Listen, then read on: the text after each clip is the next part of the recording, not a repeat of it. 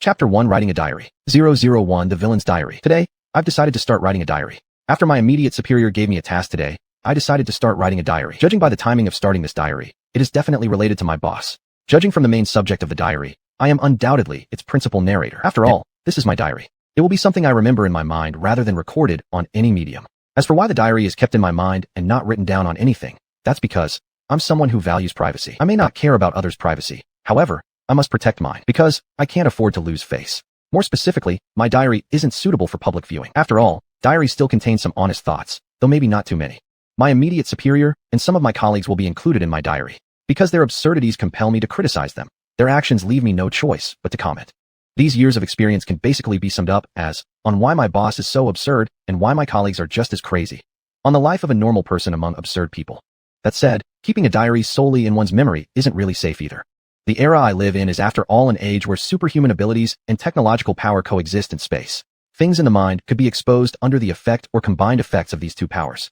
For this, I'm dissatisfied. I can't even write a diary in peace. Who do I complain to? Because of this, I've decided, if possible, before my mental diary is involuntarily exposed, I'll destroy it first. If it cannot be destroyed, then so be it. With my identity and my capabilities, if I can't prevent the contents of my mind from being revealed, then my situation at the time must not be good. In a bad situation, one can disregard privacy. Although caring wouldn't make much difference anyway. What regular person writes a diary? I very much agree with this statement from the memory of the era I recall. I, who writes a diary, am clearly not a regular person. Moreover, based on my wide-ranging experience reading novels, if I were a character in a novel, I would undoubtedly be the villain. And I'd be the common type of villain found in interstellar future-type novels. By the way, my boss and my colleagues are also definitely among the villains.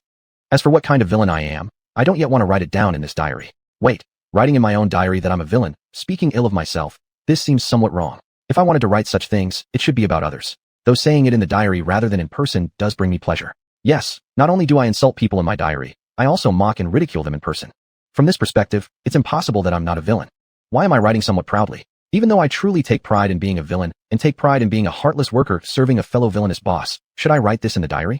Forget it. Since it's already written in the diary, let it stay there, already stored in my mind. Anyway, I don't particularly want to delete these words or forget this memory. Writing in the diary that I am a villain, for a villain, should be quite reasonable. Even if it's unreasonable, so what? As long as I think it's reasonable, it is. Judging from this, the label arbitrary and autocratic seems to suit me well. Being autocratic as a villain is quite fitting. Being receptive to advice, readily accepting suggestions, such traits are not what a villain should have. Although most righteous characters don't possess these qualities either. Considering all this, the name of my diary should just be called The Villain's Diary. After all, this name is extremely fitting, extraordinarily fitting. 002 Task and Reason. Interstellar age, by definition, is certainly not an era where everyone's activity range is limited to 1 or 2 planets. It's an age with vast starfields and interstellar, cross-galactic powers existing. Naturally, the work scope of workers has expanded accordingly. Working across stars, working across galaxies, for workers, these are very likely encounters. And this time, my task is an intergalactic mission. More accurately, it's a mission that crosses interstellar factions and star systems. In other words, the place where I'll carry out this task doesn't fall within the star domain of my faction. Comparing the era I remember with the current era, this interstellar work assignment is equivalent to international work in that past time. Moreover, my cross-faction work isn't entirely legitimate. Specifically, I neither enter the mission site through legal channels nor complete the mission legally. I don't have any particular aversion to these illegitimate missions. After all, I'm no good guy. I'm the villain. As for the specific content of this mission, it's not yet clear. This is because my boss hasn't decided how to handle the target of this mission and is still pondering what to do with the mission target. However, I speculate, my boss will probably have me kill the mission target. It's quite reasonable and utterly correct for me to guess that among the tasks assigned by my immediate superior, this one has a high probability of being an assassination mission. To be honest, I have no particular resentment toward my immediate superior, my boss. In my view, thinking that this boss is abnormal doesn't equate to having any resentment. It's just a fact, so it can't count as dissatisfaction. Naturally, regarding the task given by this boss, I have even less dissatisfaction. What I am dissatisfied with is that my boss gave me this task when I had planned to take some time off. Isn't it normal for a worker to feel discontent if their boss asks them to work during their vacation? And I'm no exception. So, under the influence of this dissatisfaction, I've decided to write a diary. Because, in my memory, writing a diary can help regulate emotions. Looking at it this way, diaries seem somewhat like confidants. Dumping some bad moods and feelings into either a diary or a confidant makes oneself feel better. The only difference is that a diary involves writing, while a confidant requires verbal expression to something else. However, compared to confiding in a confidant, I prefer writing a diary. Because some things are easier to write than say out loud. Saying them aloud might feel awkward and forced. Alright, it's not just a little awkward and forced, but very much so. This is also why I've always preferred reading books over listening to audiobooks. Listening to novels, especially, can be really embarrassing. Listening to other types doesn't bother me as much. Chapter 2. Answer. Task Location 003. For this mission, my first task is to lie in wait at a certain place and await the possible, though not guaranteed, arrival of an individual. Of course, this is the location where my mission target is most likely to appear. This time for the mission, I must disguise myself and utilize a few spies embedded at the mission location by my faction. Yes, spies. Because this mission isn't just interfactional, it's also across hostile factions. That is to say, I shouldn't expose my identity or the identities of those spies at the mission location. Although being pursued and troubled wouldn't be much of a problem for me if exposed, as a working person, a dongryun, or employee, it's important not to unnecessarily increase the difficulty of my tasks or add extra workload to my job. So, I need to make sure my disguise is perfect. Moreover, during the completion of my task, I can't go overboard in a way that raises suspicion about me or the other spies. I'm not fond of completing a task only to leave behind messes for others. As fellow employees, especially from my own side, we should still have mutual understanding. The location for my task this time is on a unique planet, one that only has a single university existing upon it. More specifically, this planet is special because it was chosen as the school site for this university. Naturally, near a university, there are all kinds of shops dependent on its existence. Snack shops, clothing stores, beverage stores, and certainly accommodation services among them. And the place I'm heading to this time, where the spies are located, is a family-run inn. For this mission, I will be disguised as one of the inn's attendants, taking the place of one spy who works at the front desk. The spy within the family inn was somewhat surprised at my arrival. Even though they didn't show it, I could still sense their astonishment. Being someone with keen observation skills and no small amount of power, their feelings of surprise were naturally evident to me. These 4 spies were amazed. They couldn't imagine what kind of people or situations on this world they were spying on could necessitate the presence of a worker of my level. As for this, I certainly wasn't going to enlighten them. They only needed to know I had come here for the sake of the mission, for the purpose of carrying out this disguise. After the leader of the spies within the family inn recovered from their astonishment, he asked inconspicuously with a specific frequency, "Sir, is there anything you need us to do?" Me. Everything remains as usual. Do your thing, and I'll do mine. Then, after the spy leader gave me the tiniest nod, he returned to his own business. The other spies also busied themselves accordingly. Thus, on the 3rd day of writing in my diary, I officially began my work as a waiter. I harbor no negative feelings toward this job of serving.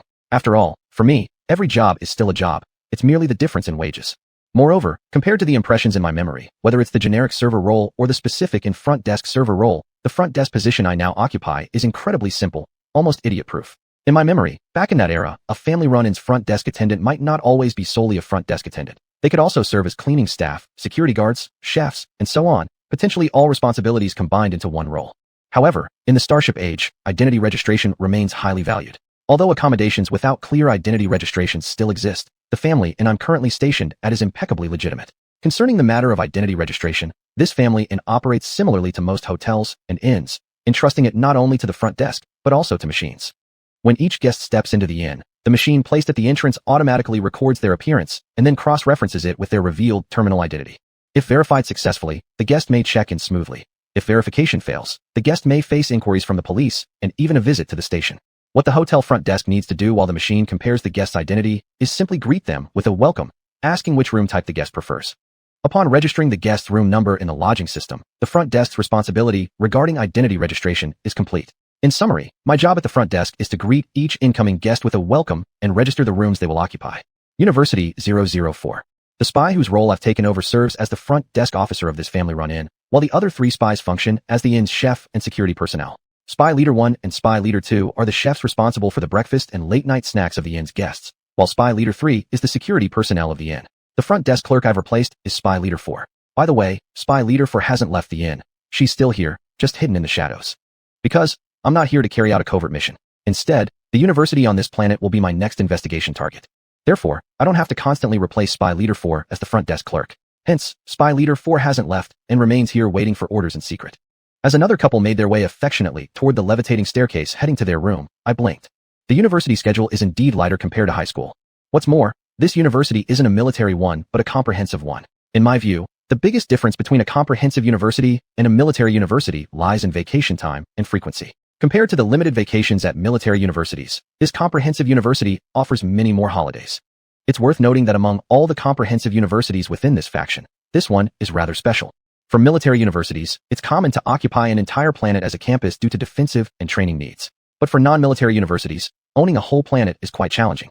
What makes this comprehensive university unique is its ownership of an entire planet due to its powerful connections and influential patrons. Yes, exactly because of these reasons, so simple yet so strong. With a powerful backing and patrons above, it naturally possesses things ordinary universities can't. Privilege and background like this persist even into the Starship era. Or rather, since ancient times, privilege and background have always existed, never disappearing. As long as there's more than one living being in the world, privilege and background won't vanish. Using an entire planet as a campus is one of the privileges enjoyed by this comprehensive university. Task Target 005. Regarding this mission of mine, despite carrying some resentment, annoyed that my rest has been interrupted, I still intend to complete it. Because this mission was assigned to me by my immediate superior, so I must finish it. Also, as someone with slight obsessive-compulsive tendencies, I cannot allow myself to leave any task incomplete. 100% completion rate, that is my goal, and also what my immediate superior requires of me. Speaking of the mission, we must mention the target, who might or might not come to this place, the comprehensive university. Why might the target possibly come here? It's because the target is a student, about to enter college, and this period coincides with the recruitment season for various powers universities. However, unlike in the era I remember, in the Starship Age, the university application period extends right up to the last day of the admission season. In other words, on the final day of the admission season, the very last day for students to apply for their university preferences, they may just decide which university they wish to attend and fill out their applications. In the era I remember, older students generally start school earlier than freshmen, and the same applies in the Starship Age. So when I arrived on this planet, the upperclassmen had already been in classes for a week, and only a small portion of the freshmen had arrived. My mission target is probably still wavering over which university to attend. I base my guess on this. Intelligence regarding which university the target ultimately chose has not yet reached me. Yes, intelligence reaching me. Being a worker of no small rank, and deeply trusted by my immediate superior, it's perfectly normal that I have subordinates, specialized intelligence agents serving me. Alright, the main reason intelligence agents serve me is, my superior boss granted me this authority. Thus, in the face of the boss, workers find it hard to stand tall. Though, I don't want to stand tall either. Because, given the current situation, I'm content. Because, although my superior has certain problems, he knows his limits and has never crossed mine. Though, as a villain, it seems like I don't really have any bottom line. From tomorrow until the day after tomorrow, the comprehensive university will conduct registration days for new students. In other words, by the day after tomorrow at the latest, I will know if my mission target is coming here. If the target comes, I must deal with them according to the requirement of my superior. If the target doesn't come, I'll need to change the mission location. To be honest, I hope the target chooses this university, because I've already come here and don't want to run off to other places. Since I'm already here, if I don't do something while I'm at it, wouldn't that be a waste? Then, will my mission target come here? Will they attend this university? The answer is yes. On the third afternoon of the new student registration at 3:27 p.m., glancing at the message on my personal terminal, I cast a distant look toward the location of the university's freshman campus. These past few days of reconnaissance weren't wasted, and I'm delighted about that. Everything I've been setting up these few days at this university will soon come into play, and I am pleased. After all, I'm someone who dislikes wasting things. For a villain, disliking waste, it's quite normal. Chapter 3, Concern. 006 Gossip. In the Star Age, there are quite a few differences from the era in my memory, but there are also many similarities. At least, there are 12 months in a year and 24 hours in a day, which is the same. The difference is that a year has 360 days, with each month being 30 days, without leap years or intercalary months. I was delighted by this. I was glad that the years, months, and days were not much different from what I remembered, and they were even easier to remember than in my memory. On the third day of the new student registration, at 11 o'clock at night, I let Old 4, the spy I replaced, return so she could continue her undercover work. Then, I began my investigative journey through the comprehensive university. Even though I did quite a bit of tampering at this comprehensive university, and even though my actions could cause an earth-shaking explosion at this university, as someone whose mission isn't that, of course, I would never do such a thing. So, this investigation really was just that, an investigation, not about incidentally causing some disruption on campus while investigating, but directly focusing on the target of my task. Then, to my pleasant surprise, I discovered, my target wasn't in the new student dormitories, but in a small garden in the freshman campus. Moreover, apart from my target, there were other people in the small garden. Excluding me, there were currently 2 men and 1 woman in the little garden. My target was standing alone on one side, while a man and a woman stood opposite him. A love triangle? This was my first reaction when I saw them. Regarding this, I felt a bit ashamed. Because, as a cold-blooded and merciless villain, I gossip. Though, the situation I gossiped about wasn't too far off from reality. Although the 3 freshmen in the small garden weren't in a love triangle relationship, it was obvious that the 2 men had feelings for the woman, and there was emotional conflict among the 3. Why am I so sure they're freshmen? Because I know all the upperclassmen at this university, and I've seen all their data. As for the freshmen's information, I haven't gone over it completely yet. This is because the registration process for new students continued until midnight tonight. After midnight, the university will have complete records of all its new students. Isn't it true that art comes from life? What happened in the little garden was quite reminiscent of a melodramatic romance novel. Yes, I also read melodramatic romance novels. My reading tastes are pretty eclectic. I've basically read all kinds of novels. However, I rarely finish reading a novel from beginning to end. That's because I'm very picky about novels. If there's something in the novel I don't like during the reading process, I'll drop it immediately. Also, due to my pickiness, long-term book famine in terms of novels has become a normal state for me. Nevertheless, even if that's the case, even if I've read plenty of melodramatic romance novels, I still watch real-life dramatic events with great interest. Because I gossip. 007 Lying. In the little garden on the freshman campus, my target stared intently at the girl standing across from him for quite a while before finally speaking. How have you been recently? While looking at the girl and asking this question, he completely ignored the boy behind her and her bodyguard. For me, it was easy to recognize that the boy behind the girl was her bodyguard, evident from his stance and the girl's attitude toward him. After all, for a high-level worker, keen observational skills are essential. The girl, I've been fine lately, but your choice of this school surprised me quite a bit. I thought you'd choose another university you mentioned to me. Target. It's because I think this university is pretty good. More rest time, nice scenery, many optional majors. I didn't believe a single word of what the target said. Because, having read many melodramatic romance novels, I know, the target only came to this university because of this girl. And intelligence regarding the target can confirm this point. Up until now, the target has always favored military universities, not comprehensive ones. Although this comprehensive university has a special status, and although its military majors rank highly in the universities of this power group, it is ultimately a comprehensive university, not a military one. Therefore, I quietly watched my target lying here. The girl had a faint expression towards the target's words, but kept her gaze fixed on him, listening to his reasons. As for the target's words, the girl's bodyguard obviously didn't believe them, even showing disdain. Thus, he rudely interrupted the target's speech. Don't waste time with these meaningless words. Just tell us why you invited Miss here, he said. He sure wasn't polite. If I'm not mistaken, the mission target is a young master who doesn't like to be offended. Then, how would he treat this boy who doesn't give him any face? Not to mention, this boy likes the same girl as him, making him his rival in love. Looking at the mission target, I somewhat expected his next reaction. Unfortunately, what followed let me down. It seems out of consideration for the girl's presence or her relationship with the boy, the mission target didn't lose his temper over the boy's words. Instead, he gave the boy a cold glance before redirecting his attention back to the girl. This time, I invited you here because I want to invite you to be my partner.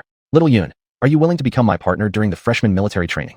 Yes, freshman military training. In the era of my memory, universities had military training. In this era, universities still have military training, and freshmen must face the challenges of it. What's different from the era of my memory is that in this era, all military training instructors have been through actual battles. They've come straight off the battlefield. Because this era isn't very peaceful overall. Although generally speaking, there is peace, local wars still exist. Overall peace, partial war. This was the situation of the era in my memory, and also the situation of this current star age. And the military training for the freshmen of this comprehensive university has a unique partner system in place. 2 people form a team, 2 people become partners, and during the military training, they can gain more military training credits. And these military training credits are closely related to the university credits. Because the current president of this university is obsessed with pairs working together. This president believes that a 2-person team is the best. Their cooperation forms the optimal partnership. Only a duo team can be called a real partner. 008 Interesting. Then, what is the girl's response? Under the watchful eyes of me, an onlooker, under the slightly nervous gaze of the mission target, and under the piercing glare of the girl's frowning bodyguard, the girl looked at the mission target and slowly spoke. I'm sorry, I don't need many military training credits. I don't want to be anyone's partner. Upon hearing this, the mission target's eyes instantly dimmed. So it is. But soon, he regained his spirits. I'm sorry, I valued the military training credits too much. Lying again. The mission target obviously didn't value military training credits. He used needing them as an excuse to get close to this girl. Watching the mission target, I thought this. However, this girl caught my interest a bit. This young master must like someone who's absolutely not ordinary. What is it about this girl that made the mission target fall for her? And the mission target even changed his choice of university for this girl. In that case, I should thank this girl. If it weren't for this girl showing up, the mission target would likely have chosen a military university instead. Compared to a comprehensive university, it's much harder to infiltrate a military one. Although, among the military universities of this power faction, more spies belonging to my faction are hidden. Moreover, aside from the factor of the mission target, there were other aspects of this girl that caught my interest. This girl gave me a sense of familiarity, as if she reminded me of someone I've seen before. She carried an aura familiar to me. Mission target. It's getting late, little Yun, go rest now. Tomorrow is the start of military training. It's better to get some early rest. Girl, alright, you should also rest early. I will. The mission target smiled in reply. Smiling at the mission target, the girl turned around and left. The girl's bodyguard, after giving the mission target a contemptuous look, quickly followed the girl to leave. In return, the mission target sent a similar contemptuous glance back. Then, the mission target remained still in the original spot for a while, watching the girl and her bodyguard leave before departing, heading toward his villa-type single-student dormitory. A villa-type single-student dormitory was the mission target's choice, whereas the girl preferred by the mission target chose an ordinary single-student dormitory. Why do I know this? Because, between tracking the mission target and his beloved girl, I chose this girl. Though the mission target is crucial to completing this task, compared to him, I am more interested in this girl. So, I resolutely abandoned the mission target and chose this girl. Watching the girl bid farewell to her bodyguard, watching the girl enter her own single-student dormitory, recalling who had that familiar feeling, I then turned away and left. This planet is about to become interesting. At 3 o'clock in the morning, I opened my eyes in a secluded room of a family inn where I had been resting with my eyes closed. Because my immediate superior just called me. I opened my personal terminal and, seeing the person on the screen, greeted them half-heartedly. Good morning, boss. Top superior, good morning, and she. Yes, my name is she, peaceful and Western she. I am female in gender, a staunch supporter of singledom, and an antagonist. As an antagonist, it's probably best to steer clear of emotions. After all, getting involved in feelings makes one prone to stupidity. Chapter 4, Compliance. Mission 009. Me. You're still awake at midnight, boss. I'm really worried about your rest. Though, this is related to the message I sent to my immediate superior, this boss, at around 11 in the evening. It's really unnecessary for him to communicate with me in the dead of night. Although, the planet where I am now might have a time difference compared to where this boss is currently located. To be honest, I don't care whether it's midnight where he is, nor do I really pay attention. I'm just showing him my insincere concern. Immediate superior. And she, it's not midnight here. Wearing a clearly fake smile on my face, I said, even so, boss, you need to take care of your rest. Upon hearing my words, my immediate superior looked at me indifferently for a few seconds before speaking. And she, you're still angry. You're still upset that I assigned you a task during your resting time. Well, obviously, I am angry. Which worker who is resting peacefully would suddenly want to work without being angry? Although that's what I thought, out of respect for my immediate superior and reverence for my breadwinner, I didn't say such things. Instead, I responded with two meaningful words from my memory of an era long gone. Ho ho. Alright, these two words showed absolutely no respect toward my immediate superior. The truth is, I have almost no respect or reverence for my immediate superior, this boss of mine. My boss understands this clearly, but he doesn't care. All he cares about is my obedience to his orders and compliance with his arrangements. All he cares about is my compliance. Yes, though I am far from being a good person, though I am an antagonist, I am compliant, very compliant. That's why I accepted the mission despite my obvious dissatisfaction with it. After all, I'm obedient. Although, there are very few people who can make me comply, and even fewer people who can command my compliance. After chatting a bit more, and giving instructions on how to handle the target of my mission, my immediate superior ended the communication. Regarding this communication, and the decision of my immediate superior to call me instead of simply sending a message, I harbored dissatisfaction. He could have sent me a message but insisted on communicating verbally when it was already midnight where I was located. That's the reason behind my dissatisfaction. Thus, throughout this communication, I wore the most forced smile imaginable, repeatedly expressing my insincere concern for my immediate superior. Looking at the personal terminal on my wrist and contemplating the instructions from my superior regarding the handling of the mission target, I carefully recalled all the preparations I had made in this comprehensive university. Unfortunately, the manipulations I've set up in this university over the past few days are too many, necessitating careful reflection. Because the goal of this mission is to make the death of my target appear natural and avoid suspicion. Mission 010.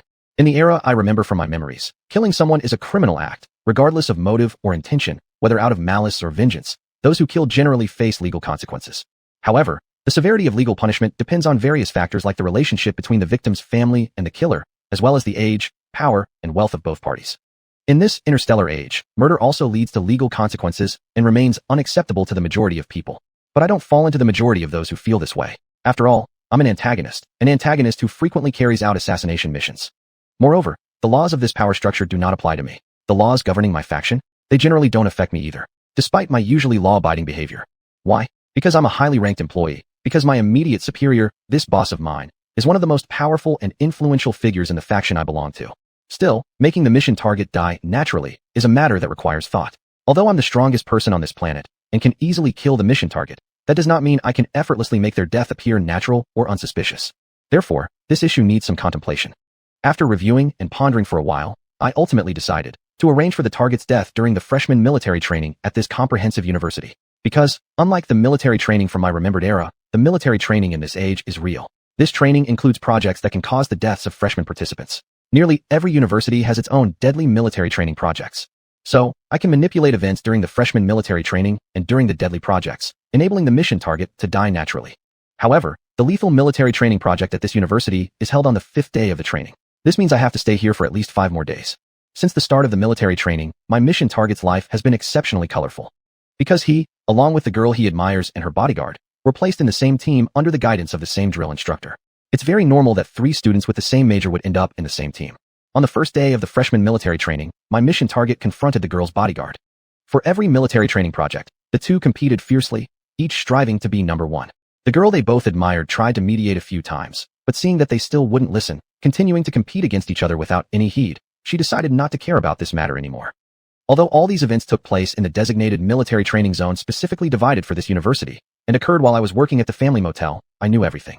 Because my mental power is strong, and because I placed some small devices with monitoring and surveillance capabilities in the freshman military training area, and the various competitions and rivalries between the mission target and the bodyguard during the military training brought me, as the hotel front desk clerk, some amusement. When bored, it's only reasonable to find something entertaining so as not to make these days uninteresting. Moreover, this entertainment didn't just help pass the time. It also related to my task this time, relevant to my mission target. Though their rivalry might seem childish, both are clearly going about pursuing the girl they admire in the wrong way. In fact, even if the mission target and the bodyguard had pursued the girl correctly, it's unlikely that either of them would ultimately win her heart or become her partner. Because after several days of observation, I found out, compared to peers, the girl showed a preference for men considerably older than herself. Most of the males who attracted her attention were mature and significantly older. Men her age or younger rarely held her interest for long. This older man fetish label fits the girl perfectly. In the era stored in my memory, women with an older man fetish generally lack a sense of security and have childlike tendencies. Although this girl lacks childlike traits, it is definite that she lacks a sense of security. Being constantly vigilant towards everyone approaching her, getting thoroughly familiar with the entire freshman military training area during the training, memorizing all routes by heart, indicates not only that the girl is quite cautious, but also that she has little sense of security. For this, I feel a little pity for my mission target. Pitying him because he isn't the type the girl he likes prefers, pitying him because there isn't much age difference between him and his crush. However, even if the mission target were the girl's preferred type, it doesn't matter, because he will eventually die at my hands, naturally perishing in the death project of the military training. 011 Death Indicator. Time passed, and I welcomed the 5th day of the freshman military training, the beginning of the deadly project, accompanied by my watchful eye over work. At 6 o'clock in the morning, after having the carefully prepared breakfast made by Recon Boss 1 and 2, I handed the duty of the receptionist back to Recon Boss 4, returning it to its rightful owner. Then, I entered the freshman military training zone of this comprehensive university. Of course, during this process, I didn't disturb anyone, nor did I let any technological or extraordinary items discover my presence. If someone like me, a high-ranking worker with this level of strength, can't even manage infiltration, I would have died a long time ago instead of surviving till today. After all, my immediate superior enjoys assigning missions to me. No matter what kind of mission, no matter how dangerous, he always loves to hand them to me. When I arrived at the freshman military training area, my mission target was listening to the military drill officer. To be precise, all freshmen were listening to the drill officer. The officer speaking was the overall leader of this year's military training, as well as the planner and supervisor of this death project. The death project for this university, as usual, required the freshmen to deal with creatures from this planet. An undeveloped jungle on this planet was chosen as the location for the death project. As before, the duration of this death project was 3 days. The freshmen needed to spend 3 days in that jungle and obtain a certain amount of distributed scorecards scattered throughout the forest to ensure their passing grade, ensuring that they wouldn't get special attention from the instructors after the project. Since the death project in military training only refers to various projects where many freshmen may die, before entering that undeveloped jungle and before the official start of the death project, the freshmen would be given a distress beacon by their drill instructor. If they set off the beacon, the instructors would come to rescue them. However, doing so also means the student has failed and will receive loving treatment from the instructors later. Though it's called a death project, most of the dangers within this project are still eliminated by the instructors. There are indeed threats that could endanger the freshmen's lives, but the chances of these threats actually occurring are very small. Nevertheless, since there is some chance for the freshmen to die, the existence of the distress beacon is necessary. After all, nearly every university has an unofficial death quota in its military training program, and this comprehensive university is no exception. In past years, there have been freshmen who died during the death project. And my purpose is to make sure that my mission target becomes one of those meeting the death quota. Chapter 5 Joy. 012 Partners and Teams. For the freshmen of this comprehensive university, military training was very important. Passing, or even scoring high in the death project during military training, was equally critical. Winning the most G-Fun-Pa score tokens in the death project and being the first place holder was crucial for both the mission target and the bodyguard of a certain girl, because they both wanted to use this opportunity to show their excellence to the girl they both admired. As for me, the freshman military training held no meaning. The death project of military training was merely a way to ensure the natural death of the mission target. Thus, I watched the freshmen like watching a play, observing as they received their rescue devices from their respective drill sergeants, and watching them split into small teams or venture alone into the jungle designated as the site for the death project. Yes, in the death project, one could form teams or go solo. Whether to team up or go alone was decided by the freshmen themselves, not assigned or forcibly required by the drill sergeants. And my mission target, as I had guessed, teamed up with the girl he liked and her bodyguard. Of course, the mission target only wanted to form a team with that girl. But how could that be possible? Would the bodyguard allow it? So, the three of them formed a team. Note, they were just a small team, not partners. Small teams could be formed in the Death Project. However, choosing to become partners meant selecting each other as partners at the very start of the military training. 2 people could form a partnership, while more than 2 could be considered a team, though teams included partnerships. This was the view of the current president of the university. If 2 people became partners, they could gain military training credits right from the start of the training. As for teams, they did not have such benefits. However, becoming partners came with an additional test, a test of the pair's teamwork and coordination. If this test was failed, all the extra credits gained by the pair for their military training would be invalidated, and worse still, they might fail the military training entirely. Failing the military training was the fate of most freshman partnerships. Therefore, although the current president had been promoting the dual partnership model for years, few freshmen chose to become partners during the military training period. Regarding the fact that the mission target had 2 teammates in the Death Project, I was quite indifferent. Because I had foreseen their formation into a team. And regardless, the mission target would still die in a way so natural that it wouldn't arouse suspicion. After all, there were still some deliberately retained dangers in the jungle that could threaten the lives of the freshmen, and also a small number of escape threats. This portion of danger and these escapees were exactly what I could utilize. No matter what happened, unless my direct boss changed or stopped this task, the mission target would definitely return to the embrace of death, as ordered by my boss. Completing tasks has always been my goal. Fulfilling the work assigned by the boss is my personal requirement as an employee. 013 Night Watch. On the first day of the Death Project, the vast majority of freshmen entering the jungle spent the day extremely uneventfully. Because, under the repeated warnings of the drill sergeant, and with lessons learned from past freshmen's experiences, they restrained their adventurous tendencies and avoided reckless behavior. However, among the freshmen, there were always those who didn't listen well, those who had extreme confidence in their own abilities, and those whose curiosity was overly abundant. Hence, the day was somewhat exciting for these individuals, unlike the rest who remained relatively calm. And the small team that my mission target was on had a fairly thrilling experience. Had it not been for the girl in the team staying calm all the time and consistently holding back the mission target and her bodyguard, preventing them from acting impulsively to collect score tokens, their day would have been even more thrilling. In response to this, as an onlooker, I was pleased, because their jungle adventure was rather amusing. In response to this, as an employee, I felt a bit regretful. Regretful that the mission target didn't die from recklessness. Regretful that his recklessness was thwarted by that girl. After all, the mission target dying due to recklessness would also qualify as natural. If he had succeeded, it would have saved me the trouble. It seemed that ensuring the natural death of the mission target would still require my intervention. Carrying feelings of regret, I maintained an attitude of enjoying the spectacle, quietly watching the 3 of them below consume their dinner, nutritional supplements. Yes, nutritional supplements. In the era of my memory, there were many speculations about the future and many novels written about it. In those novels, the diet of people in the future was often emphasized. In these stories, nutrients like nutrient agents, energy liquids, and other easily edible and storable foods mostly appeared on the menu of people in the future. This era, which people from that time viewed as the future, has truly seen the emergence of nutritional supplements, and they've become food that people of this age have all consumed to some extent. I, naturally, have also eaten nutrient agents. Because regular food contains too little energy for me, specially made nutrient agents barely meet my requirements. Thus, I eat less regular food, and nutrient agents have instead become a regular presence at my dining table. For me, regular food has shifted from fulfilling the need of being full to satisfying the need for flavor. Deliciousness has become my requirement for regular food. Ordinary food that is complete in taste, smell, and appearance is welcomed by me. However, this does not mean that I am a picky eater. For someone of my race, not being picky is the norm. For the freshmen participating in the Death Project, and for them who are in the jungle, convenient and energy-rich nutrient agents are their top choice. After all, they came here to participate in the Death Project in the jungle, not for tourism.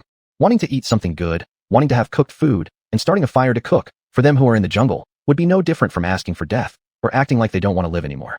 Of course, there are still people who ask for death. There are still confident individuals among this batch of freshmen. From my perception of this jungle, there are only a few such people, but they do exist. However, quite unfortunately, my mission target isn't one of them, not part of that small group. Who will keep watch during the first half of the night, and who during the second half? After dinner, the mission target asked the bodyguard. Bodyguard, for Mrs. Safety, it's better if I take the second half. This is clearly looking down on the mission target. Night watching is generally harder in the second half than in the first. The mission target and the bodyguard seem set for another confrontation. Let me think. The number of times they've confronted each other today must exceed 10. This is probably their 12th confrontation. Arguing 12 times in a day, what a wonderful relationship. As for why the girl doesn't have a night watch task, this is normal. Admirers wouldn't let their admired ones take up the night watch job. Sharing the night watch might happen, but neither the mission target nor the bodyguard would give the other the chance. Chapter 014, Amulet. After a verbal skirmish between the mission target and the bodyguard, under the persuasion of the girl they both secretly cherish, the arrangement for the night watch finally came to light. In the end, the mission target had the upper hand and obtained the night watch for the second half. The bodyguard, then, was responsible for the first half. Regarding this, the mission target was naturally elated, while the bodyguard harbored dissatisfaction. Regarding this, the girl felt speechless. Regarding this, I, who watches the show, was fully engaged. Sometimes real-life melodramas can be more interesting than fictional ones, especially since this melodrama concerns my mission target. On the first day the mission target participates in the death project, for the purpose of not drawing attention, I don't plan to let him die naturally. However, if an excellent opportunity arises for the mission target to die naturally, I won't miss it. To me, making a plan doesn't mean I must follow it strictly step by step. Plans that adapt to local conditions and change with the times are the best. And the opportunity in my eyes seems to be approaching. After discussing the arrangements for the night watch, the mission target seemed to feel that the night should not be wasted, so he proposed to his two teammates. How about we collect score tokens during the night? This proposal could be called bold, audacious. However, regarding the mission target's boldness, I'm satisfied. After all, the chances of making a fatal mistake are much greater for someone bold than for someone timid. Moreover, I understand the reason behind the mission target's boldness and the basis for his confidence. After all, he has multiple layers of amulets. His own considerable strength, his team members' impressive capabilities. These are his amulets. His high background, his unique identity, and the fact that he carries several quality items. These are his amulets. Besides, the person who has always been hiding in the dark protecting him is also his amulet. A young master is a young master. Even when going out to attend university or participating in the freshman military training, there are still people guarding and protecting him. Although the mission target doesn't know that someone is protecting him in the shadows, the person who arranged this hidden protection definitely knows about it. How to let the mission target die naturally, and without arousing suspicion, under the watchful eye of this protector is a problem, a tough one to solve. However, I've had a solution to this problem for quite some time. Now, I just need to find an appropriate opportunity. Regarding the mission target's proposal, the bodyguard vetoed it, and the girl showed no support either. There's no need. We've collected quite a few score tokens during the day. There's no need to collect more at night, said the bodyguard. Mission target. You can never have too many score tokens. If you're afraid of the dangers in this jungle at night, just say so. The bodyguard gave the mission target a cold look. In my view, the miss is more important than score tokens. Nights are more dangerous compared to days, and I don't want the miss to be in danger. Wow, isn't this like saying the mission target values the score tokens more than the girl both he and the bodyguard admire? This bodyguard, there's meaning behind his words. I, always keeping an eye on these three, was very interested in watching their antics. Chapter 6, Mission Accomplished. 0-15 Dominance. The mission target paused for a moment before saying, with me protecting Xiaoyan, she won't be in any danger. If I go down, that's when Xiaoyan might get hurt. That's not necessarily true. After all, in your eyes, the point card is more important than Miss Xiaoyan. Just as the conflict between the mission target and the bodyguard was about to escalate into physical violence, the girl spoke up. I'm tired. I plan to rest. Upon hearing this, both the mission target and the bodyguard immediately quieted down, expressing concern and urging her to rest early, saying things like they could collect points tomorrow. I watched with great interest. Though the mission target and the bodyguard often argued and seemed to disregard the girl's advice, among the three of them, it was ultimately Lu Yun who held the dominant position, ultimately Lu Yun who was at the center of their trio. At 5 o'clock the next morning, the trio set off on their journey to collect point cards. I followed quietly behind them, watching them gather scattered point cards from all over the jungle, watching them confront the creatures on this planet, engage in battles against the wildlife of this forest. This era has superhuman powers, but the possessors of these powers are not just humans, they also include other species. Those with superhuman powers are collectively referred to as supernaturals. Other beings possessing superhuman abilities are called supernatural creatures. This comprehensive university is a supernatural one, so naturally, all its students are supernaturals. This planet was chosen by the university to become part of the campus because it is home to a large variety and significant number of supernatural creatures. The massive beast that the mission target and his teammates were currently dealing with is precisely one such supernatural creature, a powerful one. Of course, this power is relative to the three of them. For me, I could handle this beast with just a flick of my finger. Nevertheless, while the giant beast wasn't weak, it still fell within the group's tolerance level. Thus, the protector of the mission target had no intention of intervening. As a hidden protector, someone whose existence isn't known to the person being protected, he obviously couldn't act rashly. Only when the mission target faced mortal peril, or death itself, would be the moment for this protector to intervene. So far, the mission target hasn't encountered any life-threatening dangers. Therefore, the protector began to relax. Just as the mission target leapt to slay the beast, a supernatural snake hiding in the shadows suddenly lunged, opening its enormous mouth towards him. In response, the expression of the mission target, descending mid-air, remained indifferent, ignoring the snake entirely. This was because Lu Yun, his teammate, took action. Under Lu Yun's control, an ice shard rapidly formed, heading straight for the gaping mouth of the supernatural snake. After the ice shard entered its mouth, coldness enveloped, icy crystals appeared, and freezing spread outward starting from the snake's jaws. Before long, a serpent-shaped ice sculpture appeared in the jungle, right in the area where the mission target was located. Indeed, despite possessing water-based superpowers, Lu Yun's ability to turn water into ice proved to be remarkable. Looking at Lu Yun as she acted, I gave some approval. Even better, Lu Yun's move created an opportunity for me, an opportunity to make the mission target's death look natural. At this very moment, Under the chilling presence of the serpentine ice sculpture, a supernatural plant nearby started to move. Instantly, metallic dung vines lashed out swiftly toward Luyun. 016 Youth. Most of the dangers threatening freshmen' lives in this jungle had been removed during the sweeping operation conducted by the military training officers. Unfortunately, however, the supernatural plant now confronting the team of the mission target was one of those dangers missed during the cleaning process. This was one that slipped through the cracks of the instructor's clearance efforts. In the face of multiple vines attacking Luyun, her bodyguard, who was at some distance from her, was alarmed and immediately used his supernatural powers to strike back at the advancing vines. Faced with this situation, the hidden protector of the mission target remained calm. The life-threatening situation wasn't involving his protection target or his master, so he stayed composed. When confronted with her own crisis, though Luyun couldn't help but feel a jolt of fear, she still took action, resisting moments before the vines touched her. She fully utilized her water-based supernatural powers, and starting from her location, icy crystals formed, frosty barriers stood tall. Still, even with all that effort, even with Luyun's bodyguard stepping in, and even with Luyun using her ultimate ability, the vines' attack didn't weaken. On the contrary, spurred by damage to some of the vines, the several vine tendrils aimed at Luyun grew fiercer and faster. Just as these vines pierced through all the ice layers, about to touch Luyun, they stopped. This was because the mission target had used one of his trump cards. This trump card eliminated the source of the vines, the body of the supernatural plant. As expected, the mission target had quite a few valuable items. Aside from having a hidden protector lurking in the shadows, he also possessed numerous good things on him. The young master of a wealthy family carrying some precious items when going out is normal. If not, that would be strange. Of course, I have plenty of good things on me as well. Although my strength isn't weak, and I can rank within the entire star system, the number of valuable items on my person is similarly not small. After all, the task I am supposed to do, the job as a high-level hired hand, isn't easy. Moreover, precisely because my strength is formidable, precisely because I am a high-level hired hand, the items on me aren't just ordinary treasures. What I own isn't an average quantity either. Miss, are you all right? Glancing at the mission target who saved Luyun, the bodyguard hurriedly came to Luyun's side and asked, I'm fine. This time, I owe you. If it weren't for your timely destruction of the vine's main body, I fear I might end up half dead.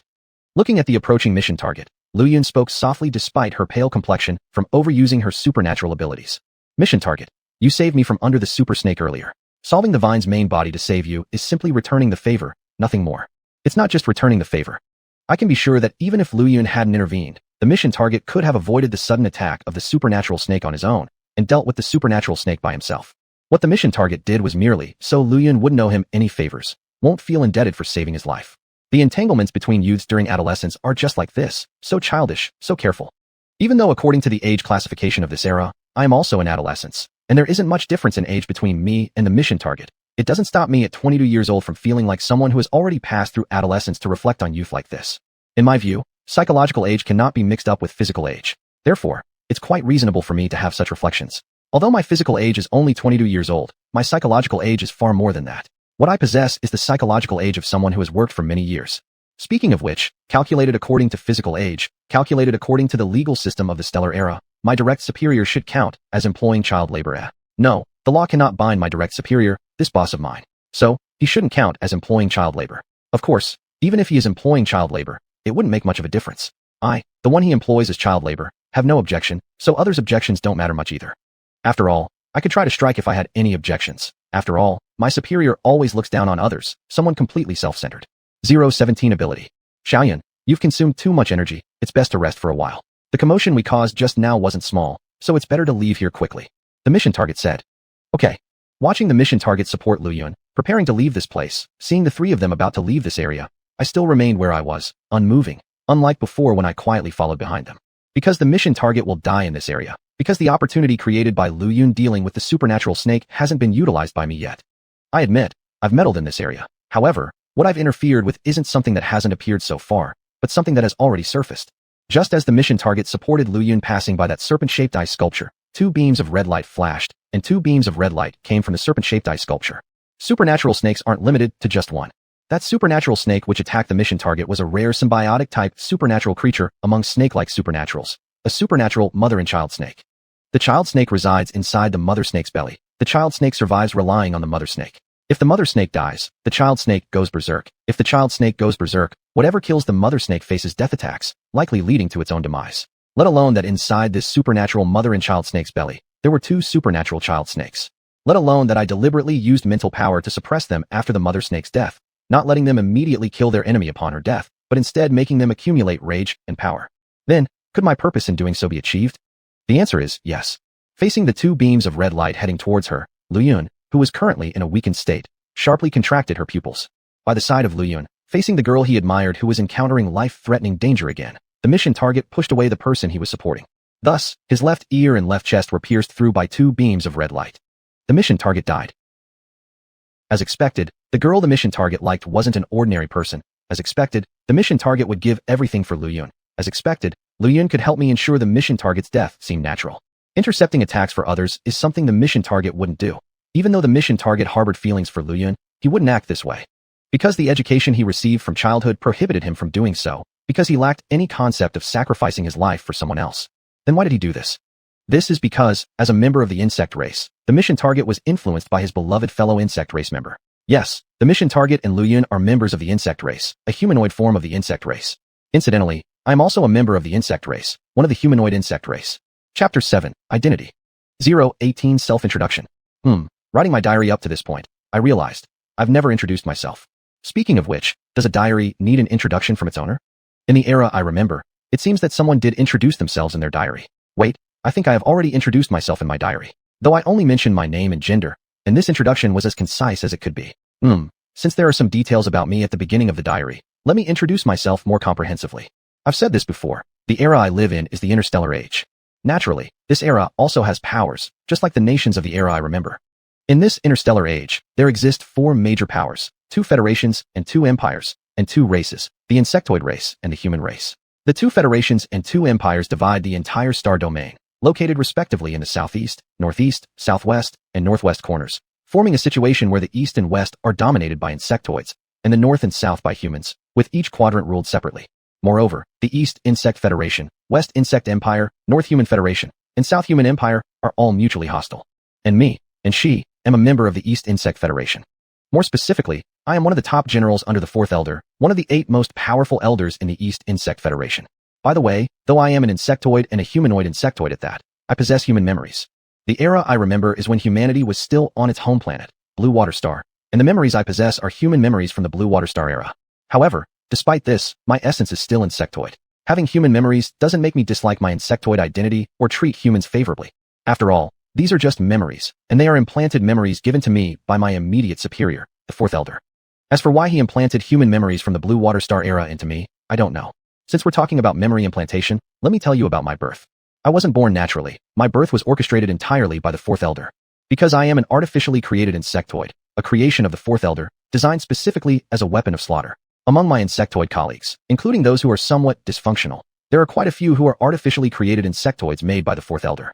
What sets me apart from them is, I was specifically created for slaughter. I am a weapon in the 4th Elder's hands. Weapons, after all, are meant for killing. This is the view of the 4th Elder and the general public regarding weapons. This is why almost all the missions I receive involve killing, and why most of my work relates to killing. As for my unnatural birth, and the fact that I was created for slaughter, I accept it calmly. After all, if I didn't accept it, it's likely that I wouldn't even exist. Because my immediate superior, the 4th Elder, is a renowned expert in artificial insectoid technology. In the realm of artificial insectoid technology, if he ranks second, no one can rank first. Precisely because I accepted, from my embryonic stage onward, the idea that I was born as a tool of slaughter, I came into being peacefully. Also, because of how I was born, although I feel no respect or admiration for my immediate superior, I am extremely obedient to his commands. In terms of following the 4th Elder's orders, I am number 1. I am the top humanoid insectoid, although there's nothing to be proud of in that. 019, The Big Scoop. Now that I've introduced myself, let's talk about my fellow humanoid insectoid mission target and Lu Yun. Although the mission target is dead, his relationship with Lu Yun is still worth discussing. My mission target this time is a member of the insectoid race, a humanoid insectoid, something I've known from the very start, ever since I received a mission involving him. And Lu Yun, her identity as a humanoid insectoid was confirmed after several validations on my part.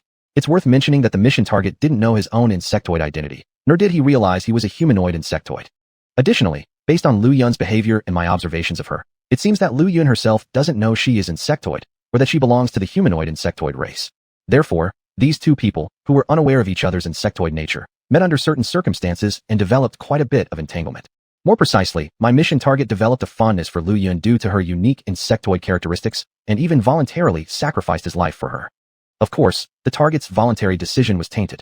His voluntary death sentence was partly because he didn't realize that pushing Lu Yun away would lead to his death, and partly because protecting Lu Yun was his instinct. The insectoid race is a general term, a collective name for a species. Just as humans are divided into races such as the yellow, white, and black races, among insectoids there are also classifications by species.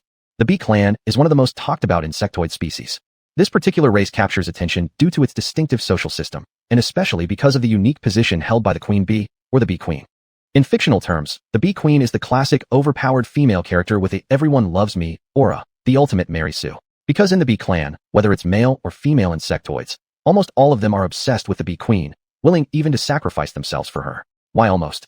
This is because when there are so many bees, some anomalies are bound to emerge. Moreover, this obsessive attraction does not affect the bee queen herself. A bee queen is not subject to self-obsession, unless we're talking about an extremely narcissistic one. Most importantly, the bee queen's reign lasts a lifetime. Only upon the death of the current bee queen will a new one be born. The bee queen's status within the bee clan is comparable to that of a human emperor. Everything in the bee clan exists for her use and consumption. And Lu Yun possesses bee queen bloodlines. My mission target was a hybrid insectoid who carried bee clan blood.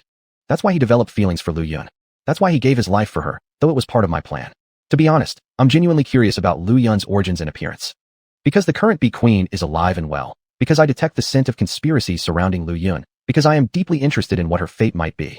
After all, a mountain cannot house two tigers, nor can a clan tolerate two rulers. I can guess with about 90% certainty what tactics the current bee queen would use against Lu Yun's emergence. If she finds out Lu Yun exists, this planet might very well be erased from the interstellar map.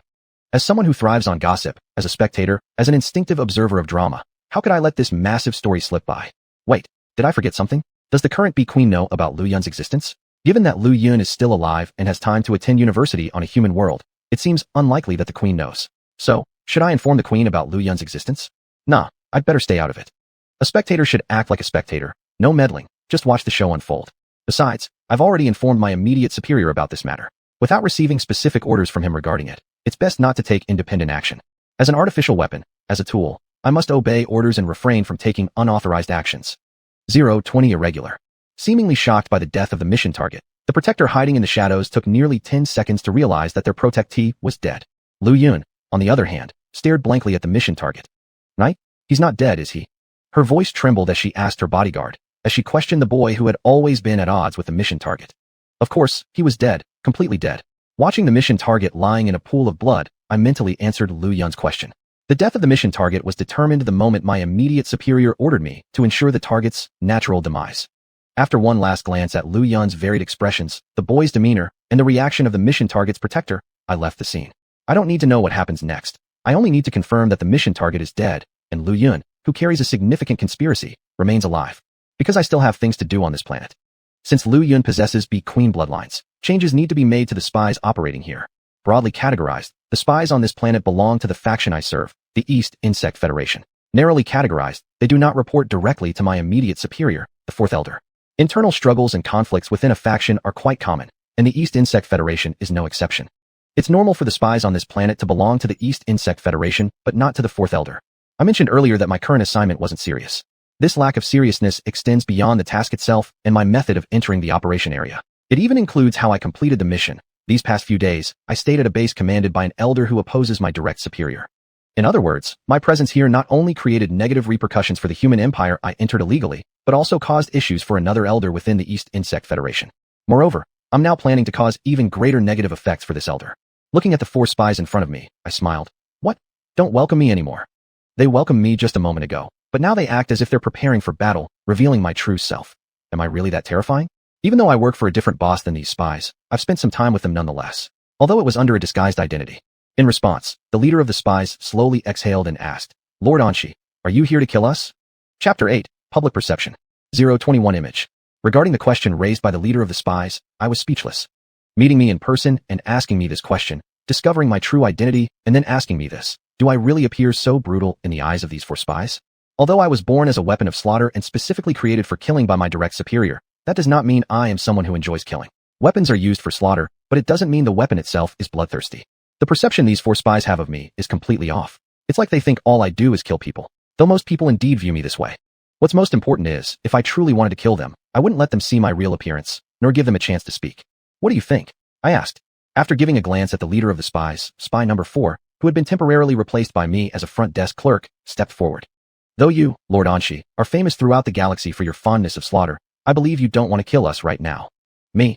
Even though we work for the Federation and serve under the same banner, our respective bosses aren't on good terms. Why do you think I wouldn't want to kill you? This is your base, and I'm an unwelcome outsider to your boss. Don't you guys even plan to oppose me? Though there's no point in these four trying to fight me. It wouldn't change the inevitable outcome that this base will belong to me. They shouldn't show such disregard toward their boss, right? They should at least put up some token resistance, express their steadfast loyalty, and demonstrate their loyalty to the elder. Spy leader, we don't enjoy pointless struggles. Ever since you arrived here, the only fate awaiting us and our base is obsolescence. Obsolescence?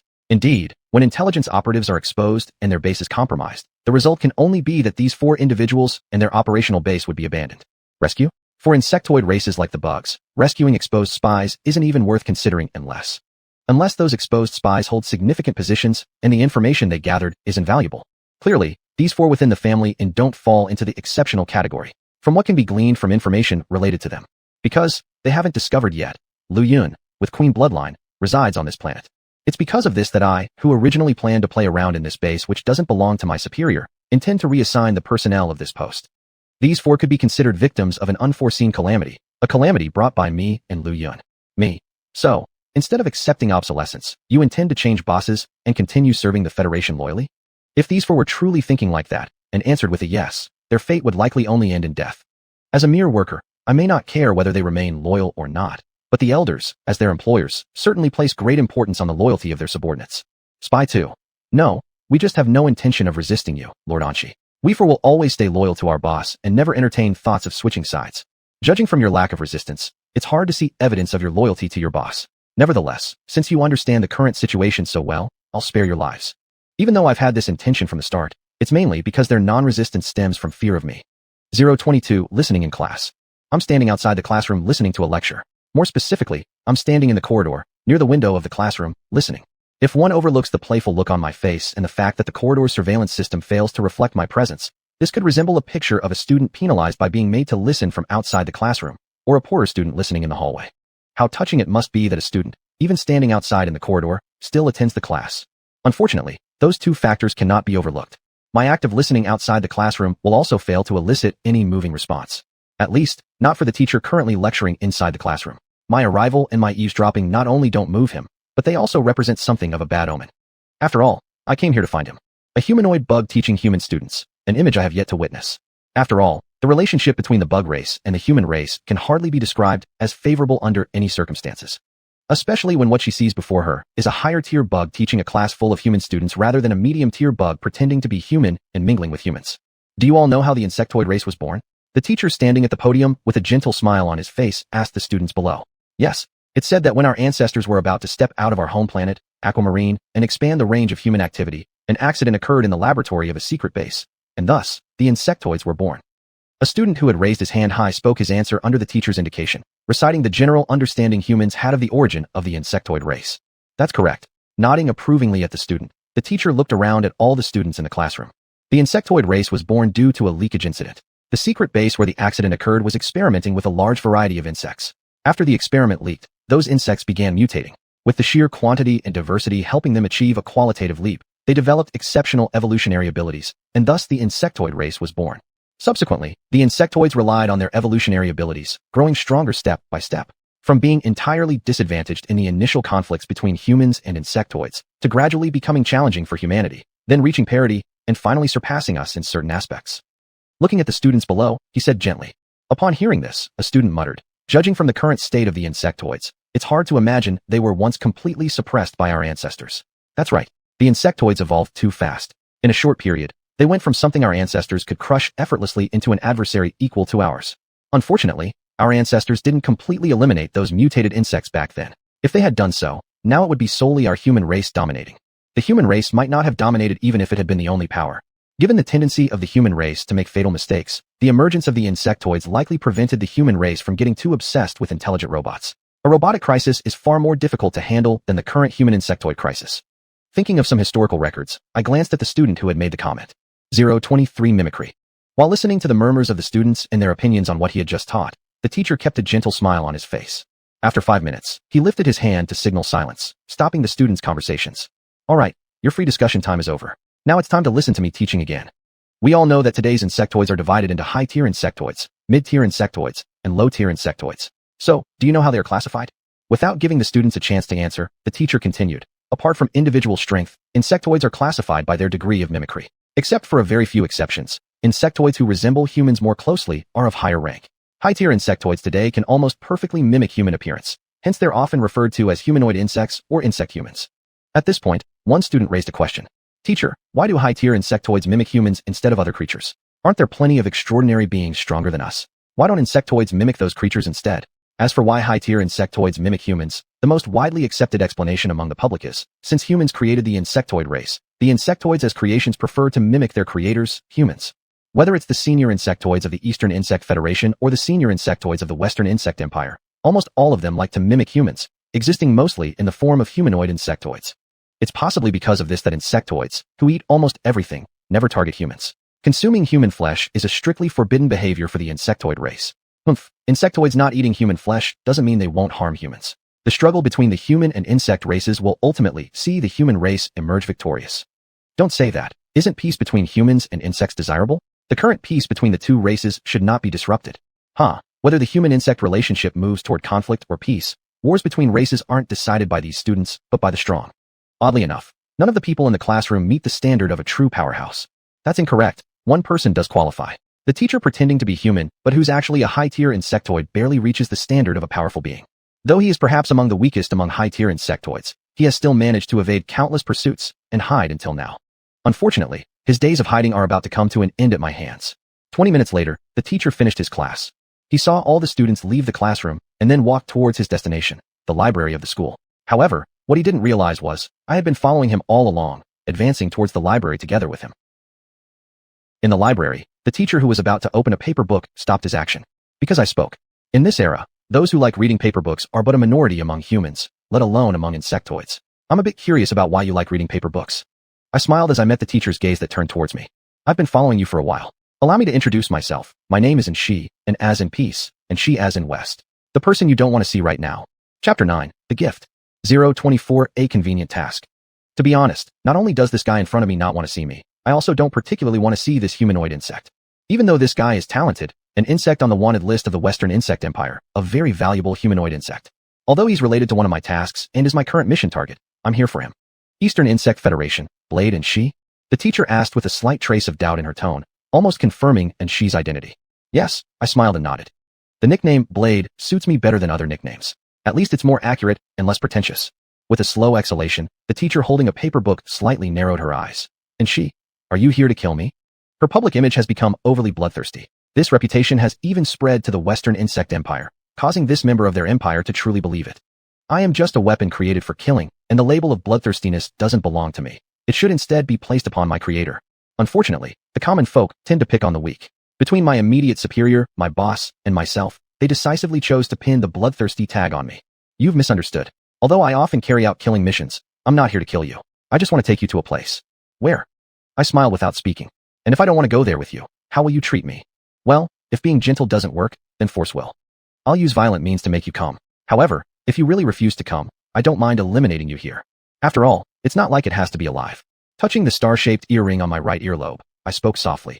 You should know that eliminating you would be as simple as destroying the book in your hand. As I spoke, the paper book held in the teacher's left hand caught fire. Half a second later, the book was completely burned, leaving no ashes behind, as if it had never existed at all. Looking at her empty left hand, the teacher closed her eyes briefly and announced her decision. I'll go with you. A wise choice. Almost forgot, you still haven't answered my question. Why do you like reading paper books? I asked curiously. I like the smell of paper books. That's so. Here's some good news. To keep this school from losing a teacher, someone will take over your identity. For now, bear with staying somewhere temporarily. What place? The teacher questioned. Watching a huge transparent insect swallow her whole, I answered smiling. Inside the insect's belly. Although I have other ways to detain living creatures, using an insect's belly to store an insect is fun, isn't it? After collecting the transparent insect containing the teacher into a specially made space container, I turned my head and instructed the person who appeared behind me, looking exactly like the teacher. Do a good job pretending. Don't let anyone notice anything off about you. Yes, master and she. The teacher, holding several paper books, respectfully bowed his head. One of these books looked identical to the one I had just destroyed. Strolling through the school, I touched the star-shaped earring on my right ear. Boss, I've completed the side task you gave me. I saw that. Came a unique frequency response from the earring. The reward for this mission will be delivered together with the reward for the killing mission you previously completed, my superior said. Okay. If it weren't for the fact that this convenient task was arranged by my superior, I wouldn't have accepted it, even if I were on my way back and near here. Sigh, obedient creations just suffer a bit more, lose a bit more advantage. Even though I've completed this task, and I will receive a not insignificant reward, it's not really a profit for me. After all, someone might trouble me because of this, although I'm not afraid of it. 025 Jealousy. Master and she, please accompany us. Our master wishes to meet you, said two medium-level insects who had taken the humaniform agent just like the four spies before them and completely disguised themselves as humanoids, blocking my path. If your master wants to see me, he should personally come to see me, not send the two of you. You're coming but not his suggests only one thing. He hasn't arrived on this planet yet. TSK, that's why the boss assigned me to take over the task rather than letting him continue. You two showing up in front of me is just to prevent me from leaving here. I've taken over your master's unfinished task, and considering his nature, he won't give it up easily. Although the replacement in carrying out this task was all arranged by my boss and had nothing to do with me, it was clear that Guy held a grudge against me for taking on the job. My colleague truly lived up to being an antagonist like me. In terms of holding grudges, they never cared about dragging innocence into it. Mr. and she, you're mistaken. Our master sent us to merely ask you to stay a little longer to catch up with him when he arrives, one of the mid-level insectoids said. Catch up? He and I have nothing worthwhile to catch up on. After all, he has always envied me. Envied that both me and him are favored heavily by our common superior, the boss Elder C. As a worker, if you earn almost the same wage, there's no need to envy another worker who has more workload than you. Isn't that just being sick?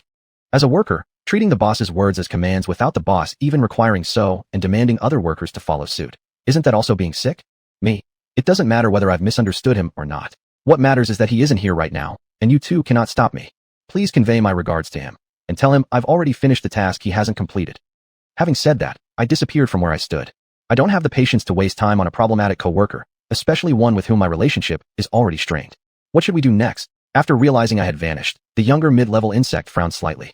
Convey Mr. and she's greetings to our master, and inform him that the mission here is already done. Hearing this, the younger mid-level insect hesitated somewhat. Will our master get angry? This isn't something we should concern ourselves with. Why would I know about the conversation between the two mid-level insects who were tasked to block me after I disappeared? Because I didn't actually leave. I only disappeared in place, but didn't depart yet. Even though I didn't want to waste my time on my problematic coworker, I still found these two mid-level insects who dared to block my path intriguing. Moreover, I'm quite interested in knowing how many personnel and their identities my problematic coworker has planted on this planet. After all, that coworker and I don't get along too well. 026 Pure Red Control.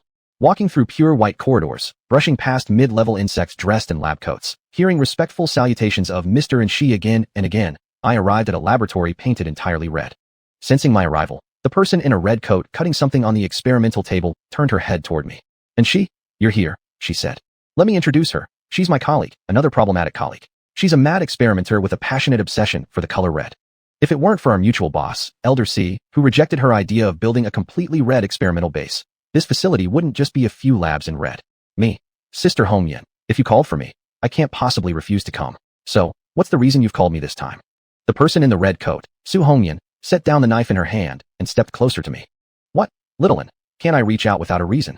Avoiding Su Hongyan's hand stretching towards me, I reminded her, there's blood on your hands. Therefore, don't touch me with those bloody hands. So what if there's blood? My hands are covered in blood most of the time, Su Hongyan said dismissively. But I care. After maintaining some distance from Su Hongyan, I intensified my tone. Sister Hongyan, if you don't start telling me why you called me this time, I'm leaving immediately. Youngin, you were much cuter when you were a child. Back then, you didn't care if my hands were bloody. That's not true.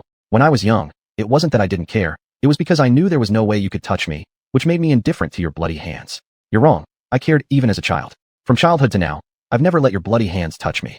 No, more accurately, I've never let you touch me, regardless of whether your hands were bloody or not.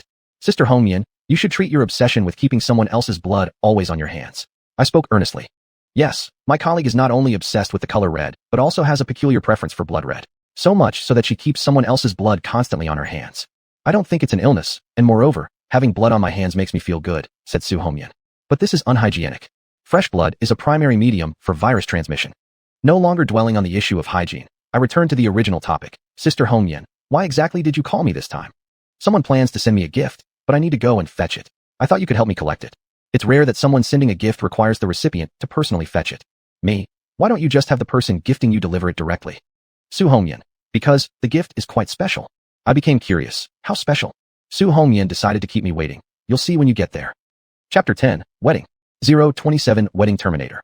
This is a wedding that unites two families in the Dongchong Empire through marriage. It's also a wedding that showcases the close ties between these two families. And I'm a witness to this wedding. More plainly, I'm a guest at this wedding. However, to ensure this wedding goes smoothly and isn't disrupted by my presence, I've disguised myself. Though I consider myself a friendly and harmless person most of the time, people from the Dongchong Empire who know me usually aren't happy to see me. What? You think being friendly doesn't fit my role as a villain? Or being harmless has nothing to do with me being a villain? Come on, even villains don't have to act like I'm not a good guy all the time, right? And besides, though I am technically a villain, if we're talking about looks, my face has absolutely no connection to what you'd expect from a bad guy. No matter how evil someone with a baby face may be, can they really be that wicked? Someone with a kind smile might be labeled a bad guy, but people wouldn't believe it right away. As a villain, looking unlike one and lacking the typical traits of a villain suits me just fine. It makes things more interesting, you know. And because of that, I rarely disguise myself as someone menacing when I'm undercover. Even though, in this world where the weak are often bullied and everyone fears the strong, those who look menacing always get an unfair advantage. Just as I was quietly observing the scene from a corner during the wedding ceremony, the wedding master of ceremonies approached me. "How's the wedding going?" the MC asked. Me, "Pretty ordinary. But, given that you're here, there's bound to be trouble no matter what." This has been confirmed countless times. The 30 weddings this person has attended all ended disastrously. 10 weddings concluded with arguments breaking out between the families of the bride and groom, escalating into physical altercations, resulting in police intervention. 10 weddings ended chaotically due to the appearance of either party's first love, exes, or illegitimate children. 7 weddings failed mid-ceremony because one of the couple fled, or worse, both escaped together. In 3 other cases, the groom died in 2 weddings, and the bride miscarried in 1. All these incidents validated the nickname of the person standing before me, Wedding Terminator. Because of these incidents, those planning weddings in the Dongchong Empire strengthened security measures to avoid having the Wedding Terminator sneak in. Though, truth be told, none of these terrible outcomes were directly caused by the Wedding Terminator. They merely fanned the flames and added fuel to existing tensions. Regardless, many still blamed the failures on the Wedding Terminator. Not to mention, no matter how strict the checks were, the Wedding Terminator could still make her way into any wedding she wanted, like now. MC, Shaoan, please stop saying such things. This wedding might turn out differently. It's my gift to Su Hongyan. Now that you're hosting weddings, how can I trust this one will go smoothly? Me, I don't believe it. Sister Honcho, your so-called gift for Sister Hongyan can't possibly be just an ordinary, peaceful wedding. Because despite their poor relationship, a common wedding isn't something the twin sister of Su Hongyan would offer as a gift. Yes, I came here because I was sent to retrieve Su Hongyan's gift from her twin sister, Su Honcho. Su Honcho just smiled without responding to my comment. 028 The couple getting married. You'll find out if the wedding goes smoothly or not. Shaoan, Su Honcho said after hearing someone address her as the wedding MC, then left. These sisters might not get along well, but they sure love creating suspense. Let me see how this wedding gifted by Su Honcho unfolds. After watching Su Honcho leave, I feel a bit curious about what happens next. I mentioned earlier that this is a wedding, a marriage alliance arranged for cooperation between 2 families. In ancient times, according to my memory, a marriage alliance meant uniting 2 surnames in matrimony, establishing a lifelong partnership. By its literal meaning, this means forming familial ties through marriage, representing collaboration between the 2 families. Even in today's space age, the essence of marriage alliances hasn't changed much. The emphasis remains on the collaboration between the 2 families behind the union. Therefore, for the 2 families involved in this marriage alliance, the choice of individuals for the alliance doesn't matter, and neither does the gender or even age of these members. At least, for the 2 families holding this wedding, none of these things matter. Moreover, these 2 families go further than the usual families arranging marriage alliances. Here, what word should be used? Better, or more absurd? It seems both words fit, yet neither feels quite right. Never mind, instead of fretting over this question, let's just directly state what these 2 families did. For this wedding, one family provided an unborn fetus as their marriage alliance representative. In other words, during the ceremony later, it will be a pregnant woman representing the fetus. And because the fetus hasn't been born yet, all questions by the master of ceremonies will be answered by the fetus's mother, the pregnant woman. I thought this family's approach was peculiar enough already, but I never expected that the other family joining in this marriage alliance could be even stranger. Because the other family's marriage alliance representative is a deceased person. More specifically, it's a corpse, a scorched black insectoid whose features are unrecognizable. These 2 families truly outdo each other. Where on earth did Su Honcho find such strange families for a marriage alliance? Where did she find a wedding where one side isn't born and the other side is already dead? This wedding truly exemplifies the low limits of both sides involved in the alliance. Although I've heard many strange stories about marriage alliances before, to be honest, those don't compare to how bizarre this one is. How's the wedding going, Shaoan? Not bad, right? Su Honcho asked as she sat beside me. Looking at her, I felt a bit confused. You're the wedding MC, aren't you? Shouldn't you be hosting the wedding now? The wedding has already started. Both representatives have taken their places. Why is Su Honcho still here instead of at the center stage of this wedding? Weddings in the space age differ from the weddings in the era I remember. In this age, wedding venues are usually round. During the ceremony, the couple getting married and the MC stand at the central stage, surrounded by guests seated around them, a style favored in this circular age wedding. Chapter 029 Verification and Mishaps. Su Honcho, it's not yet my time to step in.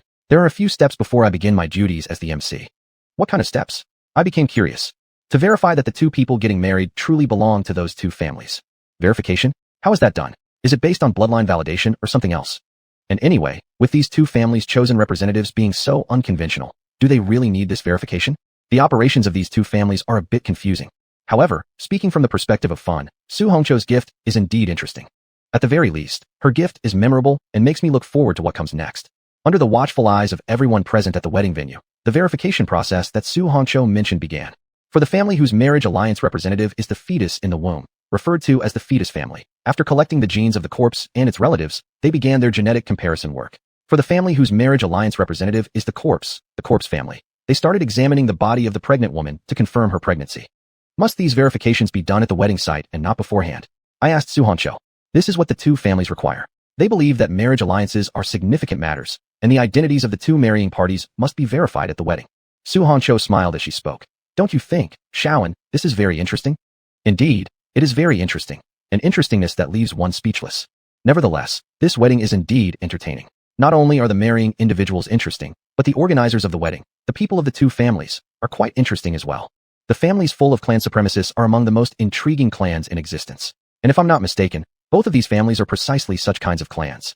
After verifying the identity of the marriage participants and confirming their authenticity, the representatives of the two families spoke up. Fetus family representative. I thought our family's choice for the marriage alliance was already surprising enough, but who would have thought yours goes even further? The representative of the corpse family smiled and said, your marriage candidate also took us by surprise. However, an unborn fetus and a deceased person do make a compatible pair. I asked Su Hongcho, who was still sitting beside me. Isn't the marriage alliance between these two families arranged by you? Clan supremacist-infested families wouldn't easily form a marriage alliance with another family, especially since the marriage is with another family dominated by clan supremacists. Most importantly, the two families involved in this marriage alliance are both peculiar ones saturated with clan supremacists, and they're the top among such oddities. Too many coincidences, then it's no longer a coincidence. Su Hongcho threw the question back to me. What do you think? I think that the completion of this marriage alliance has a significant chance of being related to you. I think that the emergence of this bizarre wedding has much to do with you. I think, if it has nothing to do with you, that would be the real problem.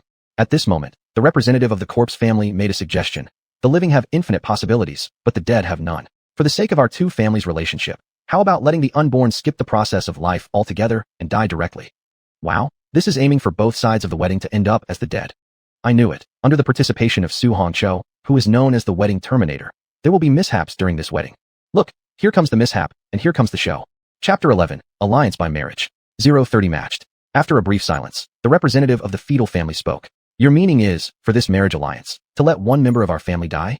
The representative of the corpse family smiled. From a legal standpoint, a fetus in a pregnant woman's belly isn't considered alive. Thus, there is no question of making it die. That's right. From a legal standpoint, the fetus in a pregnant woman's belly is not regarded as being alive. This rule applies equally to both human and insect laws. Therefore, abortion does not constitute an illegal act. And the reason this law exists has to do with the good birth rates among humans and insects. If the birth rate were not high enough, forget about abortions being illegal. The higher-ups tolerating arranged marriages already shows some moral decency. The fact that the corpse family representative could rebut the fetal family representative from a legal perspective, was it something they just thought of on the spot, or had they prepared beforehand? Thinking about the laws concerning abortion in both the insect and human worlds, I began to contemplate this question. The representative of the fetal family said, just because the law sees it this way doesn't mean our family does too. In our view, an unborn fetus is already a member of our family. Your proposal means asking one of our members to die. The corpse family representative replied, you're making it sound very serious. All we want is for the marriage partner you offer to truly match ours. Dead ones matching dead ones. It's the most appropriate. Dead ones matching dead ones. Isn't this similar to ghost weddings in my memory? So, the meaning behind the corpse family representative's words was to arrange a death wedding, a wedding where both parties in the marriage are deceased. Glancing at our side's proposed marriage candidate, the charred corpse lying there, the corpse family representative began suggesting ideas to the fetal family representative. Even if it can't be a perfect match, keeping the fetus in its unborn state would also be fitting. Unborn and dead still matches. I looked at Su Hongcho. Are these two families really marrying, not becoming enemies? Su Hongcho said, there are plenty of cases where failed marriages turn into enmity. Littlein, there's nothing surprising about this.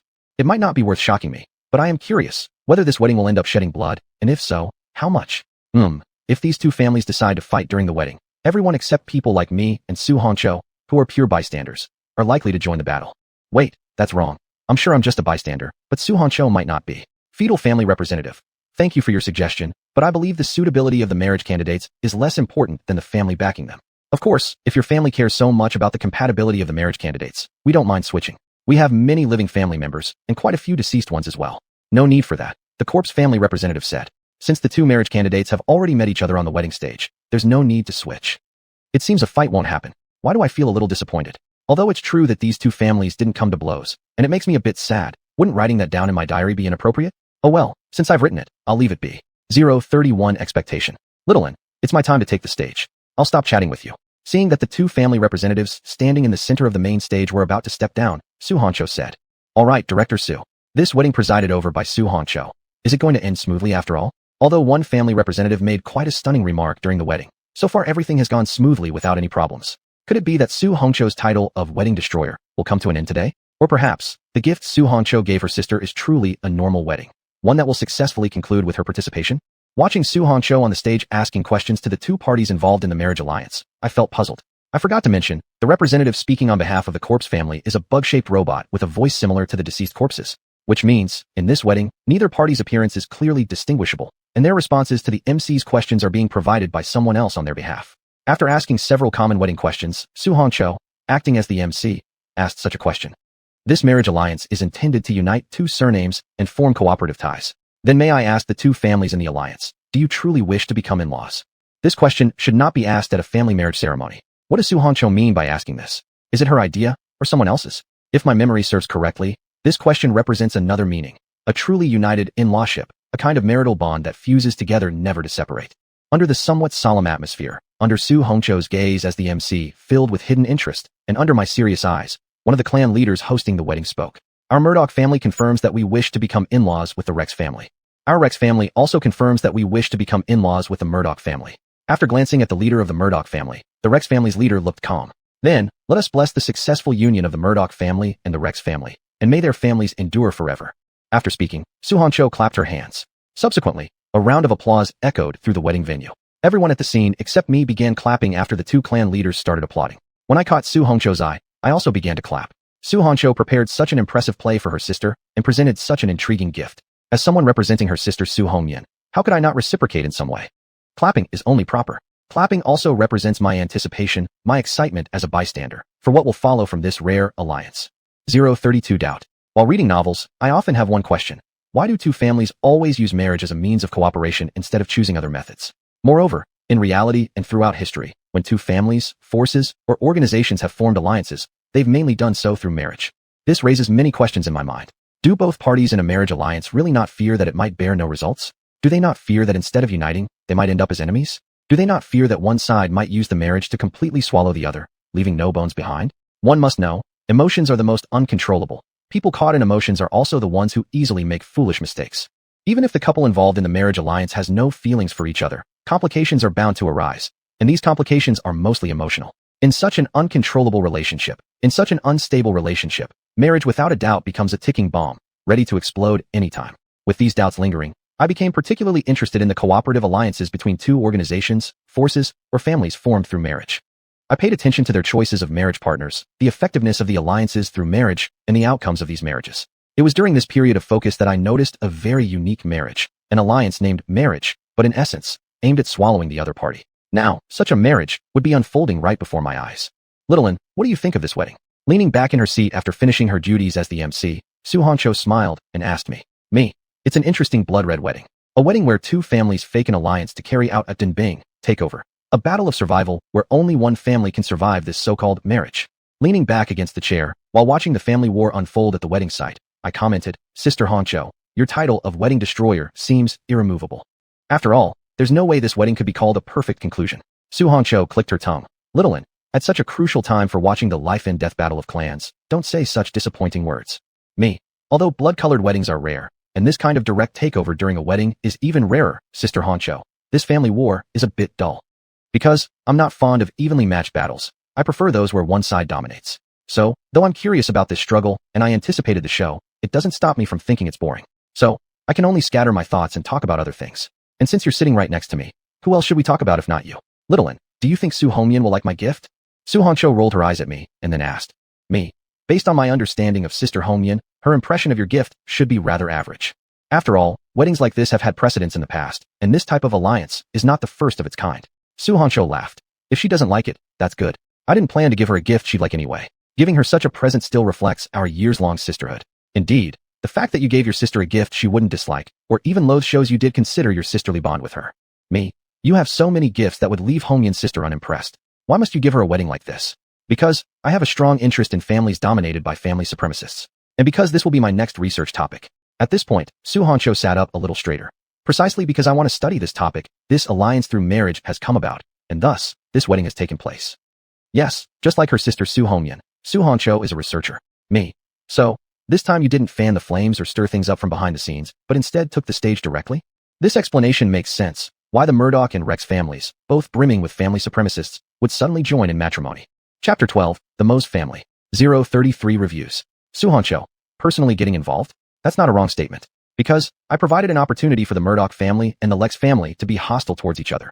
Only one of the two families will receive a resource I offer. What kind of resource? I asked curiously. Mineral resources, Su Hongqiu replied.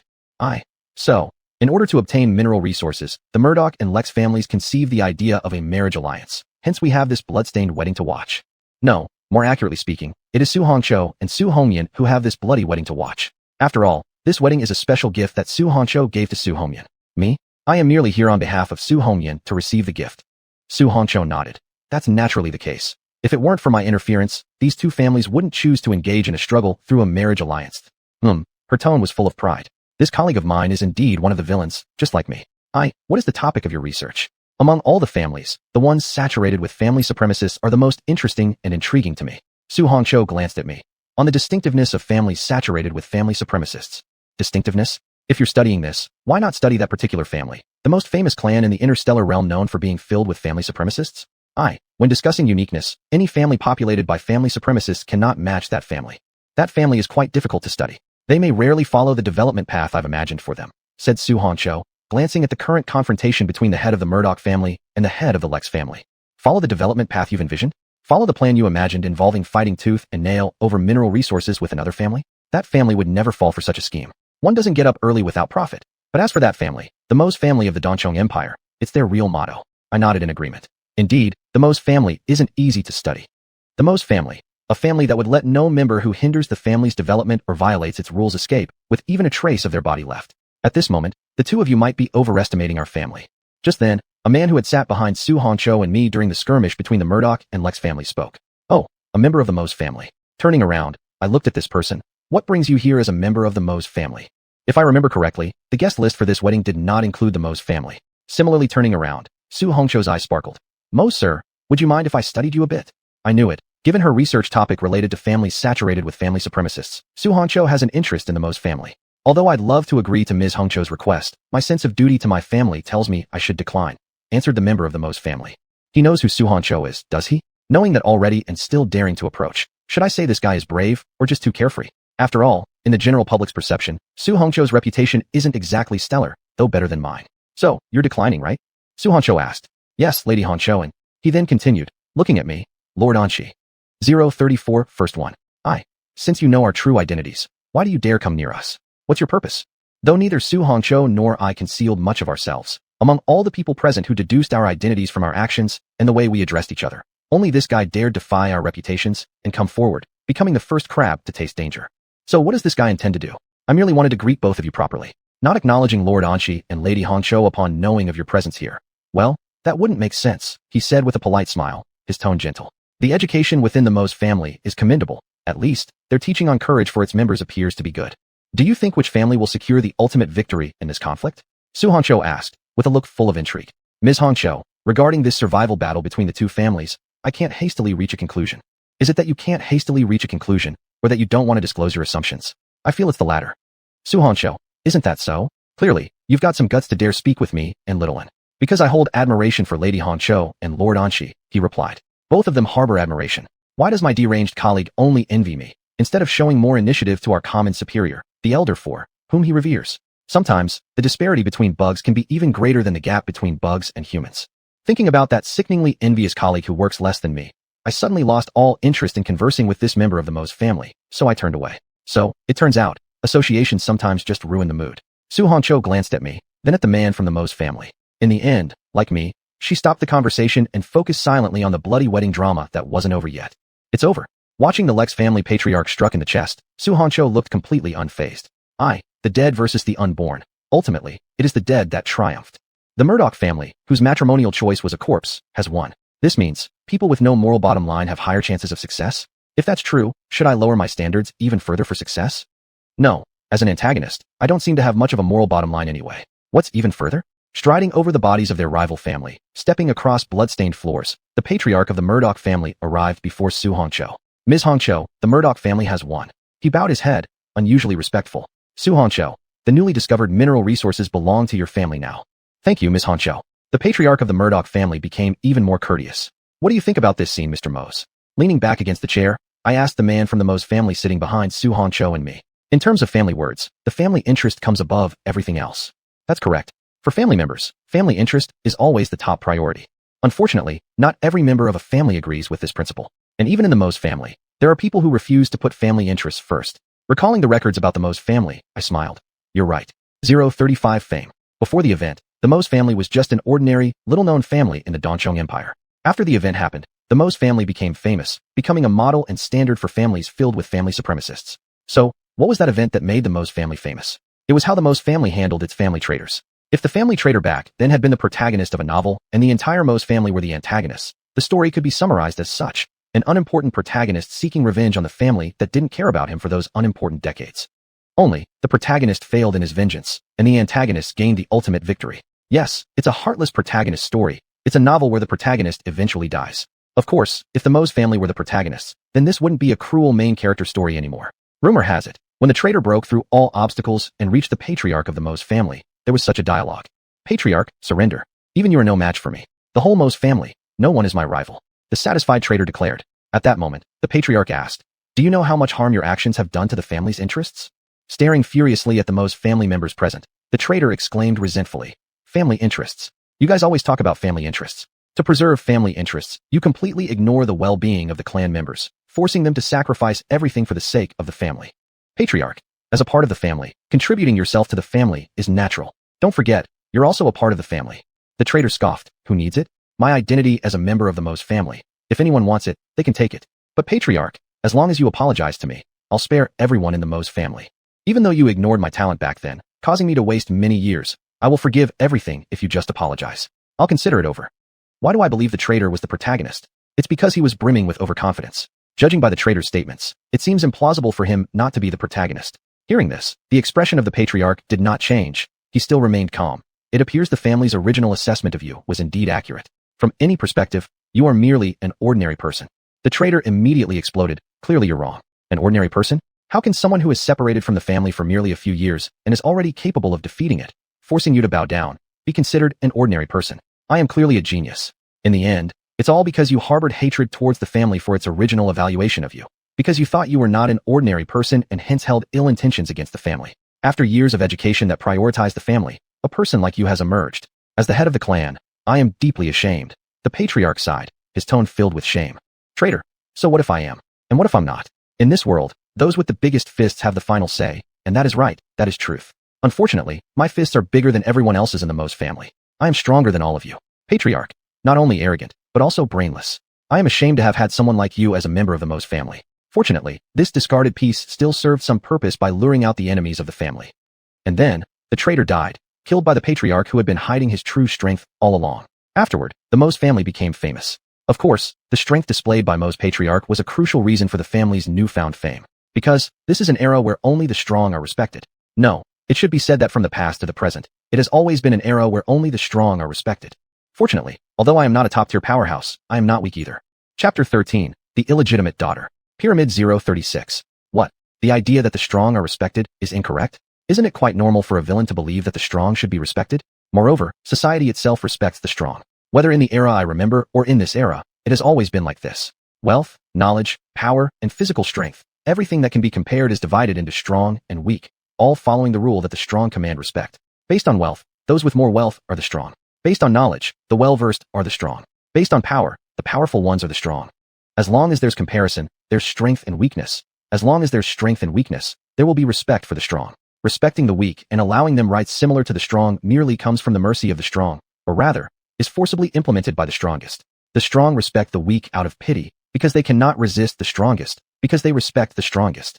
The rule of the strong, not only was taught to me by my immediate superior, this boss, but it also became my conclusion after these years. So, at this point of this blood-soaked wedding, this is the gift you, Sister Honcho, gave to Sister Hongyan, right? And I am just the one viewing it on her behalf. I asked Su Honcho as I watched the Murdoch family clean up the wedding scene. Su Honcho, that's correct. This grand spectacle ends here. The gift I presented to Su Hongyan can only be viewed this far.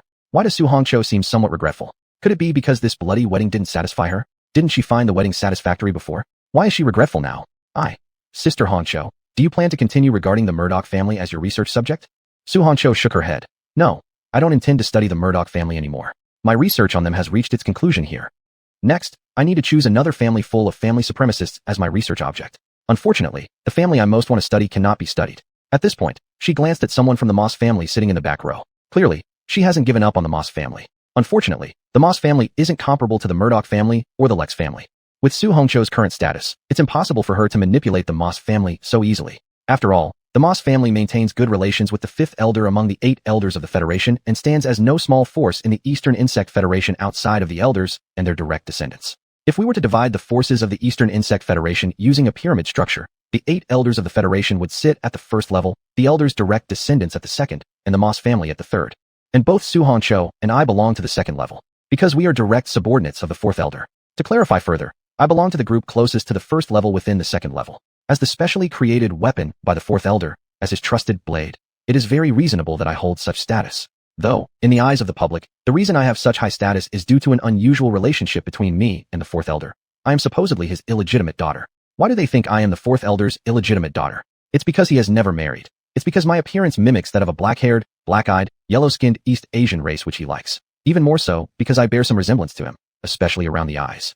Also, because the 4th elder favors the East Asian race. All his direct subordinates mimic the East Asian race in appearance. Additionally, the 4th elder treats me differently, offering special treatment. At least in terms of respecting the 4th elder, he gives me exceptional leniency. Even if I disrespect him and show no regard for him, he doesn't care. Of course, he overlooks this because I obey him unconditionally despite showing no respect. However, I can definitely confirm, I am not the 4th elder's illegitimate daughter. The 4th elder is a steadfast bachelor with his heart set on someone. Although being heart set on someone and remaining single seem contradictory, that is precisely his image. Therefore, it is impossible for him to be with anyone else, let alone have illegitimate children. Rest Issue 037. Regarding Su Honcho's words, the Moss family representative felt somewhat apologetic. We sincerely apologize, Lady Honcho, but our family really cannot allow ourselves to be your subject of research. Frankly speaking, the term research is used lightly. From the experiences of the Murdoch family and the Lex family, what Su Honcho considers research clearly involves treating them as pawns that can be manipulated freely, though they were already treated as such in reality. If I were part of the Moss family, I certainly wouldn't let her conduct research on the Moss family. After all, there is the risk of total annihilation of the family. Still, Su Honcho wouldn't give up. Are you sure you won't reconsider? Lady Honcho, you should abandon the idea of researching our Mo's family, said the representative of the Mo's family. After glancing at this person, Su Honcho turned to me and said, Shawan, I've made my decision. Next, I'm going to visit the Mo's family. Oh, visiting the Mo's family? What will she do there? How will she play? I became interested. Are you sure you're just going to the Mo's family for a visit? Of course. I just want to take a look at the Mo's family, pay a visit to some members of the Mo's family. Su Honcho grinned seductively. Then, she asked the Mo's family member seated in the back row. How about if I go back to the Mo's family with you? Mo's family member. The Mo's family would be honored by Lady Honcho's visit. To escort you back to the family would be my honor. That was a lie, but it doesn't matter. What matters is, with Su Honcho involved, the Mo's family's days ahead won't be easy. It appears that I need to keep an eye on the Mo's family more closely in the future. After all, watching drama is my instinct, gossiping is my hobby. Lord Honcho, Lord Anshi, please forgive my departure for a moment. The news of your visit to our family requires my communication with certain members of the family. The Mo's family member respectfully stated. Su Honcho waved her hand. Go ahead. Remember to return quickly. I'll wait for you here. I nodded. Go inform your elders about Su Honcho's impending visit to your family. After the Mo's family member left, I warned Su Honcho. The Mo's family has a good relationship with the 5th elder. Be careful. Su Honcho, don't worry, I will. The uniqueness of the Mo's family, I already knew inside out when I was preparing to study families full of clan supremacists. Knowing it well is fine. I was actually worried you might cause something monumental in your research enthusiasm toward the Mo's family. By the way, Shawan, what are you planning to do next? Go back to see Su Hongyan? Or, come with me to the Mo's family for a visit? Su Honcho asked. No interest. I only like being a spectator, not a participant. Me. After seeing Sister Hongyan, I plan to rest. My rest time seems to have been constantly interrupted. I originally planned to take a break for a while, but then I was assigned a killing mission by my direct superior, the 4th elder, and even completed another task on the way back. Then, just as I was about to rest, Su Hongyan sent me a letter asking me to meet her in the lab. Soon after, I ended up here, witnessing a blood-stained wedding. Me.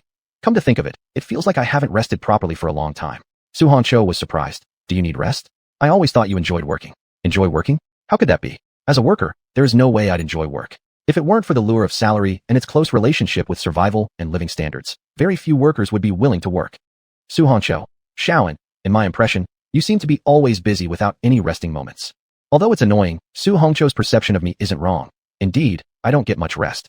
Every time I'm about to rest, someone or something comes along to disturb me. And because of that, unable to endure it any longer, I started keeping a diary to vent my emotions, which led to the creation of Villain's Diary. This time, hopefully, there won't be anyone or anything interrupting my rest. Chapter 038 Unauthorized Entry. My plan to rest after meeting Su Hongyan was ruined because I found someone who shouldn't be here. After leaving the wedding site and parting ways with Su Hongcho, on my way to the airport, I discovered two individuals from the Western Insect Empire who shouldn't be here.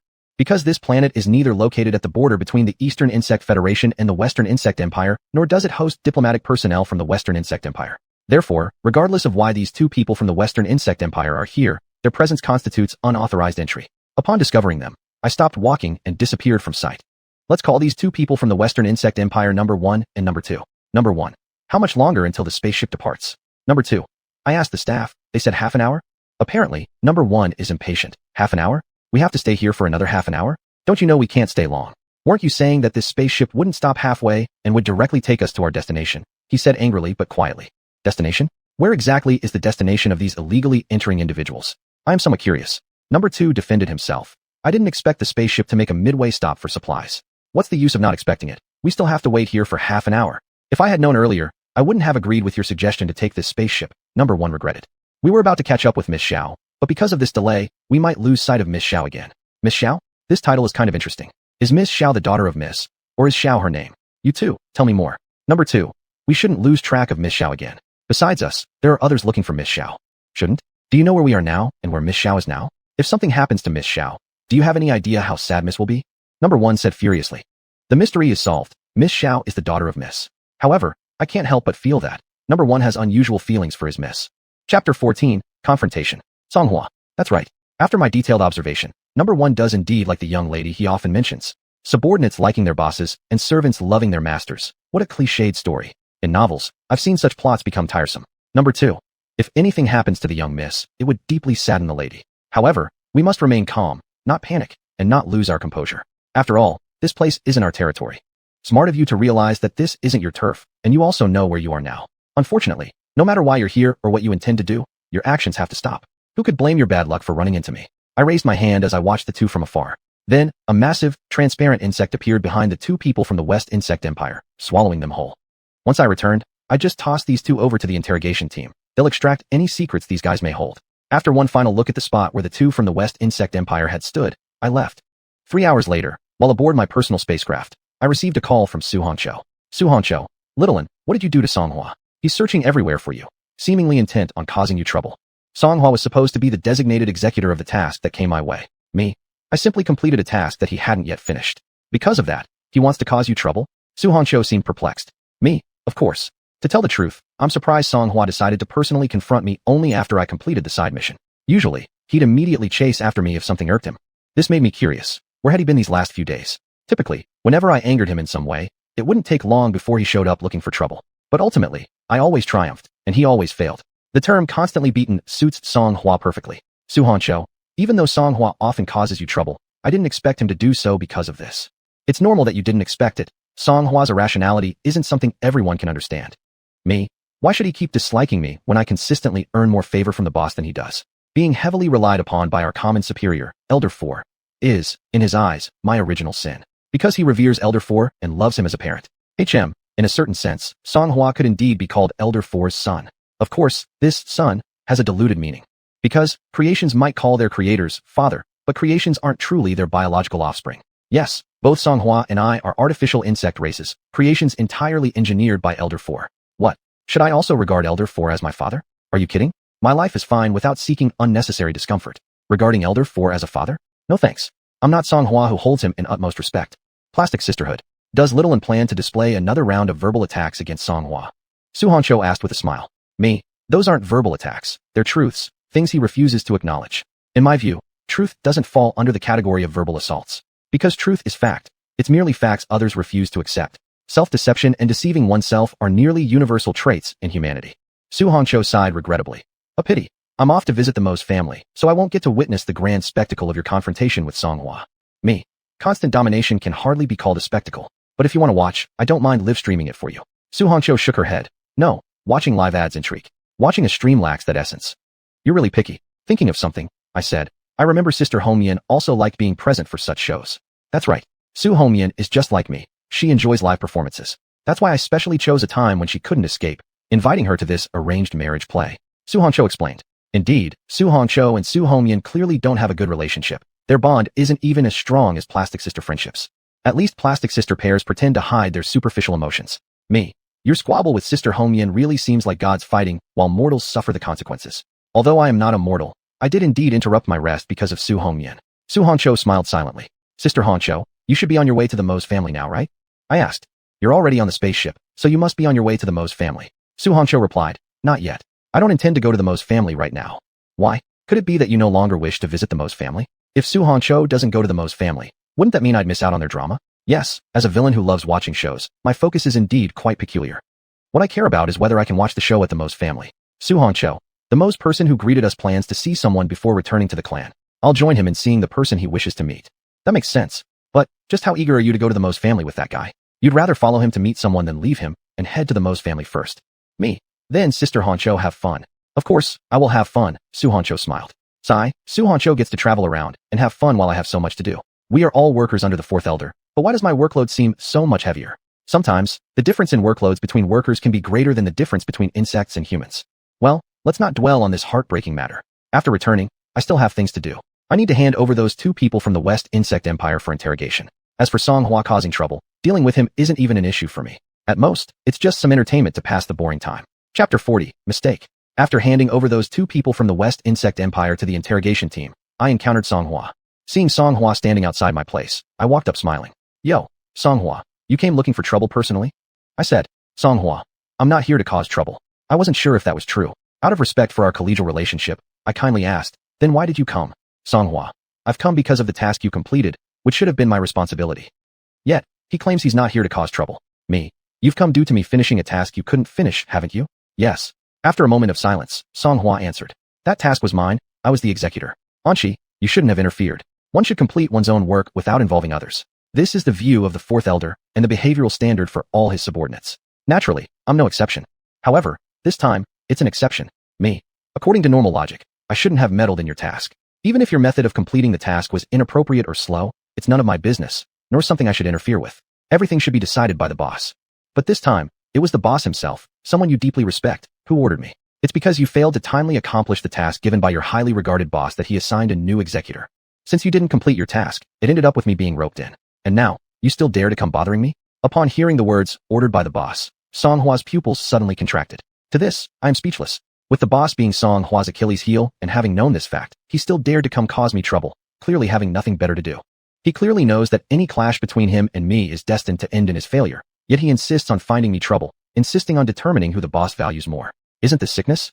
Songhua, you failed to complete your task, forcing me to finish it for you. Don't you feel ashamed? Songhua, rather than reflecting on why you've repeatedly failed to complete the tasks given by the boss, you waste time coming to bother me. Don't you feel ashamed? I pressed further. Songhua, Anshi, how do you know I haven't repented? After you took away that person, I managed to find most of the people sent by the West Insect Empire to look for him. So, that's what you've been busy doing these last few days. Me. Are you telling me this to make me praise you? Songhua sneered. What good would your praise be? True, your praise means nothing significant to you. After all, what you've always wanted is the boss's praise. Unfortunately, the boss has never praised you. I laughed. Killing and destroying morale is something I enjoy doing. Though the rules set by the boss and collegial friendship prevent me from attacking Songhua physically, I can destroy his spirit. Songhua's voice turned icy. Anshi, you've never received the boss's praise either. I acted surprised. Do you really think I care about this? Don't joke around. What's so good about receiving the boss's praise? If given the choice between the boss's praise and material rewards from him, I'd definitely choose the latter. After all, I have no feelings for the boss, neither respecting nor admiring him. Anshi, sometimes I truly think that your existence is a mistake. As a weapon, you actually don't respect your master, Songhua said coldly. Whether my existence is a mistake or not isn't for you to judge. If anyone should judge, it's my creator who should do so. But regardless of who judges my existence or how they judge it, I just brush their words aside like the wind in one ear and out the other. Me, Songhua, if the boss had to choose between you and me to keep, Who do you think he would choose? Stepping closer to Songhua, I chuckled softly. If the boss chose you, my birth wouldn't have even happened, right? If the fourth elder was satisfied with the artificial insect clan he created before, he wouldn't have made me. That's something I can be certain of. Chapter 15, Accidental Murder. 042 Rest. It is quite normal for a creator, dissatisfied with their previous creation and pursuing excellence, to create the next one. Parents, dissatisfied with their previous offspring and seeking an excellent one, creating another child, is even more common.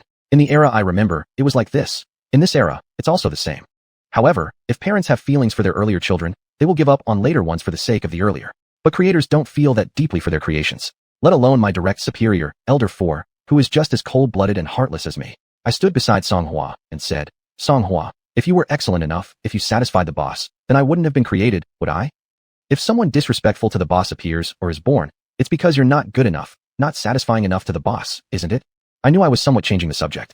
The appearance of the next child mainly depends on the parents. The appearance of the next creation mainly depends on the creator. But so what? What does it matter to me? I am here to hit Songhua. If I can't hurt him, if I can't kill him, doesn't that mean I can at least provoke him with words? Because I never think that harming others mentally is real harm. And even if it is, so what? I'm the antagonist. Do I need to care about this? Looking at Songhua, whose face turned pale, I gave him the final blow. Songhua, in the boss's eyes, you might be an unqualified creation. At least, regarding the side task I completed, you were unqualified. After saying this, without waiting for Songhua to react, I walked forward. The fun of killing time is over. I should rest now. And you say I'm unqualified, but aren't you unqualified too? Songhua spoke up just as I was about to walk into my room after opening the door. Truly, some people won't cry until they see the coffin. Since he insisted on seeking punishment, I'll thoroughly devastate his spirit. Me. At least, I don't need others to complete tasks that are supposed to be my responsibility. You, failing your own tasks, unable to perform your work properly, actually still dare to bother me? Ignoring Songhua, I directly entered my quarters. Resting is what I should do now. For the next 2 days, I lived extremely comfortably, because I was like a salty fish every day, doing nothing but lying down in various ways. I was very satisfied with this kind of lazy lifestyle. I was even more satisfied with this kind of vacation life where no one and nothing disturbed me.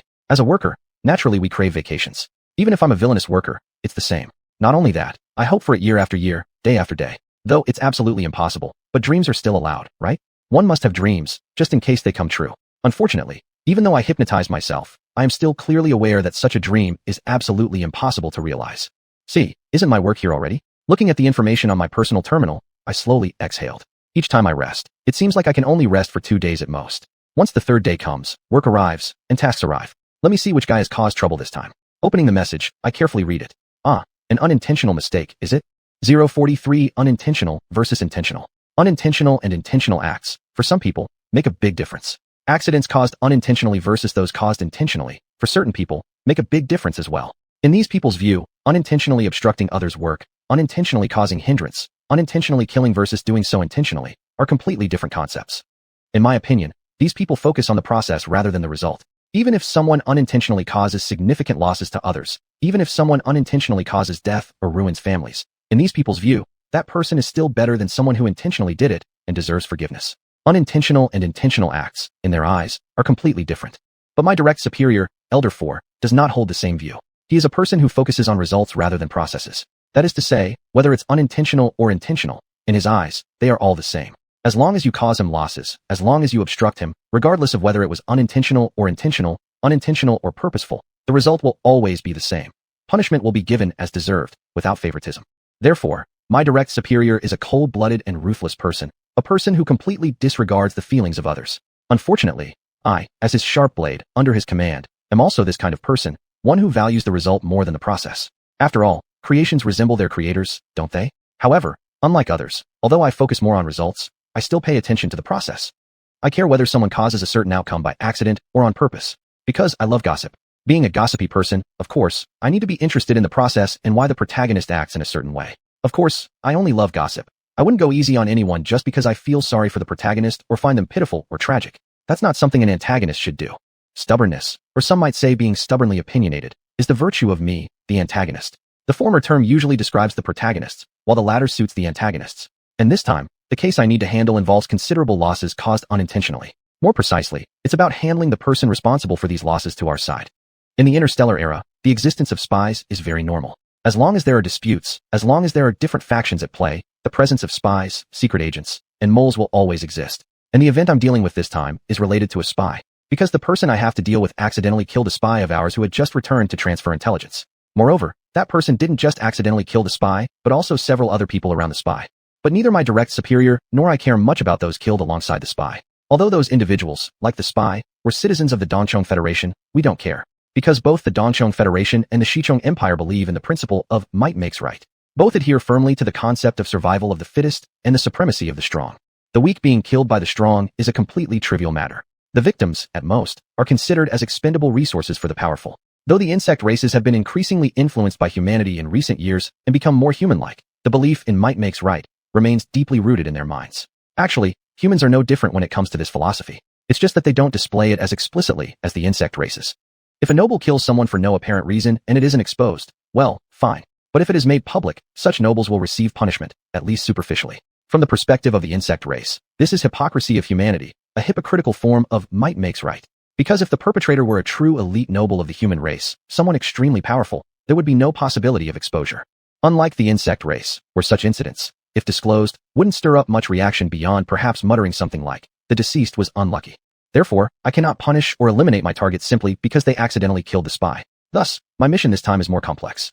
Because I must find the fault of the target and discover errors severe enough to warrant the target's death. 044 Commander. My target this time is the commander of a military unit. The reason he accidentally killed that spy was because he was chasing space pirates at the time. During the attack on the pirate ship, his energy cannon fired off target, hitting a passing spaceship. Unfortunately, the spy happened to be on that spaceship.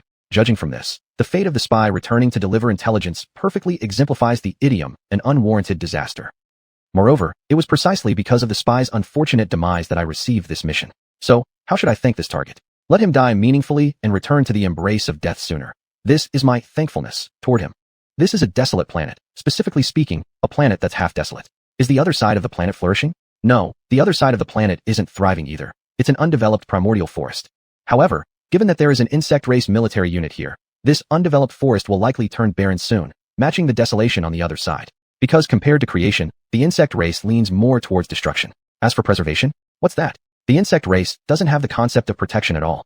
The insect race is simply a race that delights in killing and destruction. That's what humanity thinks about the insect race. And I, though part of the insect race, agree with this view. Because, compared to creation, I indeed prefer destruction. As a weapon, I was born for slaughter. This is a military unit, one with decent discipline but little combat experience. Lurking in the shadows, I gave the nearby unit this assessment. Let me clarify, when I say bloodshed, I mean the kind of bloodshed that occurs in large-scale battles, like the kind between human and insect races, or at least between two major powers. Here, I'm specifically referring to powers like the Dongchong Federation. It's no wonder, then, that this legion's commander ended up accidentally damaging a passing spaceship while chasing space pirates. If the commander makes such mistakes during a simple pursuit of space pirates, how can I expect this legion to be particularly powerful? With such mediocre strength and discipline in this legion, how strong could its commander possibly be? And as expected, the target of my next mission, this legion's commander, is an ordinary member of the higher insect race. Among the insect race, the higher insects may be relatively few in number, but given their large population base, they still make up a considerable amount. To say nothing of the fact that according to the Dongchong Empire's military regulations, the commander of a legion is typically selected from the higher insect race. Thus, it was no surprise to me that the target was from the higher insect race. I'd already known this from the intelligence gathered by my operatives. What I didn't anticipate, however, was just how average the target would be. No, he's not completely ordinary. After all, not every commander accidentally kills others, especially when they kill someone they shouldn't. Chapter 16, State of Affairs Not Right. Bug Legion. As a legion commander, as the strongest person in the legion, actually causing accidental damage to a spaceship and accidentally killing others during the pursuit of enemies is quite rare. With such a legion commander, even if the legion under their jurisdiction reaches the level of an average legion, I would still look down on them. Because their legion commander killed people who should not have been killed, their legion commander caused trouble for me. Moreover, this legion hasn't even reached the level of an average legion. Because the standard for a normal legion is whether they can be stationed at the border and whether they can guard the frontier. I mentioned before that the situation in this era is similar to the one in my memory, generally peaceful, but with localized wars. Therefore, the border areas of the Eastern Bug Federation, Western Bug Empire, Northern Human Federation, and Southern Human Empire are turbulent. Thus, the garrison troops of the four powers at the borders are all elite legions. It is also because of the overall peace that guarding the borders is a rare opportunity for the legions of various forces. Because the turbulent border regions are ideal for training soldiers, and there aren't many such places available for all the legions of the Eastern Bug Federation. For bug legions whose troop numbers are counted in the tens of thousands, it is undoubtedly their desire to monopolize all training grounds. However, this is impossible. After some squabbling, no, officially speaking, after negotiations, it was decided that apart from the 8 Elders legions, other border legions could only have up to 5,000 members. The privilege of the most powerful 8 people in the Eastern Bug Federation naturally extends across all aspects, and this includes border legions. Also because of this rule, compared to the Western Bug Empire's implementation of large legion systems in border zones, the Eastern Bug Federation's legions have slightly more opportunities to be stationed at the borders. By the way, the star domains of the Eastern Bug Federation and Western Bug Empire are roughly the same size, while those of the Northern Human Federation and Southern Human Empire are smaller. Among the 4 interstellar powers, the Southern Human Empire has the smallest star domain. And I, under the command of the 4th Elder of the Eastern Bug Federation as the Blade, naturally have high standards. The evaluation standard for average legions is naturally higher too. In my view, any legion unable to be stationed at the borders is trash, below the average line. Moreover, the legion before me is indeed a subpar legion. Because the pirates they were chasing haven't been completely wiped out, remnants still exist. Commander, when the target of the mission arrived, the 10,000-strong legion shouted loudly. After nodding in response, the target said, I've buried 10 red sunstones in the primitive forest on this planet. Divide into 100 teams of 100 people each. The first team to find the red sunstone will pass this training. Red sunstones, stones beneficial for lower-class bugs and mid-level bugs, stimulate the evolution of the bug race slightly. Legion soldier. Yes, Commander. Watching the 10,000 legionnaires quickly split into teams, the captain of each squad sequentially went up to draw lots, entering the unexplored primitive forest according to their lot order. I stroke my chin. From the aspect of discipline, this legion has demonstrated the basic advantage of a bug legion, strong obedience. Bugs are staunch supporters of the belief that strength equals respect. In terms of obedience, they are naturally much stronger than humans. Of course, if the legion commander's personal martial prowess is weak, even an extremely obedient bug legion wouldn't fully listen to the commander. Unlike humans, sometimes due to background or identity reasons, legions might reluctantly accept commanders with low combat capability. Chapter 46 Responsibility. What? For a legion, intelligence is much more important than personal martial power? I admit that intelligence is important. Although I usually prefer to solve problems with force, I do not deny the importance of intelligence. Because it's better if fools don't appear in the world, though it's almost impossible to achieve. But for the legion commander, physical prowess absolutely comes first. Intelligence is not the primary factor for general legion commanders. There are always exceptions where prowess and intelligence go hand in hand, which we must understand. Deputy legion commanders typically also place more value on combat power. After all, when the legion commander dies, it's generally the deputy commander who steps up. The ones who prioritize intelligence within a legion are often its strategists, like chief advisors. This point remains true for this era, just as it was in the era I remember. Being capable in battle is the reference criterion for a legion commander. This characteristic is vividly portrayed among the bug species, whereas for humans, factors for selecting a legion commander are much more diverse.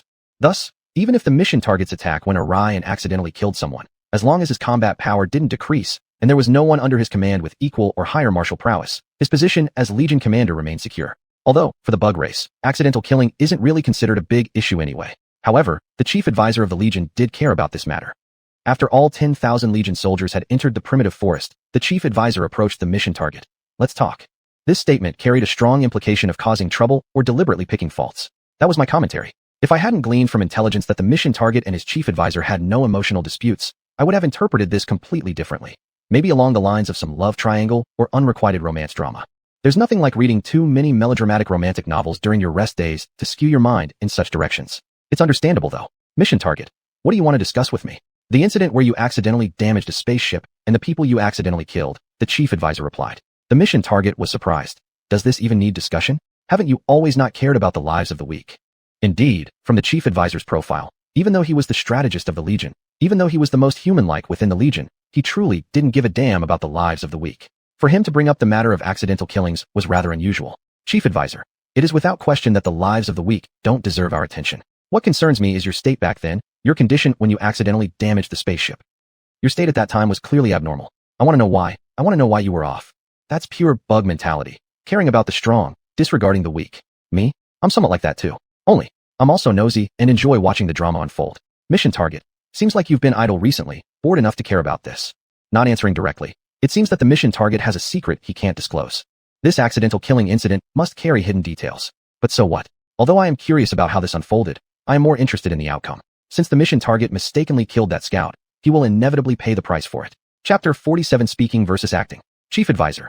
Lately, I haven't been bored, I'm quite certain. And I am equally certain that you haven't been acting right lately. So, as the chief advisor, it's perfectly reasonable for me to be concerned about the Legion commander. Fair point. I want to know why the mission target would commit such a foolish mistake like accidentally damaging a spaceship and killing others. A normal Legion commander always firmly grasps the course and rhythm of a battle. Mission target. You have time to ponder this question and discuss it with me. Why don't you think about how we're going to deal with those star pirates who escaped? Still dodging the question, it appears there are significant issues here. If you hadn't been in a bad state back then, those star pirates wouldn't have managed to escape successfully, and I wouldn't be stuck cleaning up the mess you left behind. The tone of the chief advisor grew heavier. Tidying up other people's messes is something I greatly dislike. Taking responsibility for one's own actions and handling them properly is what I advocate. Therefore, I wouldn't intentionally leave a mess unless I intended to do so. Song Hua's situation doesn't count as a mess because, before he could create one, the boss had already replaced the task executor. Though, it's uncertain whether he would have created one either way. Messmaker, that's the label I affixed to the mission target. So, you insist on harping on this issue? The mission target asked. The chief advisor countered. Do you think I can just ignore this? See, this is precisely why I say bugs have become increasingly human lately. In their preference for verbal arguments over physical ones, bugs resemble humans more and more these days. At least, the old bugs preferred action over debate. Note, by bugs here, I specifically refer to mid-level bugs and high-level bugs. As for low-level bugs, they lack the intellect for frequent debates. Their IQs generally match those of animals with extraordinary abilities, supernormal beings. Right at that moment, the Deputy Legion Commander spoke up. Legion Commander, Chief Advisor, a team has almost reached the red sunstones we buried. Would you two like to check which team it is? He asked. Typical peacemaker behavior. That was my observation. The Deputy Legion Commander matched his intelligence description, being responsible for balancing the relationship between the Legion Commander and the Chief Advisor. No need. You just focus on this. Right now, all I want to know is, why has the Legion Commander been off these past few days?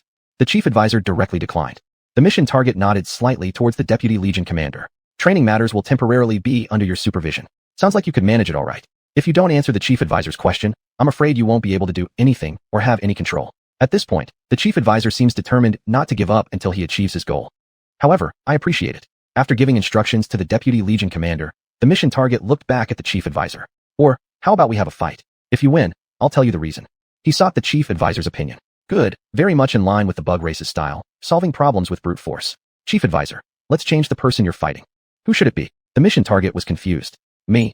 A person who bore a slight resemblance to the mission target jumped down from the flying spaceship that was currently moving. A family dispute? Upon recognizing who this person was, I raised an eyebrow. Chapter 17, the issue of win or loss. Chief of Staff 048. Family disputes, as the name implies, refer to conflicts among family members due to interests. And now, a family dispute seems about to unfold right before my eyes. I made this guess based on the similar appearance of the high-ranking insect race that jumped off the spaceship and our mission target, along with his unfriendly expression. The following developments confirm my guess. The mission target frowned at the red-haired high-ranking insect who looked 5 parts similar to him. How did you come? Then he turned his gaze to the Chief of Staff, speaking in a sure tone. It was you who called him here. Yes. Since your recent state has been off, I naturally need to get you back on track. Your younger brother is the one I found to help you regain your form. At this point, the Chief of Staff paused for a moment before continuing. Of course, if you're truly not in shape and lose to your brother, I wouldn't mind changing the Army Corps leader. After all, the leader of the Army Corps should be the strongest, and this has always been the rule of the insect race Army Corps. Does this count as revealing true intentions when the situation gets serious? To sum it up, what the Chief of Staff cares about most is the Army Corps under him, whether it is strong or weak. Since the leader's state isn't right, then let him recover or directly change the leader. If it weren't for the fact that the Chief of Staff's personal martial power really can't cut it, and he couldn't be the leader, this guy might just step up himself. You do well, you step up. You don't, we'll find someone else. The Chief of Staff truly implemented this stance toward the mission target. This guy indeed deserves my admiration. Also, praising others while subtly adding oneself in. For an antagonist, this is quite normal. At least, as an antagonist myself, I am such. Interfering in the replacement issue of the Army Corps' leader, Chief of Staff, you have truly matured. The mission target spoke coldly while looking at the Chief of Staff. He's upset now. Weaker individuals meddling in stronger individuals' affairs and giving them pointers. The mission target should indeed be upset. Although, it seems like the mission target is only stronger than the Chief of Staff in terms of personal martial power. Although, in terms of macro vision, the Chief of Staff far surpasses the mission target. The dedicated to the Army Corps Chief of Staff versus the unintentionally murdering others Army Corps leader. This high-level configuration within the Corps is quite interesting. I made a comment. The Chief of Staff maintained a calm expression. I am doing this for the benefit of the Corps. The Corps does not need a leader whose state is off. Moreover, if you win, Corps leader, you will still be the Corps leader. The Chief of Staff is correct. Brother, if you win me, the position of Corps leader will still be yours. I am merely the tool Chief of Staff is using to help you regain your form. After all, in all our previous battles, I've never once won. Saying this, the red-haired high-ranking insect laughed. Almost forgot that you haven't been in great form recently. So, if I win this time, I don't mind taking the seat of Corps leader. This is a challenge, more like a challenge that raises you up before putting you down. This is indeed a family dispute, and I'm in for a good show where brothers vie against each other. Mission target, you won't win. The result of this battle between you and me will be the same as usual, I win. That's not certain. You even ended up damaging the spaceship by accident. Why would it be impossible for me to win? Said the red-haired high-ranking insect, laughing. The mission target's expression turned cold. Then why don't you try and see if you can beat me? Emotion and relationships. Narrowing his eyes, the red-haired high-ranking insect glanced at the mission target for a few seconds before asking the Chief of Staff. Chief of Staff, do you think which of us will win, me or my brother? Chief of Staff, I don't know. I only know this. Whoever wins will be the leader of our corps. So, are you prepared no matter who wins? Because you'd feel more at ease if the younger brother of the mission target were to win. At least, you wouldn't have to face the scenario where the leader dies. After all, the current leader is my mission target for this task. At this moment, the deputy corps leader spoke up. Leader, Chief of Staff, the first team to find the red jadeite has appeared. Take note of it, and later give the red jadeite they've found as a reward, said the Chief of Staff. The mission target approved. Do exactly as the Chief of Staff said. Then, he leaped off the training platform. Time is short. It's better to finish the showdown early. Don't you agree, little brother? Of course. Immediately, the red-haired high-ranking insect followed suit and jumped down too. This was a confrontation, a rather boring one. Because this wasn't the kind of crushing victory I like to see, because the two evenly matched rivals fought for a while.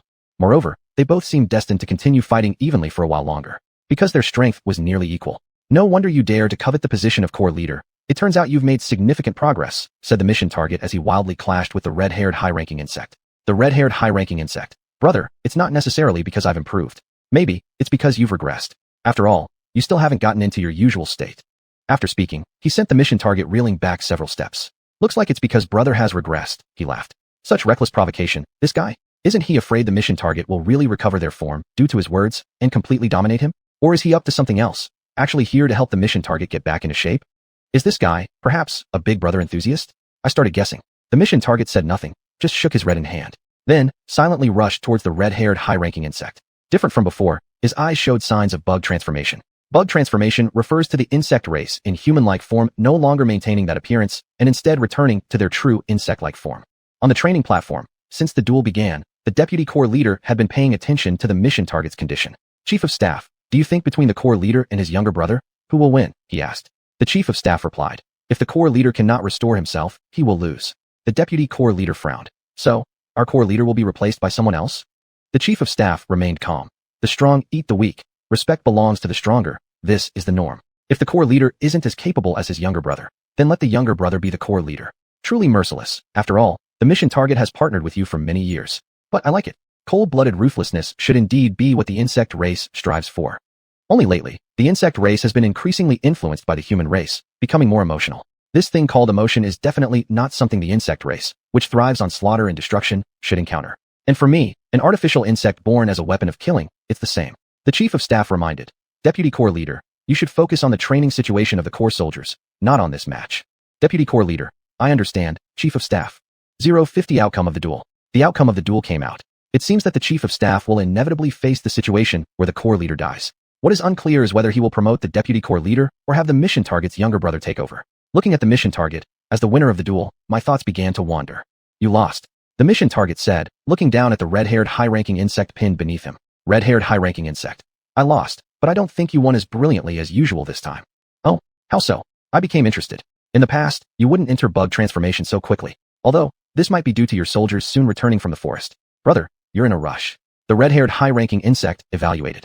That's right, the mission target was indeed in a rush. However, this was something I, as a senior worker with keen observational skills, discovered.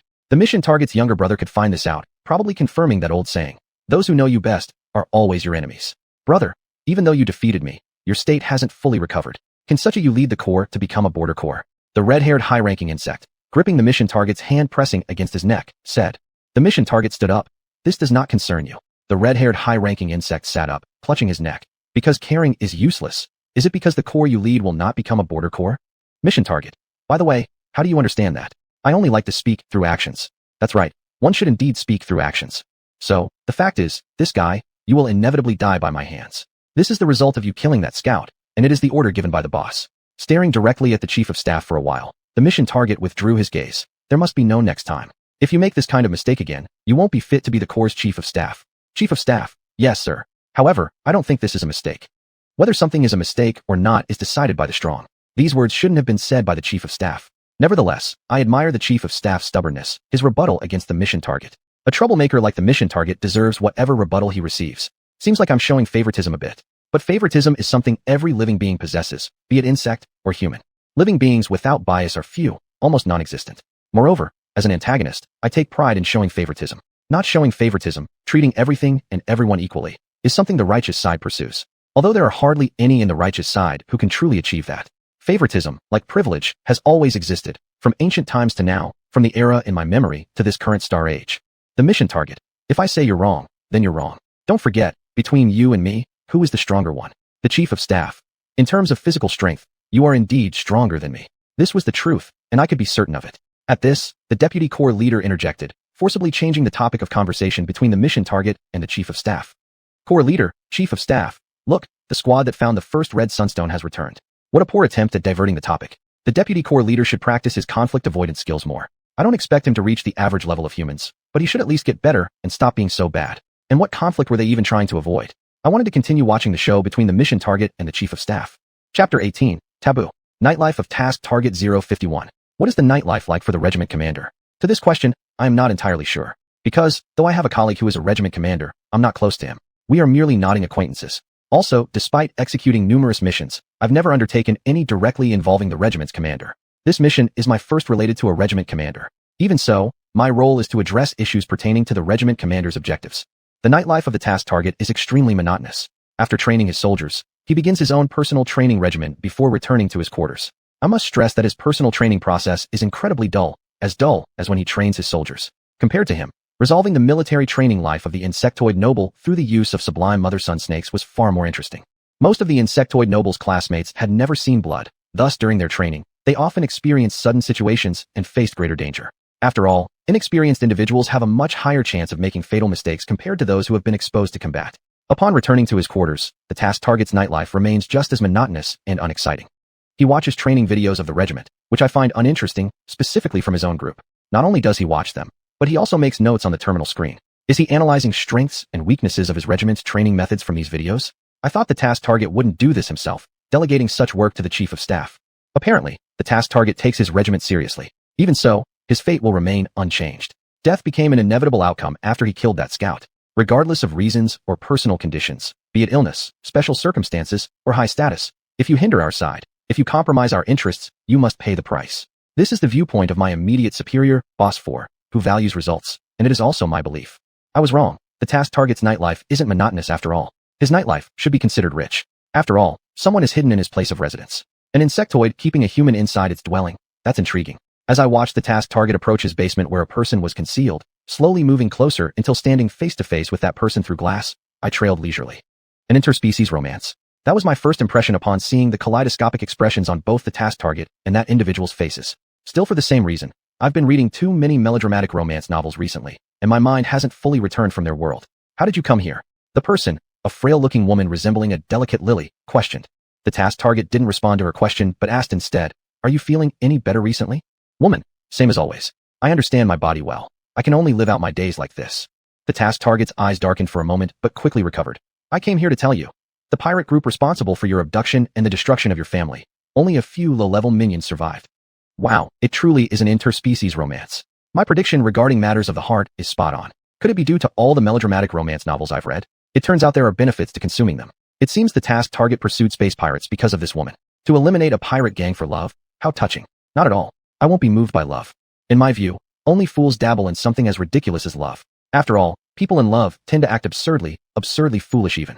As a top-tier worker and a villain, I naturally avoid anything capable of causing such irrational behavior. Moreover, love itself is nothing special, let alone interspecies romance. 052 Interspecies romance. In this era, both human and insectoid races exist, and they are mutually hostile. So, do interspecies romances between humans and insectoids exist? My answer is, they do. Perhaps it's due to excessive secretion of love hormones. Perhaps because interspecies romance appears cool and unique. Or perhaps because blood-soaked enmity between the two races means nothing to the lovers. Or maybe purely because they are delusional. Romances between human and insectoid races not only exist, but are relatively common. Though relatively common is partly because of the vast populations of the human and insectoid races, resulting in significant numbers. Naturally, neither species welcomes such cross-racial romances. However, due to the current overall peaceful, partially warlike situation, both races, out of consideration for the hard-won peace, mostly adopt a turn-a-blind-eye attitude towards such interracial love affairs between humans and insects. But my immediate superior isn't one of them most. He holds the attitude that the humans and bugs who fall in love should be killed as quickly as possible. He believes that those who fall in love between the two races and their respective relatives have no necessity to exist. He thinks that these individuals who disregard the blood feud between the two races should end up in death. He believes that bugs can only fall in love with bugs, and humans are unworthy of loving bugs. Human and insect races must not fall in love. This is the rule set by my racialist immediate superior elder 10 years ago, after discovering quite a number of such interspecies relationships. And I am the executioner who carries out punishment on behalf of him against bugs who violate this rule. Thus, frequent arsonist and clan destroyer has become my image in the public eye. My reputation for being bloodthirsty also emerged after my numerous instances of wiping out families. Having said so much, what I mainly want to say is, the task target has given me a reason to make him die. No, precisely speaking, the task target and his family behind him can be dealt with by me. Interspecies romance, for the bugs of the Eastern Insect Federation, is a taboo that cannot be touched. A full-service family destruction, neatly leading to death. This is the fate of the bugs who violate the rules set by Elder 4. Well, I should thank this woman in the basement. It is she who gave me the fault of the task target, giving me the excuse to resolve the task target. 053 abilities. Even though I already have an excuse to deal with the task target, I don't intend to take action against him now. Because I still need to inform the boss of the situation. Because I still want to continue gossiping. It can't be helped. After my immediate superior, this boss established that rule, and after I annihilated many insect participants in cross-species romances along with their families, fewer and fewer bugs dared to fall in love with humans. Based on this, I must cherish this gossip opportunity properly. Moreover, the girl the task target likes herself is not simple. The woman seemed somewhat excited upon hearing the words of the task target. Is it true? That heinous star piracy gang. Only a few minions survived. True. And before long, those few minions will also perish, said the task target. After getting excited, the woman calmed down. She looked at the task target, hesitated for a moment, then asked, was it you who took care of the star piracy gang? Task target, I needed to train my troops. That star piracy gang was just the convenient target for my troops' training. Haha, who would believe that? I bet the main reason the task target pursued that star piracy gang was to avenge the woman he likes, not to train his troops. Using public resources for personal purposes, using the regiment privately. This guy, task target, truly has guts. The woman smiled. Regardless of how it happened, you've avenged me. Thank you. The task target's expression froze for a moment, seemingly stunned by the woman's smile. Don't thank me. These two could make even interesting things dull and ruin the atmosphere like this while having mutual feelings. It's indeed a kind of ability. However, judging from their performances, the fact that they fell in love across species is undeniable, and the task target can't escape the outcome where his family meets extinction along with him. Thinking about this, I touched the star earring on my right ear. Now, all I need to wait for is when the boss will give me the order for the clan extermination. It's been a long time since I've destroyed a family, and my hands are a bit rusty. And at 3 o'clock in the morning, when I thought watching over the task target was boring and wandered around the primitive forest of this planet, my immediate superior communicated with me. For matters regarding family exterminations, he generally communicates with me. I already know about the Dongwa family. Carry out the genocide disposal on them, instructed my immediate superior. Yes, the Dongwa family is the task target's family. The task target's surname's Dongwa, and his name is Chuan. I nodded. Yes, boss. What should be done with the woman who loves Dongwa Chuan? That woman is the lost lineage outside of a very powerful family of the Nanren Empire. How the boss treats her, whether he makes her die directly or what else, is a question worth asking me. Although the former is more likely, I still have to ask. Because the boss likes to use people like her for experiments. Immediate superior. Execute her. But leave her body intact. It seems the boss plans to use the woman's corpse for experiments. The boss truly knows how to utilize resources. It's just unfortunate that I can't burn her completely. Burning people or bugs until not even ashes remain is a killing method I have used consistently. The reason why I earned the reputation for being bloodthirsty is mainly due to two important factors: wiping out families and exterminating clans. I understood, boss.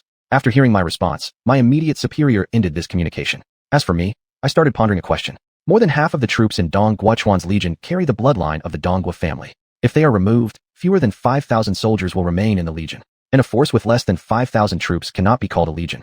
At that point, what would the chief of staff, whom I have some admiration for, do? Would he directly disband the remaining soldiers? Or would he piece together 5,000 soldiers from different places to form a new legion? I am somewhat curious about the choice of this chief of staff.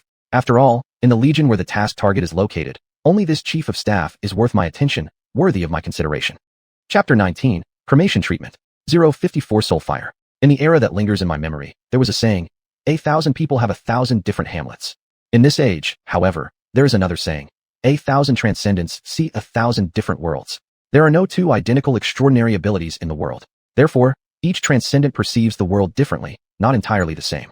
To water-based transcendents, the world naturally centers around water, with the amount of moisture within living beings drawing special attention. Of course, water-based transcendents pay more attention to the opportune timing, advantageous location, and harmonious human interactions when there's plenty of water around. To spirit-based transcendents, the world naturally focuses on the spiritual power of living beings, where those with stronger spirits would especially catch their notice. Those with weaker spirits are easier to manipulate, whereas those with stronger spirits require their vigilance.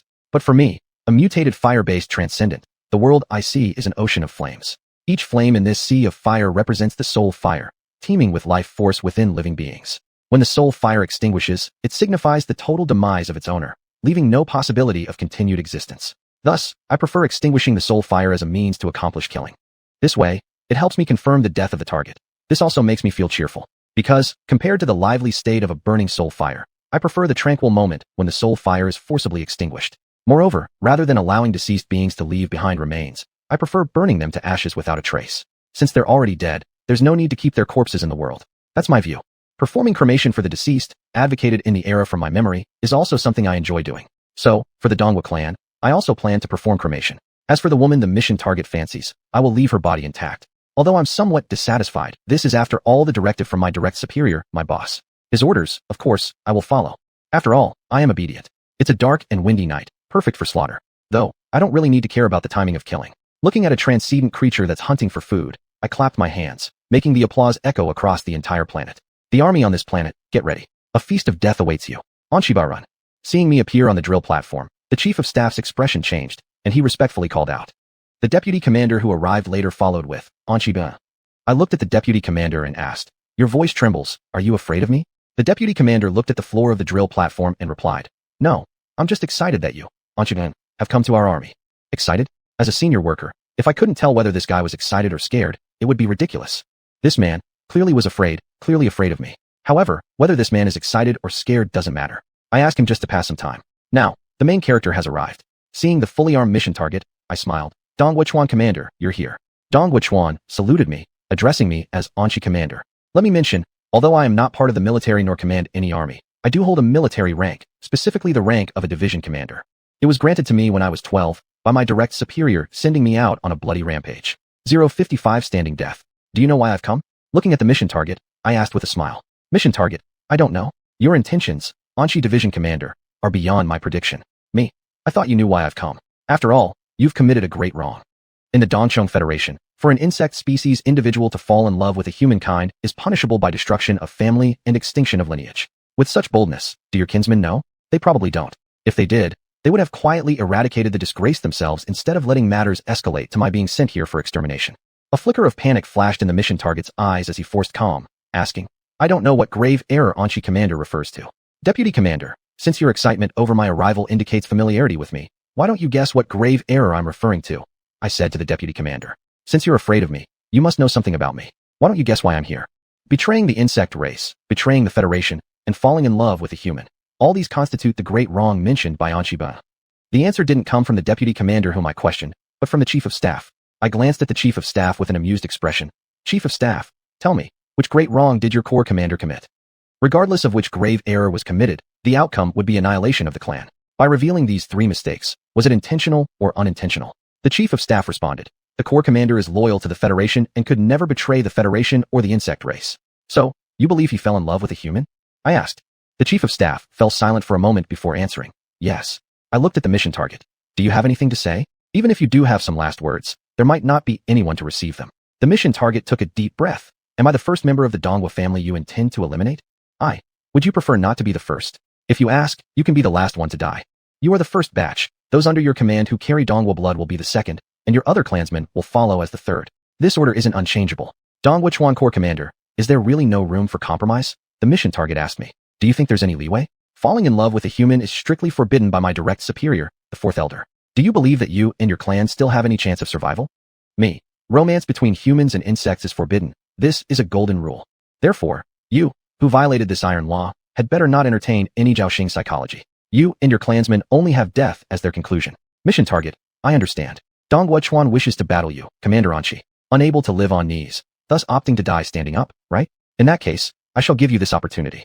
I nodded in agreement. Fine.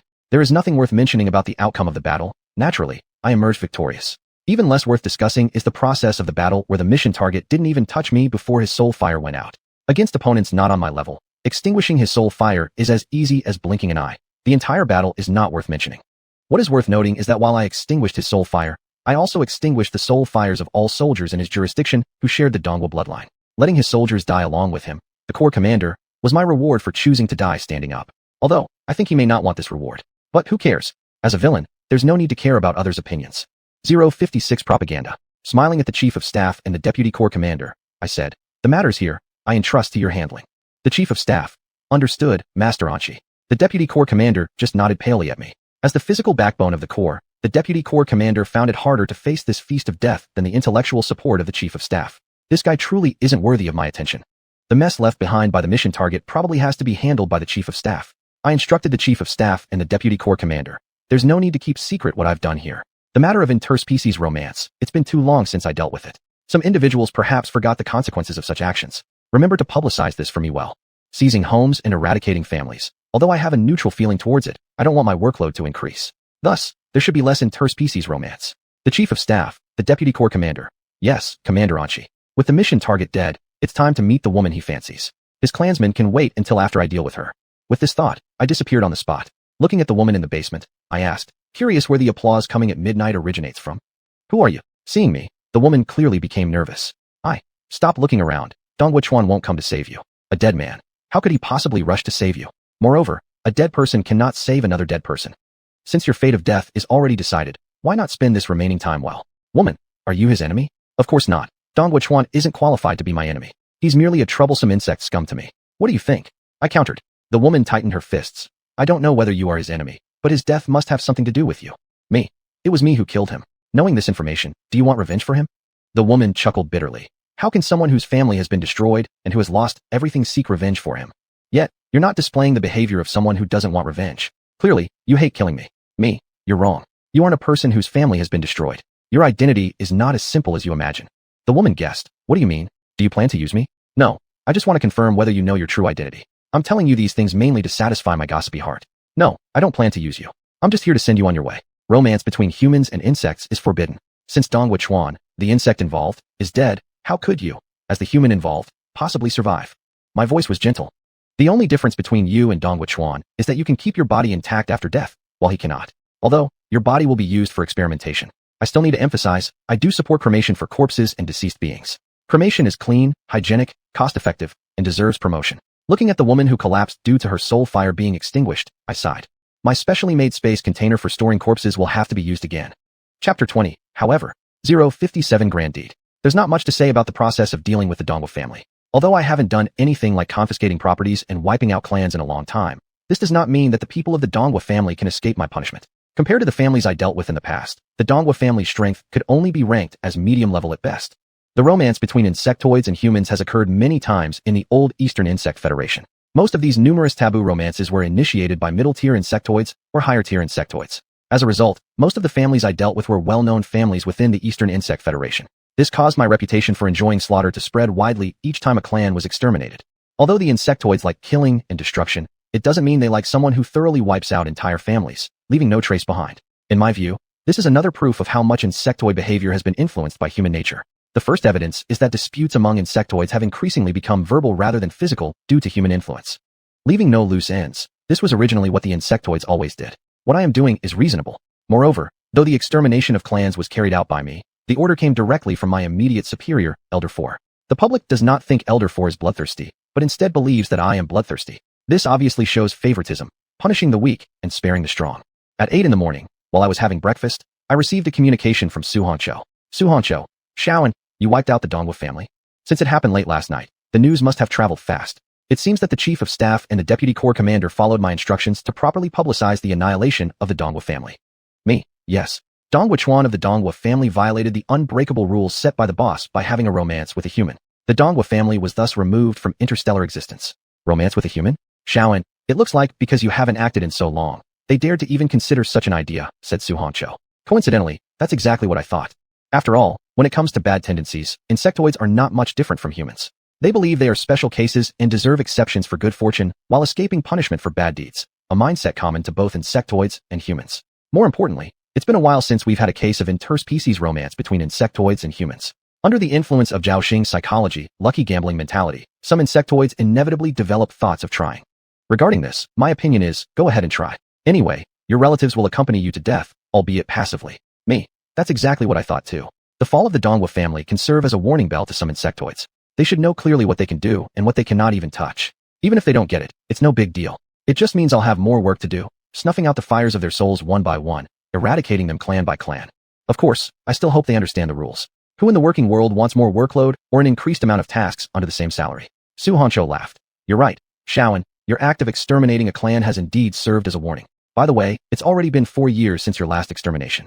I still remember the grand event of your clan extinction 4 years ago, Shaoan. Even though the lover in question was a member of the Miles family, which had a decent relationship with the third elder of the Federation, you still wiped out the Miles family. Me. If a member of the Miles family violated the boss's ironclad rule, then annihilating them was the absolutely correct thing to do. 058 enemies. Why do I often disguise myself when acting? Why do I frequently resort to deception? One reason is because of the requirements of my missions. The second reason is because I don't want my identity to hinder my mission completion. My reputation for bloodthirstiness has repeatedly held me back. And thirdly, I have quite a number of enemies. If I wandered around everywhere using my true identity or worked without any concealment, my enemies would surely attempt to eliminate me during the process. Because my enemies have the means to take down someone like me, a blade, under the fourth elder of the Eastern Insect Federation. I have lived 22 years as a killing machine, and it's completely logical that I've provoked such high-profile figures who want nothing more than to eliminate me as soon as possible. Why do I seem somewhat proud? Let me clarify first. I indeed take pride in the identities and status of my enemies and my ability to provoke them, but I am certainly not a masochist. The main reason I write these things in my diary is to say, 1. I'm pretty amazing. Amazing individuals attract amazing enemies. Which is more powerful and sophisticated, street hooligans or mafia bosses? There's no need for me to elaborate further. Which is more powerful and sophisticated, street hooligans or mafia bosses? There's no need for me to elaborate further. As a high-level worker, as the weapon, under the fourth elder of the Eastern Insect Federation, having members of the federal upper echelons, imperial upper echelons, and federal elders as my enemies is completely normal. This fully demonstrates how outstanding I am, and how excellent. I've digressed. Now, I should talk about the Miles family. Why does Su Hongqiu have such a vivid memory of the Miles family's extermination? This is because 4 years ago, the Miles family was not only on good terms with the third elder, but also almost became his direct subordinate force. They didn't become one mainly because I wiped out the Miles family.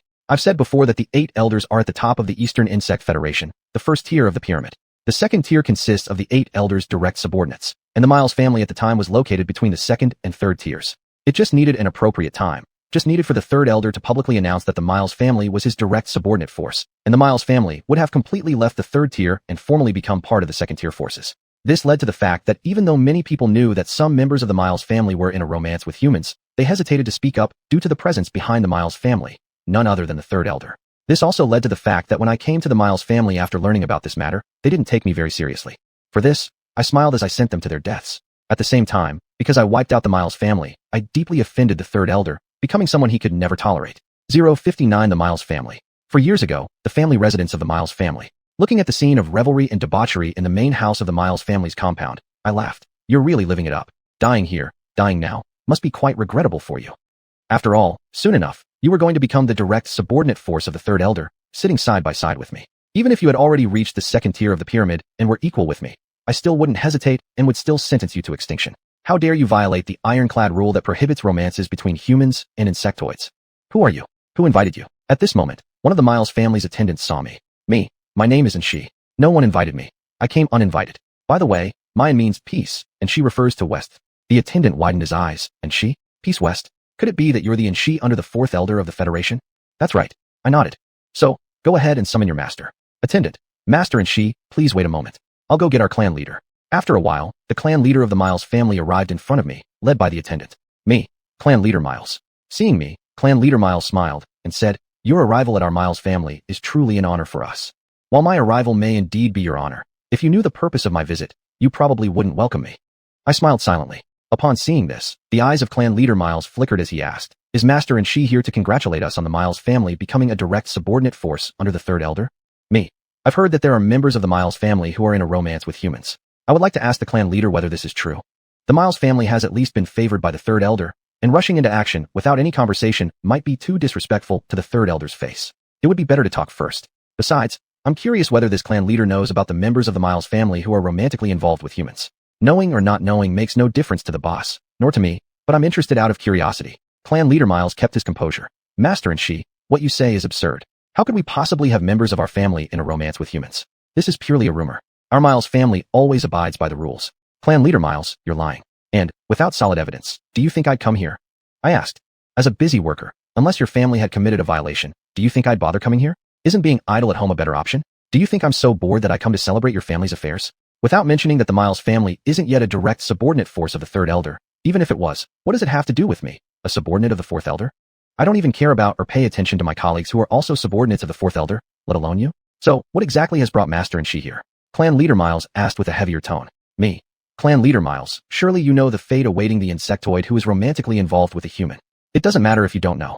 I can tell you. But you may not like the way I tell you.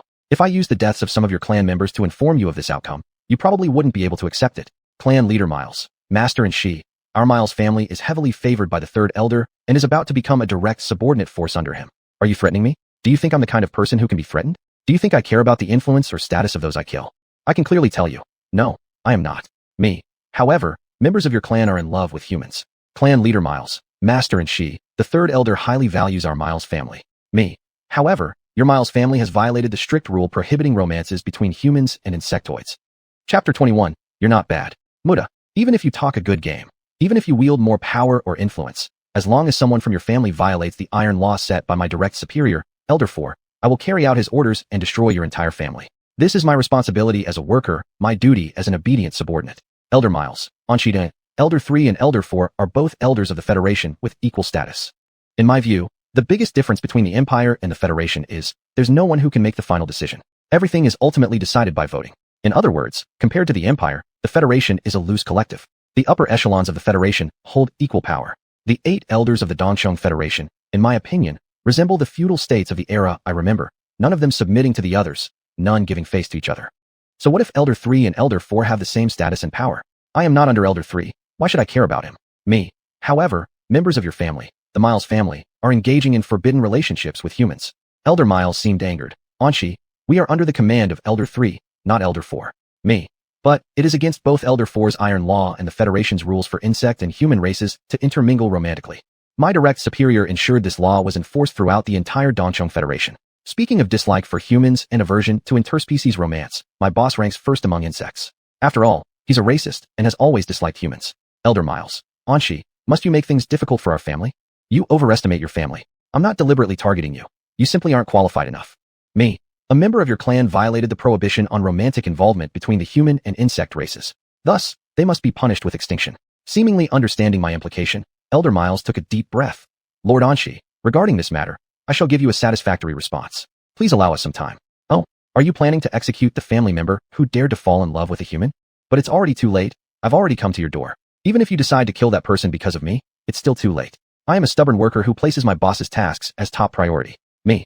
Sorry, I can't give you time. The fate of the Miles family was sealed the moment I arrived here. The Miles family will surely meet its end today. Anshi, your arrogance is unfounded. Let's see how you plan to exterminate the Miles family while I'm here. A deep voice rang out.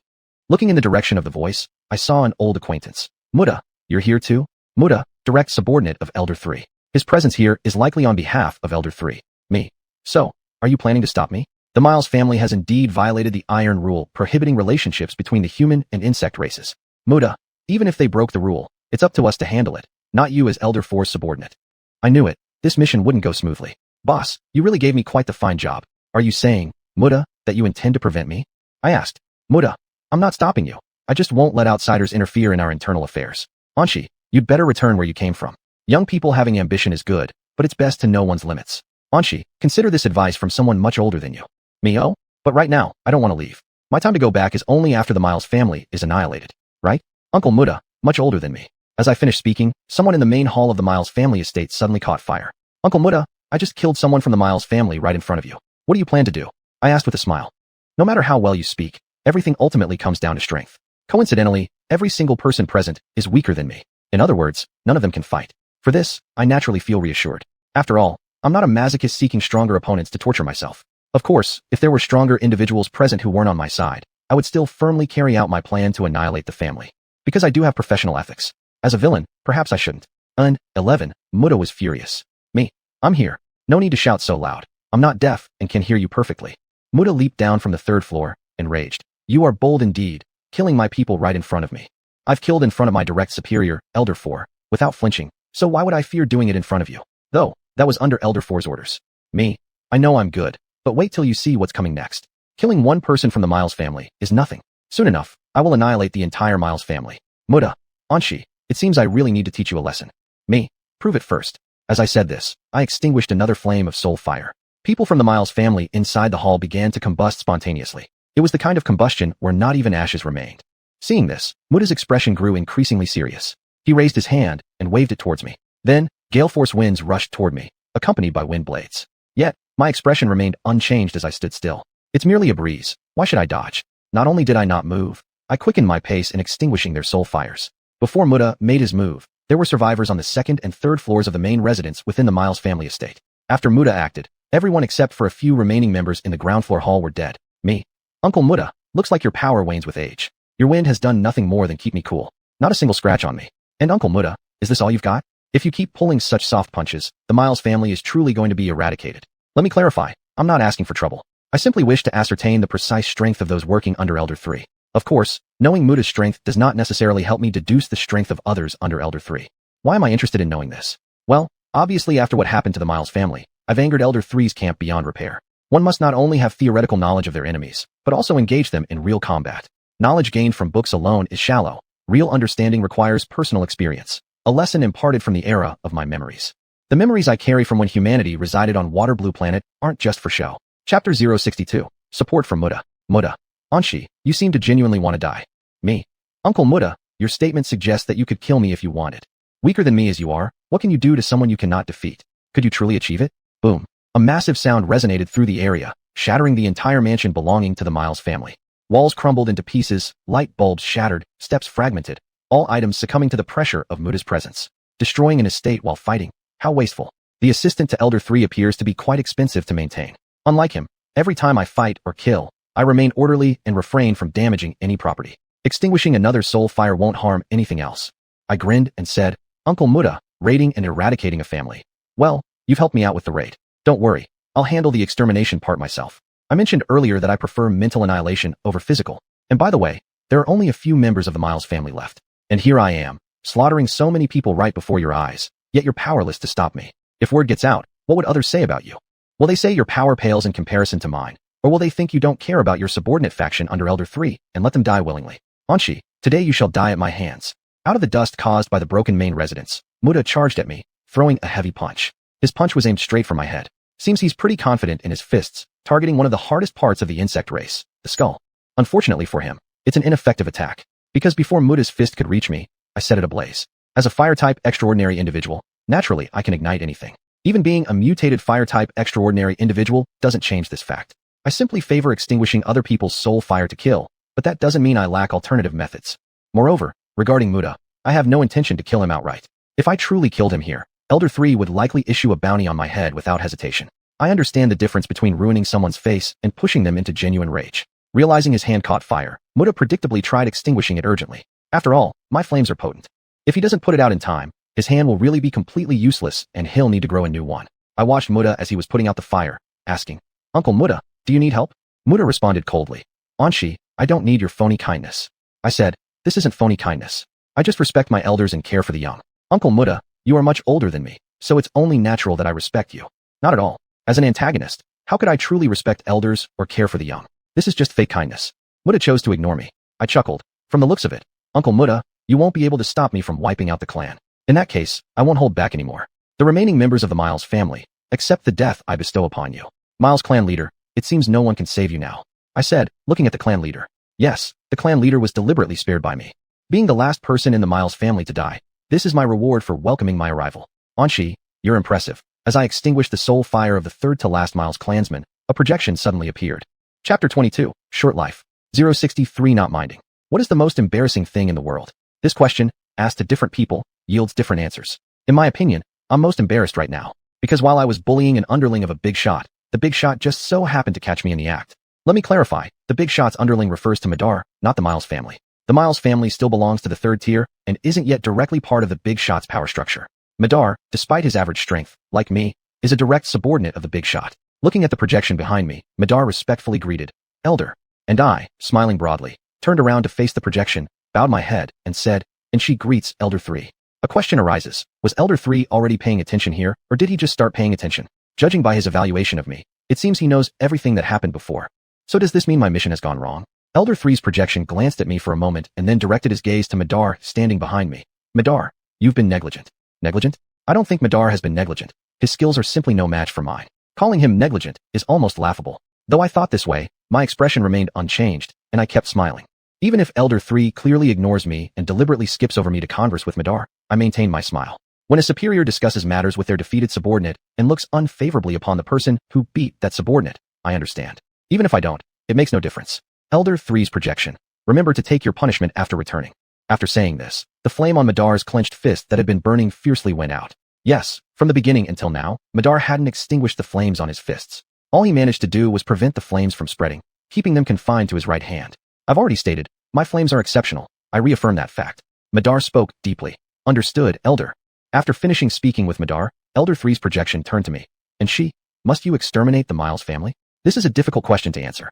Whatever my response might be, it would seem to offend an Elder-level figure. Between offending Elder 3 or my immediate superior, Elder 4, I decisively chose offending Elder 3. Why should I offend my boss just to please someone I've already offended? The status of my immediate superior means more to me than Elder 3. Thus, I smiled in reply. Elder 3, there are members of the Miles family who have fallen in love with humans. According to the ironclad rule prohibiting interspecies relationships between humans and bugs, they must be subjected to the punishment of extinction. Elder and she, must you kill the remaining 2 individuals of the Miles family? The projection of Elder 3 asked. Certainly, because this is the task given to me by my immediate superior. As an obedient and capable worker, completing the tasks assigned by my boss is fundamental. Smiling at him, I replied, report to Elder 3 yes. Is this response not decisive and firm, not showing how devoted I am to fulfilling my duties? So, Elder 3, don't expect me to abandon the plan of eradicating the Miles family. Even if you threaten me, I will not give up. This is the code of conduct as a working individual. Of course, if you want to threaten me, I don't mind calling Elder 4 and letting you have a talk with him. Superior to superior, subordinates against subordinates. This is reasonable. 064 pity. The projection of Elder 3 laughed. And she, you are really remarkable. I admire you. How about it? Would you consider changing masters and coming over to my side? Admiring me? That shows good taste. I also admire myself greatly. But I won't change bosses. So, you might as well let go of this unrealistic notion. Me. Thank you for Elder 3's appreciation, but Elder 4 has bestowed immense grace upon me, and I cannot join you. Elder 3's projection. Is that so? What a pity. I haven't detected any regretful emotions from you since the start. From your appearance until now, there hasn't been any positive sentiment shown towards me. I lowered my eyes and remained silent. At this time, it's better for me to not speak. Elder 3 is not Madar, someone I can provoke or intentionally irritate. Elder 3, much like my immediate superior Elder 4, is among the elders of the Eastern Insect Federation. Although, in my view, Elder 4 is stronger than Elder 3, but Elder 3 is undeniably stronger than me. In front of beings far stronger than me, I'd better watch my step. Elder 3, please save us. Enough members of the Miles family have died to compensate for our violation of the ironclad rule. The head of the Miles family and the remaining member knelt down together, imploring Elder 3's projection. Elder and she, what do you think? Asked the projection of Elder 3. As I extinguished the final soul flames of the last 2 members of the Miles family, I answered expressionlessly. The penalty for the offending bugs is the punishment of extermination, as per the Federal Insect Code that prohibits relationships between humans and insects. Although I should perhaps tread lightly, comparing this to completing my mission, the latter is far more important. Elder 3's projection was slightly surprised. And she, you dare to kill in front of me? Yes, I killed in front of you, Elder 3. It was wrong of me to show you such an ugly act. I said, if you hadn't appeared so suddenly, I would have already wiped out the entire Miles family by now. Elder 3, you can secretly watch if you want, but why must you interfere? Your interference won't change the inevitable fate of the Miles family's extinction. So why bother? Elder 3's projection began to comment. And she, your abilities rank high among Elder 4's subordinates, and your audacity matches your skills. Of course I'm bold. I knew that already. No need for you to point it out. I know I am skilled. I need no reminder from you. Me. Thank you for your praise, Elder 3. This isn't praise. Elder 3's projection's tone was evasive. I know, but I prefer to take it as a compliment. What are you going to do about it? I smiled silently. Elder 3's projection. And she, Elder 4 has trained you well, making you capable of doing anything he orders. That's right. If Elder 4 told me to assassinate you, Elder 3, I'd carry it out. That's just how obedient I am. Elder 4 having a subordinate like you is his fortune. Unfortunately, people like and she tend to have short lives and rarely live long. Elder 3's projection expressed some regret. 065 missing. Is Elder 3 cursing me to die young, or does he wish for it? Regardless of either purpose, I will not let him achieve it. Whether I live long or not doesn't depend on you, Elder 3. Me. Rest assured, Elder 3, I will certainly live long and make sure there's no regret on your part. Even if I can't, it won't stop me from annoying you now. You've annoyed me first. Fair is fair. Elder 3's projection gazed at me with an unclear meaning before shifting his gaze. Wudar, it's time for you to return, he said. Wudar showed respect. Yes, Elder. Before he finished speaking, Elder 3's projection vanished. And Wudar, passing by me, paused deliberately. And she, I hope you can live longer. Oh, Wudar, you also wish for me to have a short life and die soon. It's true. People reflect their employers, don't they? I looked at Wudar and laughed. Then I'll take your good words, Uncle Wudar. In fact, I didn't end up being one of those who lived a short life as Elder 3 and Wudar had hoped. At least 4 years later, I was still alive. With this thought in mind, I drank another bottle of nutritional agent. At midnight, I had wiped out a family after all, so eating more breakfast and replenishing more energy seemed reasonable. Unreasonable? Well, I say it's reasonable, and that settles it. At 3 in the afternoon, while reading a suspense novel, I received a shocking piece of news. Muden, one of Elder 3's direct subordinates, went missing. Muden, Wudar's sister. Upon hearing this news, I immediately became interested and ready to watch the show unfold. So, I contacted the intelligence officer assigned to serve me by my immediate superior, Elder 4. How did Muden go missing? Leaning back against the soft chair, I asked the intelligence officer. Intelligence officer, according to our intelligence, adult Muden infiltrated deep into the core zone of the Southern Human Empire for a mission, and afterward, she disappeared without a trace. The core zone of the Southern Human Empire refers fully to the core planetary belt formed around the Emperor's Star of the Southern Human Empire. Just from its name, it can be understood, it's the core area of the Southern Human Empire, where military, political, and economic functions converge. Pay attention, the core region of the Southern Human Empire includes the Emperor's Star of the Southern Human Empire. In other words, the most powerful figures in the Southern Human Empire are almost all located in the core region. The military force, or security forces, there is thus the strongest in the Southern Human Empire. Even the border regions of the Southern Human Empire cannot match the military strength of the core region. However, Muden's mission somehow relates to the core region of the Southern Human Empire. This truly took me by surprise. What exactly did Elder 3 intend to accomplish by sending Muden to the core region? Me? Is this all you have found out?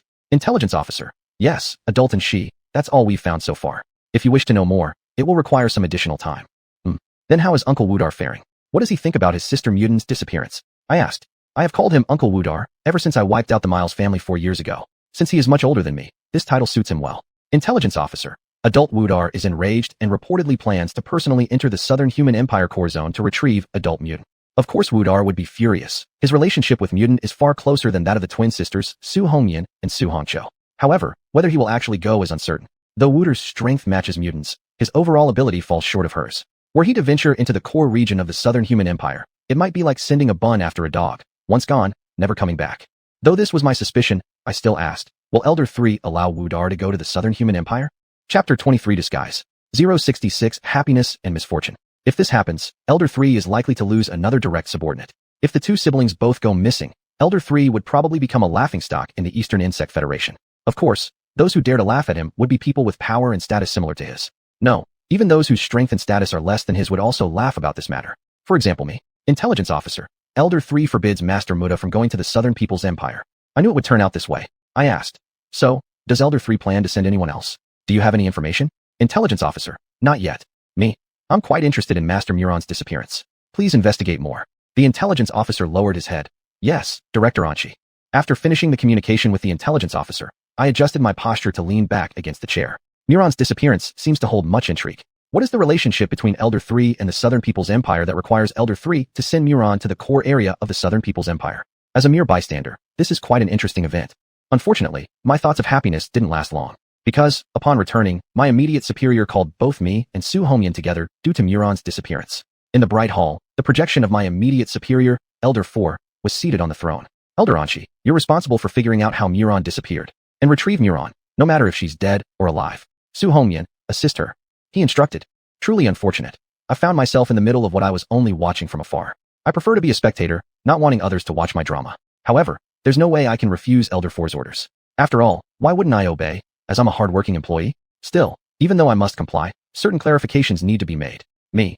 Boss, if we encounter Elder 3's people during the investigation and while retrieving Muron, how should I treat them? The projection of Elder 4 looked at me. Do your own thing, ignore them. Understood. Act as if Elder 3's subordinates don't exist, and conflicts won't matter. I like this approach. If he wanted me to cooperate with Elder 3's subordinates, I would object. I've never been too fond of teammates anyway. After all, I'm not afraid of godlike opponents, but pig-like teammates are a nightmare. Yes, boss, I smiled. Projection of Elder 4. You may leave now. Throughout, Su Hongyan seemed lost in thought. When leaving the hall, she absent-mindedly followed behind me. I seriously doubt that though she heard Elder 4's instructions, they actually sunk in fully. It's just like in my memory of that era. Hearing someone talk feels exactly like listening to nothing but words. After leaving the hall, I looked at Su Hongyan curiously. Sister Hongyan, what are you thinking about? I'm thinking about one of my experiments, replied Su Hongyan. Me? The experiment you're currently working on. Su Hongyan, about that. That answer wasn't very thoughtful, but I don't really care. Asking was merely to satisfy my curiosity. Su Hongyan then asked, Shaoan, regarding Muron's disappearance, how would you like me to assist you? Me. Su Hongyan, help me disguise myself. I happen to have an identity that suits me traveling to the Southern People's Empire. Other than financial gains when I destroyed the Donghua family, I had other harvests. The identity of the woman whom Donghua Chuan liked so much could be used by me now. 067 suitable. Half an hour later, inside Su Hongyan's pure red laboratory.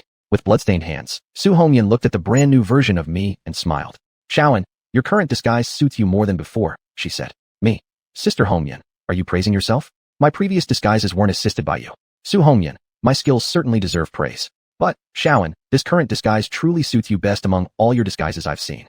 Does this frail disguise suit me? Suit me for what? Suit me killing, arson, destroying families in such a weak manner.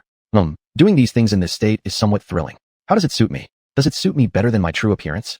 I asked her. Su Hongyan reflected for a moment and said, in terms of harmlessness, your current disguise is indeed more harmless. Because I look sickly now? Although I have a baby face, it's visibly healthy. Not like now where a single breeze could knock me down. Me. Because I am pretending to be someone with poor health, does that make me seem less threatening? Su Hongyan glanced at the corpse on the lab bench. Although frail, this person has a significant background. Shaoan, are you sure to infiltrate the core area of the Southern People's Empire in this state? The family of the person on the experiment table is not an easy one to deal with. That family isn't easy to deal with, but neither am I. When two difficult ones meet, it's reasonable. But using this identity will be beneficial for my actions, right? Though the identity I'm disguising as is just a by-blow daughter of that family, she is ultimately a member of that family. Not to mention, my current appearance resembles the mother of the family patriarch. Su Hongyan's smile grew even more pronounced. Your current identity does indeed facilitate your actions. Who would suspect a by-blow daughter of being an insect infiltration disguised as someone else? That's true. Who would suspect a by-blow daughter? Especially one with such a complex background.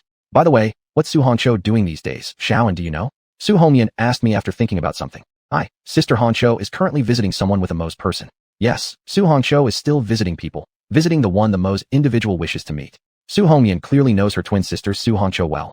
A Mo's individual? She wants to research the Mo's family? Choosing a family full of difficult upper-crust fanatics instead of an easier target. It's more challenging this way, isn't it? And besides, a Mo's person happened to approach. If that Mo's person hadn't come to greet us while Su Hongcho and I were watching that bloody wedding, Su Hongcho wouldn't have insisted on going to the Mo's family just for fun. Su Hongyan, is she studying the Mo's family through the Mo's person now around her, or what?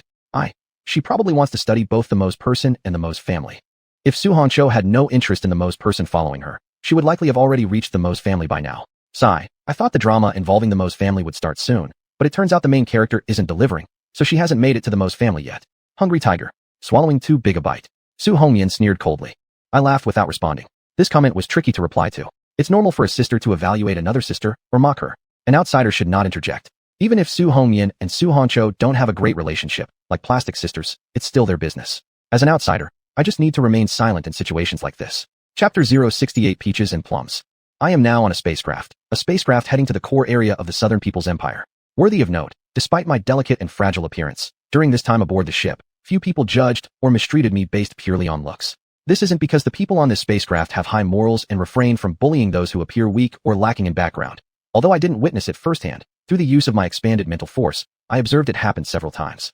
It's also not because my complicated background as the illegitimate daughter of a major family was exposed, making everyone aboard the spaceship wary of me. Rather, this is because someone has taken a liking to me, and this person is of relatively high status with significant influence. For this person, I have a fairly good impression, because he saves me some effort.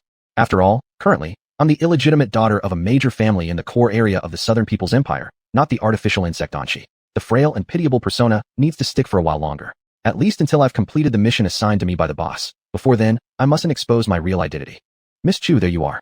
As I stood beside the spacecraft's viewing window, marveling at the scenery of the starry sky outside, the peaches and plums charm, Zhuang Lang, attracted by my disguise, the frail Chu Yi, came over. Mr. Zhuang. I turned my head slightly, addressing Zhuang Lang who had approached me. Zhuang Lang glanced at the view outside the window and asked me, Miss Chu, do you like the starry sky? With a shy smile, I replied, yes. The starry sky is deep and mysterious, and I really enjoy it. Zhuang Lang. I like the starry sky very much too. Miss Chu, we truly have a connection. Our tastes are quite similar. Do you actually like the starry sky? Haven't I noticed? You are certainly accustomed to the starry sky, maybe even tired of it.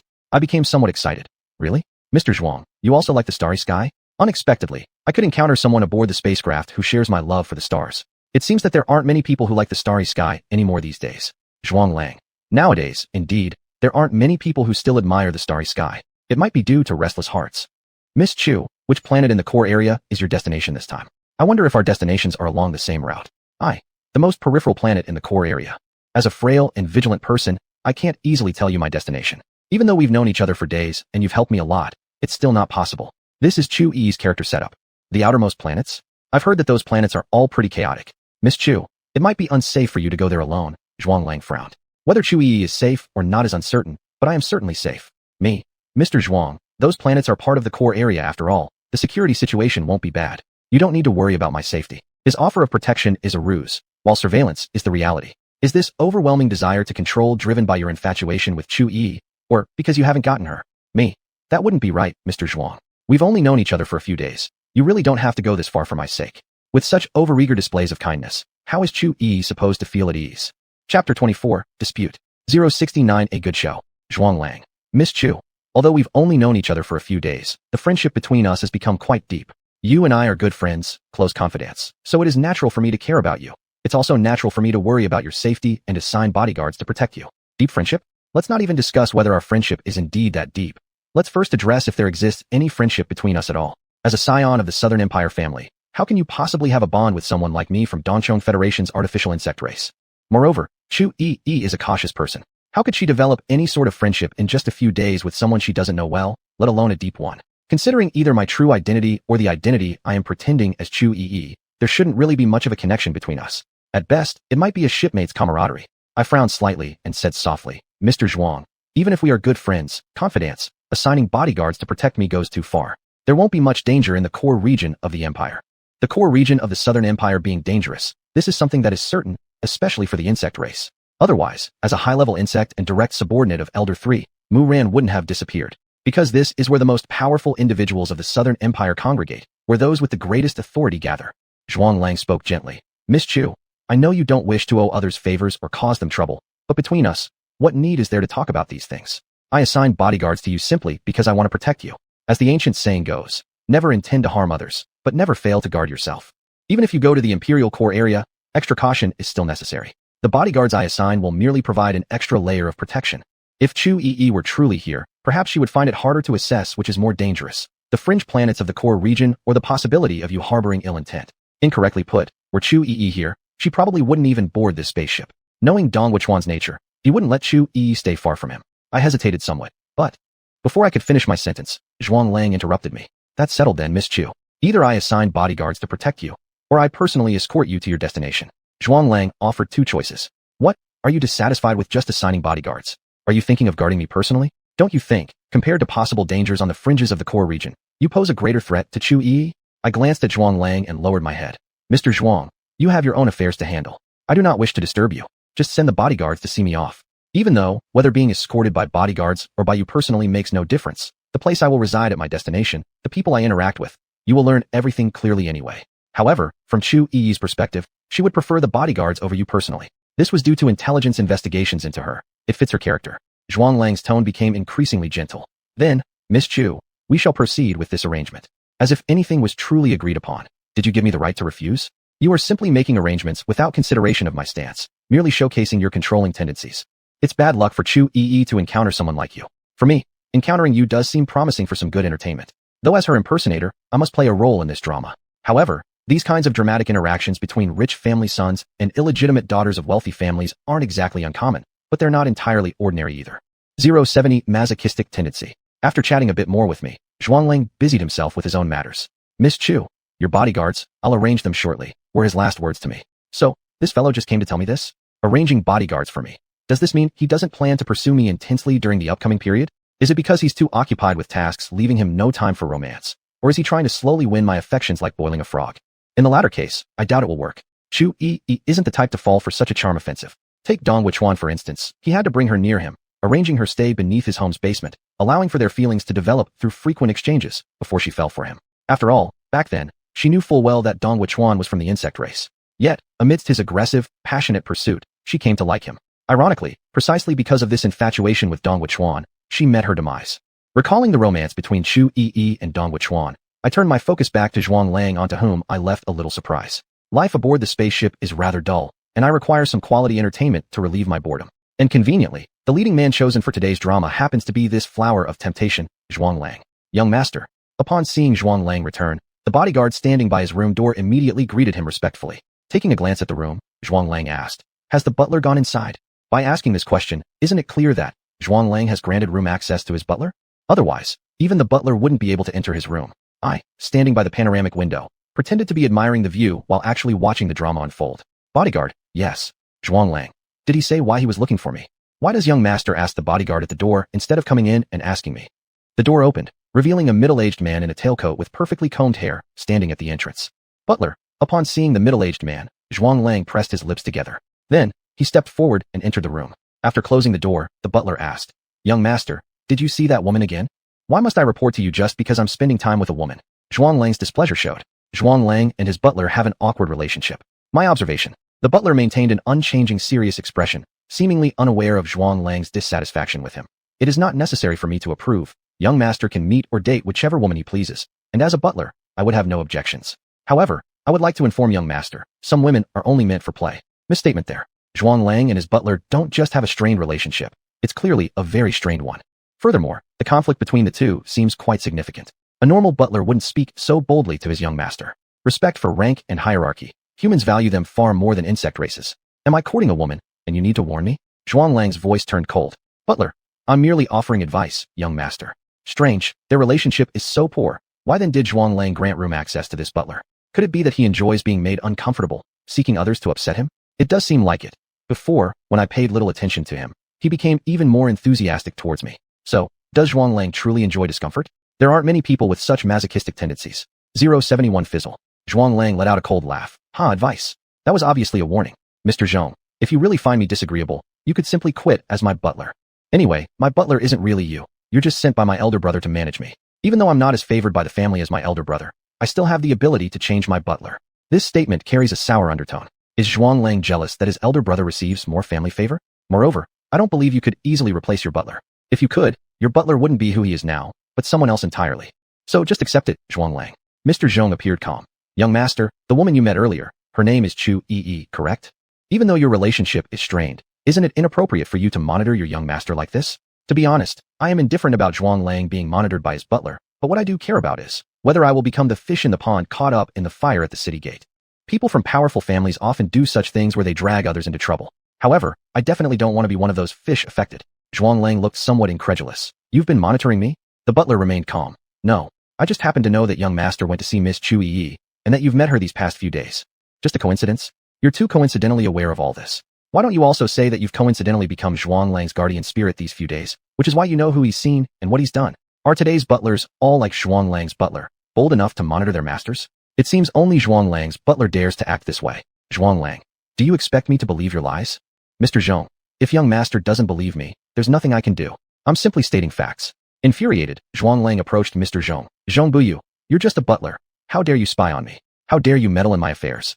He called the other person by their full name. Zhuang Lang must be quite agitated. However, I don't think that the dispute between Zhuang Lang and his butler will end with Zhuang Lang victorious. After all, Zhuang Lang is already angry, yet his butler remains emotionally stable, showing no fluctuations. Young master, I haven't spied on you. Furthermore, managing you is something instructed to me by master eldest brother. Mr. Zhong said. An even angrier Zhuang Lang retorted. What qualifies my elder brother to order you to manage me? He isn't even the current head of the Zhuang household. Mr. Zhong remained silent, maintaining a calm expression as he looked at Zhuang Lang. Silence speaks louder than words. This look, this demeanor, its effect on Zhuang Lang surpasses any verbal provocation. This butler of Zhuang Lang's seems to be far more capable than Zhuang Lang himself. Upon seeing Mr. Zhong's expression, Zhuang Lang took a deep breath and calmed himself. You came all this way just to tell me these things? Mr. Zhong, the head of the family has returned to the estate. This is the second thing I wanted to inform young master about. Shouldn't this have been said first? Did the butler really consider his advice to Zhuang Lang more important than this news? Frowning, Zhuang Lang asked. Why didn't you tell me that father has returned before anything else? It's my habit to leave the most important matters for last, replied the butler. Zhuang Lang, I don't like your habit. Change it. Understood, young master, Mr. Zhong nodded. And that was it. This clash between master and servant was anticlimactic, starting with intrigue, but ending rather blandly. Yes, as an antagonist, I relish chaos and disorder. Chapter 25, Self-Awareness. Invitation. After watching the amusing interaction between Zhuang Lang and his butler, I still didn't intend to leave this observation window. Although I had seen the view outside the observation window many times, it was still far more pleasant than the furnishings in the room. So, compared to staying in the room, I preferred to spend my time here. Moreover, Chu Yi liked starry skies, and as her impersonator, how could I not invest more time in this? As a seasoned worker, I've done exceptionally well in the art of disguise. Time flowed by, and gradually, There were more and more people at the observation window. However, considering the relationship between Zhuang Lang and me, none of them came close to my side.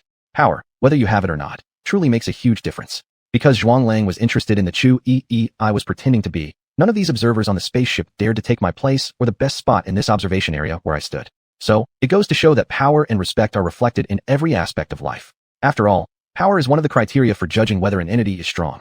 I glanced at the people beside the observation window and then left. Chu Yi is someone who dislikes crowds and prefers quiet. As I walked through the corridor of the spaceship, almost reaching my destination, my room, a person called out to me. Miss Chu, may I disturb you for a moment? I turned around, looked at the person, and asked, is there something you need? This was interesting. A spaceship staff member actually approached me. Miss Chu, what do you plan to eat for lunch? The spaceship employee, dressed in a blue work uniform with a gentle smile on their face, asked me. Me, why are you asking this? I've been on the ship for a few days now, but this was the first time a staff member from the ship ever asked me this question. Why now? Could it be due to Zhuang Lang? Probably not. Zhuang Lang's presence has been known for a few days already, so if he had arranged for someone to ask, it shouldn't have started just today. Spaceship employee, it's like this, Miss Chu, someone would like to invite you for a meal, and I am entrusted to extend the invitation. An invitation to dine? Could this be another admirer? On this spaceship, Zhuang Lang holds the highest position and has the greatest background. It seemed unlikely that anyone would dare flirt with him behind his back. Although, I'm not yet part of his territory right now. Actually, no matter how you look at it, I can never become his property. A taboo exists prohibiting interbreeding between humans and aliens. I certainly don't want to break this ironclad rule. Me? Sorry, no matter who wants to invite me to eat, I won't accept. The naturally cautious Chu Yi wouldn't accept dinner invitations. Spaceship employee. Miss Chu, the person who invited you really looks forward to meeting and dining with you. The word really was stressed by the spaceship employee. My brows furrowed slightly. Are you speaking for that person, or are you trying to pressure me? Spaceship employee. Miss Chu, you're our guest. How could I possibly threaten you? I'm merely relaying the message from the person who booked the entire restaurant number 1. Restaurant number 1, the best restaurant on the spaceship, accessible only to those with great power or background. I asked the spaceship employee, are you insisting I must go to this meal? By revealing that the entire restaurant number 1 had been booked, wasn't this saying that as someone with seemingly no connections, I had no choice but to agree? Spaceship employee replied gently, Miss Chu, that person truly wishes to dine with you. I exhaled slowly. It seems that I can't refuse this meal. The spaceship employee smiled but remained silent, making a polite gesture inviting me to proceed. I paused for a moment before stepping forward and continuing ahead. Right now, I was playing the role of a lonely girl forced to submit due to external pressure flawlessly, at least in my own eyes. Praise. Good day, Miss Chu, said the sole person in restaurant number 1 when they saw me. So, the inviter was Zhuang Lang's butler? What did he want to achieve by inviting me? Was he trying to probe me, the one Zhuang Lang was courting? Looking at Mr. Zhong, I felt a bit puzzled. Hello, who might you be? I recognized this person, but Chu Yi certainly did not. Mr. Zhong smiled and said, I'm just a regular person who wanted to meet Miss Chu. An ordinary person can neither enter nor book restaurant number 1. This, I know, and Chu Yi knows too. Me? Then how should I address you, Mr. Regular Person? Mr. Zhong. I'm surnamed Zhong. Then he pointed to the opposite seat. Miss Chu, please take your seat. Me? All right, Mr. Zhong. Even though both come from powerful families, why does the aura of this Zhong butler seem stronger than Master Zhuang Lang? No wonder Zhuang Lang is no match for this butler. I glanced at the food on the table and came straight to the point. Mr. Zhong, your invitation for me to come here was not solely for a meal, was it? Mr. Zhong's steward said, Miss Chu, you're very clever. I invited you here mainly to meet you in person. To meet me? I wondered aloud, though my thoughts trailed toward his young master Zhuang Lang. Why do you want to meet me when I don't even know who you are? I asked. The steward deflected this question by pointing at a dish shaped like a lotus flower on the table. This is the most popular dish among young women like you from the core area of the empire. It's called the Lotus Feast. You should give it a try. I'd rather not. I dislike eating outside, I replied. Disliking eating out indeed matched Chu Yi's habits. Personally, I had no interest in natural foods that only satisfied sight and taste but not smell. What I truly desired were naturally fragrant delicacies that pleased all senses, taste, aroma, and appearance. That's quite regrettable. Mr. Zhong picked up a cover placed beside the Lotus Feast and covered it with some regret. Regret over what? That the dish wasn't tasted by me or something else entirely. I lowered my eyelids. There's nothing to regret. Mr. Zhong, your purpose of seeing me has been achieved. May I take my leave now? Miss Chu, we've only met for just a few minutes, and you're already eager to leave? The steward raised an eyebrow. I'm not rushing to leave. I simply believe your goal in seeing me has been accomplished, so I can go now. I responded calmly, maintaining steady eye contact with him. I don't know why you wanted to see me, but one thing I do know is that you don't like me. Seeing someone you don't like isn't a pleasant experience. To make your experience better, I should leave earlier. It's good for both of us this way. Chu Yi may appear delicate, but she's no pushover. In fact, she could be quite assertive sometimes. After staring at me for several seconds, the steward chuckled. Miss Chu, I seem to understand why my young master took a fancy to you. You're more interesting than I imagined. Far more fascinating than those ladies my young master used to pursue. Was this praise? Should I thank him for it? Never mind. Thanks from me might overwhelm you. Is the young master you speak of referring to Mr. Zhuang? And what is your relationship with him? Are you one of his subordinates? I questioned. The steward slightly nodded. Yes, I'm his steward. I see. Not only that, but I also know your relationship with him is not good, deteriorating, if anything. I continued. Do you invite me and wish to meet me because of Mr. Zhuang? I asked. Yes. The person my young master admires must pass my discerning eye, the steward replied. Then have you finished scrutinizing me yet? I pressed. Not yet. I've only spent a few minutes with Miss Chu. It's far too short a time for me to complete this inspection, he answered. Gazing at the dishes on the table, I posed another question to Mr. Zhuang. Did Mr. Zhuang know about your meeting with me? Or is this meeting actually per his instructions? I was certain Zhuang Lang knows nothing about this. If he did, this invitation wouldn't have happened. The steward didn't answer my query but instead asked, Miss Chu, how do you perceive my young master? He is a man of immense power, but his judgment isn't always sharp. Why fixate on anyone when it has to be specifically on Chu Yi? On Chu Yi disguised as a member of the insect race. Chu Yi undoubtedly exudes charm, I recognize that. Otherwise, Dong Wuchuan wouldn't have fallen for her, and wouldn't have pursued vengeance against the pirate gang that wronged her. But that's not the reason Zhuang Lang is attracted to her. Without considering that she's impersonated by me, an artificial insectoid, even her true identity doesn't align with who Zhuang Lang should be courting. As an illegitimate child, whether in the age stored in my memories or this star-crossed era, such people aren't widely welcomed. Of course, if an illegitimate child were powerful, things would change. Power commands respect across all eras. Mr. Zhuang is a person with immense energy, I remarked. Huge energy? Do you refer to how Mr. Zhuang protected you on this chaotic spaceship filled with mixed fish and dragons? The steward inquired. It goes beyond that. His words and actions clearly demonstrate this trait. And between Mr. Zhuang and myself, we certainly don't belong to the same world, I declared. I am from the insect race, he belongs to humanity. Thus, we are not of the same world. Chu Yi is deceased, he remains alive, so they naturally aren't from the same realm either. Mr. Zhong chuckled. Miss Chu, you show great self-awareness. I've always had clear self-awareness, I affirmed. Indeed, I possess profound self-awareness, whereas Chu Yi didn't. Because she fell in love with Dong Wuchuan, embarking on a romance with him. Her lack of proper understanding of the relations between humans and insects, and her mistaken perception of the Eastern Insect Federation's stance regarding human-insect relationships ultimately led to her demise at my hands. Mr. Zhong's steward said, I appreciate women who have a clear understanding of themselves, Miss Chu. The young master's interest in you appears to be a fairly correct choice. Fairly correct? Is it because Chu Yi and Zhuang Lang will never end up together under any circumstances? Your opinion on this isn't wrong. I asked, Mr. Zhong, do you know that Mr. Zhuang will send bodyguards to take me to my destination? I do, the steward replied calmly. It seems you've really been monitoring Zhuang Lang closely. Even this detail didn't escape your notice. Although, I never believed for a moment that you weren't watching him. I continued, Mr. Zhong, I hope you can dissuade Mr. Zhuang. As an ordinary person, I don't warrant such elaborate schemes, so there's no need for him to specially assign people to protect me. Zhuang Lang's actions will only interfere with my plans. His bodyguards won't just simply escort me to my destination. They'll likely restrict my range of activities. To get those people to notice me, disguised as Chu Yi, is going to require some effort now. Chapter 26, Smile. 075 taken for granted. Housekeeper Zhong. Miss Chu, in your opinion, my power as a housekeeper is great enough to dissuade my young master? Of course your power is great. Otherwise, Zhuang Lang would not have been completely overpowered when he confronted you earlier. Moreover, you have someone influential backing you up. You rely on brother Zhuang Lang, don't you? My eyelids slightly lowered. Mr. Zhong, in my view, your influence is indeed considerable. Whether inviting me for this meal was entirely your own idea or Mr. Zhuang's intention, the matter of persuading Mr. Zhuang is something you are capable of doing. You aren't willing for Miss Chu Yi and Zhuang Lang to have too much contact, right? If so, why not give me a hand? Certainly, perhaps you can help me even more. I looked at housekeeper Zhong and revealed a smile that I had practiced for some time. Mr. Zhong, regardless of whether you choose to dissuade Mr. Zhuang or whether your dissuasion succeeds, I still thank you for inviting me to this meal. This smile is one I specifically practiced. It closely resembles the smile of the matriarch of Chu Yi's family. Looking alike and sharing the same smile, my impersonation of Chu Yi's journey of finding her roots should proceed smoothly. Saying that, I stood up. Mr. Zhong, I've met the people I needed to meet, said what needed to be said, now I'll leave first. Enjoy the rest of your meal.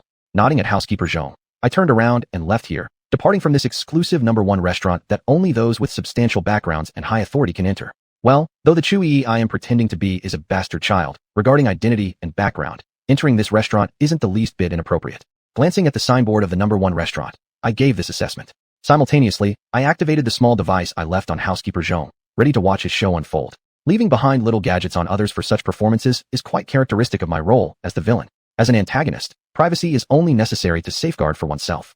After I left, inside the #1 restaurant, housekeeper Zhong sat deep in thought by the dining table. What is he pondering? Is it Chu Yi's relationship with Zhuang Lang? Or is it about Chu Yi's identity? If it's the latter, then my smile wasn't in vain. After all, there has been no shortage of exchanges between Zhuang Lang's family and Chu Yi's family.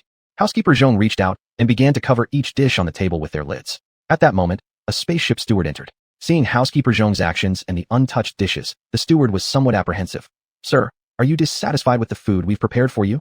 Housekeeper Zhong. No, it's just that I lost my appetite. And Miss Chu merely didn't want to dine with me.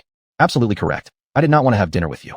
Chu Yi doesn't like dining out, and since I chose to impersonate her, I need to act accordingly. And weren't you also not interested in dining together with me? Otherwise, you wouldn't have prepared these natural foods popular among core belt women in the Southern People Empire. The natural foods recently favored by women in the core regions of the Southern People Empire were definitely something I saw during my research on their materials. Housekeeper Zhong ordered, please tidy these things away properly. Whatever is due to you, I will still give you. Yes, sir. The spaceship steward respectfully responded. That's right, power is a good thing. The staff on this spaceship treated this butler far better than they treated me. As someone who appears to lack both background and power, I find this differential treatment quite taken for granted. Believing in the supremacy of the strong, as a bug species does, I naturally take it for granted that the strong hold privileges. Moreover, compared to humans who may falsely display respect for the weak, the insect species is much more direct. In the perspective of the insect species, respect for the weak is unnecessary, attention to the weak is unneeded. Yes, the insect species is precisely this ironclad and cold-blooded. 076 You are right. After leaving the #1 restaurant, housekeeper Zhong looked at the approaching black-suited bodyguard and thought for a while before saying, help me investigate someone. Hearing this, I became intrigued. Even my pace while walking became lighter with excitement. Is it about investigating Chu Yi? The black-suited bodyguard bowed his head. Please tell me the name. Housekeeper Zhong, Chu Yi. Indeed, it's Chu Yi. Nice. My smile must have worked. Pausing for a moment, housekeeper Zhong looked at the black-suited bodyguard. I know you have investigated her previously, but this time, you must conduct a more thorough investigation. The places she has been to, the people she has met, the deeds she has done, I want you to investigate everything thoroughly. Every aspect about Chu Yi, every word and action of hers. I hope you can thoroughly investigate. Can you do this? He asked. The housekeeper, please rest assured, your instructions, we will certainly follow through, said the black-suited bodyguard. By the way, for now, don't let young master know about this matter, housekeeper Zhong added. Why? Because you and Zhuang Lang don't get along? Or has your relationship with Zhuang Lang deteriorated to the point where you need to hide everything from him? I was somewhat curious. Housekeeper Zhong, young master has investigated Chu Yi before, and now I've asked you to investigate her again. If he finds out, he might get angry, and I would find it hard to explain to him. So, you know what to do, right? We understand. The black-suited bodyguard replied after a brief silence. Housekeeper Zhong smiled and patted the black-suited bodyguard on the shoulder. That's good. Everything I do is for the best interest of young master. Whether or not everything you're doing is truly for Zhuang Lang's benefit, I can't be sure at the moment. After all, you were sent over by Zhuang Lang's elder brother, and their relationship is average at best. But one thing I can confirm, Zhuang Lang wouldn't approve of your secretive actions. Black-suited bodyguard. You are absolutely right, Mr. Zhong. Housekeeper Zhong smiled, but said nothing. Shifting my attention away from housekeeper Zhong's drama, I pushed open the door and entered the room. Now, it all depends on whether the security personnel of the Zhuang family in the Southern People Empire can uncover any irregularities in Chu Yi's background information. After all, not every intelligence officer is as efficient as the ones assigned to me by Senior 4, and they managed to dig up hidden facts about Chu Yi so quickly within just a few hours. Not to mention, there aren't many who could have done that in such a short time. Southern People Empire Zhuang family, please don't disappoint me. Even if I am disappointed, it won't make much difference, just that my estimation of your family will drop slightly. 077 Intelligence. Entering the room, I sat down in the chair, mimicking Chu Yi's posture, and then opened the personal terminal on my wrist. Ostensibly, I was reading books Chu Yi liked. In reality, I was reviewing various data from the core areas of the Southern People Empire. A force's core territory is not easily penetrable. As someone from a faction adversarial to this force, gathering more intelligence never hurts. Especially since I am an insect species member.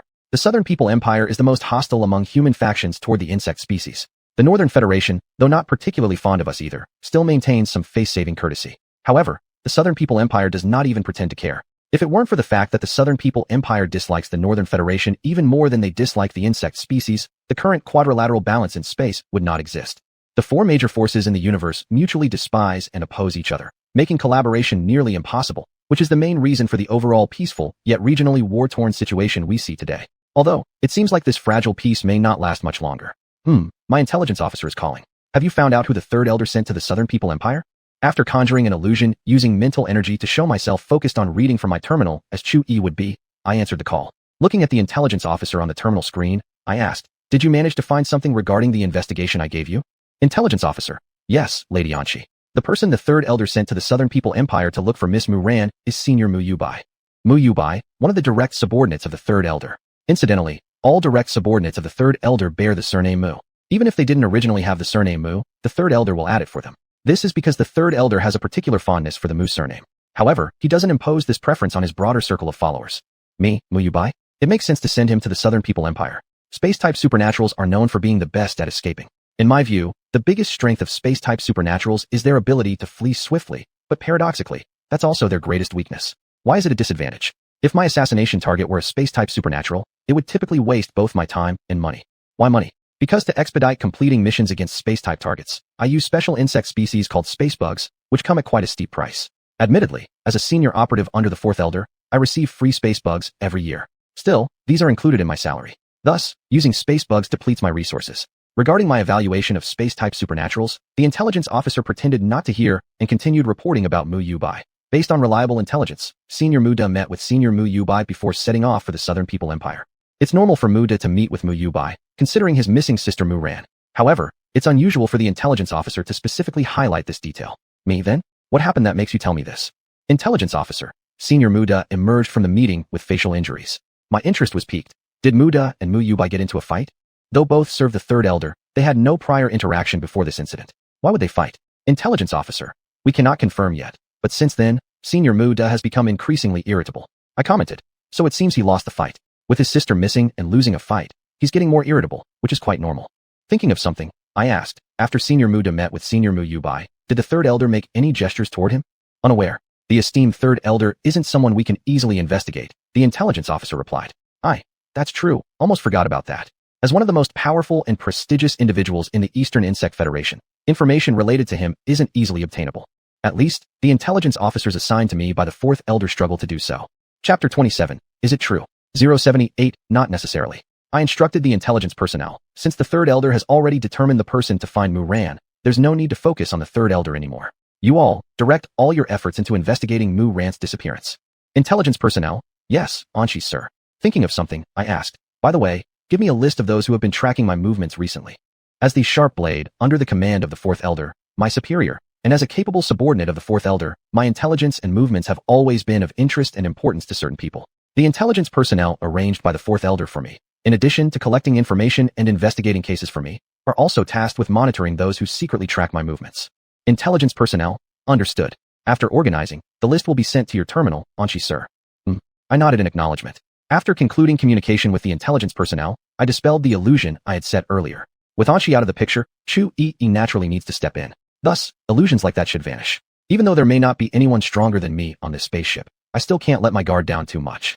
Because, in the core region of the Nanran Empire, there exist people stronger than me. Because, out of vigilance against high-level insectoids with extremely strong mimetic abilities, the Nanran Empire has set up instruments at various critical locations capable of distinguishing these high-level insectoids. Moreover, due to being the core area of the Empire and the location of the Imperial Star, the identification instruments in the core region of the Nanran Empire are the best. For these two reasons, even though I'm not an ordinary high-level insectoid, and my mimetic ability far exceeds normal high-level insectoids, I cannot act too arrogantly or recklessly use my extraordinary abilities. After all, in terms of strength, I am only a member of the second tier. After all, above me, there exist members of the first tier. At least, the Emperor of the Nanran Empire is one of the few members of the first tier. Of course, if his power wasn't in the first tier, he wouldn't have become the Emperor. If he wasn't the strongest in the Nanran Empire might not have become an empire, might not have followed the imperial system. Because, the main difference between an empire and a federation lies in whether there exists within their forces a being capable of suppressing everything. If it exists, it generally forms an empire, with this being as the emperor, following the imperial system. If it doesn't exist, it generally forms a federation, following the federal system. Therefore, strength is crucial, the most important thing. Therefore, the societal rule of respect for the powerful continues to exist, never disappearing, never perishing. Only sometimes, the rule of respect for the powerful becomes an unspoken rule that the majority is unwilling to acknowledge. 079 will not. At 2:20 p.m., engrossed in reading books Chu-Yi likes, but actually checking the data of the core region of the Nanran Empire, I was drawn by a knock on the door. Miss Chu. It's me, Zhuang Lang, said Zhuang Lang standing in front of the room. Not only do I know it's you, but I also know with dispersed spiritual force that you've brought 3 bodyguards. However, Chu-Yi wouldn't know that. I opened one of the 2 doors possessed by the spaceship room, looking at Zhuang Lang through the other door. Mr. Zhuang, what do you want with me? The rooms on this spaceship are divided into 4 levels. Except for the 4th level, all other rooms have 2 doors. Thus, money relates not only to living standards, but also to safety quality. Zhuang Lang pointed at the bodyguards behind him and said, Miss Chu, I'm here to send you bodyguards. These 3 bodyguards were specifically chosen to protect you. I glanced at the 3 black-clothed bodyguards behind Zhuang Lang, frowning slightly. Mr. Zhuang, my destination is the core region of the empire, where there won't be any danger. Sending me 3 bodyguards seems excessive. Moreover, These 3 bodyguards are responsible for protecting Mr. Zhuang. Dispatching them to me concerns me about your safety. These bodyguards frequently follow you and belong to the best batch of your bodyguards. Why are you sending them to me? Is it because of beauty-induced infatuation or something else? Zhuang laughed. Miss Chu, you don't have to worry about me. I have other bodyguards. Allowing these 3 bodyguards to escort you fulfills my personal desires. Because I really don't want anything bad to happen to you. Truly don't want Miss Chu to be harmed in any way. Toward the end, he sounded extremely sincere. So sincere it moved one to tears, even stirring the heart. But Chu Yi will not be among those touched or emotionally moved. Because she has always been cautious, not believing in free lunches or unexpected gains from heaven. And naturally, I disguised as Chu Yi won't be among those touched or emotionally moved either. 080 purpose. I sighed. Mr. Zhuang, you really don't have to go so far for me. Miss Chu, you don't need to feel guilty about this. After all, we are good friends, close companions. Moreover, protecting ladies like you, Miss Chu, is what us gentlemen should do, Zhuang said after hearing my sigh, and consoled me by pressing his lips slightly. However, I don't believe that the 3 black-clothed bodyguards you sent are only here to protect me. Zhuang. Miss Chu, these 3 bodyguards will escort you to your destination after you disembark from the spaceship. Do you want to get acquainted with them? Or, would you like them to protect you even before disembarking? The spaceship is full of mixed people. It's always better to have bodyguards around. I shook my head. I trust the bodyguards you arranged for me, Mr. Zhuang. There's no need to interact further. And besides, I intend to stay in my room. There won't be any danger. Mr. Zhuang, let your 3 bodyguards protect me only after we disembark. Why must you assign bodyguards to guard me on the spaceship too, Zhuang? What do you plan to do? Staying in the room all the time? Miss Chu, aren't you planning to admire the starry sky? Zhuang asked, a little puzzled. The stars are beautiful, but not something one needs to see at every moment. Over the past few days, I've already admired the deep and mysterious starry skies enough. During the remaining time, I intend to read books inside my room. As I said this, I felt a little embarrassed. The truth is, I know very little about the core area of the Empire. Almost forgot that this guy Zhuang could be useful regarding data related to the core area. So, I'll subtly express my needs. Zhuang. Miss Chu, are you going to look up data on the core area next? I nodded, yes. Since I may have to stay in the core area for a while, it's better to learn more about the region. Miss Chu, may I ask rudely, what did you come to the core area for? His face showing some curiosity, Zhuang asked. Well, I am here to complete the task given to me by the 4th elder. But Chu Yi isn't here to do that. After being silent for a moment, I softly said, I am here to seek refuge with my relatives. Other than the relatives in the core area, I don't have any other family. It's not a lie. Chu Yi's purpose for coming to the core area is indeed this. Although, Chu Yi is a disguise I'm using. 081 apology gift. Miss Chu, your other relatives. Zhuang hesitated, daring not to say what he intended. I lowered my eyelids, looking sad. All my other relatives are gone. They were victims of space pirates. Sorry, Miss Chu. I brought up your painful memories. Zhuang apologized sincerely. Me. There's nothing much to talk about. I have almost gotten over it. Since you feel sorry, how about giving an apology gift then? Bodyguards, or anything similar aren't necessary. I'm rather interested in the materials concerning the core area, actually. After gazing at me with burning eyes for a while, Zhuang opened his terminal and lightly tapped the screen several times. Subsequently, the terminal worn by Chu Yi that I carried vibrated a few times. Looking at the series of messages sent by Zhuang on the terminal screen, I raised my head and looked at him with a questioning expression. This is Zhuang. Data about the core area of the Empire. The ones online aren't complete. What I just sent you was a rough outline of the core area. Even if rough, it is more detailed than the information available online. Upon hearing this, I revealed a faint smile, the same kind of smile I showed when in front of Mr. Zhong. Only, this smile is more genuine and sincere than the one shown to Mr. Zhong. Thank you, Mr. Zhuang. Ever since I boarded the spaceship, you've helped me a lot. Helping a lady is what a gentleman like me should do, Zhuang said after being stunned for a bit. But this isn't the education your family gave you, is it? According to the Zhuang family, there's no distinction between men and women. Only in terms of utility value does such a differentiation exist. So, why exactly are you being so diligent toward me? Is it love or something else? Your feelings toward Chu Yi are nowhere near as deep as Dong Wuchuan's. Me. No matter what, I still thank you, Mr. Zhuang. If Miss Chu really wants to thank me, once we arrive at the core area, you can treat me to a meal. Zhuang laughed and said, Me, I will. After receiving my affirmative reply, the corners of Zhuang's mouth curved into an even richer smile. Then I won't bother Miss Chu anymore. I will be very busy next, and might only be able to meet you when you disembark from the spaceship. Me.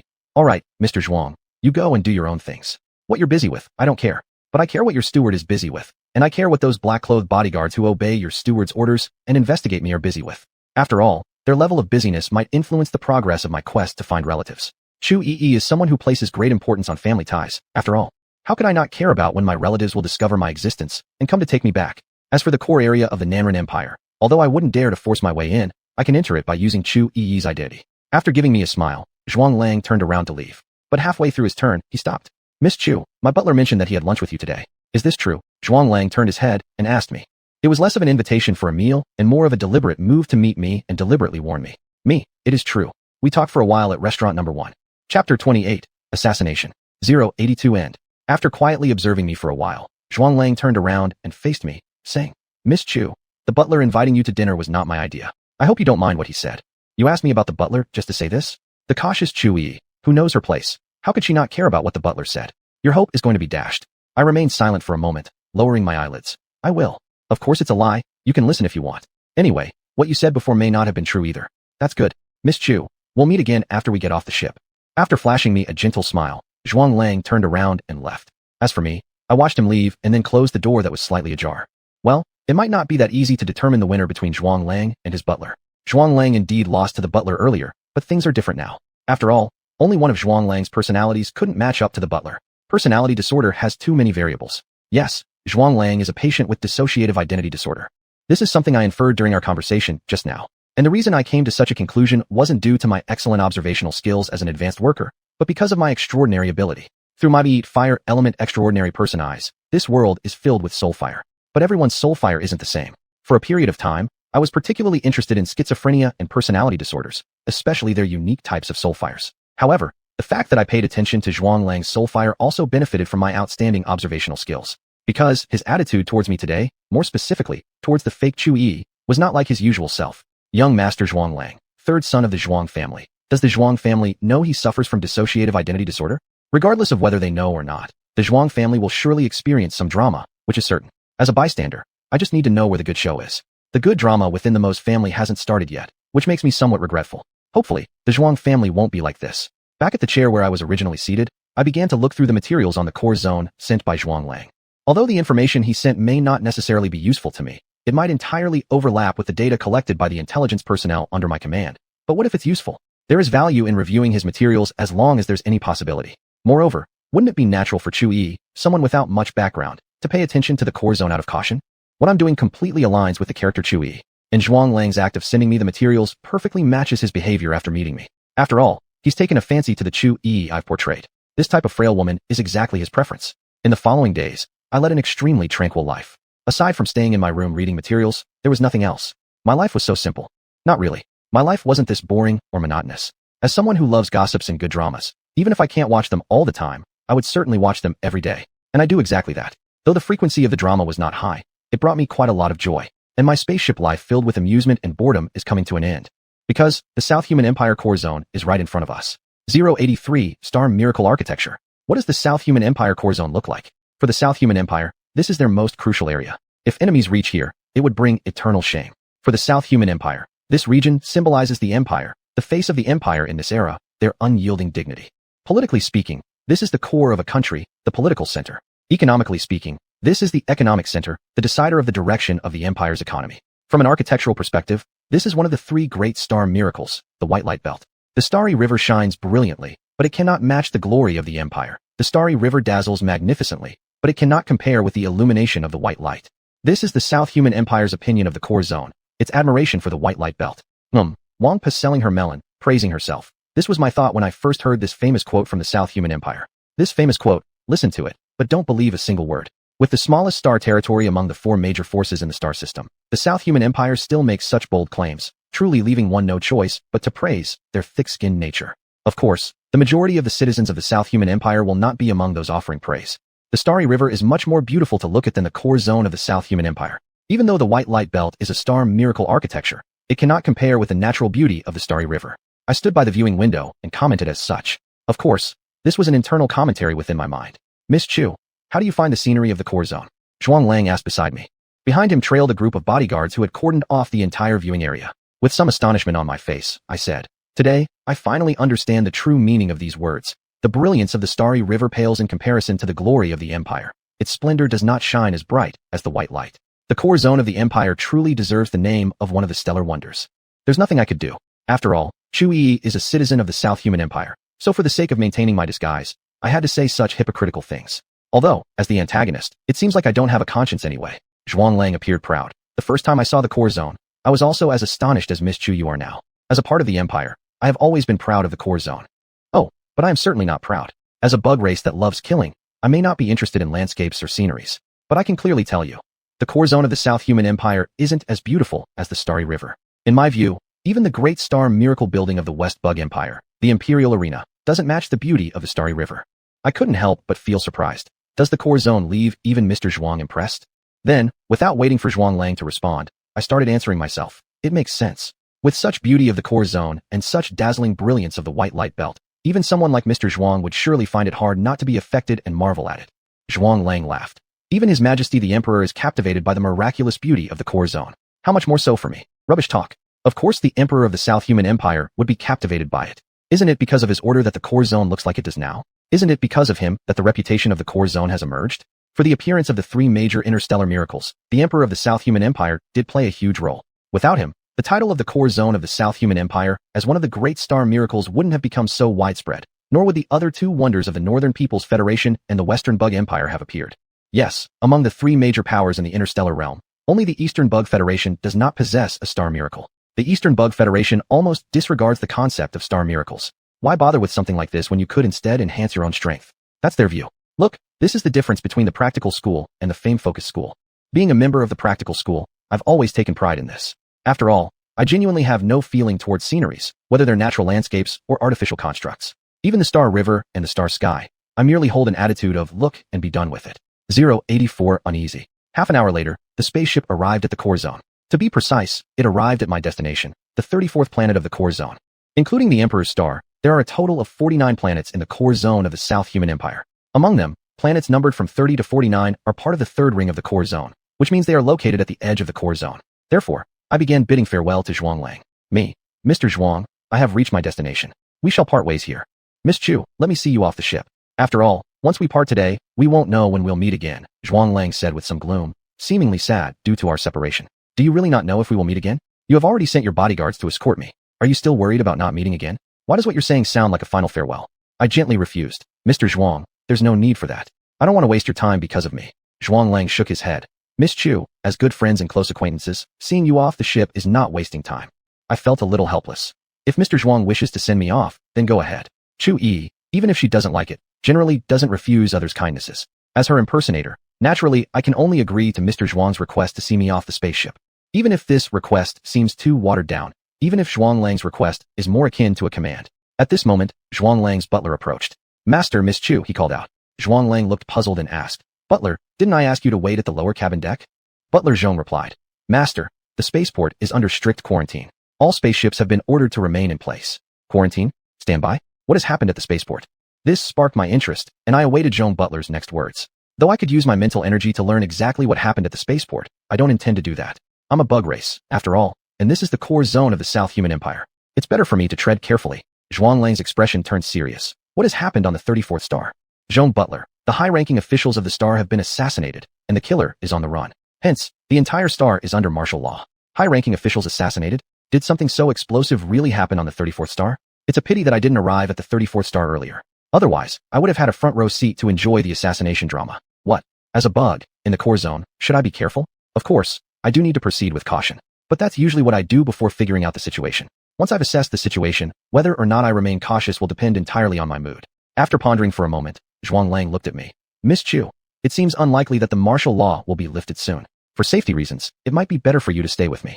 The special class VIP room on the spaceship happens to be vacant, Zhong Butler added. Boom. Just as I opened my mouth to say something, a loud explosion rang out. The spaceport appears to be getting quite chaotic now. That's my take on the situation. Chapter 29 Misfortune. Philip Captain. Upon hearing the deafening explosion, Mr. Zhong's expression changed. Young master, it's dangerous here. Please retreat to a safe place immediately. When you were talking to Zhuanglang earlier, you didn't use you but you. Why the change? Is it because there are outsiders present? I'm a bit curious about this. As Mr. Zhong spoke, Zhuanglang's black-clad bodyguards began moving into action. They gathered near the panoramic window, encircling Zhuanglang, me, and Mr. Zhong. Young master, it's dangerous here. We insist you leave, said one who seemed to be the head bodyguard, showing respect to Zhuanglang. The words and attitude of this person were even more respectful than those of Mr. Zhong. That was my assessment. Turning away from the raging aviation port building visible through the panoramic window, Zhuanglang looked at Mr. Zhong. Star 34 is too chaotic. It's necessary to report this back to our family. Report back to the family? It seems the higher-ups on Star 34 are in for trouble. After all, the Zhuang family is one of the powerful families within the inner circle, core zone 1 of the empire. Yes, young master. The events on Star 34 will be reported to the family. For now, he glanced at me and added, please, Both you and Miss Chu, leave this dangerous area. Zhuang Lang gazed at me.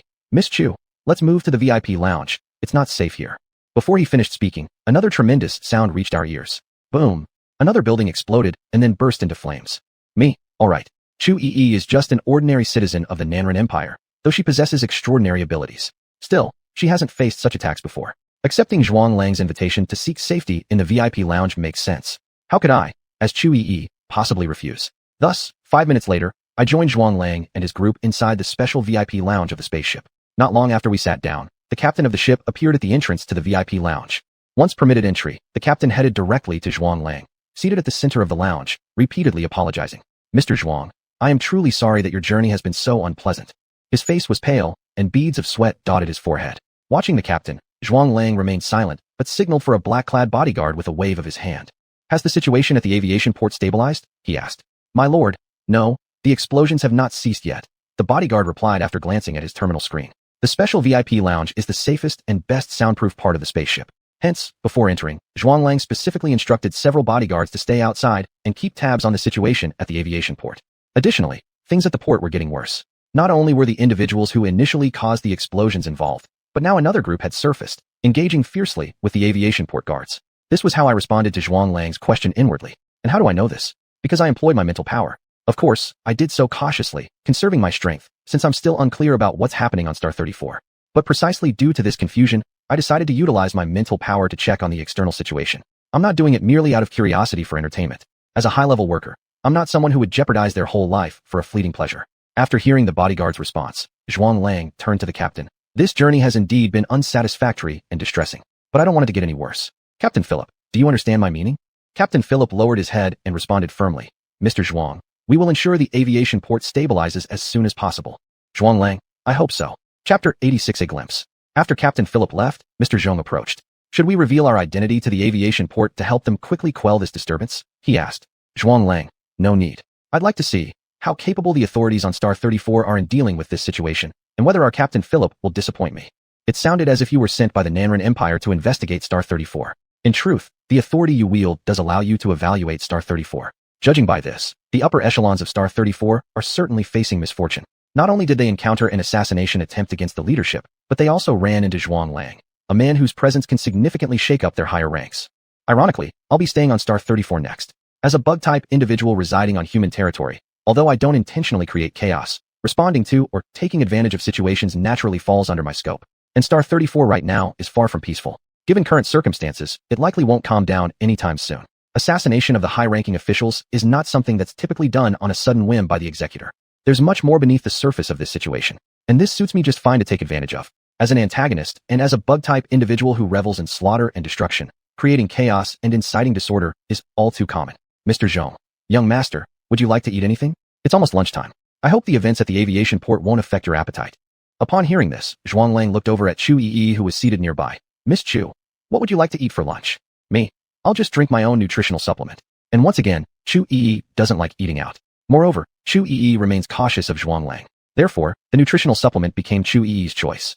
Zhuang Lang seemed a little disappointed. It's truly regrettable. I wanted to enjoy a fine meal with Miss Chu. Although nutritional supplements are good, they don't taste as great as natural food. No, if you had sufficient power and status, acquiring nutritional supplements with flavors comparable to natural foods wouldn't be difficult. By speaking these words, you're only indicating that your status still isn't high enough. I lowered my eyelids. I think, at a time like this, drinking nutritional supplements is better. Mr. Zhong, Miss Chu, during times like this, eating natural food will offer an entirely different kind of enjoyment. It certainly would have a different flavor, but Chu Yi doesn't like it, nor does she feel at ease with you all. As the person portraying Chu Yi, how can I not stick to her character? I didn't reply, choosing silence as the best response. Seeing this, Zhuang Lang furrowed his brows and ordered Mr. Zhong in a deep voice. Manager, prepare nutritional supplements for me. Just as Miss Chu said, at a moment like this, drinking nutritional supplements is indeed better. Looking at Zhuang Lang, Mr. Zhong bowed slightly and gave a respectful nod. Yes, young master. The relationship between Zhuang Lang and his manager is rather interesting. Inside, it's the manager overpowering the young master. The young master seems unable to compete with the manager. Outside, however, the young master takes control over the manager, who completely follows the young master. What does Big Brother Zhuang have planned by assigning such a manager to Zhuang Lang? Is he showcasing their discord and rivalry? Or maybe Big Brother Zhuang simply did this because of his strong sense of control, and thus stationed this individual near Zhuang Lang? If I were to make a move against the Zhuang family, Zhuang Lang and his brother could serve as an effective opening. Chapter 87 Astounding.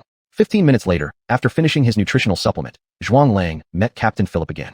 After entering the VIP lounge, Captain Philip lowered his head respectfully and said, "Mr. Zhuang, the aviation port has finally calmed down."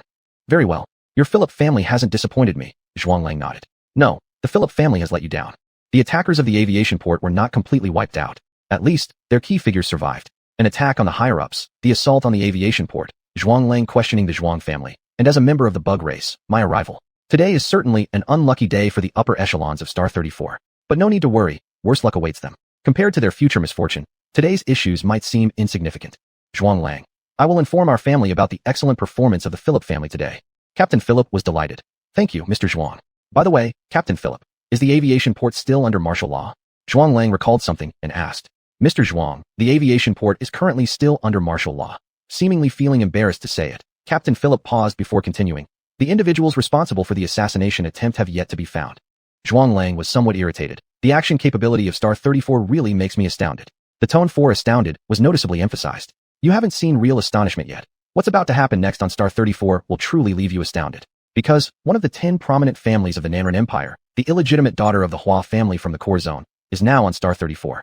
Initially, I thought that the intelligence operatives of the Zhuang family would discover the true identity of the Chu Yi I portrayed while I was still on the spaceship. Who would have guessed that they've been investigating for so long and still haven't found the right lead? Looks like Chu Yi's true identity will have to be revealed on Star 34. At this moment, Mr. Zhong, who was looking at his terminal screen, spoke up. "Young master, the martial law has been lifted," he said. Zhuang Lang. "Were the people who assassinated the top leadership arrested?" "According to the police of Star 34, they were killed in action," Mr. Zhong answered. "Why do you say it like that, Mr. Zhong? Isn't it simpler to say that those who assassinated the top leadership are dead?" By putting it this way, you clearly express distrust towards Star 34.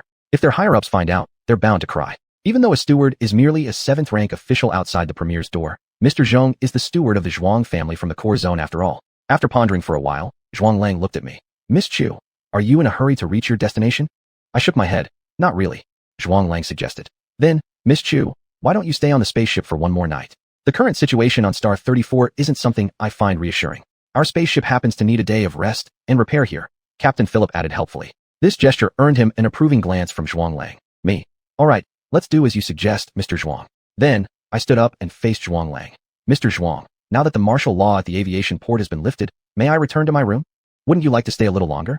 Zhuang Lang pressed his lips together. "Me? I wouldn't want to bother you further, Mr. Zhuang. It's inappropriate for me to linger here."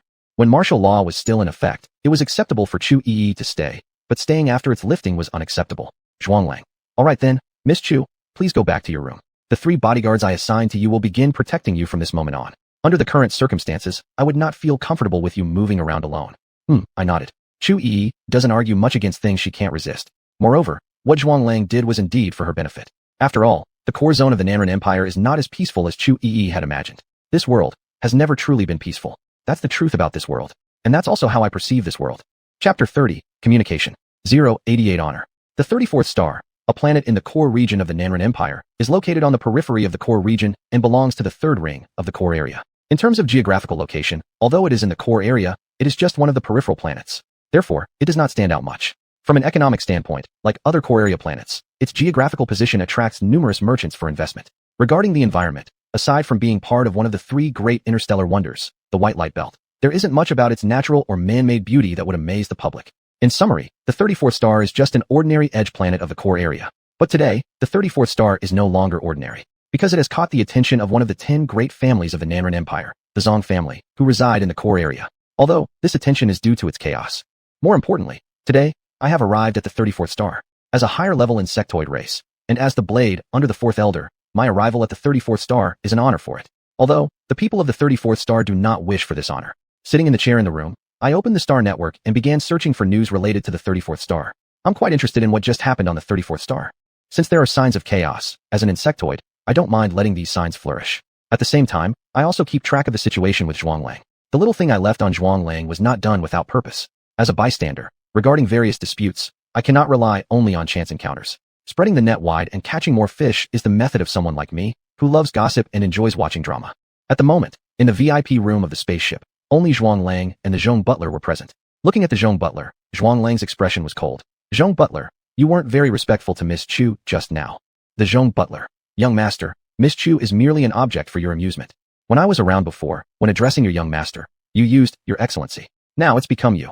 Whether there's an outsider present or not, your attitude towards Zhuang Lang differs greatly. However, I like it. Managers being respectful to their young masters, servants devoting everything to their masters. I've seen plenty of this kind of scenario. Of course, I prefer something different. Zhuang Lang. Butler, can't you see that I really like her? I am pursuing her. Zhong Butler. Young master, Miss Chu is not in the same world as you. They truly are not in the same world. Although Chu Yi and Zhuang Lang are both members of the 10 great families of the Nanren Empire, one is an illegitimate daughter, and the other is the legitimate son, so they indeed aren't in the same world. Illegitimate children, within the human race, are certainly unwelcome, especially for large families within the human race. Before Zhuang Lang could speak, Zhong Butler added, moreover, young master, there are many women whom you like. The underlying meaning of this sentence is, so, Chu Yi doesn't deserve special treatment, doesn't deserve respect? What Zhong Butler said had a very provoking undertone. Zhuang Lang became angry. Zhong Buyu, you just a butler. But I am the butler sent down by the eldest young master. Zhong Butler said. Zhuang Lang's expression turned cold. Zhong Buyu, you'd better make sure you understand who is the master and who is the servant. As the young master of the Zong family, executing a butler is easy for me. Zhong Butler's face remained calm. Young master, it's indeed easy for you to execute me, but doing so might upset the eldest young master.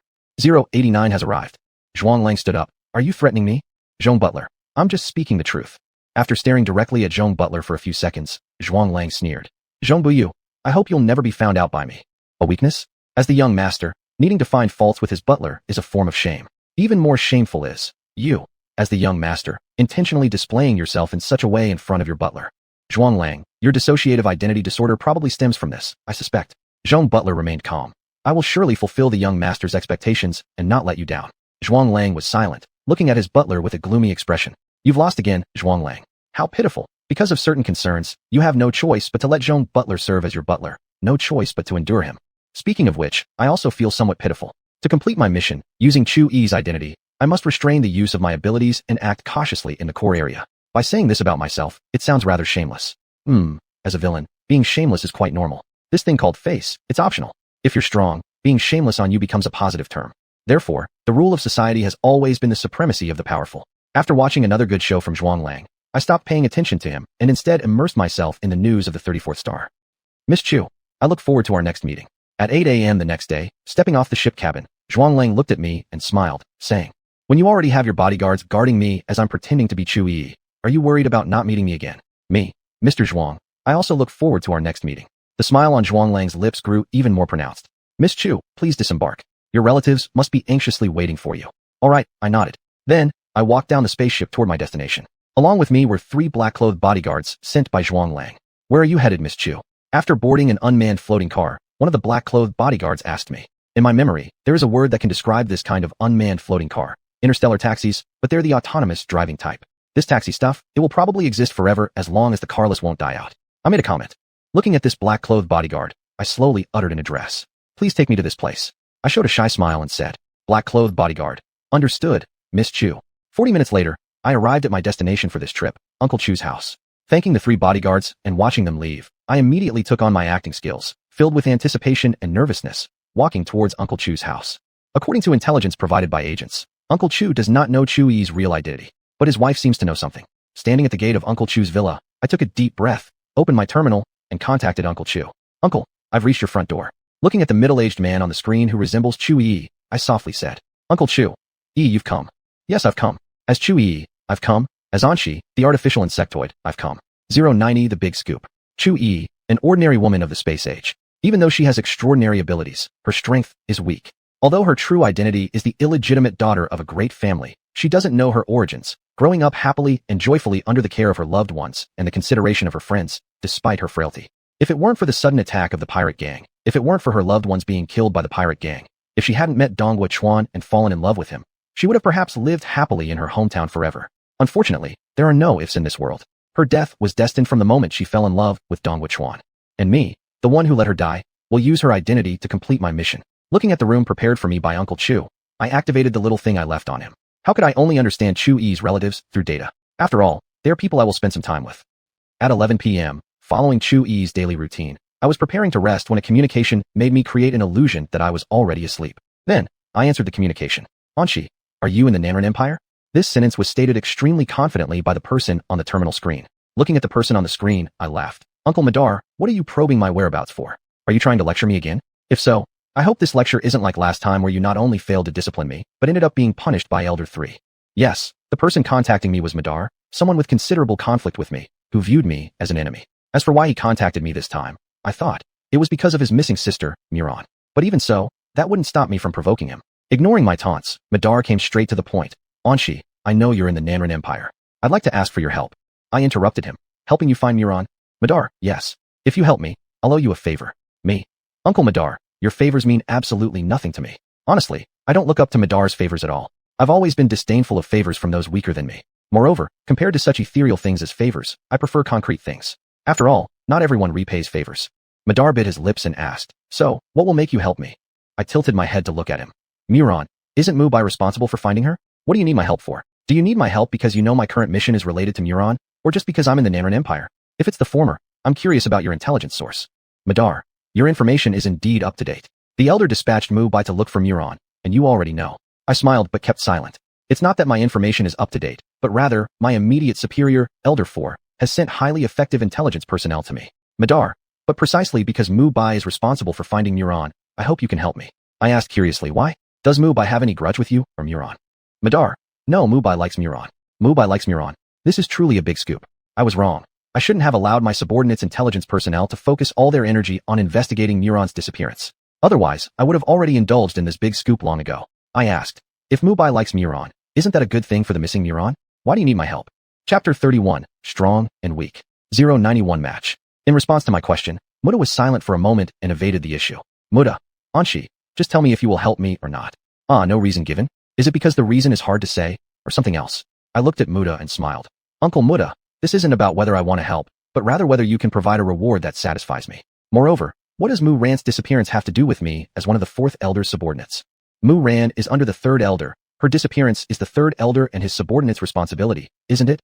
Although investigating the reason for Mu Ran's disappearance and bringing her back was a task assigned by my direct superior, the 4th Elder, helping Muda coincides with my mission. However, why should I help Muda just because it matches? Muda neither gets along well with me nor offers a reward that satisfies me, so helping him wouldn't be worth it. Muda, Anshi, what do you want? I tilted my head and looked at Muda. Uncle Muda, what do you think I want? What kind of reward do you think would satisfy me? You should know what I want. Since you can't afford the reward, why should I help you? You are not the 4th Elder, someone I must obey. It seems there's nothing left for us to discuss, Muda said coldly. Me? Uncle Muda, we indeed have nothing more to talk about. Since you bear grudges against me and inquire about my whereabouts, how dare you ask me for help? Looking at Muda, I smiled even more brightly. Moreover, Uncle Muda, Mu Ran's affairs have already captured Mu Yobai's attention. Don't you think asking me for help is redundant? Hitting where it hurts. This is something I, as an antagonist, enjoy doing. Muda's expression turned cold. Anshi, people say you hold a grudge over every slight, and it seems it's true. Hold a grudge over every slight. There's nothing for me to deny regarding this. As an antagonist, holding grudges and retaliating for every slight is justified. The righteous are the ones who seek broad-mindedness. Though, most of them can't achieve this. Almost everyone has a mental ledger about grievances. Some only jot down the names of those they deeply resent. Others record even minor slights. Unfortunately, I am the latter, and I have no intention of changing. As an antagonist, holding grudges and repaying every slight is reasonable. Me? Uncle Muda, you should know, bearing grudges is normal for me. Muda let out a cold snort and ended the communication with me. I wasn't surprised by this at all. That's just Muda's temperament. Though I haven't dealt with him much, I've read plenty of information on him. Then, I contacted the intelligence personnel under my command. Me? Muda knows I'm in the Southern Empire. There wasn't his name on the list you previously gave me of people tracking my movements. The face of the intelligence officer I contacted instantly changed, losing its usual composure. Lord Anshi, this is our fault. Please punish us. He bowed his head sincerely. Me. After this communication ends, you will punish yourselves according to the punishments set by the boss. Intelligence personnel. Yes, Lord Anshi. Me. I'm curious how Muda found out about my whereabouts. Also, Muda said that Mu Yubai likes Mu Ran. I want to know if this is true. Understood, Lord Anshi, the intelligence officer replied. 092 Stirring. The 3rd Elder and Mu Ran, Muda and Mu Ran, Mu Yubai, and Mu Ran. Was it because of this that the 4th Elder asked me to find out the reason for Mu Ran's disappearance and bring her back? To be honest, compared to such missions, I prefer assassination tasks. Unfortunately, these were arrangements made by the 4th Elder, and I have no choice but to comply. After all, I follow orders. While pondering these thoughts, I lay down on the bed and began meditating with closed eyes. Then, I dismantled the illusion in the room. Influenced by the era from my memories, even though I am a powerful insect race that doesn't need sleep, I still retain the habit of resting at night. Even if it's not actual sleeping, merely meditating with closed eyes. At 2 o'clock in the morning, I opened my eyes. One reason was that my rest time had ended. The other reason was due to unusual movements from a person I'd placed a small thing on. Through a dark and narrow underground passage, this person, important to the attack on the airport, pale-faced arrived at their destination. The residents shared with his sister. "Brother, are you okay?" His sudden appearance and his current condition immediately filled his sister with worry. With a pale face, the important person smiled at his sister. "I'm fine, Lily. Just let me rest a bit, and I'll be all right." The sister didn't say anything. She just took out the healing device and began to treat her brother. During the healing process, the key figure glanced at his sister once, then closed his eyes. If I remember correctly, this guy's sister isn't one of the attackers on the airport. While the brother participated in the attack on the airport and was an important person involved, the sister did not take part, which is quite interesting. Was it because the brother didn't want the sister to be involved? After the treatment was over, the sister looked at the improved complexion of the key figure and said, "Brother, I'll get your favorite nutritional agent." "No need, Lily. I've already eaten," he replied gently with his eyes closed. Her voice turned cold as the sister retorted, "Even if you've eaten, you can have more. Anyway, what you eat certainly isn't as good as what I prepare for you." "Brother, was attacking the airport fun? Was getting injured fun? I've already told you not to hang around with those people. Why won't you listen?" As she spoke, she grew agitated, and veins began to appear on the hand holding the healing device. The key figure opened his eyes, looking somewhat guilty. "Lily, I'm sorry for making you worry," the sister angrily said. "If you don't want me to worry, why do you still act with those people? Why do you attack the airport? Why can't you just stay put?" "Brother, I've already told you, following those people will never avenge our parents' death. Why won't you listen?" This time, if those people hadn't insisted on assassinating that high-ranking official when they weren't fully prepared, you wouldn't have had to clean up their mess by attacking the airport. Yes, the airport attack is related to the assassination of a high-ranking official. After these two incidents occurred, netizens on StarNet made many guesses about them. And this guess, in fact, received the most recognition from netizens. Of course, I also agree with this guess. After all, the timing of these two events was too coincidental. Excluding the possibility of someone taking advantage of the chaos, the only conclusion is that the two groups carrying out these actions were actually the same. The key figure tried to defend himself. "Lily, they acted that way because it was truly a good opportunity to deal with that high-ranking official at that time." Her laugh turned into a sneer as she asked, "Then, did that high-ranking official die? The one who has significant ties to the death of our parents. Did he die?" The key figure fell silent. Chapter 92. The winner is the strong. "He didn't die. That high-ranking official merely sustained minor injuries." I answered my sister's question. Indeed, the assassination of the high-ranking official caused such a huge commotion and resulted in global alert status, but the high-ranking official didn't die. To this, the public on StarNet expressed themselves like this. Thought it would be an incredible event, but ended up being a disappointment. Nothing left to discuss here. Watching the silence of the key figure, the sister laughed. "So, are you embarrassed to answer me now, right? As you said, it was a great opportunity. Yet why didn't those people eliminate the high-ranking official? How could he survive?" "Brother, those people cannot accomplish anything, so why follow them? Instead of spending your time with them, why don't we grow stronger together? If we become strong enough, if we surpass our enemies in strength, then avenging our parents will be something easily achieved." That makes sense. If you're stronger than your enemies, you can crush them effortlessly. After all, in this world, it's usually the strong bullying the weak, the strong killing the weak. There are instances where the weak win against the strong, but they are extremely rare. However, I don't think the weak, who triumph over the strong, are truly weak. The outcome of the weak defeating the strong indicates that the weak are stronger than the strong. Since the weak is stronger than the strong, how can it be considered a victory of the weak over the strong? The winner is the strong. That's my understanding. Key figure. "I know, but Lily, growing strong isn't an easy thing," sister coldly said. "No matter how difficult it may seem, it's easier than your companions' plans. Planning back and forth, but we never see any fruits of labor from your companions. Brother, haven't you noticed that after joining them for so long, nothing significant has been achieved? Brother, all these years, I've only seen your companions fail again and again, and their numbers decreasing day by day. Brother, do you really pretend not to notice all this?" The key figure sighed. "Lily, reality isn't like what you think. My companions have indeed accomplished some results." "Oh, what results? Please share them with me. If you don't speak up soon, I fear you won't have the chance anymore. After all, the pursuers are coming. Had I not discovered that this guy had been tracked by someone else, why would I even care about your little drama?" The sister showed disdain. "Any results? Then tell me one example." The key figure shook his head, refusing. "Sorry, Lily, I can't say." The sister questioned accusingly. "Is it that you can't say, or is it that there's simply nothing to say? Brother, why must you insist on staying with your companions and not listen to me? Why won't you separate from them?" The key figure lowered his eyelids, his face full of apology. "Sorry, Lily," the sister said. "Brother, are your companions more important to you than me?" Her words were cut short as if she sensed something. Her expression changed. "Brother, follow me. This place isn't safe anymore," she said anxiously. Then, she grabbed the hand of the key figure and rushed out of the room. Well, even though she realized it at the last moment, this guy's mental power is still more sensitive than her brother's. Of course, this is when her brother's injury has yet to heal and his spiritual force hasn't been fully restored. Now, the question arises, should I help these two? Or should I wait and see? I don't want to waste my help on people who lack value. Let them show their worth first before I decide whether to step in. Perhaps they don't need my help after all. Although the possibility is slim, it's not zero. Someone followed me here. On the way, the key figure asked his sister. The sister, and they have malicious intent. Your useless companions may not have the capability to do this. This sister never misses a chance to mock her brother's companions, does she? The key figure suggested. Lily, let's split up. Rather clever of him to know splitting up might be wise. My commentary. Otherwise, you'd lead yourself into the hands of the enemy by those tracking marks, also endangering your sister. So, how will your sister respond? Chapter 32, The Gift. 094 Investigation Results. The younger sister asked, do you want to leave me behind? An important person said, no, I just feel this way would be safer. But I don't want such safety, the younger sister said.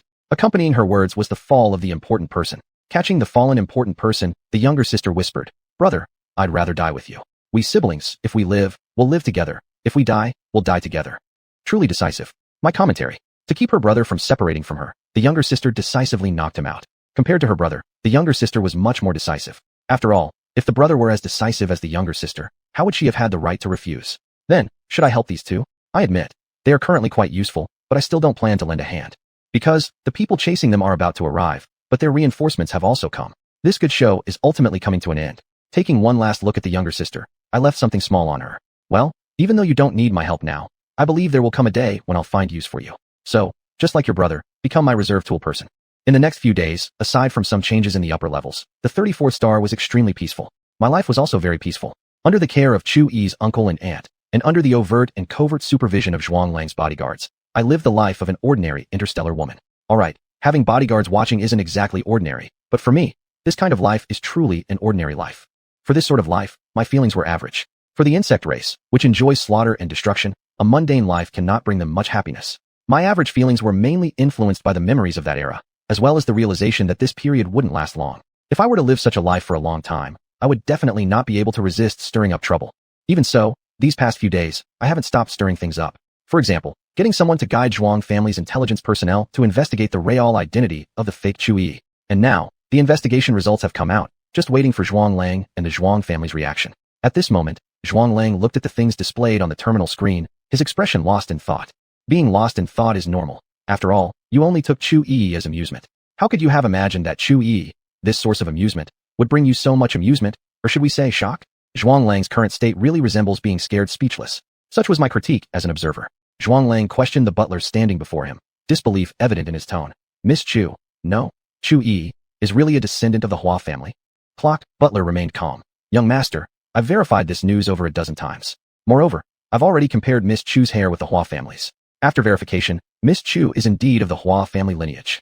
This I am certain of. When I was strolling around in Chu Yi's uncle's villa, Zhuang Lang's bodyguard hiding in the shadows used extraordinary abilities to cut off a few strands of hair. Of course, what was cut off must surely be Chu Yi's hair. My disguise is comprehensive, without any blind spots. Who else knows about this news? Thinking of something, Zhuang Lang glared fiercely at Clock Butler and asked. Clock Butler remained composed. Everyone who should know already does. Young master, could it be that you actually intended to hide this information from the head of the family and the eldest son? This question was sharp, truly deserving of Clock Butler, who has disagreements with Zhuang Lang. Zhuang Lang's personality is changing. It seems this quarrel between Zhuang Lang and the butler is going to get interesting. For this, I'm naturally pleased to see the spectacle. 095 Self-harm. Zhuang Lang looked intently at Clock Butler, his eyes filled with heavy emotion. Butler, why did you investigate Chu Yi? Moreover, behind my back? Chu Yi, just a woman I took for amusement, is worth you investigating behind my back. Clock Butler. Young master, caution towards anyone approaching you is never excessive.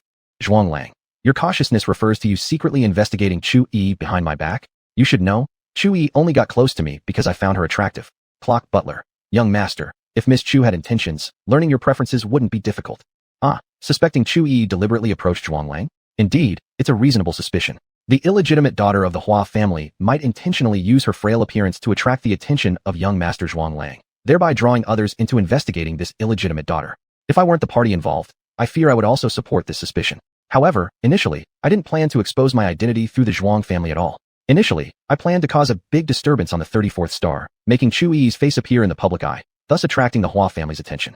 As a villain, resorting to any means to complete a task and creating chaos for the mission is quite normal. For me as a villain, not only am I unashamed of this, but I am also proud of it. Because, resorting to any means is the standard feature of a villain. Zhuang Lang. Clock Butler, don't you think you're overstepping? Or is my elder brother really the one who asked you to manage me like this? This question was also very sharp, but it might be useless for Clock Butler. Clock Butler. Young master, thank you. After staring coldly at Clock Butler for a few seconds, Zhuang Lang changed the topic. What do you think about Miss Chu Yi? He asked. Clock Butler. Young master, what I think is not important. What's important is the views of the family head and the elder son on this matter. Clock butler, don't you think your position is too clear-cut? Zhuang Lang is your young master, and you're sure to exclude him? Zhuang Lang raised his eyebrows. My opinion doesn't matter either. Clock butler smiled without speaking. Zhuang Lang, I plan to see Chu Yi make the arrangements for me. Clock butler was slightly surprised. Young master, are you sure? I'm sure, said Zhuang Lang with conviction. Clock butler nodded. Then I will go arrange it right away. According to my usual habit of watching Zhuang Lang's antics, by this point, I should withdraw my mental power. But this time, I didn't do that. Because, after Clock butler left, Zhuang Lang self-harmed. Zhongbuyu, I must make you die. After piercing his left palm with a retro fountain pen from the desk, Zhuang Lang said it calmly. This personality of Zhuang Lang is indeed cruel to himself. I commented. And then, I no longer paid attention to Zhuang Lang. The Zhuang family knows Chu Yi's true identity now. Likely, the Hua family knows too. As Chu Yi, how could I not prepare properly to welcome my relatives? 096 relatives. A day later, Zhuang Lang arrived at Chu Yi's uncle's house. Looking at Zhuang Lang sitting opposite, I showed a gentle but polite smile. Mr. Zhuang. Miss Chu. I've taken the liberty to bother both you and your relatives, Zhuang Lang said. I smiled faintly and asked, Mr. Zhuang, do you have anything in particular for this visit? Zhuang Lang, how would you answer my question? Will you directly tell me my real identity, or otherwise? It goes like this, Miss Chu. I will be working on the 34th star for some time. Since I know few people here, I came to find you, Miss Chu. Zhuang Lang laughed and said, it looks like you have taken your brother's and father's words to heart. Zhuang Lang. By the way, how is your stay on the 34th star, Miss Chu? Do you like its environment? Me. I like it very much. The 34th star, worthy of being in the core belt of the empire, has everything far beyond comparison to my hometown. At the end of the conversation, my mood became somewhat low. Chu Yi would feel disheartened talking about her hometown. How could I not be disheartened? Besides, when I said earlier that I liked the 34th star, it was the truth. Because I like all places where signs of chaos exist. Especially when this seed of chaos grows vigorously due to my nurturing. Sometimes, compared to creating chaos, I prefer to let chaos grow naturally. And today, my natural approach will let me witness a turmoil caused by the death of a high-ranking official. Though I am a villain, I am not petty. Therefore, this wedding is the gift I prepared for the siblings, as a token of gratitude for the entertainment they brought me these days. Although, upon receiving this gift, they will face the threat of death. But, haven't I made their assassination successful? Haven't I helped them avenge their parents? Just as Zhuang Lang was looking at me, wanting to say something, an earth-shattering explosion was heard. A high-rise building on the 34th star collapsed. In the space age, skyscrapers aren't common. Only the residences of official institutions, influential and prestigious individuals can be built tall. It's the privilege of the authorities and also the privilege of the powerful. Upon hearing the explosion, Zhuang Lang closed his mouth and looked out of the villa window. What happened? Clock butler, standing beside, contacted the black-clad bodyguards outside the villa. Black-clad bodyguard. The residence of the official who was previously assassinated has exploded. To be precise, that official is dead. The unrest on the 34th star has begun. Unrest, then suppression, then more unrest, then more suppression. This will be the development of the 34th star going forward, and it is also the gift I have prepared for the 34th star. I've already said, when I came, the unrest on the 34th star was just a small matter. Clock butler immediately said to Zhuang Lang, young master, the 34th star is likely to experience some unrest. For your safety, please leave here. Miss Chu, please leave with me. After glancing at Clock butler, Zhuang Lang extended an invitation to me. I shook my head. Sorry, Mr. Zhuang, the 34th star is my second home, and I don't want to leave here. For Chu Yi, who values her family deeply, the 34th star, where her uncle and aunt reside, is her second home. Having lost most of her family, these two remaining relatives are the ones she treasures above all. How could I, pretending to be Chu Yi, not hold her uncle and aunt close to my heart? Moreover, compared to leaving with Zhuang Lang at this moment, I'd rather stay and watch the commotion unfold on the 34th star. After all, Zhuang Lang is not Chu Yi's relative. How could she leave with him? Uncle and Aunt Chu, who had come out of their room due to the massive explosion, happened to hear my words. They murmured, "Yi." Seeing my resolute expression, Zhuang Lang pressed his lips together. Butler, call everyone back. I will stay here with Miss Chu. And, contact the governor of the 34th star immediately. Let him quickly quell this disturbance and execute those responsible for causing it. If he fails to handle this properly again as he did last time, his position as governor will be stripped from him. Yes, young master, Clock butler bowed his head. Chapter 33, The Hua's Visit. 097 Sincerity. The brother and sister pair are dead. Under the threat of dismissal, the planetary governor was indeed very sincere, severely urging and warning his subordinates to quickly quell the unrest. Under the governor's warning, the police force of Planet 34 indeed showed enhanced execution capability, repeatedly killing those causing unrest. But alas, the unrest I took advantage of will soon come to an end. 3 hours after the explosion, Mr. Zhong walked into the villa and respectfully said to Zhuang Lang, young master, the unrest has been quelled. He paused a moment and then continued, young master, the planetary governor of 34 wants to meet you. He expresses deep apology for what you've gone through this time. Zhuang Lang's expression was cold. He said the same thing last time. Zhuang Lang, don't be so aloof. The planetary governor of 34 was much more diligent this time compared to last time. This time, there were hardly any left among those causing unrest. The key people instigating trouble were completely wiped out. Looks like 34 won't experience another disturbance anytime soon.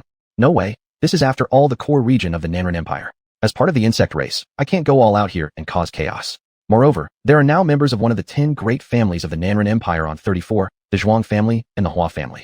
These two families are worth my attention. Yes, someone from the Hua family came to 34. That's what I noticed when I spread my mental power earlier to watch the show unfolding around me. Mr. Zhong remained silent, approaching Zhuang Lang to show him a message on his terminal screen. The Hua family had arrived. Seeing this information, Zhuang Lang squinted his eyes and immediately changed his tone. The unrest has already happened twice. I believe the planetary governor won't let it happen a third time. Then, he looked at me, speaking gently. Miss Chu, I have to meet with the planetary governor, so I won't disturb you or your relatives further. Meeting with the planetary governor? Hardly. You're probably going to meet someone from the Hua family instead. I nodded. All right, Mr. Zhuang, go ahead with your own affairs. Zhuang Lang said. For Miss Chu's safety, I'm keeping the 3 bodyguards who escorted you here. Before I could voice my refusal, Zhuang Lang added. I believe, Miss Chu, you won't waste my good intentions. Good intentions? If sending people to monitor me counts as good intentions, then yes, it is indeed out of goodwill. Glancing at Uncle and Auntie Chu who became tense because of what Zhuang Lang said, I replied, Thank you for your kindness, Mr. Zhuang. Zhuang Lang smiled. Then until next time, Miss Chu. I concurred, until next time. After watching Zhuang Lang and his group leave, I turned to look at Chu Yi's somewhat uneasy uncle and aunt. I said, Uncle, Aunt, ask anything you want. How could I not care about their unease when Chu Yi values her family so much? Besides, even if chatting with Chu Yi's uncle and aunt holds no interest, I can still enjoy Zhuang Lang's predicament. After leaving the villa, Zhuang Lang ignored the planetary governor of 34 who waited for him outside and asked Mr. Zhong, Who from the Hua family came? Where are they now? Mr. Zhong answered, It's the 5th young lady of the Hua family. She is currently at the spaceport. The unrest occurred not long after she arrived. Zhuang Lang was surprised. 5th sister Hua? Is it really her who came? Butler, arrange a meeting between us. And deal with that planetary governor properly. Zhuang Lang instructed while giving the planetary governor of 34, standing some distance away, a disdainful glance. According to the personality of 5th Miss Hua, Zhuang Lang, you might not necessarily get to see her. After all, according to intelligence, she dislikes men. If only you were female, it might be easier to meet her. As I was answering the questions from Chu Yi's uncle and aunt, I kept paying attention to Zhuang Lang. Mr. Zhong hesitated for a while and said, All right, young master. 098 Hua Mushi. In fact, it did turn out exactly like that. Zhuang Lang never met 5th Miss Hua, and my impersonation of Chu Yi encountered her first, because she personally came to find me. Because she broke into my room just as I prepared to rest following Chu Yi's routine. Are you the bloodline of our Hua family left outside, Chu Yi? 5th Miss Hua, who used extraordinary abilities to enter my room without permission, asked, looking at me sitting on the bed. She seems unpredictable and doesn't quite fit the image of offspring from a major human family. The evaluation by intelligence personnel on 5th Miss Hua, Hua Mushi, is pretty accurate indeed. At least, other offspring of major families wouldn't use extraordinary abilities to stealthily infiltrate others' rooms like her. Such tasks would generally be carried out by their underlings. I frowned. I don't know what you're talking about, but I do indeed call myself Chu Yi. At the same time, I hid my hand behind my back and retrieved an energy gun from Chu Yi's spatial device. Indeed, Chu Yi's spatial device is also in my possession. At this, Hua Mushi raised an eyebrow. Looks like you really don't know your true identity. I stood up, putting some distance between myself and Hua Mushi. Please leave my room. Otherwise, I will call the police. You should know what penalties apply for illegal intrusion into someone's home. Hua Mushi. Yes, I do know that. But even if the police came, they wouldn't dare do anything to me. After all, I am surnamed Hua, the Hua of the core region's Hua family, one of the 10 great families. While her unauthorized entry into someone else's room might not be very dignified for someone from a major family, her words indeed fit her as a scion of such a family. I looked at Hua Mushi with heightened vigilance. If you are truly from the Hua family, then you shouldn't be bothering me, just an ordinary person. Hua Mushi smiled. Chu Yi, you are no ordinary person. Let me reiterate. You, Chu Yi, are the lost bloodline of our Hua family. Indeed, Chu Yi is the lost bloodline of your Hua family, but I am not. I said nothing, giving her a look of disbelief. Seeing my expression, Hua Mushi sat down and began recounting various pieces of information about Chu Yi's family. The more I listened, the more surprised and cautious I became. Seeing this, Hua Mushi stopped speaking. She looked at me, smiling, and asked, Chu Yi, do you believe me now? I have always believed in your words, but Chu Yi does not. I believe your background is significant, but I cannot accept that I am of the Hua bloodline. Hua Mushi snorted coldly. Huh, if you were not of Hua bloodline, would I bother meeting you? If you were not of the Hua bloodline, how could Master Zhuang Lang from another of the 10 great families treat you so gently? Chu Yi, you've already claimed you're just an ordinary person. Other than your Hua bloodline, what good do you have that makes others target you? After finishing, she stood up and took out several sheets of paper from her spatial device. Seems like I won't be able to explain this clearly to you. Since this is the case, I won't waste time conversing with you anymore. These papers contain your true identity. Take a look at them yourself. After reading these materials, if you wish to contact me, simply place the papers outside the villa, and someone will come to guide you to see me. Saying it so naturally that someone had already been sent to monitor this villa. Impressive, Huamushi, worthy indeed of being a scion of a great family. That was my evaluation. Before I could reply, Huamushi left. I remained still, gazing at the documents on the desk for quite some time before finally walking over and picking them up. Chu Yi would certainly be someone to doubt their own identity after hearing Huamushi's words. 099 shortage. The next evening at 9 o'clock, I met Huamushi again. Huamushi glanced at me and continued her action, removing the fish bones from a fish. Do you now understand and believe that you possess the bloodline of the Hua family? She asked me. Did you come here specially to see me? Huamushi, what do you think? Do you think, by coming to Planet 34, I only intended to meet you? You've come here to take Chu Yi away. It has always been the practice of the human noble families to not let family lineage remain outside. This, I knew, and Chu Yi did too. I lowered my eyelids. You want to take me along, but I don't want to go with you. Do you think you have a choice? Whether you go or not is something I will decide, Huamushi said, stopping her bone removal activity and looking at me. You must know that the bloodline of our Hua family cannot remain outside. So, you must go whether you want to or not. She spoke firmly. Of course, I'm willing to go with you. How else could I legally enter the inner circle of the core region? How would I search for Mu Ran who disappeared some time ago? But Chu Yi doesn't want to go. So, as someone playing Chu Yi, I need to express some low spirits, sadness, and disappointment. My tone dropped. Yes, I don't have a choice. Miss Hua, can you give me 3 days? I'd like to stay a little longer with my uncle and aunt. Huamushi's expression turned cold. No, and also, you don't have an uncle or aunt. The moment you set foot in this building, you are no longer Chu Yi from the Chu family. You are the illegitimate daughter of the Hua family. Being called the illegitimate daughter of the Hua family, yet still allowed to keep the surname Chu.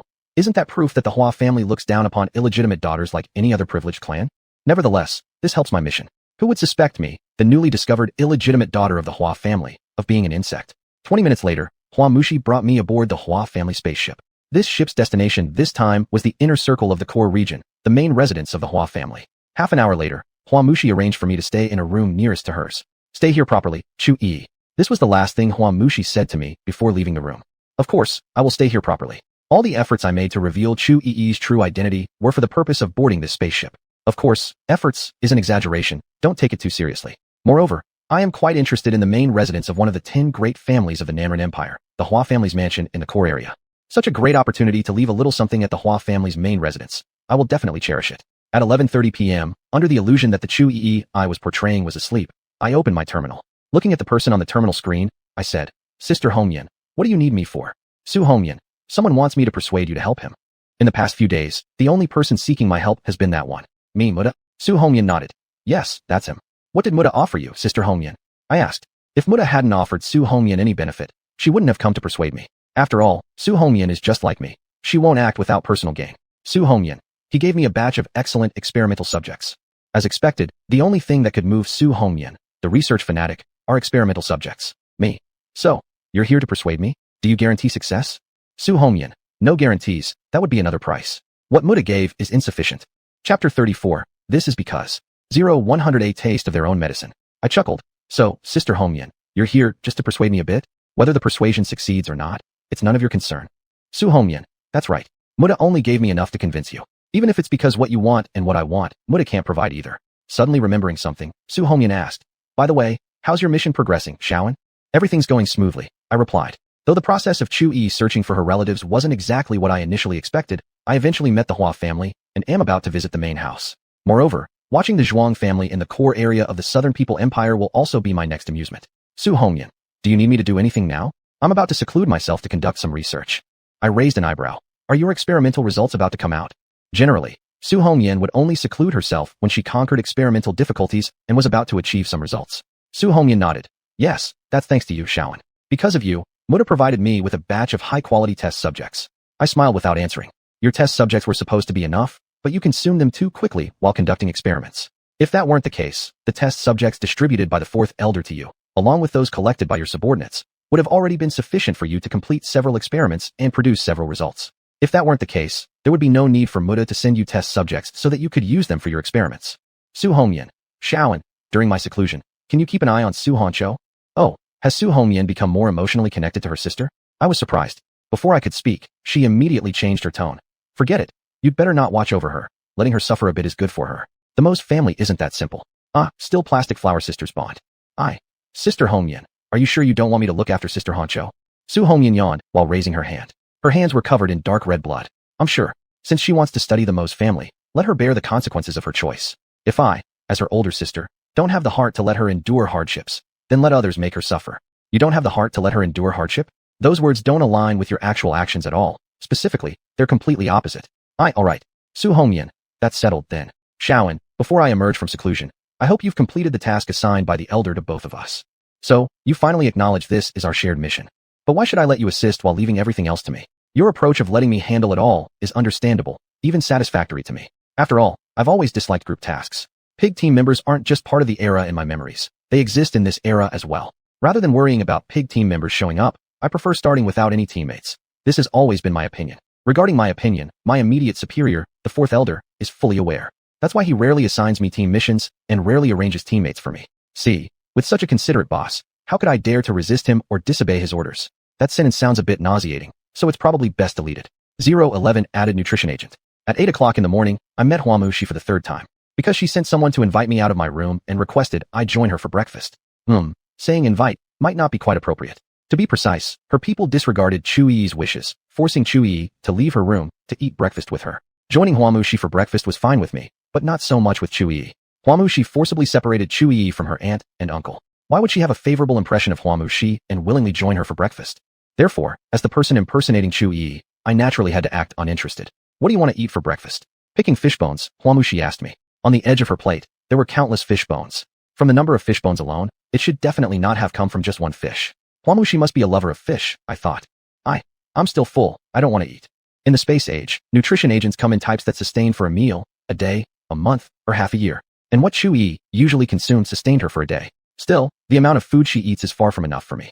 Therefore, since I disguise myself as Chu Yi, I've been adding extra meals every day. The memories I possess from humanity's water blue star haven't given me much affection toward humans, but they have influenced me somewhat.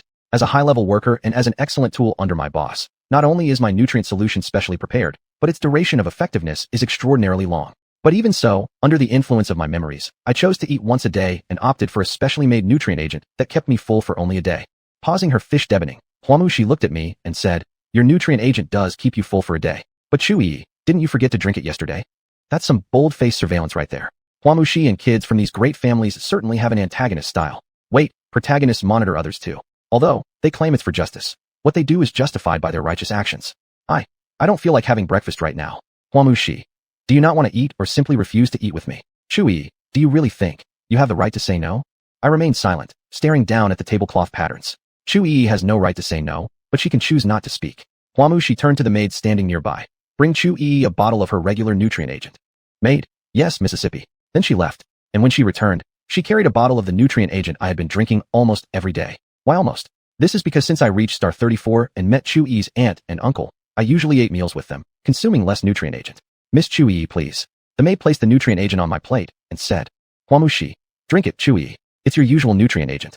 Indeed, this is Chu Yi's usual nutrient agent, but this bottle has something extra, something that could cause Chu Yi an allergic reaction. Offering me an allergen. Are you trying to verify if I am indeed Chu Yi, or just purely trying to discipline her for disliking her? Is this your step in identity verification, or simply your disdain for Chu Yi and your desire to teach her a lesson?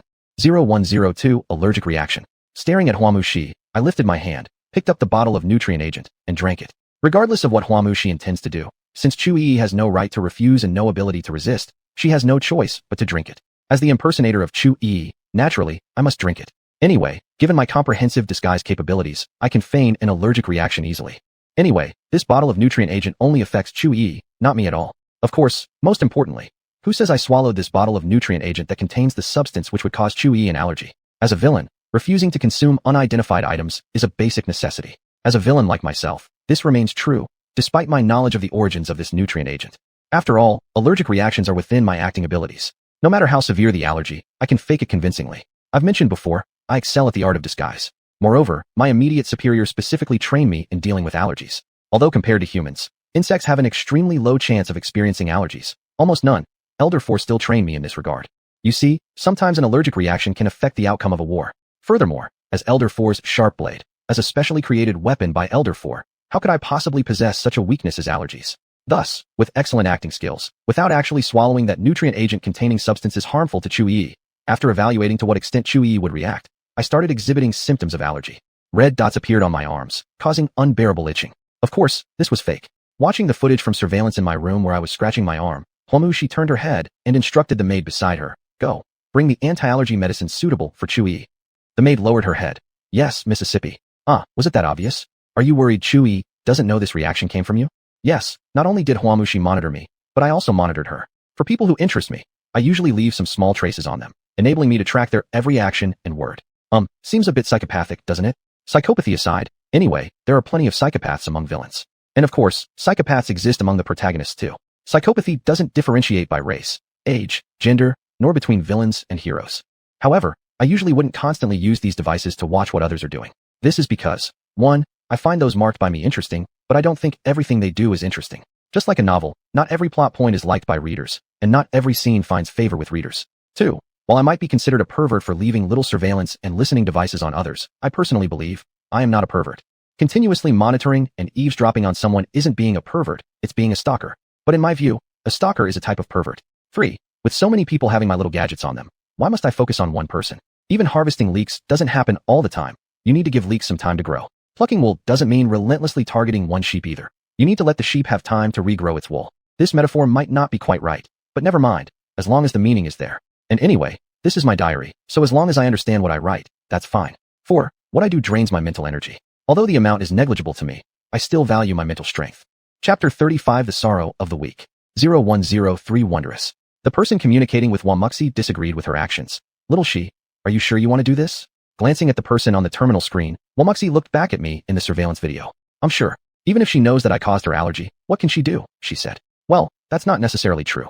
Do not underestimate anyone. This is what my boss, Elder 4, told me. However, Chu-yi really can't do anything. She's dead, so what else could she possibly do? Little she, your personality will likely get you into trouble." The friend on the terminal screen sighed. "Wamuxi, we'll deal with it when the time comes." Wamuxi's character seems to be one who won't change until she sees the coffin. That's my assessment. After all, getting into trouble can be life-threatening. Changing the subject, her friend looked at me on the surveillance video and asked, "Little she, are you sure Chu-yi is the bloodline your third uncle left behind outside?"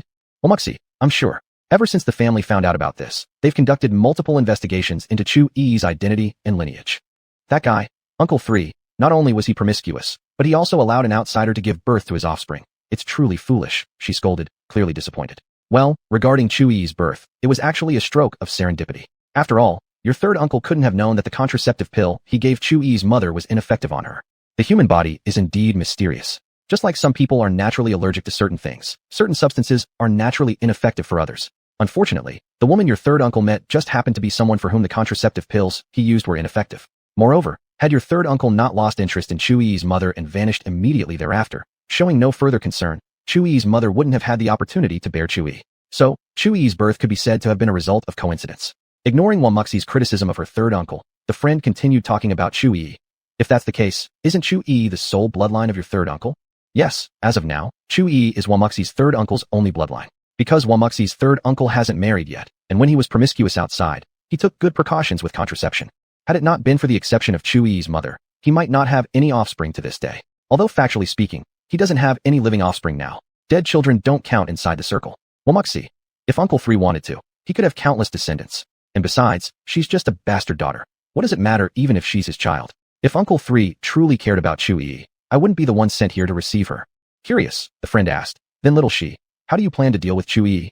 "Wamuxi, it's not decided yet, but our Hua family is large enough to support one idle person with plenty of room to spare.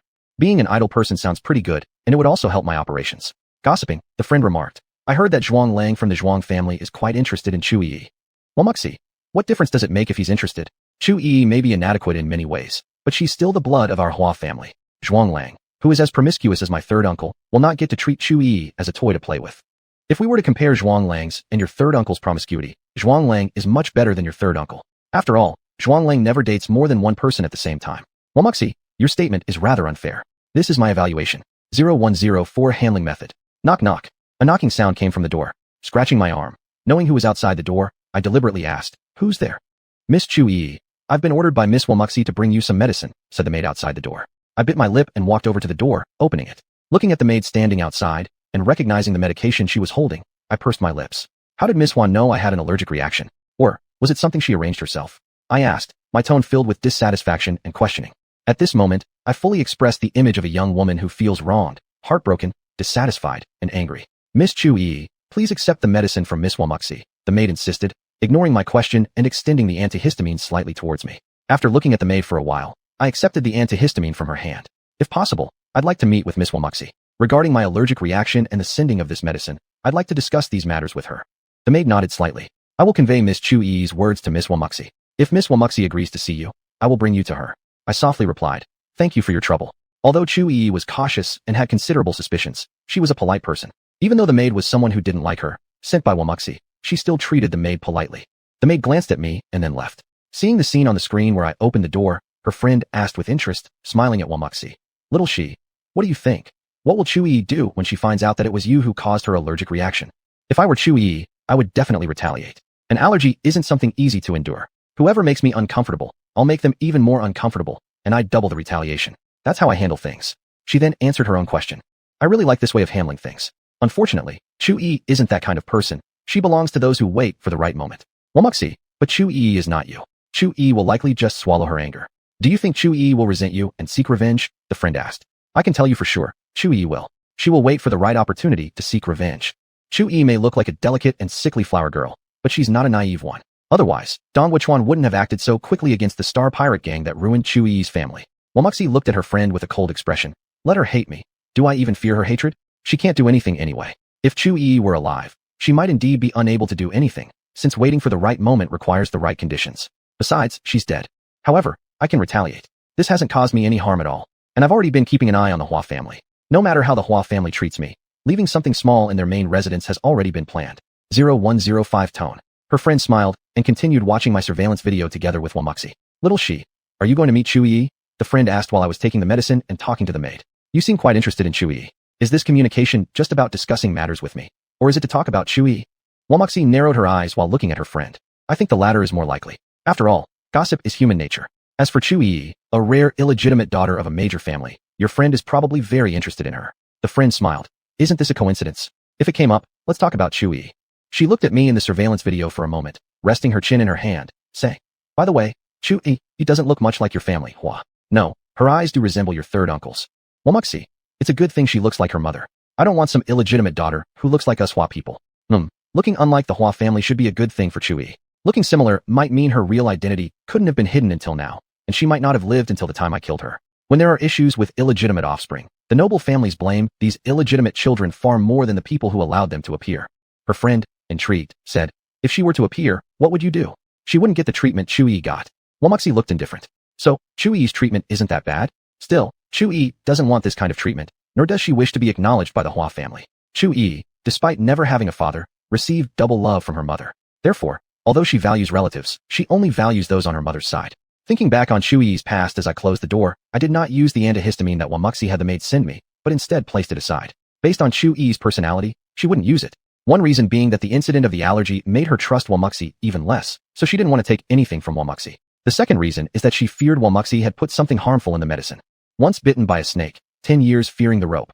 Although Chu Yi wasn't at this extreme yet, recent experiences have shown signs of this tendency. All the above comes from my analysis of Chu Yi. As someone who often gets high marks in the art of disguise, understanding disguised people is crucial. Otherwise, if the disguise fails and the identity is exposed, that's a minor issue. If the mission isn't completed, that's a major problem. 100% completion of the mission. This is my goal, and also the requirement set by my superior, Elder 4. Little she, it seems Chu Yi, he doesn't plan to take the medicine you sent via the maid, her friend said. Wamuxi, that's normal. If she dares not openly resist me, can't she secretly resist me? To be precise, Chu Yi did openly resist, she just didn't succeed. The weak, even if they resist, cannot withstand the strong. Only the strong can stand up to other strong individuals. In my view, those who possess the ability to rival the strong have long since left the ranks of the weak and entered the domain of the strong. Unfortunately, Chu Yi is among the weak, among those with little resistance capability. Just as the privileges of the strong manifest in every aspect, so too does the sorrow of the weak show up everywhere. The survival of the fittest applies regardless of whether it's human society or insect society, and regardless of whether it's a civilized society or a primitive one. It's just that in a civilized society, the principle of the strong preying on the weak is more subtle, and the fate of the weak is slightly better. The tone, survival of the fittest, respect for the strong, has existed since the emergence of living beings. Chapter 36, Black Industry. 0106 Caution. In the following 2 days, I, as Chu Yi's impersonator, led an extremely peaceful life.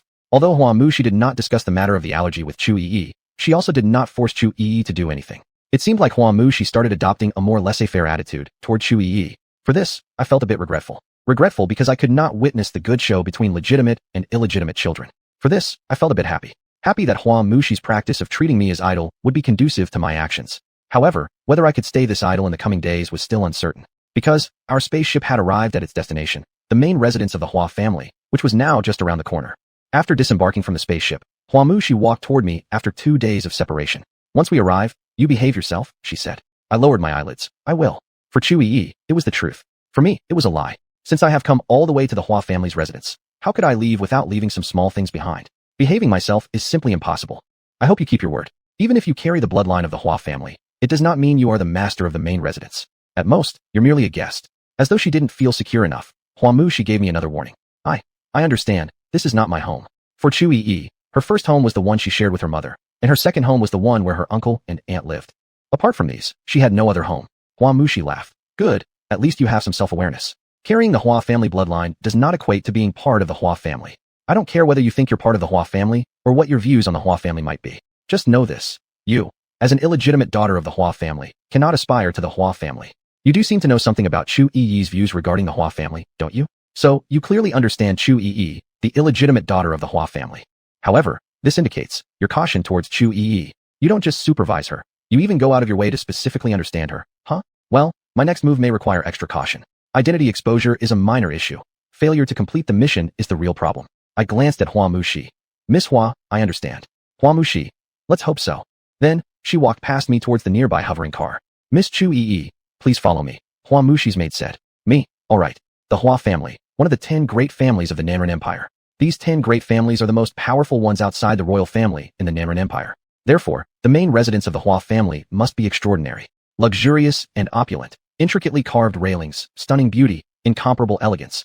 These qualities were obligatory. But this had nothing to do with Chu Yi. As the illegitimate daughter of the Hua family, she could not enter the main residence. Instead, she entered only the annex next to the main house. That said, although Chu Yi could not enter the main residence, I can. And despite my entry being somewhat less than legal, does a villain like me care about this sort of thing? Of course not. 0107 Contempt. Miss Chu Yi, this is your room. After entering the secondary house, the maid took me left and right and finally stopped in front of a room. Looking at the room, I asked her, is this where I will be staying next? Will I be confined here all the time? There's only this room on this floor, so does the Hua family dislike Chu Yi or something? Maid, this is where you will be staying next, Miss Chu Yi. Whether you'll remain here all the time, I don't know. If you need anything, just tell me. There is a button in the room, and no matter where I am, I will be there within 10 minutes. Hua Mushi has assigned her maid to me. She didn't just take responsibility for bringing me back, but also covered all my needs. Me. Aren't you Miss Hua's person? Maid, calm-faced. This is what Miss requested. To have her maid follow me. Is Hua Mushi uneasy about me or intentionally looking out for me? The former possibility is larger, but the latter possibility isn't non-existent either. Opening the door, the maid told me, if you have no further instructions, Miss Chu Yi, I will leave then. Seeing the inside of the room, I paused slightly. Go ahead and leave. This room was the same as the one arranged by Chu Yi's uncle and aunt. Apparently, this was deliberately prepared. So, is this a warning to Chu Yi or an expression of care? And was this arranged by Hua Mushi or someone else? Regardless of why or who made the arrangement, it shows that, whether positive or negative, the Hua family does value Chu Yi. Walking into the room, I found a place to sit down and activated the little device I had left on Hua Mushi. Since there is no one stronger than me in the Hua family's main residence and no one who can detect my presence, I don't have to hold back so much. Holding back depends on the situation. Big sister, I'm back. After walking into the study of the Hua family's main residence, Huamu, she looked at the short-haired woman sitting beside the desk and said, this was Hua Mushi's elder sister, a strong contender for the head of the Hua family. She indeed had very distinct Hua family features, sharp eyebrows, bright eyes, a wheat-colored complexion, and an overwhelming sense of heroism. In terms of looks, she resembled the Hua family more than Hua Mushi, let alone Chu Yi, the frail girl with delicate features. Hua Mushi's elder sister didn't even look up, continuing to read the data on her terminal screen. You brought Chu Yi back. What do you think of her? She doesn't look much like a member of the Hua family, and her personality isn't quite like it either, Hua Mushi replied. Both in appearance and personality, Chu Yi didn't resemble the Hua family. Hua Mushi's answer was very honest. A fair evaluation for me. Hua Mushi's elder sister. It seems that Chu Yi is more like her mother. Hua Mushi sneered. Rather, she only carries the bloodline of the Hua family, but lacks the spirit of the Hua family. Do you expect someone who just returned to the Hua family now to possess its spirit? Are you trying to be funny? And besides, Chu Yi being like her mother is mainly because she highly values her mother. Even if she had grown up in the Hua family since childhood, she probably wouldn't possess the Hua family spirit. Hua Mushi's elder sister. Mushi, do you have many complaints about Chu Yi? Hua Mushi. just some dissatisfaction. The elder sister lifted her gaze, looking at Huamushi indifferently. Chu Yi is just a bastard child. You shouldn't waste too much time on her, or let her affect your emotions. These words were filled with disdain for Chu Yi. Indeed, the offspring of prestigious families are often contemptuous, even hateful, toward illegitimate children. Huamushi, I understand. Once we've confirmed there's nothing wrong with Chu Yi, I won't pay attention to her anymore. There's absolutely nothing wrong with Chu Yi, but the problem lies with me, Anshi. Chapter 0108, Joke and Price. Huamushi's elder sister lowered her head, continuing to focus on the terminal screen. As if recalling something, Huamushi asked, by the way, elder sister, where is Uncle 3? Huamushi's elder sister. He's still out living it up. Huamushi snorted. Still having fun? He probably doesn't plan to come back to the main house, does he? Huamushi's elder sister. Probably. Seems he has no intention of meeting Chu Yi. Uncle 3 of Huamushi is indeed the kind of person who doesn't care much about descendants, as indicated by the intelligence provided by my subordinates. Poor Chu Yi. Her mother was killed by space pirates, and her father doesn't take her seriously. Huamushi is extremely dissatisfied. Even if he's enjoying himself outside, how dare he create a bastard daughter? Doesn't he feel ashamed? Chu Yi's existence has already made our Hua family a laughingstock. What can you do? It's all because your Uncle 3 couldn't resist messing around with Chu Yi's mother, overconfident in his use of contraceptives. If not for that, how would Chu Yi have been born, and how would I have infiltrated the Hua family through Chu Yi's identity? Huamushi's elder sister. Rest assured, the Hua family won't be the laughingstock for long. The people who mocked our family, I've already sent people after them. If they dare to mock the Hua family, they will naturally have to pay a price. Soon enough, it won't be us being laughed at. Huamushi's elder sister, Huamu Rong, a family-first loyalist, a pursuer of family honor. The information collected on Huamu Rong was quite accurate. Huamushi smiled. Big sister is amazing. These families deserve this fate for daring to mock our Hua family. After withdrawing the spiritual power controlling the device on Huamushi, I created an illusion of Chu Yi, who I was impersonating, staring at a terminal screen. Then, I left the room assigned to me by the Hua family, because I discovered something interesting on the planet where the Hua family's main residence is located. 20 minutes later, I arrived at an underground tunnel on this planet, an abandoned passageway that was scheduled for renovation. Come out. After standing silently for a while, I called out towards a corner of the underground tunnel. Seeing no response, I began to reveal my identity. I am of the same species as you, Bugkin, and your concealment means nothing to me. After a rustling sound, a crippled humanoid Bugkin appeared before me. Upon seeing me, the middle-tier Buggin's pupils contracted sharply. Master Muda. Yes, this time I disguised myself as Muda. I usually try not to reveal my true identity unless necessary. First, because I enjoy operating this way. Second, because this keeps me safer. As a senior employee, my ability to attract enemies matches my professional skills. The middle-tier Bugkin asked, Master Muda, what are you doing here? That question should be directed at you. Why are you in the core zone of the Nanren Empire? And why are you in such a sorry state?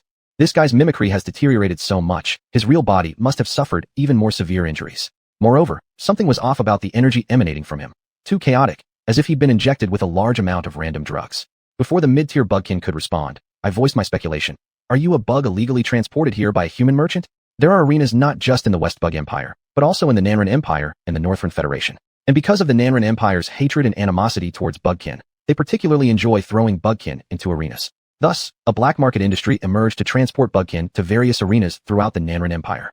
The East Bug Federation is strongly against this kind of black market operation. However, there are always some fearless merchants who charge ahead for profit. In response, the East Bug Federation takes one measure. If one person participates, their entire family is eradicated. Chapter 37, Welcome Banquet. 0109 Online.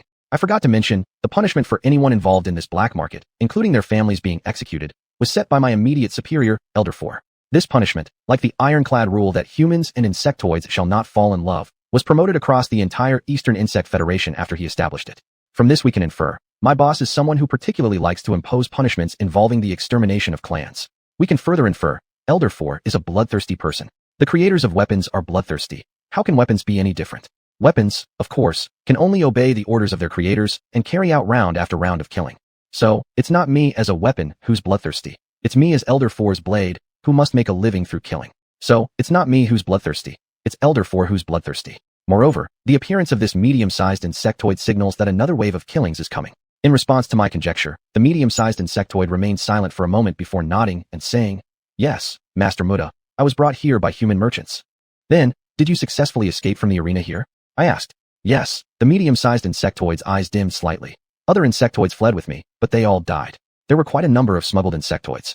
It seems unavoidable that another wave of killings is on its way. As an executioner who carries out sentences of family exterminations, I need to get ready. Do you know who took you away from the Federation? I asked. Medium-sized insectoid. No. We were all in a daze back then. There are only so many forces capable of carrying out insectoid smuggling. They can be investigated one by one.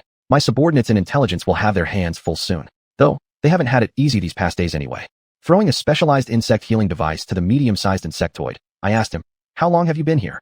"I've been in this underground passage for half a year." The medium-sized insectoid accepted the healing device and replied, "Half a year?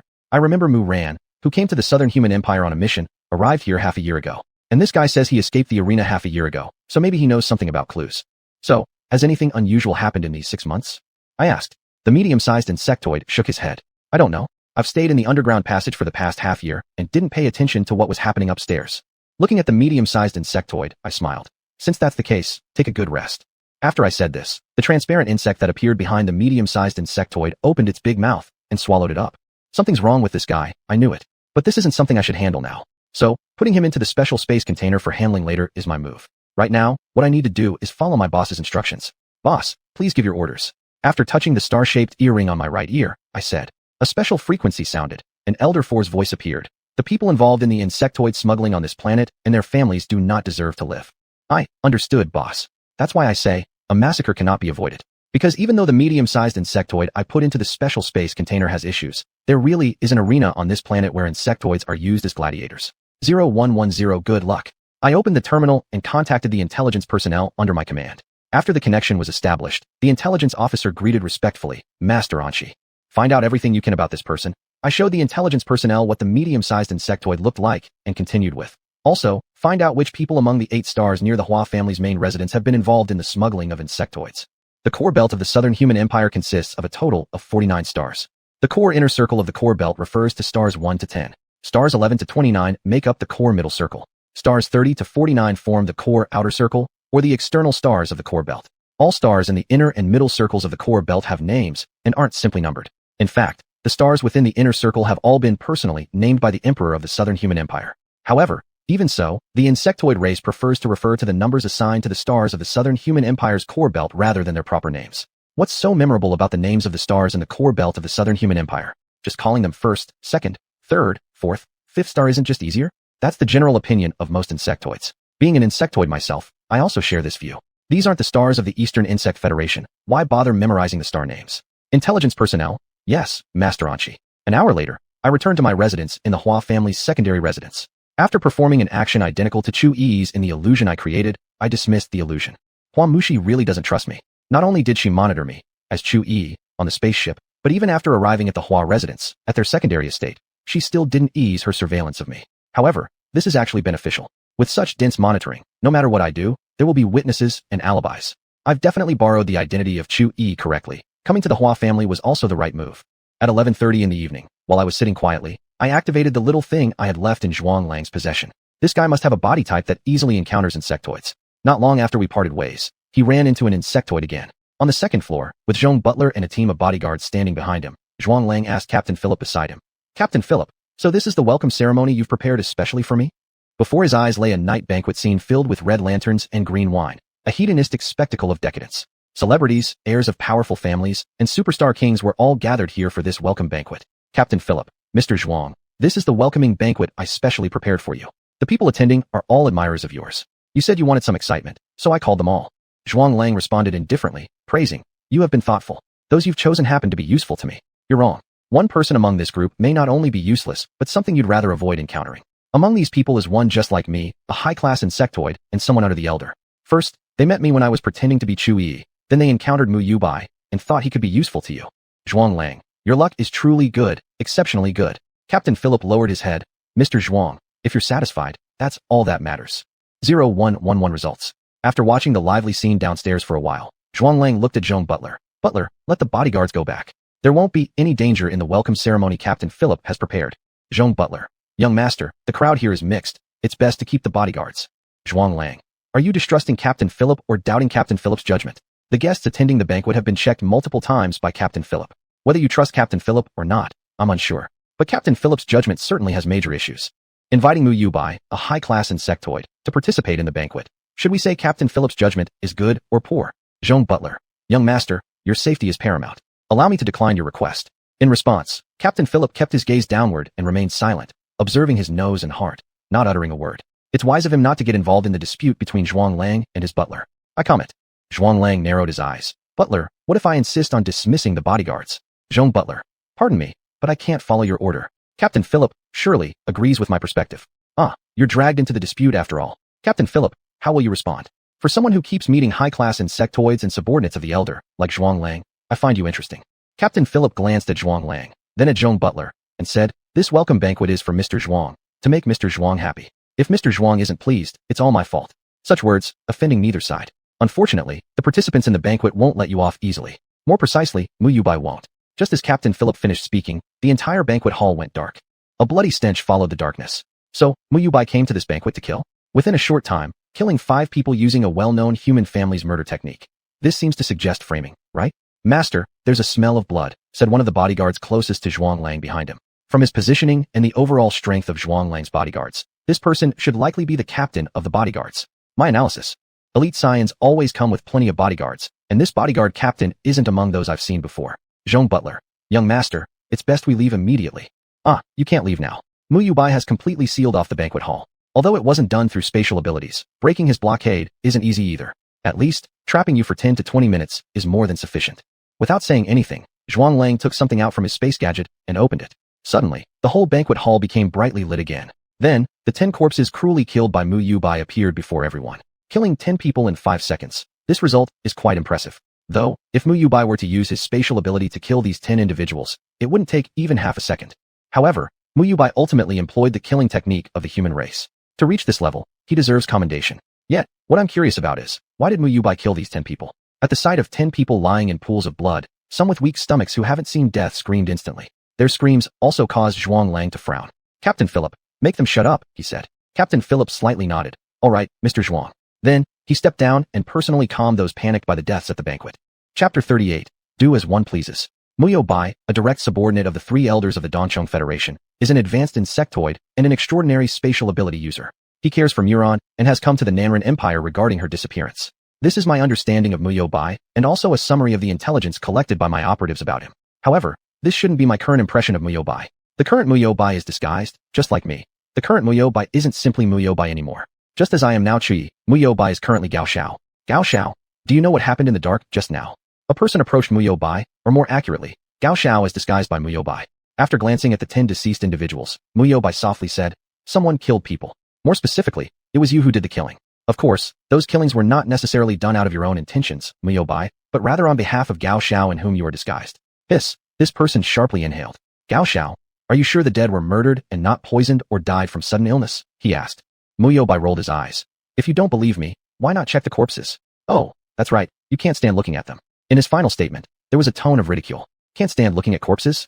This individual talking to Mu Yubai is quite peculiar. Someone unable to look at a corpse. If this person were among the insectoids, they probably wouldn't have survived up until now. Insectoids would not tolerate such a person to exist. Not being able to endure even looking at corpses. What does that say about one's ability to kill? Killing and destruction are the pursuits of the insectoids. Even though the insectoids are increasingly influenced by humans, these pursuits remain unchanged. Upon hearing this person quickly defended themselves. Gao Xiao, what do you mean can't stand looking?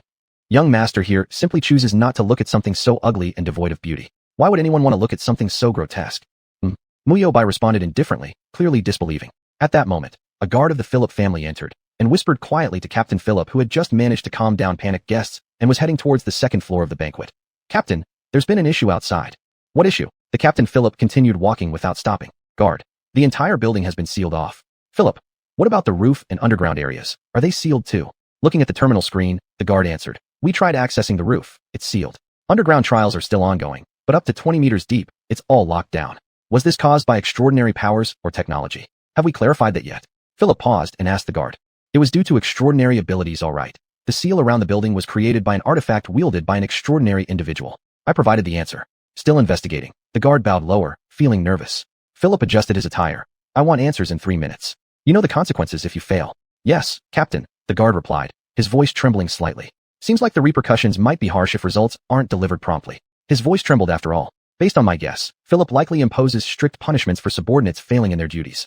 Philip said, I await your answer, then adjusted his clothes again before continuing toward the second floor, where Zhuang Lang resided at the banquet. Conclusion. You're very skilled at soothing people, Captain Philip, Zhuang Lang praised upon seeing Captain Philip arrive upstairs. Philip modestly said, just a small trick, nothing worthy of your praise, Mr. Zhuang. That wasn't merely a trick. During the commotion earlier, you actually used your extraordinary power. Although you concealed its usage well, I still noticed. Naturally, Muyo Bai also noticed. Zhuang smiled and asked, Captain Philip, what's happening that made your guards call you? Philip looked apologetic. My apologies, Mr. Zhuang. I've let you down. The welcome banquet I organized for you not only witnessed a murder, but the entire building has been sealed. How was it sealed? Zhuang questioned. Before Philip could respond, Mr. Zhong, the steward, spoke. Young master, it was sealed using an extraordinary item. The 10 great families of the Nanren Empire truly surpass secondary class families like the Philips, not just in power, but in quality of personnel too. While both protect influential young members, Zhuang bodyguards certainly exceed those of Philips in discerning the cause behind the sealing early on. This suggests strong factions or families aren't strong in just one aspect alone. Likewise, true strength manifests across many facets. Once weaknesses transform into strengths alongside becoming part of formidable forces, they might not stay weak. The strong get stronger and the weak get weaker. This saying is no joke. Fortunately, I am not one of the weak, but among the strong. After glancing at the captain of the guards who had just exchanged whispers with Mr. Zhong, Captain Philip modestly said, Mr. Zhuang, as Mr. Zhong suggested, it was likely an extraordinary item that caused the lockdown. To my shame, my men haven't yet found out the reason behind the lockdown. Zhuang pointed to the guard he'd spoken to earlier downstairs with Captain Philip. Your people should know by now. Have him come up. I'd like to hear his conclusion on the lockdown. Captain Philip nodded slightly. All right, Mr. Zhuang. Thus, the guard came up, and Zhuang reached the same conclusion as his family's bodyguard. How's the situation with the lockdown? After summoning the captain of the guards, Zhuang asked. The captain of the guards. This lockdown is caused by a space-type extraordinary item. Thus, the entire lockdown is a single entity, difficult to break. The best way to lift the lockdown in the short term would be for a space-type extraordinary person to do it. It was a sound analysis. Disregarding differences in strength, the best solution is indeed having a space-type extraordinary person handle it. After all, space-type extraordinary items, much like other special-type extraordinary items, are not only costly, but also highly effective. Furthermore, when considering differences in strength, sometimes it's still better to have a space-type extraordinary individual handle it. Those who understand space-type extraordinary items best are, after all, space-type extraordinary users themselves. Of course, this is under conditions where the disparity in strength isn't too large. In situations where there is a great difference in strength, overwhelming force nullifying all else becomes commonplace. If this lockdown were initiated by Muyo by using his extraordinary ability directly, rather than through a space-type extraordinary individual far weaker than him, even I would need time to lift it. 0114 gift. Zhuang looked at Captain Philip. Is there a space-type extraordinary individual here? Captain Philip shook his head. No. Zhuang expression remained calm. Then, between clever tactics and brute force, we only have the choice of brute force. Master, a wise man does not stand beneath a leaning wall. You may leave first. We've already tested it. The teleportation items we possess can be used, said Mr. Zhong. He then mentioned Captain Philip. Captain Philip surely values your safety too. This is the second time Mr. Zhong has mentioned Captain Philip. Is Mr. Zhong dissatisfied with Captain Philip? It's normal to be dissatisfied. Although Mr. Zhong doesn't get along well with Zhuang, he still values Zhuang's personal safety. I clearly remember, he and Zhuang's conflicts usually revolve around Zhuang's own safety. Captain Philip agreed with Mr. Zhong. Mr. Zhuang, just as your steward said, your safety is the top priority. Please place emphasis on your own safety. Zhuang waved his hand. Stop trying to persuade me. I won't leave here right now. The main giver of this gift hasn't arrived yet. Why would I leave? You mean the main giver refers to the leader among the group standing outside the building? If so, the main giver has arrived. The main giver of your gift, a young master of the AIC family, one of the 10 great families, has arrived. And this young master is related to Gao Xiao and disguised by Muyo Bai. After all, the human killing technique Muyo Bai used earlier was precisely from the AIC family. So, does this mean I have made a connection with the Hua family, while Muyo Bai has made a connection with the AIC family? Captain Philip seemed somewhat confused. Mr. Zhuang, I don't quite understand what you mean. Zhuang's tone was gentle. Captain Philip, it doesn't matter if you don't understand. When the main giver arrives, you'll understand. I'm sorry about how this banquet turned out. Suddenly, a male voice resounded. Zhuang, it's been days since we last met, and you're still as hypocritical as ever. Together with this voice came the lifting of the lockdown and the arrival of a group of people. Looking at the people who appeared on the second floor of the banquet, Zhuang showed no expression. Jesse AIC, creating 10 casualties at my welcoming banquet. Is this your gift? This gift is quite unique for the human race. But for the insectoids, it's quite normal. The insectoids are a race that enjoys killing and destruction, thus incidents of killing on impulse aren't rare. Of course, the insectoids typically kill enemies or opposing sides. Therefore, attending banquets hosted by enemies, in insectoid society, is something attendees must be wary of. Not being cautious isn't an issue. It simply increases the possibility of losing one's life. Jesse, yes. Zhuang, isn't this gift exactly as described in the information I sent you before? Will it surprise you? This person seems somewhat similar to the insectoids, which suggests influence is mutual. While humans influence the insectoids, they are also influenced by them. Zhuang's expression was cold. Surprise? Jesse, the gift you sent has nothing to do with joy in any way. Jesse, Oh, then are you scared? If I can't give you a surprise, scaring you will do as well. Compared to the former, I prefer the latter.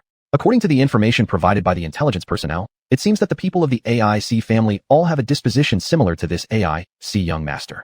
An entire family with such personalities, all so cold-blooded. Yet the AIC family has remained safe and sound in its position as one of the 10 great families of the Southern Empire. This truly makes one sigh. Might makes right.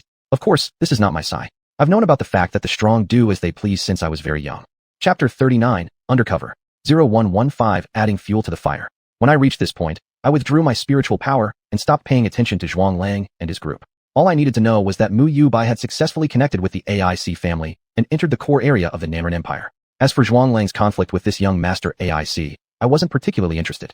After all, this young master AIC, who somewhat resembles an insectoid, is not worth me devoting too much attention to him. Speaking of madness, he's nowhere near as crazy as the insectoids. When it comes to a penchant for killing, he definitely doesn't share the same enthusiasm as the insectoids. Why should I bother paying attention to him?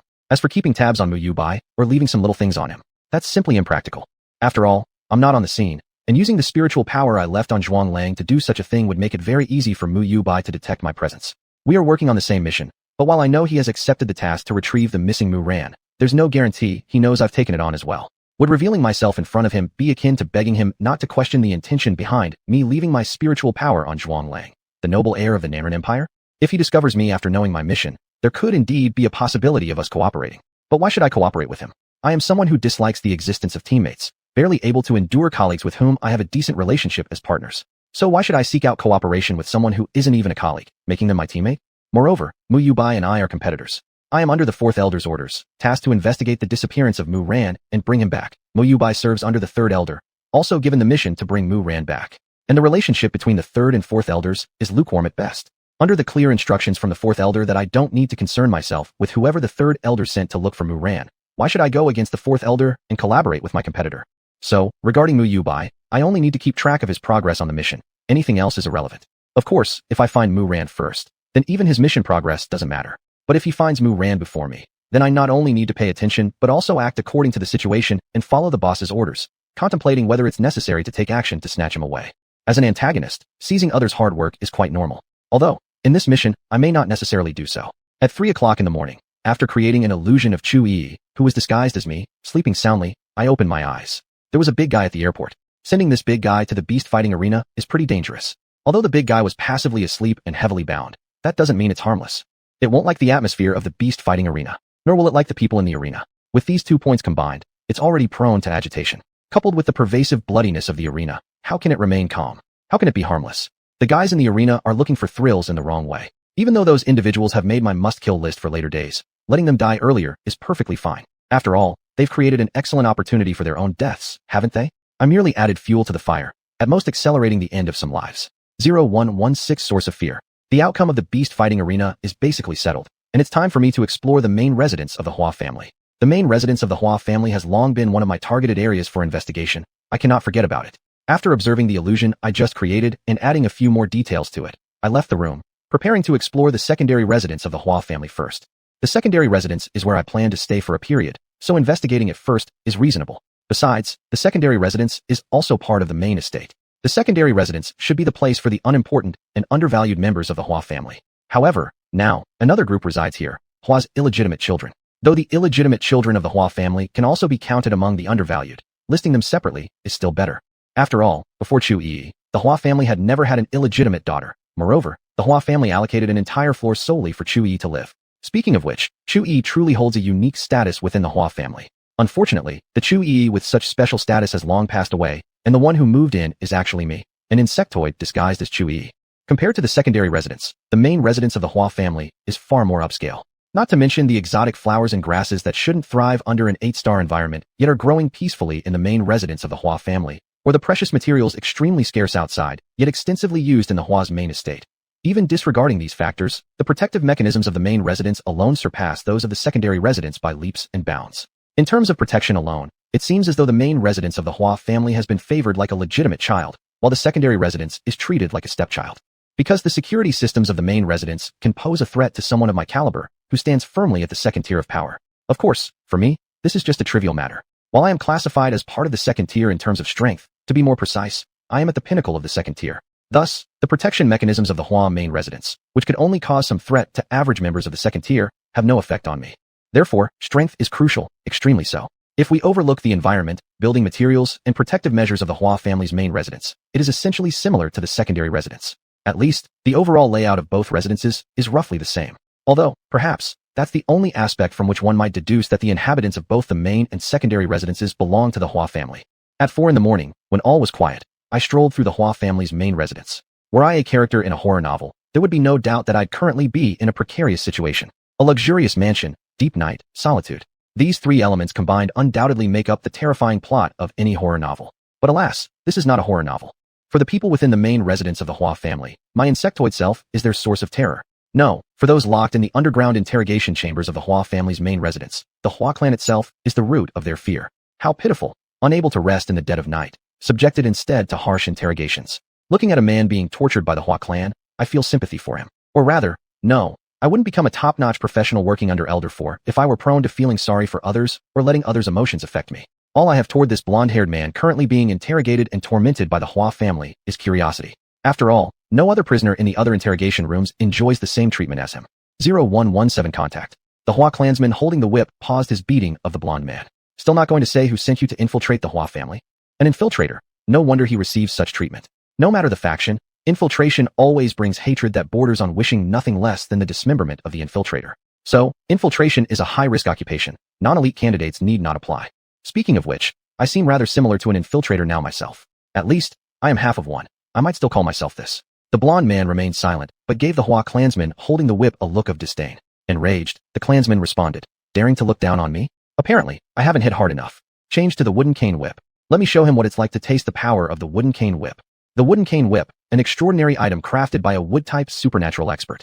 The stronger the wood-type supernatural expert, the higher the grade and quality of the whip they produce. When struck by the whip, initially, there's no sensation, but after 3 seconds, the skin swells red, followed by intense pain after 5 seconds, and then itching sets in after 10 seconds. Among extraordinary whips, the wooden cane whip is one of the most powerful tools for extracting confessions. A male servant dressed in black answered, "Yes, Master 18. Subsequently, the wooden cane whip came into the possession of Master 18, also known as Young Master 18 of the Hua family. Its grade is excellent, its quality superior. This particular wooden cane whip must have been crafted by a strong wood-type supernatural expert. Moreover, during its creation, poison experts also added a touch, coating the whip with toxins. Overall, this wooden cane whip is of very good quality. My appraisal. However, whether this whip will actually land on the blonde man isn't certain, because someone else has arrived. 18, stop. Accompanying this chilly female voice is Hua Murong's elder sister, Hua Murong. Sister. Upon seeing her, Young Master 18 immediately lowered the hand that had been about to swing the wooden cane whip. Upon seeing her, the blonde man murmured, Miss. That wasn't the typical title Hua family servants used to address Hua Murong. Headmaster, Miss Murong. That is what the Hua family's servants usually call her. Judging by his dress, this blonde man, wearing Hua family work attire, must have some connection to Hua Murong. My innate sense of gossip ignited instantly. Hua Murong glanced at the blonde man before turning her attention to Young Master 18. 18, did you manage to get anything useful out of him? I haven't gotten anything out of him so far.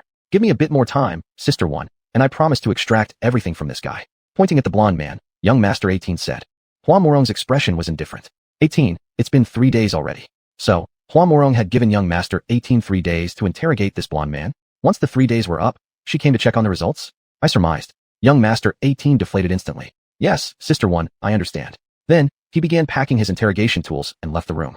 The blonde man who had been staring at Hua Murong ever since her arrival spoke again after Young Master 18 departed. Miss Murong, you're here. I thought you didn't wish to see me. It's confirmed. This man definitely had some connection with Hua Murong. Moreover, their relationship seemed to be quite close. Still, he was an infiltrator. The closer his ties to Hua Murong, the greater the potential damage to the Hua family. After all, Hua Murong was a strong contender for the position of clan leader and the current acting head of the Hua family. Speaking of which, with the revelation of an infiltrator, could Hua Murong still hold her position as acting head of the family? I felt curious. Chapter 40, Brother Complex. 0118 Restriction. I've come, are you happy? Hua Murong asked, looking at the blonde man with indifference. The blonde man chuckled softly. Miss has come, of course I am happy. After all, I thought I would never see you again. If it weren't for my years of experience reading melodramatic romantic novels and watching dramatics plays that helped me deduce there was nothing romantic between this guy and Hua Murong, I might have believed they were romantically involved. After all, their words could easily be misinterpreted. Although there is a saying, those who misunderstand things easily probably have problems themselves.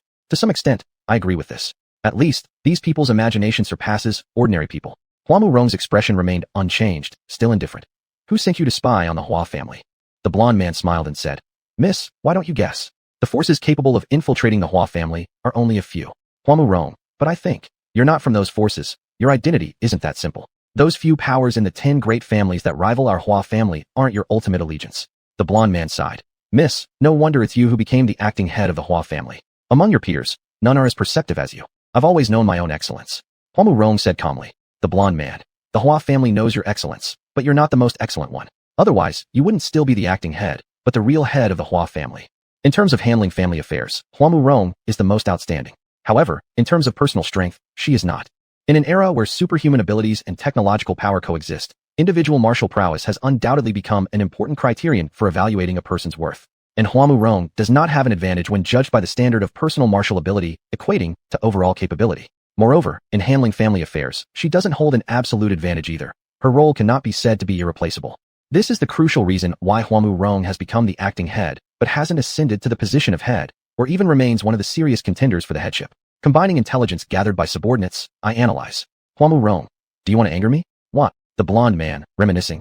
Because I want to see more expressions on your face, Mississippi. Since becoming the acting head, you've always appeared aloof, making me somewhat miss how you used to look when you were younger. Back then, you even called me brother. Huamu Rong, do the fake calls of brother linger in your memory up to now? The blonde man. Even if it was feigned, you did call me brother. This spy seems like a typical brother complex person. Is being a brother complex individual this powerful that they can care deeply about someone who merely pretended to be their sister? The concept of a brother complex truly baffles people. Huamu Rong. Then, are you willing to tell me who instructed you? Sister speaking. Does this count as using poison to fight poison? So, will you, the spy, answer, or what? I'm a bit curious about the blonde man's response. 0119 family meeting. Miss, you're really as expected. To get information, you call me brother. The blonde man laughed. Huamu Rong. So, will you let me obtain the information I want? Blonde man. Someone put a restriction on me. Not only can I not mention the one behind me, but I can't even think about it. What an interesting response. My commentary. With the Hua family's abilities, can they break this restriction? Huamu Rong asks. Blonde man, no. Moreover, miss, I've already triggered the restriction. In 10 seconds, I will turn into a puddle of pus. It's quite disgusting. It's better you don't watch. Rather consider it, giving a warning tip too. But I don't think Huamu Rong will do as he says. She's not the type who shies away from disgusting scenes. Huamu Rong refuses. I've seen things more disgusting than this. The blonde man begins to melt, but he continues to speak. Miss, can't you not watch? I hope. In your heart, I remain the image of a brother, rather than a puddle of pus. Huamu Rong coldly and mercilessly. Can't. Moreover, I've never considered you a brother. Blonde man, I know. Before he finished his sentence, he had completely turned into a puddle of pus. Throughout this process, Huamu Rong watched without blinking. Even as an acting head, Huamu Rong is still a qualified acting head. My commentary. Also, I can now confirm, the blonde man this spy is a brother complex person. After all, for the sake of Huamu Rong, his so-called younger sister, he tested the restriction with his own body, ultimately turning into a puddle of pus. The love he held for his so-called younger sister Huamu Rong was indeed moving enough to shake heaven and earth, leaving one no choice but to marvel at the bond between this brother and sister. One fake affection, one true sentiment, certainly makes people sigh.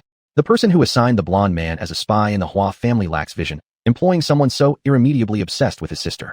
In my view, being a sister-obsessed individual is a kind of sickness, just like other forms of obsession, and there's no medicine that can cure it. After silently observing the yellow-haired man dissolve into pus for a few seconds, Huamu Rong raised her hand and beckoned the male servant waiting outside the interrogation room.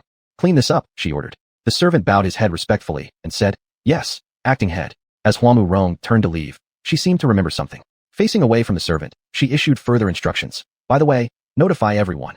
A family meeting will be held at 6 in the morning. Yes, the servant bowed again. A Hua family gathering, should I attend? No, probably not. It's not worth it. Firstly, since I already have Huamu Shi, one of my spies attending the meeting, there's no need for me to go personally. All I need is to expend a little mental energy. Secondly, the content of this meeting isn't worth my attention, because I already know what they'll discuss. The intelligence given by the blonde spy will be the main focus of discussion. Although it seems he didn't reveal much on the surface, the intelligence he provided was already quite substantial. There aren't many individuals or forces capable of inserting a spy into the Hua family, while simultaneously placing a restriction on them that the Hua family cannot resolve. So, when I say that the person behind the blonde spy lacks vision, I'm serious. She took one last look at the pool of pus left on the interrogation room floor before leaving. The interrogation room has been checked thoroughly, and I've left some small things behind, but the other parts of the Hua family's main residence still haven't been inspected. 0120 returning the favor. At 6:42 a.m., I returned to my room. After dispelling the previous illusion and creating a new one where Chu Yi appeared awake, looking at the terminal screen, I opened the terminal and contacted someone. Looking at the terminal screen, I politely nodded. Uncle Madeda. Madeda. Anshi, why are you contacting me? Me. Uncle Madeda, have you received the gift I sent you? Do you like it? It doesn't matter if you don't like it anyway, since I don't care. It wasn't even chosen based on your preferences. Are you talking about this box? Madeda pointed to a wooden box brought by his subordinate. Me. More precisely, it's the thing inside the box. The contents of the box are related to you, Uncle Madeda. Madeda, do you know that I haven't opened the box yet? I just guessed that. The time it took for the gift to reach your hands could be estimated accurately by me. Whether or not you actually opened it, however, was less certain. I smiled faintly. This gift should have arrived earlier, but due to some changes in your schedule these days, it only arrived this morning. But the time of delivery isn't important. What's important is whether you accepted it. And although I had long predicted you would accept it, confirming this fact truly pleased me. After all, this is my return gift, my way of returning the favor for what you did those days ago. Madeda became somewhat curious. What's inside the box? Me. You'll know once you open it. Telling you ahead of time would ruin the surprise. Madeda remained silent, quietly opening the wooden box in his hand. Then, he saw the contents. Anshi, this is the gift you sent me? A box of ashes. He was angry. Indeed, it is ash. If it weren't for someone else acting on my behalf, you wouldn't even receive these ashes. Me. Uncle Madeda, why don't you guess whose ashes are in the box? They are definitely connected to you. Yes, the box doesn't contain just one person's ashes. Madeda coldly replied. No wonder those few who leaked my location suddenly disappeared without a trace. They're dead. Me. Since they dared to disclose my whereabouts, they deserve their fate, death. That's their end. As an antagonist, as a hated figure, and as someone with plenty of enemies, how could I let those who revealed my location live in peace? Death is the outcome I set for them. Dying from fire is the death sentence I decided upon for them. Madeda crushed the wooden box in his hand. Anshi, are you warning me with this gift you sent today? That's correct. I'm warning you. But I won't admit it outright. Me. No. I'm merely sending you a simple present, along with curiosity about your opinion of it. Uncle Madeda, do you like my gift? Saying it this way will make you even angrier, right? Madeda took a deep breath. Anshi, the evaluations about you in the outside world are indeed correct. The phrase revenge for even the smallest slight, that's exactly what describes you. For an antagonist, revenge for even the smallest slight is a compliment. Besides, isn't it normal for villains to hold grudges and be petty? I smiled. Uncle Madeda, thank you for your compliment. Madeda closed his eyes, as if he didn't want to look at me. I continued. Uncle Madeda, now that things have come to this, are you still unwilling to end this communication because you hope I'll help you find Mutin? Madeda opened his eyes and looked at me coldly. I asked, Uncle Madeda, actually I have a question. Why don't you personally come to the Narian Empire to look for Mutin? Just because the third elder forbade you, are you really not going to come? Mutin has been missing since she disappeared 20 days ago. In 20 days without any news, can you honestly stay put in the Federation so peacefully, not worrying about your sister? Chapter 41, Invitation. 0121 Incitement. What am I doing? I'm sowing discord between Muda and the third elder. I'm inciting Muda not to listen to the third elder. I'm urging Muda to come personally to the Nanran Empire to find Mu Ran. Why am I doing this? Because I think it's interesting, and it makes me happy. Even more so because I want to do this. As a villain who revels in chaos, inciting others to do what they're not allowed is quite normal. My way of doing things, in official terms, is called incitement. Looking at Muda on the terminal screen, I launched my final assault. Uncle Muda, compared to Mu Bai or any other person, wouldn't Mu Ran rather have you, right? Muda, Anshi, are you instructing me on how to act? I shook my head. No, I'm just speaking the truth. I'm merely saying what's on my mind. I'm simply sharing my doubts with you. Uncle Muda, you should know that even if I agree to help you find Mu Ran, and even if Mu Bai puts all his effort into finding her under emotional influence, Mu Ran probably still hopes that you, her brother, will be the one to find her. Muda, Anshi, do you want me to come to the Nanran Empire? Me? I just think that Mu Ran wants you to come to the Nanran Empire to find her. For someone lonely and stranded in a foreign land, it's normal for her to hope her family would come to find her. For someone who might be in an unfavorable situation, hoping her family doesn't come to save her and take unnecessary risks is also normal. It all depends on what kind of person you think your sister Mu Ran is, Uncle Muda. Muda was moved for a moment but soon suppressed his emotions. Anshi, just like you wouldn't defy the fourth elder's orders, neither will I defy the third elder's. I don't resist my direct superior, the fourth elder, because I obey him. But I don't think you're as obedient as I am. My reaction was indifferent. Oh, Muda, Anshi, just tell me directly whether you'll help me find Mu Ran or not. Me. Uncle Muda, this isn't about whether I help you or not, but rather about whether you can afford the compensation for my help. Of course, most importantly, without knowing the reason the fourth elder, my boss, has asked me to bring Mu Ran back, I won't help you. After all, in my heart, the importance of the fourth elder, my boss, ranks first. Muda fell silent for a while, then asked, if I can pay the fee, will you help? I looked at Muda for a moment. Is this a compromise? You, as a brother, compromise for your sister Mu Ran. How touching. Not really. I wouldn't feel touched by this. Touching sibling relationships? I've seen plenty of those. Family conflicts, sibling rivalry? I've seen lots of that too, so no emotional fluctuation for me here. Spectatorship mixed with gossip, that's my stance. I smiled. This will depend on how sincere you, Uncle Muda, are. Of course, more importantly, it will depend on the fourth elder's wishes. Muda, the data regarding Mu Ran's disappearance, I'll send it to you later. I raised an eyebrow. Uncle Muda, are you really that distrustful of Mubai? Are you willing to go through considerable trouble to let me help instead, entrusting the search to someone you don't like rather than putting your hope on him? Muda, compared to Mubai, I'd prefer you to find Muran. Can I interpret this as, you dislike Mubai even more? Should I feel honored about that? Nah, there's nothing honorable about it. 0122 value. After ending the communication with Muda, I looked at the data he sent and smiled. Feelings aren't something I dwell on, but what feelings attach themselves to, I care about. A brother seeking help from his enemy for his missing sister. There's some interest in that. Especially when it's Muda, someone I've offended. So, I should seek the opinion of the fourth elder, my boss. 5 minutes later, after receiving the fourth elder's response, I turned off the terminal screen. Now the issue is whether Muran, who's been missing for 20 days, is alive or dead. Being alive is more valuable than being dead. This is true for Muda, and for me, who intends to receive payment from Muda. Knock knock. At 8:20 in the morning, a knocking sound rang out. Then came Hua Madai's voice from outside the door.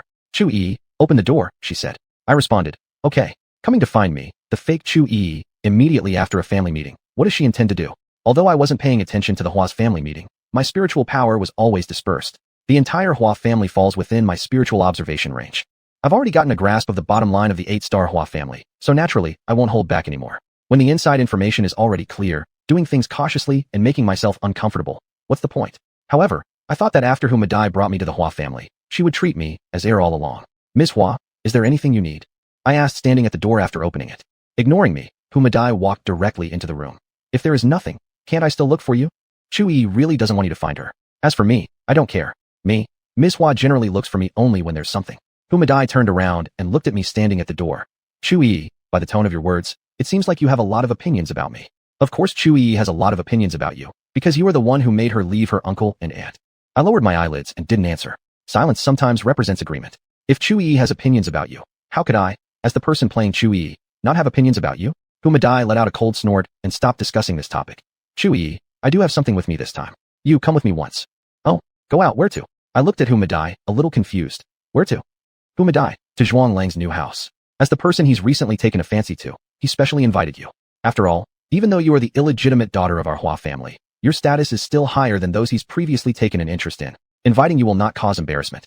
The tone was not good at all. Every word showed dissatisfaction with Chu Yi. Why? Because Chu Yi was brought back by you, and it's your responsibility to fully take care of her. So in the situation where Chu Yi is invited by Zhuang Lang, you, who hate men, have no choice but to go with Chu Yi? Me? It's not suitable for me, an illegitimate daughter, to attend such occasions. This belongs to Chu Yi's tactful refusal. As for me, I'd actually be happy to go. Because there might be Mu Yubai if I go. Mu Yubai, disguised as Gao Xiao, met a young Master AIC, who has conflicts with Zhuang Lang. Young Master AIC will very likely attend Zhuang Lang's new house. If young Master AIC attends, the possibility of Mu Yubai attending is not small either. I am interested in the progress of Mu Yubai's mission. 0123 Compliance and Non-Compliance. Hu Madai. Indeed, it's not appropriate, but Zhuang Lang has invited you. Chu Yi, you have no right to refuse on behalf of the Hua family. Likewise, you also don't have the right to refuse the Zhuang family. Speaking of which, Hu Madai smiled. Chu Yi, you should thank Zhuang Lang. The matter of you being the illegitimate daughter of the Hua family first came from him. I kept my expression unchanged, just pursed my lips. Chu Yi had long guessed about this. Now, she has merely received the definitive answer from Hu Madai. Therefore, Chu Yi wouldn't be surprised by this, just slightly dissatisfied, towards Zhuang Lang. Hu Madai. Chu Yi, it is decided then. This afternoon, I'll come to pick you up. After saying that, she left the room. I stood quietly in place for a moment before closing the door. I need to fit the image of Chu Yi whose mood is down. At 3 in the afternoon, Hu Madai and I boarded the spacecraft.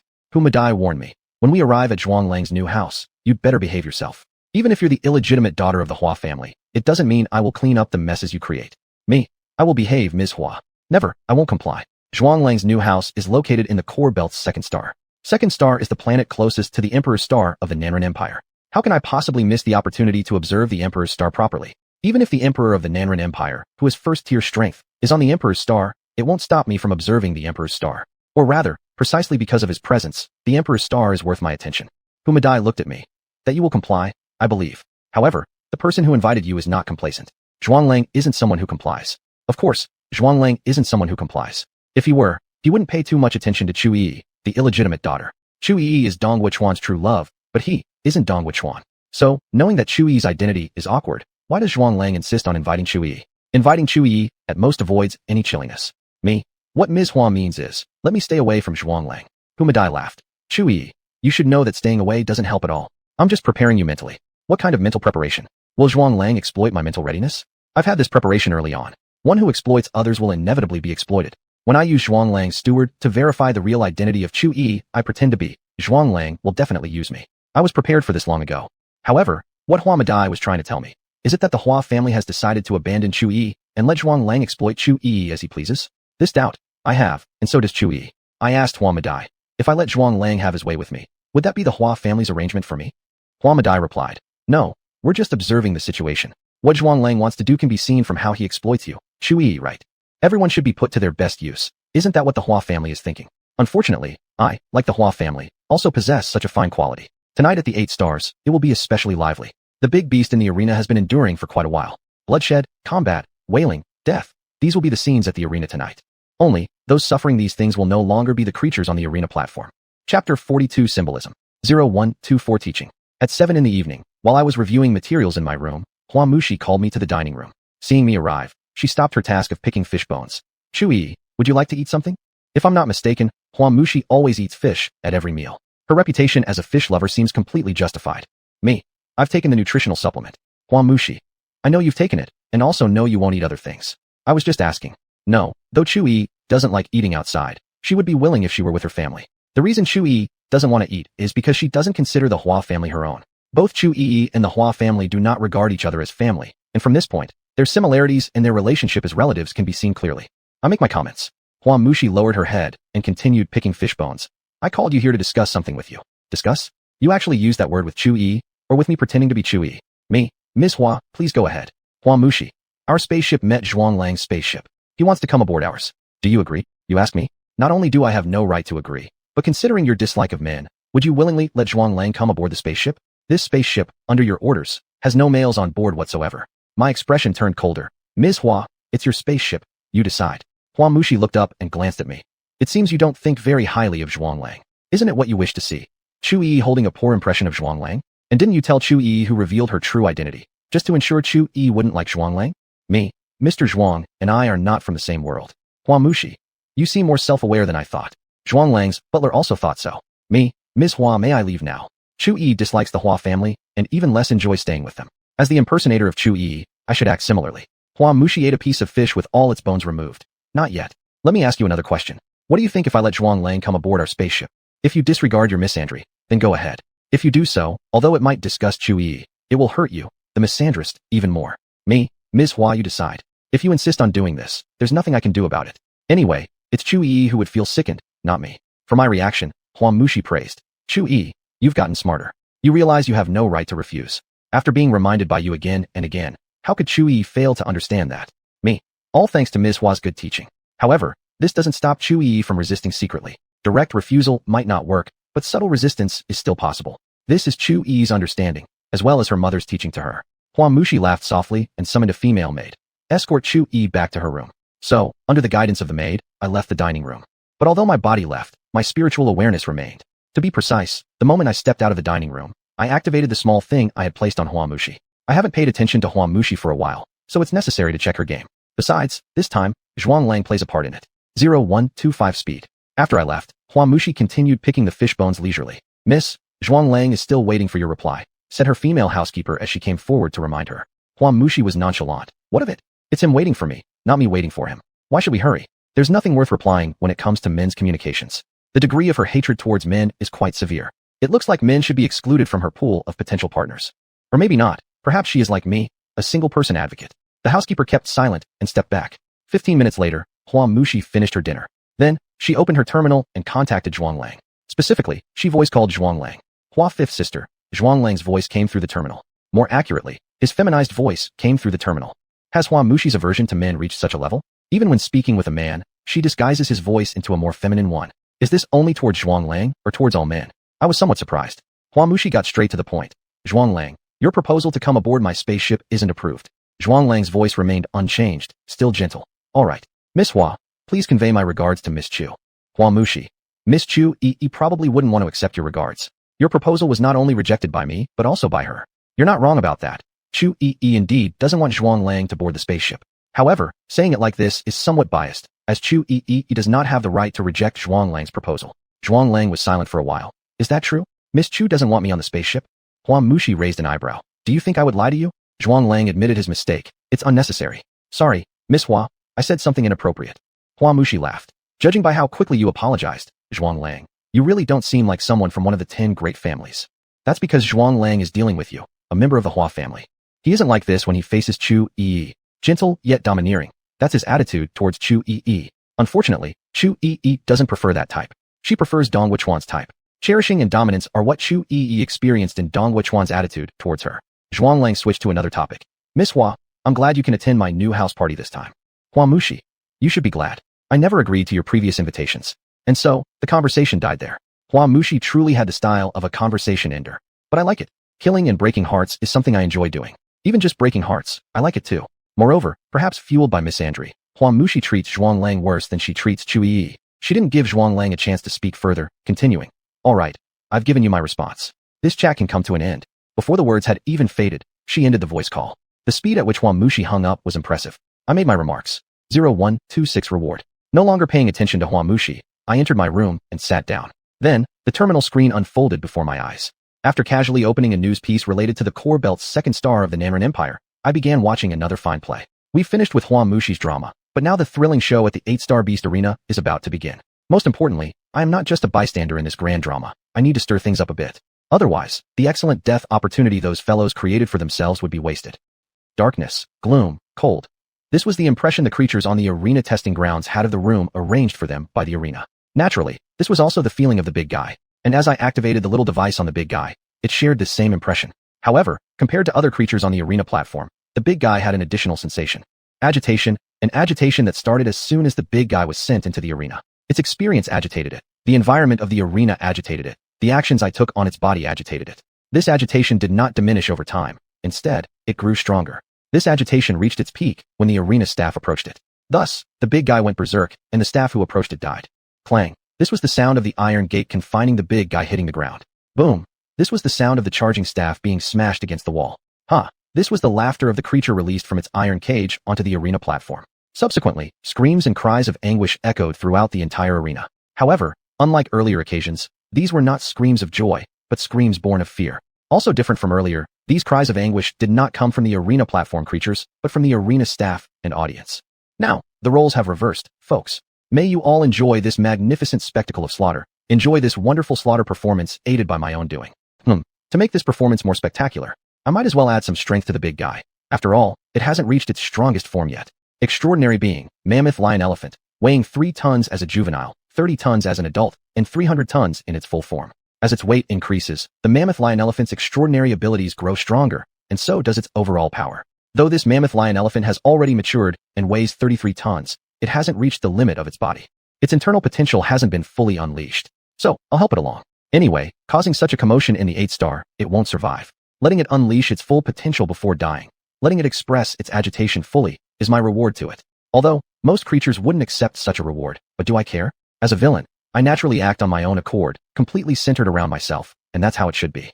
Just as Chu Yi had no right to refuse Hua Mushi and Zhuang Lang, this mammoth lion elephant in the beast arena has no right to refuse my reward. In front of the strong, the weak have no right to say no. This is an iron rule of a society where the mighty are respected. And for me, the mammoth lion elephant is the weak. So, under the astonished gaze of the people in the beast arena, the slaughterous giant creature that brought them endless fear, the mammoth lion elephant, grew larger. Drip, drip. This was the sound of blood dripping onto the ground. This was the faint yet undeniable sound at the moment in the beast arena. This was the anger and dissatisfaction of living beings on the arena platform about their own encounters. This was also the symbol of the death of the arena staff and audience. Chapter 43, News. 0127 Broomstar. At 7:51 in the evening, I withdrew my attention from the Colosseum. The commotion at the Colosseum was over. The main instigators of the chaos, the mammoth lion elephants, were all dead, so there was no need for me to keep paying attention to the Colosseum anymore. From 7:37 to 7:51, the commotion lasted 14 minutes and resulted in the deaths of most of the Colosseum's staff and audience members. While it wasn't perfect, this chaos did partially meet some of my expectations. At least, some people on my death list returned to the embrace of death tonight. At least, I watched a good show of slaughter. But while I got to watch a good show, the Hua family, as the actual planetary administrator of Star 8, probably had their hands full. Although the official planetary administrator of Star 8 was not from the Hua family, but rather from a second-tier family within the Southern Empire, this second-tier family is a subordinate family of the Hua clan. Thus, referring to the Hua family as the actual planetary administrator of Star 8 isn't incorrect. It's just a matter of formalities. They will likely investigate every detail of how this disturbance came about. Moreover, they may have to expend significant effort to suppress the influence of this incident. Why is that? Because although the Hua family could suppress this easily, other forces among the 10 great families of the Southern Empire would not allow the Hua family to do so effortlessly. The planetary administrator of Star 34 should be thanking me. With this disturbance happening on Star 8, the 2 assassination attempts against the high-ranking officials on Star 34 pale in comparison. By the way, one of those assassination cases also had my subtle influence behind it. Moreover, that case successfully killed off one of those high-ranking officials. I've done well. Since coming to the core territory of the Southern Empire, I've seized the opportunity to make the planets here lively. Although this liveliness is something those planets wouldn't want. As a villain, praising oneself is quite normal. The next morning at 8 o'clock, as I was led to the dining room by a maid, I saw a somewhat weary and agitated Hua Mushi. The events of last night must have significantly affected Hua Mushi's emotions, I guessed. Looking at Hua Mushi, I softly called out, "Ms. Hua." Hua Mushi nodded briefly toward me. "Have you taken another nutrient supplement?" "Of course, Chu Yi doesn't actually want to eat with you. And aren't you eating fish again? Only this time without any bones." People like Hua Mushi, who eat fish 3 meals a day and never get tired of it, are probably fanatical enthusiasts, not just casual fans. My thoughts. Me? Yes, Ms. Hua. Hua Mushi set down her utensils and looked at me for a moment. "Chu Yi, I think you might possess a broom star constitution. Trouble always follows wherever you go. This notion of trouble following me around isn't entirely my doing, or even the broom star's doing. I've only helped fan the flames and allowed the seeds of chaos to flourish. Thus, I don't have much to do with these incidents directly." Pinching my lips, I said somewhat unhappily, "I don't understand what you mean, Ms. Hua." Hua Mushi raised an eyebrow. "Most of your maternal relatives are dead. 2 assassinations targeting the elite happened on Star 34 where you visited. Last night, unrest occurred on the Imperial Guard 8 star where you stayed, leading to heavy casualties in the Colosseum. Chu Yi, isn't this enough proof of your broom star nature?" Imperial Guard 8 star is abbreviated as 8 star. In the eyes of the Emperor of the Southern Empire, planets such as 2 through 10, which orbit the Imperial Star, should serve as guard satellites for the Imperial Star. Therefore, the title Imperial Guard was bestowed upon these planets. By the way, the title Imperial Guard was recently bestowed upon these inner circle planets by the Emperor. But the initial naming bestowed during the early establishment of the Southern Empire remains used less frequently now, even by the 10 major families. For some reasons, they mostly refer to them as Imperial Guard, followed by the star's name, rarely using the original titles. 0128 not allowed. I became angry, anger lacing my voice. "Ms. Hua, I don't believe I am a broom star. I don't care if I'm considered a broom star. The title can actually be helpful for my plans, but Chu Yi does mind." Besides, Hua Mushi deliberately mentioned Chu Yi's relatives to provoke her anger. If that's the case, as the person playing Chu Yi, how could I not be angry? Hua Mushi laughed. "Chu Yi, your opinion is not important at all, nor are your thoughts. What matters is the views and ideas of myself and others in the Hua family." "Me? So, does everyone in the Hua family now believe I'm a broom star?" Hua Mushi shook her head. "No, there's another idea regarding you." Before she finished speaking, she instantly moved in front of me and gripped my wrist tightly. "You are an undercover agent deliberately sent to the Hua family by someone else." She leaned closer and smiled. In response, I instinctively took a step back, wanting to distance myself from Hua Mushi.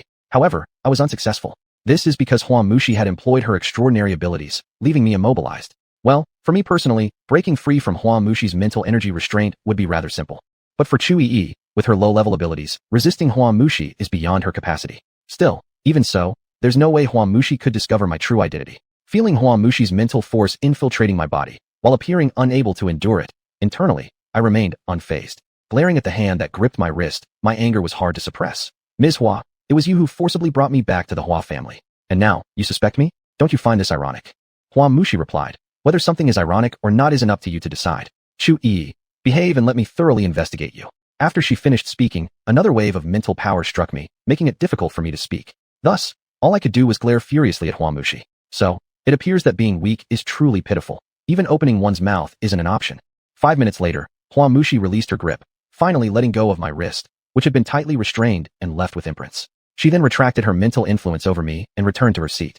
I spoke sarcastically. "It seems, Ms. Hua, you haven't uncovered anything unusual about me." If she had, instead of sitting down now, she'd probably have directly interrogated or killed Chu Yi already. This point, both I and Chu Yi are aware of. Not only does Chu Yi know, but she harbors resentment as well.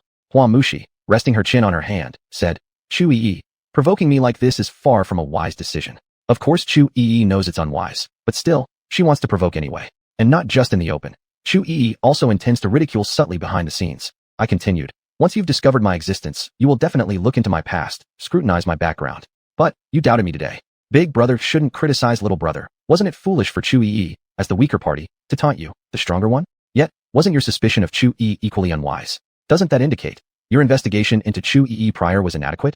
Though indeed inadequate, it was mainly due to my exceptional skill in disguise. 0129 likeness. Hua Mushi stared at me intently for a while. Chui, I've only just noticed today, despite your lack of strength and lowly position, your tongue sure moves quick. I looked straight into Hua Mushi's eyes. Your praise is too much for me to bear, Ms. Hua. Hua Mushi added. You right now remind me somewhat of Uncle 3. That guy, other than his eloquence, isn't much. Would your uncle feel the same if you described him this way? But I agree. Back then, the reason Chu-Yi's mother fell for your Uncle 3 when he was in disguise was partly her naivety and partly his silver tongue that clouded her judgment. However, Chu-Yi doesn't concur with this perspective. So, I stayed silent but expressed non-approval through my expression. Hua Mushi narrowed her eyes. What? You don't agree when I say you resemble Uncle 3? I simply believe I am unworthy to compare with your Uncle 3, Ms. Hua. Indeed, you are unworthy. Even if you were his offspring, neither he nor our Hua family would recognize you. Hua Mushi nodded. Regarding this, Chu-Yi understands clearly. You don't need to repeatedly bring it up. I lowered my eyelids and controlled my emotions. Ms. Hua, did you bring me to the dining room just to probe me? You wish to leave again? Hua Mushi asked. Having probed enough, aren't you allowing Chu-Yi to leave? I answered affirmatively, yes. Hua Mushi said. I heard you like gazing at the starry sky. You haven't seen the stars within the inner circle yet. Let's go to the viewing window together. Are you trying to slap someone and then offer a honey treat afterward? Still, what you said is true. Chu-Yi hasn't observed the stars in the core zone's inner circle yet. After all, during the journey from star 34 to star 2, aside from coming to the dining hall to see you, she mostly stayed in her room. Under persistent reminders by Hua Mushi's maid, I finally followed after Hua Mushi, who had walked ahead. Chu-Yi didn't want to admire the starry sky with Hua Mushi, so my hesitation was justified. Look, that's the Emperor's star of our empire. Beside the viewing window, Hua Mushi pointed at a planet and told me. Then, she glanced at me who was staring at the Emperor's star and asked, Chu-Yi, among all the planets you've seen, is there any comparable to the Emperor's star? For Chu-Yi, certainly none exists. With a stunned expression, I murmured, no, the Emperor's star is the most beautiful planet I've ever seen. Speaking for myself, however, the number of planets comparable to the Emperor's star of the Southern Empire isn't small. I don't care about scenery, nor do I use it as a criterion for evaluating a planet. What I care about is the strength of the strongest individual on a planet. That's my standard for evaluating a planet. Even though the Emperor of the Southern Empire is in the top tier of strength, I've seen people in the top tier before. His imperial star doesn't make me look at it differently because of his power. After all, each of the 8 elders of the Eastern Insect Federation are in the top tier of strength. Precisely because all 8 elders are top-tier individuals, and there is no one person whose ability surpasses everyone else's, the Eastern Insect Federation implements a federal system rather than an imperial system. However, although the imperial star of the Southern Empire means nothing special to me, it does confirm a piece of news. The Emperor of the Southern Empire doesn't have much time left. Chapter 44, Comparison. 0130 Dead Chi. The Emperor of the Nanren Empire has not much time left to live. This news has been around now. 10 years ago, 20 years ago, 30 years ago. Since the establishment of the Nanren Empire, it seemed like the Emperor had not much time left, about to embrace death. But, from then until now, from 10 years ago until now, from 20 years ago until now, from 30 years ago until now, the Emperor is still alive, without any signs of death. There are quite a few people who seemed more long-lived than him, who have permanently left the Nanren Empire over these years, embracing death. However, I am almost certain now, the Emperor truly is on the verge of his end. Because, there is a faint trace of dead chi surrounding the Emperor's star where he resides, the star that he governs. Because, this dead chi originates from him, originating from the protective shield he set up around the entire Emperor's star. Yes, as the Emperor's star of the Nanren Empire, it's just that unique, causing the Emperor to set up a protective shield for it. Though, in my view, this is a manifestation of the Emperor's unease with his environment, a manifestation of the Emperor's distrust of others. Speaking of which, it seems like the Emperor really doesn't have anyone worthy of his trust. Or rather, he trusts no one. I digressed. Let's get back to the original topic. As a fire-based extraordinary person who believes that the world is filled with soul flames, I once spent quite some time specifically observing those who were dying. The dead chi present on those who are about to die, and their souls' flames on the brink of extinction, have left a deep impression on me. Therefore, when I noticed the subtle presence of dead chi on the protective shield of the Emperor's star, I immediately recognized it. Hence, I concluded that the Emperor was nearing his end.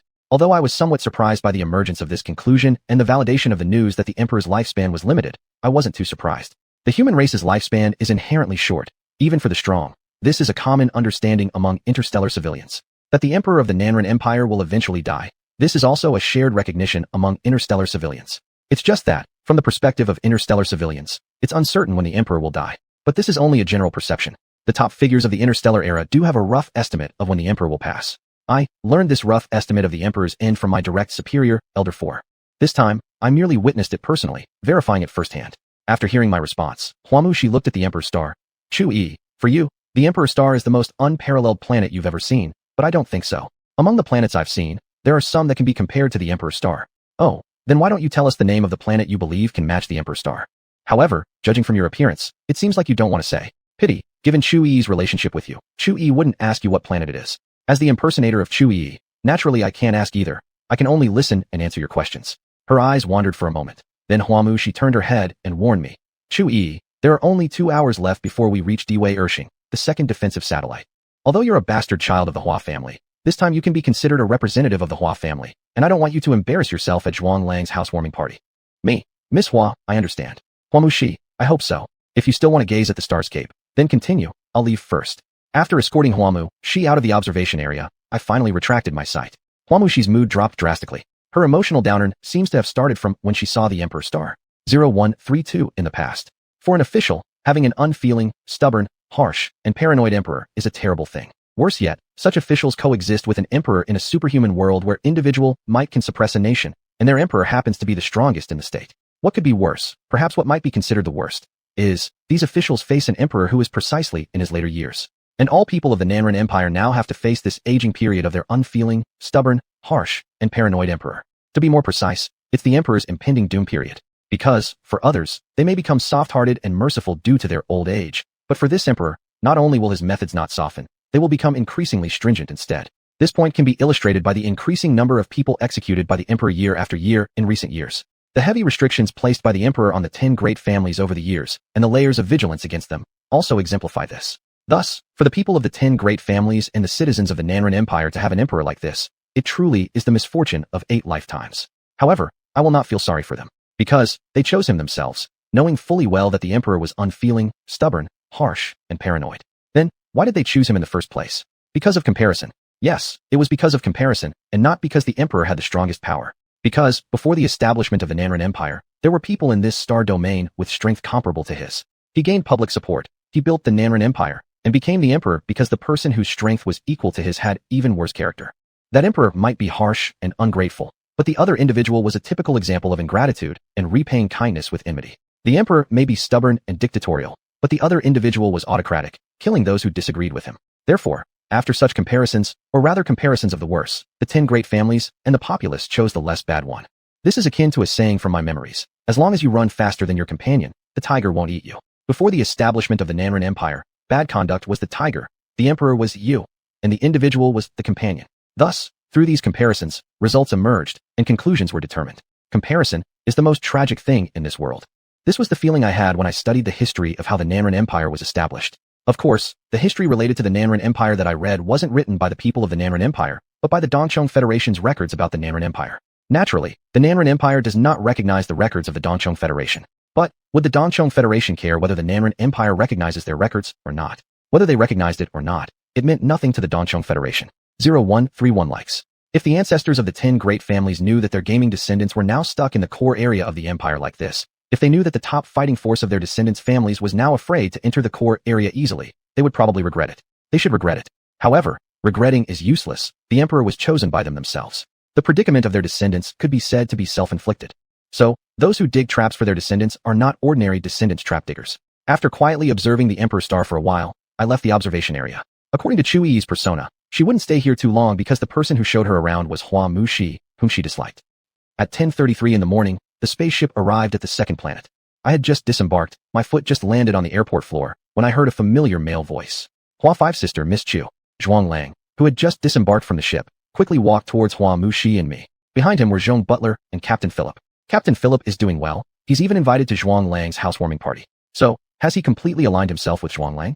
I'm a bit curious. When Zhuang Lang stopped 5 meters away from Huamu Shi and me, he didn't overstep his bounds. You'd better not come any closer. Huamu Shi, who has misandry, might explode. After all, her expression isn't good right now. I commented internally. Huamu Shi's expression turned cold. Zhuang Lang, do you want to stick like a Gaiac plaster? Just following our spaceship around is enough. If you plan to bother me and Chu Yi throughout the next period, forget about continuing your party. Hearing this, Zhuang Lang took a few steps back. Under his indication, Zhong Butler and Captain Philip left here, heading back to his spaceship. Only when he was 10 meters away from Huamu Shi did Zhuang Lang stop retreating. Sorry, Sister Huawu. I got too excited seeing you and Miss Chu. I forgot that you dislike males coming near. He said sincerely.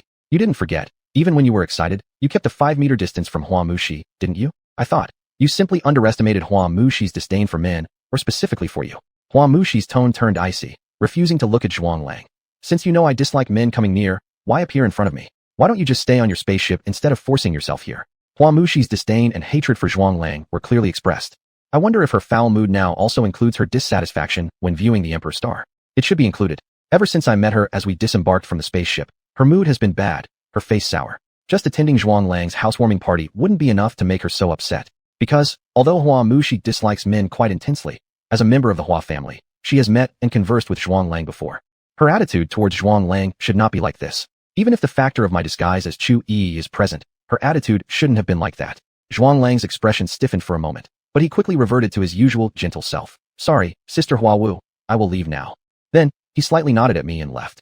Hua Muxi asked me, Chu Yi, what do you think Zhuanglang came over to do just now? Me? To welcome you, Hua Lady. Hua Muxi. He greeted you just now too. I lowered my eyelids. That's because I was standing beside Hua Lady. If it weren't for that, even if Zhuanglang took a fancy to someone like Chu Yi, who looks like a sick beauty, he wouldn't pay so much attention or care so much. Hua Muxi laughed. Chu Yi, I like your awareness. I like it too. Chapter 45, Brother and Sister. 0133 Special Honor. Hua Muxi. Let's go to the Hua family residence on day Y2. You should meet the people there and learn some things from them. After all, day Y2 is not day Y8. Day Y2 is of course not day Y8. Just because day Y2 is closest to the Emperor's star, its position among all inner circle planets is the most unique. Because day Y2 is within that Emperor's vigilance range. Except for the Emperor's star, the Emperor has the deepest control over day Y2. From day Y2 to day Y10, the planets are divided based on their distance from the Emperor's star. The closer the planet is in front, the nearer it is to the Emperor's star. This is why the Hua family placed their main residence on day Y8 rather than day Y3, 4, or 5. One cannot allow others to sleep comfortably next to one's bed. This is how that Emperor perceives day Y2. Thus, the people living on day Y2 are the most miserable ones outside of the Emperor's star residence, because they are effectively doing things under that Emperor's direct supervision. No, actually, the residents of the Emperor's star aren't miserable since the majority have ties with the royal family and possess royal bloodlines. And for those who can live on day Y2, there are requirements regarding identity, status, and excellence. Generally, only the most outstanding descendants of the 10 great families can reside on day Y2. This is a special honor bestowed by that emperor upon the 10 great families. Naturally, the 10 great families would prefer not to have this honor. After all, the people living on day Y2 are equivalent to the hostages left by their families for that emperor. However, being unable to resist strength and forced to bear ancestral choices, they can only accept this honor. As for the other children of the 10 great families, that emperor does not make many demands. Whether they wish to live on day Y2 or not, that emperor doesn't care. Therefore, matters like Zhuanglang purchasing a residence on day Y2 or other children of the 10 great families entering and leaving day Y2 don't concern him much. What he cares about is the whereabouts of the most excellent children of the 10 great families living on day Y2. After all, as hostages, how could that emperor not pay attention? While I recalled the intelligence data provided by my informants about day Y2, I said, all right, Ms. Hua. Then, I followed Hua Muxi who had already started walking. My previous guess might be wrong. Hua Muxi's bad mood may not come from her previous admiration of the Emperor's star, but instead because she has to stay on day Y2 for a while. That might be the reason for her sour mood. After all, day Y2 is not a good place for the 10 great families. Even though that emperor isn't always watching day Y2 closely, it's close enough.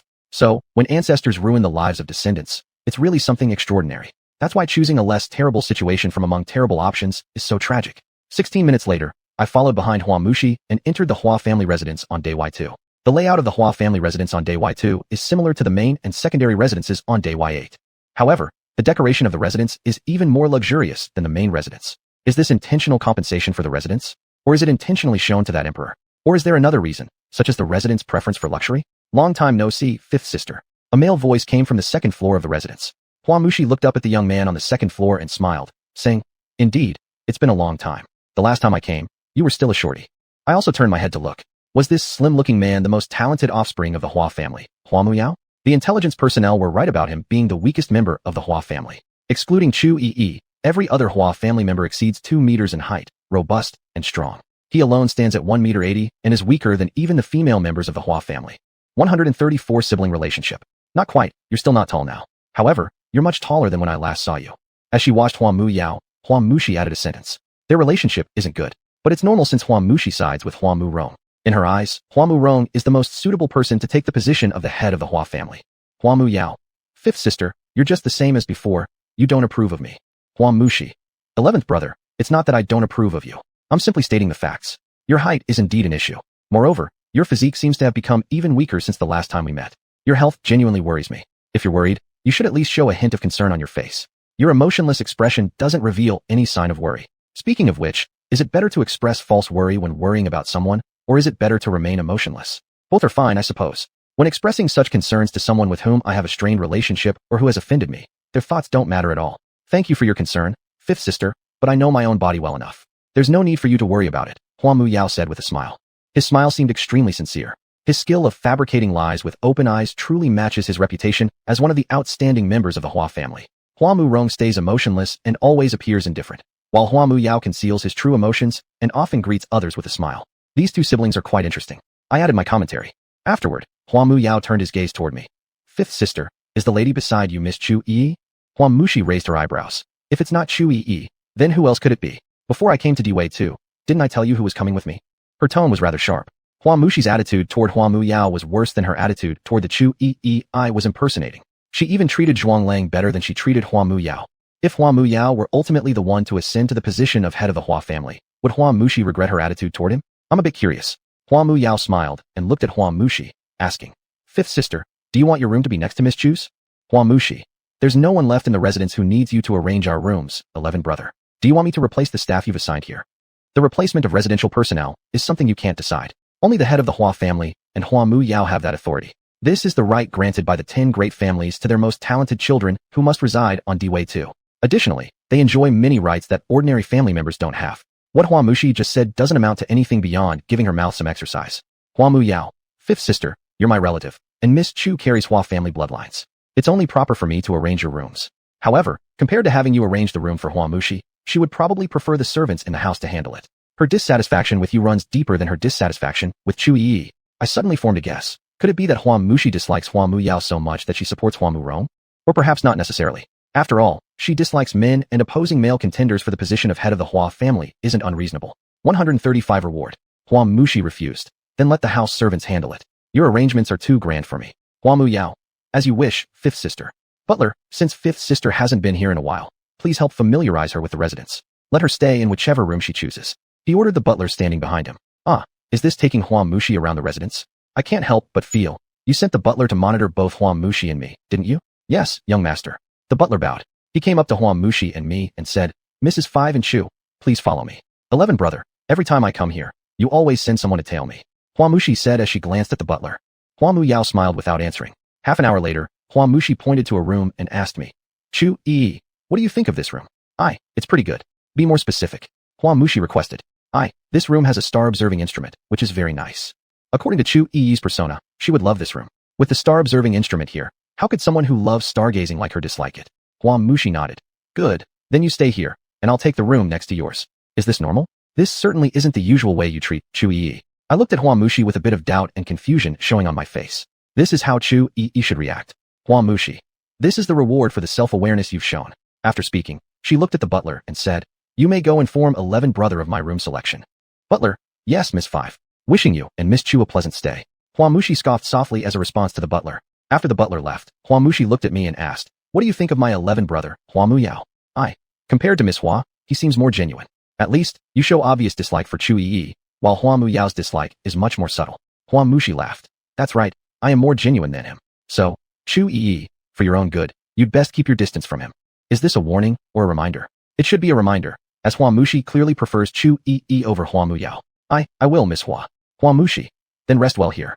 I'm going to my room. After watching Huamushi leave, I found a spot to sit down. When it comes to monitoring people, the Hua seem to have made considerable progress. On the spaceship, the room Huamushi arranged for me had surveillance. At the 8-star Hua family's secondary residence, not only did Huamushi monitor me, but Huamu Rong also kept an eye on me. Here, Huamu Yao was no different. His surveillance of me never stopped. The Hua seem to have a shared habit of monitoring others. But what good does all the surveillance do when my disguise is flawless? As a top-notch worker and someone who excels in disguise, I am completely confident. As an antagonist, having anything less than this level of confidence wouldn't make for a proper villain. Of course, I'm against overconfidence, which turns into arrogance. Because arrogance often leads to mistakes and leaves one with potential future problems. As an antagonist who has carried out numerous missions involving wiping out families and clans, I know all too well the power of such consequences. The saying, endless troubles, isn't just words. Chapter 46, The Suspect. 0136 Big Picture. At 8:21 in the evening, I sensed that someone of interest to me had arrived at the airport. Mu Yubai came, and so did people from the AIC family. That young master Jesse AIC he contacted finally came to Beta Star, and even brought with him someone disguised as Gao Xiao. It seems Zhuang Lang is about to face off against this AIC young master again.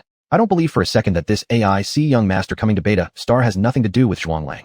The new house party Zhuanglang will host tomorrow is sure to be lively. Unfortunately, this liveliness doesn't concern me much. Between searching for my target Mu Ran and watching the drama, I know which is more important. Since I've basically determined that Mu Ran's disappearance was caused by some force within the Nanren Empire, I can no longer remain relaxed, but must focus entirely on completing the mission. After all, the mission comes first. And I also have a competitor.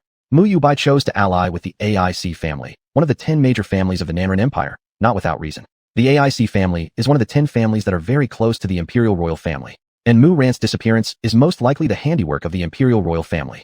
Why did I choose to use Chu Yi's identity to connect with the Hua family? This is because the Hua family is one of the 10 major families of the Nanren Empire, and Chu Yi carries the bloodline of the Hua family. Using her identity makes it easier for me to infiltrate the Hua family. Why do I want to infiltrate the Hua family? This is because I need to evaluate the strength of the Hua family firsthand, thereby assessing the overall strength of the 10 major families of the Nanren Empire. The intelligence gathered by my subordinates on the 10 families may be credible, but I cannot trust it entirely. After all, data is always partial. Blindly trusting documents is a surefire way to screw up. Believing books completely can sometimes be worse than having no books at all. This saying has always been profound in my memory. Thus, with Chu Yi's body under my control, the Hua family became my chosen point of contact. Following this, during my interactions with the Hua family, I evaluated the overall strength of the Hua family, leading me to understand the power of the other 9 families. Because the power differences among the 10 families are not substantial. If the gap were too large, they wouldn't be known as the 10 families, but perhaps only 9 or 8. In disputes between families, brotherhood means nothing.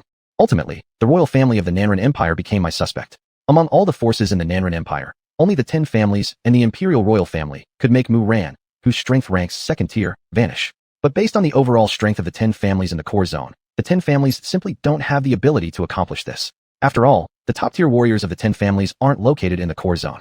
This is a historical legacy issue. After establishing the Nanren Empire, that emperor developed an even more severe case of paranoia. Under his belief that there will always be ruffians trying to harm me, a significant number of top warriors from the 10 families in the core zone mysteriously disappeared. Of course, using the term disappeared here is a form of beautification. Therefore, it also leads to the result that the top-tier fighters of the 10 families generally do not exist in the core zone. Even the families who get along well with the Imperial Royal family keep their top-tier warriors away from the core zone. If the top-tier warriors of the 10 families must enter the core zone, they would avoid the inner circle and choose the outer ring. Regarding this situation, although the emperor attempted to change things, he ultimately acquiesced. He has already forced the 10 families to concede many aspects. Pushing further would lead to irreconcilable conflict between the 10 families and the Imperial Royal family. Such a broad perspective he does possess.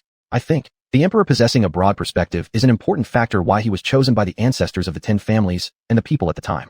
After all, at that time, his counterpart who matched his abilities could be said to have zero big-picture thinking. Thus, comparison, like a double-edged sword, cuts both ways. When used positively, comparisons yield mostly positive results. When used poorly, they rarely produce good outcomes.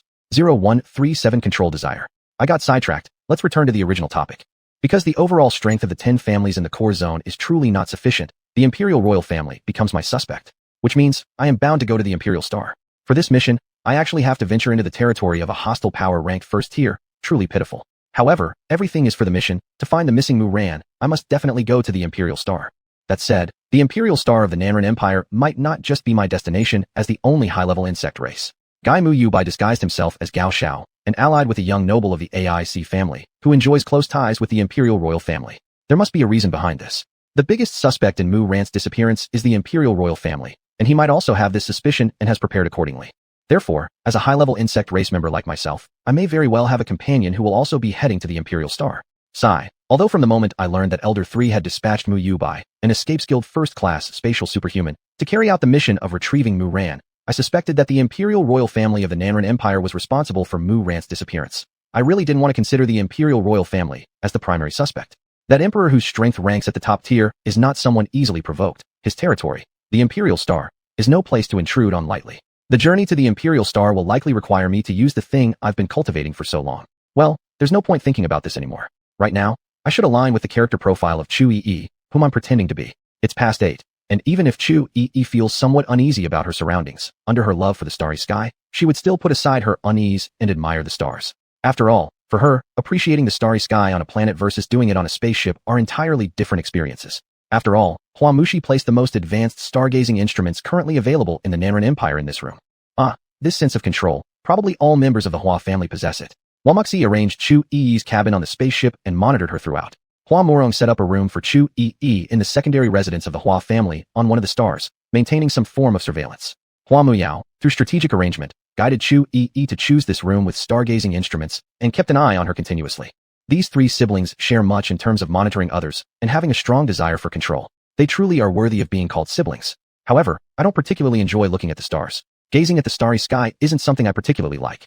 So, I've chosen to watch the drama unfold. Just right. Today I left a little something on a newcomer. Since Hua Muyao has chosen to monitor me, how could I possibly miss his own performance? 0138 Black Lotus Heart and Tyrant Flower. Thus, upon activating the little device on Hua Muyao, I saw. In a pitch-black room, Hua Muyao sat upright on his office chair with his eyes closed. Is he resting his eyes, or simply dozing off while seated? His breathing was steady, but his spiritual fluctuations were notable. He's clearly not resting. Knock knock. Suddenly, a knock came at the door. Hua Muyao, come in. Subsequently, with a snap of his fingers, the lights in the room illuminated instantly. Yes, young master. The respectful butler outside the door responded. After the butler entered the room, Hua Muyao, who was still keeping his eyes closed, asked, what is my fifth sister doing? Butler, fifth miss has been staying in her room. Hua Muyao, she's just like before. As soon as she comes here, she stays in her room and doesn't move around much. Perhaps because this is your territory. Though Hua Mushi verbally provokes you, she knows what kind of place this is and what she can and cannot do. Hua Mushi is someone with a clear mind. Hua Muyao. Then what about Chu Yi? What is she doing now? She's admiring the starry sky, the butler answered. To be precise, the Chu Yi I am impersonating appears to be admiring the starry sky, but is actually watching the show. Your show, Hua Muyao. Hua Muyao opened his eyes, admiring the starry sky? The starry sky is hardly worth admiring. Butler, what do you think of Chu Yi? My fifth sister dislikes the fact that Chu Yi possesses the Hua family lineage but appreciates her self-awareness. I'd like to know, after having close contact with her, what your thoughts are on her. The butler said, Chu Yi is indeed, as fifth miss said, quite self-aware. Hua Muyao turned to look at the butler. Is that all? Do you have no other impressions of her? Butler.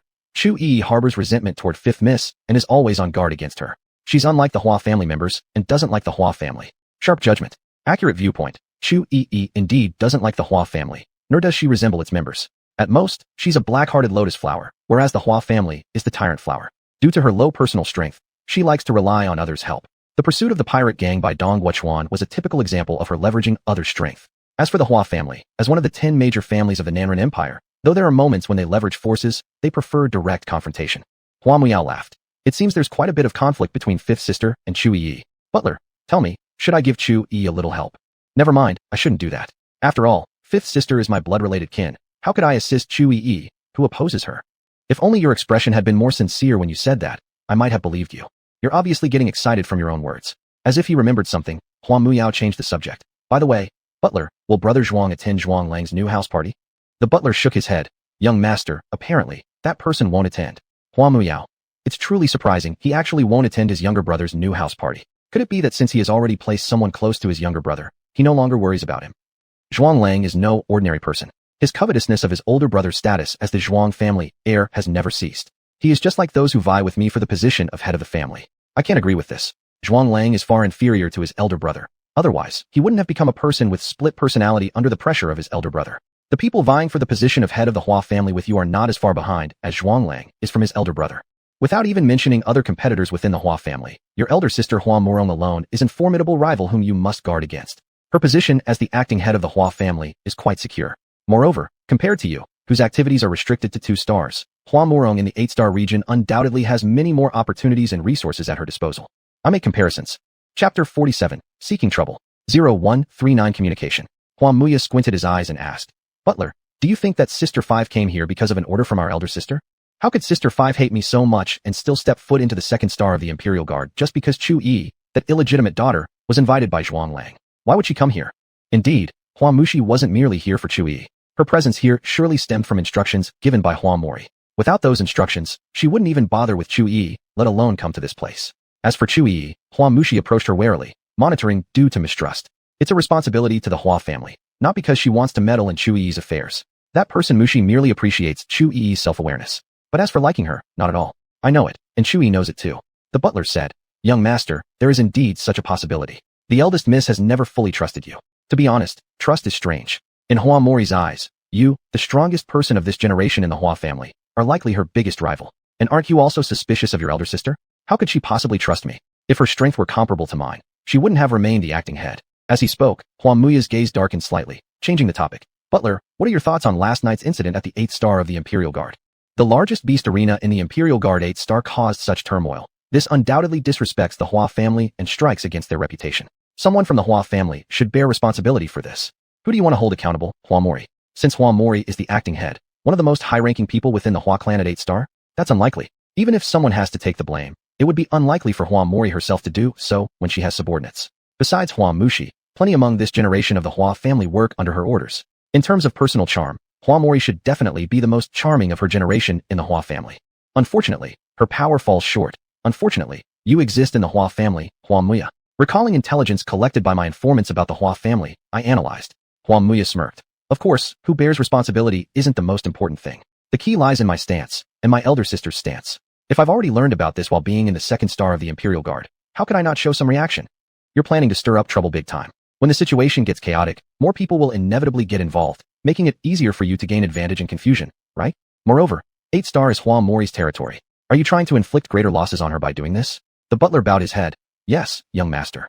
I will deliver your concern for the 8-star of the Imperial Guard. Butler, I've always trusted your work. I'm tired now, you may go. Hua Muya ordered. The butler performed a respectful bow to Hua Muya and then retreated. As soon as the door closed behind the butler, the room's light was switched off by Hua Muya's operation. Then, supporting his head with his left hand, he closed his eyes. At this point, I withdrew my mental energy. Since the drama involving Hua Muya has concluded, there's nothing left worth focusing on with him. 0140 hindrance. At 10 past 10 in the evening, while I was watching the terminal screen, I silently set up an illusion. Then, I connected to a communication call from Su Honcho. Su Honcho. Shaoan. Has Su Hongyan begun her secluded training? I can't contact her. Me. Big Sister Honcho. Big Sister Hongyan has started her secluded training. Her experiments are about to yield results. Hopefully, her experimental results will be somewhat useful instead of being worthless, Su Honcho said. Yes, Su Hongyan's experimental outcomes don't always produce good results. Sometimes they result in findings of little practical value. However, I cannot comment on this subject. After all, I am an outsider. Though the relationship between Su Honcho and Su Hongyan might be filled with strained sisterhood sentiments, I, an outsider, have no business getting involved in their affairs. Me. Sister Honcho, how is your research going? Have you reached the Mo's family yet? She probably hasn't arrived yet. Otherwise, the informants would have informed me earlier. As a naturally gossipy person who enjoys drama, I keep an eye on Su Honcho because I want to watch the upcoming clash between her and the Mo's family. Su Honcho, progress is average. It's about the same level as when we last met. I haven't arrived at the Mo's family yet. I asked Su Honcho. Sister Honcho, are you still sticking close to that young Mo's man, remaining by his side? What special charm does he possess that makes you prefer staying near him rather than heading directly to the Mo's family on your own? Or perhaps, you plan to use him as a research subject, intending to involve him in your experiments? Your relationship with that Mo's youngster must intrigue not only me, but also your sister Su Hongyan. However, if you consider that person as your test subject, the Mo's family will not just stand by. After all, he is a pure-blooded member of the Mo's family, someone who fully adopts the Mo's family's ideology as his own. The Mo's family does care about people like him. Su Honcho laughed. Shaoan, why do you think that? Although that Mo's young man is interesting, he isn't qualified to be my test subject. What about the others in the Mo's family? Are they qualified to be your test subjects? I reminded Su Honcho. Honcho, take it easy. The Mo's family is not so simple. This is not only my perception, but also your sister's perception. Relax, Shaoan, I know what I'm doing, Su Honcho said. Is that so? You don't appear to have a good grasp on things at this moment. Still, I've given all necessary warnings. If you insist on researching the Mo's family and using their people as test subjects, there's nothing much I can do. As Su Hongyan, your sister, said, let you suffer a bit.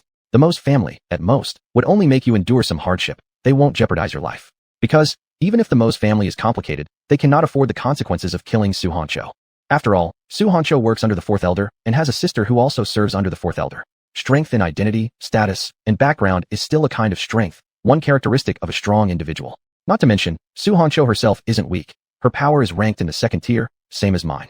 I asked, when do you plan to visit the Mo's family, Sister Honcho? You've been playing around on the road for over half a month already. When you go to the Mo's family is directly related to when I get to watch your show. Su Honcho, that depends on the Mo's youth. He delayed me for half a month. I want to see how long he can continue to delay. It's normal for that guy to hold you back. A normal person wouldn't want a research fanatic like you visiting their family. But by doing so, he has also delayed me, an avid gossip monger. Me. Then I look forward to your arrival at the Mo's family, Sister Honcho. 0141 sadness. After ending communication with Su Honcho, I dispelled the illusion. Her drama might not unfold quickly. For now, I needn't focus on her. At present, the most pressing matter is my mission. The most critical thing is to find Muron, who went missing. If she's dead, I'll bring her body back. If she's alive, I'll return her alive. Of course, considering the remuneration provided by her brother Muda, living her holds more value. So, I hope she hasn't died after being missing for so long. Even if she dies, it's fine. Leaving behind a corpse would be fine too. Otherwise, I'd be in quite a bind. After all, the task assigned by my immediate superior is, whether Muron is alive or dead, I must bring her back and investigate the reasons behind her disappearance. At 7 past 11 in the morning, Hua Mushi led me toward Zhuang Lang's new home. As soon as Hua Mushi and I appeared near the new home, a maid approached. Hua 5 miss. Chu miss, please follow me. The young master specially arranged rooms for you. The maid respectfully stated. Hua Mushi, lead the way. Thus, following a special passage, Hua Mushi and I entered the interior of Zhuang Lang's new home. This room was specifically arranged for Hua 5 miss considering your preferences. You may stay here until the end of the new home party. After opening a door, the maid explained. Considering Hua Mushi's preferences? Clearly, it's because of her misogyny towards men. Zhuang Lang specially arranging for Hua Mushi like this shows real attentiveness. I remarked. Hua Mushi looked around the room. Your young master is nice, treating me specially. However, I don't need his guidance regarding my affairs. Please thank Zhuang Lang for his goodwill on my behalf. Also, tell him, I appreciate his kindness in my heart, but I decline it. She instructed the maid. The maid lowered her head and bowed. Hua 5 miss. I will convey your message to the young master truthfully. Hua Mushi waved her hand. Leave. Following the order, the maid left. Chui, do you think Zhuang Lang treated me specially because I am your relative, or because I belong to the Hua family? Hua Mushi asked. Needless to say, it's clearly because you're from the Hua family, and due to your misogyny, he treated you specially. Me. I don't deserve Mr. Zhuang's kindness. His special treatment towards you, Miss Hua, is due to your status. Hua Mushi nodded. Good point. You are indeed calm and self-aware. You've gone far enough. Testing Chui repeatedly, checking whether she stays composed. Testing her like this, aren't you worried she'll rebel and go against you? Hua Mushi. I hope you remain this way moving forward. You should know, even if you don't provoke trouble, trouble will find you. Zhuang Lang's special attention to you has drawn the notice of many. Upon saying special attention, her face carried a playful expression. This, Chui knows, and I know too. Not only that, but I also know who's coming to cause trouble and where they are now. The troublemaker is right outside the door. Jesse Ace, paying respects to 5 Miss Hua and Miss Chui. A voice sounded outside the room, belonging to someone not on good terms with Zhuang Lang. Standing beside him was Gao Xiao, the one disguised as Mu Yubai. Hua Mushi raised an eyebrow. Look, trouble has come for you. To be precise, young Master Jesse Ace is here to address the issues with Zhuang Lang through the matters related to Chui in disguise. So, Chui, do you want the people outside the door to come in? Hua Mushi smiled at me while asking. It's not about whether Chui wants it or not. It's about what you want. Me. Miss Hua, this can only be decided by you. The weak have no right to choose. This is Chui's sorrow, the sorrow of her being a weak person. Chapter 48, Replacement. Beauty and Sickness and the Thorny Rose. Hua Mushi looked at me and smiled. Not bad. You still remember who is the decision maker between you and me. That's because Chui has always been very clear-headed. As her actor, I am even more so. The affairs of the 10 great families are not something Chui can participate in. Even if she has Hua family blood, it's still like that. Hua Mushi. Chui, do you know the relationship between the person outside the door and Zhuang Lang? Me. From what you just said, it's clear, the person outside is here to cause trouble. If they were on good terms with Mr. Zhuang, there wouldn't be any trouble. For Chui, this is an unexpected calamity, a calamity brought about by Zhuang Lang. To me, it's not such a big deal. It can help me get closer to Mu Yubai, allowing me to estimate his task progress. So, for Jossie Ace who came to cause trouble, I have mixed feelings. I don't like or dislike him particularly. Hua Mushi, your analysis is correct. The Jossie Ace outside the door indeed doesn't get along well with Zhuang Lang. He came here specifically to create problems. Moreover, in his view, I am someone favored by Zhuang Lang, so I'm also his target, right? I pursed my lips and asked, Ms. Hua, are you going to open the door? Hua Mushi. Of course, Jossie specifically asked to visit me. How could I not see him? So, Chui, go ahead and open the door. I didn't say anything, silently walking toward the door, and then opening it. Jossie glanced at me as I opened the door. Then he walked into the room and greeted Hua Mushi. Hua Five sister, long time no see, he said. Behind him followed Gao Xiao disguised as Mu Yubai, and a group of white-clothed bodyguards. Hua Mushi nodded lightly. Long time no see. Jossie smiled and presented his request. I've heard that Hua Five sister brought back a young woman from the 34 stars. Would Hua Five sister allow me to meet this woman and chat with her? Hua Mushi looked at Jossie for a moment, then waved me over. Chui, come here and meet this Mr. AIC. You really sold out Chui fast. As soon as Jossie stepped inside, you handed over Chui to him. No, you made that decision when you ordered me to open the door. I walked over and nodded at Jossie. Mr. Ace. Zhuang Lang praised. Upon seeing Miss Chui, I suddenly understand why Zhuang Lang would take interest in you. Miss Chui. Who wouldn't like you, such a beauty and sickness? You spoke these words without a single emotional fluctuation. How can we believe your admiration for Chui is sincere? And your disdain for Chui can be better concealed. I lowered my eyelids slightly. Mr. Ace, you flatter me. Hua Mushi interjected with her critique. Jossie, your statement is exaggerated. Zhuang Lang isn't captivated by Chui's sickly beauty. Beauty and sickness isn't universally appealing. Jossie, I personally favor beauty and sickness. Who would believe that nonsense? It's quite surprising that your conflicts with Zhuang Lang have escalated to including women in your grudge. I remained silent, looking down at the floor. Hua Mushi snorted disdainfully. Those you fancy aren't simply beauties and sickness. Unless certain conditions are met, you wouldn't consider Chui as your type despite her being one. This is inaccurate. Jossie Ace doesn't prefer beauty and sickness. According to intelligence gathered by my underlings, Jossie Ace prefers women who are akin to thorny roses. Clash. Jossie turned to Hua Mushi. Five Sister Hua, how can you say such things? My feelings towards Miss Chu Yi are genuine. I think your real sincerity lies in causing trouble for Zhuang Lang. I don't have time to play games with you. Just tell me the real reason you're here. Hua Mushi leaned against the armchair, her gaze towards Jossie, his guards behind him, and Mu Yubai started showing signs of aversion. Is she experiencing misandry? Hua Mushi's expression now closely resembles her face yesterday when she was arguing with Zhuang Lang. All right, Five Sister Hua, Jossie chuckled. Subsequently, he turned his gaze to me. Miss Chu Yi, will you agree to become my companion? Only someone like you, Miss Chu Yi, deserves to be my partner. Just because Zhuang Lang favors Chu Yi and plans to use her for some purposes, does that mean you want her as your companion? However, whether Chu Yi agrees or not, it's not up to her to decide. As the actor portraying Chu Yi, I cannot decide either. The decision rests with Hua Mushi and the person on the way. Chu Yi, regarding Jossie's invitation to you, I won't intervene. Decide yourself. Hua Mushi's face lit up with intrigue. Before I could answer, a male voice interrupted. I disagree. Zhuang Lang, arriving promptly, said coldly. Zhuang Lang has arrived. Chu Yi's play should come to an end. Compared to becoming a character in the play, I still prefer to be an audience member. Even if it's not me as a person in the play, but the person I portray, I don't like it either. Zhuang Lang looked at me and Hua Mushi, his face full of apologies. Sister 5 Hua, Miss Chu, I'm sorry that some riffraff have bothered you. The term riffraff was used very well. I commented. Jessie didn't back down, retaliating. Oh, isn't this Zhuang Lang? I heard your older brother refused to attend your new house party. I heard, despite your repeated invitations, your elder brother didn't come. Zhuang Lang looked coldly at Jessie. My brother couldn't come because he had something important to do. I'm actually quite surprised to see you here at the Second Star, coming to my housewarming party. Weren't you under house arrest? Why was Jossie Ace under house arrest?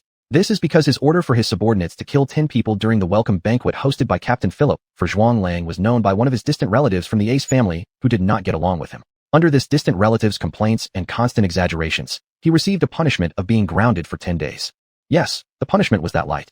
If it weren't for this distant relative complaining and exaggerating throughout the process, he wouldn't have been punished at all. He could already be on the Second Star, which clearly shows how much this punishment mattered. However, even so, it is a disgrace for Jossie Ace. Zhuang Lang bringing up this matter undoubtedly served as a strong counterattack against him.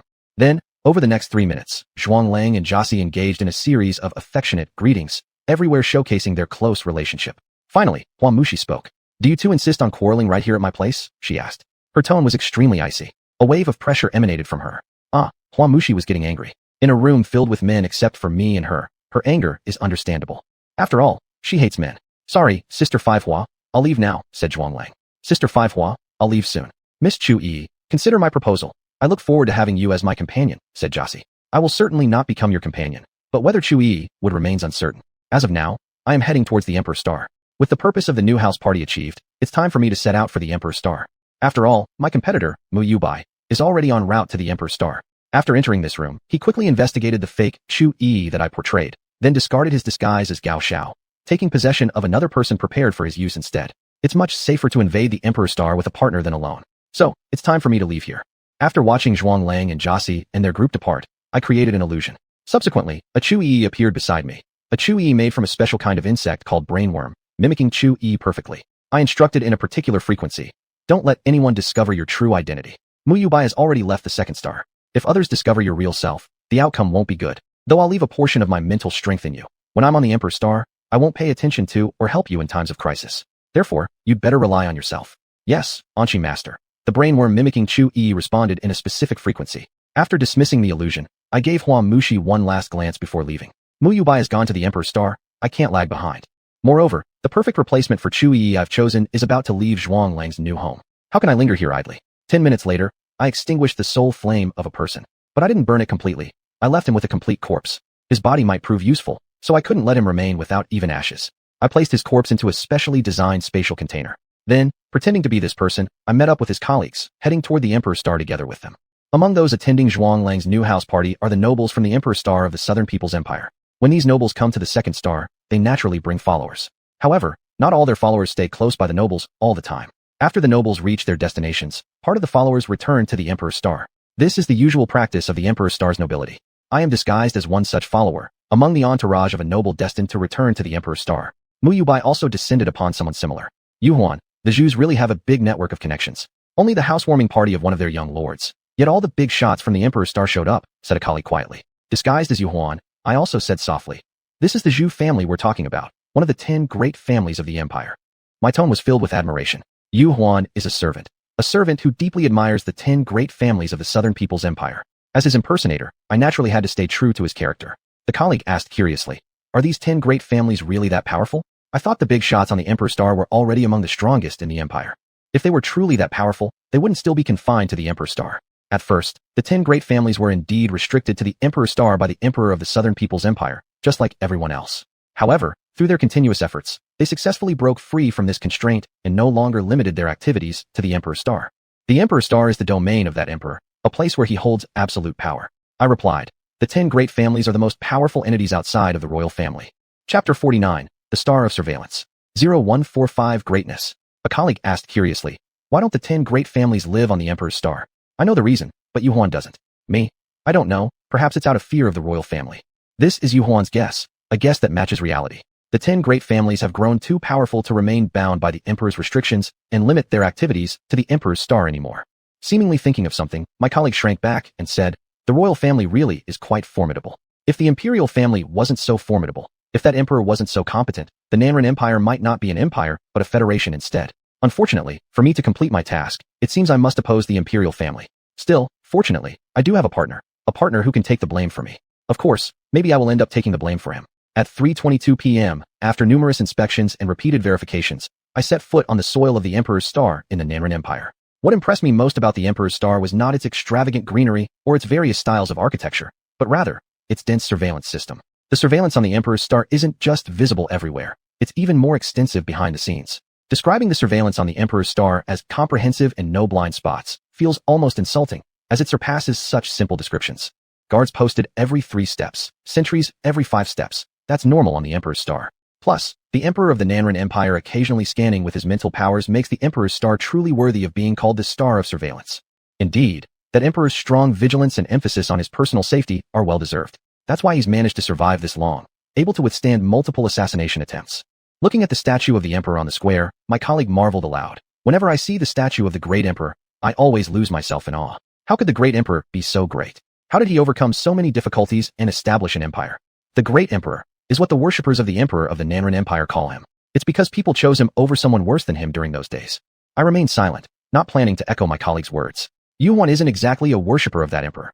He actually prefers the 10 great families. One could say Yu Huan worships the 10 great families. Yu Huan, tell me, isn't the great emperor very great? My colleague turned around and asked me, given how you phrased the question, could Yu Huan disagree?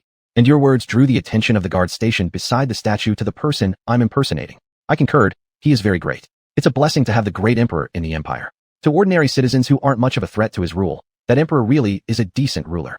He simply doesn't care about the commoners, indifferent to their lives in the Nanren Empire. My response satisfied my colleague, and the guards watching us were also pleased.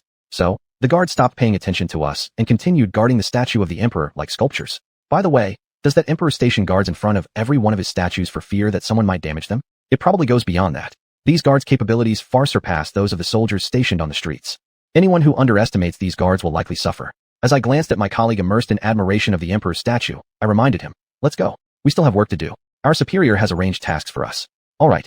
Reluctantly pulling away his gaze, my colleague nodded. 0146 Reconnaissance Bug Strains. At 10:05 p.m., having finished a day's worth of accompanying duties, I recalled all the latest reconnaissance bug strains that I had scattered here and there after creating an illusion.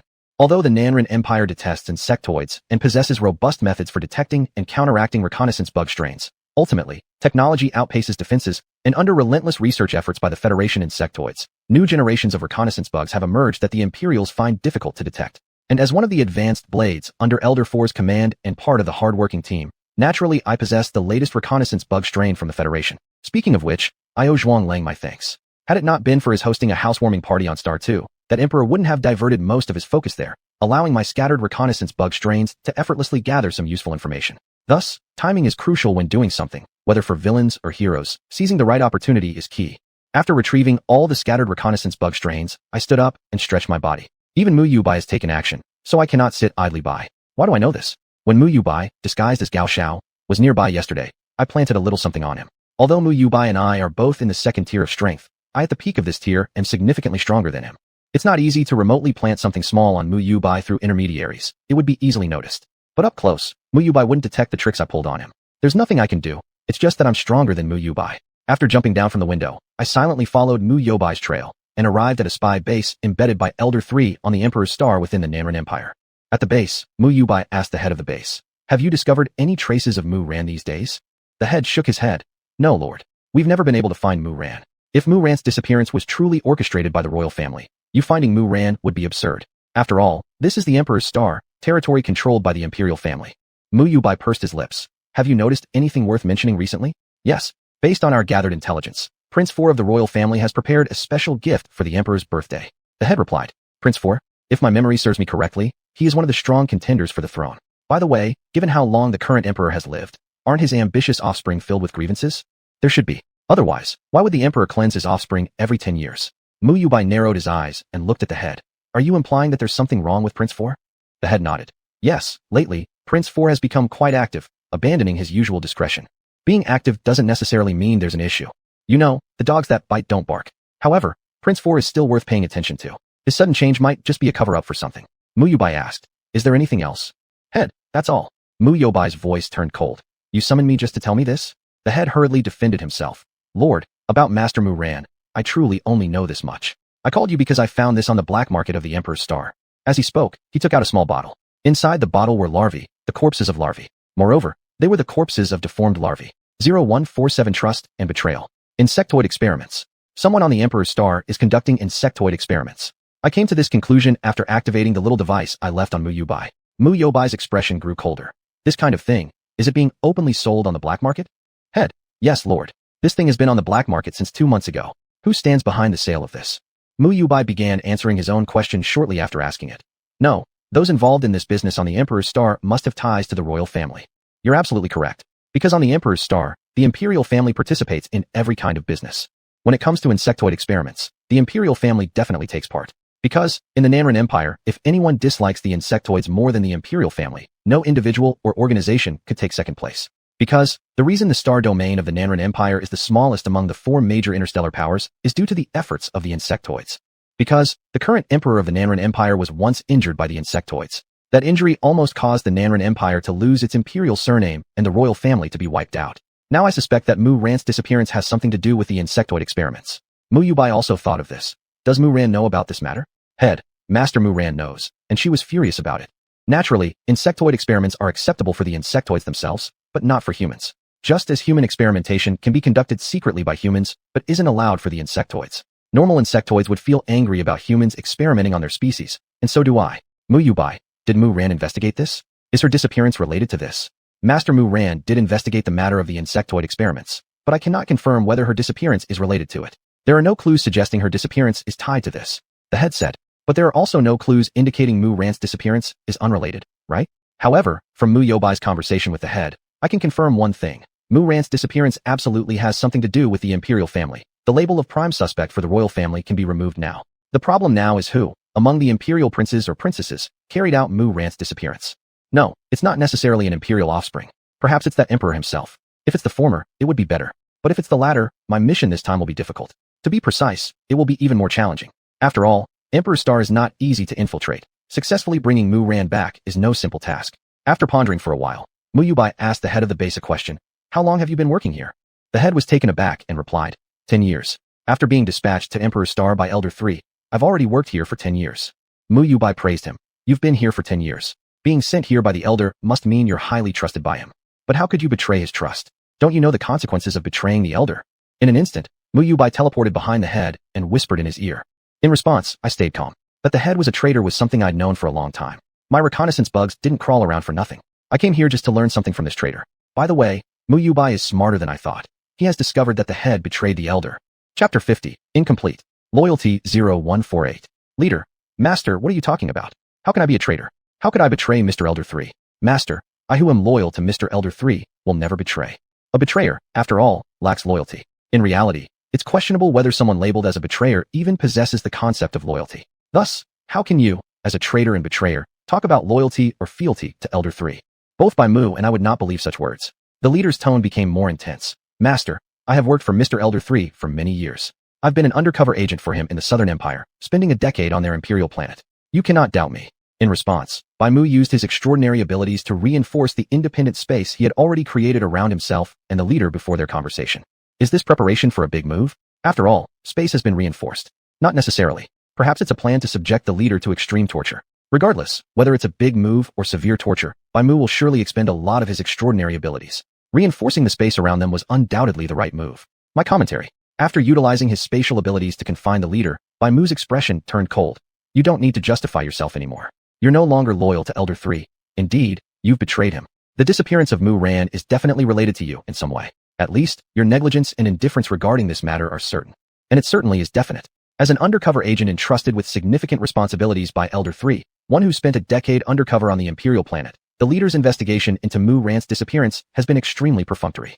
The information and intelligence he has uncovered is pitifully minimal. An undercover agent is usually an elite individual. An elite figure who's been undercover in the Southern Empire's Imperial planet for 10 years shouldn't uncover such a meager amount of intelligence.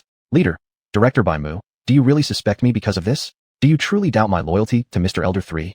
The leader has quite some guts, daring to question Bai Mu despite being clearly weaker and confined by him. It takes courage for the weak to question the strong, for subordinates to challenge their superiors. From the perspective of courage, the leader does indeed qualify as an elite. Unfortunately, this elite is a traitor.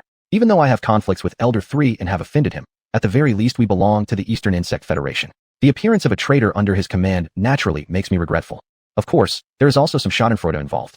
After all, though I and Elder 3 belong to the same camp, I am under Elder 4, not on his side. Bai Mu shook his head and said coldly, it's not just because of this. Before I came to the Imperial Star, I reviewed all of your records. I found that, ever since 5 years into your operation here, your undercover work wasn't as brilliant as it once was.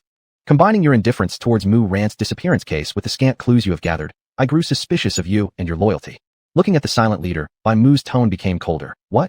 Not planning to refute me? Not planning to say how loyal you are to Elder 3? Not intending to claim that you've never thought of betrayal? Loyalty 0149. The leader did not refute, perhaps because they accepted the truth of the accusation. After all, what you said was reasonable and convincing. After all, what you said was true, leaving no room for refutation. However, I am quite interested in the reason behind the leader's betrayal. Why did they betray Elder 3? Why did they betray the Federation? I am curious. The leader closed their eyes briefly, then slowly spoke. Bai Mu, you're right. I have betrayed Elder 3. Bai Mu didn't speak, only using his extraordinary abilities to strengthen the confinement around the leader. As a result, the leader's body contorted, bending backward so that their back nearly touched the back of their lower legs. This shows anger. I seriously suspect that if the leader hadn't still been useful to Bai Mu, they would have died the moment they admitted to betraying Elder 3. Bai Mu looked at the leader whose body was twisted beyond recognition and asked coldly, why did you betray Elder 3? Is Mu Ran's disappearance connected to you? Blood kept spilling from the leader's mouth as they provocatively responded. Since you've guessed that I betrayed Elder 3, why don't you guess the answers to these two questions too? The insect race generally has a very strong physical constitution. Usually, the higher the rank of the insect, the stronger its constitution. Generally, high-ranking insects are physically superior to mid-ranking ones, and mid-ranking insects are superior to low-ranking ones. And the leader is a mid-ranking insect. Although the current state of the leader looks a bit scary, his injuries are not actually severe. Precisely because of the insect race's strong physical constitution, the insect race has become an excellent subject in the eyes of researchers, a high-end, yet versatile experimental subject. My colleagues, the two sisters Su Hongmian and Su Hongzhou, enjoy using the insect race as experimental subjects. I've said it before, it's normal for insects to be used in insect body experiments. Mu Ran's disappearance is related to you. Insect body experiments are also connected to Mu Ran's disappearance. After staring directly at the leader for a few seconds, Mu Yubai didn't say anything. As for the reason you betrayed, I can't imagine it. The thought processes of a traitor aren't something a loyal person like me could comprehend. Moreover, for me, the reason for your betrayal isn't important. Knowing that you've betrayed and making you die miserably, this is what a loyal person like me seeks. Before the words even finished, under Mu Yobai's manipulation, the leader's body continued to fold backward until his back was tightly aligned with the back of his lower legs. If the leader weren't a mid-ranking insect, this pose would likely have broken his cervical vertebrae after he adopted it. If he were to die from this, would it count as one form of punishment from the era in my memory, decapitation by the waist? It probably wouldn't count. After all, people back then who were decapitated would die instantly. But even in this state caused by Mu Yubai, the leader could still survive for a month or two. If conditions allowed, there's a possibility he wouldn't die, and perhaps his injuries might fully heal. This reflects the strong physical constitution owned by the insect race. Oh, it seems the heavy damage inflicted on the leader's body cannot sustain his humanoid mimicry anymore. Facing the insect form leader, Mu Yubai said, compared to your human form, I find your insect form more pleasant. The blood flowed continuously from the corner of the leader's mouth. I also think my insect form suits me better, but as a mole, I can only maintain my human form. What you're saying, it seems as if you betrayed Elder 3 due to this. So, is this really the reason why you betrayed Elder 3? I'm curious. Chapter 0150, Prevention. Mu Yubai looked coldly at the leader. However, this does not prevent you from betraying Elder 3, right? Your recognition of your insect form won't stop your betrayal, correct? A faint smile appeared at the corner of the leader's mouth, and he answered, "Correct. Such an invitation to disaster response. Isn't the leader now solely seeking death?" Given the leader's answer, if Mu Yubai became angry, it'd be easy for him to fulfill this wish. But I don't think Mu Yubai would act this way. Mu Yubai isn't someone who gets easily overwhelmed by emotions. In fact, that's indeed true. Faced with the suicide-seeking leader, Mu Yubai did not fulfill his wish, instead producing a brainworm. Is he preparing to let the brainworm inspect the leader's memories? That must mean I should leave. The memories examined by the brainworm can only be known by the owner of the brainworm. Even though I have special methods against brainworms, using them might alert Mu Yubai. Since that's the case, I'll leave now. After all, I've seen enough drama and learned quite a bit from this traitor, the leader. Taking one last look at the leader, I left the place. 10 minutes later, I arrived in front of a villa. The building where the spy insect saw the leader entering and leaving should be this one. A plain and unremarkable standard villa. Not all buildings on the Imperial Star of the Southern Empire have unique styles and distinctive characteristics. A group of people who have no particular requirements for their villas and don't pursue unique architectural styles often opt for standard villas, which do not require much effort during construction. People who choose standard villas are generally researchers and their families. Therefore, standard villas have come to represent researchers and their families. Naturally, this standard villa in front of me also belongs to a researcher. What does it mean for the leader, an excellent test subject, to connect with a human researcher? Is it to let the human researcher study him? Recalling what the spying insect discovered, I narrowed my eyes slightly. Subsequently, I entered the standard villa. 2 minutes later, I walked into the basement of the villa. Truly impressive here. Specimens everywhere, bloodshed evident everywhere. If the upper part of this villa could be described merely as ordinary, this villa's basement would likely be described as unique and exceptional. Because here there are not only specimens of the insect race, but also specimens of the human race. Moreover, these two types of specimens share a common feature. They are all incomplete, all deformed. The owner of this villa is probably someone obsessed with imperfection, or someone who pursues the beauty of imperfection. The deformed larvae in the leader's hands must certainly be connected to this person somehow. This person should be related to the black market on the Imperial Star and have connections with the Imperial royal family. As I surveyed the entire basement, I began to build a more vivid image of the villa's owner. There is a faint scent of blood in the air, seemingly coming from over there. So, what could be over there? Following the trace of the blood scent, I arrived in front of a black wall. Are there hidden chambers concealed within the basement? The way the villa owner set this up gives off a spy within a spy vibe. The basement is for displaying specimens, while the hidden chamber is likely where the villa owner creates these specimens. I speculated. Then, I decided to enter the hidden chamber. Of course, doing so without the owner's permission would constitute illegal intrusion. However, a voice behind me stopped me in my tracks. What are you doing here? Do you plan to enter my laboratory? The person behind asked. Chapter 51, A Familiar Gaze. 0151 Illegal versus Legal. The person behind me possesses abilities from the second tier of strength.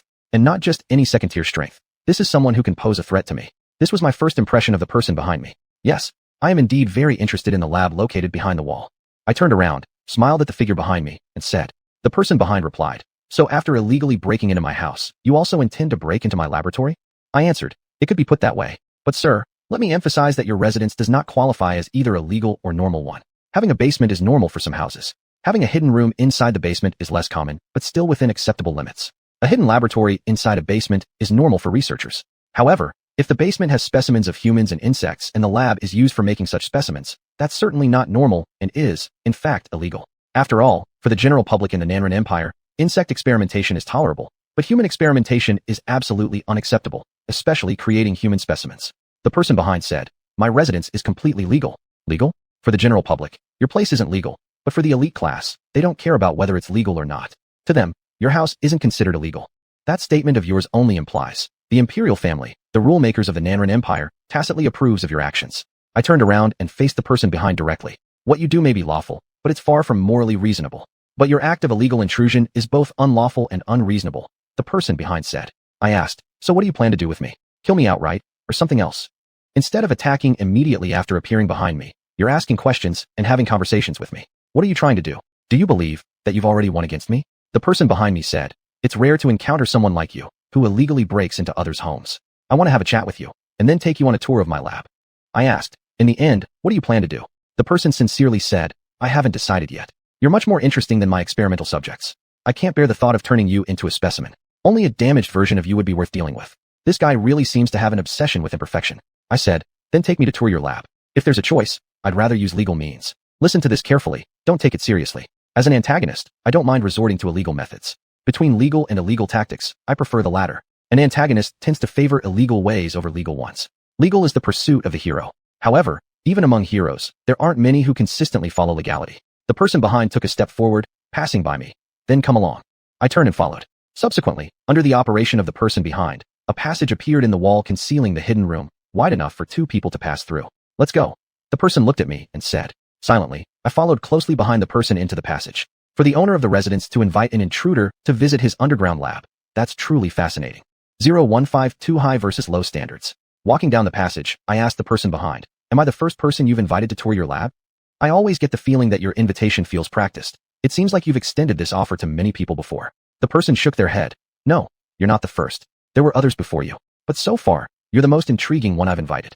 Should I feel honored about that? Probably not. This is nothing special to be proud of. Someone else's particular attention doesn't necessarily mean good things for me. More importantly, this person's strength only ranks in the second tier, not the top tier. Attention from a first-tier individual would genuinely make me feel honored, regardless of whether that attention is positive or negative. Because such attention highlights my sophistication, my elegance, my competence. I said, as someone you've invited, I find you quite interesting too. After all, not every homeowner welcomes intruders into their house. But you, not only did you welcome me, but you also warmly invited me to check out your lab. Offering kindness without reason, either you're up to no good or you're a thief, can describe you aptly. The person behind me said, because my interest in you surpasses my dissatisfaction with your illegal intrusion into my home. He turned his head and looked at me. I've always been quite lenient toward those who interest me, and you are enough to capture my interest. I replied, I also find myself quite interesting. This was the truth. I really did find myself intriguing. My birth, my origins, the reasons for my creation, all of these were areas that interested me. The person behind turned back around, ending our conversation. 2 minutes later, the person behind stopped walking. We've arrived, he said. Welcome to my laboratory. I hope you like it. He looked at me as I stood by his side and spoke. Whether or not I like your laboratory is another matter. But with this setup resembling any ordinary laboratory, a stark white design with splashes of red, Su Hongyan wouldn't appreciate it. Still, she's problematic for making her lab entirely red. I commented, your lab doesn't seem too different from other labs. A laboratory using humans, insectoids, and other species as subjects, cold and sinister atmospheres, subjects enduring untold pain, every corner soaked in blood. All of these are what make your lab similar to others. Besides Su Hongyan's lab being fully red, it's roughly the same as yours otherwise. The person remarked, most laboratories are indeed alike. I said, I thought your laboratory would be different. Seems like I overestimated it. The person retracted his gaze, looking at the laboratory before him. It seems you're unimpressed with my laboratory. I said, I set my expectations too high for your lab. He said, high expectations are good. Low ones or lax standards lead to subpar work. This batch of experimental subjects is an example of such poor quality. His tone was filled with dissatisfaction. I wondered idly about the fate of someone who had delivered such substandard results. I asked him, how do you treat people who give you subpar experimental subjects? 0153 gaze. The person gave a blank stare. I turned them into my experimental subjects. I dislike when people act insincerely with me, especially with my experiments. I responded, you and I are somewhat alike. I also don't enjoy insincerity. Your way of dealing with insincere people makes sense. Still, there are times I prefer to feign sincerity myself. Whether it's with heroes or villains, sometimes one needs to merely put on a show for appearances. In those situations, insincerity can be a good strategy. The person switched topics. Would you like to take a closer look at my experimental subjects and some specimens I'm currently working on? Do you mean those things sealed inside boxes? I smiled. Since you've invited me, how can I refuse? Besides, I am genuinely interested in both your subjects and specimens. 15 minutes later, I said, your experimental subjects and specimens you're currently working on match those you keep in your basement. They all have some degree of damage and are deformed. The person behind replied, normal subjects aren't worth much research. The flawed ones, they deserve my attention. Saying this won't mask the fact that you have a penchant for flaws. I asked, are all your experimental subjects defective? Mostly yes, only a small portion isn't. Initially, I used normal subjects, answered the person behind. Curious, I questioned further. Then later, how did you start using flawed subjects? The process inevitably caused some loss to the subjects, so after encountering flawed subjects, I noticed something. I became more enthusiastic about studying them. I raised an eyebrow. So, then you started experimenting solely with flawed subjects? The person nodded. Experimenting with flawed subjects significantly sped up my work. Moreover, there's an advantage. Flawed subjects cost less than flawless ones. I said, that does make sense. Conducting experiments is costly. Su Hongyan always finds herself short of experimental subjects because each experiment uses many. Otherwise, excellent subjects wouldn't become one of her costs for action, nor would she persuade me to help Muda just because he supplies her with top-notch subjects. I looked at the person behind me and asked, yet even so, no amount of experimental subjects is ever enough for some researchers, right? Do you know much about researchers? His eyes met mine. I said, not exactly knowledgeable, but I have a general understanding. One of my better colleagues is a researcher, so I've picked up some knowledge about them. The person behind me said, you're right. For some researchers, experimental subjects are never enough. I said, the high requirements for experimental subjects is also a common trait among these researchers, isn't it? The person behind me nodded in agreement. Then, are you this type of researcher? Before the person could answer, I continued.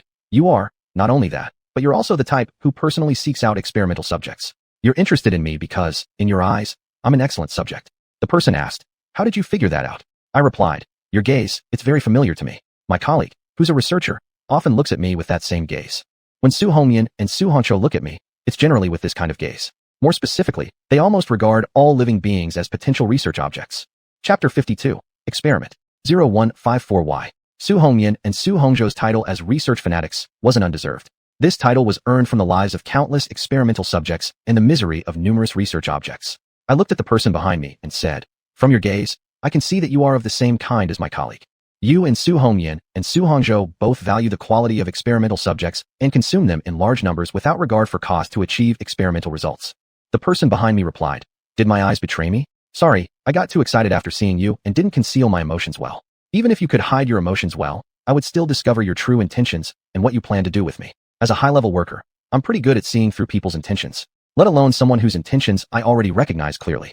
Me. That may not necessarily be true. After meeting me, there were many loopholes in your words and actions. As the owner of this residence, you have been too enthusiastic towards me, an illegal intruder. A normal person wouldn't act like this. And you, conducting human experiments and insect experiments while obsessed with defects, are certainly not a normal person.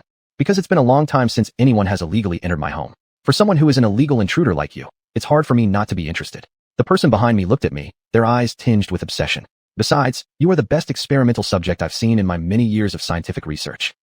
Before I even become your experimental subject, you've started daydreaming? I asked, are you so sure that I will become your experimental subject? What I want, I usually obtain. The person behind me confidently stated. I said, excessive confidence is arrogance. And by the way, I consider you a highly arrogant person. My creation was a miracle. This is how the interstellar public perceive Anshi. Because it's a miracle, many people covet me. This product of experimentation, yearning to deduce methods for creating miracles from me, thereby producing another being just like me or even more unique than me. However, from my birth up until now, those people have failed. Those who covet this miracle can only watch as I roam freely, going everywhere. These individuals couldn't do anything to me, this miracle. And yet, you think you'll succeed, believing I'll become your experimental subject?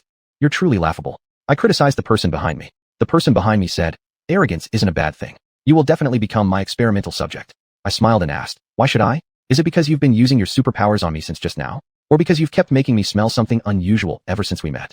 The person behind me looked at me, narrowing his eyes slightly, lips pursed tightly.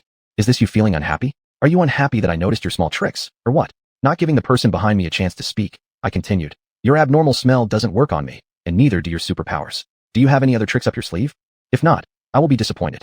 I followed you obediently to your laboratory, chatted obediently with you, all because I wanted to see what kind of tactics you'd employ against me. 0155 influence.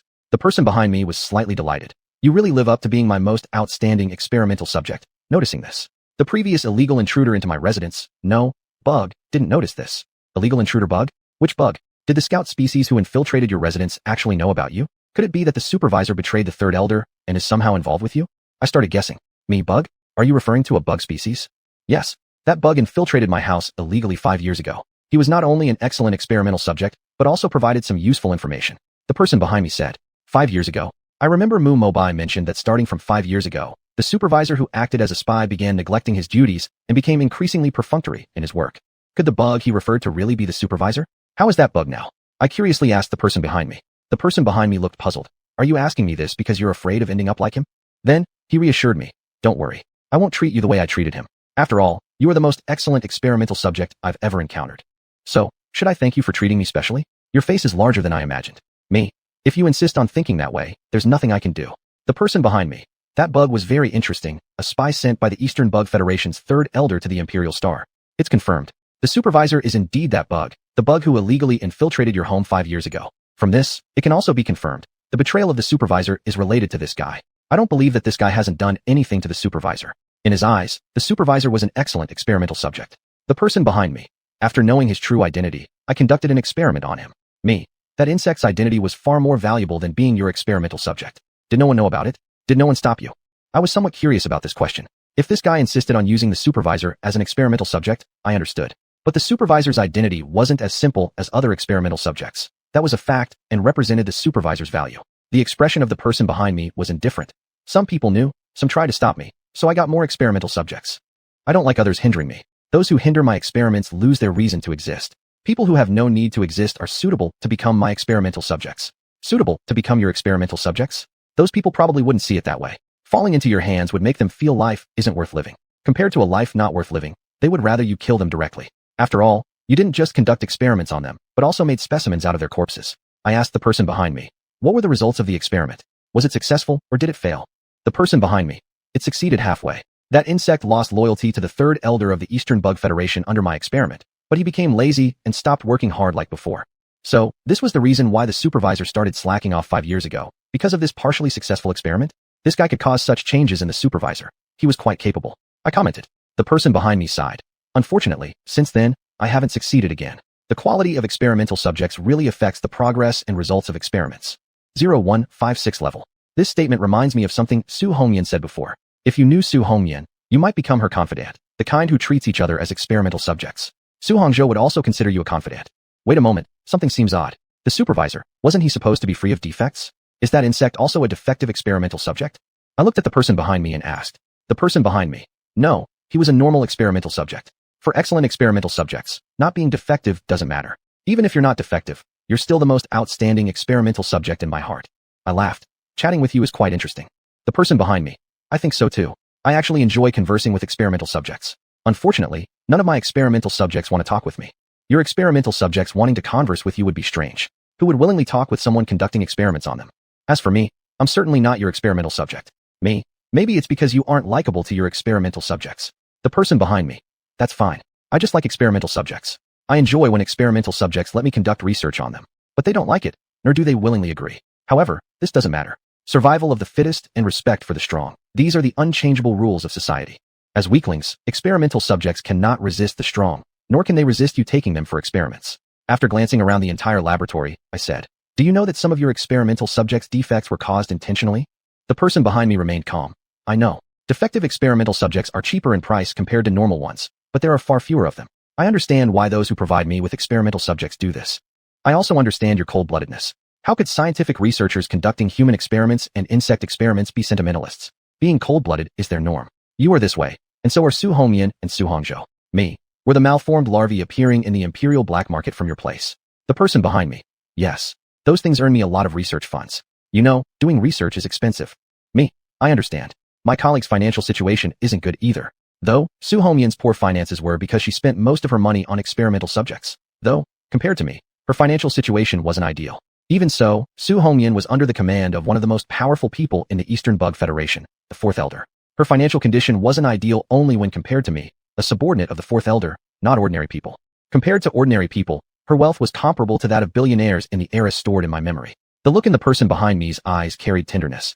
Chatting with you is a comforting thing. Don't worry, when I conduct experiments on you later, I'll be gentler. I laughed. You're chatting with me to build up strength for your ultimate move, aren't you? It sounds like you're chatting with me just to make yourself feel better. Our strengths are in the second tier. You can't think I didn't notice your little moves, can you? The reason I've been talking so much with you is not only because I'm looking forward to your upcoming tricks, but also because I want to pry some information out of you. The person behind me praised. You are indeed worth my full attention. My little tricks are usually unnoticed by ordinary people. I remained silent and looked at him with a smile. Because the person behind me has already made his move. Because I began to counterattack. To what extent should I burn this guy? That's a question. After all, it's been a long time since I last burned someone. For enemies, I usually extinguish their soul fire and burn them to ashes. But this guy is still useful. I can't do that to him. Chapter 53, Communication. Features of 0157. Looking at me, the person behind asked, are you and she from the Dongchong Federation, Blade? Though it was a question, he said it with unusual certainty. In response, I remained very calm. As the Blade, under Elder 4, I am quite famous in the galaxy. People in the galaxy know about my extraordinary abilities and the effects they have when used. How could they not know about someone who can pose a threat to them? Therefore, I was very calm about being recognized by the person behind me. It's just that he recognized me, and I knew him too. Yes, I knew who the person behind me was. The moment the person appeared behind me, I knew who he was from the information I had in my mind about all notable people of the Nanren Empire. Du Zedong, that is his name. However, I prefer to call him the person behind. Because he previously appeared behind me. Because he likes to play small tricks. Because he is an extraordinary individual of the dark type. And individuals of the dark type have a characteristic. They like to play tricks behind the scenes and avoid direct confrontation. This characteristic can be seen in almost all dark type extraordinary individuals. Therefore, dark type extraordinary individuals mainly engage in assassination work. I looked at the person behind, who I had burned to near death. There are few dark type extraordinary individuals who become researchers. You are the first human dark type researcher I've ever met. Are there any dark type researchers among the insect race? The person behind asked. I nodded, yes. I wasn't surprised that he asked this. Because of this characteristic of dark-type extraordinary individuals, most of them, whether voluntarily or involuntarily, join the assassination industry. Only a small portion engage in other industries. Various powers will not let go of such ready reserves of excellent assassins. My colleague Su-Han Cho, due to her talent in research, was not trained as an assassin or killer by our common superior, Elder 4. The person behind curiously asked, "Is this the colleague you mentioned earlier?" Me. No, it's her younger sister. Both she and her sister are my colleagues. The person behind. And she. Even now, you still hide your true appearance and talk to me as a man? Me. That's what I want. So, why do you care how I choose to talk to you? The person behind pursed his lips. You tell me so much, and yet you haven't dealt with me yet. Is it because I have value to you? Or because you think I can't turn things around? I smiled both. So, you can stop playing your little tricks. That emperor won't discover what happened here. Do you think only you like playing tricks? I like them too. The moment you appeared behind me, your entire residence was pulled into an isolated space by the space bugs I carefully cultivated. I've always been clear on using the bugs when needed. Of course, the main reason the space bugs could not be detected by the emperor of the Nanran Empire was because I chose the right timing. That emperor doesn't constantly monitor the entire imperial planet, nor does he focus solely on the imperial planet. I should have acted against you the moment I discovered you. The person behind sighed. Even if you attacked me, it might not have worked. The defensive measures I used on myself are not ineffective. Moreover, you might not even get the chance to attack. Before you launch your attack, you might already be dead. Me. You should know, there's no such thing as regret medicine. 0158 Professional versus Amateur. The person behind agreed. Yes, there is absolutely no such thing as regret medicine. I asked the person behind, how does it feel to make that insect betray Elder 3? At the time, I felt very happy, thinking I was about to achieve a major result.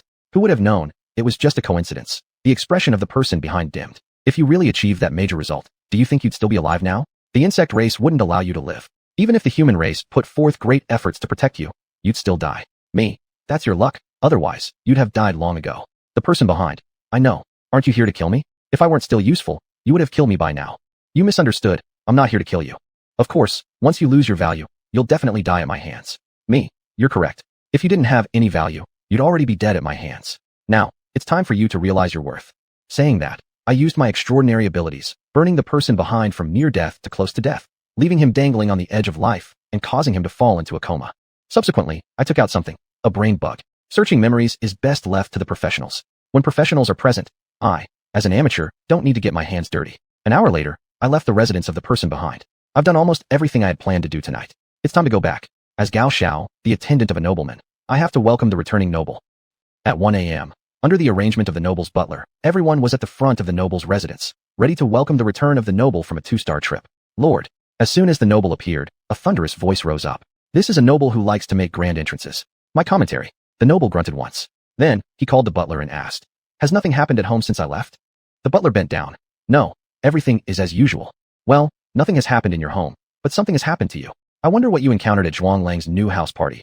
Why did you end up poisoned? It seems that I will have to abandon the identity of Gao Xiao. With the noble's impending death, the outcome for his attendants won't be good. Fortunately, I have a suitable place to live. The person behind's residence cannot be wasted. After the noble entered his residence, I followed the other attendants and returned to our respective accommodations under the direction of the butler. As soon as I got back to my place, I took out another brain bug, preparing for it to replace me, impersonating Gao Xiao. But at this moment, I received a communication. The person contacting me was someone who had never contacted me before. The person contacting me was somewhat unexpected. 0159 patterns. After projecting a hallucination, I answered the communication. Mu Yubai. Looking at the person on the terminal screen, I greeted. Mu Yubai looked at me, his eyes heavy. And she. Haven't you heard? You accepted Mu Da's commission, preparing to help him find Mu Ran. He asked. Your information sources are pretty quick, yet you're just learning this now. I expected you to know earlier than this. Me. Not heard. It's fact. Not preparing. It's already done. Mu Yubai. And she, finding Mu Ran is the duty of the 3rd Elder's subordinates, not something you, under the 4th Elder, should be meddling with. Me. Don't say it like that. Everyone in the Federation is willing to contribute to bringing Mu Ran back. Besides, this is Uncle Mu Ran, Uncle Mu Da's request. How can I ignore it? What matters is that Mu Da paid me. What matters more is that it was my direct superior, the 4th Elder's instruction. Mu Yobai's tone grew serious. And she, searching for Mu Ran is enough with me alone. You absolutely don't need to interfere. But, Uncle Mu Da didn't trust you. Otherwise, why would he ask for my help to find Mu Ran? I said. Moreover, the clues I've grasped regarding Mu Ran's disappearance may exceed yours. In the memories of the person behind, I found quite a few interesting things. Me. Mu Yubai. If Muda would rather entrust me than count on you, don't you think it's your fault? Muda trusts you even less than he trusts me. And you must remember, I've greatly offended him before. I caused him to be punished by the 3rd Elder. Mu Yubai frowned. And she, must you meddle in this matter? Me. Whoever finds Mu Ran is still searching for Mu Ran, isn't it? Besides, Uncle Mu Da rewarded me. So if I insist on getting involved, what can you do about it? Me. Isn't having more people looking for Muran better? Muyubai, why don't you want me to search for Muran? You have your motives, and I have my tasks. In the case where your motives hinder my tasks, I won't hold back against you. Muyubai avoided answering my question. And she, then let's see who among us finds Muran first. I smiled without saying anything. Who finds Muran first doesn't actually matter. What matters is who ultimately brings Muran back. If you find Muran first, it's very possible you'll be doing all the work for me. After ending the communication with Muyubai, I made the brain bug pretend to be Gao Xiao. Then, I canceled the illusion. I didn't come back here just to greet that nobleman. This time, I mainly came here to investigate some things. The neighbor of the nobleman was my object of investigation this time. Because, according to the memory of the person behind, the individual with a unique pattern on their residence building participated in the Empire royal family's immortality plan. Coincidentally, the house of the neighbor next door to the noble had that very pattern. After ordering the brain bug not to expose its true identity, I left the noble's home. 3 minutes later, I entered the neighboring home. And the people in the neighboring home had just returned. Birds of a feather flocked together. Naturally, the neighbor of the noble is also a notable figure. Naturally, the owner of the neighboring house was one of the important figures invited by Zhuang Lang to attend Zhuang Lang's new house party on the Imperial Star. The wife of the important figure asked the returning important figure, "How is Zhuang Lang from the Zhuang family?" The important figure said, "Full of ambition." Strangely, his elder brother indulges him. Pausing for a moment, he continued, "The party was quite boring, not as interesting as the experiments. It was right of you to feign illness and not attend." The wife responded, "I can pretend to be sick, but you cannot. We are responsible for more than just experiments. The people from the 10 great families are our concerns." This couple was undoubtedly loyal to the royal family. They were likely part of the backbone of the royalists who weren't direct members of the royal family. The offspring of the royal family wouldn't live in a place like this. It wasn't about whether the royal children wanted to or not. It was about whether the emperor would allow it. Even for his own bloodline, for his own descendants, that emperor harbored a fair amount of suspicion. Thus, all royal family members were located in one specific place, a place personally designated by the emperor. Looking at the important figure and his wife, I thought about all this. Chapter 54, Factions. 01603 Burrows for a Wary Rabbit. The Great Figure. Let's not talk about these things. Are you doing well at home? How is the experiment progressing? Has anyone suspicious approached here? Wife? Everything is as usual. As for the experiment, it's still the same, stuck where it was. The Great Figure frowned. Still the same, huh? I heard that one experimental team made some good progress. Oh, which experimental team? This matter, the person behind it, Du Ziting, did not know. I became interested. Before he finished speaking, the wife interrupted him. Do you really believe this? This experiment has been ongoing for many years. Every year, some experimental teams claim they've made achievements. And what happens in the end? Just false hope. Rather than believing that other experimental teams have made progress and produced results, we should focus on our own experiment. I don't mean that. I don't believe this news. The Great Figure shook his head. I just think we'd better achieve some results soon. The Emperor's birthday is not far away. The wife fell silent. You and I both know that this is the once-in-a-decade grand birthday celebration for the Emperor. During the last decade's grand celebration, the Emperor replaced quite a few experimental teams, said the Great Figure. What an indirect way to say it, replaced. Its real meaning isn't death itself. That Emperor 10 years ago killed quite a lot of people on his birthday. He even wiped out a large number of his own descendants, let alone you researchers. That Emperor has never been a kind person. That Emperor truly had the bearing of a tyrant. This is my commentary. The wife stood up. You're right, the Emperor's birthday is approaching, and we really need to produce some results. Let's not waste time here. We'll go to the experimental base. Afterward, she quickly walked upstairs, with the Great Figure following her closely. I followed them too. After turning left and right several times, the wife and the Great Figure arrived at a dim room located in a corner on the 3rd floor of the house. After opening the door, there appeared a passage leading to the next residence. Of course, this neighboring residence wasn't the mansion of the nobleman served by Gao Xiao. It was another house. However, this was not yet the final location of the experimental base. After passing through the passage into the neighboring house, they went straight toward the basement of the house. In the basement, a hovering car adorned with the unique patterns matching those in their 2 residences stood parked there. After the wife and the Great Figure boarded the hovering car, a tunnel appeared before them. Once the car entered the tunnel, it vanished immediately without a trace. In the entire basement, the only difference was that a hovering car was now missing. Does this count as the idiom 3 burrows for a wary rabbit? It should. To go to the experimental base to conduct experiments, they already used 2 separate residences as cover. While I pondered these matters, trailing after the hovering car, I placed some small items in the tunnel. Since I've come this far, how could I leave without leaving something as a memento? Although, the main purpose of these little items I left was not exactly for remembrance. 5 minutes later, the hovering car traveling at its maximum speed stopped. In front of them was a silver-white door. The Great Figure asked the wife, "Did the door get changed?" "Yes, teacher changed it," replied the wife. The Great Figure looked puzzled. Why did the teacher do this? Isn't it not yet the updating month? On the Imperial Star of the Nanran Empire, the experimental bases undergo a month-long update each year to enhance their security measures, hence calling that month the updating month. I learned this from the memories of the person behind everything. 0161 A Playful Experimental Base. The Great Figure guessed. Could it be that something happened in the base which made the mentor feel the previous security measures were unsafe, so the door was changed? The wife twitched an eye. No, the teacher simply liked this silver-white door so much, so he decided to change it. The previous security measures are still operating within the experimental base. Indeed, the protection level of this door was very high, comparable to the one in the basement of the person behind everything. But it has no effect on me. As a senior-level worker with considerable strength, this door couldn't prevent me from entering the experimental base behind it. To protect the turtle on the door? Questioned the great figure. Exactly, replied the wife. Teacher loves his grandson too much, muttered the great figure who was controlling the hovering car back along the original route. The wife, currently undergoing identity verification, stated, if it weren't for the fact that all doors in the experimental base carry the simple drawings done by the teacher's grandson, this door wouldn't be here. So from your words, the teacher has an obvious weakness, doesn't he? For those who are not as strong as your teacher, controlling your teacher's grandson is equivalent to controlling your teacher, right? A person with obvious weaknesses is very easy to deal with. So, a person is best without weaknesses. If one has them, they shouldn't be overly apparent. 3 minutes later, the two, after going through a series of verifications, entered the experimental base. Naturally, I also entered the experimental base. The layout of this experimental base was quite cozy, with a sense of childlike fun. However, even so, it could not conceal its bloodiness. After all, it was just decorated cozily. Otherwise, it wasn't much different from an ordinary experimental base. What an ordinary experimental base should have, it had. What it shouldn't have, it had many. For example, the cultivation of insects and beasts, the cultivation of humans and beasts, as well as the cultivation of humans and insects. The insect races used for cross-species breeding seem to be low-level insects. Restless, hyperactive, akin to patients with ADHD, almost every characteristic of low-level insects. The creatures bred from low-level insects appear to have inherited these advantages of theirs. Looking at the overly lively creatures in the petri dishes, I came to such a conclusion. The great figure and his wife kept their eyes straight ahead as they passed by one after another petri dish containing peculiar creatures, through laboratory after laboratory, filled with a significant amount of blood, and finally arrived at the deepest part of the base, which was also the most childlike laboratory in the entire facility. Everywhere on the door, walls, petri dishes, were simple animal drawings, identical to the ones drawn on that silver-white door. Teacher, the great figure and his wife respectfully addressed the gray-haired old man standing with his back turned toward them. Chapter 162, Father and Son. Without lifting his head, the elder continued his cutting motion. You've come. How do you think my specimen's quality is? On the experiment table, an extraordinary being was being dissected by him. A live dissection? The experiment truly proceeds. Aren't you afraid that this extraordinary being will break free from its restraints and bite you? Do remember, your strength pales compared to this extraordinary being. To be precise, except for me, no one else in this laboratory has strength comparable to this extraordinary being. Hearing this, the great figure and his wife moved forward. The great figure said, Teacher, the quality of your specimen is excellent, but it poses some danger to you. His wife followed up, Teacher, for your safety, please stay away from this specimen. Your safety comes first.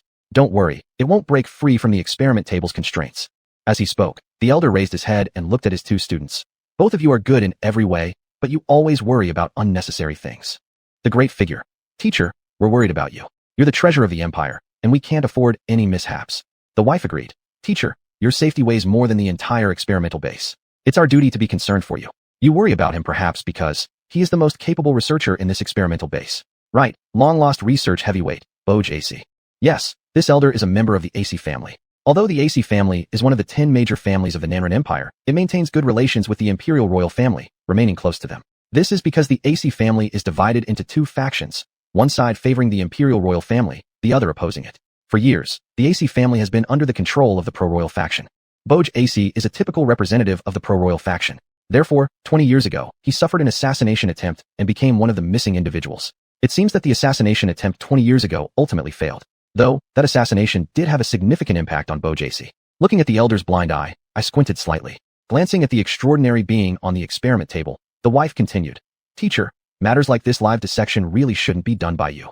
Putting down his cutting tool, the elder said, both of you like to meddle in these affairs. If it weren't for when both of you were out of the base, I wouldn't have been able to access a living specimen. Wife, teacher, you should prioritize your safety. The young master wouldn't want you doing such dangerous tasks either. Elder, you've learned to use my grandson against me. Wonder, this is the young master's wish. Before he left the laboratory, he especially asked us to take good care of you, the wife said. The elder raised his eyebrows, a slight smile appearing on his face. My good grandson really said that? The wife replied, yes. The elder broke into laughter. I knew it, my good grandson loves me dearly. He suits me far better than his father. Isn't it normal that your son doesn't suit you? Your son has differing ideologies from you, belonging to two different factions within the AC family. How could he suit you? One is close to the royal family, the other is hostile to it. You and your son, though dear relatives, are like enemies. I recalled the information about Boj AC and his son. Suddenly, the old man's expression changed from full of smiles to emotionless. My son is utterly unfilial. It's one thing that he doesn't agree with my ideas, but he actually dared to interfere in my experiments. If I hadn't come back at the right time then, that unfilial son would have ruined my experiment, and the efforts of many years would really have been destroyed by him. The great figure and his wife kept their eyes straight ahead, silent, not participating in this topic. Indeed, knowing which topics to participate in and which ones not to say a single word about. I commended them for it. It's best for outsiders not to meddle in others' domestic affairs. That is the awareness an outsider should possess. Chapter 55, Muda comes online. Party Dispute 0163. The elder looked at the important figure. Never mind, let's not talk about that unfilial son. How was Zhuanglang's new house party? I heard that young Jesse went as well. The important figure, it went all right. Except for Zhuanglang's older brother. Everyone who should have gone did go. Young Master Jesse indeed attended. However, there was some dispute between him and Zhuanglang. Using the word some here is incorrect. If it weren't for Zhuanglang closely watching Jesse, his new house party might have ended up like Captain Philip's welcome banquet, with deaths. Still, Jesse managed to find an opportunity to have his people injure a few of Zhuanglang's servants. Even Chu Yi, disguised as a brainworm, nearly got hurt by his people. I may not have been physically present on the second star, but I still paid attention to this party. The elder asked, did anyone die at the party? Asking this question shows just how much you know about Jesse, Berg. The important figure shook his head. No, only a few of the Zhuang family's servants were injured. The party's protective measures were decent, preventing Jesse from making too much trouble, commented the elder. But for Zhuanglang, things were different. After the assault incident, Zhuanglang's expression wasn't his usual gentle demeanor. Nonetheless, overall the party was a success. At least, the two most dangerous participants in the party, me and Mu Yubai, did nothing to disrupt it, right? Zhuanglang should thank us. The wife and the important figure exchanged glances, then she spoke. Teacher, His Majesty's birthday is coming up soon. What kind of gift should we prepare for him?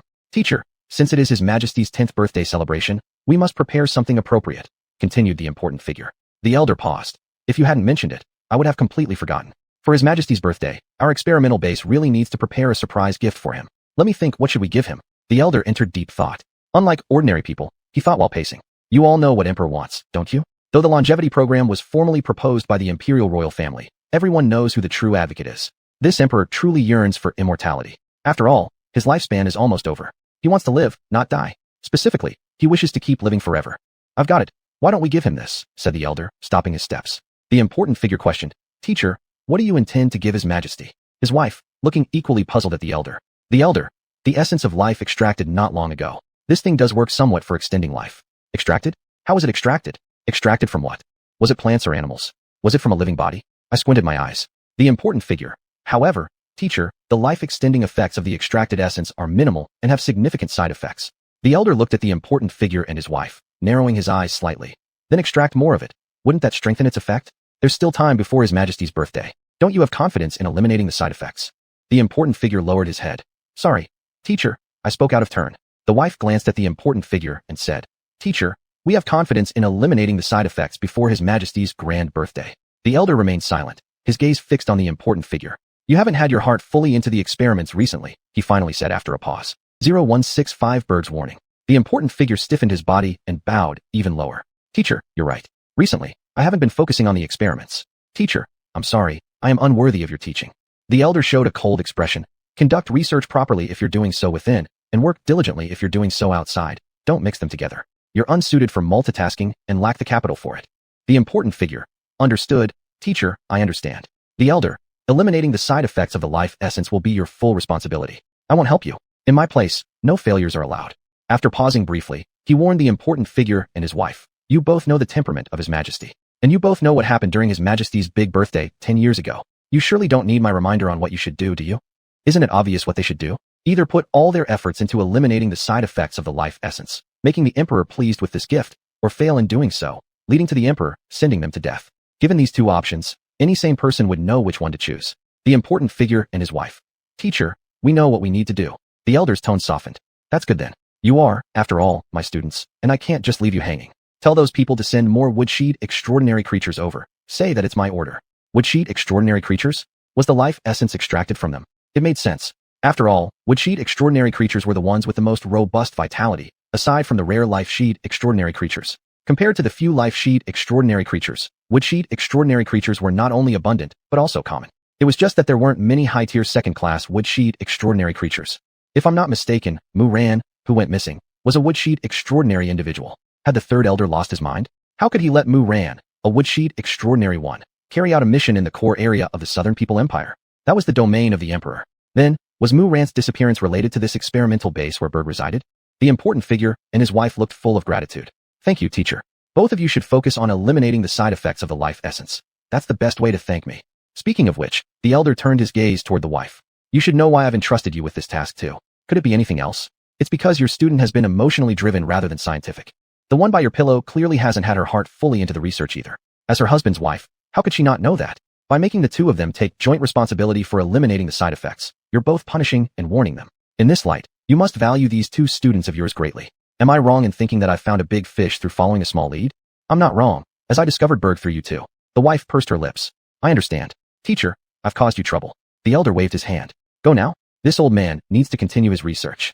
The teacher, the wife responded, bowing. After that, she stepped forward and injected a potent anesthetic into the struggling extraordinary being lying on the experiment table.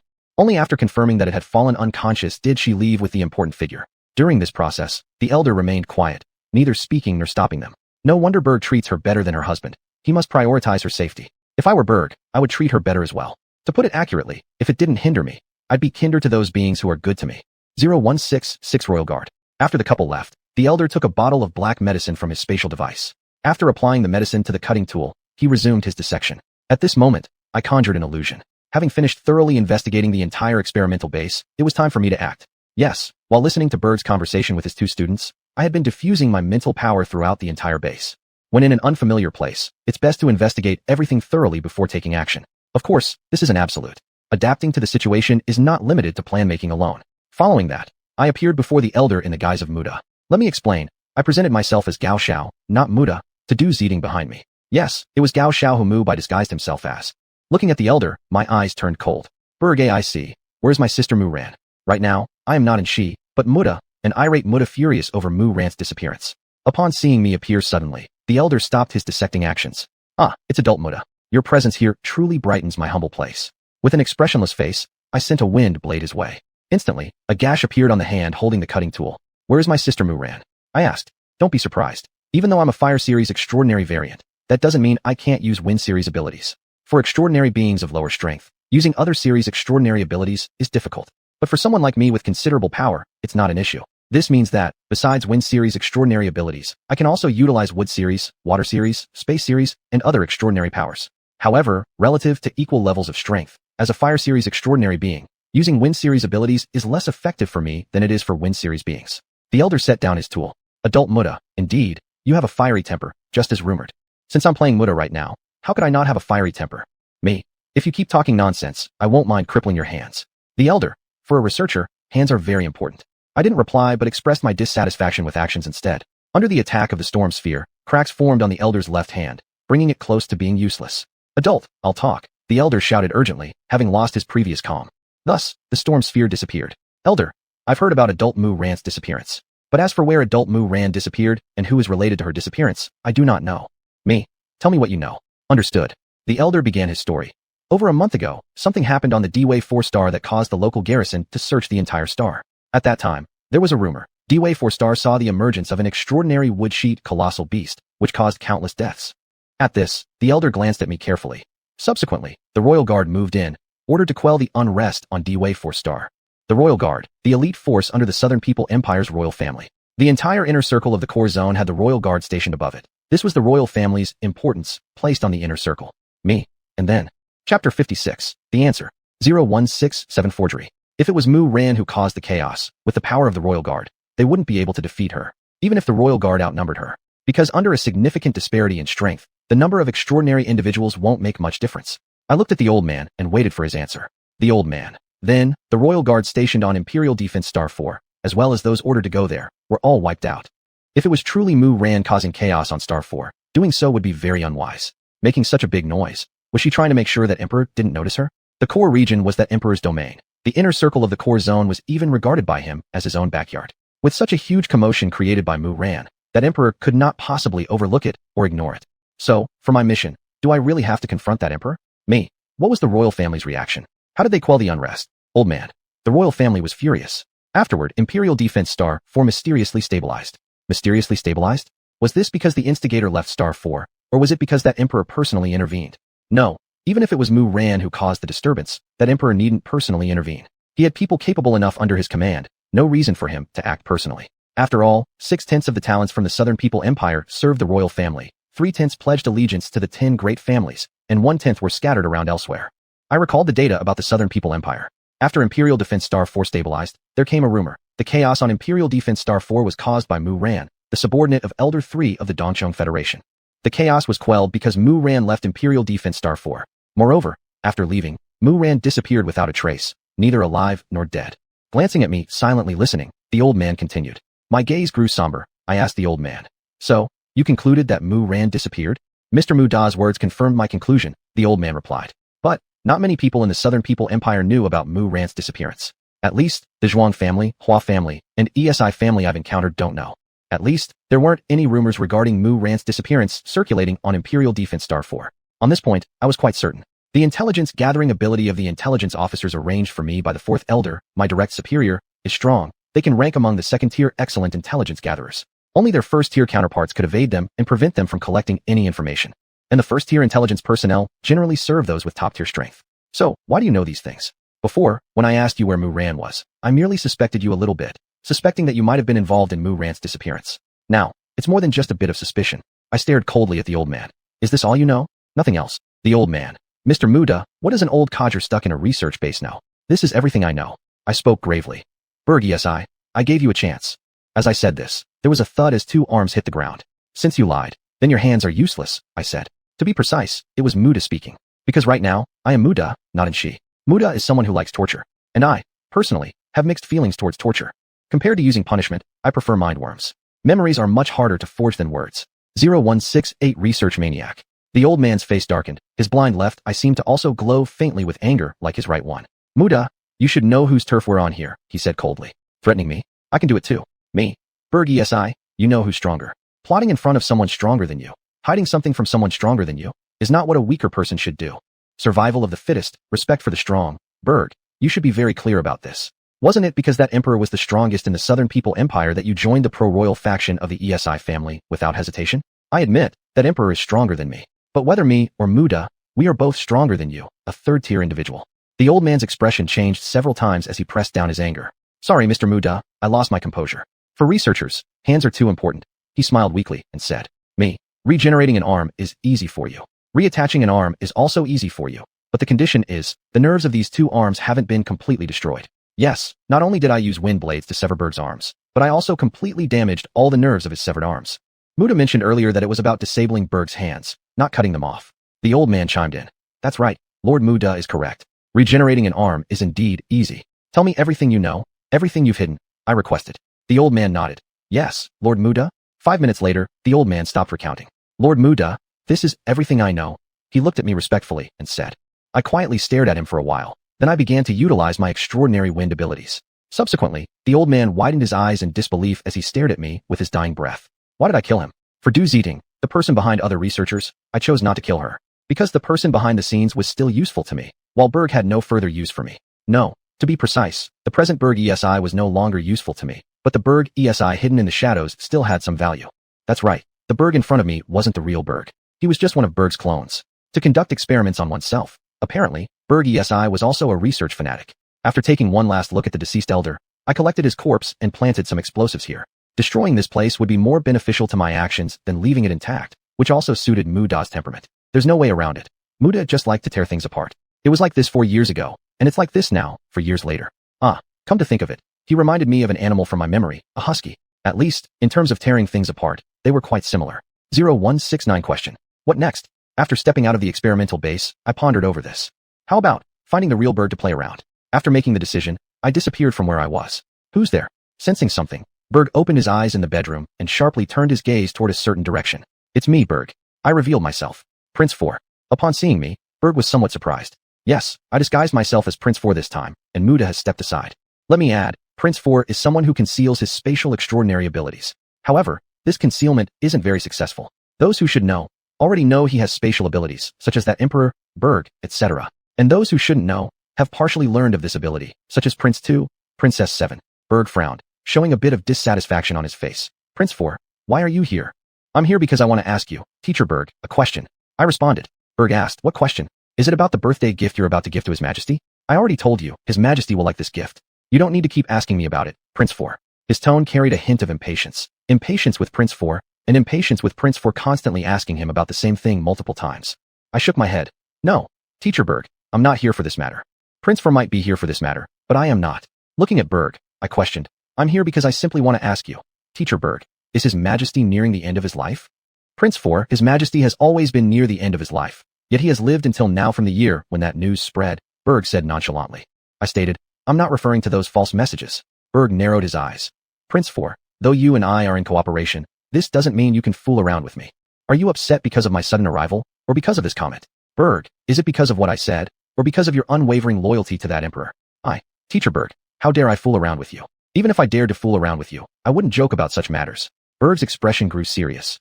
Prince 4, do you mean, you suspect that His Majesty truly is nearing the end of his life? I replied, I do harbor this suspicion, so I've come specially to verify it with you, Teacher Berg. Whether Prince 4 harbors this suspicion, I'm uncertain. But the fact remains, the emperor is in his twilight years. Prince 4, what made you have this suspicion? Berg kept staring at me closely, not missing any expression on my face. What do you know, he asked. Displeased, I warned. Teacher Berg, I came to ask you, not for you to ask me. We both know who proposed the Eternal Life Project. We both clearly understand who longs most for the results of the Eternal Life Project. Regarding the Emperor's condition and lifespan, you should be better informed than I am. Berg stared at me straight for several seconds before saying, Prince 4, you're not here just to seek answers from me. You have another purpose coming here. Teacher Berg, you just need to answer my question. The other purposes of Prince 4 being here are quite obvious. After knowing that the Emperor's lifespan is almost over, he came here to strengthen his cooperation with you, didn't he? Berg smiled. Prince 4, I really don't know the answer to this question. My expression turned cold, and my gaze towards Berg became unfriendly. But, I guarantee that once I find out the answer, I will report it to you. Prince 4, immediately, Berg said. A smile tugged at the corner of my lips.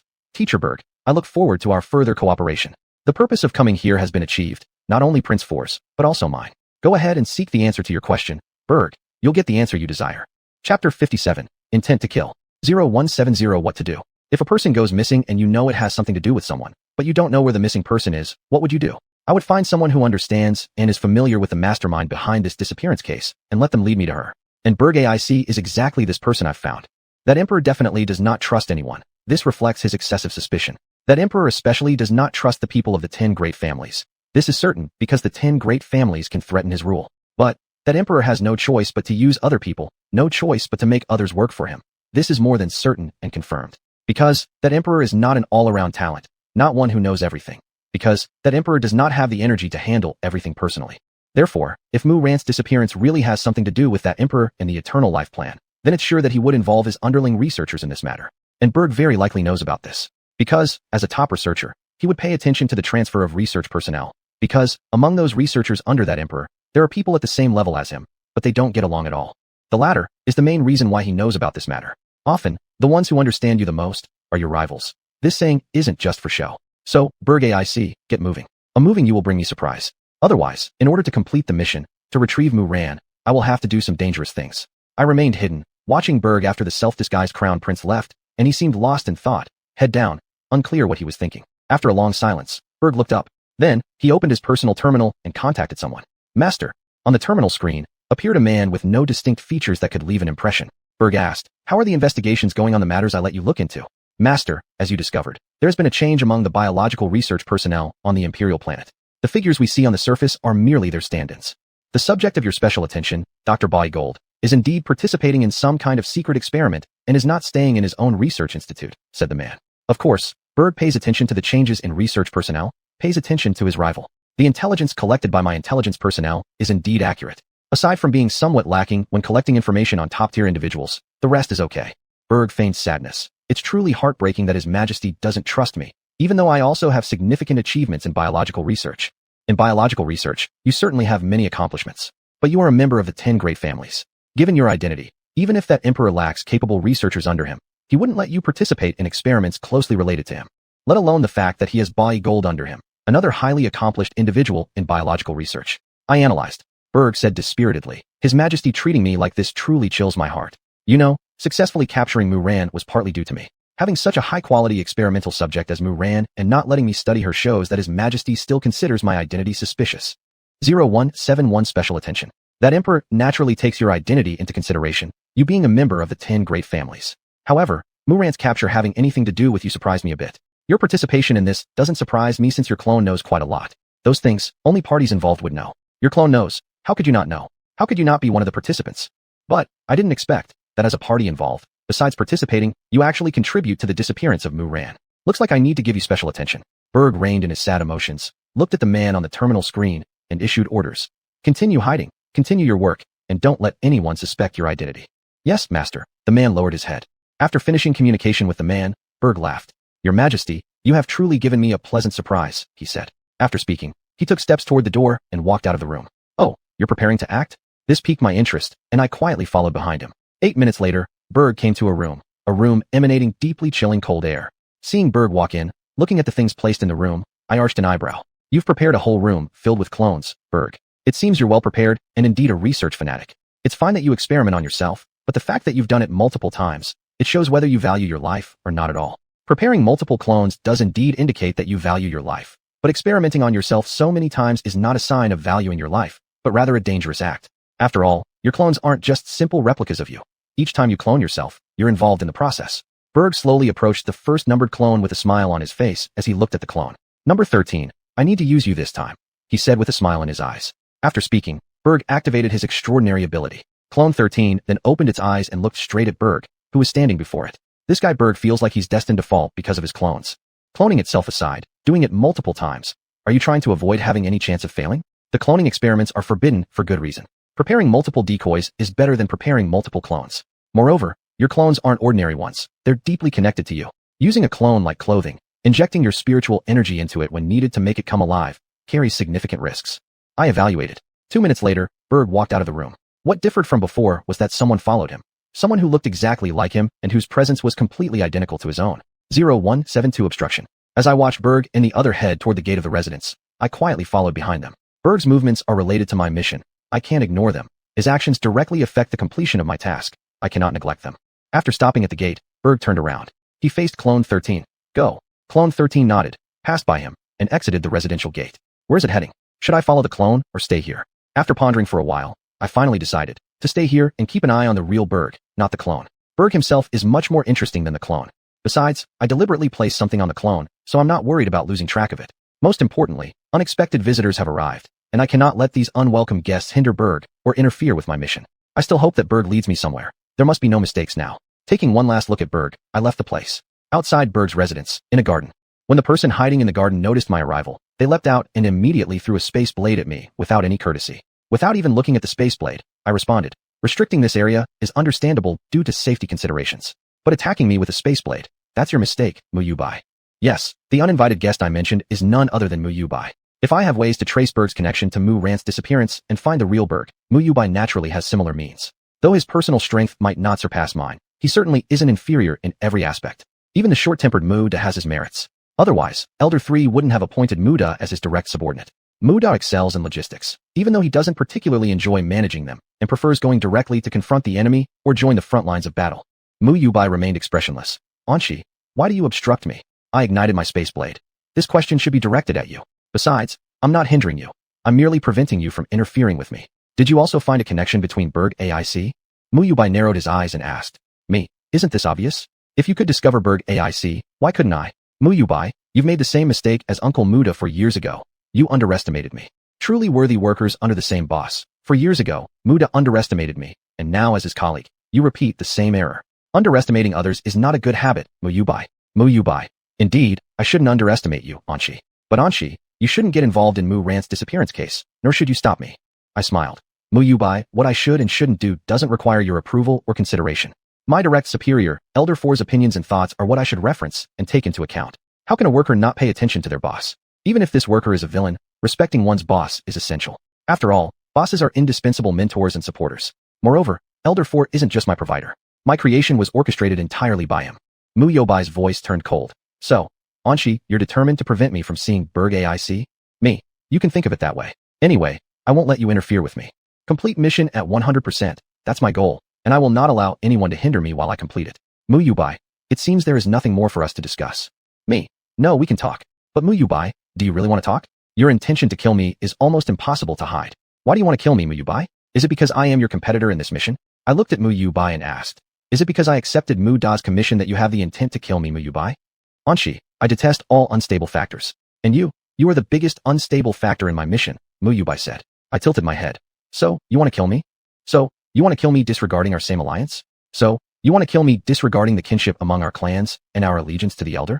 So, you want to disregard the relationship between the third elder and the fourth elder and still kill me? For years ago when I took action against the Myers family, Muda had murderous intentions towards me as well, but they weren't as strong as yours right now, Mu Yubai. So, Mu Yubai, do you really want to kill me? Do you dare to kill me? Chapter 58, Reaching an Agreement. 173 Cooperation. I looked at Mu Yubai, waiting for his response. Mu Yubai stared at me expressionlessly for a while, then put away his murderous intent towards me. It's not like I want to kill you. I just don't like you. I asked. So, why exactly do you dislike me? Is it just because, in your view, I am the biggest unstable factor of your mission? I didn't think so. Your hostility towards me is too intense. Disliking me and considering me the greatest unstable factor wouldn't explain such strong hostility. And did you come here just to tell me these things? Mu Yubai changed the subject. Me? No. I came not only because I didn't want you to hinder me, but also to discuss something with you. Mu Yubai, what? How about we cooperate in finding Mu Ran? I looked at Mu Yubai and smiled. Well, if Mu Ran's disappearance has anything to do with that emperor, I'd better find a partner in crime. No, a collaborator. Although I can shift the blame onto Mu Yubai can also throw the black pot back at me. For safety considerations, and to complete the task, I'd better collaborate with Mu Yubai. Even verbal cooperation with some underlying tricks would work. After all, verbal cooperation is still cooperation, setting a bottom line for both parties. And in my view, collaborating with Mu Yubai doesn't equate to team tasks. He's not my teammate. If it were a team task and Mu Yubai were my teammate, I would have a certain responsibility toward him. But our collaboration doesn't mean taking on responsibility or being responsible for him. Mu Yubai, what benefits do I get from cooperating with you? Me. Intelligence sharing, and I won't easily dig pits for you or make you carry the black pot. Mu Yubai raised an eyebrow and pointed out two words. Easily. Me. Yes, easily. You don't trust me fully when working together, and neither do I, right? Our collaboration isn't like regular ones, right? I don't think you will completely trust me after we reach this cooperative relationship. Since that's the case, it's better to clarify it up front. Anyway, cooperating with you is the best choice, but not the only one. Not cooperating with you would simply increase the danger, making you more of a person to guard against and be cautious around. Mu Yubai paused for a moment and said, and even if I cooperate with you, we are competitors. Mu Ran must be brought back to the Federation by me. How coincidental, that's exactly what I thought.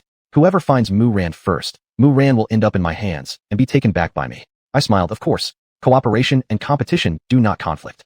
Especially the cooperation and competition between you and me. Although we belong to the same camp, we follow different elders' orders. If you sincerely and genuinely cooperate with me without any reservation, that would be the problem. Speaking of which, does Elder 3 know that Muda sought my help? If he knows, how would he deal with Muda? After all, Muda's action, although not entirely betraying inside information, still embarrasses Elder 3. Muda doesn't trust Mu Yubai, who carries out the order from Elder 3 to bring back Mu Ran, and instead seeks my help as an underling of Elder 4. Isn't that embarrassing? If Elder 3 knew about this, I'm actually quite curious about how he would handle Muda. Mu Yubai looked at me, his gaze heavy. And I agree to your proposal. I smiled faintly, wishing us a pleasant cooperation, business partner. Mu Yubai's expression was indifferent. Pleasant cooperation. 174 Dilemma. After seeing Mu Yubai leave, I returned to Berg's residence. Berg is my key focus, my special concern, so I'd better keep an eye on him personally. Anyway, Berg's house is big enough to let me hide. Glancing at Berg, who sat in a lounge chair in the bedroom, lost in thoughts, I activated the small device I had installed on clone number 13. Then, I saw clone number 13 arriving at the largest research institute in the Southern Empire, the Royal Research Institute, via a private levitating car. Is this your destination? So, what do you plan to do here, Berg? Gathering information or spying on some intelligence? I watched clone number 13 walking toward the entrance of the Royal Research Institute, where he was stopped by the Royal Guards protecting the institute. Royal Guard. This is a restricted area, please stay out. Clone number 13. Huh? Don't you recognize old man me? I've just become younger, so you guards no longer recognize me? The clone I dealt with at the experimental base had Berg's old appearance, but this isn't what Berg himself looks like now. Berg is a person of third-tier strength, and those in the third tier can already manipulate their age and appearance. People of the first and second tiers also have this ability. For instance, someone of the third tier might be an elderly man by age, but he can maintain his appearance as if he were middle-aged or even younger. Of course, individuals with strength from the third tier upward can also make themselves look older and more mature. However, few people do this. Berg currently appears to be in his middle age. His chosen clone number 13 naturally looks exactly like him at this time, middle-aged.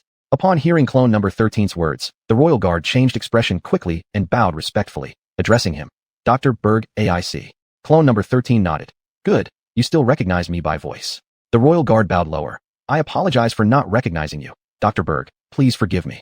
Clone number 13 said.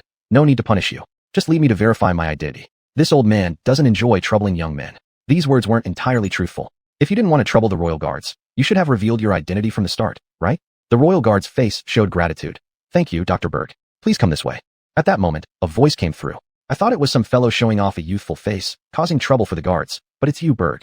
A figure emerged from the identity verification area, their face bearing a smirk of disdain. This individual clearly had no love lost between them and Berg. I reached a conclusion. No wonder Berg, who went missing 20 years ago after an assassination, remains among the missing rather than the deceased. It's likely because too many people know Berg is still alive and where he currently resides. At least, everyone at the Royal Institute knows. Assigning deceased status to such a known person as Berg would indeed invite ridicule. Looking at clone number 13, this person then said, "No, to be precise, we should call you middle-aged Berg. A researcher needs to be meticulous. Your fabrication to present yourself as middle-aged leaves me truly puzzled." 175 mischief. Clone number 13 smiled. "Dr. Chun, you're still the same." "Dr. Chun, aren't you also the same?" Enjoying mischief by teasing the Institute's guards. Clone number 13 entered the identification checkpoint while laughing. "Isn't it just about giving these bored guards a bit of entertainment?" Dr. Chin snorted. "You are definitely bored. Why haven't you been around the Institute for a while? Why are you here today?" he asked. Clone number 13. "To find some amusement and to test the bioscientific level of some researchers." "How to test? By checking if they can see that you're a clone? Whether they could or not, I don't know. But I'm certain Dr. Chin hadn't noticed." "Test? Thank heavens our research directions are completely different. Otherwise, my research progress would have been affected by you.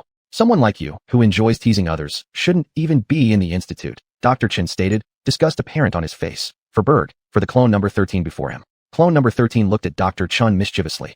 "Initially, wasn't I invited in by His Majesty?" "Dr. Chun, that's because your competence was enough to enter the largest research institute in the Empire. The Emperor values talent regardless of background. Indeed, the Emperor valued competence, but he was certainly not one who disregarded origins altogether. For certain individuals, he placed great importance on their lineage. The Emperor only ignored most people's origins because their potential threat wasn't significant enough. Dr. Chin's perception of the Emperor is thus partial, and, I suspect, he's a devoted supporter of the Emperor." Clone number 13 grinned slightly at the corner of his lips. "Yes, Dr. Chun, what you say is correct. It's because of my scientific capability and my research level that His Majesty allowed me into the Royal Institute. People like me being in the Institute should thank His Majesty." Dr. Chin glanced at clone number 13, his brows slightly furrowed. "Something about your words seems off." "Of course it is." Clone number 13 spoke sarcastically, not sincerely grateful to the Emperor. Although Berg belongs to the royalist faction within the AIC family, his proximity to the imperial royal family, to the Emperor, comes solely from the Emperor's immense power. In other words, if the strongest person in the Nanran Empire weren't the Emperor, Berg wouldn't be close to the royal family or the Emperor. Clone number 13 urged, "You might have sensed it wrong. Dr. Chun, your identity verification is over. You can enter the Institute now. Your research is important. Don't chat idly here." Dr. Chin nodded slightly. "You're right. I shouldn't waste more time with you." After saying that, he left the identification checkpoint and walked toward the nearby institute. Should this Dr. Chin be described as straightforward or simply bad at speaking? Well, I'll vote for straightforward. Because, if we're being straightforward, a stab to the heart statement, I like to say it. 3 minutes later, after going through numerous verifications, clone number 13 exited the identification checkpoint. The equipment of the institute should be upgraded. This was what he said to the royal guard handling his identity verification before leaving. To this statement, the two royal guards were completely confused. They looked at clone number 13 with bewilderment. In response, clone number 13 just smiled faintly and ignored them, heading towards the institute. Dr. Chin was right. Berg did indeed have quite a taste for mischief, and his clone was no different. My commentary. Chapter 59, The Map. 0176 Memory and Attention. "Dr. Berg, how did you come here?" This was the first reaction of the first researcher in the bio-research lab, who saw experimental subject number 13. The tone of his voice revealed a bit of disbelief, mixed with some questioning. Clone subject number 13. "What? Can't I come here? Don't forget, though I come here rarely, I am still one of the Institute's people." As he spoke, he squinted his eyes and sized up the researcher who had spoken for a few seconds. "You look familiar, young man. Aren't you Baby's last student?" he asked. "Ah, Baby's student." That explained why this person didn't treat Dr. Berg very well. After all, Dr. Baby always had disagreements with Dr. Berg. Naturally, his student would have little good feeling towards Berg. No normal person would willingly choose someone who likes their arch nemesis as their student. It only creates discomfort. And Dr. Baby is no exception to being normal. At this moment, a tall woman wearing black-framed glasses approached. Dr. Berg has a good memory, remembering even the last student Baby took in. "If my memory serves correctly, didn't you two actually never meet before?" Clone subject number 13. "Your memory isn't bad either, Baby's second disciple." "Indeed, I've never met Baby's last student, but that doesn't stop me from recognizing him, does it? For Baby, I have always paid close attention. His students naturally interest me too. And doesn't Baby also keep an eye on me? This kind of attention between enemies. How interesting. It almost sounds like the attention between friends or family members. Wasn't your relationship with your son strained? In that context, what you're saying does make sense. My commentary. You go back to doing your own work, Dr. Berg. I'll take care of entertaining our guest." Ignoring clone subject number 13's words, the tall woman gave instructions to her junior colleague. All right, senior. The younger colleague left. After seeing him off, the tall woman turned her gaze towards the clone subject. Dr. Berg, what brings you to the institute today? Clone subject number 13. Being at home got boring, so I came by for a visit. Of course, I do have another purpose. Checking out the quality of your biological research. The tall woman declined politely. Our standards will be assessed by our mentor himself. We don't need Dr. Berg's extra concern. Clone subject number 13 laughed. Don't worry about troubling me. After all, although bioresearch lab is led by Baby, I still hold a place here. His words sounded like he was coming to cause trouble. And truthfully speaking, your intentions are far from good. The tall woman looked at the clone subject calmly. Dr. Berg, exactly what aspect do you wish to inspect? Clone subject number 13.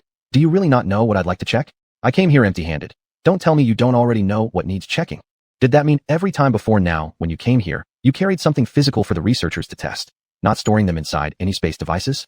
If that's true, this statement is hinting at something for the researchers present here, arousing my interest.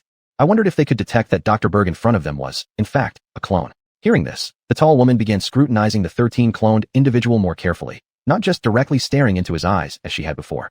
0177 Retaliation. After observing for a while, the tall woman slightly furrowed her brows. Seeing this, clone subject number 13 smiled.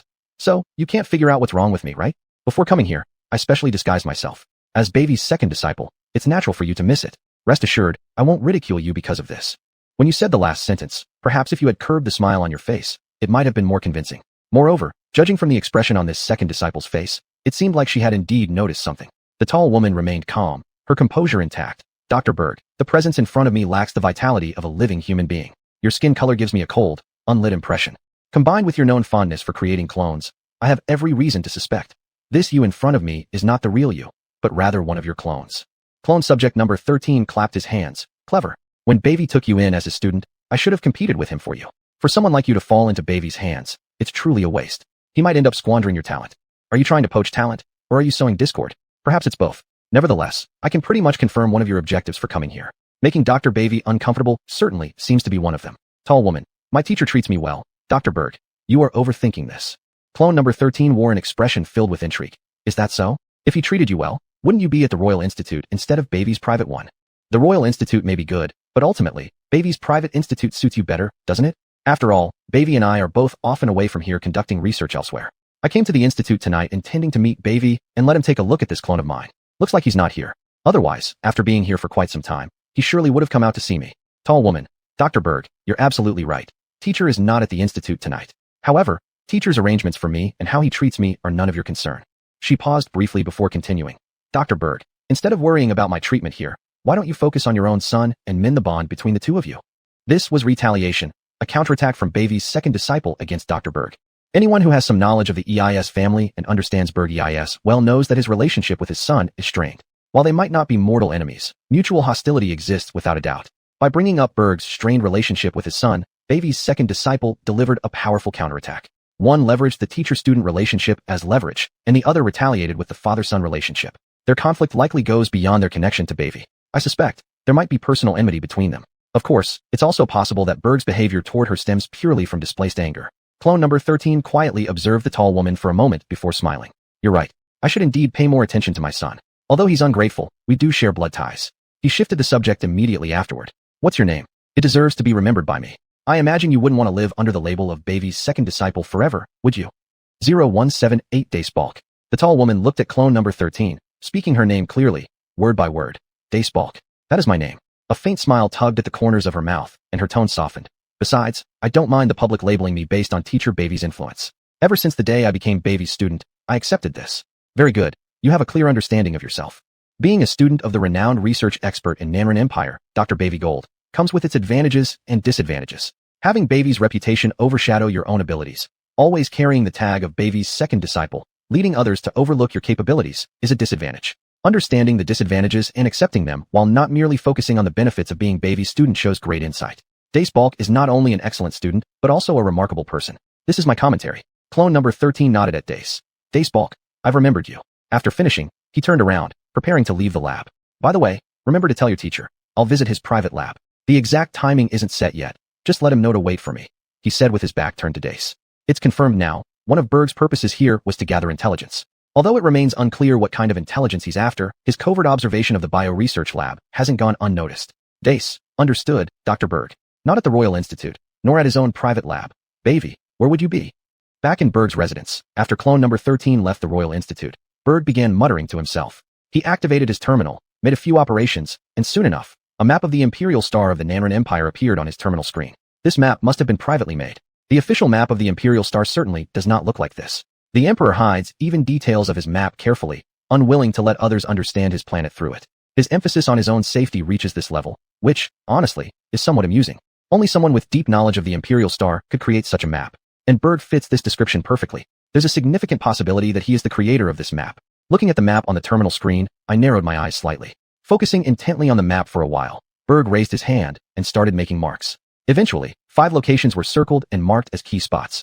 Observing the map, he said, these places carry significant suspicion. Each of these 5 places either lay close to the Emperor's palace or near the areas specifically designated for the royal family members to reside. These aren't easy places to infiltrate. After all, aside from the Emperor's palace, the area where royal personnel congregate is the hardest place to forcibly intrude upon in the Nanran Empire's Imperial Star. The Emperor is paranoid, so it makes sense that these laboratories are located in these 2 places. It just makes it harder for me and Mu Yubai to infiltrate. Well, if there's a chance to infiltrate, I and Mu Yubai won't force our way in. Whose turf is the Imperial Star? Who's on the Imperial Star? I know, and Mu Yubai knows too. Looking at the map, Berg furrowed his brow. No, 5 locations are still too many. I need to be more precise. A light bulb went off in my head. Yes, that's right. 5 places really are too many. You need to eliminate some of them. You should have fewer places to suspect. This way, it benefits you, me, and Mu Yubai. Because the more places we infiltrate, the greater the possibility of danger for me and Mu Yubai. It's obvious that the Emperor would focus heavily on these few places. Even if the missing Mu Ran isn't there, the same applies. These 5 places were specially marked by Berg, proving their uniqueness and showing how much the Emperor values them. Therefore, if Mu Yubai and I were to leave even a slight trace while infiltrating these places, we could attract the Emperor's attention, and this likelihood is significant. Chapter 60, 2 places. 0179 the right choice. If you're going to act, you might as well do it fully. Berga learned that the Emperor's life was nearing its end from the 4th Prince. Wouldn't it be better for the 4th Prince to also know this news? However, the 4th Prince often stays in the designated area where royal family members gather and rarely comes out. To infiltrate the gathering place just to let him know this news is not very worthwhile. After all, there is a possibility of exposure. Or, it would be better like this. If the 4th Prince leaves the gathering place, I will reveal this news to him. If he doesn't leave, then it's fine. Anyway, as Berg, my key observation target, his contact with the outside world, especially the 4th Prince, is under my watch, and I can always manipulate things at any time. With this thought in mind, I cast the 4th Prince aside and continued watching Berga, observing his movements. Berga furrowed his brow, looking at the star map for a while before removing it and starting to scribble on a blank terminal screen. Thus, ghostly symbols filled with strange signs appeared on the terminal screen, drawn by Berga. In response, I quietly opened my terminal, recorded Berge's scribbling, and broadcasted in real time to the intelligence personnel under my command. Analyzing what exactly Berga was writing down, this small task, of course, was left to my subordinates rather than me personally taking action. Otherwise, wouldn't the intelligence personnel specifically arranged for me by my direct superior, the 4th Elder, go to waste? Proper use of subordinates is something I should do since I have people under me. If I did everything myself, what good are the subordinates? Therefore, while Berga wrote, the intelligence personnel translated it in real time. I, on the other hand, glanced at both Berga and what the intelligence personnel had translated. Half an hour later, Berga stopped his scribbling. 15 minutes after Berga ceased, the intelligence personnel provided their full analysis of his scribbles. After reading the intelligence personnel's analysis, I looked towards Berga, who remained still after his scribbling, lost in thought. Did you spend so much time calculating only to arrive at no conclusion? After several reductions, which secret laboratory is most likely where Dr. Baby resides? Which secret laboratory is most likely where Mu Ran resides? And then, what do you plan to do next? The news that the Emperor's life was nearing its end remains exclusive to you. You haven't told anyone else yet. I watched Berga, eagerly awaiting his next move. Then, I saw him reopen the star map and point heavily at a certain location. I need to verify again, he murmured, gazing at the spot on the map. This repeated verification, a rigorous attitude. I like it. After all, your verification is tied to my mission and to completing my mission. Appointing Berga as the leader to help me find Mu Ran was a correct choice. After finishing this, Berga lay down and resumed the rest interrupted earlier by my disguised version of the 4th Prince. Seeing this, I closed my eyes and began meditating to restore energy. Influenced by the era preserved in my memory, I enjoy sleeping, enjoying resting at night. The human race, influenced by their ancestors and their home planet era ancestors. Even though they've become extraordinary beings, most people still choose to sleep once a day, working during the day and resting at night. When it comes to resting, I share a common point with the human race. I thought about these things with my eyes closed. 0180 provocation. At 7:30 in the morning, Berga opened his eyes. The first thing he did upon waking was to open his terminal. Subsequently, he contacted someone, Dr. Baby Gold. The first communication went unanswered by Dr. Baby. Burge's expression didn't change as he kept trying to contact him. The second communication, Dr. Bavey still didn't answer. A faint smile tugged at Burge's lips as he continued contacting him. On the third attempt, Dr. Bavey finally answered. On Burge's terminal screen, Dr. Bavey's bearded face appeared. "Bavey, it's been a long time," Burge smiled. Dr. Bavey's expression was cold. "I don't mind if we see each other even less, or even never again." Dr. Bavey and Burge were clearly opponents. This statement showing disdain for Burge quite clearly. I observed the drama between Burge and Dr. Bavey. Burge: "Bavey, our scientific research abilities and study levels are about the same. Couldn't you treat me a bit better?" Burge: "I am stronger than you," said Dr. Bavey. Burge: "Where exactly am I weaker than you? Is it because you're the head of the Royal Research Institute's Biological Science Laboratory? You should be aware. Your position owes itself to the Emperor's consideration of my identity, not your capabilities." Dr. Bavey: "Burge, you should also be clear. My abilities truly surpass yours." Their arguments seemed childish, akin entirely to elementary school-level disputes from my memories. Burge: "Surely you didn't contact Dr. Bavey just to argue about this, did you?" Burge gave Dr. Bavey a smile full of mockery. "Huh." Then, he snapped his fingers. Following this, Clone 13, who had been standing at the door of Burge's bedroom, walked in. After leaving the Royal Research Institute, Clone 13 naturally returned to Burge's place. Once back, Burge arranged for him to stay in the adjacent room. Upon waking up, Clone 13 also opened his eyes and, under Burge's control, moved to stand by the door of the bedroom. Pointing the terminal screen at Clone 13 as he entered the bedroom, Burge asked Dr. Bavey, "Bavey, how is my clone?" Dr. Bavey silently stared at Clone 13 for a few seconds before speaking. "Burge, you really are gifted when it comes to risking your life. You must have invested a great deal of mental power into creating this clone, right?" Though phrased as a question, his tone was extremely certain. Burge nodded and turned the terminal screen around. "Bavey, you're quite skilled if you can even be compared with me.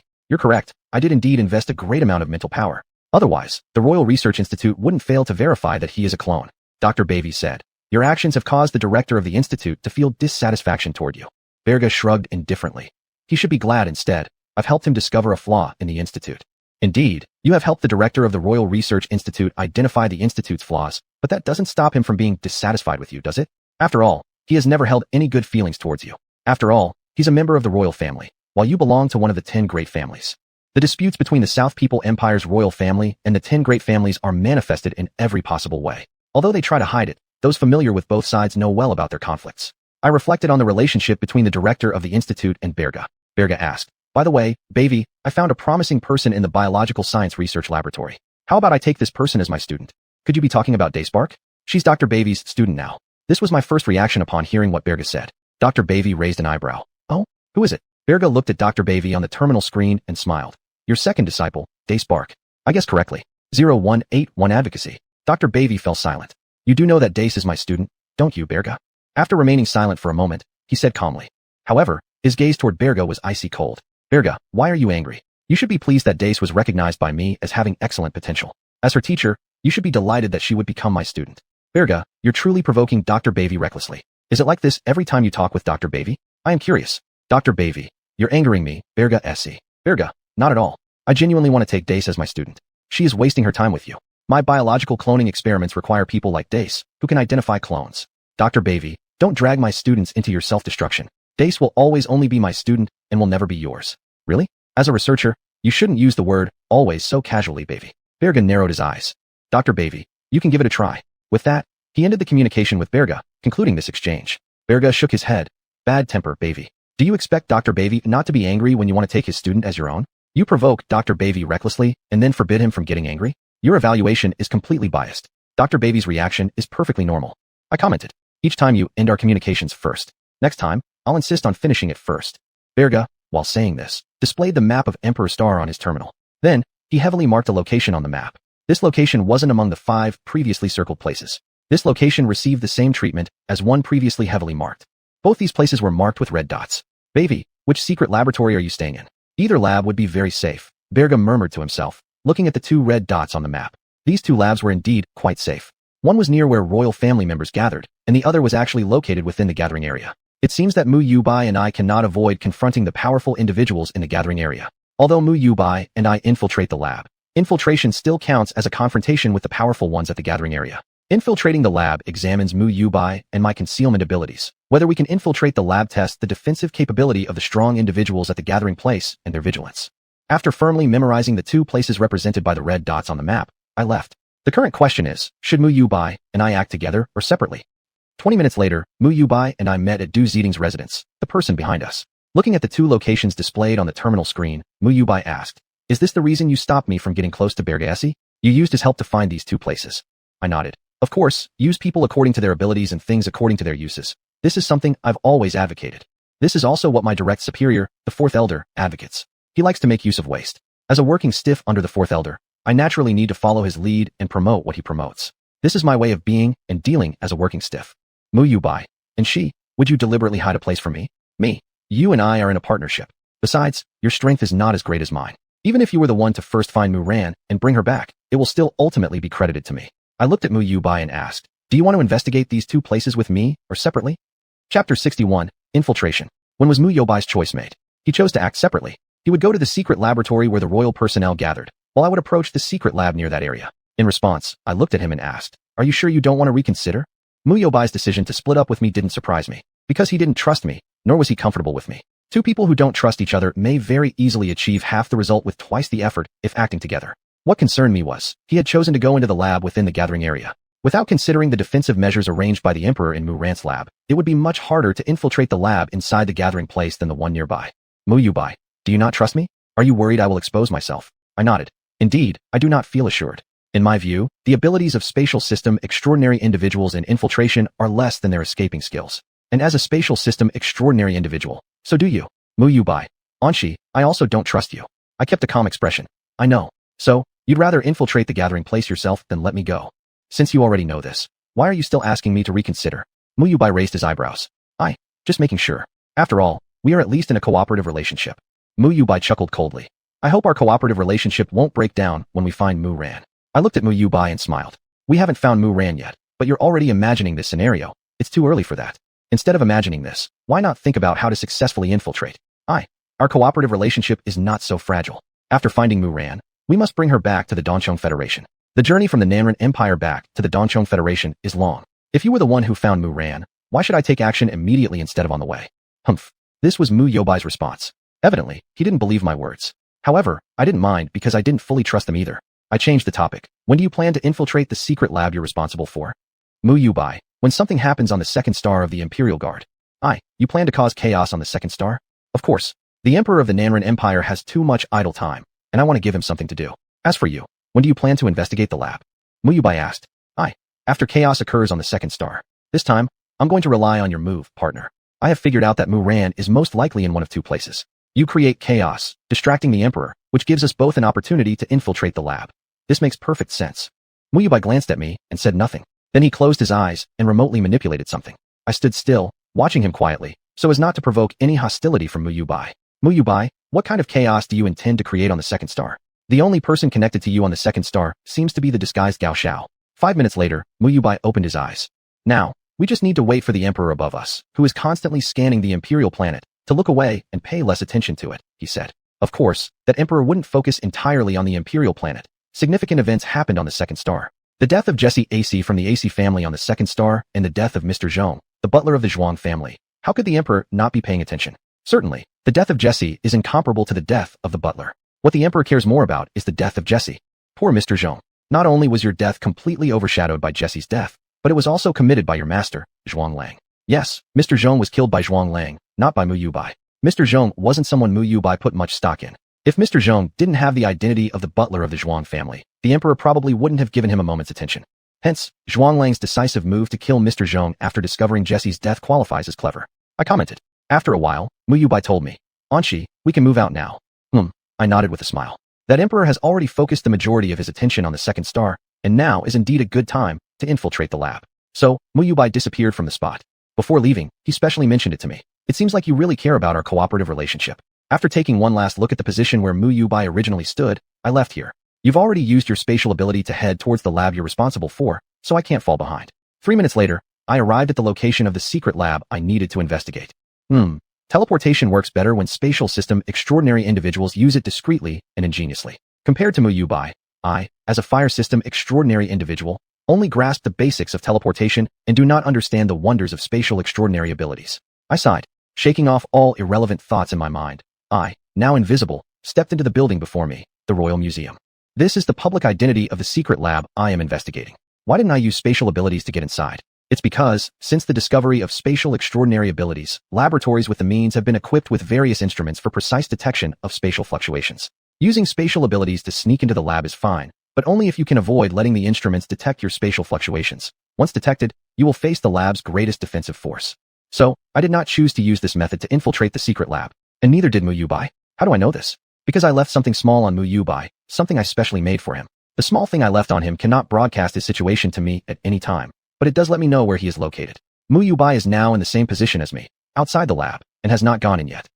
After entering the museum, while admiring the various royal artifacts inside, I followed the intelligence gathered by my subordinates and headed towards the entrance of the secret lab. Here is the entrance to the lab, hiding the entrance behind a mural, using the mural both as cover and as an identity verification device for personnel. Should I say that's original or completely unoriginal? Hiding things behind murals is a cliché from novels. Thinking about these things, I mobilized my spiritual energy and cautiously began to probe the mural. In order to successfully infiltrate and remain hidden, I must thoroughly understand this mural. Rushing headlong into the lab is not my style. To be able to infiltrate, but instead choosing brute force isn't something I'm inclined to do. It's not yet time to rush in, or perhaps I don't need to rush. 0184 Aura. 10 minutes later, I entered the passage hidden behind the mural. As a high-level worker bee, I have specially studied how to infiltrate other secret labs. Then, I felt a deep chill. Placing a cold storage room at the entrance of the laboratory, I glanced at the source of the cold air and probed it with my spiritual energy. Because I heard slight noises coming from inside the cold storage. At that moment, inside the cold storage, a laboratory member dressed in protective gear was complaining to his companion. I've been so busy recently, I haven't even had time to play games. Companion, there's nothing we can do. After all, our lab has taken on a big project. We lower-level members are still better off. At least we have some rest time. The big-name scientists, I hear, have been working non-stop for more than half a month. More than half a month? This coincides with Mu Rant's disappearance. Are the lab's researchers busying themselves due to Mu Rant's disappearance? I narrowed my eyes and continued eavesdropping on the two men's conversation in the cold storage. It's true, during this half a month, those scientific heavyweights were indeed very busy. Even the experimental subjects they consumed increased significantly. As he spoke, the laboratory member looked at the empty spaces in the cold storage. Companion. Also because of this, we became busy. Who knows what kind of luck we have, but every time we're tasked with transporting frozen experimental subjects from the cold storage. A place like the cold storage is not suitable for people to stay long. Laboratory member looked at his companion. After so long, are you still afraid of the cold? Companion responded irritably. If you got attacked by a cryokinetic extraordinary person and were frozen solid, you'd be even more scared of the cold than I am. Your after effects would probably be worse than mine. Laboratory member. All right. No need to mention your sad memories. Let's quickly transport the experimental subjects to the scientific heavyweights. Companion remained silent, silently speeding up the transport. Will these two meet the research staff? Should I take the place of one of them? Still, it's better not to. Replacing them would be easy, but getting out would be troublesome. So, it's better to quietly follow them and go together to see the research personnel of this laboratory. I decided.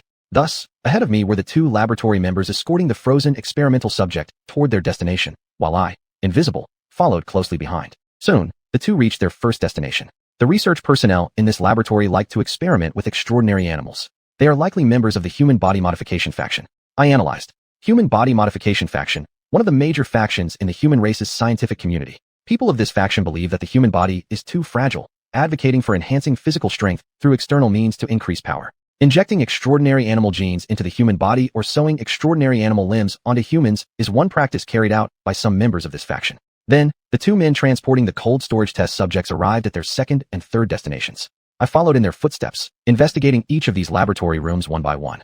These rooms are similar to ordinary laboratories. They are filled with researchers who care only about scientific achievements and experimental subjects that have been studied and dissected to the point of being unrecognizable. Apart from the fact that the researchers in these rooms are generally more skilled, this is just an ordinary laboratory. While contemplating these things, I followed the two men transporting the test subjects, stopping at each laboratory room and meeting various lab members.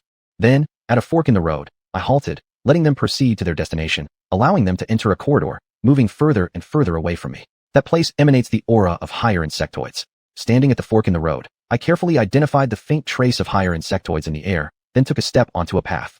Mu Ran, is that you over there? Chapter 62, The Blind Doctor. Dismemberment.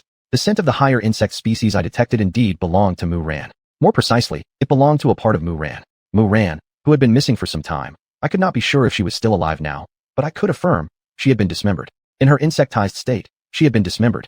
As I looked at the insectized parts of Mu Ran in the hands of the researchers, my eyes turned cold. If Mu Ran wasn't in this lab, then she might be in the one that Mu Yubai was investigating. I hope Mu Yubai will remain calm after seeing the dismembered Mu Ran.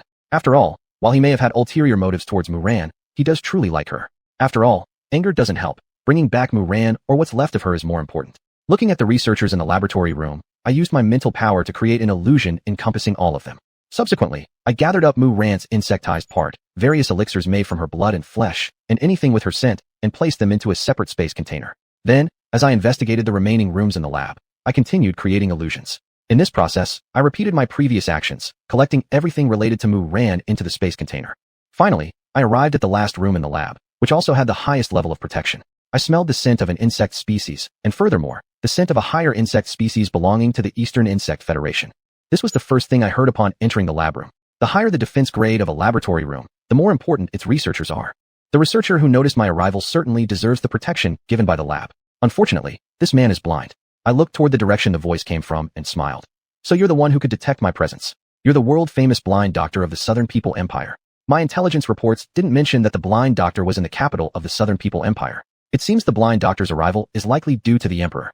My subordinates always lack comprehensive intelligence on those at the top tier of strength. Who are you? Asked the blind doctor. I am Muda, under the third elder of the Eastern Insect Federation, I replied. I currently appear as Muda, so saying this isn't problematic. You're not Muda. While your voice sounds like Muda's and the aura you emit resembles his, you are not Muda. You're merely pretending to be him, said the blind doctor. You're perceptive. No wonder some people say, losing your sight is actually a good thing for you. Since you lost your sight, your other four senses became exceptionally sharp. That's why others were jealous of you and gave you the nickname Blind Doctor. After all, most people don't want to admit they can't even match a blind person, let alone a blind person with extraordinary biological research capabilities. The blind doctor slightly pursed his lips. Did you come here for Muran? I countered. What do you think? Why do you think I came here? While retrieving Muran, I'm not opposed to doing a few things along the way, such as eliminating some researchers studying Muran. However, to avoid alarming the snakes in the grass, these individuals mustn't die yet. Talent. You definitely have a reason for disguising yourself as Muda. Muran's disappearance within the core region of the Empire should be your reason for coming here. Your analysis is well supported and convincing. And correct. No wonder. Even though you rarely follow the Emperor's orders, he still keeps you alive and grants you privileges. Talented individuals are hard to find, and even harder to keep. Both I and the Emperor know this. Looking at the only person in this laboratory room unaffected by the illusion I created, knowing my purpose, how can you remain so calm? What you and the other researchers have done to Muran warrants your death countless times. I said the last sentence extremely gently. I'm not killing you now just because you're still useful, and I don't want to alarm the snakes prematurely. But eventually, you will die by my hand. The blind doctor.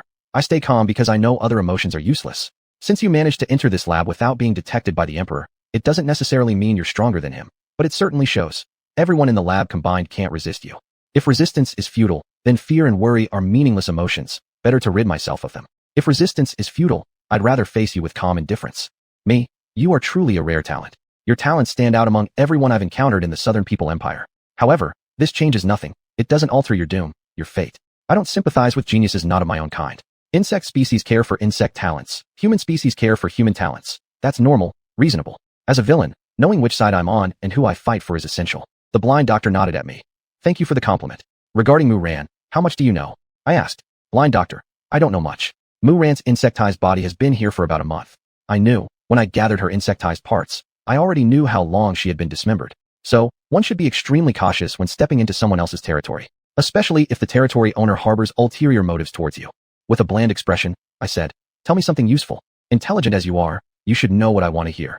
If you don't, whether you'll still look like this later, I can't guarantee. Blind doctor, where Muran is, the person who sent her insectized body didn't say. But I know her location isn't far from here. The level of vitality when her body was delivered could prove that. As a researcher, you must be quite concerned about the experimental subject. I don't think you only know this much. I don't think you're not curious about where Muran is located. Muran, after all, is an excellent test subject in your eyes. The blind doctor paused for a moment, then said, you understand us researchers well. Of course I understand. After all, I have two colleagues who are also research fanatics. Su Hongyan and Su Hongqiu, those sisters, once paid great attention to me, the kind of attention they pay to experimental subjects. Looking at the blind doctor, I smiled but remained silent. Chapter 187, The Royal Tombstone. Eyes without pupils stared at me, and the blind doctor continued. This is precisely what I wanted to say next. Out of interest, after obtaining part of Muran's body, I deduced where she might be.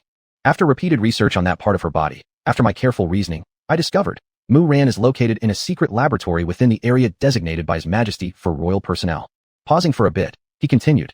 Under the royal tombstone lies the secret laboratory where Muran exists. Right, just like Bergenford. Only, Berg inferred two possible locations, while you gave a very certain one.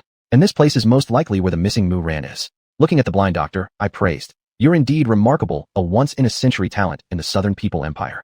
At least, you're definitely more talented than Berge I see. Smiling, I said, so, please stay quietly inside the space container. Before my words even faded, a transparent bug appeared and swallowed the blind doctor whole. Since we've almost confirmed where Mu Ran is, I have no time to waste with you. Who knows what the situation is with Mu Yubai? If his anger causes him to do something that catches the Emperor's attention, it would be bad for me too, since I am equally on the same Imperial star. After putting the transparent bug containing the blind doctor into a specially made space container, I teleported away from there. Given that I completely controlled the entire laboratory, teleporting was fine, no need to worry about things going wrong. After teleporting near the gathering place of the royal staff, I stopped teleporting. Here, Mu Yubai can use teleportation confidently without fear of being detected, but I cannot. Mu Yubai is a spatial extraordinary being. I am a mutated fire-type extraordinary being. I must always remember that. Glancing at the direction of the royal tombstone at the gathering place, while remaining invisible, I took a step and entered the gathering area. 10 minutes later, I arrived at the garden where the royal tombstone stood. 20 minutes later, having figured out the situation of the secret laboratory entrance beneath the tombstone, I entered the secret laboratory. 23 minutes later, I encountered a researcher inside the secret laboratory. The researcher was none other than Mu Yubai in disguise. He looked at me, frowning slightly. Anshi, you called me over just to welcome me here? Have you finished investigating that lab? Indeed, before leaving the nearby laboratory, I had sent information to Mu Yubai, asking him to wait for me at the entrance of his lab. Me. Of course I've finished investigating. Otherwise, why would I come? Moreover, I want to tell you something. What? Mu Yubai asked. Me. According to intelligence, Mu Ran should be in this laboratory. Mu Yubai, is that it? If Mu Ran wasn't in the lab you investigated, then where else could she be except in my lab? I looked at Mu Yubai. So, after spending so much time investigating this lab, did you find anything? This is where I started to feel puzzled. Mu Yubai has been in this lab longer than I was in the other one, yet it seemed like he had discovered nothing. This made me a bit curious. If Mu Ran truly was in this lab, where could the lab personnel be hiding her? Mu Yubai fell silent. After 3 seconds, he replied, I didn't find anything. I already knew. If you had found something, you wouldn't have been this calm about it. Mu Yubai, you should thank me for coming here to help you. Helping me is just an excuse. The real reason is that you want to find Mu Ran before I do. Mu Yubai sneered coldly. Don't put it that way. We're still partners after all. Although, my main reason for rushing over was actually to stop you from doing something stupid and dragging me into it. Humph. That was Mu Yubai's response to me. He still had that disapproving look on his face, probably because he truly hadn't discovered anything. I glanced at Mu Yubai, whose expression remained cold, and I felt slightly relieved. Thankfully, when I arrived, you hadn't done anything foolish yet.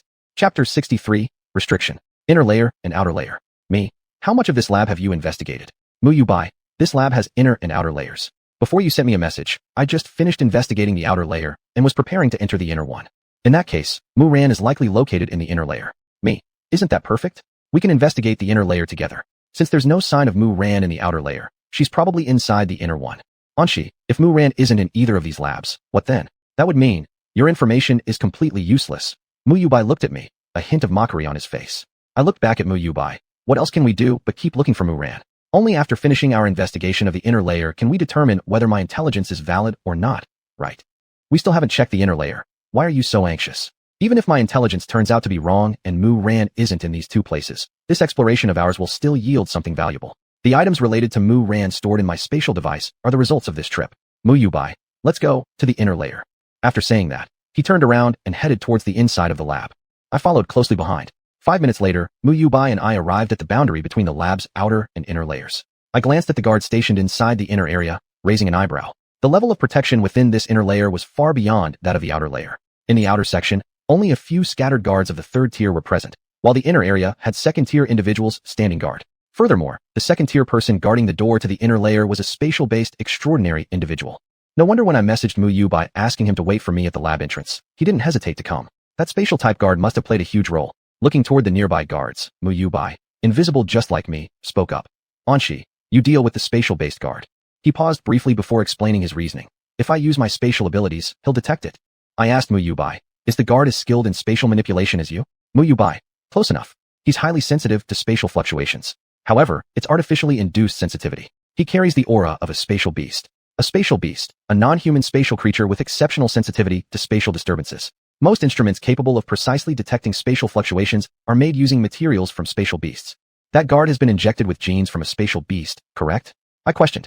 Only members or products of the human enhancement faction would do such a thing. Yes? Mu Yubai glanced at me. I stared at Mu Yubai and asked him, if you don't activate your spatial abilities and just remain invisible or simply employ illusions, would you fail to deceive him? Mu Yubai pressed his lips. Anshi, do you think everyone possesses mental strength comparable to yours? There was a trace of sourness in those words. Still, it was truthful. My mental power far surpasses the second tier. In classes involving mental abilities, I often score full marks. Thank you for the compliment. I'll create an illusion powerful enough for both of us to slip into the inner layer shortly, I said. After speaking, I utilized my mental power to construct an illusion capable of fooling both the inner layer guards and surveillance equipment. If an illusion cannot even deceive monitoring devices, it is practically useless. This is how my direct superior, Elder 4, understands illusions, and it aligns with my view too. Alright, let's go in, I told Muyubai. Without a word, Muyubai stepped toward the inner layer. Threatening atmosphere. What does the inner layer of the lab look like? Compared to the outer layer of this lab, the inner layer features a guard every 5 steps, a lookout every 10, with third-tier security personnel spread everywhere and a significant number of second-tier guards too. Compared to the inner layer, the outer feels almost neglected, like a disfavored adopted son, whereas the inner is cherished like a favored biological child. As I pondered this comparison, I maintained the illusion carefully. While I believed it was unlikely that the people in the inner layer could discover my constructed illusion, precaution never hurt, especially when maintaining it. At the same time, I didn't neglect spreading my mental power, investigating every laboratory room we passed. Nothing here, nothing here. Having examined more than half of the inner layer without finding Mu Ran, could she possibly be hiding somewhere yet unexplored? Or is Mu Ran not in this lab at all? Still, I'm more inclined to believe Mu Ran is in this lab. Over there, Muyubai suddenly spoke up. Following the direction of his finger, I replied affirmatively. Sure. Though I'm not sure what you found, if you want to head that way, let's go. Then, Muyubai led me through several twists and turns, bringing us before a wall. I raised an eyebrow. You want to break through the wall? Is there a hidden chamber behind it? Muyubai took out a black device. Seeing the needle of the device pointing toward the wall, he nodded. Yes, there's a hidden chamber behind the wall, and we need to go in. He then introduced the device in his hand. This is an instrument given to me by the Elder for finding Mu Ran. It can discover traces left by Mu Ran within 500 meters. This instrument is really useful. At least, it has saved both you and me a lot of effort. I looked at the metallic shining wall before my eyes. The current problem is how to enter behind the wall. This wall isn't easy to breach. It gives me a sense of threat. The hidden chamber behind it gives me even more of a sense of threat. Muyubai, I know. The absence of any guards here proves how difficult it is to breach or infiltrate. That does prove it. But, this also proves that the chamber behind the wall isn't known to most people in this lab. In other words, the hidden chamber has good stuff, meaning the hidden chamber may very well be the essence of this laboratory, the most crucial part of the lab. I looked at the wall before me, spreading my mental power to every corner of the area, trying to find a way to get behind the wall. Beside me, Muyubai did the same. After 20 minutes, I looked at a pattern on the floor. Then, Muyubai turned to me. Anshi, what have you found? Me. A pattern related to the Emperor's proposed immortality plan. This pattern might be the key for both me and Muyubai to enter the hidden chamber behind the wall. As a matter of fact, my guess was right. Because, with the help of the pattern on the floor, I successfully entered the hidden chamber behind the wall. Walking through the passage of the hidden chamber, Muyubai said, Anshi, you're a great collaborator. If I wanted, I'd be an excellent collaborator. I reminded him. Of course, I am an excellent partner. But, I hope you can stay calm when you see Mu Ran later. You don't have to be calm. I'll make you calm down forcefully, clearing your mind so it's not clouded by anger. Muyubai remained silent for a while before saying, I will stay calm. I've been mentally prepared for whatever Mu Ran who disappeared would have encountered. Best if you are. I wouldn't want you to lose your cool upon seeing Mu Ran's pitiful state. Whose domain is this? I'm clear, and you must be too. Because, I don't wish to become the gourd boy from my memories era. The gourd boy who rescues others only to lose himself. Me. I hope you keep your promise.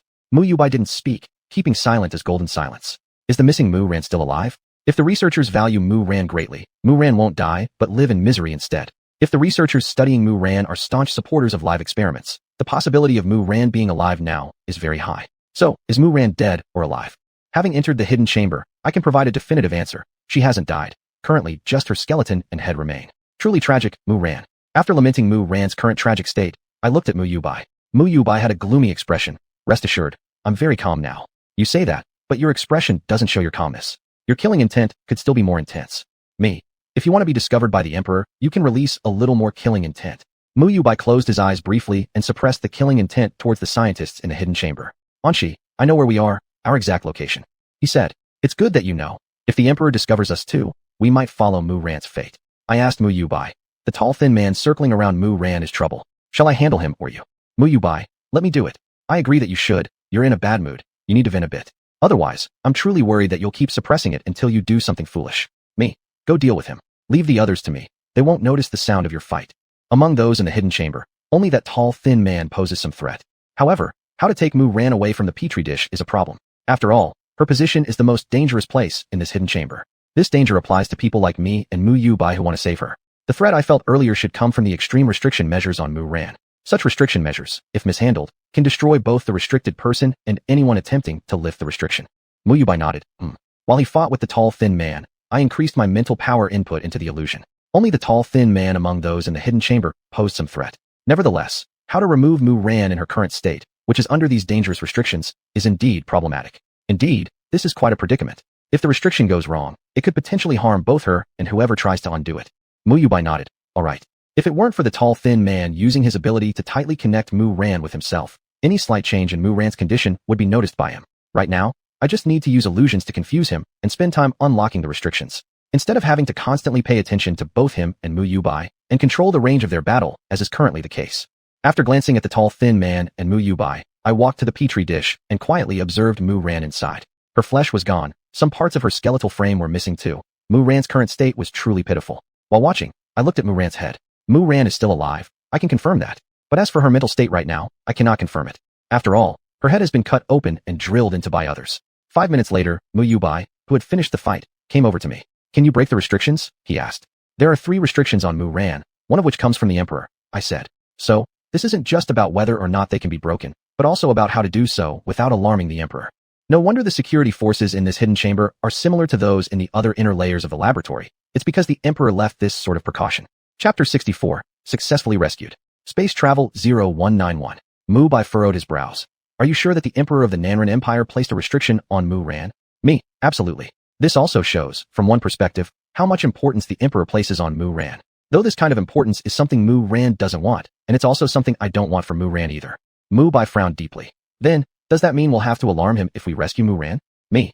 That's one way to put it. With our strength, it's almost impossible to release Mu Ran from her restrictions without alarming the Emperor. The gap between being at the first tier and second tier is this large, this hard to overcome. And what's more, this Emperor isn't just an ordinary person at the first tier. Though he is old, though his life expectancy is nearing its end, he is still the strongest person in the Nanran Empire. At least, he is openly recognized as the strongest person in the Nanran Empire. As to whether there are people hidden in the shadows who surpass him, I have no clue. Mu Bai, would it be impossible to teleport Mu Ran out? Me. You can try and see if the Emperor can sense it. Moreover, the restriction on Mu Ran has been one of the main reasons why she's alive up until now. Another key reason is the robust physique of Mu Ran as a high-level insectoid species, along with her vigorous vitality as a second-tier wood element extraordinary person. Otherwise, given how the lab studies her, she would have died hundreds of times over by now. Mu Bai's voice became low and deep as he asked me, Anshi, must we rescue Mu Ran only by alarming the Emperor? Me. Pretty much. Ceasing research on the restrictions on Mu Ran, I looked towards Mu Bai. Therefore, we should consider how we're going to escape. What's the farthest distance your space travel ability can cover? Space travel is a long-distance version of spatial teleportation. For a space-type extraordinary person, spatial teleportation is a basic skill they master, whereas space travel is an advanced skill they find difficult to control. Naturally, Mu Bai, whose strength resides in the second tier, can use space travel. Any space-type extraordinary person who cannot perform this usually can only progress up to the third tier. Mu Bai, are you suggesting we rescue Mu Ran and immediately leave this place, leaving the Emperor's star? I retorted, do you plan to stay here and wait to die? If you do, I wouldn't mind. Anyway, regarding space travel, my expectations lie not with you. Mu Bai changed the topic. Who will take Mu Ran away? I think it would be better if I took her. I quietly observed Mu Bai for a moment. Since you're the key figure in getting us out of here, it makes sense for you to take her. After all, in the end, Mu Ran will end up in my hands. What does it matter if she goes with you? Mu Bai glanced at me. Are you sure? I smiled, because I believe, ultimately, it will be me who brings back Mu Ran. This is the truth. I didn't deceive you.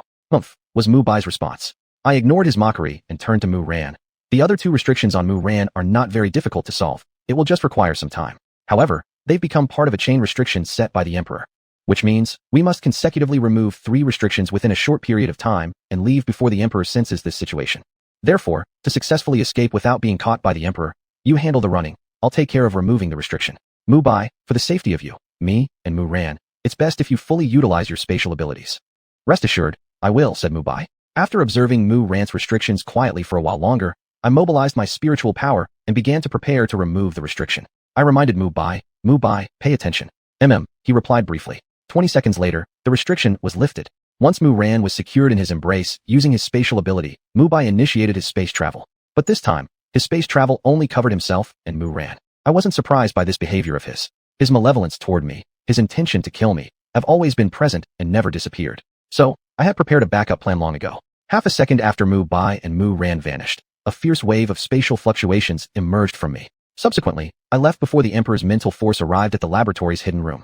Then, I reached Jiuxing, the inner circle of the core region of the Nanran Empire. Alas, another carefully cultivated space worm of mine has died. Looking at the dead space worm in the palm of my right hand, I sighed.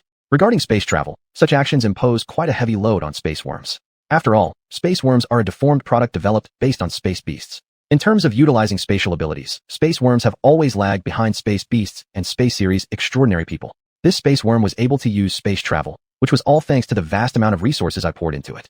There's no helping it. Space travel really is convenient for escaping. That's why I said before, among those with extraordinary abilities in space manipulation, they are the best at fleeing, especially those who can utilize space travel. So let me see. Where exactly are you now, Mubai? After sensing the little thing I planted on Mubai, I looked toward the direction of the second star. You're bold, Mubai, making such a huge commotion and creating enormous spatial fluctuations, yet you just space traveled to the second star. The second star, however, is the one closest to the Emperor's star. You and Mu-Ran are now right under the Emperor's nose. Are you trying for the hiding in plain sight tactic? Yes, it must be that. Who would have thought that after using space travel to escape from the Emperor's star, you would hide on the second star, the one closest to the Emperor's star? Mubai, your plan was well conceived. I gave my commentary. 10 minutes later, having found a temporary place to stay in Jiuxing, I opened my terminal to look at the news related to the Emperor's star of the Nanren Empire. Gossip is in my nature. Unfortunately, what Mubai and I didn't make it onto the news. The Emperor probably forbade the spread of this information. It makes sense. If he hadn't, he would lose face completely. Someone infiltrated his territory and abducted someone from the laboratory. How could that not embarrass him? Although, even if he forbids it, everyone who needs to know already does. And those who shouldn't remain oblivious as always. The common people of the Nanren Empire don't know about this, but the 10 great families certainly do. The Emperor must have a very sour expression right now. Regrettably, I cannot witness it firsthand. Watching drama like this is my hobby. Specialty 0193. At 5:27 p.m., I received a communication from Muda. Muda was likely checking up on Mu-Ran's situation. Impressive, being able to learn what happened in the Nanren Empire within 12 hours, despite it being sealed off by the Emperor. I answered the call and addressed, Uncle Muda, Anshi, was the incident at the Emperor's star of the Nanren Empire done by you? Muda asked directly. More precisely, it was something I and Mubai did together, I replied. Muda seemed incredulous. You and Mubai worked together? Yes, Mubai and I collaborated in searching for Mu-Ran, I confirmed. However, our partnership has already dissolved, by Mubai's doing, when he deliberately left me behind during the space travel with Mu-Ran. It's somewhat regrettable that I didn't end our collaboration myself. Why did you collaborate with him? You should know the relationship between him and me. Muda pressed, his tone cold. I know, but that doesn't prevent me from working with him, does it? Besides, when I partnered with him, it was to ensure he wouldn't obstruct me. What's your relationship with him got to do with this? If he wanted to kill me, I still collaborated with him, wasn't I? Muda looked frosty. Anshi, you should know why I entrusted you with this task. If I trusted Mubai fully, I wouldn't have needed your help. So, was your collaboration with him deliberate? Not deliberately, but rather, opportunistically. Also, Mubai and I successfully located Mu-Ran. Muda immediately became overjoyed and hurriedly asked me, how is Mu-Ran? Where is she now? Her condition is pitiful, she's barely alive. Now, she's with Mubai, I responded. Upon hearing my first statement, Muda's face showed signs of anger, and upon hearing the latter, his anger intensified. Anshi, if Mu-Ran was found by you and Mubai together, then why is Mu-Ran with Mubai and not with you? He asked, infuriated. Because, at that moment, I was focused on removing the restriction on Mu-Ran, and Mubai seized the opportunity.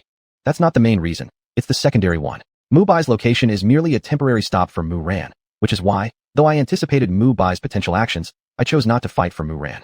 One person responsible for lifting the restriction and another to quickly take Mu-Ran away. That's quite reasonable, I said. Muda closed his eyes momentarily, calming his anger. Anshi, what do you intend to do next? My assignment was for you to bring Mu-Ran back to the Federation. I smiled. Of course, my next step will be to retrieve Mu-Ran from Mubai and personally bring her back. Mu-Ran will be brought back to the Donchong Federation. This is my mission, something I must achieve. Because this is the order from my direct superior, the fourth elder. Therefore, Muda, rest assured. Muda, Anshi, I don't want Mu-Ran to stay with Mubai for too long. I'll do my best. Muda looked at me deeply and ended the communication. After finishing the call with Muda, I clicked on a piece of information sent by my intelligence personnel. Madam Su Hongqiu has arrived at the Mose family. Su Hongqiu, after wandering around for so long, you've finally reached the Mose family. Doesn't this mean that your great drama with the Mose family is about to begin? I truly look forward to your clash with the Mose family, who have been steadily reducing their presence over the years. With these thoughts in mind, I stood up, preparing to head to my destination, the spaceport of Jiuxing. If I remember correctly, Jiuxing has a direct spacecraft to the second star. Moreover, it's one that doesn't cease its voyages even during unusual times. This is because the talented youngsters from the 10 great families located on the second star are very fond of a specialty from Jiuxing, an extraordinary plant called Xingshan wood. This specialty was specifically ordered by the Emperor himself for Jiuxing to supply exclusively to the second star. Chapter 65, The Protagonist. 0194, Chu Yi goes online. 2-star. I just left not long ago, and I have to go back again. If Mu Wubai sees me on 2-star, I wonder what his expression will be. To think about it, he probably won't be in a good mood. At 8:10 p.m., while invisible, entered a spaceship at the spaceport that was about to depart for 2-star carrying Xingshan wood from 9-star as specialty goods. Naturally, the Xingshan wood was stored in a spatial device. This era is one where everyone owns a spatial device. The lowest grade of spatial devices costs about the equivalent of 30 nutrient capsules that can sustain 1 day's worth of nourishment, basically a common person's monthly food expense. The main business of this spaceship wasn't usually transporting Xingshan wood. Rather, it carried tourists who wanted to visit 2-star. However, after today's incident on Emperor Star, and with the Emperor clearly furious, the captain of this spaceship didn't dare take such risks and focused instead on transporting only Xingshan wood, specifically, the few spatial devices containing the Xingshan wood.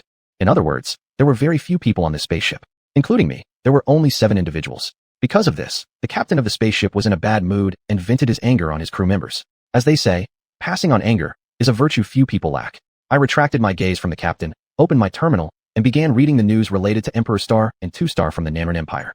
After all, these two places' news matters are closely connected to me. The next morning at 9 o'clock, the spaceship arrived at 2-star. Its speed was much faster than the previous spaceship used by Huamushi. That's right, this is a cargo spaceship, so how could it possibly dawdle and move slowly like when Huamushi brought me to 2-star disguised as Chu-Yi? With these thoughts in mind, I disembarked from the spaceship and moved toward my destination, the location of Chu-Yi disguised by the brain bug. Now is not the time to retrieve Mu Ran from Mu Wubai. The Emperor's mood is terrible, and he's lacking an outlet for his anger. I certainly don't want to become his object of rage. After all, if I were to retrieve Mu Ran, it's highly likely I would confront Mu Wubai. If Mu Wubai loses control and engages in combat with me, it might attract the attention of the Emperor. So, retrieving Mu Ran requires a proper timing. Before retrieving Mu Ran, I might as well stay somewhere, or even let the Anshi version of Chu-Yi go online again. Chu-Yi, do you think when we will leave Emperor Guard 2-star? When I arrived at the location where the brain bug was disguised as Chu-Yi, its room in the Hua family residence, Huamu, she happened to be asking the brain bug. Brain bug, we can probably leave after we figure out who killed Mr. AC. Huamu, she looked at the brain bug. Even if the murderer of Jesse AC is not found, we will at most be restricted to Emperor Guard 2-star for 3 to 5 days. That statement was true. For people of the 10 great families, if the murderer is not found, they would indeed only be restricted for 3 to 5 days. This is the right enjoyed by the 10 great families. Even if the deceased belonged to one of the 10 great families, the AC family, it would still be the same. I silently agreed with Huamushi in my heart. Huamushi, what do you think about the death of Mr. Zhuanglan's butler? Brain bug. The death of Mr. Zhuang's butler should not be related to whoever killed Mr. AC. The butler and Mr. AC are entirely different levels. There's no need for the killer to murder him. Huamushi raised her eyebrows, looking at the brain bug with some interest. Then Chu-Yi, who do you think is related to his death? The timing of Zhuanglang butler's death is really quite coincidental, isn't it? Given that there is a pearl before us in the case of Jesse AC, his death has hardly caused any ripples. Perhaps, only you and I are discussing his death. When she mentioned a pearl before us, her tone obviously intensified. 0195 Insect Race and Human Race. For Huamushi's question, the brain bug remained silent for a while before speaking. I don't know who is related to the death of Mr. Zhuang's butler. All I know is, it has nothing to do with me. Yes, precisely this attitude. Chu-Yi is not someone with a strong curiosity. Digging deep into things that aren't directly related to her or her loved ones is something she simply wouldn't do. Being self-aware, she knows clearly what she can meddle in and what she should not participate in. Unfortunately, Huamushi's question happens to fall within the scope of what she should not participate in. Indeed, the brain bug is a skillful imitator. I approve. Huamushi looked quietly at the brain bug for a moment. Chu-Yi, sometimes you're pretty uninteresting. Being self-aware is good, but being too self-aware borders on being dull. The brain bug remained silent, adhering to the golden silence. Seeing this, Huamushi chuckled. Chu-Yi, you are truly a person of great self-awareness. Based on your previous evaluation of self-awareness, doesn't this sentence mean Chu-Yi is an uninteresting person? Calling Chu-Yi uninteresting, you are indeed being very tactful. Huamushi, alright, I won't chat with you anymore. I need to go do my own things. After saying this, she turned around and walked towards the outside of the room. The brain bug remained in its original position, motionless. After seeing Huamushi leave, I created an illusion, then I entered the room. Anshi Lord. Sensing my presence, the brain bug lowered its head and respectfully greeted me. I asked it, how were these 2 days? In these 2 days, I did quite a lot. I placed Du Ziting behind me into a spatial device, dealt with one clone of Bogey AC, discovered Mu Ran's location, and together with Mu Wubai, rescued Mu Ran. Brain bug. Although there were some unexpected events, ultimately, it was peaceful. Me, any thoughts? Brain bug. Humanity thinks too much and desires too much. Me. Compared to the insect race, humanity indeed thinks too much and desires too much. The insect race has recently been increasingly influenced by humanity, but the insect race is ultimately not the same as humanity, with fewer complicated schemes than humans. I raised my hand, signaling for the brain bug to remove its disguise and enter the special space device in my palm. Go rest inside. You've worked hard these 2 days, I said. Anyway, even if I disguised myself as Chu-Yi, it wouldn't interfere with my real-time monitoring of Mu Wubai. The small object I left on Mu Wubai can only monitor his location, but the small object I left on Mu Ran has more functions than that. It's normal to place some small objects on her when freeing Mu Ran from the restrictions. Brain bug. Yes, Lord Anchi. Next, all we have to do is wait for a suitable time to retrieve Mu Ran. Of course, during the process of disguising myself as Chu Yi, it doesn't stop me from watching the show. I took a look at the direction of Mu Wubai's current location and dissolved the illusion. 0196, Zhuanglong's good show. This day, I spent extremely calmly. Apart from that emperor using psychic power several times due to Jesse Acey's death, nothing particularly noteworthy happened. This day, Mu Wubai was in low spirits. Because, despite employing various means and treatments, Mu Ran still didn't wake up. Through the small object I left on Mu Ran, seeing Mu Wubai's expression of grief that seemed genuine, I arched an eyebrow. It seems like Mu Wubai does indeed have feelings for Mu Ran. Even though he harbors ulterior motives towards Mu Ran, it doesn't interfere with him liking Mu Ran, right? Wait, the character design of Mu Wubai and Mu Ran somewhat resembles the protagonists in melodramatic romance novels. It's just that they belong to the type where love leads to torment in those sappy novels. He likes her, she doesn't like him. He likes her, but has ulterior motives towards her.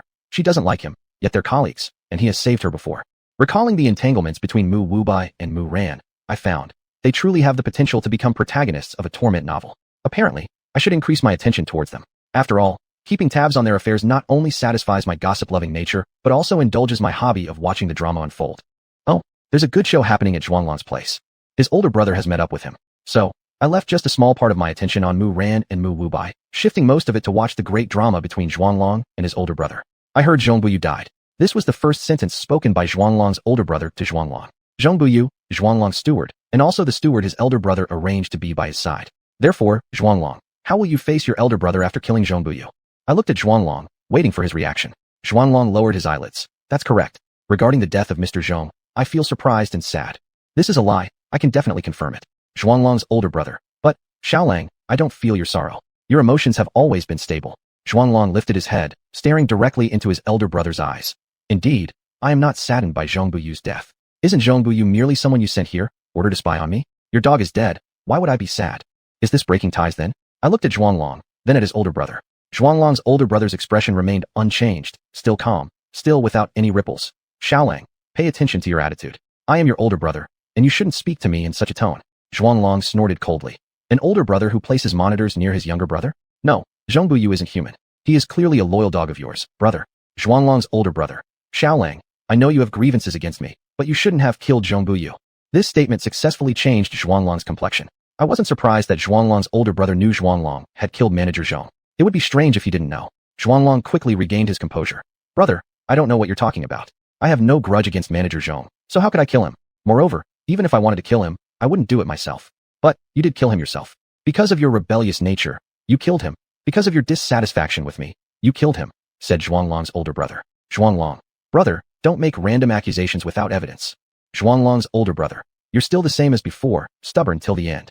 This statement was said with a hint of indulgence. Could it be that Zhuanglong's older brother is a younger brother complex sufferer? No, the way he looks at Zhuanglong doesn't resemble looking at a younger brother, but more like looking at a son. So, Zhuanglong's older brother treats Zhuanglong as his son?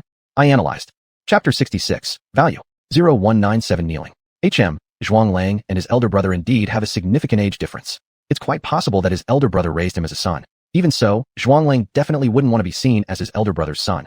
He actually wants to compete with his elder brother for the position of head of the Zhuang family. I looked at Zhuanglang with some interest. Zhuanglang, big brother, whether you believe me or not, the death of Mr. Zhong has nothing to do with me. Zhuanglang's elder brother laughed and threw something at Zhuanglang. Little Lang, you timed the killing of Zhongbuyu perfectly, but you didn't deal well with the traces left behind after your actions. After saying this, he sighed. Whose sake did you sigh for? For your younger brother Zhuanglang, or for Zhongbuyu, the loyal steward to you? It should be the former. After all, you cleaned up the traces of murder left by your younger brother. I watched as Zhuanglang's elder brother tossed something to him. A surveillance device disguised as a plant fruit. Zhongbuyu liked placing such surveillance equipment in his living quarters. When you killed him, you made a mistake. You didn't discover this thing, Zhuanglang's elder brother said. Zhuanglang pursed his lips and crushed the surveillance device between two fingers. If you know that Zhongbuyu was killed by me, then what do you plan to do to me? Zhongbuyu, after all, was your loyal dog, he asked. Zhuanglang's elder brother. Little Lang, you shouldn't speak of Zhongbuyu like that. After all, he was your steward. You should feel sorrow over his death, and your grief should be genuine. The family of Zhongbuyu, I've already ordered their proper care. Little Lang, you should do the same, and even better than me. Zhongbuyu was your steward, not mine. As Zhuanglang's elder brother, are you teaching Zhuanglang? Teaching him about how to handle the relatives of subordinates? But I don't think Zhuanglang will listen to you. Zhuanglang isn't just secretly resisting you. Openly, he doesn't entirely heed your words either. Otherwise, his relationship with Mr. Zhong wouldn't be bad, wouldn't only consist of surface-level politeness. Zhuanglang's expression remained cold. But Zhong Buyu was your man, not mine, wasn't he? How you treat the relatives of Zhong Buyu is your business. How I treat them is my business. There's no need for you to worry about it. Zhuanglang's elder brother. Little Lang, this is an order. Upon hearing these words, Zhuanglang instantly let out a cold laugh. Heh, if I don't follow your order, what will you do? Tell father that I killed Zhong Buyu, and let him punish me. Little Lang, you're not as likable now as when you were a child. Zhuanglang's elder brother frowned. Zhuanglang, that's because I've grown up. Big brother, if you always see me through the eyes of childhood, you'll regret it. Are you reminding your elder brother, or threatening him? It seems like the latter. Your look towards your elder brother lacks any warmth. It's not the way one looks at family. On the contrary, your elder brother looks at you with a gaze that's cold yet tinged with tenderness and indulgence. In my comparison, Zhuanglang's elder brother slightly smiled. In my eyes, you're still the little boy from back then. The current you remains just as stubborn and disobedient as the little you. So kneel down, little Lang. The last sentence he said extremely gently, but for Zhuanglang, it wasn't. Because, at the moment his elder brother spoke these words, his knees struck the floor hard. 0198 Zhuanglang and Zhuangcheng. The sound of the collision was quite loud. If Zhuanglang weren't extraordinary, the trick played on him by his elder brother would likely have shattered his knees. In terms of endurance, extraordinary beings have a distinct advantage over ordinary people. I compared the extraordinary with the ordinary. Zhuanglang's elder brother. Little Lang, an older brother, is like a father. Since you refuse to listen to me, I'll have to take father's place and properly teach you, considering he's been busy. Zhong Buyu was your steward. Grieving over his death and properly settling his family, because of it is something you should and must do. Little Lang, this isn't the time for you to throw a tantrum. Cheng, do you know what I hate the most? What I dislike the most is your hypocritical act of pretending to be doing good for me. Zhuanglang glared at his elder brother, fire in his eyes, anger blazing. Zhuanglang truly seemed angry, calling his elder brother by his full name. It's unclear whether he's upset because of the act of kneeling or because of his elder brother's lecturing. Kneeling like this isn't common in this era. Neither insect races nor human races generally have rituals requiring kneeling. In my memory of that era, kneeling also wasn't very common, appearing only during funerals or worship ceremonies. Zhuangcheng, little Lang, you're my younger brother. I won't pretend or feign kindness toward you. Your misunderstanding of me goes too deep. I have no misunderstanding of you, Zhuanglang sneered. Zhuangcheng, little Lang, I am sorry for being separated from you for too long and not meeting often enough, making you feel distant from me. Zhuanglang remained silent, only glaring at Zhuangcheng with hatred. Because he tried to stand but couldn't. Zhuangcheng, when you were little, I even held you in my arms. I mean no harm to you. Little Lang, there's no need to look at me with such hostility. Little Lang, just kneel there. After half an hour, I will send your new steward to fetch you. Regarding the arrangements for Zhong Buyu's family, I will also instruct your new steward to handle it. Zhuanglang questioned, new steward? Are you placing another spy by my side? Do you fear I might kill him as easily as I killed Zhong Buyu? Zhuangcheng, he is sent to protect you. Little Lang, if anything happens to your new steward, it won't be me dealing with you, it will be father. Zhuanglang clenched his fists tightly. Lowering his head, he spoke in a deep voice. I'll take care of arranging Zhong Buyu's family myself. There's no need to pass this task on to my new steward. Oh, so it seems like a personality switch. And it switched to the persona that killed Steward Zhong. I became interested. Zhuangcheng looked at Zhuanglang without speaking. After a long while, he finally said, all right, little Lang, I'll entrust this matter to you. I hope you don't disappoint me. Did elder brother Zhuang notice something different about Zhuanglang after all this observation? Did he recognize the shift in Zhuanglang's personality? I was curious. I will, Zhuanglang said. His fists were still firmly clenched. In his eyes, dissatisfaction and anger lay hidden. Zhuangcheng, that's good. Then, I withdrew my mental force. The drama has already played out. I had no reason to leave my mental force lingering with Zhuanglang. 0199 explosion. At 2 a.m., lying in bed with closed eyes resting, I opened them slowly after setting up an illusion. Subsequently, I sat up. Someone was contacting me, so I couldn't stay lying down while video calling. I turned on the terminal and looked at the person on the screen. Mu Yubai. Mu Yubai. And she, you truly kept a trump card. I smiled. How can I not keep a trump card when working with you? You've always had intentions to harm me. Don't lecture others when you yourself have been doing the same. This isn't possible. Given your high level of caution against me, you wouldn't neglect ensuring some safety measures or escape routes. Mu Yubai looked at me and changed the subject. And she, is the background always this pitch black during your communications with others? Of course not. I cannot reveal my whereabouts through these communications. Making the scene pitch black before every communication is something I do regularly. After all, I have many enemies, and they are not weak. Do you not disguise your own surroundings? I raised an eyebrow in counter-question. Mu Yubai. That's because I angered the emperor of the Nanren Empire and am running for my life. Your meaning is that if you weren't running for your life, you wouldn't disguise your surroundings, right? I remember. You also disguised the background of our last communication. I deliberately drew out my tone. Is that so? My disbelief showed clearly on my face. Mu Yubai, believe it or not. In any case, you suspect me, and I suspect you. This has become our norm. But I really didn't expect this, that to save your life, to extricate yourself, and to prevent the emperor from noticing you, you would resort to such actions. were the explosions that occurred on the imperial star of the Nanran Empire you're doing. You could have done that and left a spatial fluctuation resembling mine at the explosion site. What's your intent? Dependent on me? To attract the attention of the Emperor so you can escape smoothly from the Nanran Empire? Yes, I caused several explosions on the imperial star of the Nanran Empire. Why was I able to flee just in time before the Emperor's mental force reached the laboratory's secret room? It's because I triggered some explosions to delay the time. The places where the explosions happened included Du Zeding's underground lab, the experimental base housing Berg Esai's clones, and the secret lab near where royal personnel gathered. I once said, some people don't die because their time hasn't come yet. Me. Didn't you know why I did it? Why ask me then? Mu Bai, those explosions happened after our cooperation ended. It was 1/3 of a second after you took Mu Ran away from the lab's secret room, 1/3 of a second after our cooperative relationship fell apart, that I set off the explosions in those locations. By waiting until that moment to trigger the explosions, I was already considerate to you. After all, during our collaboration period, I could have betrayed you any time. Mu Bai laughed coldly. So should I thank you? Me. There's no need for thanks. It's just my way of returning the favor to you. When you used the space Gonsoa, you deliberately left me out so that I would bear the Emperor's wrath alone, right? Maybe, the Emperor would ignore you and Mu Ran because of me, wouldn't he? After all, my research value is much higher than Mu Ran's. I am ranked first on the list of the most valuable artificial insect races in the starfield. I am the finest work of my direct superior, the Fourth Elder, so far. Mu Ran has escaped, but within she's still here. It might be worth it for the Emperor. This could very well be his line of thought. Chapter 67, Interference. Reason 0200. Mu Bai. And she, don't forget that you and I are competitors in the matter of finding Mu Ran. Since we're competitors, how I treat you is normal. Me. Therefore, how I treat you and repay you is also normal. However, the way you treat me seems to be more than just because we're in a competitive relationship. Mu Bai, you want me dead. You want to kill me. In the last sentence, I spoke with utmost certainty, because it's the truth. From the moment I met Mu Bai, from the time I communicated with Mu Bai has harbored murderous intentions towards me. I looked at Mu Bai on the terminal screen, narrowing my eyes slightly. About the fact that you have murderous intentions towards me, I had my subordinates investigate this, and the result was that I have no grudge against you. I deliberately paused before continuing. However, they found out. I have a grudge against another identity of yours. Mu Bai's expression changed slightly. Me, disguising yourself as a medium-class insectoid, using that identity to tour the Federation and becoming friends with those who get along well with you, even becoming bosom friends, and recommending your bosom friends to the Third Elder so that your friend's family could rise in status, almost becoming a direct force under the Third Elder's command. Mu Bai, your disguised life was quite nice. Unfortunately, due to a grave error committed by your bosom friend's family, breaking the iron laws of the Federation, their entire household was annihilated. Your other identity disappeared with the death of your bosom friend.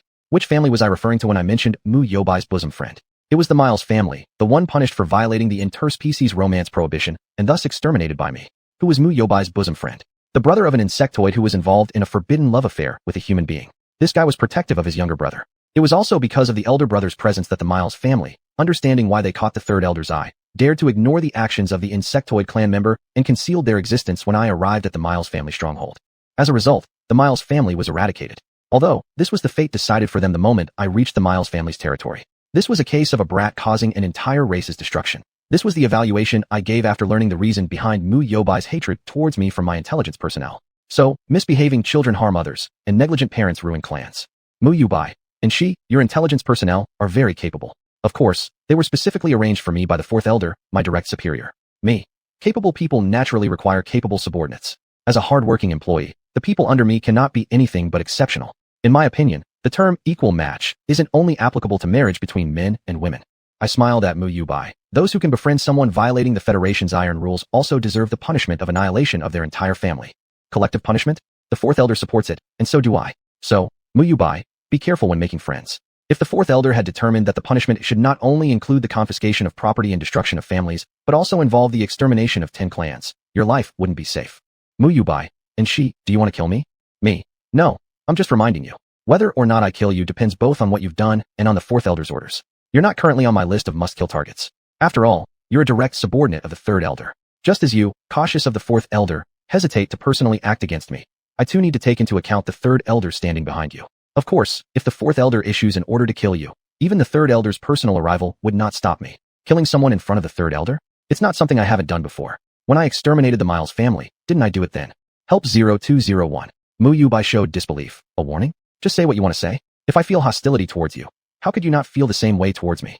No, I really don't have any hostile feelings toward you. I kill people not because I harbor animosity or intent to murder. Weapons, how could they possibly hold such feelings of animosity? Me. You might be mistaken. I truly have no intention to harm you.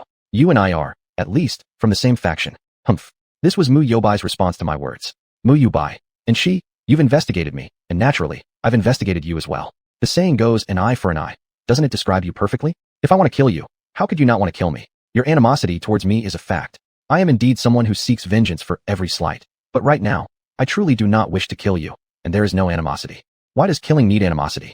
Killing directly suffices.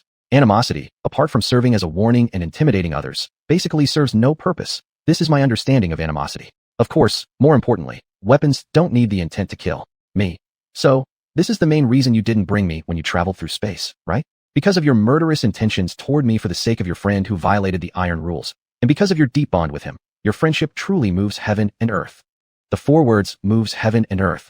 I spoke with great emphasis. Because I was being sarcastic. Mu Yubai fell silent, just looking at me a bit darkly. And she, my friendship with my close friend, is none of your business to evaluate. He said after a moment of silence. Me. Whether I evaluate it or not, it's not up to you to decide. Mu Yubai closed his eyes. And she, you have quite the talent for making people angry. Of course, saying things that cut deep to the heart is something I enjoy doing. Making people angry is also something I like to do. Between being likable and provoking anger, I choose provoking anger. How could seeking to please others be as fun as cutting deep, or as interesting as infuriating them? I smiled brightly. It's good that you know. Mu Yubai stared at me expressionlessly for a while before changing the topic. And she? Aren't you concerned about Mu Ran's current situation? She is my mission objective. How could I not care? Her situation concerns the reward Wood gave me. I cannot not care. Me? Of course I care. But she's in your hands, so caring doesn't change anything, does it? Are you asking this because you want my help to awaken Mu Ran, or are you threatening me with Mu Ran? Mu Yubai ignored the mockery in my words and said, half dead, that is Mu Ran's current state. I've used various treatments, but Mu Ran still remains unconscious. His tone sank lower by the end. Me. So what are you planning to do? Are you going to ask for my help? Mu Yubai looked directly into my eyes. Yes, I hope you can help me. Mu Ran is in this state now, and I'm genuinely worried. Me. Uncle Wood told me, you like Mu Ran. Mu Yubai, what you mean is, because of the disputes between you and me, because I want to kill you, you're not planning to treat Mu Ran, are you? Are you blaming Mu Ran for me? 0202 confidence and arrogance. I've said before, shifting blame. Few people don't possess this virtue. Unfortunately, I am not one of the few who do. However, I haven't reached the point where I'd blame Mu Ran due to Mu Yubai.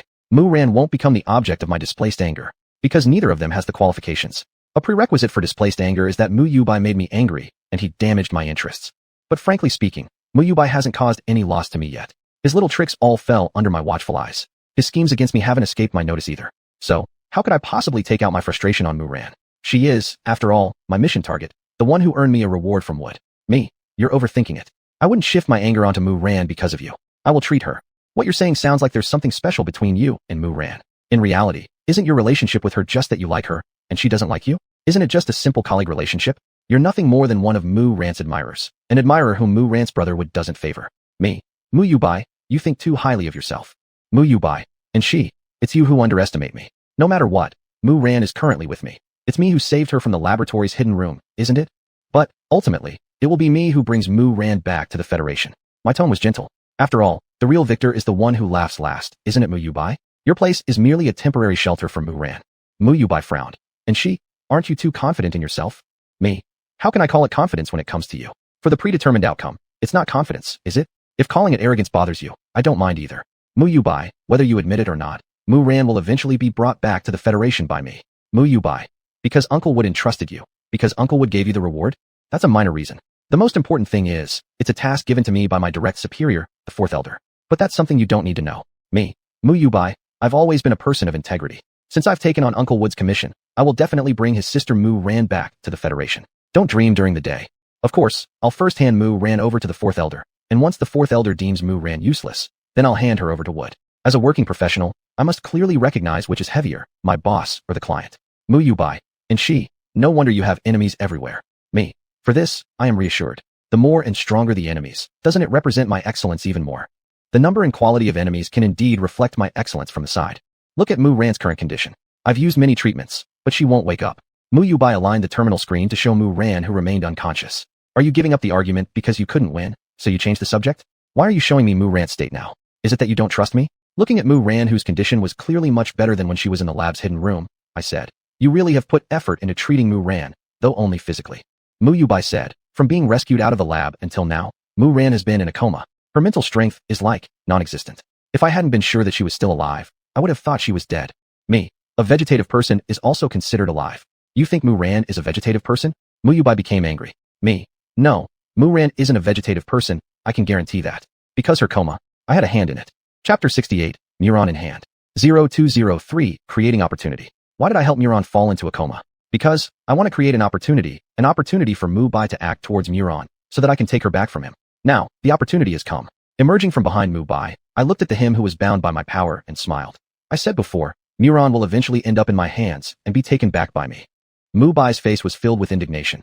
Anshi, in order to snatch Muron from me, you actually tampered with her? Don't say it like that.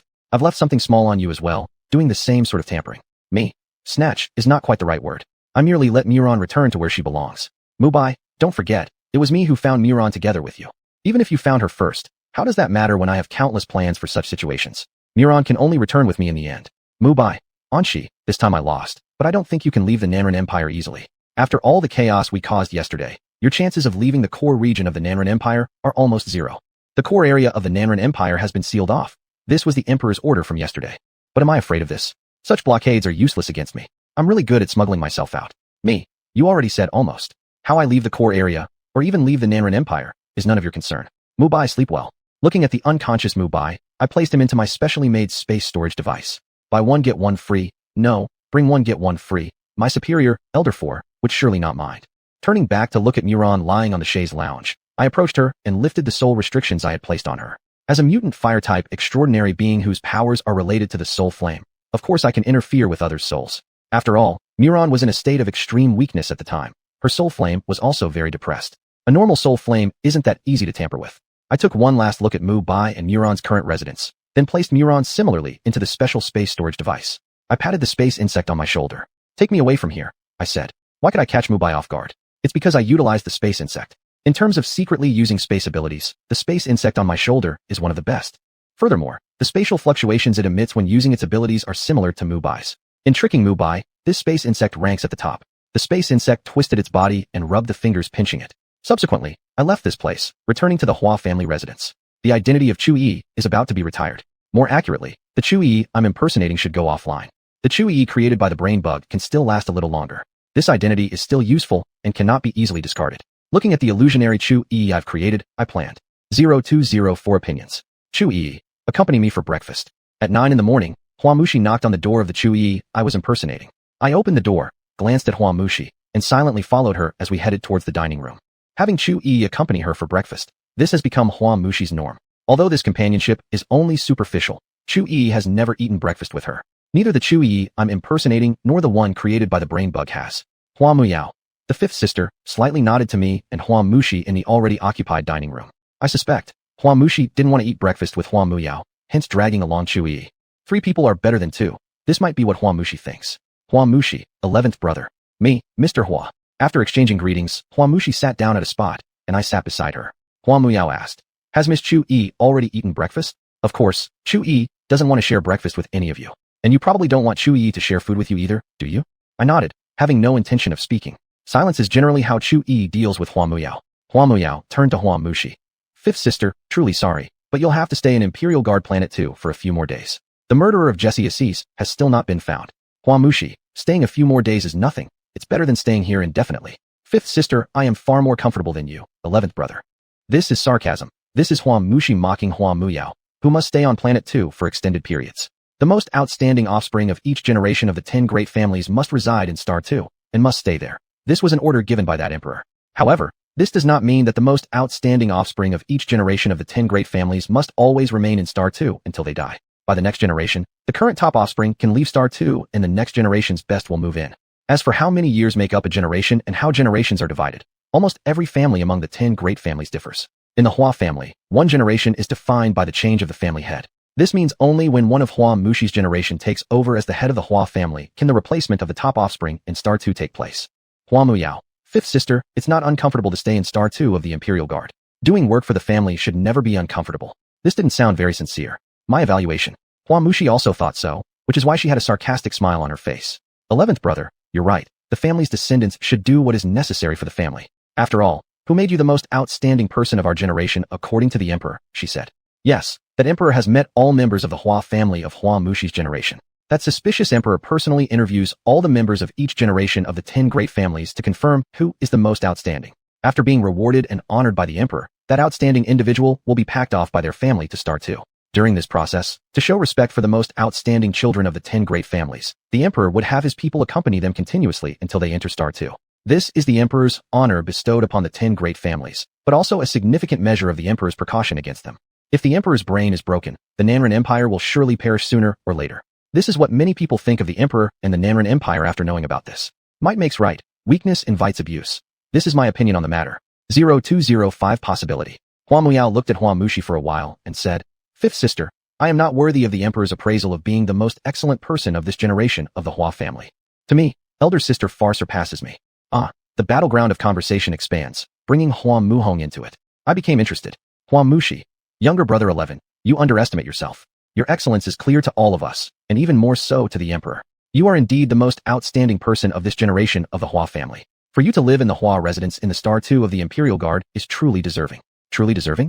This word doesn't seem quite appropriate here. But the sarcasm effect is indeed excellent. My commentary. Hua Muyao gave a bitter laugh. Fifth sister, you really overestimate me. If I were truly as excellent as the emperor says, I wouldn't still just be an ordinary member of the Hua family. Elder sister, on the other hand, is currently the acting head of the Hua family. Compared to elder sister, my progress and extraordinary abilities and my advantage in personal strength mean absolutely nothing. This statement is backward. In fact, it is precisely because of your advantage in personal strength that Hua Muhong remains the acting head of the family rather than the full head. You, as the most outstanding person of this generation and residing in Star 2, are an obstacle that anyone wishing to ascend to the position of family head must confront. No, speaking for yourself, you don't count as an obstacle. The other capable individuals who want to vie with you for the Hua family head position, that's where the real challenge lies. Clearly, Hua Muhong is recognized by you as quite a dangerous obstacle. Otherwise, you wouldn't give so much attention to Hua Mushi, who supports Hua Muhong. Continuous surveillance, daily testing. This is your attitude towards Hua Mushi. Regarding this, I am delighted. As someone naturally inclined towards gossip and loving a good show, if someone is providing daily entertainment, why wouldn't I be happy? Hua Mushi, younger brother 11, you really underestimate yourself. Elder sister is merely favored by the family head to become the acting head, unlike you, who from childhood has been valued by the emperor and stationed in Star 2 of the Imperial Guard. Hua Mushi isn't bad, focusing her attacks on Hua Muyao living in Star 2 and continuing the assault. For Hua Muyao, living in Star 2 is not an honor but a disgrace. And for all the offspring of the 10 great families personally selected by the emperor to reside in Star 2, it isn't something honorable. With a sorrowful expression, Hua Muyao said, Fifth sister, you know me. Compared to living in Star 2 of the Imperial Guard, I prefer Star 8. Living in Star 2 always makes me feel estranged from all of you.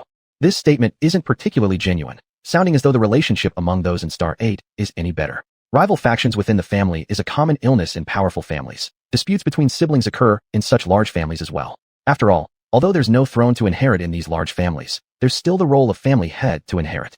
Hua Mushi laughed out loud. Sorry, 11th brother, I suddenly thought of something funny, not laughing at you, she said, unable to stop laughing. Hua Muyao looked at her deeply and turned his gaze to me. Fifth sister, what does the family think of Miss Chu-yi? Every member of the Hua family must meet with His Majesty the Emperor. This question intrigued me as well. Although Chu-yi is a bastard child of the Hua family, she still carries the bloodline of the Huas. Whether or not the Hua family recognizes her as one of their own doesn't prevent the emperor from meeting her. The emperor does not care whether someone is a legitimate or illegitimate child of the 10 great families, because he will not overlook any possibility that the 10 great families could pose a threat to him. Chapter 69, Favorable Wind Spaceship. Hua Muyuki looked at me and said, Chu-yi will meet emperor. This is the fate of every Hua family member, even if she isn't an official member but carries the bloodline of the Hua family. However, her meeting with the emperor won't happen now. It'll occur when the next generation of the Hua family meets the emperor. So Chu-yi is categorized as part of the next generation of the Hua family?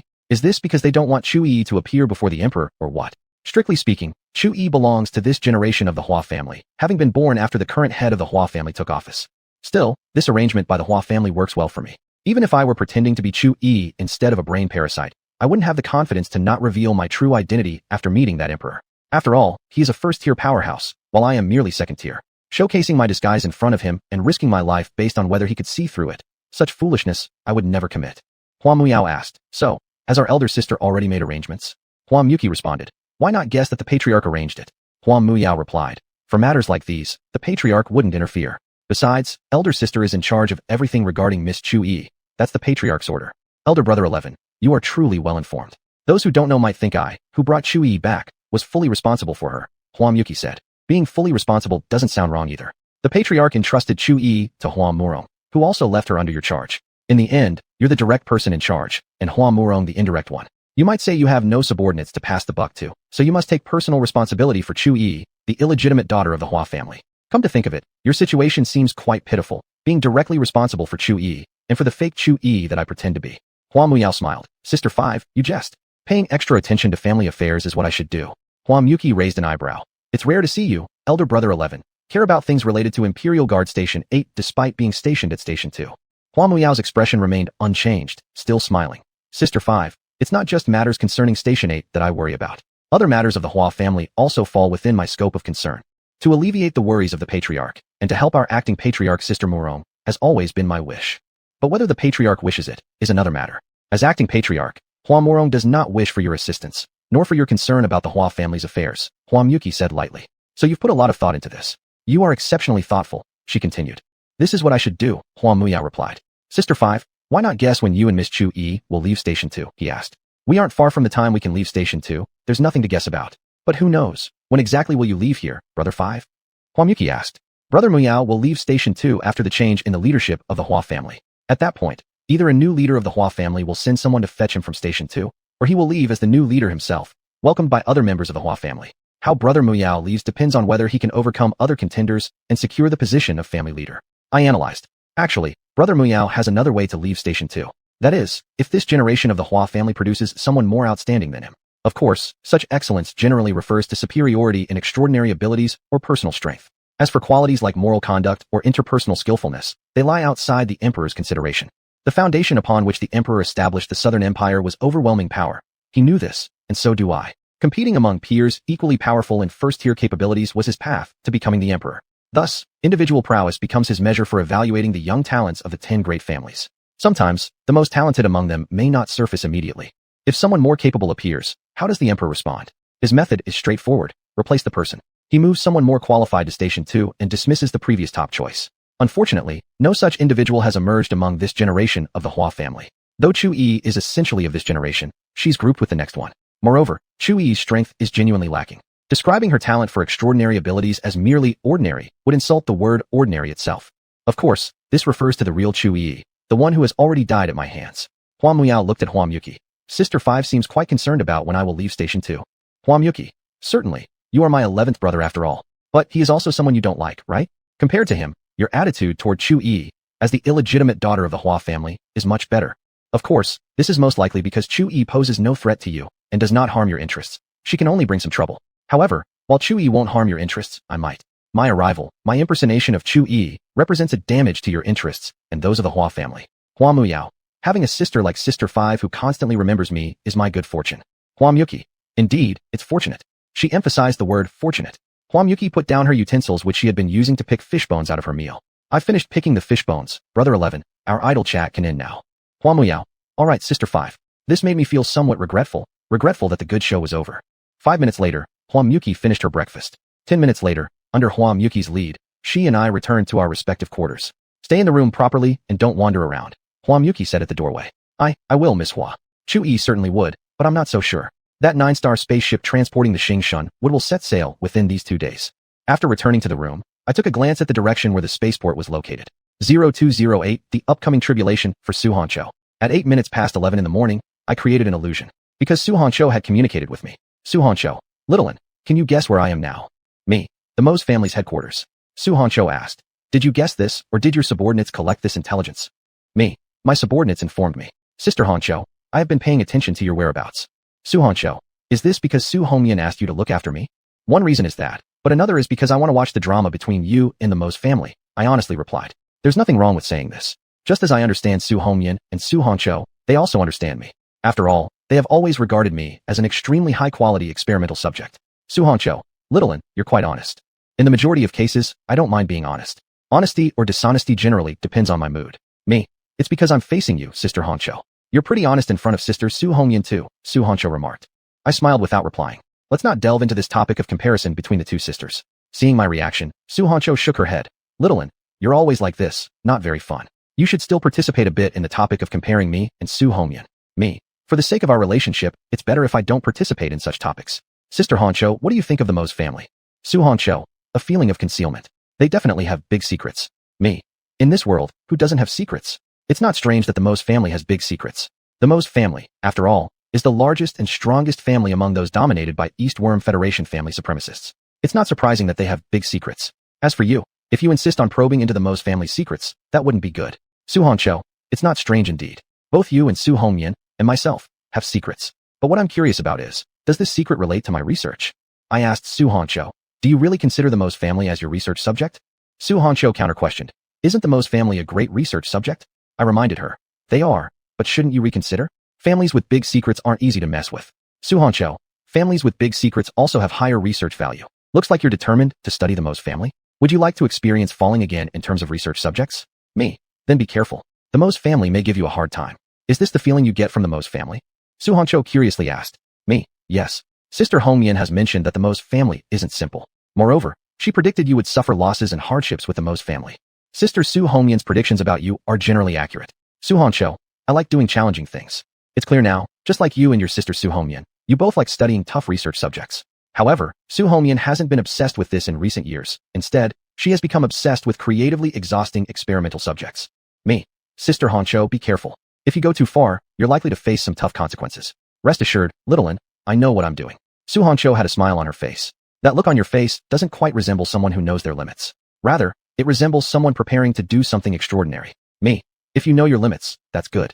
After ending the communication with Su Hongqiu, I looked in the direction of the airport manager. The captain responsible for transporting the Xingshun would seem competent. He's already having meals with the manager. It appears their spaceship is indeed about to set sail soon. I also have a ship to hitch a ride on. As for stowing away, I don't have any qualms about that. Chapter 70. Gift. At 1:27 p.m., the spaceship carrying the Awakenwood from Geostar set off. And I, of course, was also on the spaceship. Hitching a ride on a spaceship? I wasn't joking about it. Even though this spaceship can only reach Geostar and cannot even exit the inner circle of the core area of the Nan Empire, it doesn't matter. As long as I leave Air Star, getting farther away from the Imperial Star is fine. Because the Emperor of the Nan Empire is becoming increasingly irritable. Because he will soon become even more irritable. Although, this is because I am about to give him a gift. So, it's better to stay far away from Air Star and the Imperial Star. I glanced at Air Star through the spaceship observation window and smiled. I hope the Emperor likes the gift I gave him. If not, it's fine too, because that's exactly the purpose for which I sent it.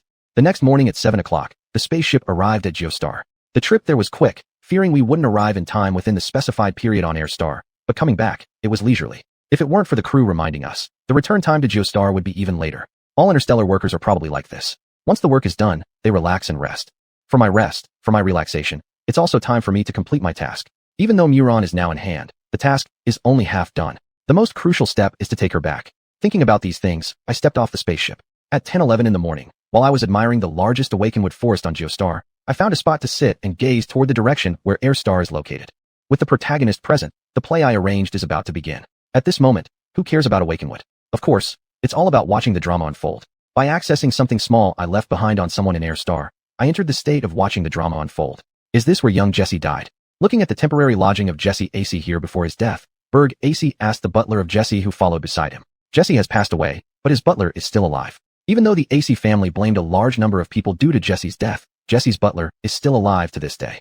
Berg came here for a simple reason. An appreciative younger generation member passed away, so he came to Air Star to look at the body and examine the crime scene. Anyway, many already knew he hadn't gone missing, and he didn't mind more people knowing. Anyway, quite a few people in the AC family knew where he was and whom he was working for. This was what I thought led to his reason for coming here. Sorrow could not be concealed on Jesse's butler's face. Yes, Lord Berg, Master Jesse passed away right here. Berg asked, killed instantly with a clean and swift move. Young Jesse didn't have a chance to struggle or even react. What do you think? Who could have done this? Butler, an acquaintance. Since Master Jesse's passing until now, among those around Master Jesse, only I am still alive. That's correct. Among the people who came with Jesse to Air Star, only his butler remains alive today. Even Gao Xiao, disguised as Bai Mu, couldn't escape the wrath of the AC family. When the Son of Heaven becomes enraged, millions die. This isn't just talk. While the AC family might not rank as high as the Son of Heaven, they are powerful lords capable of posing a threat to the Emperor. It's not surprising that they wiped out all of Jesse's servants, leaving only the butler alive, clearly showing their intent. 0210 Common Ground. Berg glanced at the slightly pale-faced Jesse Butler. You're still alive because your involvement in Jesse's death has been thoroughly investigated by the family, confirming your innocence. The butler lowered his head. As Lord Berg says, Berg, what's truly pitiful is that poor Jesse hasn't yet rested in peace, and up till now, his murderer hasn't been found. Butcher, Lord Berg, the one who killed the master will be found eventually, and then the master will finally get peace, said the butler. If you find it, that'd be strange. The one who killed Jesse is currently being held securely in my custom-made space container. If you were able to find them, the AC family would be emperors, not mere feudal lords. Still, dreams are important. Maybe someday they'll achieve them. My comments. Emotion tells me Jesse should have eternal peace, but rationality tells me the old man won't easily obtain that rest. It seems our AC family has been too upright and law-abiding, allowing others to dare to harm our clansmen and defy the AC family. Jesse's butler bowed his head even lower, sweat starting to appear on his forehead. What do you think the AC family should do next? Berg asked the butler. Jesse's butler. Lord Berg, this isn't something your subordinate should say. Berg ordered. I'm telling you to speak. Jesse's butler. Yes. Lord Berg, do as you please. The family will certainly not hinder you. These words, whether said or not, make little difference. Butler, you haven't really expressed what's on your mind. To have become Jesse's butler, to be the one among Jesse's entourage who lived until now, shows that you indeed have your strengths. I commend you. Berg also praised. You're clever, knowing how to agree with me and knowing not to voice an opinion about this matter. Young Jesse choosing you as his butler was a wise decision.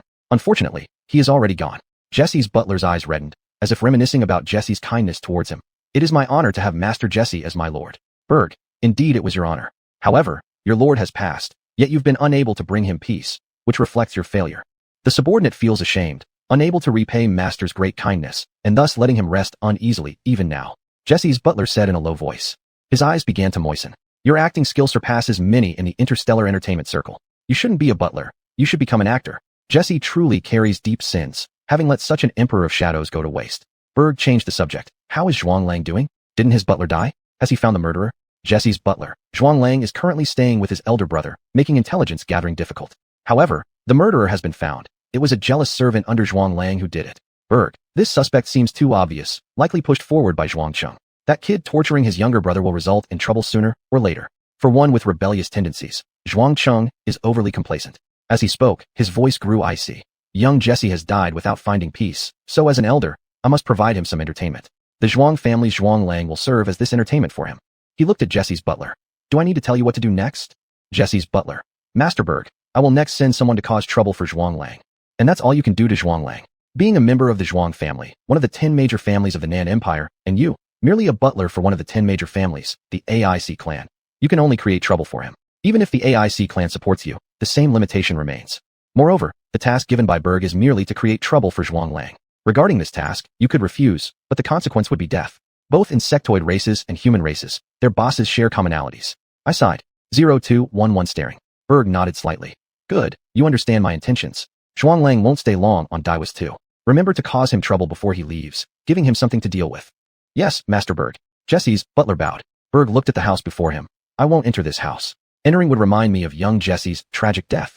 Those responsible for killing him and their families don't deserve to still be alive. You are right. Jesse's butler quickly concurred. But no one really lives well until today. And it's uncertain whether you'll live through today either. People from the AIC family located on Airstar are now on my radar. It isn't yet time to activate the small thing I've left behind on Airstar. The right moment, the appropriate location, those will be the times to set off these things. Inconveniently, neither of them exists at present. Berg turned. Let's go. I've seen the death scene, but I still haven't seen the other members of the family. My time away from the Imperial Star isn't long. After all, His Majesty values me greatly. Jesse's butler silently followed along. 15 minutes later, Berg arrived at a villa where members of the AIC family had gathered. Upon seeing Berg, everyone in the villa stood up. Dr. Berg. Berg looked at the people in the villa and smiled. I am delighted to see our AIC family produce so much talent. One person said, Doctor, you flatter us. Compared to you, we are nothing. Beside him, another chimed in. In terms of research, Doctor, we cannot hope to catch up to you. Our AIC family is fortunate to have you. A third person added. Indeed. Flattery is a fundamental skill everyone, regardless of status or age, must master. However, time for you all to flatter is running out. The opportune moment has come. It's time for me to act. Can earthquakes be artificially induced? They can. This is my answer. A strike from someone at the third level of power can already achieve this. How much more capable am I at the second level? Besides, why must I personally do the work to induce an earthquake somewhere? Using some instruments, employing high technology can also get the job done. All one needs to do is find the ground pulse node and manipulate it, and an earthquake can happen. Now, the people of the AIC family on Airstar are experiencing an earthquake. But it's not just them, others are experiencing it too. I said that the people of the AIC family are on my radar, but I never said that others aren't. This earthquake is my gift to Airstar and also my gift to that emperor. Now, it's time for me to leave the 9 stars and the inner circle of the core zone. I pinched the space bug on my shoulder and disappeared from the spot. There's just a little sadness. Another one of my carefully cultivated space bugs is about to die. Chapter 71, Executor. Coincidentally, 5 days later, I returned to the Eastern Worm Federation and reported to my direct superior, Elder 4. Well, you can take your time during missions, but once a mission is almost complete, that luxury is gone. Getting back to the Eastern Worm Federation as soon as possible and handing Mu Ran over to Elder 4 was my priority. The mission was done well. Go collect your reward. The projection of Elder 4 sitting on the throne in the Great Hall said, after receiving a special space container with Mu Ran floating toward him. I nodded. Yes, boss. The process of handing over a mission was so plain and simple. Because Elder 4 wasn't one for unnecessary chatter. He only enjoyed casual conversations when he was in a good mood or feeling bored. And I was fine with that. 80% of small talks between bosses and employees revolved around work or those big dreams they sold us. So why bother with idle chit-chat? After leaving the Grand Hall, I glanced at its now tightly shut doors and cheerfully made my way towards the finance department. Collecting mission rewards was certainly an occasion for joy. Moreover, with Elder 4's acknowledgement of not bad, I could expect something extra this time. As an employee, the happiest moment is receiving one's reward or salary, right? Who would want to be an employee if not for the salary? No, the guy over there seems to work for Elder 4 not for the pay. More accurately, he values praise from Elder 4 more than any ordinary wage. Seeing me, that person stopped nearby and spoke first, and she, me, Songhua. So, did you also finish a task and are now collecting your reward at finance? Songhua shook his head. No, I'm just picking up my monthly salary at finance. He looked at me, hesitating for a moment before asking, were you just coming out from seeing Elder? If I weren't heading to see Elder 4, but were coming here, where exactly would I have been? Me, what do you think? I'm nothing like you who likes visiting our boss office. I'm not like you, treating Elder 4 as your father wanting to meet him every day. There's a saying, don't go to someone unless you have to. That's how I view Elder 4 as my boss.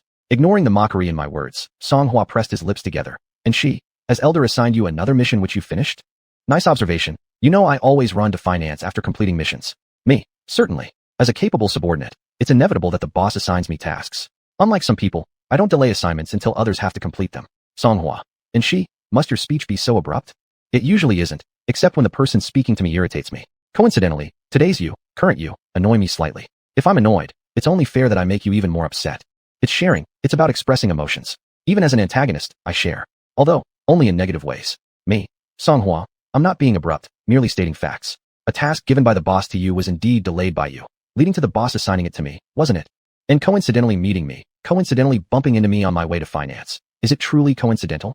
At the end of coincident, I deliberately stressed the word. Because I know, this wasn't coincidental, it was deliberate on Songhua's part.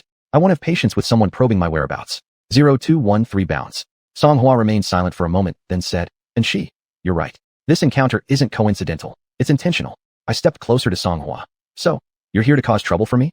No, I just wanted to check on you casually. Songhua answered. This sounds somewhat ambiguous. If I didn't know Songhua feels nothing romantic towards me, I might have thought otherwise. Unavoidable, while rushing back to the Eastern Worm Federation, I read quite a few melodramatic romance novels of the obsessive love type. Misinterpretations were bound to happen. I asked Songhua, do you believe this yourself? Our relationship isn't friendly enough for you to intentionally come see me. You deliberately coming to see me implies either you're here to cause trouble or for Elder 4. I stopped walking and looked at Songhua, only 2 steps away. Speak. Why are you here? Songhua. I want to ask, you saw Elder 4, right? Was it still a projection? Me. What? Is the projection of the boss no longer enough to satisfy your expectations of a father? Do you want to meet the non-projection version of the boss? I touched the star earring on my right ear. Songhua. It's not something we underlings should do to inquire about the boss's whereabouts. Since you chose to probe his location, then you should bear the consequences. Songhua, I know. And she, please answer my question. I smiled. Seems like it's not that the boss's projection can't satisfy you. Rather, you've lost your sense because you haven't seen the boss or his projection in a long time. Songhua, do you know why the boss doesn't want to see you? It's because you've disappointed him. Some things, if remedied afterward, are utterly useless. So, Songhua, if you wish to see the boss, you'd better head straight to the Grand Hall now. Of course, whether or not you'll actually get to see him, I can't guarantee. But I can assure you, you'll be punished by the boss for probing his location. Waving the terminal on my hand at Songhua, I smiled and said, no need to thank me. Reporting anything that might endanger him is my duty. Snitching? Well, I don't mind doing that. Especially snitching on matters related to you. If you keep causing trouble for me, do you think I have no temper? Songhua frowned. And she, I will take my punishment from the elder myself. There's no need for you to report my mistakes to him. Me, I know you'll do that, but why should I listen to you instead of reporting your wrongdoings to the boss? Our relationship has never been good. No, it used to be. Before you personally witnessed how special 4 Elder treats me, your attitude towards me was one of a regular colleague, not today's envy and jealousy. 0214 taboos. Songhua remained silent, casting me a cold glance before stepping past me toward the Grand Hall where Elder 4 resided. Facing Songhua with my back, I reminded him. Songhua, if you have time to resent me and spend effort trying to meet with the boss, you'd better improve your abilities and task completion rate. Our boss is someone who doesn't talk about emotions, he only talks about ability. It seems you've never understood this point. Songhua slightly paused. And she, how I treat the elder is none of your business. You don't need to tell me what to do. You won't even cry when faced with an obvious situation. No, probably you wouldn't cry even if you saw the coffin. Boss Elder 4 isn't just any ordinary cold-blooded and ruthless person. My own cold-heartedness and ruthlessness, I learned them all from him. Me. Then I suppose I can only wish you never achieve the treatment from the boss that you desire. Song Hua fell silent and firmly proceeded toward his destination. Glancing at Song Hua's retreating figure, I shook my head and moved toward my own destination. Go ahead. Go receive your punishment, Song Hua. No matter the reason you probed into the whereabouts of Elder 4, in Elder 4's eyes, you violated his taboos. Elder 4 is much more sensitive than me when it comes to people investigating his movements. 8 minutes later, I arrived at the finance department. Lord and Shi greeted a plump man, round-bodied with an apparent air of diplomacy, coming up to me. Each time I see Lord and Shi, I always feel immensely pleased, he said. Me? Every time I see you, I'm also quite amazed. After all, you're the fattest high-level insect race I've ever encountered. According to common sense, members of the high-level insect races shouldn't be so fat. That you could become this big is a talent in itself. The chubby man said. Being able to surprise Lord and Shi is an honor for this lowly individual. Me. I've come to collect my mission reward. I believe you have everything ready. The plump man. Yes, Lord and Shi, we have prepared your reward. Not only that, we have also readied your salary for this month. Saying this, he handed me 2 box-shaped spatial devices. Me. Your efficiency is always considerate. Taking care of everything without being instructed is indeed thoughtful. The plump man. Having received these words from Lord and Shi, I am truly satisfied. After all, we are all here to serve the adults. That's why I say humans' influence over the insect race has been growing recently. Things like flattery and fawning. The insect race has become increasingly skilled at them. Me. The section chief of finance certainly knows how to deal with people. Your reputation is well deserved. It's all due to the consideration of the adults. I'm not particularly skilled in dealing with people. The chubby man bowed his head. Interacting positively with others is both a method and an ability. Only, I'm not fond of using such methods. Dealing poorly with others is far more interesting than cultivating relationships. At this moment, my wrist terminal vibrated a few times. Seeing the information displayed on the terminal screen, I abandoned the idea of continuing the conversation with the finance section chief. Compared to a conversation with a worldly wise director, watching Song Hua being punished was far more entertaining. And I, as the executor, could even lash him a few times. 10 minutes later, I arrived at the punishment chamber, a place exclusively for internal personnel to receive their punishments. I looked at Song Hua, who was suspended from above, and asked, Song Hua, how do you feel about seeing me? Song Hua, it was my fault for upsetting the elder. Me, is that all you have to say? I thought you'd hate me even more. Since I came in, you haven't looked at me. Why? Do you refuse to look at me because you're too envious and jealous of me? Song Hua hung his head low. And Shi, you talk too much. Just get it over with. Me. But mocking you is part of your punishment, isn't it? Piercing words don't just come from me. Elder 4 likes to use them too. Otherwise, why would he send me here to punish you? Chapter 72, Bone Whip. 0215 Greet. Song Hua lifted his head and stared straight at me. I looked at Song Hua and smiled. You wouldn't think that my being chosen as the executor to punish you was an accidental event, would you? Our common superior, the 4th elder, is a guy who never does anything meaningless. Besides me, there are others who could carry out your punishment. Why me instead of them? Aren't you curious, Song Hua? Song Hua. Anshi, you are specially arranged by the elder. Me, of course. Letting me, the person you dislike the most, punish you. This is the boss's punishment for you. Anything I do in the process to mock you or otherwise irritate you has also been approved by the boss. I took a few steps closer, getting nearer to Song Hua who was hanging there. Song Hua, you should feel honored. Your punishment receives special attention from the boss, and I am the one carrying it out. Song Hua. For the first part, I indeed feel honored. For the second part, I haven't felt any sense of honor at all. I commented on him. Song Hua, you're really good at double standards. Look at the boss, he's absolutely great. Look at me, I'm absolutely not good in every way. But I understand. Who doesn't have double standards? You have double standards, so do I. In this star age as well as the era I remember, people without double standards are rare. Unfortunately, your double standards mean nothing to the boss. You see the boss as a father, but he doesn't treat you like a son, I said. Anshi, are you done talking? Song Hua frowned. Me, not at all. Are you the executor, or am I? Do I need to remind you? Song Hua, some intelligent beings always refuse to admit what they don't want to acknowledge. I understand, but I've never indulged them. For you, I indulge even less. This can be reflected in how, after you've found trouble with me repeatedly, I've never lost any ground. This can be reflected now, reflected at this moment.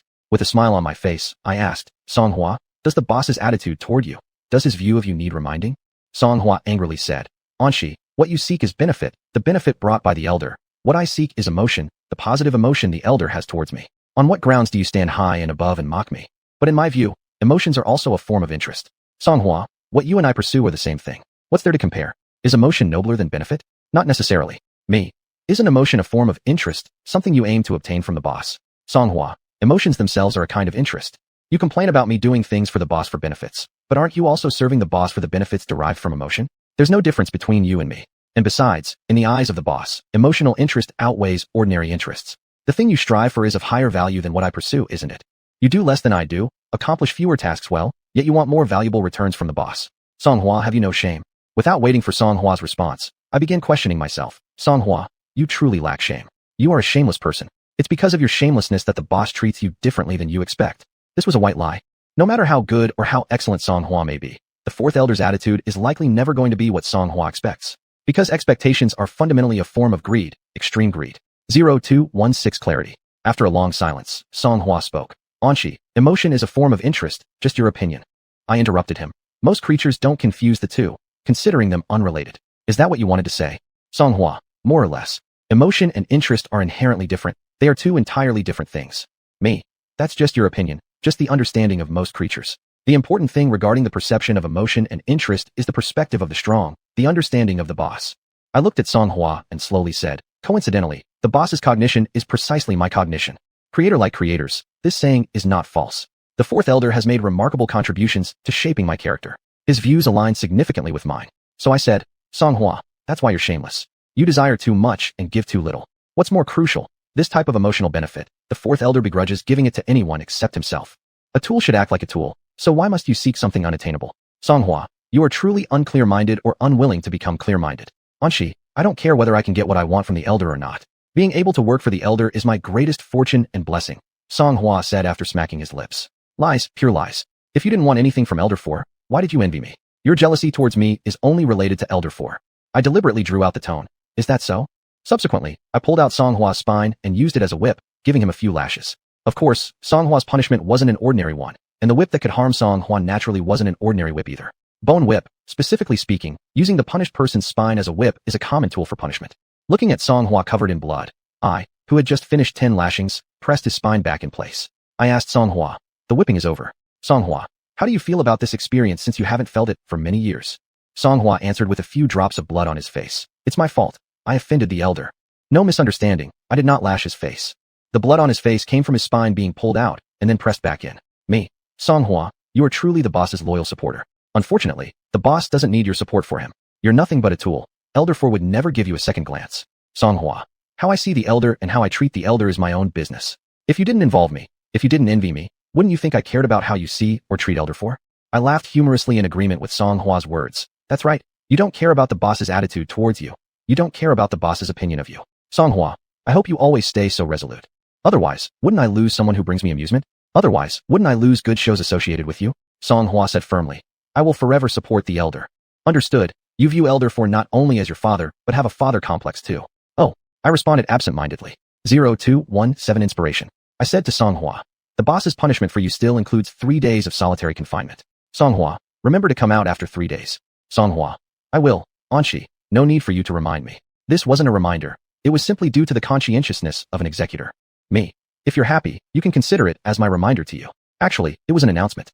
After saying that, I left this cell, left the punishment area. The job is done. It's time to go back and rest.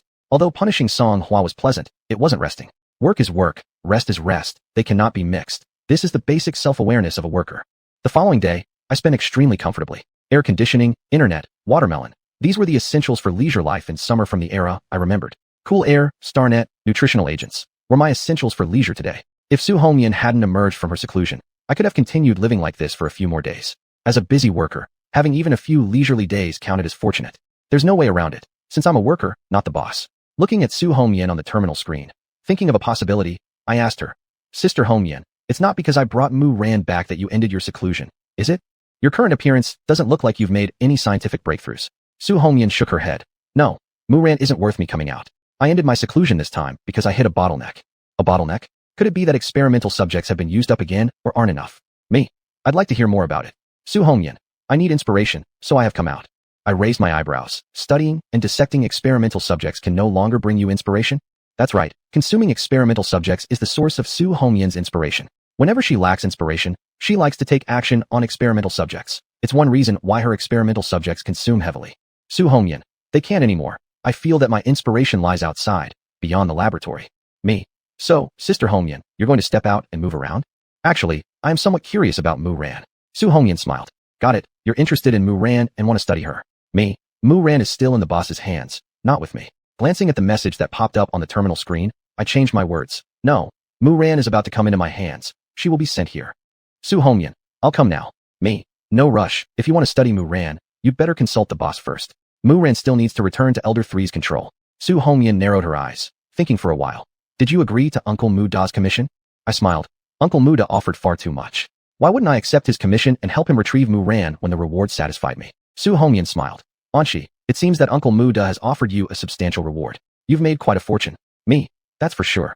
Seeming to think of something else, Su Hongyan changed the subject. By the way, Anshi, has Su Hongqiu reached the Mo's family? Haven't you reviewed the intelligence concerning Su Hongqiu yet? Me, she has. Sister Hongqiu arrived at the Mo's family's base before I returned to the Federation. Right now, she is outwitting the people of the Mo's family.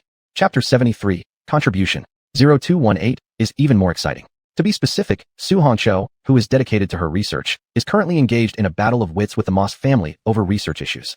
After all, while Su Hongqiu can view the Mo's family as her research subject and secretly study them, these things must not be made public. Because neither Su Hongqiu nor the Mo's family have any obvious advantage over the other. When there is no clear strength difference, a direct confrontation rarely happens.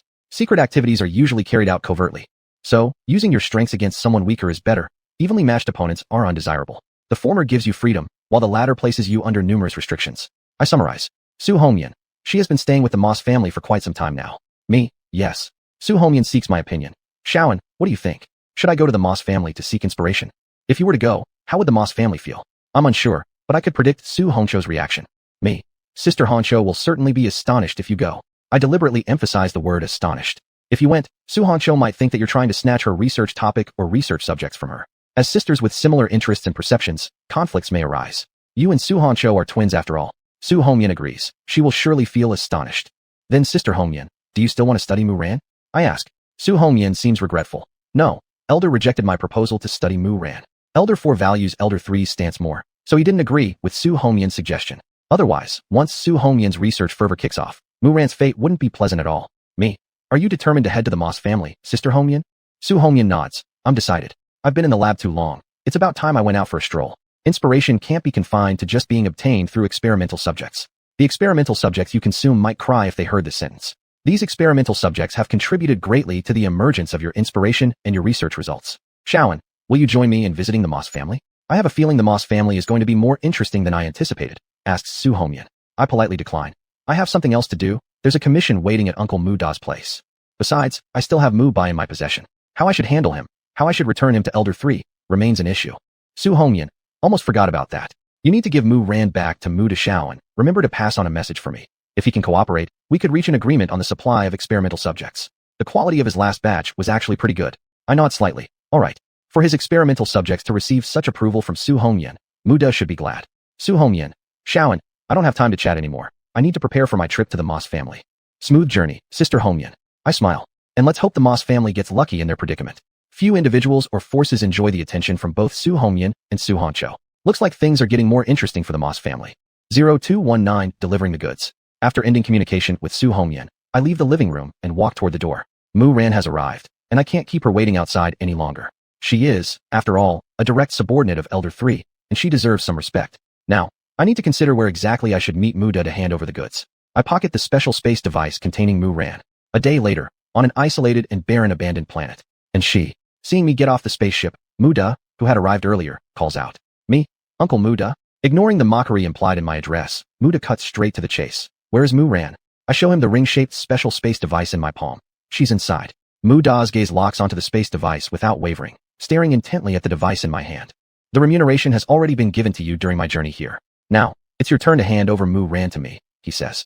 Me? Uncle Mu Da, you really care about your sister Mu Ran. However, no matter how much you care, in your eyes, the importance of Elder 3 will always outweigh Mu Ran. If Mu Ran found out about this, wouldn't she feel heartbroken? Even if she understands you, she would still be sad. Mu Da, and she, my affairs with Mu Ran don't require your concern or interference. This isn't concern or care, it's just wanting to watch the drama unfold. Me, don't say that. You, me, and Mu Ran, we're all part of the Federation's insect race. It's only natural I should care about your relationship. Mu Da extends his hand. You need to hand over Mu Ran to me. After watching Mu Da for a while, I toss him the special space device. Since you two share such deep sibling affection, how could I not give you Mu Ran? After all, you've already paid. After handing Mu Ran over to you, I'm still curious about your exact reaction. Upon catching the special space device, Mu Da immediately channels his mental energy into it. Seeing Mu Ran inside the device, he falls silent instantly. As time passes, an oppressive aura begins to emanate from him, growing stronger with every moment of his silence. Muda angrily exclaims, and her breath is faint, her vitality nearly extinguished. This is the Mu Ran you brought back? This is the Mu Ran you returned to me? His oppressive aura targets me, launching an attack in my direction. I raise my hand, tearing apart his oppressive force. Yes, this is the Mu Ran I brought back. Uncle Muda, you should be thankful I arrived early enough to rescue Mu Ran when I did. Otherwise, what might stand before you now wouldn't necessarily be alive. A dead Mu Ran, I wouldn't mind bringing back, nor giving to you. Elder 4 wouldn't mind either. My direct superior, Elder 4, doesn't care. So why should your concerns matter to me? Your objections are irrelevant to me, insignificant to my thoughts. Me. Uncle Muda, you should thank me for preserving Mu Ran's life force, keeping her as she is instead of gradually heading towards death. Uncle Muda, you should know, without me, Mu Ran would have been dead long ago. Mu Ran being like this now, it's all due to those people from the Nanran Empire. This statement isn't entirely true. While I don't know exactly what Elder 4 did to Mu Ran, the Mu Ran given to me by Elder 4 definitely had a weaker vitality compared to the one I handed over to him. This, I am certain. 0220 The question. Muda closes his eyes briefly. It was inappropriate of me. Mu Ran's current state really has nothing to do with you. Me. Uncle Muda, you're old, so naturally, you get dizzy and confused sometimes, and your mind becomes unclear. You should be glad I chose this deserted planet as the delivery location, otherwise, with your earlier tantrum and release of power, you'd end up in serious debt. Muda looks at me, and it's better if you keep your mouth shut. Many people have said this before. Still, I never listen. Speaking harsh truths and honest words is something I enjoy. Me.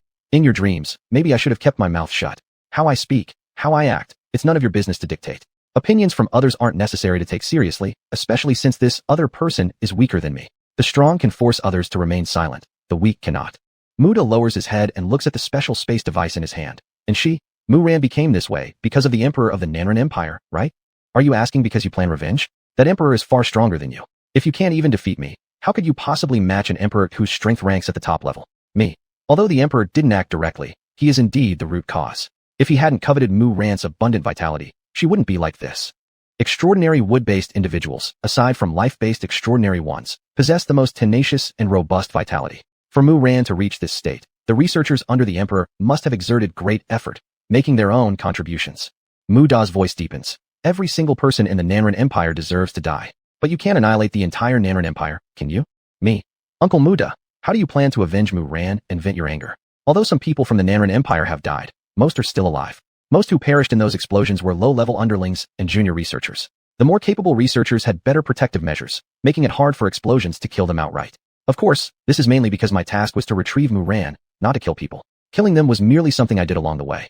Had Elder 4 assigned me a task to kill, even if the target was the Emperor of the Nanran Empire, I would strive and work tirelessly to achieve it. Complete tasks 100%, that's my goal. Muda tightly grips the special space device in his hand. Sending them to their deaths is the fate they deserve.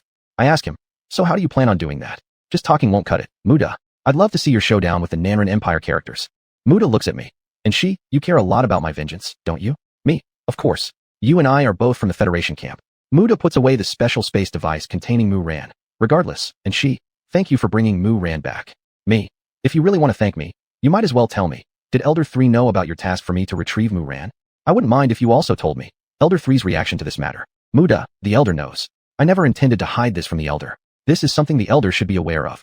So, you're extremely loyal to Elder 3, extraordinarily loyal. It's truly remarkable that Elder 3 has such a loyal subordinate. I suddenly look behind Muda. At this moment, a voice resonates from behind Muda. And I have a question for you. Where did Mu Yubai go? Chapter 74, Visitor. 0221 Anticipation. Do I count as offending Elder 3 once again? Looking at the projection that appeared behind Muda, I asked myself. Yes, the way Elder 3 looks at me now is far from friendly. He looks at me worse than he did 4 years ago. I'm truly pitiful, having offended someone of great importance once more. Looking at Elder 3's projection, I respectfully called out, Elder 3. Muda turned around, facing Elder 3's projection and respectfully said, Elder. The projection of Elder 3 glanced at Muda, then directed his full attention to me. Anshi, answer my question. He gave an order. Now, should I tell the truth or a lie? Should I respond honestly or fabricate a partial truth? After half a second of thought, I pulled out the custom space container holding Mu Yubai. Showing the space container to Elder 3's projection, I said, Elder 3, Mu Yubai is inside this space container. Elder 3's projection. Did you win in the contest between Mu Yubai and bringing back Mu Ran? It was clear. Me. Yes, Elder 3. Mu Yubai lost to me in bringing back Mu Ran. Precisely speaking, he didn't just lose in bringing back Mu Ran. One could say he lost comprehensively to me. Bringing back Mu Ran wasn't just about testing part of our abilities. It was more or less about testing all our capabilities. Elder 3's projection. Mu Yubai shouldn't have lost to you. But the fact remains, he lost to me, and lost terribly, the kind where his life was no longer under his own control. Me. I deeply apologize for not meeting your expectations for Mu Yubai.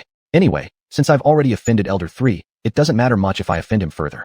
Moreover, my direct superior is Elder 4, not Elder 3, so offending him isn't such a big deal. Elder 3's projection. Anshi, your boldness has always been immense, just like 4 years ago. Me. That's all due to Elder 4's teachings. I also have a backing figure, understand? Elder 3. And my backing figure ranks at the same level as you know? Elder 3. Elder 3's projection. The others he has instructed haven't dared what you have. Me. Perhaps the teaching differs. The courage of my colleagues doesn't necessarily correlate with me, mainly depending on themselves. Elder 3. You only need to know. I have Elder 4 backing me. After all, in these remote wastelands and abandoned planets, I am somewhat wary that you might impulsively eliminate me. Though the probability is low, it's not non-existent. Elder 3's projection laughed. Subsequently, the custom space container containing Mu Yubai floated towards him. I will ensure Mu Yubai gives you an explanation, Anshi. As the loser, he owes you something. He said. Me? I look forward to the thing Mu Yubai will give me. Since you've said it, how could I possibly refuse? If I can't refuse, then let me accept it. After all, your arrangement isn't going to disgust me the most. It's likely to disgust your subordinate Mu Yubai the most. After all, you're salting the wound. Elder 3's projection. I believe what Mu Yubai gives you will satisfy you. With your words here, whatever Mu Yubai gives me will certainly satisfy me. It's just unknown from which aspect it would be satisfying. I smiled. I'm looking forward to it. 0222 interference issue. Elder 3's projection turned toward Muda and asked, Muda, do you realize your mistake? Muda lowered his head. I do, it's my fault. Not only did I doubt your arrangements, Elder, but I also acted upon them. I've disappointed you. Elder 3's projection. No major faults, but small mistakes are present. Your mistake lies in still involving yourself in the matter of Mu Rant's disappearance even after I ordered you not to. Was Muda supposed to completely ignore Mu Rant's disappearance? This, I didn't know. The intelligence-gathering capability of the operatives under Muda's command ultimately fell short. They hadn't reached the level I expected from them. There's no help for it. They're merely in the second tier when it comes to intelligence collection skills. Despite Elder 3's orders, Muda still approached me for help, entrusting me with bringing Mu Ran back. Muda's affection for his younger sister Mu Ran ran deeper than I had imagined. Because, indeed, he listened to Elder 3's instructions and didn't travel to the Southern People's Empire to search for Mu Ran, yet he indisputably defied Elder 3's commands by getting involved in the matter of Mu Rant's disappearance. Muda, Elder, I've disappointed you. I still ended up disobeying your command and acted emotionally. Elder 3's projection looked at me. Anshi, do you think I should punish Muda for this? If punishment is needed, what form of punishment would it take? I lowered my eyelids, avoiding the gaze of Elder 3's projection. Elder 3, this is your matter. It's between you and Uncle Muda. You shouldn't ask me. Shouldn't ask someone under Elder 4. Your family affairs, what do I, an outsider, have to do with them? Generally, outsiders who meddle in others' family affairs don't fare too well. No, from the moment I accepted Uncle Muda's commission, I had already gotten involved in Muda's family affairs. Elder 3's projection. Anshi, I thought, someone as bold as you would answer this question. Me. To report to Elder 3, I know very well what should be done and what should not.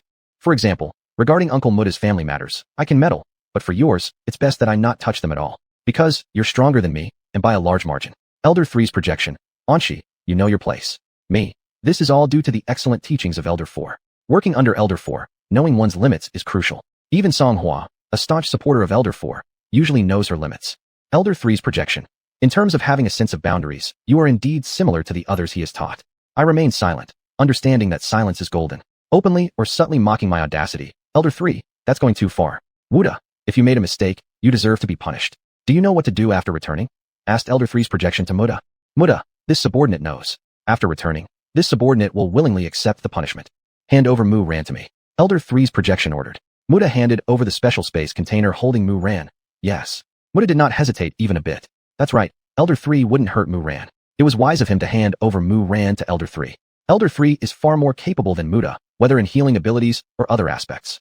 That's my evaluation. 0223 Respect. Anshi, you did well bringing back Mu Ran.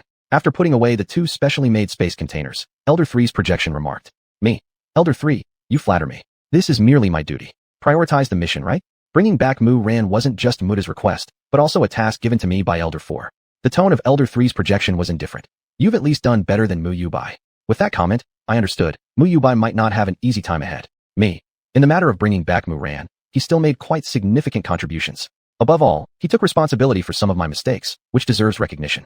Although, he didn't do it voluntarily. Elder 3's projection. Anshi, ultimately, it was you who brought back Mu Ran, not him. Are you only focused on results? In that aspect, we are alike. You, me, and Elder 4. Me bowed my head. What you say is correct. Elder 3's projection. Muda, I shall take my leave first. Once you return, come to receive your punishment. Yes, Elder. Farewell, Elder. That was Muda. Farewell, Elder 3. That was me. Anshi, remember clearly what you should involve yourself in and what you shouldn't. After leaving these words, Elder 3's projection disappeared. So, your visit was to warn me? To lower yourself to give me a warning, Elder 3, truly goes against your dignity. I squinted my eyes and touched the star-shaped earring on my right ear. Muda, Anshi, I should leave as well. Me. Uncle Muda, go ahead without feeling the need to inform me. By particularly informing me, it gives me a false impression that our relationship is closer than it is. Muda looked at me, hesitated for a while, then said, Anshi, toward the elders, you should show more respect. I tilted my head to look at him. Uncle Muda, don't speak nonsense. I have always respected Elder 3.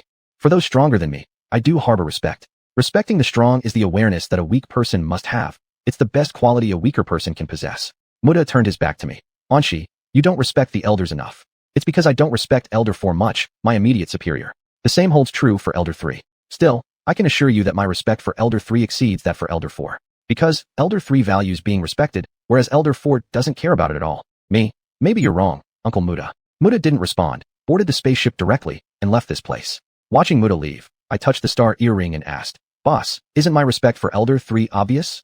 A unique frequency carried Elder 4's voice from the earring. Return sooner. You have work to do. Do I have work again? I haven't been out long, and there's another mission already?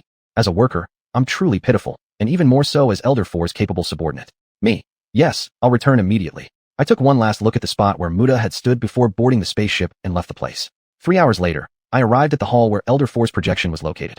I glanced at Elder 4's projection and then turned my gaze to another person in the hall, Songhua.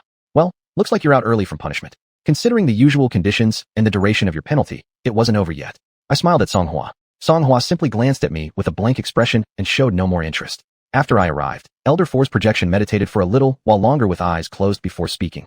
The Shichong Empire will soon send invoice. Anshi, Songhua, the two of you are responsible for receiving them. The Shichong Empire? This isn't their regular time for visiting the Dongchong Federation. I nodded. Yes, boss. Chapter 75, Zhou 0224 Old Rules. After leaving the hall, Songhua looked at me. Will our cooperation still follow the old rules? Have I ever cooperated with Songhua? Yes, we've worked together. He was my teammate for a while. What are the old rules that Songhua refers to? They're similar to the last task Su Hongyan and I did where one person leads and the other supports. With Songhua and my cooperation, it's usually him leading and me supporting. This means that for this reception mission, he will take care of most of the tasks.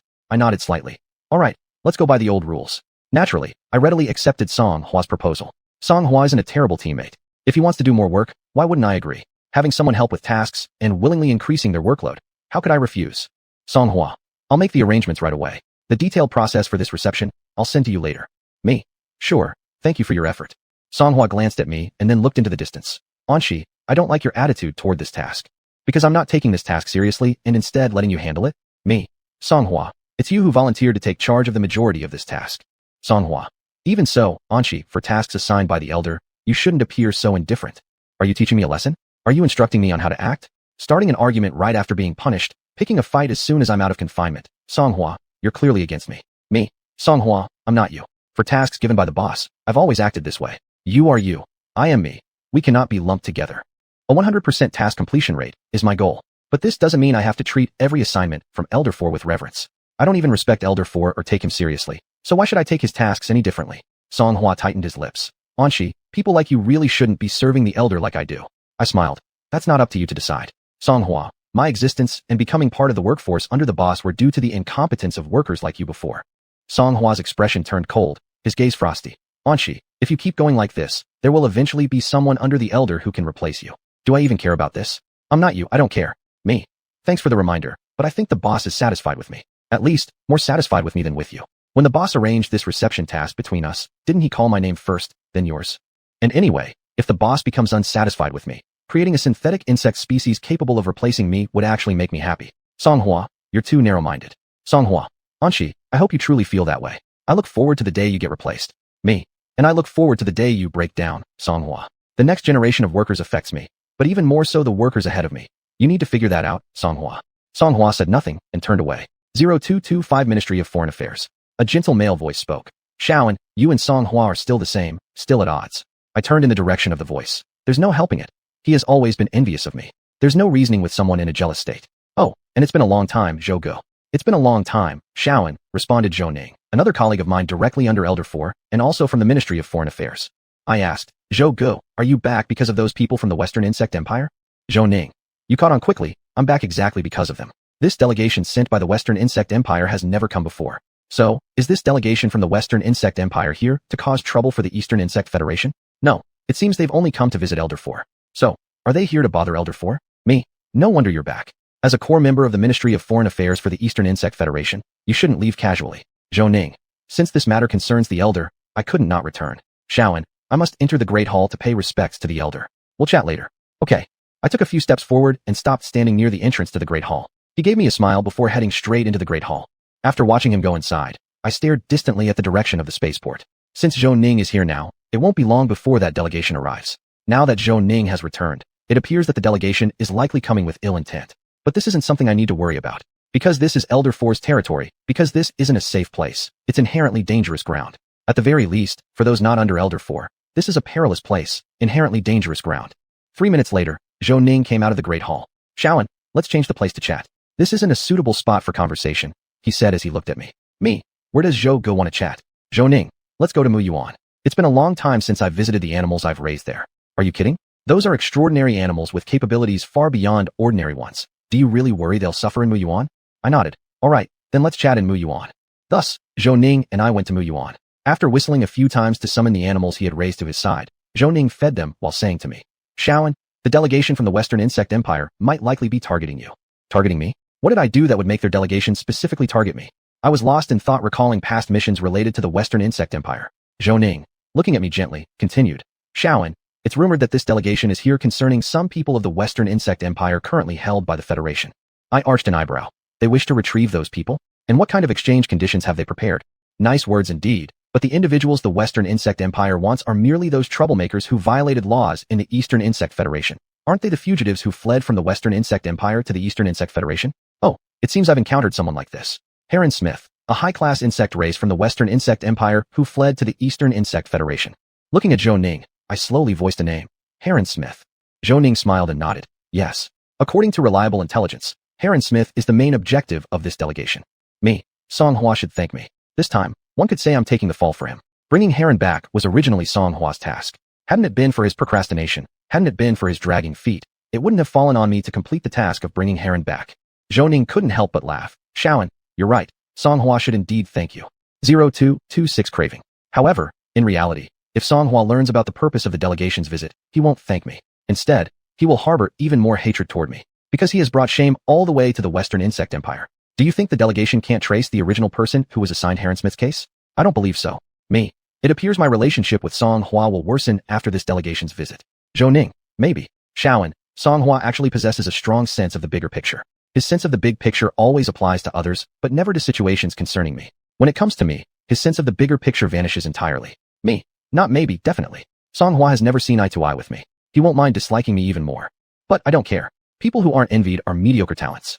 As the sharp blade under Elder 4, I have long prepared myself for others' jealousy. Although, Song Hua's envy isn't because of my abilities, but rather due to Elder 4's attitude toward me, the special favor shown to me.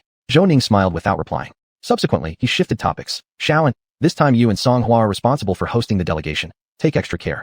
The members of the delegation won't allow your hosting process to proceed smoothly. Me. Regarding this, Song Hua will probably pay even closer attention. You see, it's true that both Song Hua and I are responsible for hosting the delegation, but he cares about it much more than I do. Therefore, the one who needs to be cautious is him, not me. Things that he cannot handle or resolve will only then come down to me noticing them.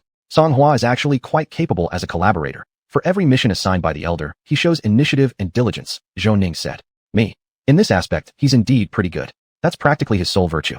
Of course, now even this advantage seems unstable. At least, when it came to the mission of bringing Heron back, he didn't exhibit any sign of this quality. I looked at the extraordinary animals Zhou Ning was feeding. Zhou Ge, do you plan to keep raising these animals in Mu Yuan forever? Mu Yuan is nice, but it's quite close to Su Homian's research institute. Aren't you worried that she might get inspired suddenly and turn your animals into experimental subjects? Zhou Ning stroked an extraordinary animal's head. They love Mu Yuan, and I like Mu Yuan's environment too. Got it. So you're planning to let them stay here permanently? I concurred. The environment in Mu Yuan is indeed excellent. Compared to before, the vitality of these animals has visibly improved. Zhou Ning, I feel the same. Compared to before, they have grown closer to me. That's because they know you bring them benefits. Isn't Mu Yuan the habitat you specially arranged for them? Even so, they still fear you, don't they? The extraordinary animal you were stroking was trembling all along, wasn't it? The fear instinct of living beings, their early warning of danger, is quite strong. However, none of this compares to a living being's craving for life. I looked at the extraordinary animal Zhou Ning was stroking. Zhou Ge, they really have grown closer to you. The animal under your hand right now, if I'm not mistaken, didn't use to follow your commands very well. Back then, it barked and growled at you several times, refusing to submit. Now, it behaves like a perfect baby. Zhou Ning smiled, caressing the extraordinary animal more gently. Yes, it used to be quite rebellious, tough to get close to me. That's exactly why I said, the craving for life outweighs all else. Chapter 76, Arrival. Hope. A day later, I arrived at the main planet spaceport. The main planet, one of the 8 planets where the elders of the Dongchong Federation resided. To show respect for the 8 elders, only the planets they lived on could be called the main planet. Corresponding to the 8 elders, the Dongchong Federation has 8 main planets. The full name of the main planet where my direct superior, Elder 4, resides is the 4th main planet. Yes, the planet's name is just that simple and direct. Though the insect race has been deeply influenced by the human race recently, the insects are not humans after all. The names of their planets aren't as fancy as those of humans. Of course, this only represents most insect planets. With a large base population, there will inevitably be some oddities. With many insect planets, there are bound to be some unusual names. As soon as I entered the spaceport, I saw Song Hua and Zhou Ning, who had already arrived here. After noticing my arrival, they stopped their conversation and looked at me together. And she, this was Song Hua. Little one, this was Zhou Ning. Me, Zhou Gu Song Hua. And she, you arrived the latest, Song Hua said as he looked at me. Me, isn't the exchange delegation absent? Why should I come so early? Moreover, since both of you are here, do we really need me to arrive earlier? You're almost fully responsible for the affairs of the exchange delegation, Song Hua. With you around, why should I hurry? Being a bystander would suffice. Song Hua. And she, this is a shared reception task between you and me. Me, I understand. If the boss hadn't assigned this task to me, do you think I'd be here? Precisely because I know this, I am here despite wanting to be a bystander. Otherwise, eating melon seeds, a metaphor for being a passive observer, somewhere else works just fine. There's no reason for me to necessarily be here. Song Hua. Your attitude is lax, and your work procrastinates. Me.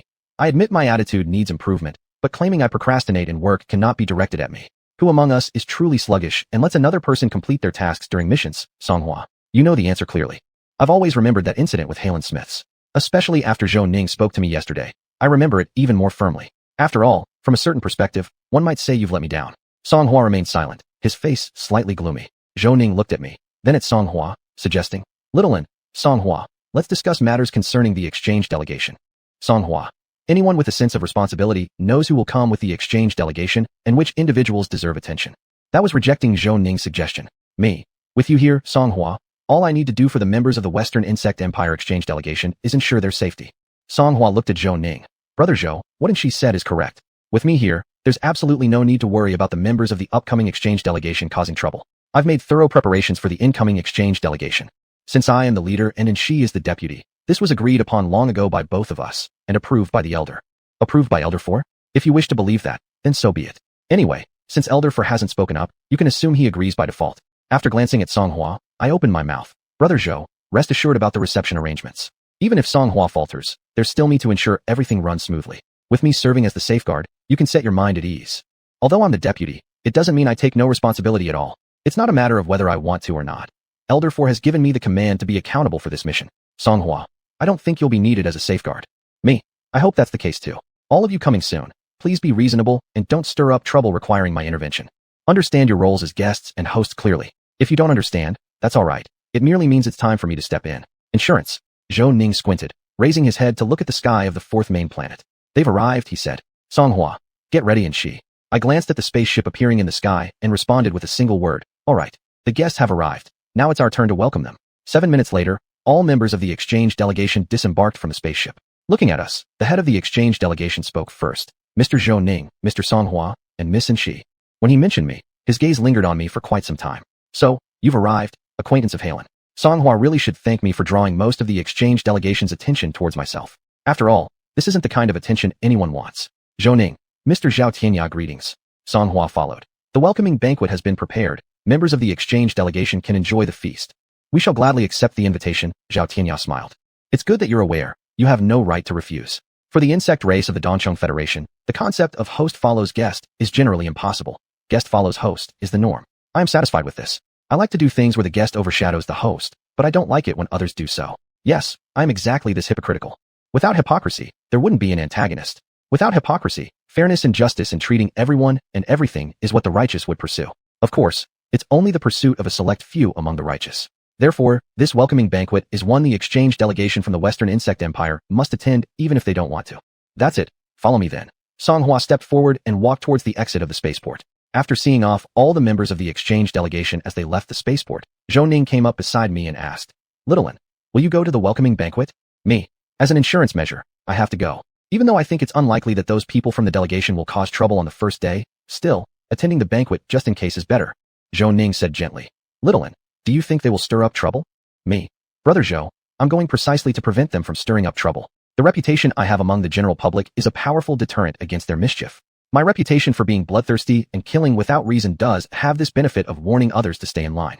Being likable is a kind of power. Instilling fear is also a kind of power. Compared to the former, I prefer the latter. Zhou Ning said warmly. Little one, you've worked hard. The hardest working person certainly isn't me. If it ever comes to me having to get my hands dirty in receiving the delegation, Song Hua would likely be red-faced. I said, my appearance as a safeguard is probably the very thing Song Hua doesn't want to see. Zhou Ning smiled without answering. 0229 Banquet. This was a banquet, an extremely quiet banquet. The entire banquet had no music, not a single unnecessary sound. The whole layout of the banquet presented itself in a black theme. The floor was black, the ceiling was white-black, the tables and chairs were silver-black, the walls were gray-black. The host of the banquet and the staff wore indigo-black clothes. This is usually the state of banquets, parties, or any such events on the fourth main planet. So it has been in the past, so it is now, and so it should be in the future. A banquet on the fourth main planet is like a cage. This statement was made by one of the direct subordinates of Elder 4. Let me clarify, these words are not mine. Although I have little respect for Elder 4, I agree with his sense of aesthetics. It is because of Elder 4's aesthetic taste that banquets on the fourth main planet are like this. Coincidentally, my aesthetic preference aligns with his, and I quite enjoy such banquets. But my colleague doesn't see it that way. He is quite dissatisfied with banquets on the fourth main planet. This he stated after attending one such event. Subsequently, he even wrote a detailed report advocating for reform in the banquets and presented it to Elder 4. What was the result? Elder 4 ignored his report, and the banquets remained exactly as before. Naturally, my colleague remains discontented. But it doesn't matter since Elder 4 neither cared about his report nor about his opinions, or rather, about him himself. The banquet continues unchanged, maintaining the look favored by Elder 4, which I also like. By now, not only the subordinates of Elder 4 have grown accustomed to such banquets, but even the visitors to the fourth main planet have adapted to them. Zhou Ning standing beside me said, I've attended many banquets and parties outside, but the ones on the main planets suit me best. Me. I feel the same way too. It's good for banquets to be quiet and peaceful. Noisy ones are truly annoying. Even though the silence originates from this being the fourth main planet, the place where Elder 4 resides. Zhou Ning. But other banquets find it difficult to achieve this. Me. That's because they either don't want to or lack the ability. With someone like me under his command, who doesn't exactly have a good reputation, how can Elder 4 possibly maintain a positive image? The common populace accuses me of being bloodthirsty and indiscriminately murderous, which is nothing more than rebellion and dissatisfaction directed at Elder 4. After all, I am the sharp blade of Elder 4, his trusted subordinate. Zhou Ning laughed. Little one, your words always hit the nail on the head. Me. I'm merely stating facts. Just that, many people dislike the truth and reality. They much prefer living in falsehood. Zhou Ning agreed with me. Yes, that's the fact. Then, he changed the topic. Little one, do you want to guess when the exchange delegation will bring up Halen Smiths? According to intelligence, Zhao Tianya is a decisive man. The time when the delegation mentions Halen Smiths is not far away. After all, they are here for this, for those individuals the Western Insect Empire has in the hands of the Dongcheng Federation, aren't they? Zhou Ning, my guess is the same as yours. Zhao Tianya is not a man who likes to procrastinate, and it's about time he makes his move. So, he should be heading for Songhua now. The show is about to begin. Seeing Zhao Tianya finish his conversation with one of his subordinates and approach Songhua, I smiled. Aside from the precautionary reason, watching the exchange delegation and Songhua clash is the main reason I came to this banquet. There's nothing I can do. I'm naturally gossipy and love to watch drama unfold. Zhao Tianya asked Songhua, Mr. Song, may I see Mr. Halen Smiths of our empire? Songhua replied, he is currently a prisoner of the Federation, a prisoner of the Elder. After speaking, he glanced at me. What's with that look? Planning to pass the buck? I narrowed my eyes slightly. Chapter 77, The Deal. 0230 Concerns. Zhao Tianya followed Song Hua's gesture and glanced at me. Then, he continued to look at Song Hua.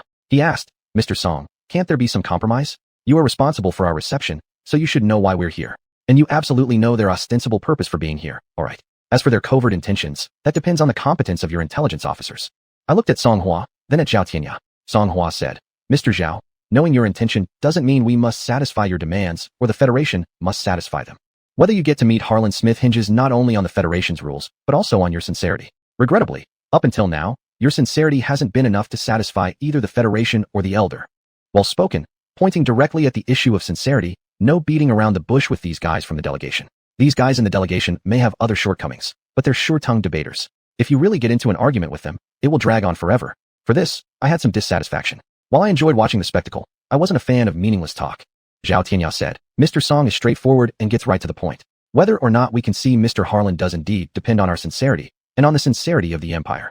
But Mr. Song, before we show our sincerity, knowing Mr. Harlan's current situation is also crucial. There are quite a few people within the Empire who worry about Mr. Harlan. Many important figures are deeply concerned about him. Mr. Song, I understand your difficulties, and I hope you can also empathize with mine. This is just words, don't believe a word of it. If Zhao Tianya truly understood Song Hua, he wouldn't have insisted on seeing Harlan. In fact, the delegation shouldn't even have come to East Bug Federation. But wait, do West Bug Empire's people worry about Harlan? Are they worried if he's alive, or when he'll die? No, I shouldn't think like that. Harlan isn't that much of a failure as a person. There are definitely people in the West Bug Empire who genuinely worry about him, especially his personal safety. At least, those who aren't on good terms with the bigwig Harlan offended are sincerely concerned for him. Song Hua's expression was cold. Mr. Zhao, Harlan Smith is currently a prisoner of the Federation.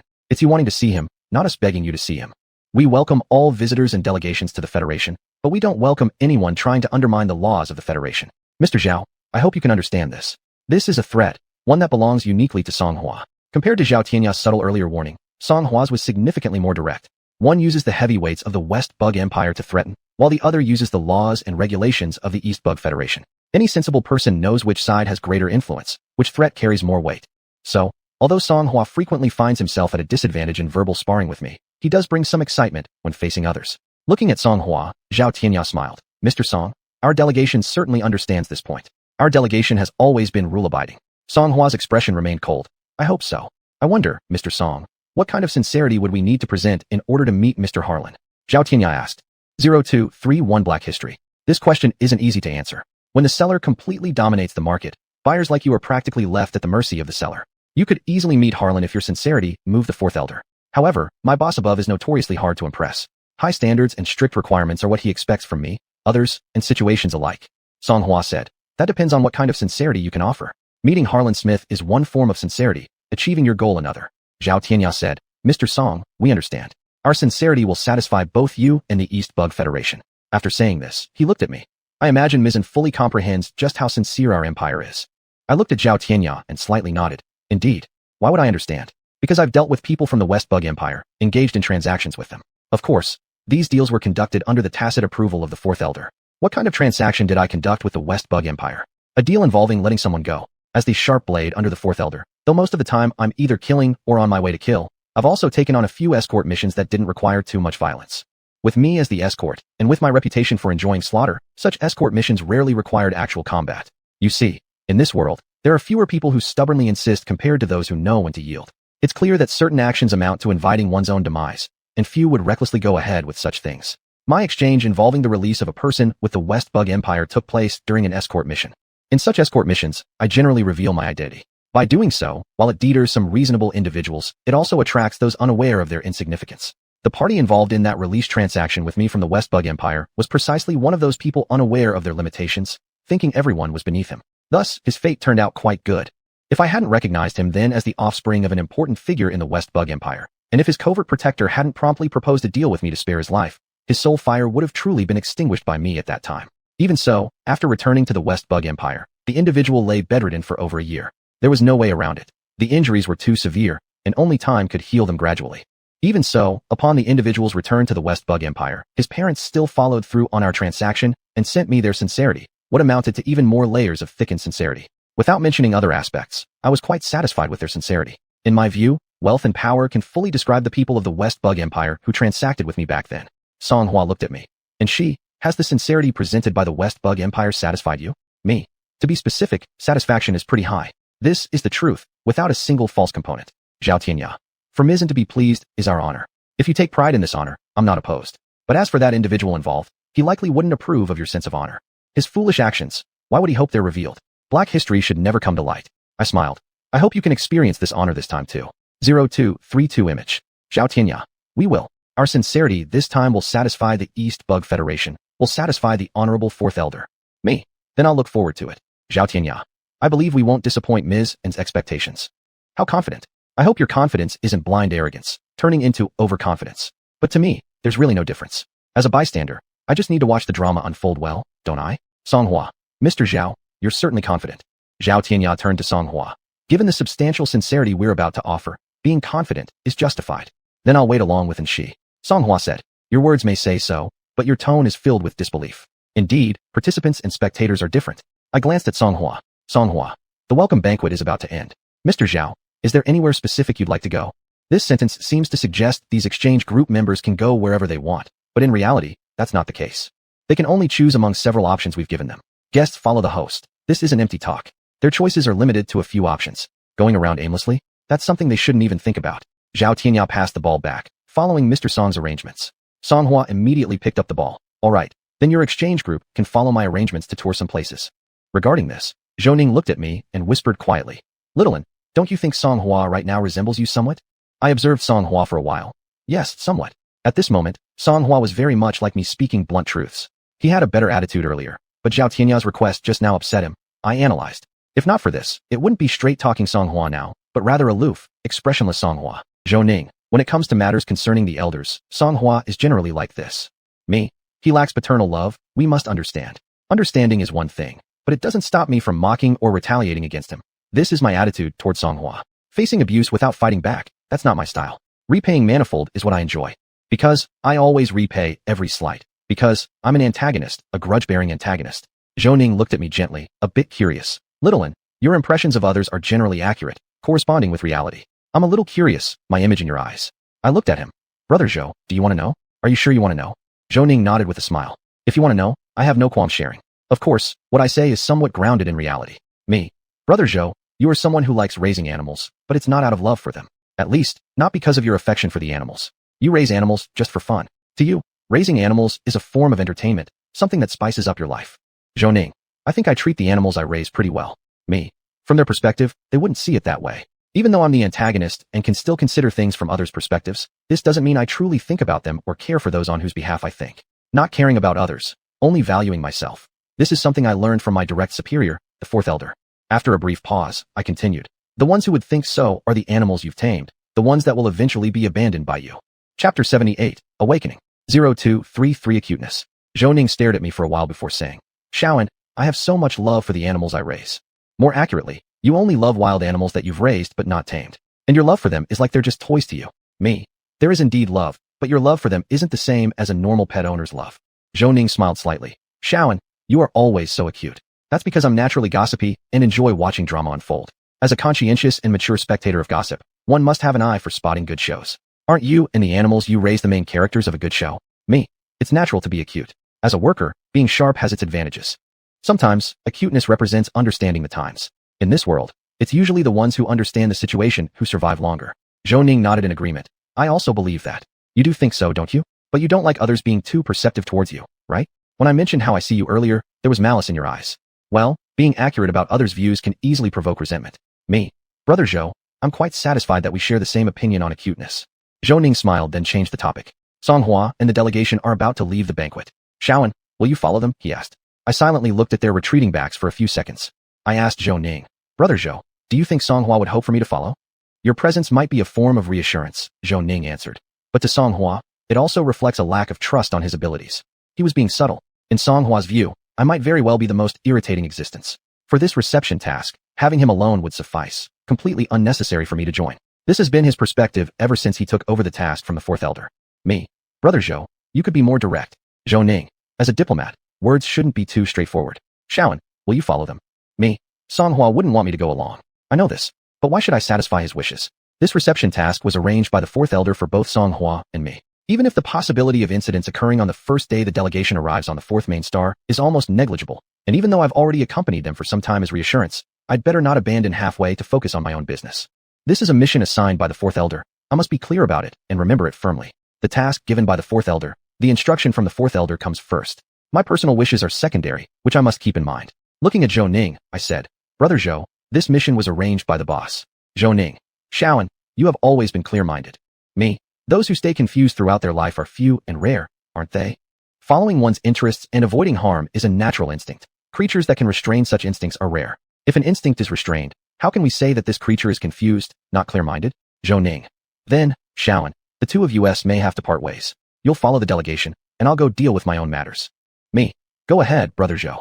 This reception task has nothing to do with you anyway. Although I don't know what kind of task the fourth elder has arranged for you, I am certain this reception task is relevant only to me and Songhua. At least, on the surface, it appears this way. 0234 Finding faults. After seeing Zhou Ning leave, I slowly followed Songhua and his group. This wasn't intentional. They were walking pretty slow anyway. Visiting means stopping here and there, staying in one place for some time. It's understandable. Seeing that I had caught up, Song Hua slightly furrowed his brows. He said a few things to the staff beside him who were responsible for hosting the delegation, then came over to me. He looked at me and said, "And she? It seems like you're planning to follow us all the way." Me. Song Hua, I've been obvious enough. Besides, don't forget who are the executors of this mission. Song Hua, I can complete this reception task on my own. Me. The boss arranged for 2 people to carry out this task, and when the boss made the arrangements, my name was placed before yours. What's the use of telling me this? Why don't you tell the 4th elder to take over the full responsibility of this mission? Song Hua. And she. I'm leading this task while you're supporting. That was agreed upon long ago. Me. So, does that mean I can stop following you in the delegation and fully hand over the reception to you? Song Hua, you need to understand. It's a joint task between the 2 of us. If you wish to bear full responsibility, that's your decision. What I do for this task, how I approach it, is my decision. Your responsibilities and mine cannot be conflated. It's not that it can't be mixed together. If you and I had a good relationship, there would be some things we could mix together. Of course, this would only happen under the cooperative relationship, when you and I are teammates. Song Hua. And she. I still think. You shouldn't be the elder's subordinate, and you definitely shouldn't serve the elder as I do. I smiled. Song Hua, you don't have to work for the boss. If you didn't, then you and I wouldn't be colleagues anymore, right? But, you couldn't possibly do that, could you? Song Hua closed his eyes slightly. And she, you're always so unlikable. Unlikable. But I think, compared to you, the boss likes me more. This is because of my abilities, secondly, because our needs for interest differ. What I seek is merely the simple interest given by the 4th elder's salary. What you seek is the higher interest the 4th elder isn't willing to give, emotions. I leaned closer to Song Hua and whispered softly, Song Hua, am I more favored by the boss than you? Otherwise, you wouldn't be jealous of me. After saying that, I no longer paid attention to Song Hua and walked towards Zhao Tianya who was looking at me. I just followed behind quietly, but since you insist on coming over to find trouble, then I'll make sure you're unhappy. After all, if Song Hua feels uncomfortable, then I feel comfortable. 0235 interest. Zhao Tianya watched as I gradually approached, shouting, Mizzen. I stopped in my tracks, asking him, Mr. Zhao, how is the scenery on the 4th main star? Zhao Tianya. The scenery is as beautiful as a painting. To live on such a planet is a fortunate event. That's a lie. Although parts of the 4th main star have beautiful landscapes, they aren't what you've seen here. Indeed, it is a lucky thing. Having the boss as a neighbor, how can that not be considered a lucky event? At least, for Song Hua who sees the 4th elder as a father figure, this is a lucky event. As for me, my impression is rather average. Zhao Tianya, Mizzen is right. Being able to live on the 4th main star where the 4th elder resides is indeed a fortunate event. Your smile faltered for a moment. I wonder why your smile stiffened. Is it because the 4th elder is on this star, or did you realize, if the 4th elder wanted to, he could be watching all of you, the entire exchange delegation? I glanced at Zhao Tianya. Song Hua walked over. The presence of an elder on this planet is itself a fortunate event. You visiting the elder, being able to come to this planet, is even more of an honor. Zhao Tianya. Our exchange delegation being able to come here, to meet Mr. Song and Mizzen, to visit Lord 4th Elder, is an unspeakable glory. Song Hua nodded slightly. You understand, that's good. The elder himself is a symbol of glory.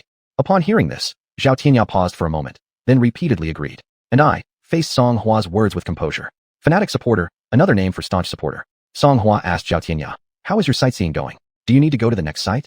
Your tone when speaking to Zhao Tianya has softened considerably, probably because of his repeated agreement with you earlier. Zhao Tianya could become the head of the exchange delegation for having some insight, knowing what you like to hear. My commentary. Zhao Tianya.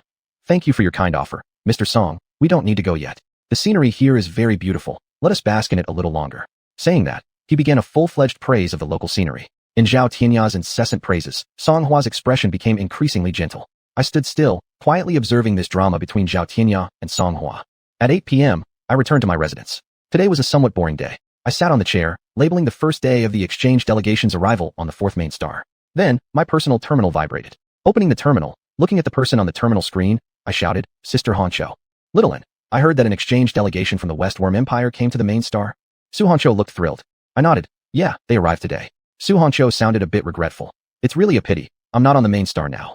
If you really felt regret, you wouldn't be still at the Mose family's residence, but would be on your way back to the main star. I said, Sister Honcho, you don't have to feel regretful. Maybe the Mose family will be more interesting and worth your research. With you and your sister Su Hongyan arriving at the Mose family, the good show put on by the Mose family may not be any less interesting than that of the exchange delegation. After all, both of you sisters view the people of the Mose family as research subjects and are competitors with each other. Su Honcho, up until now, I do have a greater interest in the Mose family. Seeming to recall something, she asked me, Little N, isn't Su Hongyan interested in the exchange delegation from the Westworm Empire? Hasn't she been involved? I shook my head. No, her interest doesn't lie in that. Her interest lies in surprising you. Judging by the timeline, she should be arriving at the Mose family about now. Su Honcho showed understanding. That's right. The people in the exchange delegation can't be used for research. Naturally, her interest wouldn't be on them. If the exchange delegation had arrived a few days earlier, Su Hongyan might not have gone to the Mo's family. She would have come to play with you, her younger sister. Even if she couldn't research the people in the exchange delegation, she could at least enjoy watching them. Judging by my understanding of her, this would be her attitude. Chapter 79, A Love Tragedy. 0236 Successful Person. The following few days passed by rather peacefully for me. The delegation neither caused trouble nor met with misfortune, behaving more like a touring group sightseeing around, running hither and thither under Song Huadong's guidance. Naturally, I was following along as well. After all, this task was assigned by the fourth elder. Hence, I had to be professional about it. Had it not been for a sudden event, I believe the delegation would have stayed well-behaved for a few more days, perhaps causing trouble only on the last day. However, everything changed because of that incident. On the fourth day of the delegation's visit to the fourth main star, while Song Huadong was guiding them in admiring Muyuan, an explosive piece of news reverberated throughout the galaxy. The Minister of Finance of the West Insect Empire was dead. And his death wasn't exactly honorable. He had taken his own life. This was the information collected by my subordinates. This news spread widely, and many renowned individuals in the galaxy were aware of it. The general public, who closely followed the activities of the aforementioned Minister of Finance, could basically guess the reason for his death. Why was this?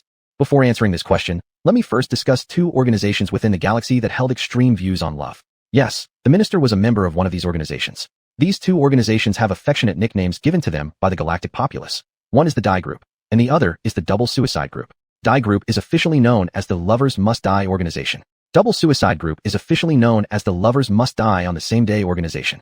Both organizations hold radical views on love, and they also oppose each other. Of course, they oppose each other since one promotes personally killing the person one loves or the person one adores, while the other advocates dying on the same day as one's lover, firmly supporting the philosophy of, I don't care if we weren't born on the same day, but we must die on the same day. Members of the former are typically people who cannot obtain love. Members of the latter may also include those who cannot obtain love, but mainly consist of lovers who share a deep bond. Generally speaking, both parties in a relationship belong to this organization. Incidentally, the reason Muda disliked Mu Yubai so much, and why he detested him even more compared to someone who has wronged me, is because Mu Yubai showed signs of being a member of the Die Group. As a loving older brother who cares deeply for his younger sister, Muda naturally held no fondness for someone like Mu Yubai, who, due to issues related to love, wanted to kill his younger sister, Muran.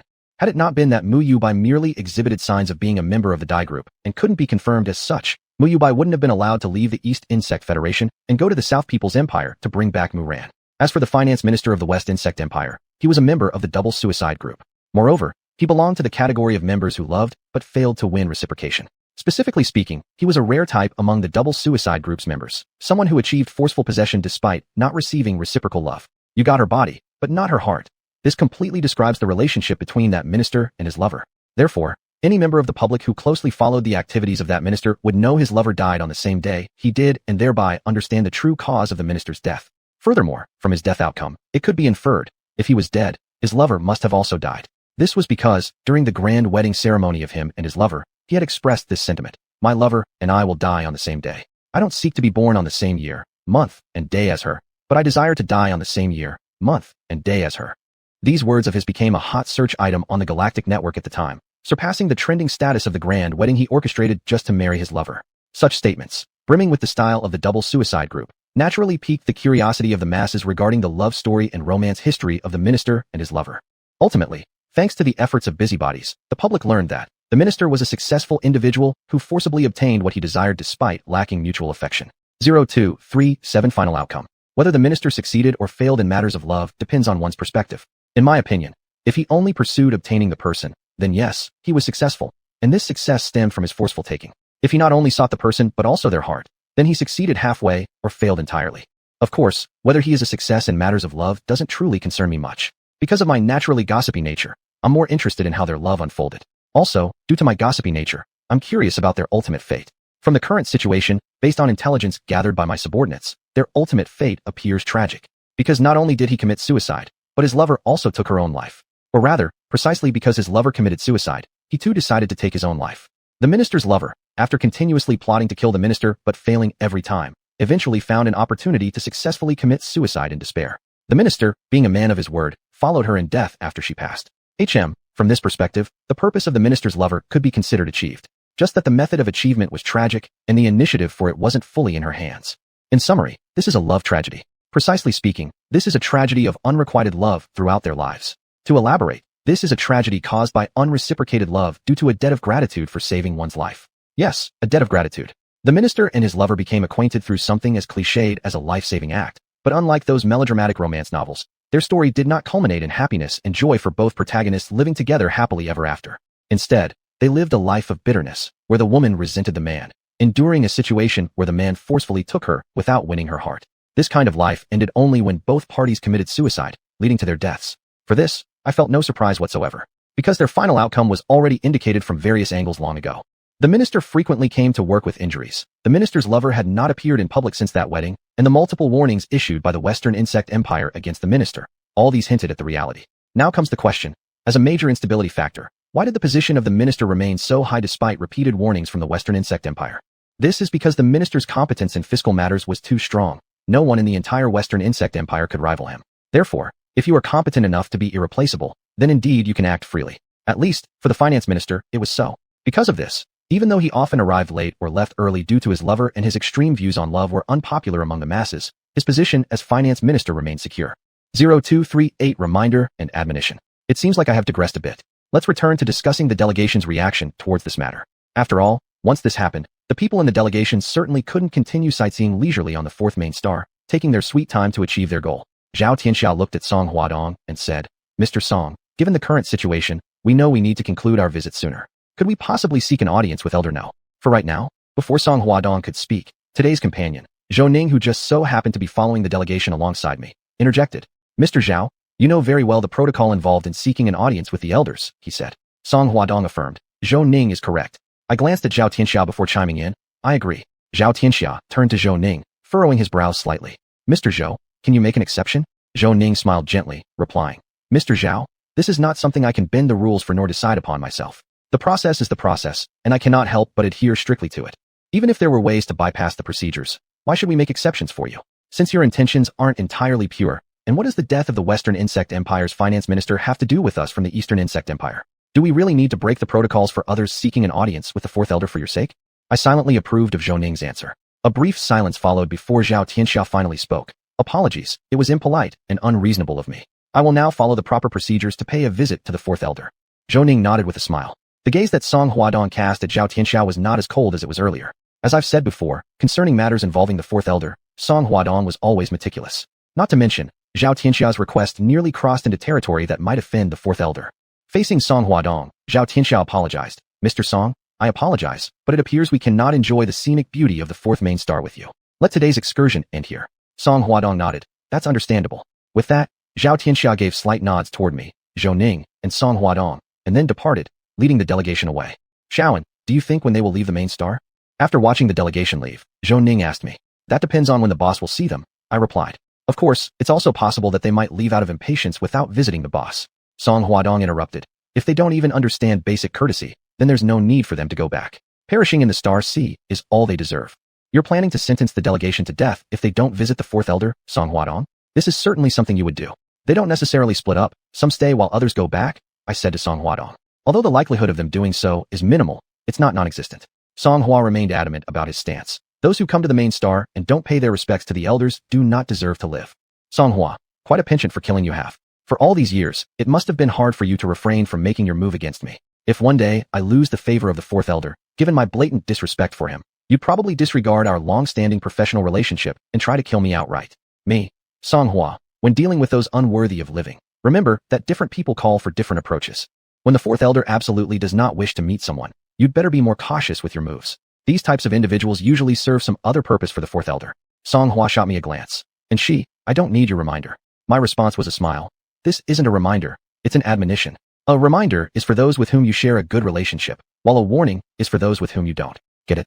Chapter 80, Man-Made Disasters. Task 0239. At 8 in the evening, I left my place. This was because Elder 4, my direct superior, summoned me. To be precise, he summoned both me and Zhou Ning. Please don't tell me that this is another team task. They've already assigned me to 2 teams consecutively. Elder 4 wouldn't be so insane as to give me a third one, would he? With such questions in mind, I nodded at Zhou Ning after seeing him, then stood beside him, waiting for Elder 4's orders. On the throne in the hall, Elder 4's projection remained as usual, sitting still with his eyes closed meditating. After we waited there for some time, he finally opened his eyes and looked at us. Elder 4's projection looked at Zhou Ning. I will not meet the delegation from the Shichong Empire. Zhou Ning, you are responsible for handling our trade deal with them. Make sure they pay a good price. Respectfully received, Elder. Zhou Ning bowed his head respectfully. It seemed that my next task would not be a team task. Elder Four's projection then turned to look at me. And you are to attend, on my behalf, the funeral of the Minister of Finance of the Xichong Empire. Me. Do I need to go with the delegation to the Xichong Empire? The people in the delegation were going back to the Xichong Empire, but did I also need to go with them? This question was serious because it mattered whether I could enjoy the drama of their trip. Do you want to go with them? Elder Four's projection asked in return. I smiled and said, I'll follow whatever arrangements the boss makes. That wasn't something I could decide. As an employee, how can I dictate the boss's thoughts? Elder Four's projection said. And you'll accompany them to the Xichong Empire. It's better if these people arrive properly at the Xichong Empire. How efficiently the roles are allocated, boss. Not only am I being sent to attend the funeral, but I'm also being assigned a guardian duty. If the transaction subjects flee before reaching the Xichong Empire, that would certainly become my responsibility. Me. Understood, boss. You may leave. The projection of Elder Four closed his eyes again. After stepping out of the hall, Zhou Ning smiled at me. Shaoan, someone might cause trouble for you soon, he said. I guessed, Songhua. After all, enumerating all my colleagues, Songhua was the one who loved to create problems for me. A person who regards Elder Four as his father has always resented the special treatment Elder Four shows me, constantly finding excuses to pick fights with me. Zhou Ning nodded. Him. I asked Zhou Ning. Why is he causing trouble for me this time? Zhou Ning said. When the elder sent someone to deliver the order to come to the hall, Songhua happened to be by my side. Me. So, he's probably hiding somewhere right now, closely watching those who enter and leave the hall. Don't be surprised at my reaction. It's a common behavior from Songhua. Moreover, if he has nothing to do on the fourth main planet, he will visit the hall 4 or 5 times a day. Of course, he just lingers around the hall area. I have reason to suspect. Elder Four often assigns Songhua tasks that take a long time specifically because he doesn't want Songhua wandering around the hall all day. Simply put, he finds Songhua annoying. Zhou Ning, probably so. Me. No, brother Zhou, it's definitely so. I can already feel the resentment-filled gaze of Songhua. Speaking of this, I looked at a certain direction and gave a radiant smile. Hi Songhua. Watching the person standing there, I laughed. Seeing this, Zhou Ning shook his head with a laugh. Shaoan, there's a reason why Songhua's anger towards you keeps increasing, he said. Me. Some people, even if they do nothing, remain a thorn in the side of certain others, resulting in ever-growing resentment toward them. Unlucky for me, I happen to be one of some people, while Songhua happens to be one of certain others. For Songhua, my very existence is something he resents. As a person, I should not exist. Therefore, regardless of whether I provoke him or retaliate when he picks on me, his resentment toward me will always grow over time, increasing as more time passes, growing with each moment I continue to exist. Zhou Ning silently watched me for a while, agreeing with my perspective. You're right. To Songhua, your existence itself is something he resents. Songhua ultimately values the elder too much. He never knows his limits when it comes to matters related to the elder. Songhua, whose lack of boundaries has allowed him to live until now, owes thanks to the fact that he is my colleague and that I, generally, know my own boundaries. Me. In conclusion, paternal obsession is a disease that needs to be treated. Though I feel that Songhua is beyond any cure. Zhou Ning. Songhua doesn't want to treat his disease. Me. That's because he is beyond redemption. I don't even want to talk to a sick person like him right now. With another task at hand, I naturally spent all my time reviewing intelligence and had no time to argue with Songhua.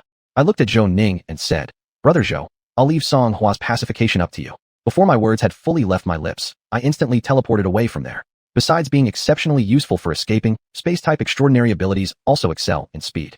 Half a minute later, as I returned to my quarters, I couldn't help but chuckle at the somewhat bewildered expression on Zhou Ning's face. Who says I have to confront someone like Songhua who is obsessed with paternal figures all the time?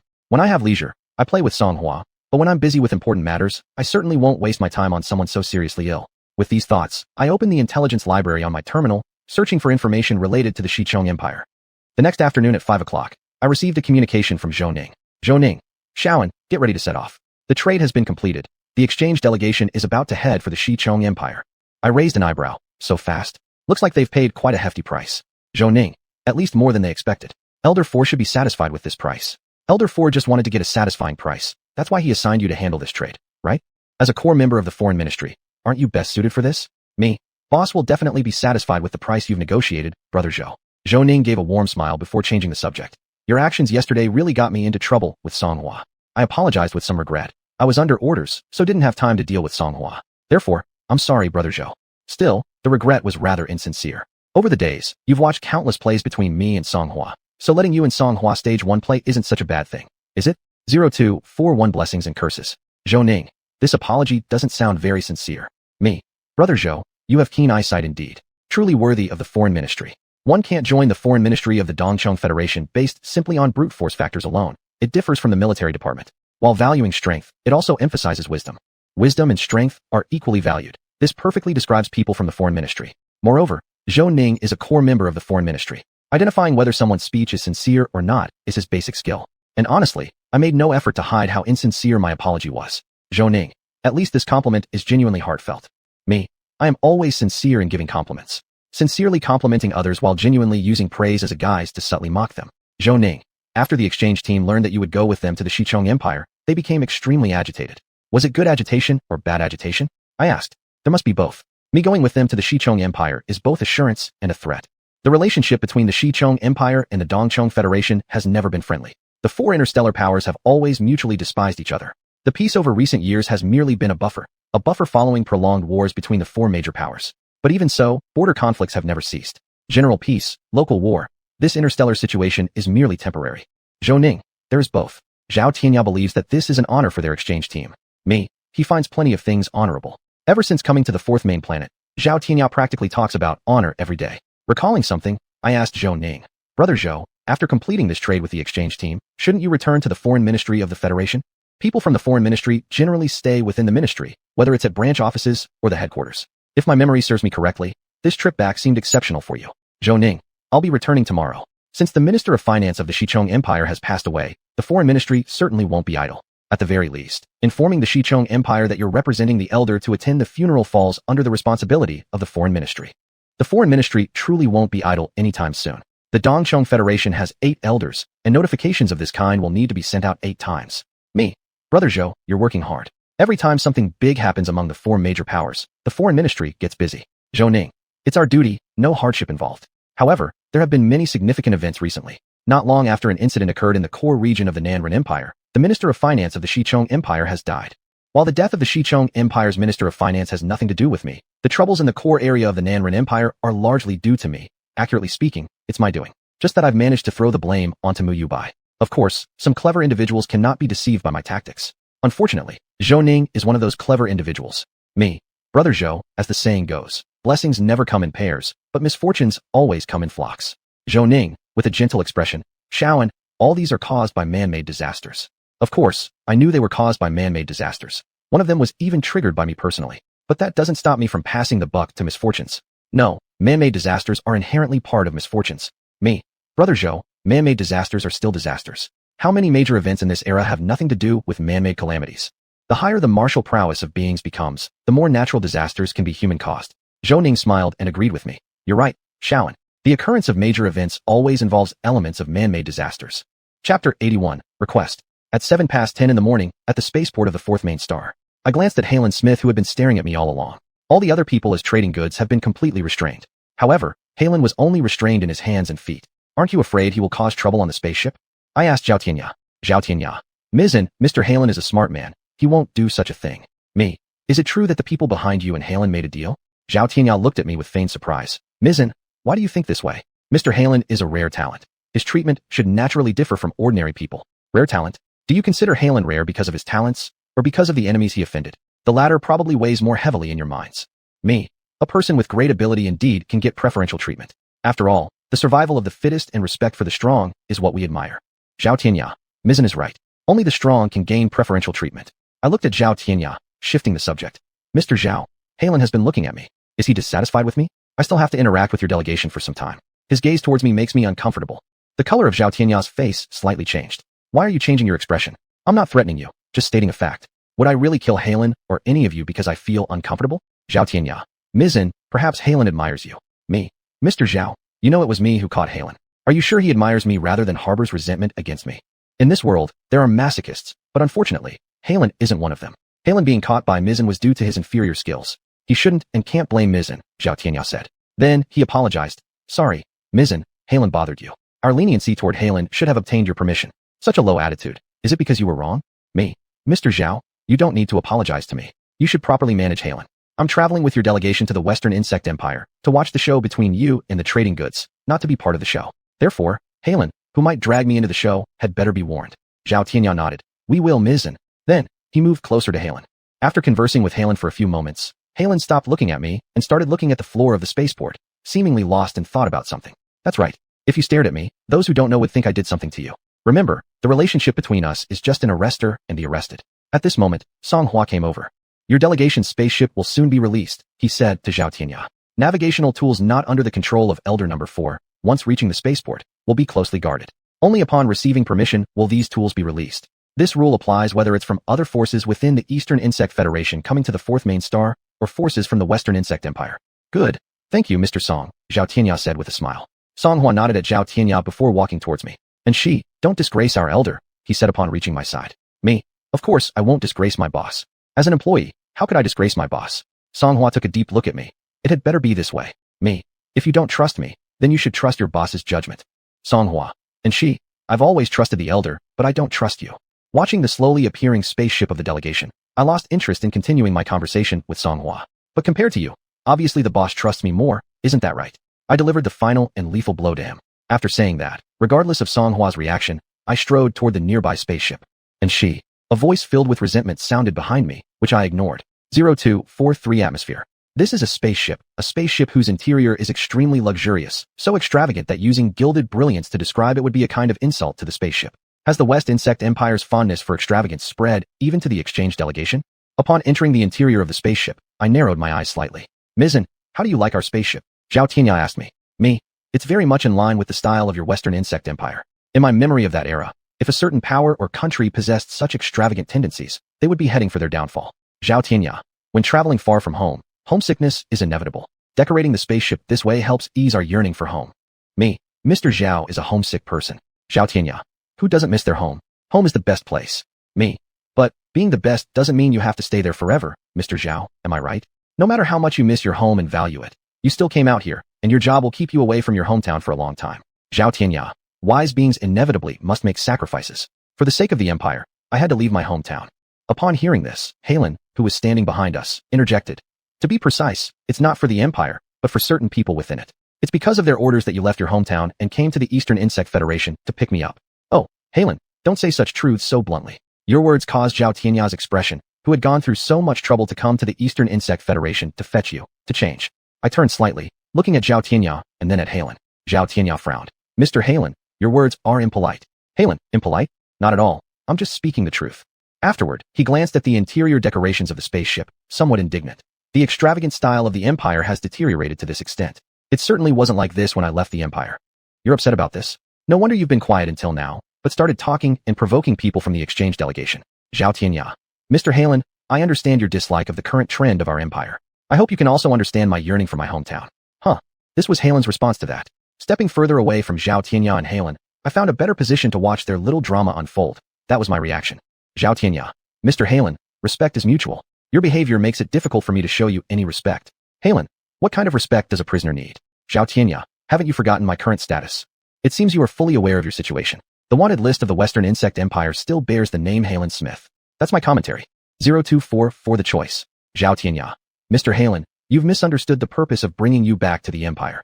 Misunderstood? Zhao Tianya, your intentions cannot fool me. Leaving the Eastern Insect Federation, I merely jumped from one cage to another, Halen said. And she, do you agree with what I said? He looked at me, asking, as I thought, you would drag me into this. Me, this is the family affair of your Western Insect Empire. Family affairs of yours, what do they have to do with me, someone from the Eastern Insect Federation? Halen withdrew his gaze from me and refocused on Zhao Tianya. Zhao Tianya, where's my room? Zhao Tianya looked at Halen silently for a moment, then said to me, Mizzen, allow me to excuse myself for a moment. I acknowledged with a sound. Thus, Zhao Tianya took Halen and left the area. Do you think they'll fight? I asked one member of the delegation. The member hesitated, then said, Mizzen, Mr. Zhao won't do that. Is that so? When he was speaking to Halen, his fists were clenched tightly. Me, that's truly a pity. The member managed a weak smile. At 11:30 in the morning, while reviewing intelligence reports, I noticed a piece of information and immediately contacted the intelligence personnel under my command. Are you sure Elder Number 3 sent Mu Yubai and Mu Ran to attend the funeral? I asked the intelligence officer. Intelligence officer. Yes, Ms. and she. Has Mu Ran recovered so quickly? Are the healing methods of Elder Number 3 really that powerful? Moreover, even if she has recovered, shouldn't she rest a bit? Her body isn't something that heals completely without needing recuperation. She has lost far too much essence and blood. After pausing briefly, the intelligence officer continued. In fact, it was Mu Ran who proactively requested this from Elder Number 3. I became interested. Have you discovered the reason yet? Did would approve of Mu Ran's actions? The intelligence officer shook his head. Not yet. Mr. Muda didn't know about Mu Ran's plans beforehand. Me. Now that Mr. Muda knows, how did he react? Intelligence officer. Mr. Muda tried to stop Mu Ran but failed. Of course he failed. Otherwise, you wouldn't inform me that Mu Ran and Mu Yubai will go to the Western Insect Empire for the funeral, right? There's more and more drama unfolding around this funeral. Me. How is Mu Ran now? Has she fully recovered? Intelligence officer. Reliable intelligence indicates that Mu Ran has only recovered halfway. Most of her time, she has to spend inside a recuperation chamber. So that means wherever Mu Ran goes, the recuperation chamber has to follow. Given her poor condition, why is she insistent on attending the funeral, Mu Ran? What are you thinking? Why did Elder Number 3 agree to your request? What is he thinking? Moreover, why did he pair you with Mu Yubai? What is his intention? Me. Did Mr. Mu did not apply to Elder Number 3 for himself and his sister Mu Ran to represent the elder at the funeral? The intelligence officer replied. Mr. Muda did apply, but Elder Number 3 did not approve. This gets more interesting. Mr. Muda, would you attend this funeral for your sister who hasn't fully recovered yet? You could have chosen not to represent Elder Number 3 at this funeral. I ordered. Continue to gather intelligence related to the funeral. The more information collected, the better. Yes, Ms. and she. The intelligence officer bowed his head, his tone respectful. Chapter 82. Deeply touching my heart. 0245 guests. What might one encounter at a funeral? You might meet the deceased's relatives, who may be either grieving or celebrating. You could also come across dedicated workers from the funeral services industry. And you would also meet other guests attending the funeral. On the second day of the spacecraft's journey, our exchange delegation had the honor to encounter a guest en route to attend the funeral of the Minister of Finance of the Western Insect Empire. Not only did we encounter this guest, but they even boarded the spaceship intending to hitch a ride on this vessel all the way to the Western Insect Empire for the funeral. Why do I use the words honor? This is because this guest is not an ordinary person. They are not an ordinary strong individual. This is because this guest is among the first-tier powerful individuals in the interstellar community, part of the group considered the strongest. Do such super first-tier powerhouses exist in the universe who do not belong to any faction? My answer is, they do exist, and these individuals are known as free transcenders. And the guest in front of me, planning to catch a ride on this passing spaceship, happens to be one of these free transcenders. Being both a free transcender and part of the first tier, this guest in front of me undoubtedly represents power, the kind of power I find difficult to resist. Looking at this guest, I respectfully called out, Director Delina Duola. I should mention that this guest leads a group, but her group is neither a military division nor an exploration team. It is a star pirate gang, and she enjoys being addressed as director. Delina, are you also catching a ride? Delina asked, looking at me. Me. No. I am merely escorting some people safely to the Western Insect Empire while attending the funeral. Delina raised an eyebrow, asking teasingly, Anshi, is this your boss's deal with the Western Insect Empire? Me. It's just ensuring the deal's security. Upon hearing this, Zhao Tianya standing nearby glanced at me. Don't look at me. If you must look at Elder 4. I'm here specifically to ensure your security during the transaction. As far as whether you can supervise the individuals involved in the transaction properly, Elder 4 has his doubts, so he sent me to give you an additional layer of security. Delina, does the deal come with guarantees? Anshi, your boss truly sounds like a good business partner. With a smile, I said, on behalf of my boss, I'll accept Director Delina's commendation. Of course, my boss is a good business partner. Otherwise, I wouldn't willingly work for him. Good pay, generous treatment. These are the biggest advantages of having such a boss. This advantage alone can outweigh any shortcomings a boss might have when exploiting their employees. Delina, will you also represent your boss at this funeral, Anshi? Yes, I nodded. Delina, rumors in the galaxy suggest that you're your boss's most trusted subordinate, and this appears true.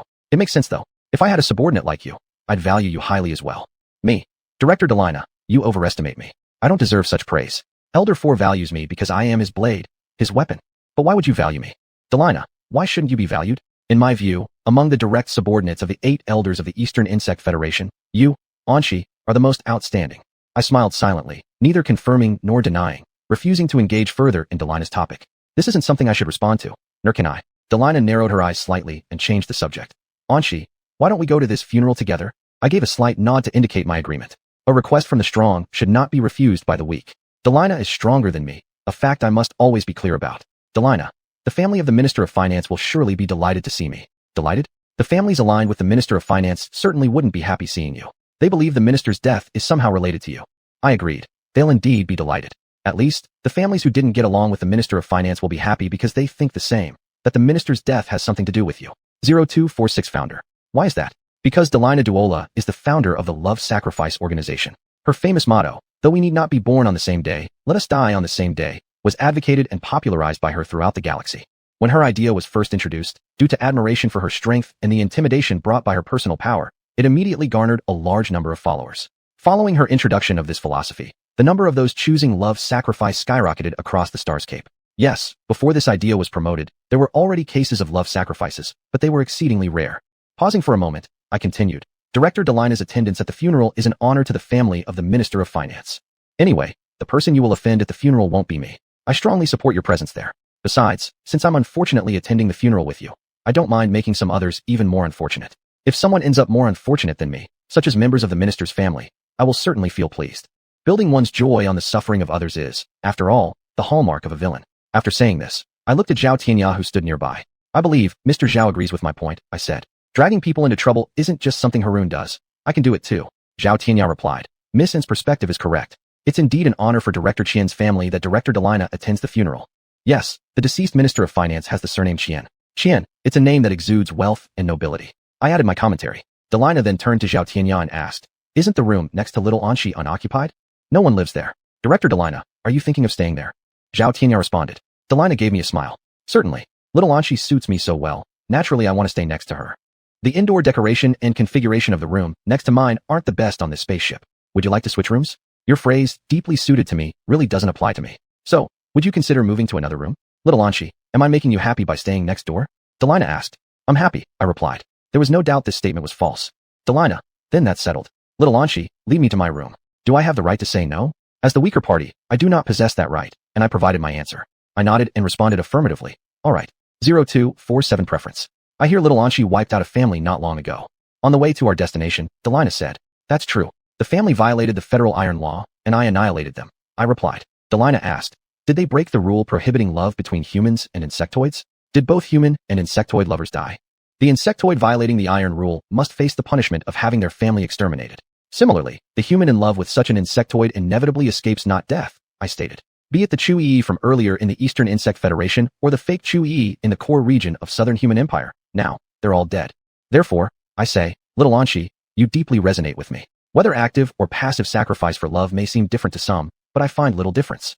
Nevertheless, I prefer those who choose active sacrifice, Delina mentioned. Mutual sacrifice for love represents its ultimate form, isn't it? Every pair of lovers should end up sacrificing for love. It is their destined fate. Truly worthy of being the founder of the Love Sacrifice Organization, those words make it sound like not choosing martyrdom for love is a grave sin. However, this has nothing to do with me. I don't want nor will I ever touch emotions, let alone the most taboo emotion, love. Little Anshi, do you have a lover? Delina asked while looking at me. I am a steadfast advocate of lifelong singlehood, I answered. Lovers don't exist in my world. Delina questioned. Between the Love Sacrifice group and the Let Grief in Life group, which do you prefer? For me, as a firm advocate of lifelong singlehood, there's no difference between the two groups, I replied. Love is something I don't wish to possess, and lovers are something I absolutely will not allow to exist. A lifelong bachelor should be content being a bachelor, needing neither love nor a lover. Delina looked slightly disheartened. I thought, you would favor the Love Sacrifice group more, Little Anshi, because I've made many people passively sacrifice themselves for love? It's the same to me whether it's either group, I said. It's unrelated to me. There's no need to dwell on it. Delina said, Little Anshi, even lifelong bachelors can fall in love. But I am a resolute lifelong bachelor. Director Delina, there are those who sacrifice their lives for love, those driven by unattainable desires, and those who relish solitude and choose to live alone forever. I belong to those who enjoy solitude, I am certain. But what kind of person are you? I cannot be sure of. After all, a rumor about you has always been circulating among interstellar beings. Yourself, as the founder of the Love Sacrifice Organization, personally killed your own lover. Delina stared at me for a while before laughing. I admire how determined you are, Little Anshi. Qian Tingyu's wife was just as determined as you, firmly believing Qian Tingyu deserved to die. Qian Tingyu is the name of the departed Minister of Finance from the Western Insect Empire. I'm actually quite satisfied with the outcome of Qian Tingyu and his wife dying together. True lovers finally become united, and those without love die together for it. It's a fitting match, Delina said. To be precise, both the true lovers and those without love died together for it. Qian Tingyu had affection for his wife, but from start to finish, she had no romantic feelings for him. Consider her one without affection. Director Delina, if you're satisfied, that's all that matters. After all, Minister Qian was also a member of your Love Sacrifice Organization. Delina, for his having truly followed through on dying, I am quite pleased. Integrity is always something worth promoting. I dislike those who lack integrity. Isn't it because you don't like disingenuous people that some members of the Love Sacrifice Organization, who joined but didn't sacrifice themselves for love, ended up mysteriously dying? Director Delina makes a good point. Integrity is indeed an excellent quality. As the villain, I do have integrity, even though I mostly don't care about it most of the time. Chapter 83. Good. Delina, Little Anshi, I'm starting to like you more and more. If you ever fall in love or have a lover, I might like you even more. Well, thanks for liking me, but as for my dating, you can just dream about it. Dreams contain everything, including the idea of you dreaming about an Anshi with a lover. That's quite normal. I stopped in my tracks. Director Delina, we've arrived at your residence. Delina, was the room we passed earlier yours, Little Anshi? Me, yes. Delina, I thought our rooms would be closer. Both of our rooms are VIP quarters on this spaceship. Even if they were closer, there's no way mine could be just 1 meter away from yours, so you'd bump into me by simply opening a door. Me. The distance between VIP quarters is usually not short. Still, I wouldn't want you living next to me either. But I want to be closer to you, little Anshi. Delina looked at me and said, then keep dreaming. Me. The distance doesn't hinder the relationship between Director Delina and myself. Spatial distance doesn't affect your closeness and affection toward me, nor does it affect my respect for you. Delina, her eyes and brows curved into a crescent. Little Anshi, you really know how to talk. You say what needs to be said to whom, something I do well. Unfortunately, I am not the strongest person in this era, so there will be times when I need to lower my head. Me. These are heartfelt words. Though the truth in those heartfelt words is nothing but lies. Delina, little Anshi, you're so cute. I'll come find you often to play. Me. Then I shall wait humbly for Director Delina's call. After chatting a bit more with me, Delina finally opened her door at the entrance and walked in. Watching her go inside her room, I stayed still for a moment before leaving. In this mission of protection, I've certainly hit bad luck to collide with Delina. Looks like I need to talk to Elder 4 about a raise. No, a salary increase, some additional compensation.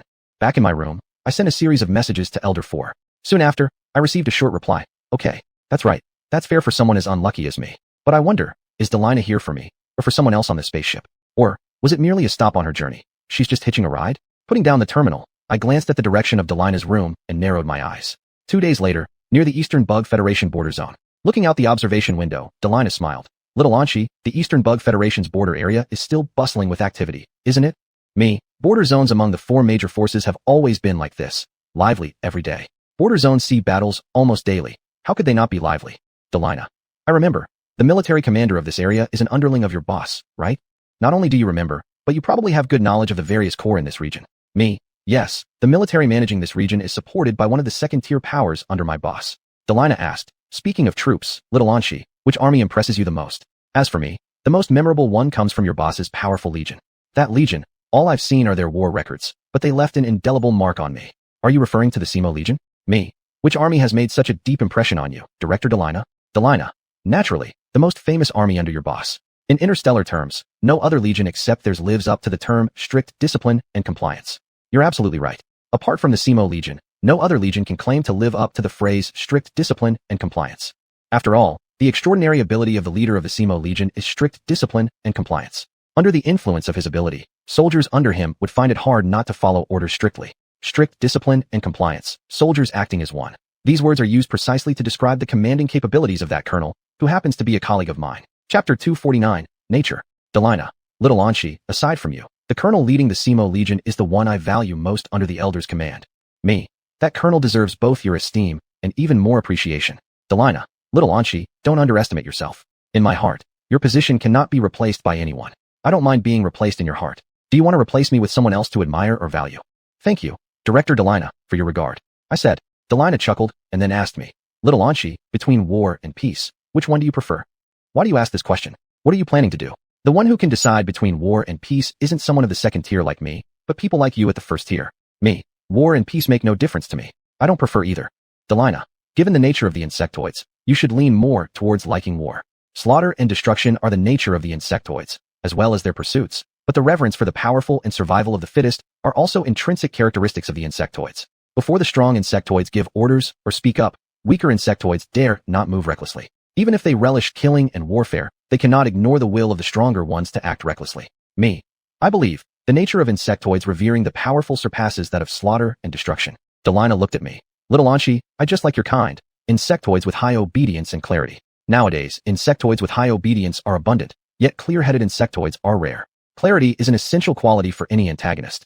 If the antagonist isn't clear-minded, then death and failure won't be far away. Haven't we seen so many villains die from muddled thinking and overestimating themselves? Failure is something my direct superior, Elder 4, would never tolerate. Success is what he seeks, and what I seek as well. Delina. As an insectoid, as a higher-tier insectoid, besides power being what we should pursue, clarity is also what we should strive for. Yes, Delina is an insectoid, a member of the high-tier insectoids.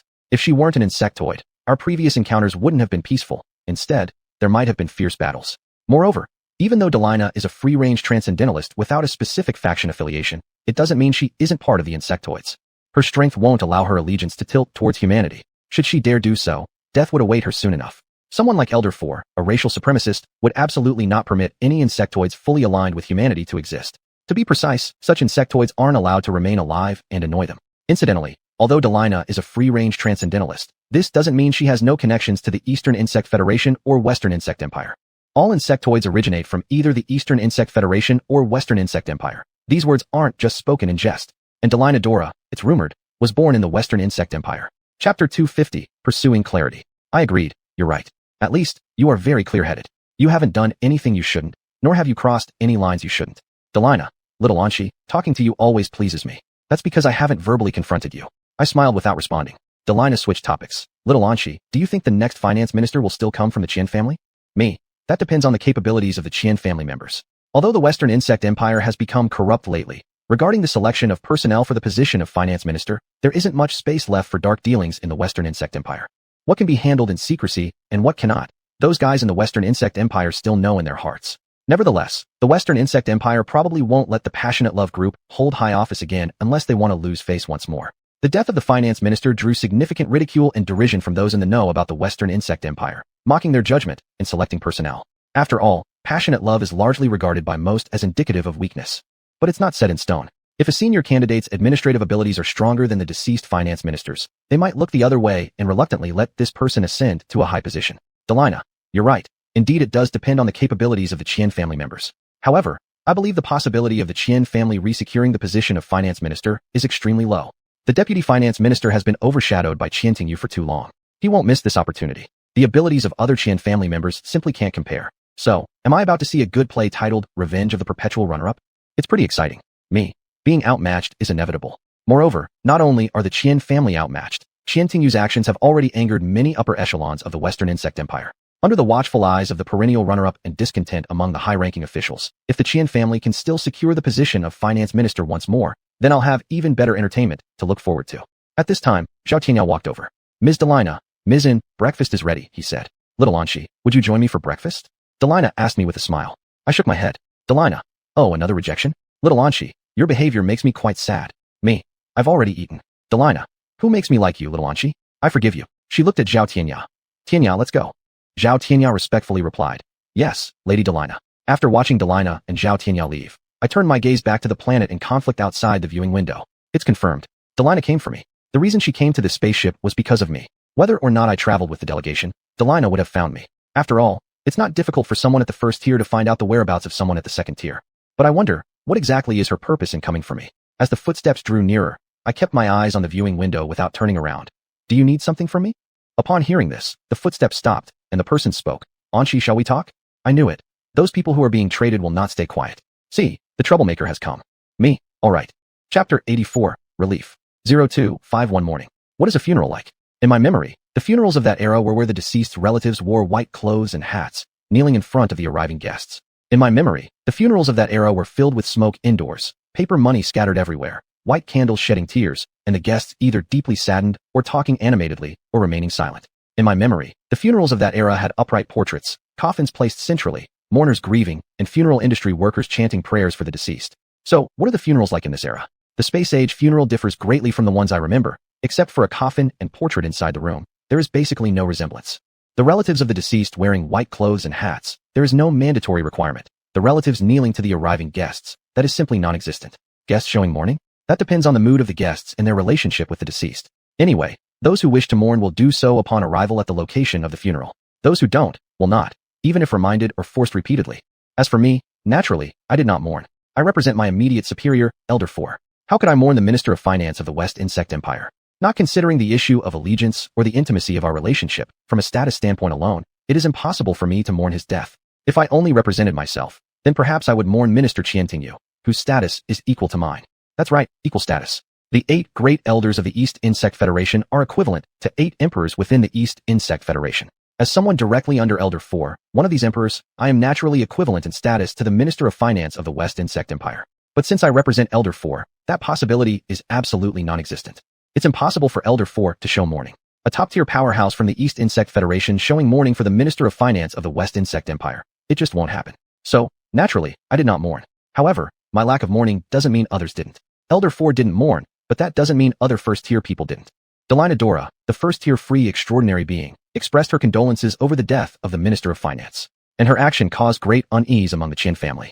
Miss Delina, your presence at the funeral is already an unparalleled honor for the Qian family. There's really no need for you to grieve over Tingyu's death, said the elder patriarch of the Qian family. Delina, Minister Qian was part of my amorous love organization. It's only fitting that I attend his funeral. I grieve for him because I admire his actions, his integrity. The Qian family may not necessarily accept your admiration for Qian Tingyu. At least, this patriarch of the Qian family refuses to accept it. Seeing the elder Qian patriarch stiffen momentarily, I lowered my presence and quietly observed from the sidelines. As the representative of the fourth elder of the East Insect Federation, I naturally drew attention. So, if I wanted to watch undisturbed, I had to reduce my presence. How can a bystander have too high a presence? If it gets too high, it's very easy to get caught up in the drama. Watching the elder Qian patriarch, Delina smiled gently. Patriarch Qian, you know that I've always had a fondness for those who die for love. Minister Qian's ability to genuinely embrace such love and death fills me with relief. Our amorous love organization needs people like Minister Qian. His and his wife's deaths will be held up as exemplary models within the organization. For the Qian family, this certainly isn't something good to spread. As a bystander, I support your actions. After all, I'm neither a member of the Qian family nor a citizen of the West Insect Empire. 0252 request. Elder Qian Patriarch strained a smile. Tingyu getting such praise from Miss Delina is indeed his fortune. Delina, I've never been stingy with my praise when it comes to members of the Amorous Love Organization, especially Minister Qian Tingyu. He was an outstanding member. Outstanding in that he truly died for love, right? Outstanding in his honesty, right? I glanced at the coffin. Looking at the coffin, Delina asked the elder Qian Patriarch, Patriarch Qian, why is there only one coffin at this funeral? Where is Minister Qian's wife, Jinyi's coffin? That's a good question, and I also want to know. The coffin placed in the room is clearly not a double coffin. If it's not, where is Jinyi's body? Elder Qian Patriarch, there is only one coffin because it contains both Tingyu and Jinyi's ashes.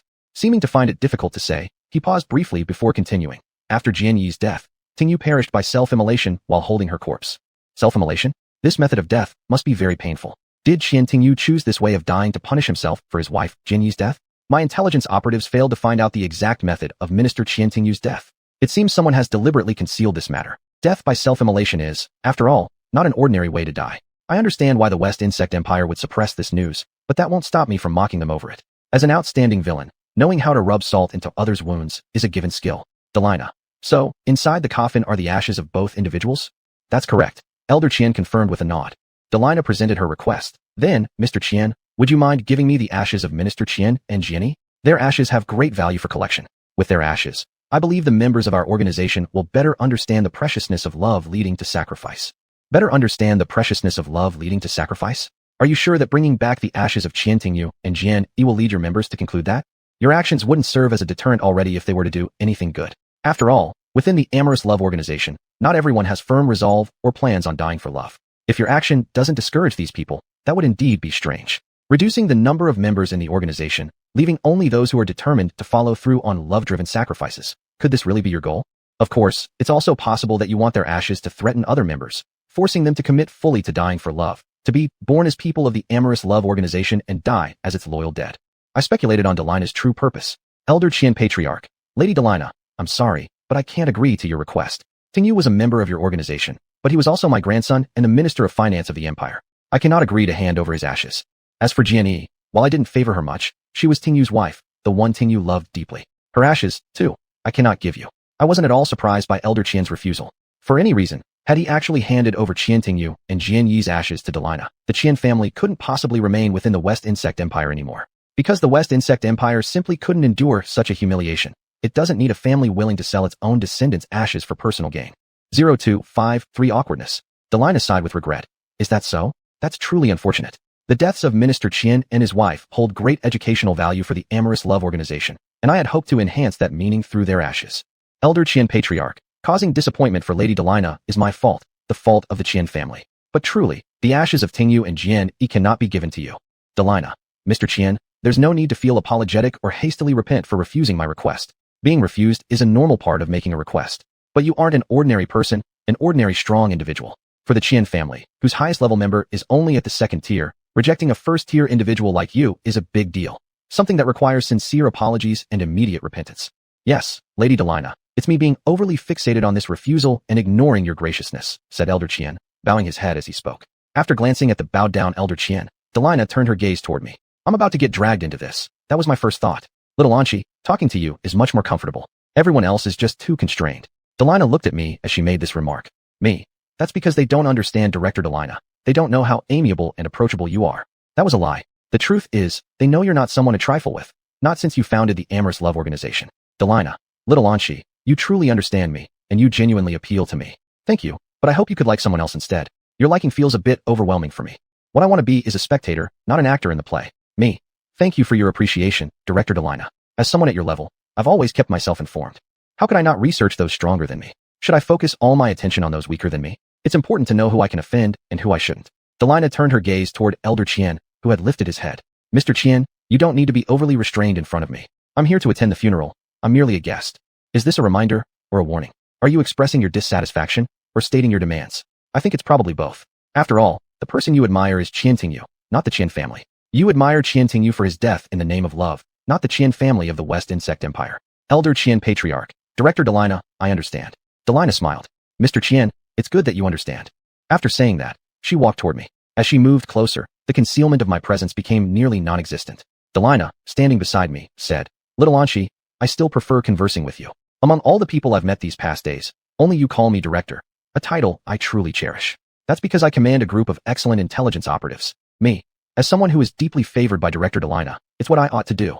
Delina smiled. Little Anshi, I'm growing fonder and fonder of you. Then, she asked me, Little Anshi, do you think there will be trouble during this funeral? And who exactly is going to be the new Minister of Finance? This result is almost out. Me. That depends on the Qian family's ability to control the situation. If they can keep things under control, even if issues arise, they'll be suppressed. If not, it just creates an environment conducive to chaos. Chapter 85, Trouble. Friend 0254 and I. Delina, Little Anshi, that doesn't count as a direct answer to my question. Am I supposed to directly tell you that I not only feel this funeral will cause trouble, but also, out of the private hope of a bystander, I hope it causes trouble. The former can still be said, the latter should remain in the mind. Me. Then Director Delina, I'll be straightforward. This funeral has a significant possibility of causing trouble.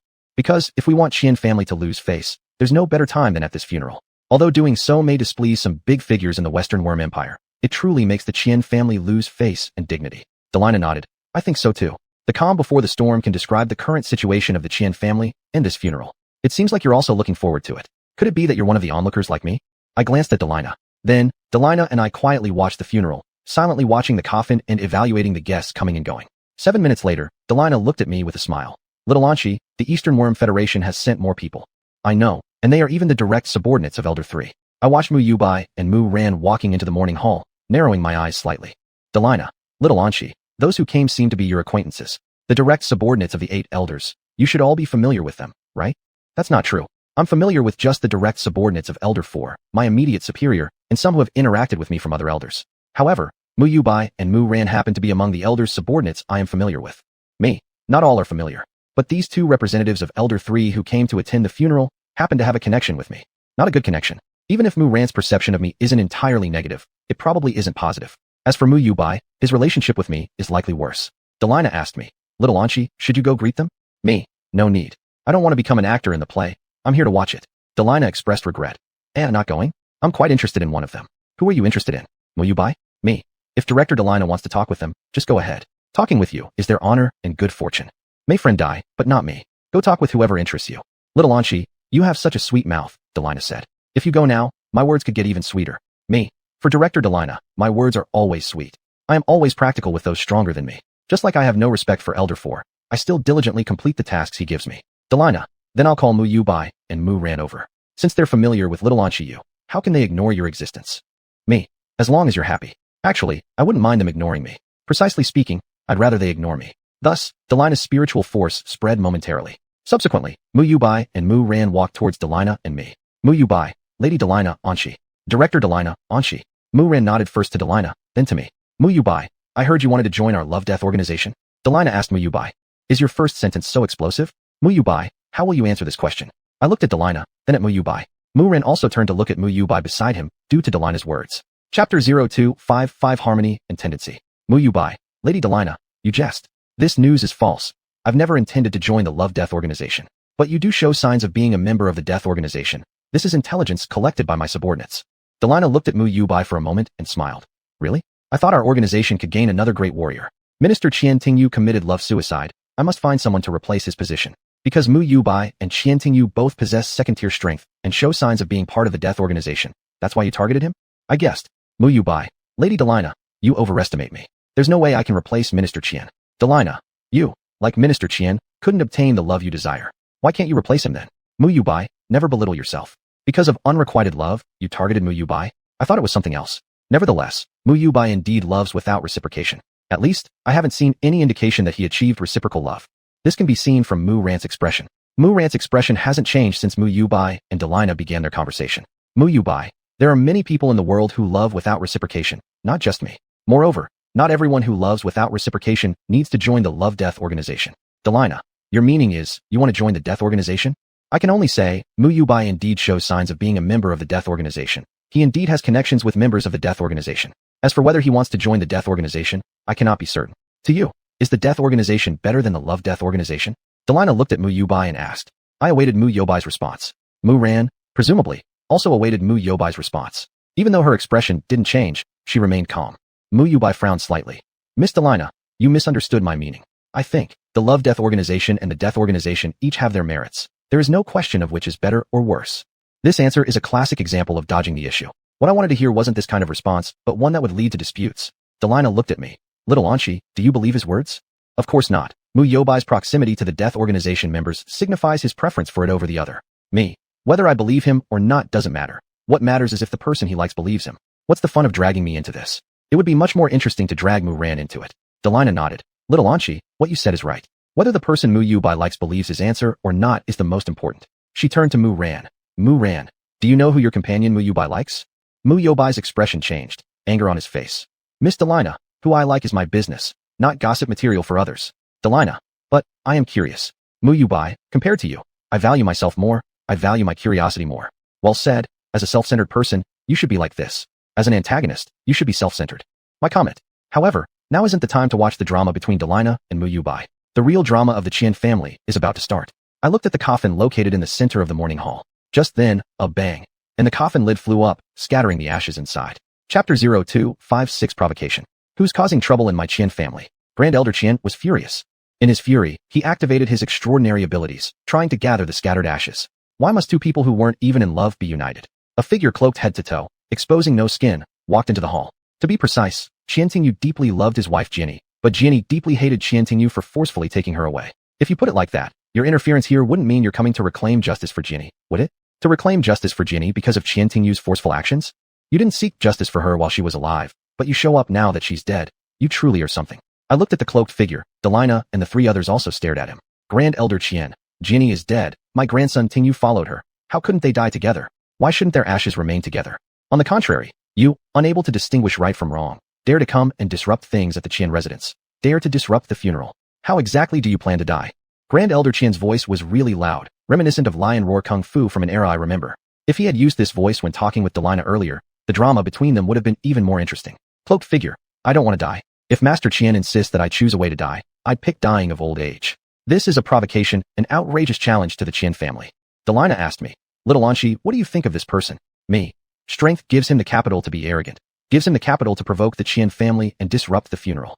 The cloaked figure's strength is no joke, ranked in the second tier, and the strongest in the Qian family is also ranked in the second tier. Cloaked figure. Master Qian, you understand better than I do what happened between Qian Tingyu and Jinny. Jinny was not a love-driven person. She would never fall for someone who killed her family. Yes, Qian Tingyu killed Jinny's family because they were obstacles to his forced possession of Jinny. Moreover, at that time, Jinny had someone she loved. For his love, to keep Jinny's attention on him, Qian Tingyu killed the person Jinny loved. With love gone and family gone, how could Jinny, not being a love-driven person, possibly like Qian Tingyu, the one responsible for the loss of both her lover and her family? Grand Elder Qian asked, Are you here to fight for Jinny, to stand up for the deceased Jinny? Cloaked figure, you can think of it that way. I just can't stand your Qian family, can't stand Qian Tingyu. Jinny shouldn't be buried together with Qian Tingyu. So, you're here to snatch the ashes? Patriarch Qian failed to gather all the ashes despite his efforts. Of course, this was due to the cloaked figure's intervention, a direct result of their power struggle. At this moment, Mu Yubai looked at Delina and asked, Miss Delina, Minister Qian is from your organization. Someone wants to snatch his wife's ashes, and you won't intervene. By asking this question, you are probably rubbing salt into the wounds caused earlier between you and Delina. What you're doing here amounts to a provocation, Mu Yubai. Provoking someone stronger than yourself isn't a wise choice. Though you do have support, Elder 3 is on your side. To summarize, provoking others, especially those more powerful, requires sufficient capital. This is my conclusion. Chapter 86, Arrival. 0257 Not acceptable. Delina looked at Mu Yubai and smiled. Mu Yubai, you're also here to attend the funeral. Why don't you lend a helping hand to the Qian family, who have lost their clansmen and are hosting the funeral? After all, Mu Yubai is from the Eastern Worm Federation. What does the Western Worm Empire's Qian family's business have to do with people from the Eastern Worm Federation? As for you, you're more suitable to take action than Mu Yubai. You are, after all, a free extraordinary being, aren't you? Let me make this comparison. Mu Yubai, Lady Delina, you are joking. This is the household matter of the Western Worm Empire. Delina, You know it's a household matter, don't you? What does the matter of the Western Worm Empire or the Qian family have to do with me? Am I right, little Anchi? It seems like you're addicted to dragging me into the water. Me. Director Delina is right. Others' household matters are best not interfered with by outsiders. Others' dramas are best not participated in by the audience. A good melon eater should remain just that, an honest onlooker. Muyo Bai, we represent the elders. Seeing Muyo Bai open his mouth as if wanting to say something, Muron spoke up. Muyo Bai was somewhat reluctant, but he ultimately followed Muron's words. I understand, Muron, he muttered softly. The way of wisdom is to keep quiet obediently. Although you, Muyo Bai, understand this only now, I won't blame you for it. Muron and Muyo Bai, truly one thing suppresses another. I glanced at the composed Muron, then at the now silent Muyo Bai. Delina also glanced at Muron. Muron, you are more likable than Muyo Bai. But, ultimately, it's still little Anchi who is more popular. I naturally can't match Anchi, Muron said. That may not necessarily be true. At least, in making Muyo Bai quiet, I am no match for you. I usually can only use force to coerce him into silence. You, with mere words, can make him silent. Of course, that's because he likes you. So, the one who loves first, the one who falls in love first, will lose. Me. Muron, your self-awareness is insufficient. Upon hearing this, Muron looked at me for a while. Thank you for your evaluation, Anchi. I gave her a smile. Subsequently, I looked towards the cloaked person. Because, in his struggle with Old Man Qian, he had won. As such, most of the ashes gathered around him. Old Man Qian, you're finished. You can't even beat a junior. No wonder back then, Qian Tingyu dared to defy your orders and married Jianyi, who came from an average background. The cloaked person taunted as he looked at old Master Qian. That was because Qian Tingyu was his own grandson, and he still retained some familial affection for Qian Tingyu. Of course, the main reason was Qian Tingyu relied on his own strength and status to dare challenge him and could go head-to-head with him. I recalled the intelligence about Qian Tingyu and old Master Qian. Old Master Qian, his face ashen, said, Tingyu merely had his own opinions and deeply loved Jianyi. Does Qian Tingyu love Jianyi? If given a choice, Jianyi would probably rather die than respond to Qian Tingyu's love. To be accurate, it's not probably, but definitely. It's not rather, but she already has done so, the cloaked person said. A crazed provocation indeed. You came here, pretending to take Jianyi's ashes, but really, your purpose was to provoke the Qian family, wasn't it? Wrong. You claimed taking Jianyi's ashes was due to disliking the Qian family, disliking Qian Tingyu, but I suspect provoking the Qian family was your real intention. However, this isn't certain. What you said might not be entirely true. Yet, what sure is, your relationship with the Qian family is strained. I analyzed. 0258 really unacceptable. If you're really here to seek death, then this old man shall fulfill your wish. Saying this, old Master Qian lunged at the cloaked person. Simultaneously, earthen spikes appeared beneath the cloaked person's feet. The spikes were massive and sharp, thick and swift. Unfortunately, none of this harmed the cloaked person. That's because what now appeared in the morning hall, what now appeared before everyone's eyes, was an illusion, a realistic yet false illusion. Yes, exactly, it was just an illusion. As someone who repeatedly scores high marks in the study of illusions, I knew at first glance that the cloaked person was an illusion. Even without my proficiency in illusions, relying on my spiritual power alone, I could detect this. High spiritual power makes one very hard to deceive by illusions. Coincidentally, not only is my spiritual power high, it surpasses its level, reaching the degree of those whose strength ranks in the top tier. Old Master Qian furrowed his brows. Are you an illusionist among the special type of extraordinary beings? That you realize this now surprises me. Old Man Qian, looks like you really are useless, the cloaked person said with his hands behind his back. Old Master Qian's face darkened. Boy, don't think that just because you're an illusionist, this old man can do nothing to you, or the Qian family can do nothing to you. How would a foolish child understand the strength of a family? Your statement sounds a bit hollow, doesn't it? Your strength is inferior to the cloaked person's, that's a fact. Otherwise, you wouldn't have lost when you just grappled with the cloaked person, would you? However, your inferior strength compared to the cloaked person does not mean everyone in the Qian family is inferior to the cloaked person. I still want to see the power of the Qian family from the Western Worm Empire. I looked towards Elder Master Qian. The cloaked person, you just lost to me, Old Man Qian. Whether the Qian family can do anything about me, I'm not sure, but you definitely can't. These words of yours really don't give Elder Master Qian any face, but I like them. Characters confronting each other in the play makes for an even better show for the audience, doesn't it? Delina spoke up. Little Anchi, this person causing trouble is quite powerful and also interesting. At least more interesting than the Qian family. The only one in the Qian family who can catch my attention is Qian Tingyu.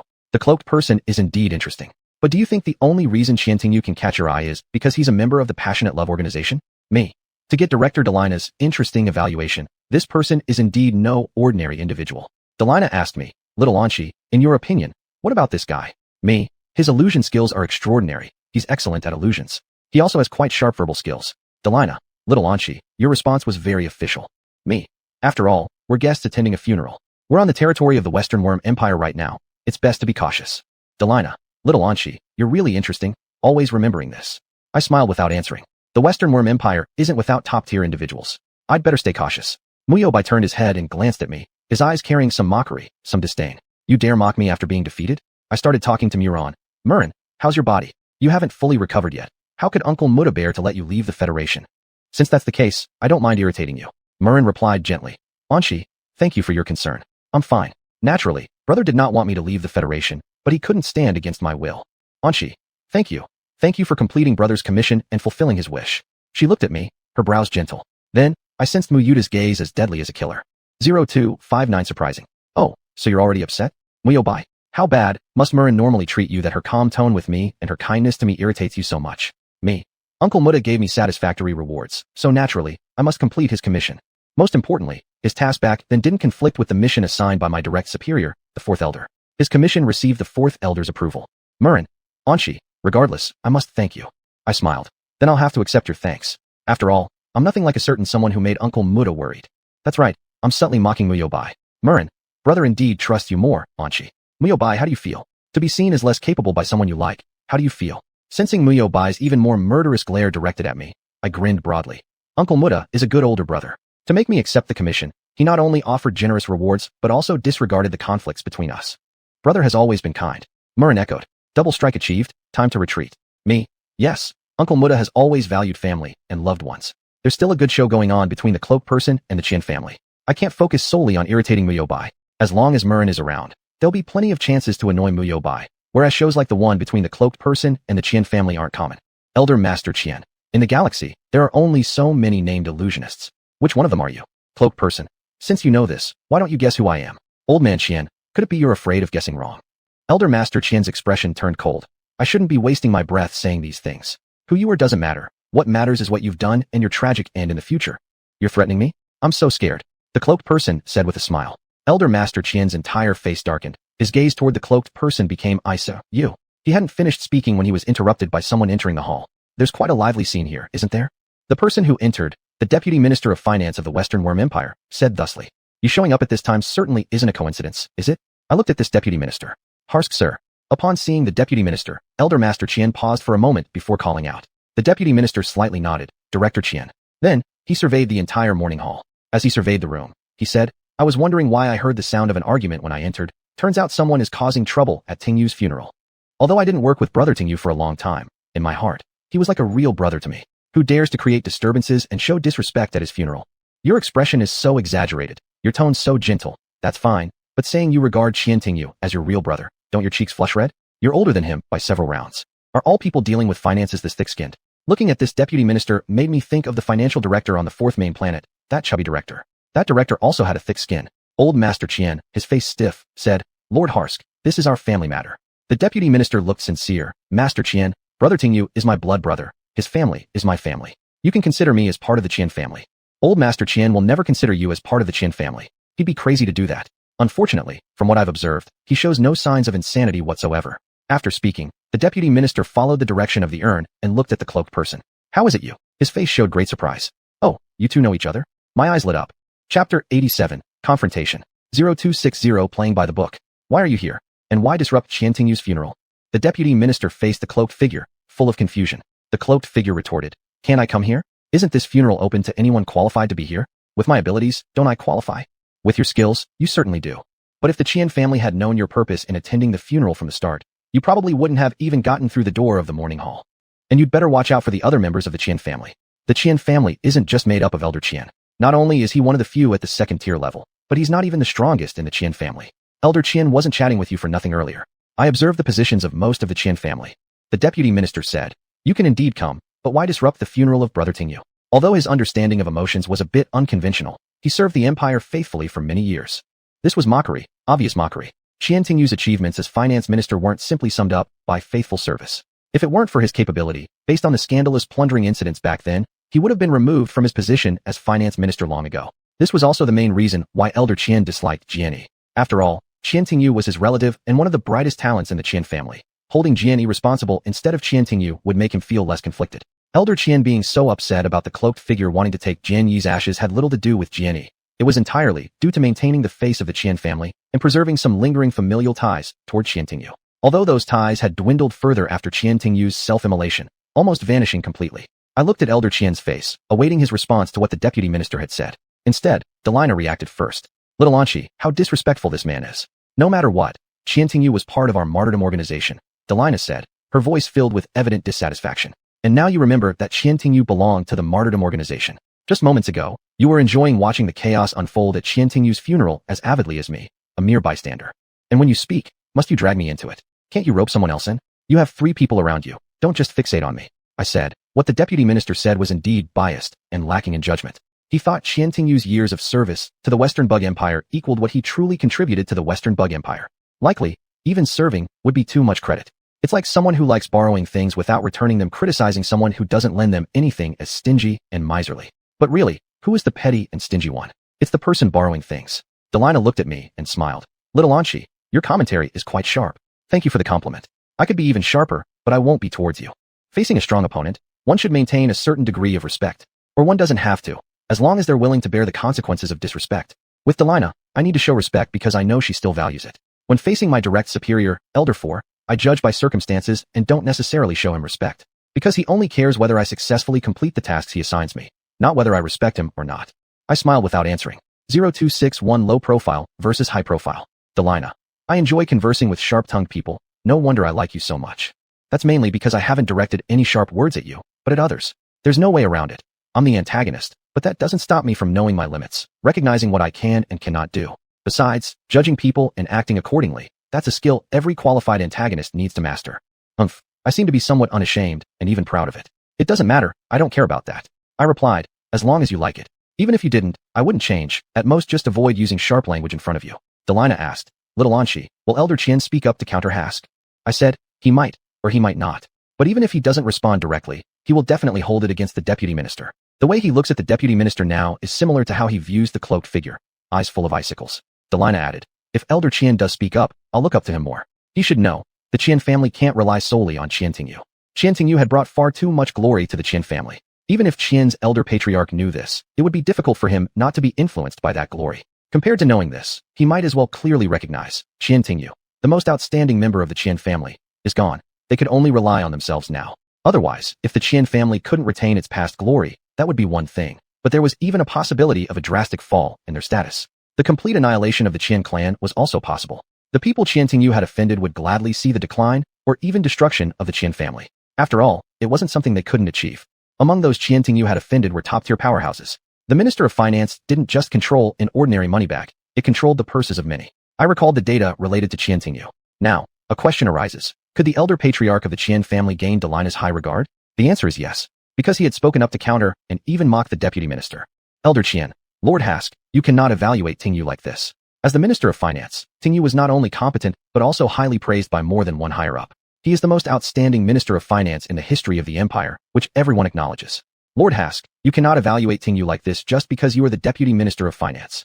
When saying the word deputy, his tone became heavier. Things were getting more interesting for the Qian family. This made me, as a bystander, incredibly delighted. Who doesn't love a good show? The deputy minister turned around and looked at Elder Qian. Master Qian, you've misunderstood me. Brother Tingyu was my own elder brother. How could I belittle him? Brother Tingyu was low-key, both in demeanor and in action, which makes my evaluation quite fitting, he said. Was Qian Tingyu low-key? That was a lie that no one who knew Qian Tingyu would believe. Qian Tingyu was a proud, even arrogant person, overly so to the point of being condescending and dismissive of others. How could such an arrogant and condescending individual be low-key in behavior and actions? The century-defining wedding that he pulled off through forceful acquisition was a prime example of his high-profile nature. Because, during that wedding, he not only declared, my lover and I will die on the same day, but also publicly announced his forcible acquisition of his lover. Ask yourself, how could someone like this remain low-key? I watched Elder Qian and the deputy minister, anticipating their next confrontation. 0262 Elder Qian's issue. Elder Qian's expression remained blank. Lord Hask, you jest. Tingyu was never a low-key person. He was always high-profile. Is that so? Perhaps I am too saddened by Brother Tingyu's passing, leading to such a misremembering, said the deputy minister. There was no trace of sincerity in his tone. Tell lies, but make them convincing. You're really not giving Elder Qian face here. Although you don't have to. With Qian Tingyu present, the Qian family demanded respect. If Qian Tingyu were alive, even if you inwardly disdained him, you would outwardly give the Qian family an Elder Qian face. Because Qian Tingyu was not a forgiving person, he held grudges. His arrogance represented his disdain for those beneath him, but it did not mean he wouldn't remember and hold grudges against those who angered him. Otherwise, he wouldn't have killed all of Jian Yi's relatives simply because they hindered his plans to forcibly take her. Being haughty yet holding grudges, this was Qian Tingyu's personality, and the main reason why he offended so many people. I assessed. Elder Qian, Lord Hask, You must truly be too grief-stricken. It's a blessing for someone like me to have a grandson like you. So, you admit the deputy minister is your grandson. This acknowledgement is better now than earlier since everyone knows you're speaking sarcastically. I compare. The deputy minister smiled with an obviously fake grin. I am also very fortunate to have a grandfather like you, Master Qian. But alas, it's regrettable that grandfather has been experiencing the sorrow of losing black-haired descendants recently. Brother Tingyu truly died a miserable death. Death by self-immolation, extremely painful indeed. Elder Qian's expression darkened. Lord Hask, this is Tingyu's funeral. I thought you would say something pleasant. It would be strange if he did. An unkind visitor. That's exactly what describes him. The phrase, Qian Tingyu died by self-immolation, demonstrates this perfectly. Isn't it precisely because of these words that you've turned hostile towards each other? You should know that even the cloaked figure who came to cause trouble, even that cloaked figure disrupting the funeral, hasn't uttered such words. For the Qian family and Elder Qian, Qian Tingyu's cause of death was an unspeakable pain. He only mentioned it to Delina before because of her strength, because of the pressure she exerted on him. Without the power of a top-tier individual, it would be almost impossible to extract the cause of Qian Tingyu's death from him. The deputy minister. Master Qian, have I offended you? I sincerely apologize. Lately, I've been speaking without thinking, probably due to being overly saddened by Brother Tingyu's death. Elder Qian Haas. He had only uttered 2 words when he was interrupted by the cloaked figure. Excuse me, could you stop ignoring my presence? I'm standing here, a tangible phantom, and yet, you won't even spare me a glance. Elder Qian, as for someone like you who disrupts a funeral, I will simply give your corpse some attention after you die. The deputy minister looked disapprovingly at the cloaked figure. How can you be so rude? I'm in the middle of a conversation with Master Qian. Being young is no excuse for rudeness. The deputy minister and the cloaked figure seemed to have a deep relationship. He spoke this way to the cloaked figure. I glanced at Elder Qian. Elder Qian looked coldly at the deputy minister. Lord Hask, is the troublemaker your junior? Chapter 88, The True Cloaked Man. 0263 Between a Rock and a Hard Place. The deputy minister shook his head. Mr. Qian, you're joking. How could I be his elder? His status is too high for me to associate with. Old patriarch Qian pursed his lips and glanced at where most of the Qians were standing. Then, he fell silent. If your clansmen have truly found the real identity of the cloaked man, then how to deal with the cloaked man is a very serious issue under the current circumstances. Because the deputy minister wasn't lying about the cloaked man's identity, there was not a single falsehood in his words. Old patriarch Qian, you've gotten yourself into big trouble. No, when the cloaked man disrupted this funeral, that's when you got into trouble. That's when your family got into trouble. I looked at old patriarch Qian, then I looked at the other members of the Qian family. Regarding this, Delina spoke. Fortunately, she wasn't speaking to me this time, but dragging Muron into it instead. Muron, what's your take on the disruptor's identity? She asked Muron. Mubai didn't turn around. He just looked at Delina. Ms. Delina, why don't you ask me? Do I have to listen to you? Delina revealed a somewhat dangerous smile. Muron, he has no objection. He failed his last mission and isn't in a good mood. Please excuse him, Leader Delina. Is Muron speaking for Mubai? Is it out of professional camaraderie between her and Mubai, or something else? Regardless of why Muron is doing it, Mubai will likely think she's acting out of love, due to her feelings for him. I glanced at Mubai, whose expression had become cheerful. Delina turned to me. Xiaoxian, do you think I should forgive Mubai? I've been dragged into it again. I was rejoicing too soon before. Me. Leader Delina, I respect your decision. Whether you forgive Mubai or not should entirely come from your own heart. These are my hypocritical words. What does Mubai have to do with me, and why ask me? That's what I truly think. Delina, Xiaoxian, you're always so considerate. How can I help but like someone like you? Your definition of consideration seems problematic. My response is certainly not out of consideration for you. Me. To gain the favor of Leader Delina is my utmost honor. Without doubt, these are fake words, falsified through and through. Delina laughed. Mubai, since Muron has pleaded on your behalf, I'll forgive you. Remember, this isn't the first time you've offended me, she said. Muron, thank you for your understanding. Mubai quickly added, thank you for your tolerance, and I promise it won't happen again. Subsequently, he somewhat bashfully thanked Muron. Muron, thanks for this. Muron's face remained calm, just repaying a favor. Mubai's previously cheerful demeanor dimmed. As for the romantic drama unfolding, I never tire of watching it. Real-life soap operas are much more fascinating than those in novels because real life is truth, while fiction isn't necessarily so. Delina watched Mubai and Muron with a satisfied smile. Muron, you haven't answered my question yet. She reminded. Muron, in my opinion, what Hask said is true. The disruptor's identity is incredibly exalted. It will be very difficult for the Qian family to punish the disruptor. Naturally, the Qian family couldn't even handle a deputy finance minister.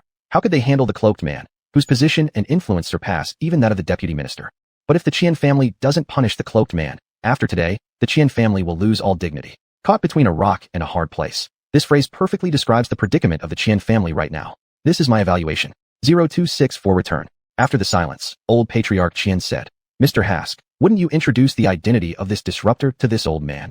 Deputy minister, introduce him? That wouldn't be appropriate. As a mere deputy finance minister, I am not qualified to reveal his identity. Why ask Hask? Old Qian, if you truly want an answer, why don't you ask me directly? Of course, whether I answer or not depends entirely on me. The cloaked man interjected. Old Patriarch Qian sighed. Tingyu has passed away, and this old man is already filled with sorrow and anger. Now, Tingyu's funeral has been disrupted, and my sorrow and anger are barely contained. Saying this, he locked eyes with the cloaked man. After much thought, this old man believes it would be best to let out the built-up sorrow and anger. So, young man, bear the brunt. Still deciding to act against the cloaked man? Not a bad choice. No matter what the result may be, at least the Qian family saves face. What? The cloaked man raised an eyebrow. Then, he suddenly turned and looked behind him. The clan leader, we've found the real person. Behind him, a figure grabbed another by the shoulder and stepped forward. The greatest fighting force of the Qian family had arrived. Correction, it had returned. Mu Bai, can you sense the impending danger? This ultimate warrior is also an extraordinary space-type individual. Moreover, they are more powerful than you. I stared intently at the two people behind the cloaked man. The elder of the Qian family looked at the one holding another person's shoulder and praised. Han Song, you've done well. Qian Han Song, the strongest of the Qian family, nodded slightly. Master of the family, I have not failed my mission. The cloaked man gazed at the silent individual being held by the shoulder and slowly exhaled. Qian Han Song, is it? I'll remember you. After that, he vanished. The person restrained by Qian Han Song broke the silence as soon as the cloaked man disappeared. Let go of your hand. I won't run away, young master. Elder Qian said, do as he says. Thus, the true identity of the cloaked man was set free. Old man Qian, you did a good job tricking me, he said to the old patriarch of the Qian family, his eyes cold. Elder Qian responded, it's mainly because you weren't skilled enough. If you lacked skill, who else could you blame but yourself? Elder Qian seemed much more assertive now. Did you become reckless? Or did Qian Han Song's successful capture of the real cloaked man give you confidence? I narrowed my eyes, speculating. Delina, Little and Shi, I made a mistake. The Qian family still has capable people other than the deceased Tingyu. Qian Han Song deserves my respect. Little and Shi, do you think Qian Han Song's lack of presence and easy oversight are due to his inherent nature or the effect of his extraordinary abilities? Me, his expertise in space is very high, reaching a level where it constantly affects his detectability. Mu Bai, why don't you learn from him? If you possessed Qian Han Song's formidable mastery over space, the difficulty for me to bring Mu Ran back from your hands would have increased significantly. I compared. Delina agreed thoroughly with my words. Yes, among the second-tier space-type extraordinary individuals, he ranks in the top 3. She turned to look at me. Little and Shi, what do you think if I recruit him into the Sacrificial Love Organization? Chapter 0265, True Identity. That Elder Qian will probably want to fight you until the end. Although the benefits Qian Han Song brings to the Qian family are not as significant as those brought by Tingyu, he is still another pillar of the family.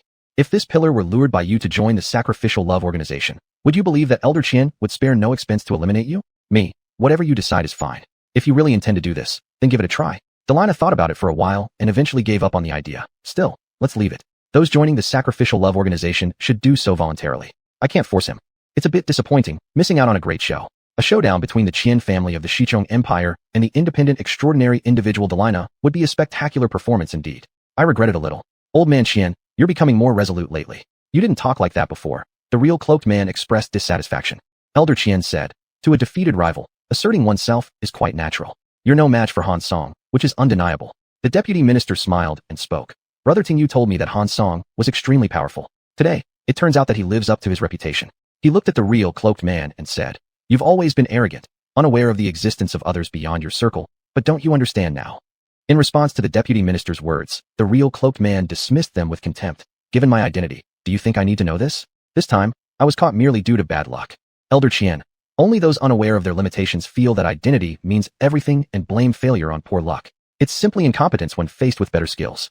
Identity isn't everything, but your identity, young master, is something our Qian family cannot offend. As he spoke, the real cloaked man wiped his hand across his face, and his false mask fell off. Old man Qian, knowing the arrival of the imperial royal family, do you understand what to do? Said the real cloaked man, who was none other than the 9th prince of the Xichong Empire. Upon seeing the real face of the cloaked man, the guests attending the funeral immediately became restless. They all bowed in the direction of the cloaked man to express their respect for the 9th prince and the imperial family. The deputy minister also bowed his head at this moment. More specifically, except for the Qians, everyone present from the Xichong Empire lowered their heads. Of course I wouldn't bow. Instead, I paid respects formally to the real cloaked man, or rather, the 9th prince. He is a prince of the Xichong Empire, and I am under an elder of the Donchong Federation. What does it matter to me? I am neither from the Xichong Empire nor a nobody in the Donchong Federation. Elder Qian's expression remained stoic. Tingyu's funeral welcomes the presence of the imperial family, but does not welcome troublemakers. 9th prince, I shall truthfully report your actions to the higher-ups in the empire. The deputy minister, having raised his head, glanced at Elder Qian in surprise. This is a direct confrontation. Elder Qian, one cannot judge a book by its cover. You are surprisingly courageous. I thought you might retreat for a moment. This great drama is getting more and more interesting. Let me comment. The 9th royal grandson is enraged. Old man Qian, Who gave you the guts to be so disrespectful, to dare to show insolence towards me and the royal family? Elder Qian, it is the law of the empire that has given this old man courage, and the fair governance of the empire that has empowered me. Ninth royal grandson, your identity is indeed extraordinary, but you cannot place yourself above the laws established by His Majesty. Everything you've done today has been recorded by this old man. I believe the ministers of the empire will be very interested in the behavior of the ninth royal grandson. They would definitely be interested. As loyal subjects, how could they not be interested in the antics of a member of the royal family? Intelligent beings, almost without exception, love gossip. I looked at the ninth royal grandson, awaiting his next move. Chapter 89, Conclusion. Hardline. The ninth prince looked at the elder of the Qian family, squinted his eyes, and said, "Old man Qian, are you threatening me?" With a serene face, the elder of the Qian family replied, "I am not. If the ninth prince wishes to interpret it that way, I can't do anything about it." While speaking, he gestured an eye signal to Qian Hansong. Thus, under the influence of Qian Hansong's spatial ability, all the ashes gathered into the urn in his hand. In response, the ninth prince merely glared darkly. No, to be precise, he tried to intervene but had no effect on the gathering of the ashes. This is simple. If you're not as skilled, then you're just not as skilled. In terms of strength, the ninth prince was far inferior to Qian Hansong. This was the truth. Of course, when it came to spatial extraordinary abilities, Mu Yubai also fell short compared to Qian Hansong. Comparing. Mu Ran's prolonged gaze on Qian Hansong seemed rather excessive. Could it be that Mu Yubai also falls short in Mu Ran's regard for him? I glanced at Mu Ran, and the fire of gossip flared up instantly. Naturally, it was the kind of gossip about romantic relationships. Putting aside Qian Hansong, the ninth prince refocused his gaze back on the elder of the Qian family. Old man Qian, even after Qian Tingyu's death, you still dare to offend me. This is something I didn't anticipate. Facing the ninth prince's stare, the elder of the Qian family replied, "Ninth prince, with all due respect, there are many things you haven't anticipated. Tingyu's death doesn't mean our Qian family will allow itself to be bullied by anyone, even members of the royal family." How hardy, Elder Qian. Your current behavior is far better than your previous one. If you had acted like this before, Delina wouldn't have underestimated you or the Qian family. Although from my perspective, Delina's high regard means little. Delina, little Anshi, I'm starting to like Elder Qian. The performance of Elder Qian right now deserves your high regard, Ms. Delina, and merits your liking, I said. Smiling, Delina looked at me, but I still like you best, little Anshi. Sweet-talking and cute little Anshi, you're my favorite. Sweet-talking? That depends on the person. If we don't consider your power, compared to sweet talk, I prefer turning the sarcasm mode on you. I smiled without responding.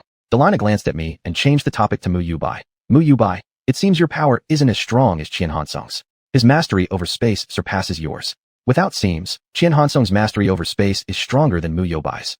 Mu Yubai, Ms. Delina is correct. He indeed is currently stronger than me. Now, do you think you'll surpass him in the future?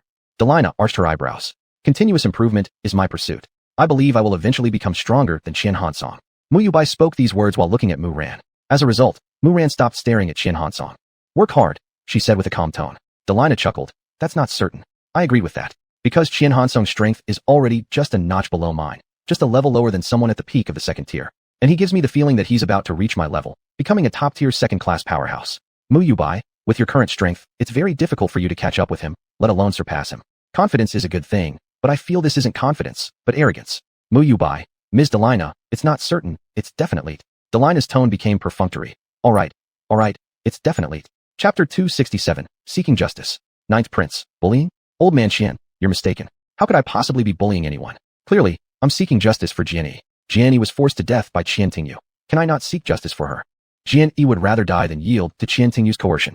Are you sure she would wish to be buried with Qian Tingyu? Though I'm unrelated to Jian Yi by blood, I still willingly stand up for her justice. Her ashes should not be placed or buried together with Qian Tingyu. While Qian Tingyu tormented Jian Yi during his life, he shouldn't haunt her even in death, should he? Qian family elder, ninth prince, Jian Yi is Tingyu's wife. They should naturally be buried together. Tingyu and Jian Yi. He paused for a moment before continuing. Regardless of what happened between them, in the end, Jian Yi remains my grandson's daughter-in-law. Ninth prince, your interference in others' domestic affairs. Is this your so-called upbringing?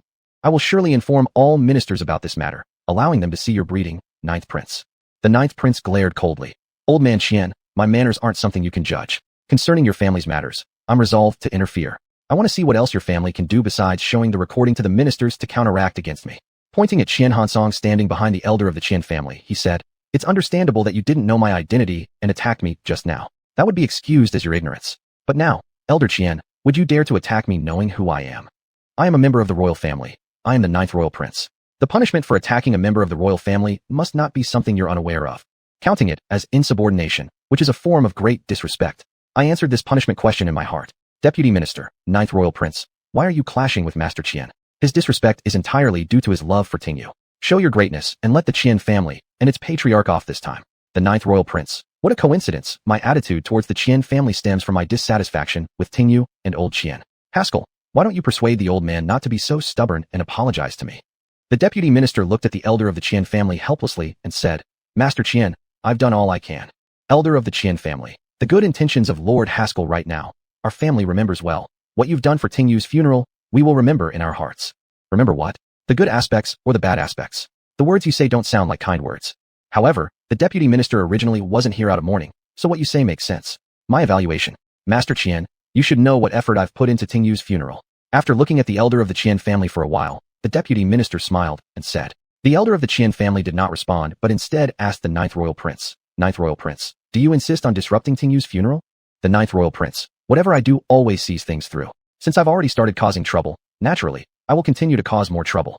The elder of the Qian family remained silent, simply bowing his head towards a place. Qian Hansong behind him also bowed his head toward that place, and subsequently, all the Qian family members bowed their heads toward that place. Please, sir, uphold justice for us Qians, they said. The face of the ninth royal prince instantly turned pale. Chapter 268, Respect. The Western Worm Empire has an emperor, and it also has cabinet elders. One step below the emperor, yet above 10,000 others. This description perfectly encapsulates the cabinet elder of the Western Worm Empire. But the power of the cabinet elder was divided into 3 parts. Thus the Western Worm Empire had 3 cabinet elders, each equally esteemed, as one step below the emperor, above 10,000 others. Inconveniently, the cabinet elder who appeared at the Qian residence was precisely the one among the 3 cabinet elders who valued laws and regulations the most, and was the fairest and most impartial. Now, the ninth royal prince is in deep trouble. As a disruptor of the funeral, there's no way his outcome will be favorable. I watched as the ninth royal prince's face turned increasingly pale. Still, the appearance of the Western Worm Empire cabinet elders signified that this grand drama of the Qian family would soon conclude, which was a bit regrettable. Delina looked at the cabinet elder slowly emerging from the crowd and asked me with a smile, Little Anshi, did this elder bow to the ninth royal prince just now? Me, no. When everyone from the Western Worm Empire bowed to the ninth royal prince, he was standing behind a pillar. He was one of the few Western Worm Empire people, aside from us, who did not bow to the ninth royal prince. If he were to bow, that would be strange. His courtesy is something the ninth royal prince couldn't bear. After slowly walking up to the ninth royal prince, the elder glanced around everyone. His gaze lingered the longest on Delina. As a top-tier individual, Delina was naturally the one he valued most. However, his gaze also paused quite long on me. At least, among all the second-tier attendees at the funeral, I was the one he looked at for the longest duration. To this, I expressed confusion. Elder, do you have to value me so much? I'm merely a second-tier person. Moreover, since arriving in the Western Worm Empire, I immediately came straight to the Qian family compound where this funeral was held, and I haven't done anything noteworthy. Everyone, the upcoming matters are inappropriate for you to hear. Please proceed outside. After surveying, the elder said, I knew it. The Qian family's performance was about to end. Thus, in the following 10 minutes, guests attending the funeral gradually left the mourning hall. Seeing a guide from the Qian family approach us, Delina said, Little Anshi, let's go too. Since you've already said it this way, how could I refuse? To be honest, I'm reluctant to leave with Delina. But there's no helping it. I lack her strength.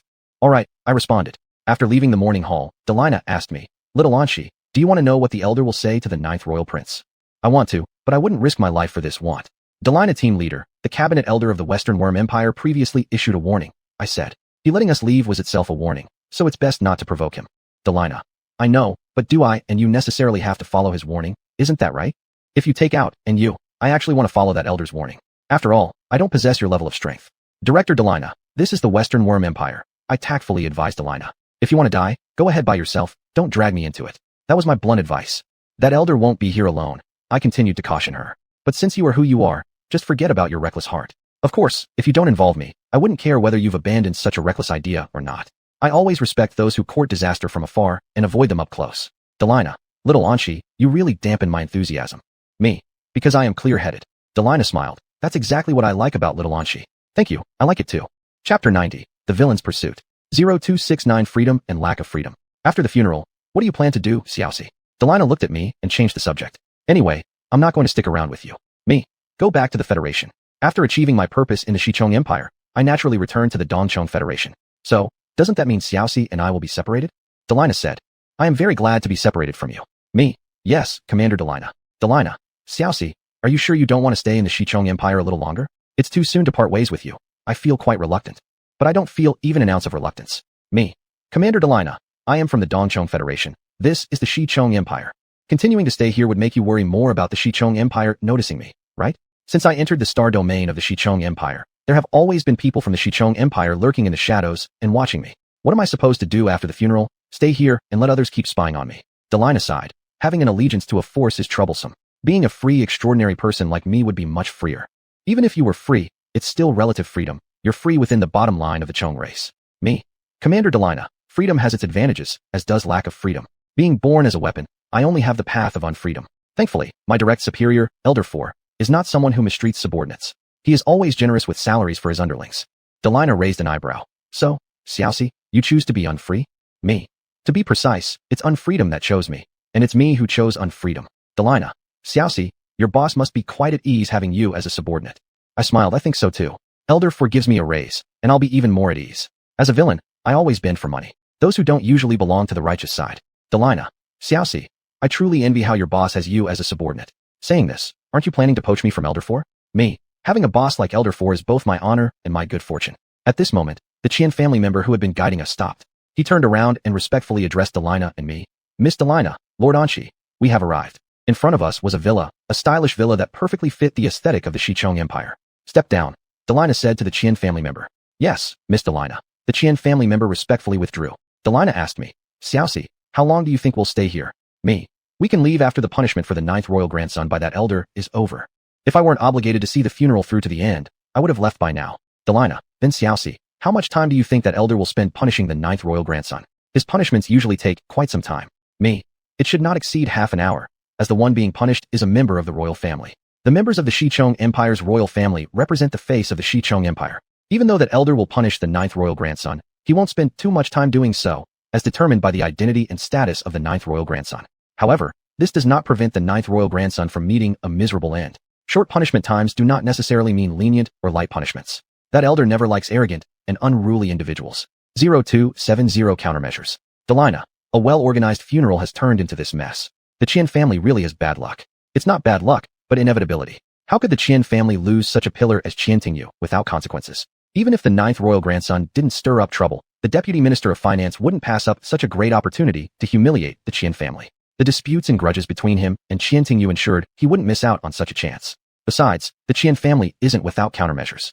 The powerful Qian Hansong is their countermeasure. The elder attending Qian Tingyu's funeral, known only to the Qian family, is also their countermeasure. What the Qian family might not have anticipated is royal involvement. The 9th prince of the empire created a disturbance at the funeral. Me. This isn't misfortune, but rather an inevitability. During Qian Tingyu's life, he offended many people. While Qian Tingyu was alive, they couldn't touch Qian Tingyu or the Qian family. Now that Qian Tingyu is dead, they certainly can. Delina. Although I admire Qian Tingyu's sacrifice as a member of the Xingqing organization, his death isn't something good for the Qian family. You know that, don't you? I thought maybe you didn't. Knowing that you still dare to come to the Qian family, dare to attend Qian Tingyu's funeral, it must be because of your own strength that you don't fear the Qian family's wrath. I chimed in. Of course, it's not a good thing, but rather an extremely bad one. After all, Jianyi passed away too suddenly. If she hadn't died, Qian Tingyu wouldn't have chosen death. As someone who had hated Qian Tingyu for years, Jianyi wasn't just attempting suicide once, and Qian Tingyu certainly took precautions. Jianyi managed to succeed this time, raising a lot of questions. Half an hour later, the member of the Qian family guiding Delina and me arrived at the villa. Ms. Delina, Lord Anshi, the unexpected incident has been resolved, and the funeral continues, he said. Delina asked, what happened to the 9th royal grandson? The 9th royal grandson was taken away by senior minister. The Qian family member replied. Punishment followed by taking him away. It appears senior minister is still upset, and the punishment for the 9th royal grandson hasn't ended yet. Unfortunately, I didn't personally witness how senior minister punished the 9th royal grandson. I felt regretful. Delina. Xiaoxi, let's go. Qian Tingyu's funeral won't cause more trouble. Silently, I followed behind Delina as we walked out of the villa. Of course, senior minister has left, but his influence remains. The 9 prince is gone, but the impact he created on the funeral persists. 5 minutes later, I returned to the morning hall, which was now completely renewed. People attending the funeral showed at least a bit of sadness rather than smiling or whispering among themselves like they did earlier. The purpose of the Qian family making an example of someone, though surprising, was achieved. I commented. 0271 siblings. Mu Ran Mu Yubai. Upon seeing Mu Ran and Mu Yubai in the morning hall, Delina smiled and walked towards them. I followed her as well. Delina. I thought the two of you would have left already. Unexpectedly, you're still here. Guests attending funerals either stay the entire morning or the whole afternoon. It's basic funeral etiquette. Clearly, Mu Ran and Mu Yubai also abide by this etiquette. Mu Ran. Yes, Director Delina, Mu Yubai, and I are still here. Mu Yubai only gave a faint hum. You seem to be in a bad mood, Mu Yubai. Did something happen between you and Mu Ran? If so, what happened? A matter of emotions? I looked at Mu Ran, then at Mu Yubai. Subsequently, I turned my gaze toward the entrance of the morning hall, observing the people gradually arriving. There will be some good drama for me to watch again. Don't you agree, Uncle Muda? Brother. Seeing Muda appearing at the entrance of the hall, Muran muttered. Muyubai pursed his lips slightly. Ms. Delina. After spotting Muran, Muda immediately approached. Delina. Are you also here representing the third elder to attend the funeral? No, he came representing himself. He came from Muran. Muda belongs to the group of overprotective older brothers. Though not beyond redemption, he isn't far off. No, in Muda's heart, the third elder holds more importance than his sister Muran. So, things strictly forbidden by the third elder, Muda doesn't do. Just like last time, when he didn't bring back Muran from the Southern Empire. I glanced at Muran, then at Muda. Muda shook his head. No, I came myself. Then, he moved closer to Muran, handing her a transparent medicine bottle containing 2 pills. Eating these will make you feel better, he said. Muran didn't accept the bottle. Brother, there's no need for you to be here. I can take care of myself. I can look after Muran, Muyubai added. Talk about arrogance. Muda coming here has a lot to do with you, Muyubai. After all, Muda has always been untrusting of you, even more so than of me. Listen and take the medicine. Muda ignored Muyubai's words and spoke directly to Muran. Muran sighed. All right, brother. Thus, the 2 pills were swallowed by Muran. Not only is Muda an overprotective older brother, Muran also dotes on her older brother. I made the judgment. It will be tough for Muyubai to pursue Muran since Muda dislikes him and looks at him unfavorably. Besides, who wants their beloved younger sister to have a suitor with signs of being part of a suicide organization? To most people, a suicide organization is worse than a Xing-Qing, romantic sacrifice, organization. Coincidentally, Muda belongs to such a group of people. Muda, you're not here just for the funeral, right? It's for your sister, isn't it? Delina looked at Muda and Muran with interest. Muda, both reasons apply, though the latter holds more weight. Delina, the bond between you and Muran truly makes me envious. Why didn't I have a brother like you, Muda? Muda, Lady Delina, you are exaggerating. If you want one, it's very easy, isn't it? Given your status and position, if you desire a brother without blood ties, it would be easy. Even wanting a blood-related brother wouldn't be difficult. The strong can do as they please. This isn't just an idle saying. So, one should strive to become strong. Fortunately, although I'm not the strongest of this era, I am still among the strong. If I don't compare myself to those stronger than me, then I certainly count as a strong person. Little Anshi, do you want a brother? Delina asked me. Me. The insectoids artificially created by the boss earlier can all be considered my brothers and sisters. However, I don't need these siblings. They can only be my colleagues, unable to share any other kind of relationship with me. Love is not only applicable in romance, but also in family bonds, yet I don't want to get involved in it. As a villain, there's no need for love or familial ties. Severing emotions and affection should be the pursuit of a villain. Chapter 91, Perspective. 0272 Pitiful. Jianxi, you're right. It can indeed be calculated this way, but I don't think that you truly regard them as your elder brothers and sisters. Delina looked at me and said, because I don't need to. I maintained a solemn expression. That's why what I said to Commander Delina was can be considered as, not is. Delina, Shaoanshi, you are truly adorable. You are especially adorable when you're being serious. I smiled without answering. At this moment, the head of the Qian family and the deputy minister of the Ministry of Finance arrived at the funeral hall. Their appearance instantly drew a large amount of attention. Naturally, I was among those observing. Head of the Qian family, it's only because of you, because of the Qian family, that I am able to attend the same funeral as Lord Gaha. The deputy minister said, head of the Qian family. The fact that Lord Gaha is here for Tingyu's funeral is something that this old man did not expect. Haste adult, Lord Gaha's arrival here isn't due to the Qian family. Who would believe that? The scene where all members of the Qian family bowed their heads to the hidden true identity of Lord Gaha left a deep impression. Do you think anyone would believe that you didn't know about Lord Gaha's arrival? At least, there is no way the deputy minister would believe it. If it weren't for the 9th royal grandson causing trouble, it could have been the deputy minister himself who might have received punishment from Lord Gaha. The deputy minister should thank the 9th royal grandson. It's thanks to him that he avoided punishment from Lord Gaha. However, avoiding punishment doesn't mean that his actions today were forgotten by Lord Gaha. When Lord Gaha let Delina and me, as bystanders, temporarily step back, he deeply glanced at the deputy minister. For the deputy minister to come to Tingyu Qian's funeral could be considered losing more than gaining. Deputy minister. Qian headmaster. You joke. Lord Gaha came for brother Tingyu's funeral. How could it not be related to the Qian family? I believe after receiving instruction from Lord Gaha, the 9th prince will deeply recognize his mistake. The day when the 9th prince apologizes to you, the head of the Qian family, and the entire Qian family won't be far off. Head of the Qian family. Haste adult, speak carefully. Whether or not the 9th prince apologizes to this humble old man, or to the Qian family, shouldn't be our discussion. Matters concerning royal family members aren't something either of us should meddle with. These words, if spoken before today, would likely gain the approval of many people. But now, they just aren't very credible. The 9th prince receiving punishment from Lord Gaha has everything to do with you and the Qian family. So, if the 9th prince harbors resentment, head of the Qian family, you are absolutely someone he won't forgive, absolutely on his list of grievances. I guarantee it. The deputy minister laughed. Headmaster Qian reminds me correctly, it was my indiscretion. No wonder brother Tingyu was so excellent, because you taught him well. Unfortunately, brother Tingyu passed away young due to being trapped in an unhappy love affair. Delina asked me, Shaoanqi, do you think Qian Tingyu died pitifully? Me. It was his own choice. His purpose of dying on the same day as his wife, Jian Yi, has been achieved. He chose to commit suicide and decided to forcefully take her when she didn't love him. Jian Yi chose death over accepting him, and these outcomes were his choices. After Jian Yi's death, he chose to die alongside her and immolate himself to death, both results of his choices. Not asking to be born in the same year, month, or day, but wishing to die on the same year, month, and day. He achieved that, didn't he? The words he spoke during his century-spanning wedding to Jian Yi ultimately came true, and he honored his vows, didn't he? His purpose was accomplished. What's so pitiful about that? In my opinion, as long as the goal is achieved, even death is worthwhile and a success. 0273 Playing dirty tricks. I paused briefly, then continued. For the Qian family, Qian Tingyu's death was definitely not worth it. However, for this deputy minister of the Ministry of Finance, Tingyu's death is actually a good thing. Because while Qian Tingyu was alive, no matter how hard he tried, he could never surpass Qian Tingyu. He wasn't a match for Qian Tingyu in financial matters. That's an undeniable truth. Delina, a living Qian Tingyu deserves my high regard, but a dead Qian Tingyu is even more to my liking. That's because he was a member of the Martyrdom for Love organization, and he truly carried out his sacrifice for love vow, while you are the founder of the Martyrdom for Love organization. Me. If Qian Tingyu knew of Commander Delina's evaluation of him, he would be delighted. But the Qian family certainly wouldn't be pleased. This can be seen from the rigid expression on the face of the head of the Qian family when faced with you. Delina, he would definitely be delighted. Shaoanqi, don't you think Haste has become somewhat unpleasant? I don't think he's detestable. After all, he isn't targeting me. The reason you dislike him probably stems from his opinions on Qian Tingyu, the member of the Martyrdom for Love organization, which don't align with your views. Me. Since Haste has upset Commander Delina, naturally I look at him unfavorably. Just listen to these words, that's all. Delina, Shaoanqi, your words are so sweet. Every moment I spend with you makes me truly happy. What an honor that is. And can't you get any grosser? Me. I am very pleased to receive such an evaluation from you. Muda glanced at me. Shaoanqi, tell me, should I teach Haste a lesson? Delina said. Me. Commander Delina, just follow your heart. Your dealing with the deputy minister would undoubtedly make the Qian family extremely pleased. Moreover, if you truly wish to confront him, no one would stop you. Or perhaps no one could stop you.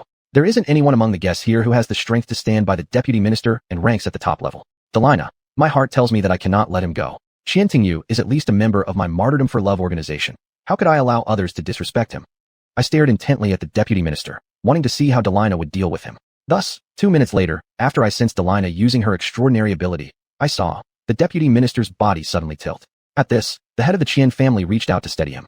Master Haste, if court you knew you were grieving this much for his death, grieving to the point your body suffered, he would surely be deeply moved. The head of the Qian family said. Deputy minister stood upright. Headmaster Qian, court you naturally would be deeply moved by me. Our brotherly bond is exactly this sincere. Headmaster Qian, Master Haste, please take care of yourself. If anything happens to you, this old man and the Qian family will be saddened. As he said the word saddened, he deliberately emphasized it. Deputy minister, I will take good care of myself. There's no need for Headmaster Qian to worry. As he spoke, he surveyed all those present, as if trying to find out who had played a dirty trick on him. The person behind the dirty trick. Delina met his gaze with a faint smile. Delina, must you draw the attention of the deputy minister like this? Don't forget where you are. This is the Western Bug Empire, and you're currently on its territory. However, this isn't the most important thing. What matters is that I'm beside you. It seems you still don't intend to let me off the hook, but instead want to drag me into the mess. Still, it's comforting that I'm not alone beside you. There are 3 others around you too, making 3 more of us suffering together. I glanced at Muda, Muron, and Muyubai. 274. Faced with Delina's smile, the deputy minister paused for a moment and returned to smile. Then, he said to the head of the Qian family, Headmaster Qian, I won't disturb your continued hospitality to the guests anymore. There are some people I wish to visit. Headmaster Qian, Master Haste, feel free to do as you please. So, the deputy minister approached us 5. To be precise, he was heading toward Delina. Miss Delina, Lord Anshi, Lord Muyubai, Lord Muda, Lord Muron. He greeted each of us in turn. Although he was greeting all 5 of us, his eyes remained fixed on Delina. Haste, why do you keep staring at me? Are you dissatisfied with something? Delina raised an eyebrow. Deputy minister, no, I am merely surprised by your presence, Miss Delina. Earlier, I didn't notice you, nor did I greet you, which was my mistake. This was because Delina had reduced her presence. Otherwise, just our group, me, Delina, Muyubai, and Muron, would have drawn visits from countless people, facing many overt and covert probes. Therefore, Delina lowered her presence after conversing with Muyubai and Muron. As for me, I have been concealing my existence all along. As much as I hate to admit it, compared to others from the Eastern Bug Federation, I clearly receive greater attention from the Western Bug Empire. This is evidenced by the number of people the Western Bug Empire sends to monitor me. The number of Western Bug Empire monitors keeping an eye on me is nearly as high as those monitoring Delina. Regarding this, I am dissatisfied. Really, is it necessary? I'm merely representing my direct superior, Elder 4, to attend Qian Tingyu's funeral. Is there really a need to guard against me like this? Delina, perhaps it's because your entire attention, Haste, was on Headmaster Qian, entirely on Qian Tingyu's funeral. You didn't pay attention to the attendees. Haste, the bond between you and Qian Tingyu truly goes beyond my expectations. The brotherhood between you two even made Headmaster Qian moved. Indeed moved to the extent that, besides the ninth prince, you, deputy minister, have become the most hated individual by Headmaster Qian and the Qian family. To this day, quite a few members of the Qian family are still paying attention to you. To this day, Headmaster Qian is still observing you from the corner of his eye. I looked at Headmaster Qian and then at the Qian family members watching the deputy minister. Delina asked, Haste, what do you think about Qian Tingyu's death? When you spoke with Headmaster Qian earlier, you mentioned that Qian Tingyu's death was not worthwhile, correct? The deputy minister's expression froze for a moment. Delina Xia, naturally, I believe that Brother Tingyu's death was not worthwhile. After all, Brother Tingyu has always been kind to me and bestowed great favors upon me. However, I also admire Brother Tingyu's death. I truly admire his sincerity and trustworthiness. He indeed followed through on dying for love. Delina Xia, Brother Tingyu is undoubtedly worthy of being a member of the Martyrdom for Love organization you founded. He looked completely sincere. Delina, Haste, I am satisfied with your perspective on Qian Tingyu's death. If you successfully become the official Minister of Finance in the Western Bug Empire, I wouldn't be surprised at all. I am not surprised either, but I don't think the Deputy Minister will make it. According to the Western Bug Empire's tradition, they prefer an outsider appointment rather than promoting from within. After all, the Deputy Minister is not Qian Tingyu, and there are others whose financial abilities match his. Chapter 92, The Arrival of the Guard. Deputy Minister, Lady Delina, you flatter me. The position of Minister of Finance in the Empire naturally belongs to the capable. To be honest, although I am not without talent, I ultimately fall short compared to Brother Qian Tingyu, and cannot suppress others like him. Well, you seem to have a clear understanding of yourself. However, your actions today did not reveal much emotion. Perhaps it is precisely because of this clarity that you acted this way. Clarity does not necessarily mean an absence of jealousy or resentment. After all, Qian Tingyu has suppressed you for many years, preventing you from standing out in the Ministry of Finance of the Western Insect Empire, hasn't he? I analyzed the Deputy Minister's actions today. Delina, Qian Tingyu is a member of my euthanasia organization. Naturally, you cannot match up to him. Haste, would you like to join the euthanasia organization? You really are indiscriminate in accepting members. I recall that you just invited Mu Yu Bai to join the euthanasia organization earlier. Deputy Minister, Lady Delina, I can only have one faith, and that is loyalty to the Empire. Therefore, please forgive me for being unable to join the euthanasia organization. You make it sound as if joining the euthanasia is akin to embracing a religious belief. How interesting. But I understand why you don't want to join the euthanasia organization. Given what happened with Qian Tingyu, it's clear that being a member of the organization could count against someone considered for the position of Minister of Finance in the Western Insect Empire. This holds true whether or not that individual would willingly honor their commitment by truly giving their life. Delina, Haste, your words bring me great joy. Your refusal is the most interesting excuse I've heard in years. Haste, despite the long years of Qian Tingyu's oppression, you've managed to maintain the post of Deputy Minister of Finance in the Western Insect Empire. You're not without skill. Lady Delina, you overpraise me, said the Deputy Minister. Delina turned her gaze toward me. Little Anshi, do you think I overpraise Haste? Am I the person you always focus on? Every time you speak with others, you often end up involving me. Me. Director Delina, your praise has never been wrong. I'm happy to echo you when it doesn't involve myself directly. Delina looked at the Deputy Minister. See, even Little Anshi agrees with me. Haste, there's no need to be modest. I believe in you becoming the new Minister of Finance in the Western Insect Empire. Lady Delina, it is my honor to be recognized by you, said the Deputy Minister. Delina looking favorably upon you isn't just an honor, but also a recipe for troubles ahead. Feeling the glances that have been aimed subtly or outright at me since the Deputy Minister's arrival, I glanced his way. Deputy Minister, your next few days will undoubtedly be wonderful. After all, now you've caught Delina's approval and commendation. Delina is well liked by some high-ranking officials in the Western Insect Empire. Madam Delina, I must visit others soon. Please forgive me for disturbing you, said the Deputy Minister apologetically. Delina, go about your business. I have little Anshi here to accompany me. Thank you for valuing me so highly, but honestly, I'd rather not receive such attention. If possible, I'd prefer not to stay by your side. Unfortunately, before this funeral is over, achieving this goal will likely be difficult. Why difficult? A person should always have dreams. Delina Director, do you think Haste figured out it was me who plotted against him? Delina asked me. Me? He figured it out. Otherwise, he wouldn't have come to see you.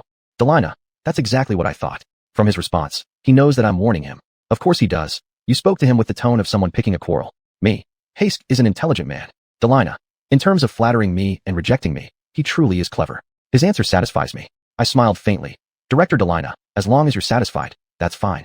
The rest of the time passed relatively quietly for me. There was no drama, nor did Delina drag me into anything, until a group of special guests arrived, breaking the tranquility. The bee race, Delina murmured softly as she watched them enter. Not just any members of the bee race. These were queen guards, the personal guards of the bee queen. What connection does the bee queen have with Qian Tingyu or the Qian family that would cause her royal guards to attend his funeral? I squinted slightly. Lord Qian, The captain of the Queen's Guard greeted Lord Qian respectfully. Lord Qian wore a serious expression. The presence of the Queen's Guard in our home honors the Qian household greatly. Is there something Her Majesty requires of the Qian family? Just passing through, the Queen thought it coincidental that Minister Qian Tingyu's funeral was taking place these days, so she sent us here, said the captain. Old Lord Qian let out a sigh of relief. It is truly the utmost honor for Tingyu and our family that Her Majesty the Queen remembers the day of his funeral. Then, he personally led the way to arrange seats for the guard. Naturally, Delina, Mu Yubai, Muda, Muran, and I also had seats. However, none of us chose to sit. Delina sighed. The arrival of the bee race's guard always stirs this kind of feeling, both humbling and pride-inducing. This is because the bee guard represents the bee queen, who embodies the will of the entire bee race. Just like some people believe I represent Elder Four, and everything I do is at his behest. But in reality, Elder Four does not dictate my every move. He usually provides a broad framework, leaving the rest to me. But the bee guard truly embodies the will of their queen, with every word and action representing her, the supreme ruler of the bee race. For the bee race, their queen, the Empress Bee, always comes first, even before the emperor of the Western Insect Empire. One person represents an entire race. This is how the bee queen is described, without exaggeration. This status gives her special recognition across the galaxy. Did you notice, Delina? That captain's gaze lingered on you for quite a while. Me. The bee guard represents the bee queen. Their arrival is as if she herself were here. Old Lord Qian's feelings of fear and pride are well-deserved. But I don't believe they really came here just for Qian Tingyu's funeral. What do you think, Delina? Chapter 277, Justified Defense. Delina sighed. Little Anshi, it seems I can't stay with you any longer. Are you about to run away because of the bee guard's arrival? I feigned regret. Director Delina, your affairs are important, so don't worry about me. There's no question about it. This is a lie. And truthfully, I'm happy. Moreover, you actually didn't need to tell me specifically. That's the truth. Delina, little Anshi, I really don't want to leave you, but I have no choice. I must go. Me. Director Delina, your affairs are the priority. Looking forward to our next meeting, little Anshi. Delina smiled at me and said. Then, she vanished. Subsequently, the bee guard exchanged a few words with old Lord Qian and left as well. The guard was indeed here for Delina. This was my immediate reaction. Mu Yubai. Anshi, it seems your director Delina has trouble. I turned to Mu Yubai. Looks like I haven't disciplined you enough for you to dare talk back to me. Old Lord Qian said something wise. If you're outclassed, then you're outclassed. What do you think about that, Mu Yubai? You're no match for Delina. That's a fact. But neither are you my match. That's another fact. Mu Yubai. Humph. When it comes to strength, I naturally cannot compare with you. Anshi, when it comes to stirring up trouble, I still fall short of you. Do you think the queen would ignore the special treatment Delina shows you? Me. Whether or not the queen pays attention to me is uncertain, but I know Delina has definitely noticed you. Otherwise, she wouldn't keep talking to Muran. Do you know why Delina talks to Muran? She's warning you through Muran, Mu Yubai. Your inclination toward joining the death organization hasn't been forgotten by either Muda or Delina. Who could blame her? As the founder of the euthanasia organization, how could she ignore your behavior in front of her? Mu Yubai. Anshi, there's a reason why you're good at causing trouble. Isn't there a reason behind everything? I asked Mu Yubai. In this world, almost nothing happens without cause. It was true in the era of my memories, and it's true now. It's just that some events happen due to bizarre or emotional reasons. Some kill because they're in a bad mood. Others do so because they're in a good mood. Me. Mu Yubai, your attitude toward me has its reasons, and so did your earlier snide remarks to Delina. Mu Yubai coldly said. Anshi, I truly look forward to the day the bee guard targets you. Muda furrowed his brows. Mu Yubai, this is the Western Insect Empire, and it's the Qian family's mourning hall. Even if you don't get along with Anshi, you shouldn't act this way. Mu Ran quickly echoed. Mu Yubai, his tone filled with warnings. I looked at Muda, then at Mu Ran. Well, feel free to look forward to it, Mu Yubai. The bee guard coming after me isn't necessarily a bad thing. I said to him. How bad can it get? The bee queen wouldn't kill me just because Delina treats me differently. After all, the bee queen is not the strongest entity in the galaxy, and she has her limits too. Unfortunately, Elder Four is someone she must take into account. As a sharp blade, under Elder Four, I naturally also became an object of her concern. My previous submission to Delina was only due to her strength, not because she might kill me. Though she has the ability, she doesn't have the guts. I looked at Mu Yubai with a smile on my lips. Mu Yubai, you'd better worry about yourself instead of me. Someone who's struggling in love actually has time to care about others. Muda pressed his lips. Anshi, control yourself a bit. I don't know your exact purpose for coming to the Western Insect Empire, and I don't care either. But Mu Yubai serves under an elder, which has nothing to do with you, who works for Elder Four. Others are regionalists, and you're an elderist. Muda, you truly favor the third elder. Despite your disdain for Mu Yubai, you'll protect him just because he serves under the third elder. You're so much like Songhua. No, not quite. At least, you don't see the third elder as your father. And why are you, just like the people of the Western Insect Empire, suspicious that I'm not here just for the funeral? Me?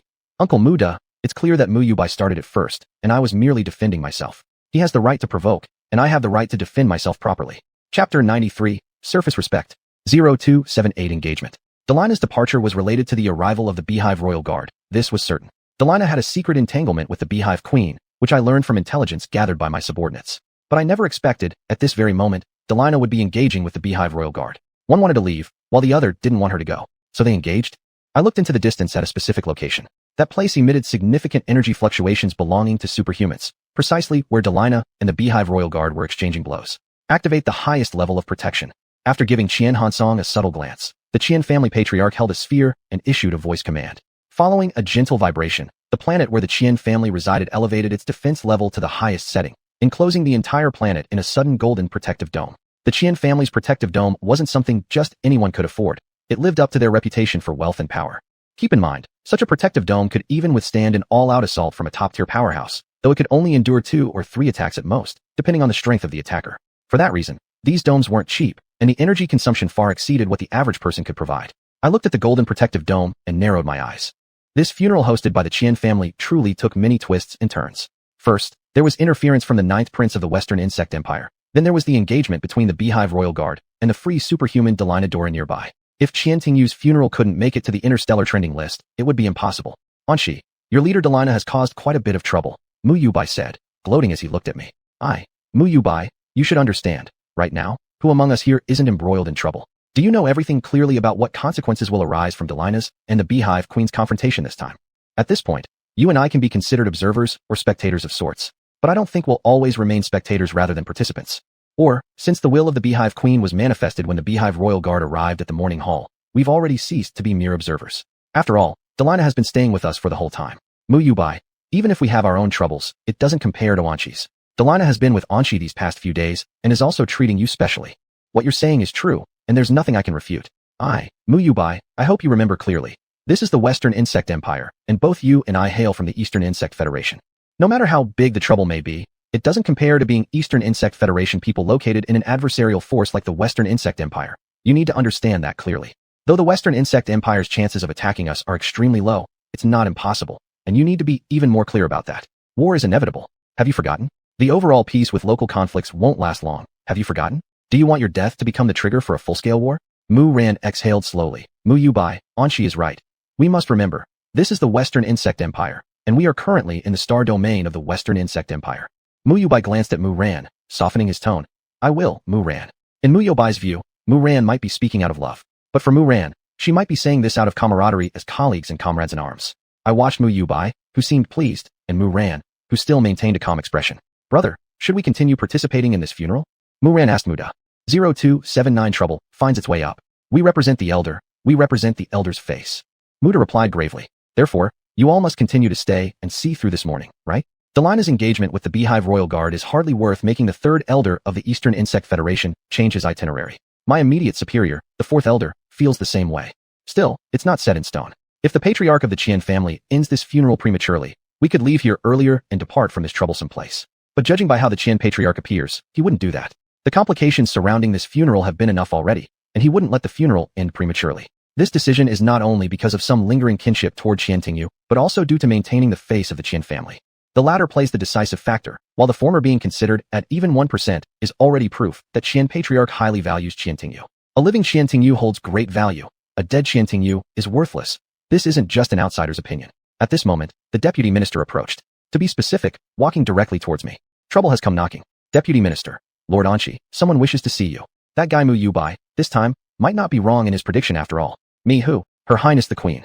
The deputy minister answered. Sure enough, Delina Dora is someone who brings me trouble. Not only is she herself a trouble that comes for me, but she also brings me trouble. So, I left the morning hall. Then, I met the queen of the Beehive clan. However, I only met her projection. Your Highness, the Queen. I respectfully addressed the projection. The Queen's projection. Anshi, how about we make a deal? I want to meet with Delina and have a personal conversation with her. You be the intermediary between her and me. What do you say? Why drag me into your affairs with Delina? Me, Your Highness, with your power and influence, Director Delina will surely meet and converse with you. It's just that the meeting date can't be determined, and the time for such an encounter might still take quite a while. A clash between 2 top-tier figures isn't something I can get involved in. Of course, if the 4th elder requests it, I would be willing. Me, your matter with Director Delina is not something I can participate in. If you truly want my involvement, you'll need to see my boss and follow his wishes.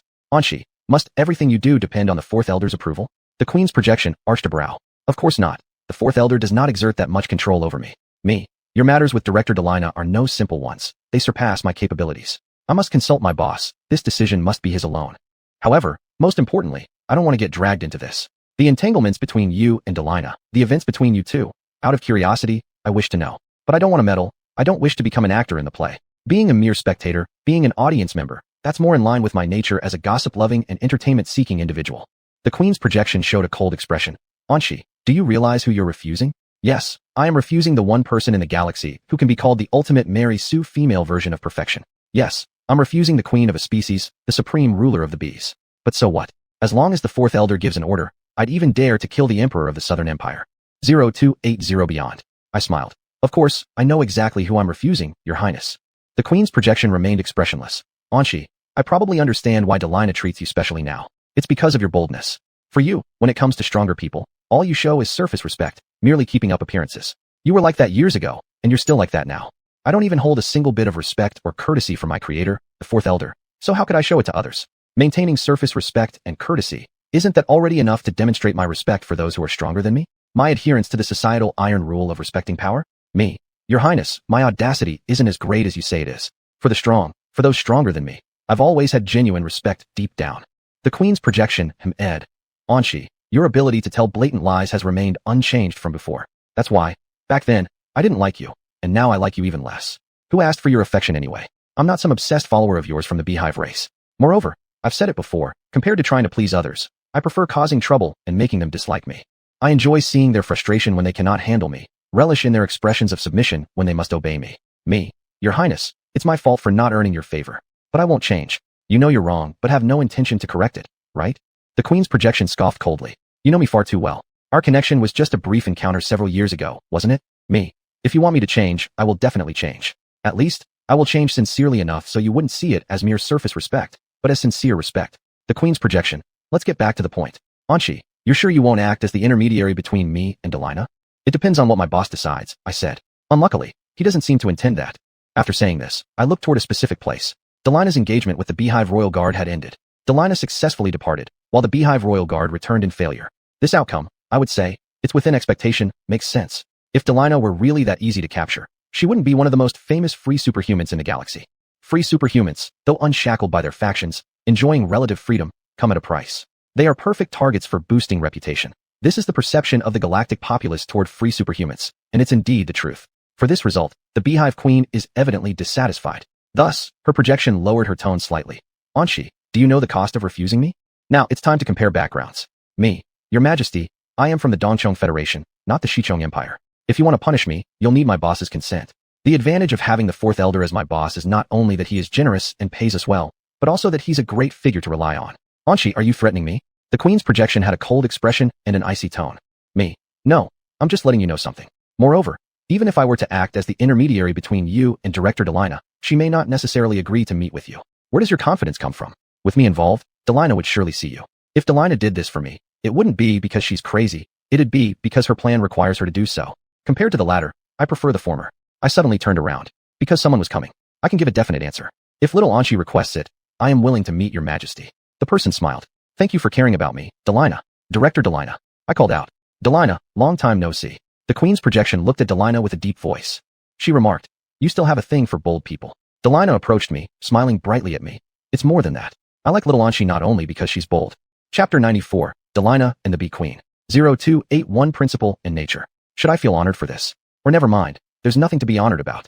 Winning Delina's affection is useless and will only bring unnecessary trouble. At least, the Bee Queen dislikes me even more now. I glanced at the projection of the Bee Queen. It's not just because Anshi is courageous that I like her so much, Delina said with a smile. The Bee Queen's projection snorted. She isn't courageous. She has no respect for hierarchy. Delina looked at the Bee Queen's projection. In my view, Anshi is simply courageous. Without respect for hierarchy. Since I say so, she must be. The Bee Queen's projection had a cold expression. Double standards. Both these two are people with double standards. If you like someone, they're courageous. If you dislike them, they have no respect for hierarchy. This is the double standard of Delina and the Bee Queen toward how they see me. So, who in this world doesn't have double standards? I looked at Delina and then at the Bee Queen's projection. Delina changed the topic. Queen, did you come here today just to argue with me about this? Humph, you would only dare to meet me through a terminal screen. If it weren't for me seeing Anshi this time, you probably wouldn't even dare to do this. The Bee Queen's projection said. She paused for a moment and continued. But my reason for seeing you isn't this. Delina, it's been so many years, why don't you return to the Bee tribe? Why don't you visit your hometown? Delina Dora was born in the Western Insect Empire, it's now proven. However, Though she isn't from the bee tribe, is her hometown still within the bee tribe's territory? Could Delina be an adopted daughter of the bee tribe? Let me think. Which of the close associates of the bee queen adopted a daughter? I got lost in thought, but kept my ears open. Delina and the bee queen's gossip. I wouldn't miss it for anything. It's a matter of principle and nature. Delina. Queen, I am now a free superhuman. So, you've abandoned your homeland? The bee queen's projection pursed her lips. Delina. Queen, it's not whether I want my homeland or not. It's whether I want to go back. Ever since I left the Western Insect Empire, ever since I broke away from the bee tribe, you should know my choice. When exactly did Delina become a free superhuman? The year she became one, something big happened in the bee tribe where a large number of people died. I stood silently on the side, recalling the intelligence information collected by my subordinates about the bee tribe. The projection of the bee queen looked proud. So what? All I need to know is that I want to see you. Your choices mean nothing to me. Delina, you know, when I want to see you, I will definitely see you. When I want to see you, all members of the bee tribe will definitely satisfy my wish and achieve this purpose for me. Your words really have an antagonist-like undertone, stopping at nothing to reach your goal. This is reflected in your speech. But what you say is true. As the will of the bee tribe, as the bee queen, if you truly want to personally see Delina, the bee tribe will certainly fulfill your wish. After all, you're the ruler of the bee tribe, the indispensable presence, the only one in the galaxy who can be called the strong female version of a Mary Sue character.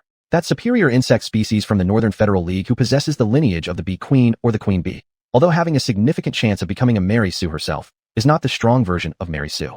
Because, being unnaturally created, she was manipulated by someone and can never become a second-tier powerhouse, let alone first-tier. But the current bee queen is already a first-tier figure. I compare. 0282 Guilt. Delina sighed. Queen, why bother using the power of the bee tribe to force me to come see you? Regarding that incident from the past, I don't blame you. It was Mother's own choice. Here comes the juicy gossip, and it's a story filled with guilt. Hearing this, my eyes lit up. Projection of the bee queen. Whether or not you blame me is your business, but wanting to see you is mine. Delina Dora, I've never considered you a free superhuman. You belong to the bee tribe, you're my subject. Can I understand your words this way? Toward Delina, you harbor a sense of guilt? Even if Delina doesn't blame you, you still feel guilty toward her? Guilt is a lethal weapon for some people. Influenced by guilt, they would do anything for those who make them feel this way, even if it goes against their ethics or principles. Fortunately, as a qualified villain, I have never felt guilt. Feeling guilt has never made anyone a competent villain. Refusing to repent until death, and refusing guilt until death, that's what villains should do. Delina. Queen, after so many years, you're still the same, still with a child's mentality. I thought that after becoming a top-tier powerhouse, you would have changed. But here you are, still like this. Childlike. This description fits her well. Moreover, the childlike mentality of the bee queen is surely characteristic of a spoiled child. After all, the people of the bee tribe who treated her like a pearl are typical indulgent parents. I commented. It's not as if everything goes as you wish or everyone will obey your orders, Queen. I am a free superhuman, not a member of the bee tribe, nor your subject, Delina continued. Then, she looked at me. The reason I met you this time is only because of little Anshi. Delina, you can't seem to stay away from dragging me into things. Me. Director Delina, your regard for me truly makes me quite uneasy. Nonsense. There's no uneasiness, only annoyance in abundance. The projection of the bee queen looked at me. Aren't you the same? Valuing someone like Anshi and admiring their courage? Delina, this time I'm not fooling around. I must see you. Then she turned to Delina. The near guards of the bee tribe coming to deal with you weren't just those from earlier. More are waiting ahead for you. Delina, the 100 Flowers Assembly of the bee tribe is about to be convened, and I will definitely meet you before then. Personally meet you. Delina, then I shall look forward to it, Queen. No sooner had these words been spoken than I switched off the terminal screen, ending communication with the projection of the bee queen. To emphasize, the projection of the bee queen didn't come here. Both Delina and I communicated with her through my personal terminal. At this sight, Delina was stunned for a moment before saying, Little Anshi, the queen had more to say. I know, but the exciting part of this show has already passed, and I've lost interest in it. Me. Since Her Majesty has made such strong remarks, that means this communication can end. Little Anshi, I'm increasingly fond of you. Your audacity is far greater than I imagined, Delina laughed. This is because the bee queen isn't the elder number 4 I serve under, so I don't need to wait until she finishes speaking before ending the call. And my audacity could grow even bigger. If elder number 4's orders were clear and salaries were on point, I'd dare to assassinate a first-rank figure, like the Emperor of the Southern Human Empire, or you. Chapter 0283, Jailbreak. Me. Director Delina, you flatter me. It's also time for me to return to the Federation. I won't disturb you any further. Delina quietly looked at me for a while. Little Anshi, I look forward to our next meeting. So do I said. But what I look forward to isn't this. It's the confrontation between the bee near guards and you, whether or not you'll meet the bee queen herself, and when you'll do so. I nodded at Delina, and then left. As I walked to the entrance of the villa, I saw the Deputy Minister of Finance standing outside and smiled. Hask, you're rather close to Her Majesty, aren't you? I said. Deputy Minister. Master Anshi, you've misunderstood. My relationship with Her Majesty is just casual acquaintance. If it were a casual acquaintance, the Queen wouldn't have sent you to relay her intentions. There are others among the Western Insect Empire citizens present who are more suited than you. Me, is that so? I don't believe it. But I don't care about it either. People from the Eastern Insect Federation shouldn't meddle in Western Insect Empire affairs, and people from the Western Insect Empire shouldn't interfere in Eastern Insect Federation matters. That's the right approach. What do you think, Hask? The deputy minister showed full agreement.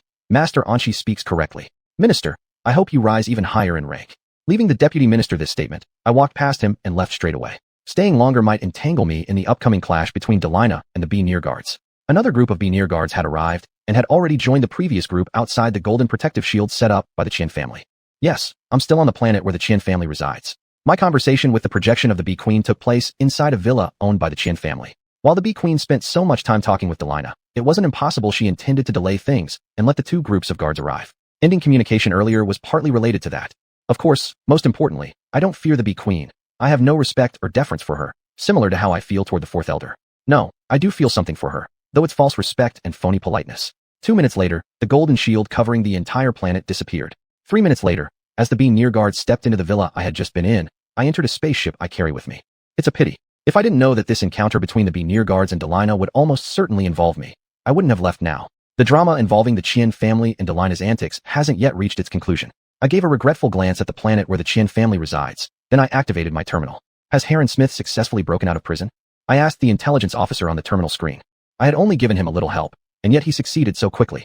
Was it because of his own skill, or was it due to the incompetence of those guarding him in the Western Insect Empire? Me. Did he break out alone? Intelligence officer. No, someone broke him out. He escaped with the help of that person. Moreover, he also released some other prisoners. This piqued my interest. Which prisoners? The ones who were familiar with him. The Western Insect Empire had them all locked up in the same prison. The intelligence officer replied. All locked up in the same prison? It seemed that Heron's escape wasn't as simple as it appeared. Me. What's been the reaction from the Western Insect Empire? Intelligence officer. The same reaction as last time. Understood. This breakout has once again become a point of contention among the higher-ups of the Western Insect Empire, reigniting rivalry between their factions. Heron is truly lucky, but also unfortunate. I sighed. It was quite the honor for Heron to be involved twice in disputes between factions within the Western Insect Empire. However, it couldn't be helped. After all, Heron just happened to have connections with both factions most at odds with each other within the Western Insect Empire. Chapter 95, The Murder Case. 0284 Death. What should I do after attending the funeral? According to logic in my own plans, I should return to Donchong Federation. Then, I would follow the orders of my direct superior, Elder 4, doing whatever tasks assigned. However, everything was interrupted. My journey back to Donchong Federation was disrupted by a murder case. Because the deceased in this murder case is someone I know, and I had spoken with him not long ago. Because the victim in this murder case is the Deputy Minister of the Treasury, Hayscale. Lord Anshi, please understand, you cannot leave Shichong Empire right now. The starship commander in charge of stopping me said. Using a starship to intercept a spaceship, Shichong Empire is really overdoing it. Are they afraid that I won't comply and are using the starship to threaten me? It's truly an honor for me that Shichong Empire values me so much. I looked at the starship commander on the terminal screen and asked, do I have the right to refuse? Starship commander, Lord Anshi, please understand, the Deputy Minister of the Treasury has been murdered and unfortunately passed away. You're one of the suspects, so you cannot leave. At least, you cannot leave until we find the murderer. Me. Then where am I supposed to go now? To a place where the suspects gather. Starship commander. Yes, please return to Qian family's residence. Other suspects are waiting for you there, including some acquaintances of yours. Of course, I know my acquaintances are also there. The people from Donchong Federation who came to attend the funeral before the deputy minister's death, they are my acquaintances. After witnessing the drama at the Qian household and Delina's drama earlier, now it's time to watch my own drama unfold. Watching plays comes with risks. One must be cautious while watching. Me. Are you and the starship you're on going to escort me back to the Qian family? Starship commander. Yes, Lord Anshi, we will escort you back to the Qian family. The word escort isn't quite accurate, I said. It's not escorting. It's clearly monitoring and preventing me from leaving mid-journey and not heading back to the Qian family. The starship commander remained silent. Me. Let's go then. The sooner we get back to the Qian family, the easier it is for me, and for you too. At least, if I return to the Qian family early, I can watch the show earlier. Even though I'm part of the drama, it doesn't stop me from enjoying the show. The starship commander smiled. Lord Anshi, it's good that you understand. This isn't understanding, but rather knowing how to read the situation. On the surface, it's a starship intercepting me, but secretly, it's not just this starship intercepting me. Me. I always understand others. 20 minutes later, under the escort of the starship, I returned to the Qian family. As soon as the spaceship landed at the Qian residence, and I just stepped off the ship, I received sarcasm. Sarcasm from Mu Yubai. Mu Yubai. Anshi, you're nothing special, and you obediently came back. I put the spaceship into a spatial device. I came here to attend the funeral, not to cause trouble. Why shouldn't I comply with Shichong Empire's request? I glanced at Mu Da and Mu ran near Mu Yubai. Mu Yubai, didn't you also comply? If I guessed correctly, you, Uncle Mu Da, and Mu Ran aren't specifically here to pick me up, are you? Has Shichong Empire designated this area as the place for us Donchong federal citizens to stay? Are all Donchong federal citizens gathering here? The spaceship landing here wasn't my decision, but the requirement of the starship commander. Mu Yubai, my compliance isn't the same as yours, Anchi. We have been staying at the Qian residence all along, whereas you left the Qian family and came back. Me. So what's the difference, Mu Yubai? Aren't you on Shichong Empire's land, and you don't plan to oppose them, do you? If Elder Four gave an order like this, I might actually confront Shichong Empire. But since he hasn't given such an order, why should I act against my own interest? 0285 missing. Mu Yubai wouldn't want to oppose them. He merely doesn't get along with little Anchi. Accompanied by this voice, Delina slowly walked towards us. Little Anchi, we meet again. She looked at me and smiled. Behind her, the hive guard silently followed and watched me. I smiled. Yes, Director Delina, we meet again. You came here so quickly after I arrived. Did you send someone to spy on me? No, compared to sending someone to spy on me, I think it's more likely that you found out my information from someone, like the starship commander. Delina madam, this was Mu Yubai and Muda. Delina director, this was Mu Ran. Delina, we sure have a lot of karmic connections, meeting again. This isn't simple coincidence. It's the karmic connection resulting from the death of the Deputy Minister of the Treasury. Indeed, we do have a lot of karmic connections, I echoed. Given that we're both seen as suspects in the crime, it's only natural that we have such ties. Delina, it's truly a pity that Haysk is dead. The last time I saw him, he was very much alive. Don't you agree, little Anchi? Me? Yes, the last time I met with him before I left, he was full of vitality. Who would have thought that he is now dead? I indeed did not expect the death of the Deputy Minister. I was looking forward to seeing whether he could successfully transition from his deputy role to a formal position. But unexpectedly, he died today, on the day of Qian Tingyu's funeral. This funeral held by the Qian family will surely be trending on the Starnet, and it might even top the list. The funeral had already been linked to the 9th prince of the Shichong Empire, followed by the manifestation of the Queen Bee's will, represented by the hive guards attending the funeral, and finally the death of Treasury Deputy Minister Haysk here, who had always been at odds with Qian Tingyu. If this doesn't top the trends, then someone must be deliberately suppressing the buzz. After all, so far, none of the major events causing the biggest sensation in the galaxy can compare with this funeral. Delina, Haysk's death was indeed quite sudden. However, because of it, I've reunited with you, little Anchi. In the short time we've been apart, I missed you immensely. Miss me for what? Missed the thrill of frequently dragging me into situations like this? Me? Director Delina, there's no need for you to miss me so much. It's very easy to see me. At least, it's easier than seeing the Queen Bee. Delina shook her head. Little Anchi, you've won my heart. It's only natural that I miss you, even though we've only been separated for a brief period.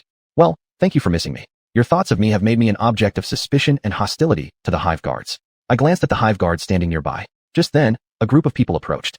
The appearance of this group drew everyone's attention, because they were underlings of a Grand Secretary, the same Grand Secretary who took away the 9th prince.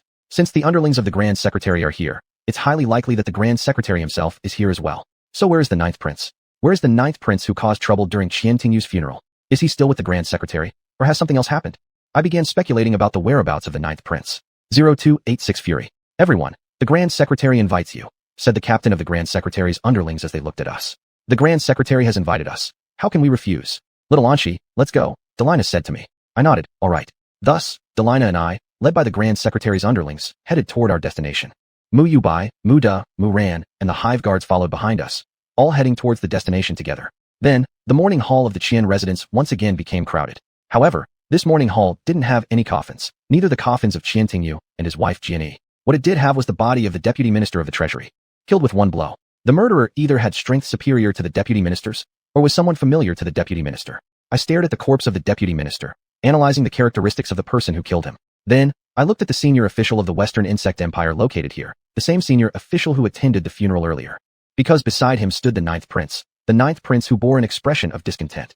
All right, those responsible for the previous dramatic incidents were all gathered here. What unfolds next is bound to be surprising and extraordinary. After all, the beginning act was already spectacular. The Deputy Minister of the Treasury of the Western Insect Empire died during the Treasury Minister's funeral. And the actors involved are even more extraordinary. All those who played key roles in various previous dramatic incidents are participating in this one. Gentlemen, the purpose of gathering you all here should be clear to you. Haysk Gale has been murdered, and I intend to find the one who killed him. The Grand Secretary looked around at everyone present and announced, of course, we understand, but catching the murderer seems rather challenging. Otherwise, why would you gather all of us? Otherwise, why, despite the Deputy Minister having been dead for some time, have you still not found the killer? From this, it can be seen that whoever killed the Deputy Minister was extremely intelligent and careful, leaving behind neither traces nor evidence. Therefore, we can conclude that the person who killed the Deputy Minister was talented. No, exceptionally talented in the art of assassination.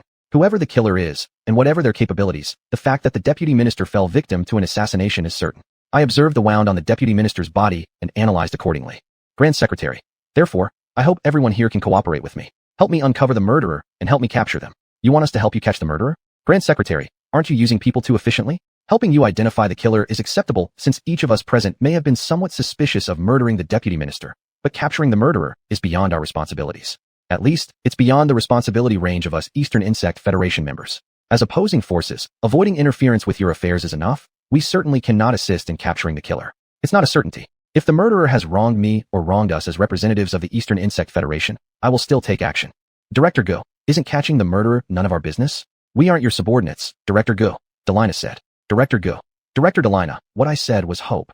Moreover, helping to catch the murderer is voluntary and not forced. Now, I ask all of you to clear your own suspicions and quickly find the murderer. Hask's death has greatly angered the Empire. I do not wish for any of you to bear the Empire's anger, let alone the wrath caused by the murderer. This was a threat, an obvious one. This was the Western Insect Empire's threat to all of us through the director. I looked at the director. The Ninth Prince, standing behind the director, then added, Director G's words are correct. Hask's death has infuriated the people of the Empire, the higher-ups of the Empire, and even the imperial family of the Empire. Therefore, for your own good, please fully cooperate with us.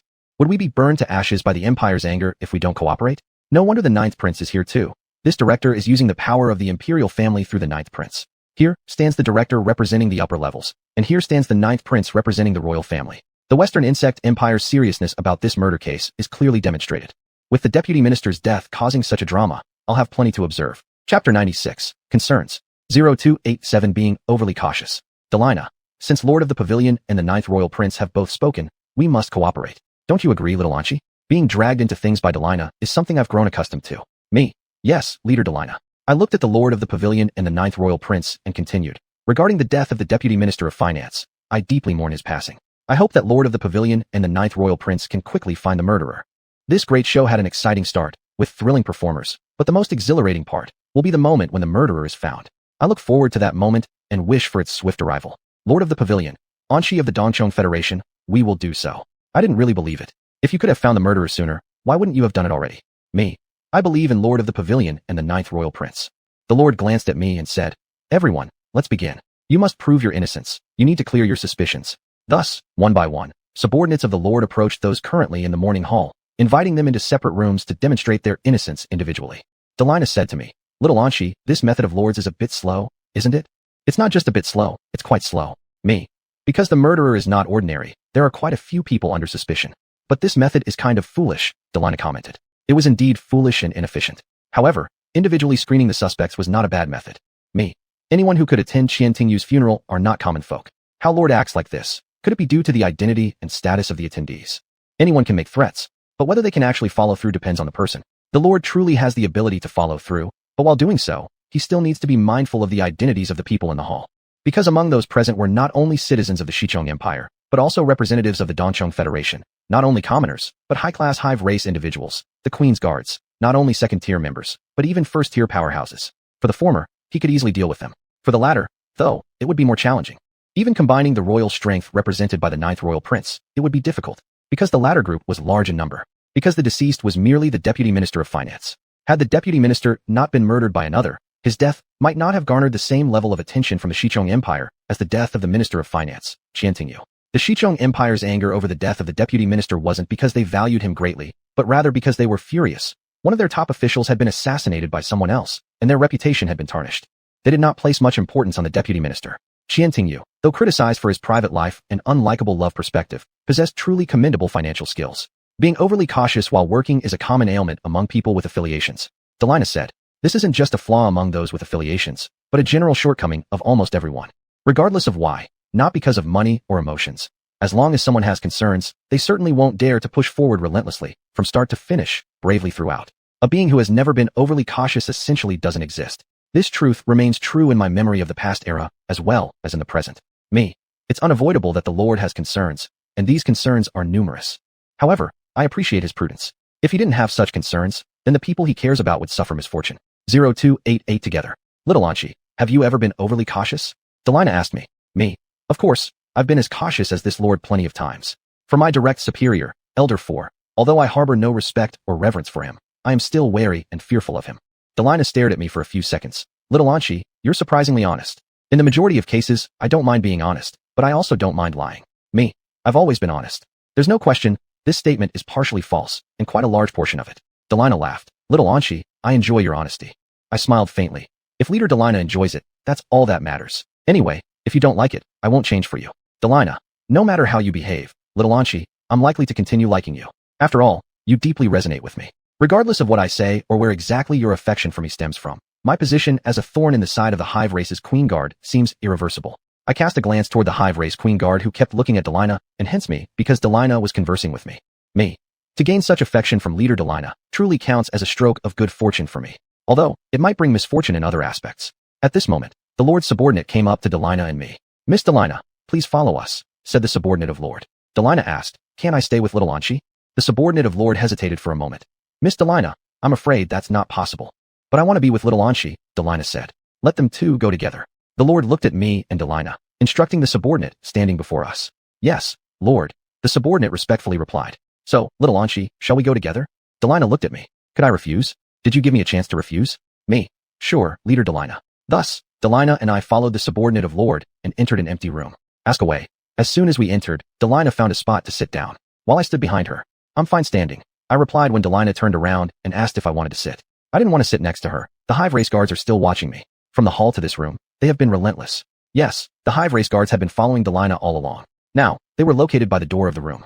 Had it not been for the presence of Lord, or the warning given by Lord earlier, they would have probably come in. I exchanged a glance with the captain of the Hive Race guards standing by the door. Then, I smiled at them. This smile was full of provocation. Since I have offended you already, I don't mind offending you again. I just enjoy seeing others feel annoyed yet powerless against me. 0289 Inquiry. The guard of Lord ignored my behavior and asked Delina, Miss Delina, where were you when the deputy minister passed away? At one of the Qian family's villas. At the time, I was in combat with the Hive Race guards. Delina pointed toward the door, the very ones outside. To be honest, though I am a suspect, isn't my suspicion rather small? You can't consider me as the murderer simply because I'm stronger than Hask. The subordinate of Lord maintained eye contact with Delina. Miss Delina, we wouldn't doubt you merely based on your strength. However, we've learned, there's conflict between you and the deputy minister. You've previously made an underhanded move against him. Very good intelligence gathering indeed, knowing even this. Worthy of being Lord's subordinates, their ability to gather information is even superior to mine. It makes sense, after all, their boss, the Lord ranks first tier while I am second tier. Naturally, first-tier people's subordinates are better than second-tier ones.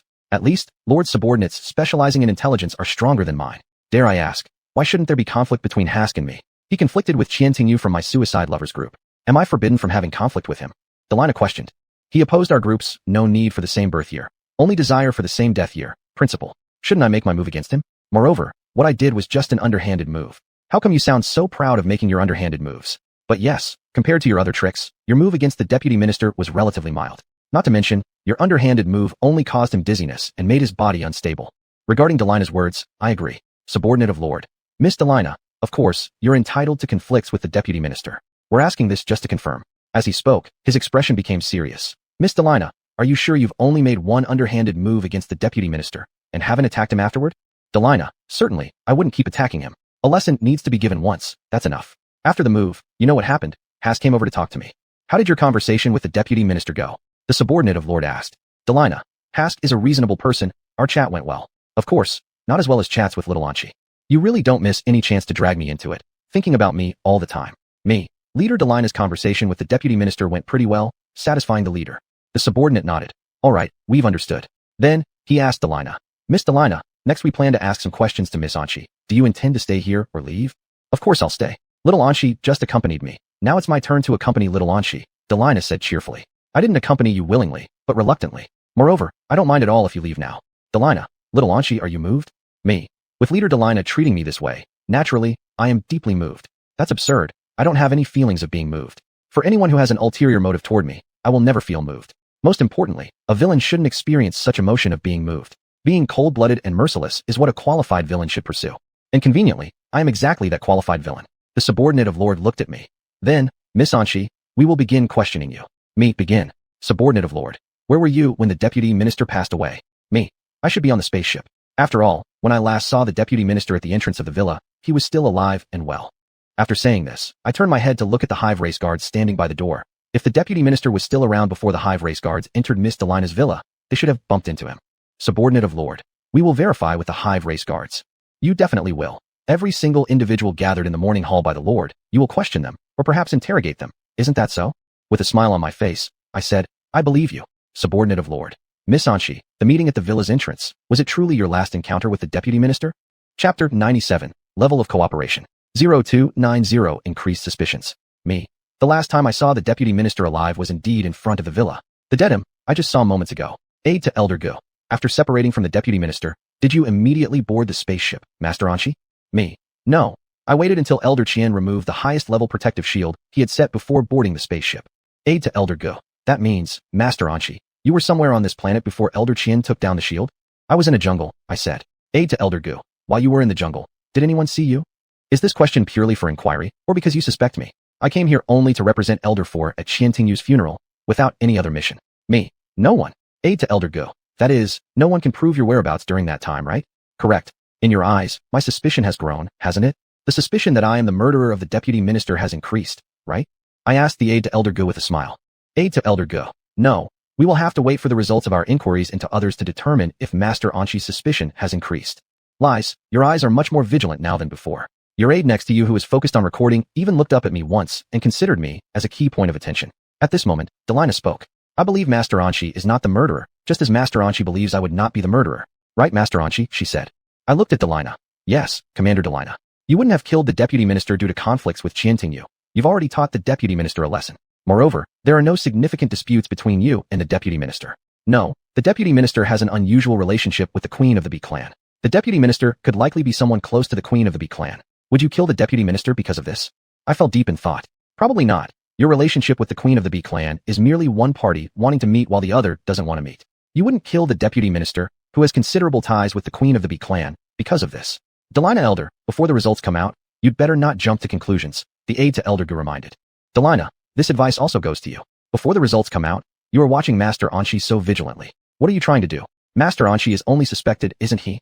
You're suspected too, okay. Only, in the eyes of the aide to Elder Gu, my suspicion is greater than yours. I'm more likely to be the murderer compared to you. I looked at the aide to Elder Gu. What Commander Delina said is also what I want to say. You cannot suspect me so much just because I'm from the Eastern Worm Federation and consider me the primary suspect. What you are doing can easily cause disputes between the two countries. The relationship between the Western Worm Empire and the Eastern Worm Federation is something you should not interfere with. Aide to Elder Gu. Master Anshi, you misunderstood. We are being cautious about you because of something you've done before, which is unrelated to this case. Me, is that so? It seems I misunderstood you. A good response, shifting the alertness towards me to another matter. Undeniably, my past great achievements are reasons for your vigilance. But my significant suspicion of killing the deputy minister is also why you are vigilant against me. 0291 Evaluation. Aide to Elder Gu. It's our fault for making Master Anshi misunderstand. We apologize deeply. Me. No problem, I forgive you. You were merely afraid of me, and you were deceived by rumors, and thus feared me. Will you refute what I said just now? If you refute, how would you argue against it? I watched the aide to Elder Gu, eagerly anticipating their response. The expression of the aide to Elder Gu stiffened momentarily, but soon returned to normal. Master Anshi, it's fine if you forgive us. I smiled. Of course I forgive you for being so afraid of me. Do you have anything else to ask? Aide to Elder Gu. No. Master Anshi, you and Delina Elder may leave. Me. Then, I'll leave with Commander Delina. After saying that, I smiled at Delina. Commander Delina, let's go. They still need to inquire others. It's not appropriate for us to stay here. Delina asked the aide to Elder Gu. Who do you plan to inquire next? Aide to Elder Gu. The Bee clan guard. Is it because the Bee clan guard is at the door, or was this decision made before? I glanced at the Bee clan guard outside the door. Delina. In that case, Master Anshi, you leave first. I am curious about what questions the Bee clan guard will be asked. Me. All right, Commander Delina. 3 minutes later, I returned to the morning hall and went back to my original position. Seeing me, Madar asked, Anshi, are you done with the interrogation? Me. The aide to Gu Elder said this isn't an interrogation but an inquiry. Madar. Then what do you think it is? Me. It's called an inquiry on the surface, but in reality, it's an interrogation. Calling it an inquiry is merely a placating statement for their kind. Madar uncle, did Muron and Mu Yubai go through the interrogation? I asked Madar. Madar, yes. What questions did they ask you? And Delina. Me. Delina is satisfying her curiosity. The questions they asked me aren't any different from the ones they would have asked you, Uncle Madar. They're just standard questions used during the interrogation of criminal suspects. Only, after the interrogation, they suspected me even more. Elder 4 has really caused me a lot of trouble. His task arrangement made me appear very suspect in the eyes of the public, tarnishing my reputation greatly. Otherwise, why would the aides to Gu Elder be so suspicious of me? I genuinely came to the Western Worm Empire to attend the funeral, not to cause trouble. As for my assistance in Halen Smith's escape, it didn't happen in the Western Worm Empire. My help was provided before the exchange delegation spaceship entered the star domain of the Western Worm Empire. Therefore, I'm truly here with clear conscience to attend the funeral. Unfortunately, not only does the aide to Gu Elder disbelieve me, but quite a few people in the Western Worm Empire also disbelieve me. Even Madar and his group don't believe me. Looking at Madar, whose face bore a suspicious look, I said, Uncle Madar, why do you look at me like that? What do you suspect me of? Madar, not suspecting anything. I just feel, wherever you go, Anshi, trouble follows. I narrowed my eyes. Uncle Madar, don't tell me. You and others share the same baseless opinion about me? Wherever I go, trouble follows, which isn't a good evaluation at all. If it were really true, then I'd accept this evaluation. But Deputy Minister of the Finance Department, Haste Gel's death has nothing to do with me. Absolutely no connection. 0292 picking a fight. Madar, Anshi, I didn't believe what those people said about you. I was just feeling sentimental. Humph, your expression tells otherwise. Since you made me uncomfortable, I won't let you off either. I changed the topic. Uncle Madar, does Muron like the space abilities within the special category the most among all the extraordinary powers? Anshi, why do you ask? Madar's expression became serious. Me, you guess. Instead of asking me, why don't you ask your sister Muron? Saying that, I turned my head to look at Muron, who had just come out of the room. She's out now. You can ask her. Madar gave me a long glance before looking at Muron, who was approaching. Is everything all right? Are the questions they asked within the scope of the interrogation? Madar asked Muron. Muron shook her head. Everything's fine, brother. The questions were all reasonable. Nothing exceeded the specifications. Madar, that's good. Now it's only Mu Yubai left. I asked. Is Mu Yubai the last one of us four to undergo the interrogation? Muron shook her head. No, he and I were interrogated at the same time. Why hasn't his interrogation ended yet? He must have been together with you and Madar before. I can confirm this. A rare opportunity to be with Muron. How could he possibly pass it up? Even if Madar were there, he wouldn't let it slip by? Because I provided some useful information to the aid of Gu Elder. Mu Yubai teleported next to Muron. I raised an eyebrow. How can you be sure that the information you provided is useful? What kind of information did you provide? Information relevant to whom? Mu Yubai. At least it's more useful than yours, Anshi. You weren't even here. You weren't in the hall. Relevant to the people in the morning hall. Relevant to what happened in the morning hall. Looking at Mu Yubai, I smiled brightly. Mu Yubai, I really didn't expect. Out of the four of us, you're the most cooperative. If Third Elder knew how much Mu Yubai cooperates with the Elder of the Western Worm Empire, he would be delighted, right? Mu Yubai's face darkened. Madar frowned. Anshi, we are in the Western Worm Empire. Me. But we are Eastern Worm Federation people. No matter how cooperative we are towards the Elder, there needs to be a limit. Being too cooperative isn't a good thing. Just enough cooperation is fine, as long as there's no intentional disruption. Madar. Anshi, Mu Yubai works under the Elder. So, I shouldn't criticize him, right? Madar. As an Elderist, you care about this sort of thing. Me. Of course, I know he's the subordinate of Third Elder. If he weren't, I wouldn't have the leisure to scold him or the leisure to remind him. Having met Third Elder twice, naturally, I should take note of his subordinates for him. Even though I only met the projection of Third Elder and neither of those meetings went well, I still offended him. Anshi, you're being too meddlesome, Madar said. It's you who doesn't manage enough, Uncle Madar. You can let Mu Ran roam freely, but not Mu Yubai. I replied. I made a mistake. It's questionable if you can even manage Mu Yubai. As long as Mu Ran is around, Mu Yubai will at least pretend to listen to you. But if Mu Ran weren't there, it would be a miracle for him to follow your words. Little Anshi, did you have an argument with Madar? Delina's voice came from a distance. I turned and looked at Delina. No. It's just that I and Uncle Madar have different opinions on one issue. It's not really about having different opinions. I just want to pick on Mu Yubai. Although this time I started it. So why can he pick on me, but I can't do the same? Thinking about this, I suddenly looked up toward the second floor of the morning hall. How could it be? Someone died. Chapter 98. Degree of suspicion. Point of surprise 0293. Someone has died, but this does not surprise me. Even the Deputy Minister of Finance from the Shichong Empire has died on this planet. For others to die here is no surprise at all. Not really. If the one who died was the murderer of the Deputy Minister, I wouldn't be surprised at all. But here's the problem. It's not the murderer who has died. It's a major figure of the Shichong Empire. In terms of status and position, this big shot is even more prestigious than the Deputy Minister of Finance, Hasker Gel, because the one who died is the Ninth Prince. Setting aside how he died for now, the place where he met his end is surprising to me. Because the Ninth Prince isn't far from that respected elder of the Shichong Empire. In other words, the Ninth Prince died right under the elder's nose. Keep in mind, the Ninth Prince ranks as second tier. If he lacked such capability, he wouldn't dare to cause trouble for the Qian family, because the Qian family also doesn't lack people at the second tier. Also remember, the elder ranks first tier in strength. So, why wouldn't I be shocked by the death of the Ninth Prince? His death under the elder's nose, witnessed by many, is shocking indeed. There will be a more spectacular show ahead. The drama sparked by the deputy minister's death becomes more intriguing by the minute. If I were merely a spectator and not involved in the situation, that would be my thought. But unfortunately, I'm not just a spectator, I'm also a participant. Thus, while watching the events unfold, I need to be cautious so that the Shichong Empire doesn't direct their anger towards me. After all, transferring blame is rare, while practicing it is very common. I look at the elder next to the deceased Ninth Prince, whose expression is grim. Mu Yubai, I don't care what you're thinking or what disputes you have with Anshi. From now on, you must calm down, Muda said grimly to Mu Yubai. Mu Ran followed up. Mu Yubai, control your temper.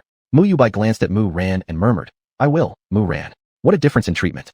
Mu Yubai is clearly double standard incarnate. He ignores Muda, yet complies instantly when addressed by Mu Ran. That goes to show, nobody is free from being hypocritical. I kept observing the elder while making these comments. Delina looked at me and asked, Xiaoanqi, do you think the murderer of the ninth prince is related to Hasker's killer? I turned my gaze to Delina. It's hard for there to be no connection. They both died on this planet, and both were assassinated by someone else. And this someone left no traces behind. Am I correct, elder? Delina, I believe so too. I wonder, will there be more deaths? And if there are, who might it be? Me. It should have nothing to do with us, the ones who came peacefully to attend Qian Tingyu's funeral. The deputy minister didn't come here to mourn, and the ninth prince caused disruption during the funeral. Therefore, could their deaths be related to the funeral itself? Or perhaps, connected to the Qian family? I took a glance at where the Qian family members stood, focusing particularly on the old patriarch and Han Song. At this moment, the old patriarch stared at the fallen ninth prince, his face showing displeasure. Meanwhile, Han Song wore an expressionless mask as he looked upon the dead prince. Delina, Xiaoanqi, do you think their deaths have anything to do with disrespect towards Qian Tingyu? Me. I only harbor this suspicion. Delina leader, did you notice anything peculiar at the time of the ninth prince's death? Difference 0294. Delina shook her head. Nope, my attention was all on Xiaoanqi then, and I wasn't keeping track of the ninth prince. Besides, with the elder present, he wouldn't allow anyone excessive focus on the ninth prince. These words sound half true, half false. But Delina, if you truly didn't discover anything, the embarrassment wouldn't fall solely on you, but rather on the elder. The elder was barely several steps away from the ninth prince, less than 10 meters away. With such proximity, allowing the ninth prince to die means the elder has utterly lost face. Such a blunder could travel beyond borders to reach the three great powers. In fact, with so many people present, the elder's disgrace will undoubtedly extend beyond national boundaries. No matter the effort to suppress the news, it won't help.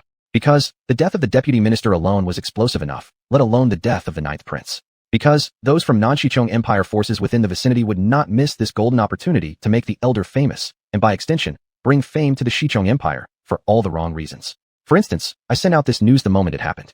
Moreover, many people present acted similarly.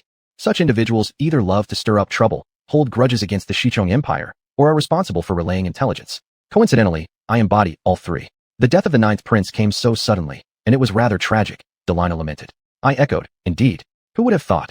An assassination could occur near the esteemed elder, a person of the highest rank. At this moment, the elder finished his deep gaze upon the ninth prince's corpse.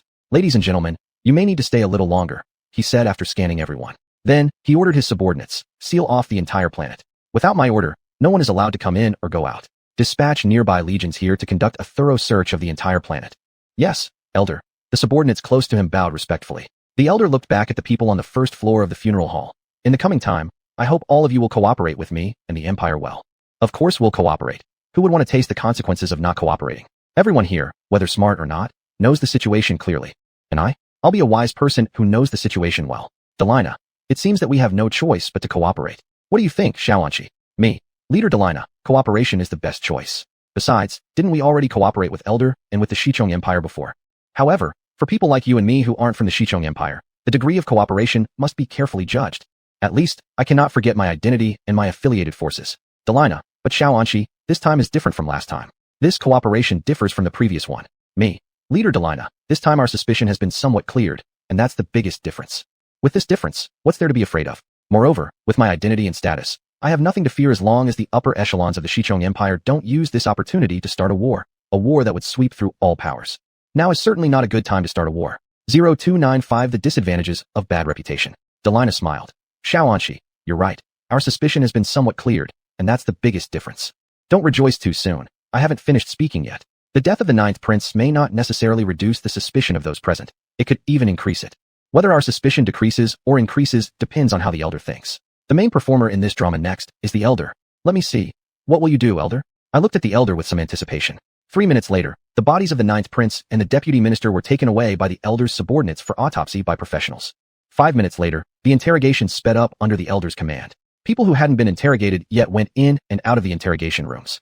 For a while, the morning hall was bustling with people, very lively indeed. Although this liveliness was merely the fluctuation of personnel, taking place under a silent atmosphere and heavy ambience. It's so quiet, Xiaoanqi, Delina said. Me. In such a situation, silence is not a bad choice. At least, it reduces the chances of being noticed by the elder. Sure enough, the elder turned his gaze toward us. Delina's voice was cheerful. Xiaoanqi, the elder is looking at us. To be precise, at you. So, the us should be removed. If you can remain quiet and silent, let's see if the elder keeps staring at you. Of course, I don't care if you're quiet or not. What I care about is, if you're noisy, why drag me into it? Delina, you seem to have gotten addicted to dragging me into trouble. Me. Perhaps it's because you Leader Delina, stand out so much that it caught the elder's attention. Your brilliance shines even among crowds. You are the brightest existence here. Such insincere flattery is frankly nauseating. Shaoanshi, don't underestimate yourself. You also stand out, Delina said. I know that, in the elder's eyes, I am definitely the most prominent one among those of the second tier. But no matter what, I am nowhere near as noticeable as you. Me, Leader Delina, a grain of rice's glow cannot rival the brightness of the moon. So, you are the brightest child in the elder's eyes, understood? Delina, Shaoanshi, you're exaggerating. This isn't exaggeration, it's fact. And for this fact, I gladly accept it. Delina, Shaoanshi, now isn't the time to focus on this question. Instead, you should pay attention to the bee-like guards. They seem to be conspiring something. There's no need to guess. They're scheming against you and the bee queen. Old Patriarch Qian is walking towards the elder. Is he summoned by the elder, or did he go find the elder on his own? I've become interested. Delina also fixed her gaze on old Patriarch Qian. Soon after, both the Patriarch and the elder disappeared from our view along with Han Song. Regarding this, Delina expressed her dissatisfaction. Elder is truly petty, hiding something that I shouldn't listen to. It would be strange if you could hear it. The secrets of the Shichong Empire, what business is it of you? A free superhuman. What are you listening to? Even I am less likely to hear anything. Delina asked me. Shaoanshi, in your opinion, what will Patriarch Qian say to the elder? I speculated. He will probably say something to clear the Qian family's suspicion. The death of the deputy minister surely had the Qian family clearing their suspicion with the elder. But regarding the death of the 9th royal grandson, whether the Qian family has managed to clear their suspicion or not, that is uncertain. After the death of the 9th royal grandson, the Qian family's suspicion only grew larger. At least, it was bigger than yours and mine. Having a bad reputation in the galaxy causes these kinds of problems. All sorts of accusations will be hurled at me. Every suspicion will be placed on me. Those incidents were tasks assigned by my direct superior, Elder 4. How are they related to me? If anyone's reputation should suffer, it should be Elder 4's, not mine. This is why, among the two choices of Elder 4 and myself, galactic citizens always choose to oppress the weak instead of the strong. They readily decide to pick on me, the softer target. Chapter 99, The Candidate. Who will win or lose? Delina said, the Qian family's suspicion is not so easy to wash off. Of course, after all, the two dead people were more or less related to the Qian family. No, to be precise, they were related to Qian Tingyu. After all, they caused trouble at Qian Tingyu's funeral. So, would the murderer be someone related to Qian Tingyu? I started to think deeply. I concurred. Leader Delina, you're right. It's certain that it'll be harder for the Qian family to clear their name this time compared to last time. Delina asked, Young Anshi, what do you think? Could these two cases really be committed by the Qian family? If the Qian family could pull this off, we would have to look up to them. Me, it's possible. However, if it truly was done by the Qian family, whether we should look up to them is another matter altogether. What needs consideration is whether the Qian family can afford the consequences of such actions. Remember, a senior minister of the Shichong Empire has lost face because of this, and a member of the royal family has even met their demise. Even if the Qian family had good reason, without enough hard power, they still cannot bear the consequence of a royal member's death. What about soft power? To the insect races, soft power pales in comparison to hard power. Even though the insect races have been increasingly influenced by human beings in recent years, it remains true. The size of your fists defines the truth. This is an unshakable rule in insect society. But isn't the possibility small? Delina looked at me. Yes, they might be the prime suspects, but their chances of being the actual murderers are low. That's my take on the Qian family, I replied. If the Qian family really had some unknown force, Qian Tingyu's wife Jian Yi, who he forcibly took, wouldn't have died. Because Qian Tingyu's death has dealt a major blow to the Qian family, causing them great losses. Delina, I share the same opinion as you. Does that count as being spiritually attuned? Delina asked. Of course not, absolutely not. I have no interest in being spiritually attuned with you. All I want is to know your intentions towards me. I smiled faintly. Probably counts. Then I changed the topic. Leader Delina, didn't the queen wish to see you? I believe this is a good chance for her to meet you personally. Little Anshi, do you think the queen will come here, specifically rush to this planet to see me? Delina arched an eyebrow. There's still a possibility, I said. If the bee queen genuinely wants something accomplished, no matter how unwilling the bees may be, she will satisfy her needs. Letting her leave the territory of the bees and come here is also not impossible. It just depends on how much the bee queen values you, Delina, and how badly she wants to see you personally. Delina shook her head. She won't. If she comes herself to find me, that means she's admitting defeat. She's not one who likes to lose. I understand that the queen of the bee race seeks victory and dislikes losing. Because, whether in the era from my memories or this space age, there isn't anyone who enjoys losing. Not even my immediate superior, the fourth elder, is an exception. He dislikes losing. Failure is distasteful to him. Success is his pursuit, as well as mine. Delina, she adores seeing others lose, especially when that other is me. But I don't like losing either, little Anshi. In your eyes, who between me and the queen will ultimately win or lose? Requirement. My expression was earnest. I don't know. This answer was absolutely true and earnest. Because the ultimate result of Delina and the bee queen's victory or loss is really something I can't foresee at this moment. My understanding of both of them, after all, is still insufficient. There's nothing I can do about it. They are both top-tier strong individuals, and the intelligence collected by my subordinates on such top-tier individuals has always been lackluster. Young Anshi, you should firmly believe that I will win, Delina stated. I responded with growing sincerity. But Leader Delina, it's truly difficult for me to predict who will win between you and Her Majesty the Queen. It doesn't matter. I'll consider your stance as supporting me winning, Delina said with a smile. I'm glad you're happy, I replied. If you choose to think that way, there's nothing I can do about it.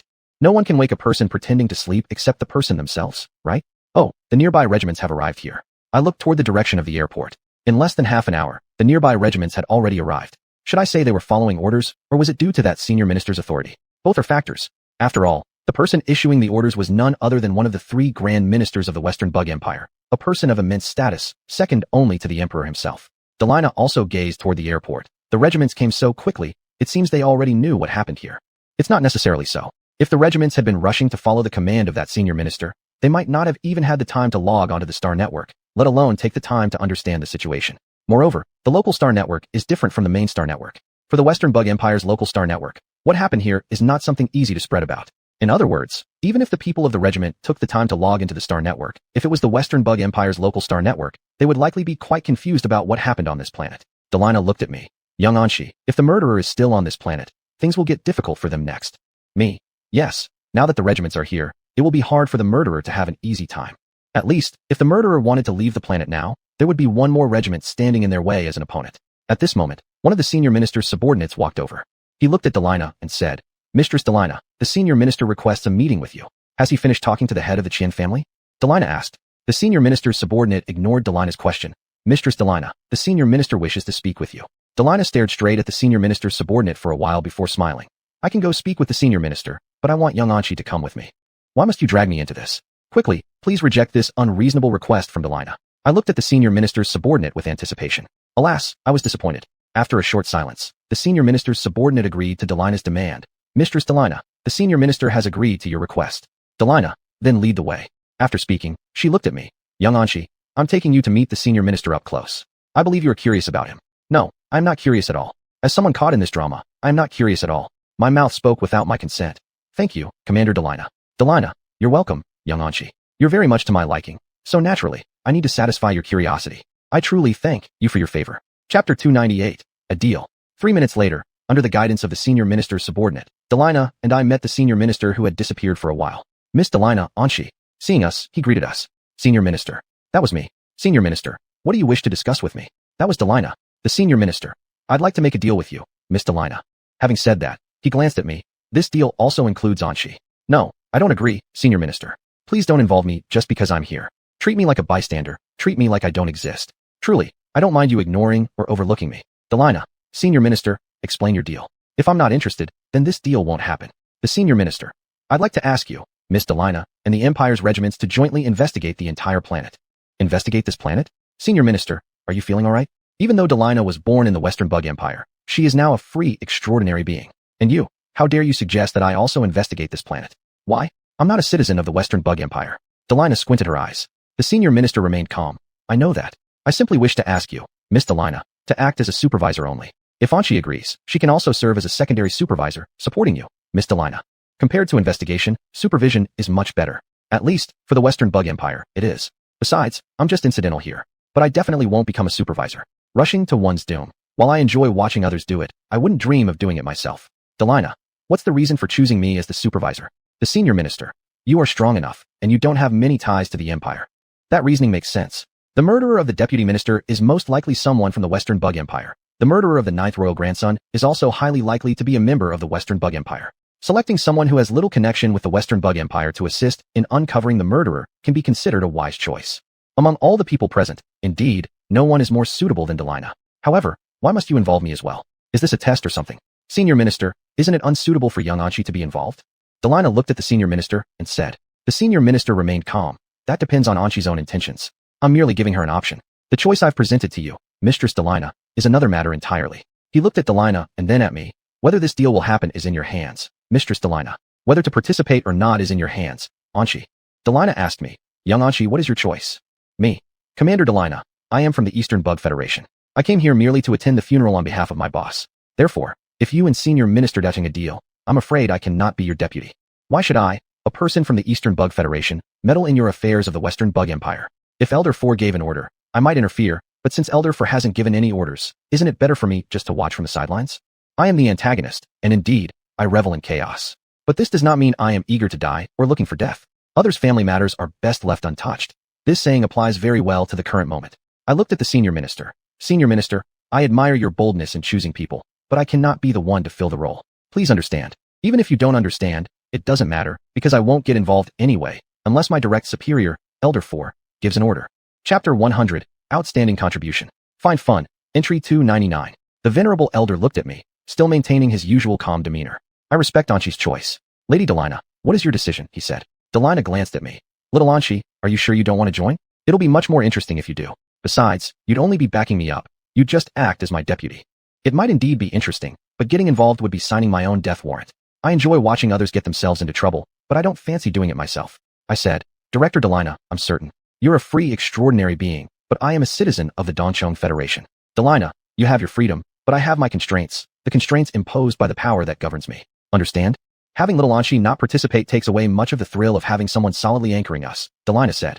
There's nothing I can do about that. I certainly won't throw myself into danger for fun. Besides, even if the excitement diminishes, it doesn't mean there will be no fun in anchoring. Delina turned her gaze to the venerable elder. Esteemed Lord Go, I accept your offer. I hope this deal will be interesting, for it separates me from dear little Anshi who holds a special place in my heart. Venerable elder replied, that, I cannot guarantee. All I can assure you is that the compensation for this deal will satisfy you, Lady Delina. Delina said, I know that your Western Insect Empire has always been generous when making offers. Now they are even more generous. After all, decadence spreads from top to bottom, by nature. However, this venerable elder seems uninterested in extravagance. The standard for satisfactory compensation he envisions probably remains what it was before. I gave the venerable elder a glance. He ignored Delina and instructed his subordinate standing behind him. Escort Anshi back. This is clearly an order for me to leave. Such a short performance regarding the deal, lasting only a few minutes. I felt somewhat regretful, even though I had a role in it. Yes, master. The subordinate replied respectfully. Then he approached me. Lord Anshi, please follow me. Delina, little Anshi, see you later. Me. Director Delina, see you later. This later may well take some time, but I sincerely hope it won't last long. A shorter wait signifies discovery. It means the exciting part of this great show initiated by the death of the Deputy Minister of Finance of the Western Insect Empire is on its way. Watching shows, after all, is best experienced during their most engaging moments.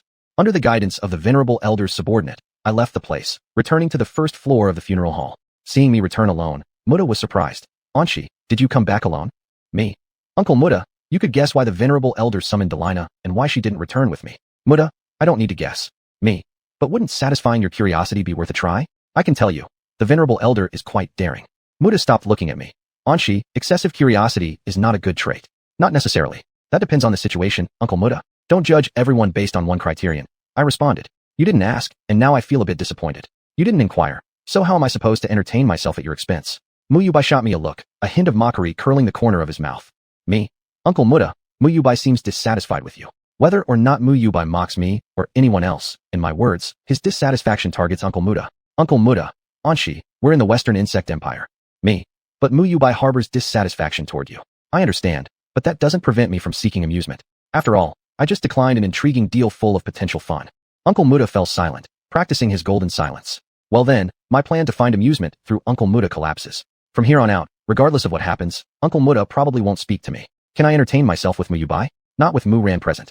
Without him, any such fun would never develop. So, all I can do is look forward to the climactic part of this grand show. After all, what relieves sorrow? Watching plays does. Task, entry 300. 10 minutes later, I left this planet. Because information from my immediate superior, the fourth elder, came in. Because I have a task to perform. Truly, the good show wasn't seen yet, and issues already found me. No, more accurately put, it hasn't fully played out yet. Looking fondly back at the planet where the Qian family resides, I opened my terminal and looked at the intelligence officer on the terminal screen. What happened to the Mose family, and why do I need to go there to oversee matters? I asked. Intelligence officer, Administrator Su Hongchu engaged in bad relations with the Mose family, and Administrator Su Hongyan fought against members of the Mose family. Su Hongchu got into bad relations. Su Hongyan resorted to fighting. These two sisters still hold genuine sisterhood, not merely plastic friendships. Me. So now, both Su Hongyan and Su Hongchu have soured relationships with the Mose family? Intelligence officer. Yes, Lord Anshi. Moreover, Elder 5 has already dispatched people to the Mose family. Elder 5, who maintains good relations with the Mose family, has sent people. Did Elder 4 send me instead? The ones Elder 5 sent shouldn't be ordinary people, not regular direct subordinates. Otherwise, it wouldn't involve me, who is stationed in the Western Insect Empire, being sent to the Mose family. Me. Who did Elder 5 send? Intelligence officer. Someone like you, Lord Anshi. I understood, it was him. Me. No wonder boss sent me. Speaking of identity, I am the most suitable. After all, I am, in the public eye, Elder 4's illegitimate daughter. Though this isn't true in reality, Elder 4 does treat me very specially. Me. Keep a close eye on the Mose family. I hope that before I arrive at the Mose family, you provide me with satisfactory data.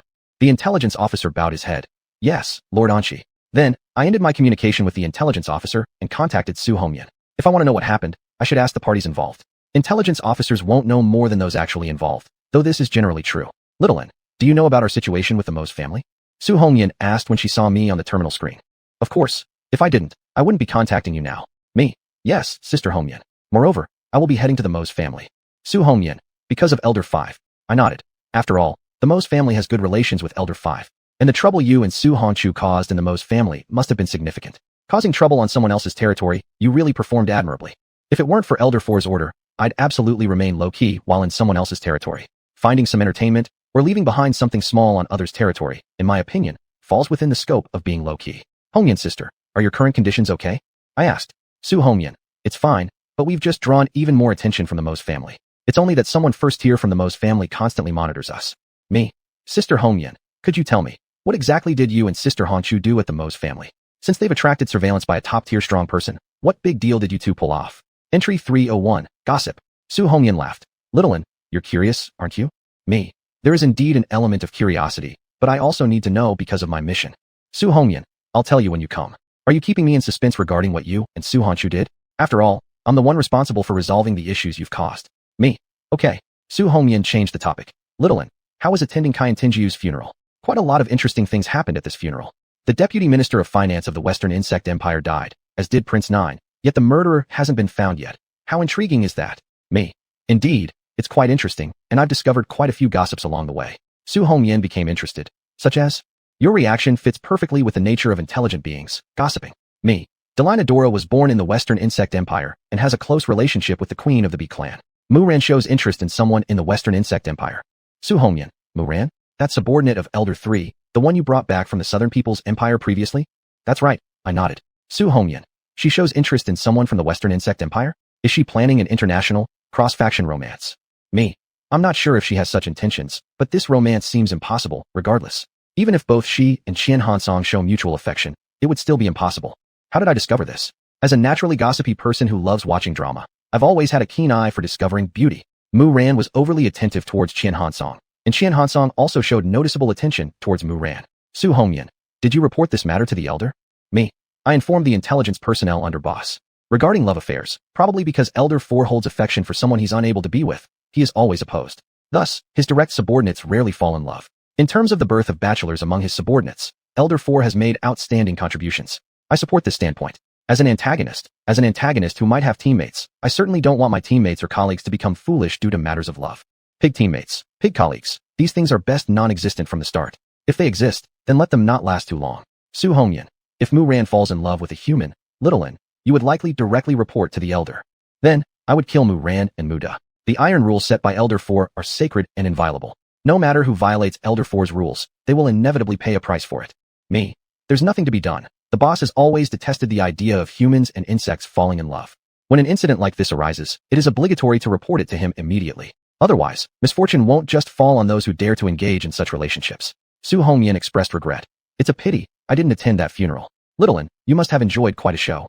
Naturally. Except for the part where I became an actor in the drama, I was quite satisfied with what happened at Kyan Tinjiu's funeral. I smiled. Sister Hongyan, your harvest within the Mose family must not have been small either. Su Hongyu. Speaking of harvests, I might not match Su Hongyu. She is now writing fervently. Me. Then Sister Hongyu must have gained quite a bit. Su Hongyu only writes furiously when she is extremely inspired. Her research into families dominated by extreme loyalty to their clans is about to see a significant breakthrough. Su Hongyan looked expressionless, so I knocked her out. Chapter 101, The Deal. 0302 Choice. Knocked out. Why did you knock her out? Your relationship with Su Hongcho shouldn't be this bad, to the point where you interrupt her when she's having a burst of inspiration. Me. Sister Hongyan, Sister Hongcho will get angry if you do this. Not the kind of superficial anger from before, but real anger. Su Hongyan. Do I even care if she gets mad? Su Hongcho shouldn't have so much inspiration right now. Once inspiration strikes, she's not far from disaster. I'm not interested in dealing with people from the Mose family again, especially on their turf. Your reaction seems like someone who has suffered a loss. According to intelligence, the person you fought at the time wasn't top tier. Did you suffer a loss against a second-tier member of the Mose family? Me. Sister Hongyan. Did you suffer a loss when you fought with members of the Mo's family? Su Hongyan, I didn't suffer a loss, but back then, I had a feeling that Su Honcho and I would die there. The Mo's family hides deeper than I imagined. They possess more secrets than I thought. That's the impression they gave me. Sister Honcho chose the Mo's family as her research subject, which is an excellent eye for opportunity. And a death wish. She doesn't pick the softest options. Instead, she insists on targeting the hardest ones. Isn't this the epitome of asking for trouble? Even though she relies on Elder 4, the Mo's family also has its own advantages. Family strength, the emphasis placed on them by Elder 5. Su Hongyan looked mocking. She always likes to choose the strongest among experimental subjects as her research objects. Her judgment is good, but she's also prone to picking fights she can't win. This time, didn't she pick one?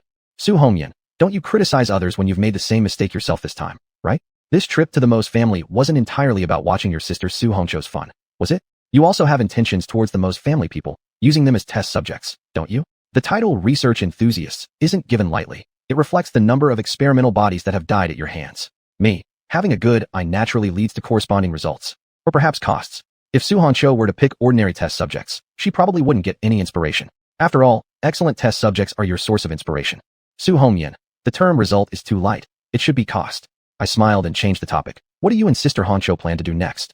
Before resolving this conflict between you and the Mo's family, you cannot leave. So what do you intend to do next? It's quite a serious issue, closely tied to the difficulty of my mission. The wiser choice would be to stay calm and obedient, but I'm worried about you two making unwise decisions.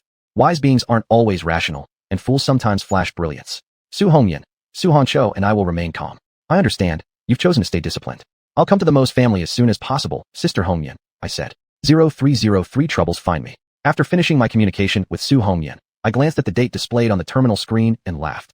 What a great day today has been. A series of spectacular events unfolding back to back. Without question, the She-Worm Empire became the most dazzling star in the galaxy due to today's events. But something major happened in the Dongworm Federation too, involving the current matters within the Mo's family and two Grand Elders. Elder 4 versus Elder 5. Me versus the direct subordinates of Elder 5 heading to the Mo's family. Su Hongyan, Su Honcho, and the Mo's family form 3 points of comparison, representing two sides and creating one conflict. Truly fascinating. Even more interesting is that everything happening today pulls me into it. In other words, I'm part of every drama unfolding. Accident-prone. That's how some people describe me, and they hit the nail on the head. With these thoughts in mind, I opened the intelligence database to review information about the Mo's family. My previous understanding of the Mo's family was still limited, so now I needed to catch up. 3 hours later, I finished reviewing all available intelligence about the Mo's family. However, it wasn't because I had gone through all the intel. The reason was, someone came knocking. More accurately, a spacecraft tracked down the one I was traveling on. Delina Dora lived up to her reputation as a troublemaker, ultimately bringing trouble straight to me. I opened the hatch of the spacecraft and let one person inside. Can insectoids operate in space without any tools? My answer is yes. Not only insectoids, but any creature with sufficient physical strength to withstand the pressures of space can do so. However, compared to the physically weak human race, a much larger proportion of the insectoid race, with their robust constitutions, can operate in space. Even among humans at the top tier of strength, not all are capable of surviving or even roaming through space without external aids. For insectoids, as long as they have reached the second tier in strength, operating in space is a basic skill. Moreover, there are special insectoid species specifically adapted for space insectoids. Although, apart from space insectoids, most insectoids who have reached the second tier rarely move around in space. Just because they're capable doesn't mean they like it. Compared to space, these insectoids prefer other environments, such as land or sea.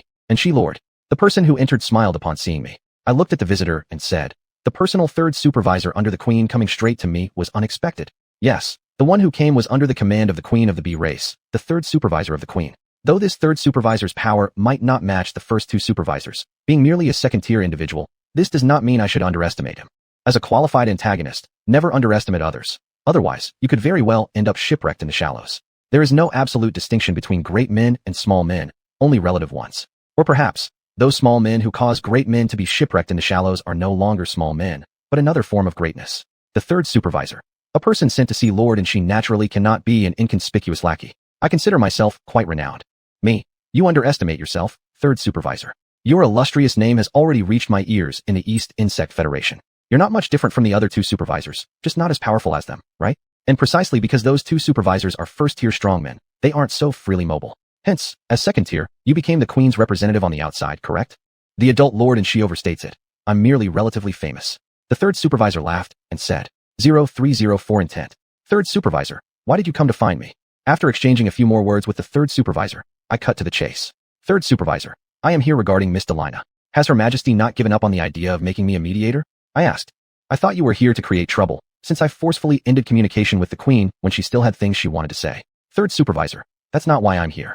Me. Then what brings you, Third Supervisor? Have you come to discipline me? The Third Supervisor shook his head. Lord and she jokes.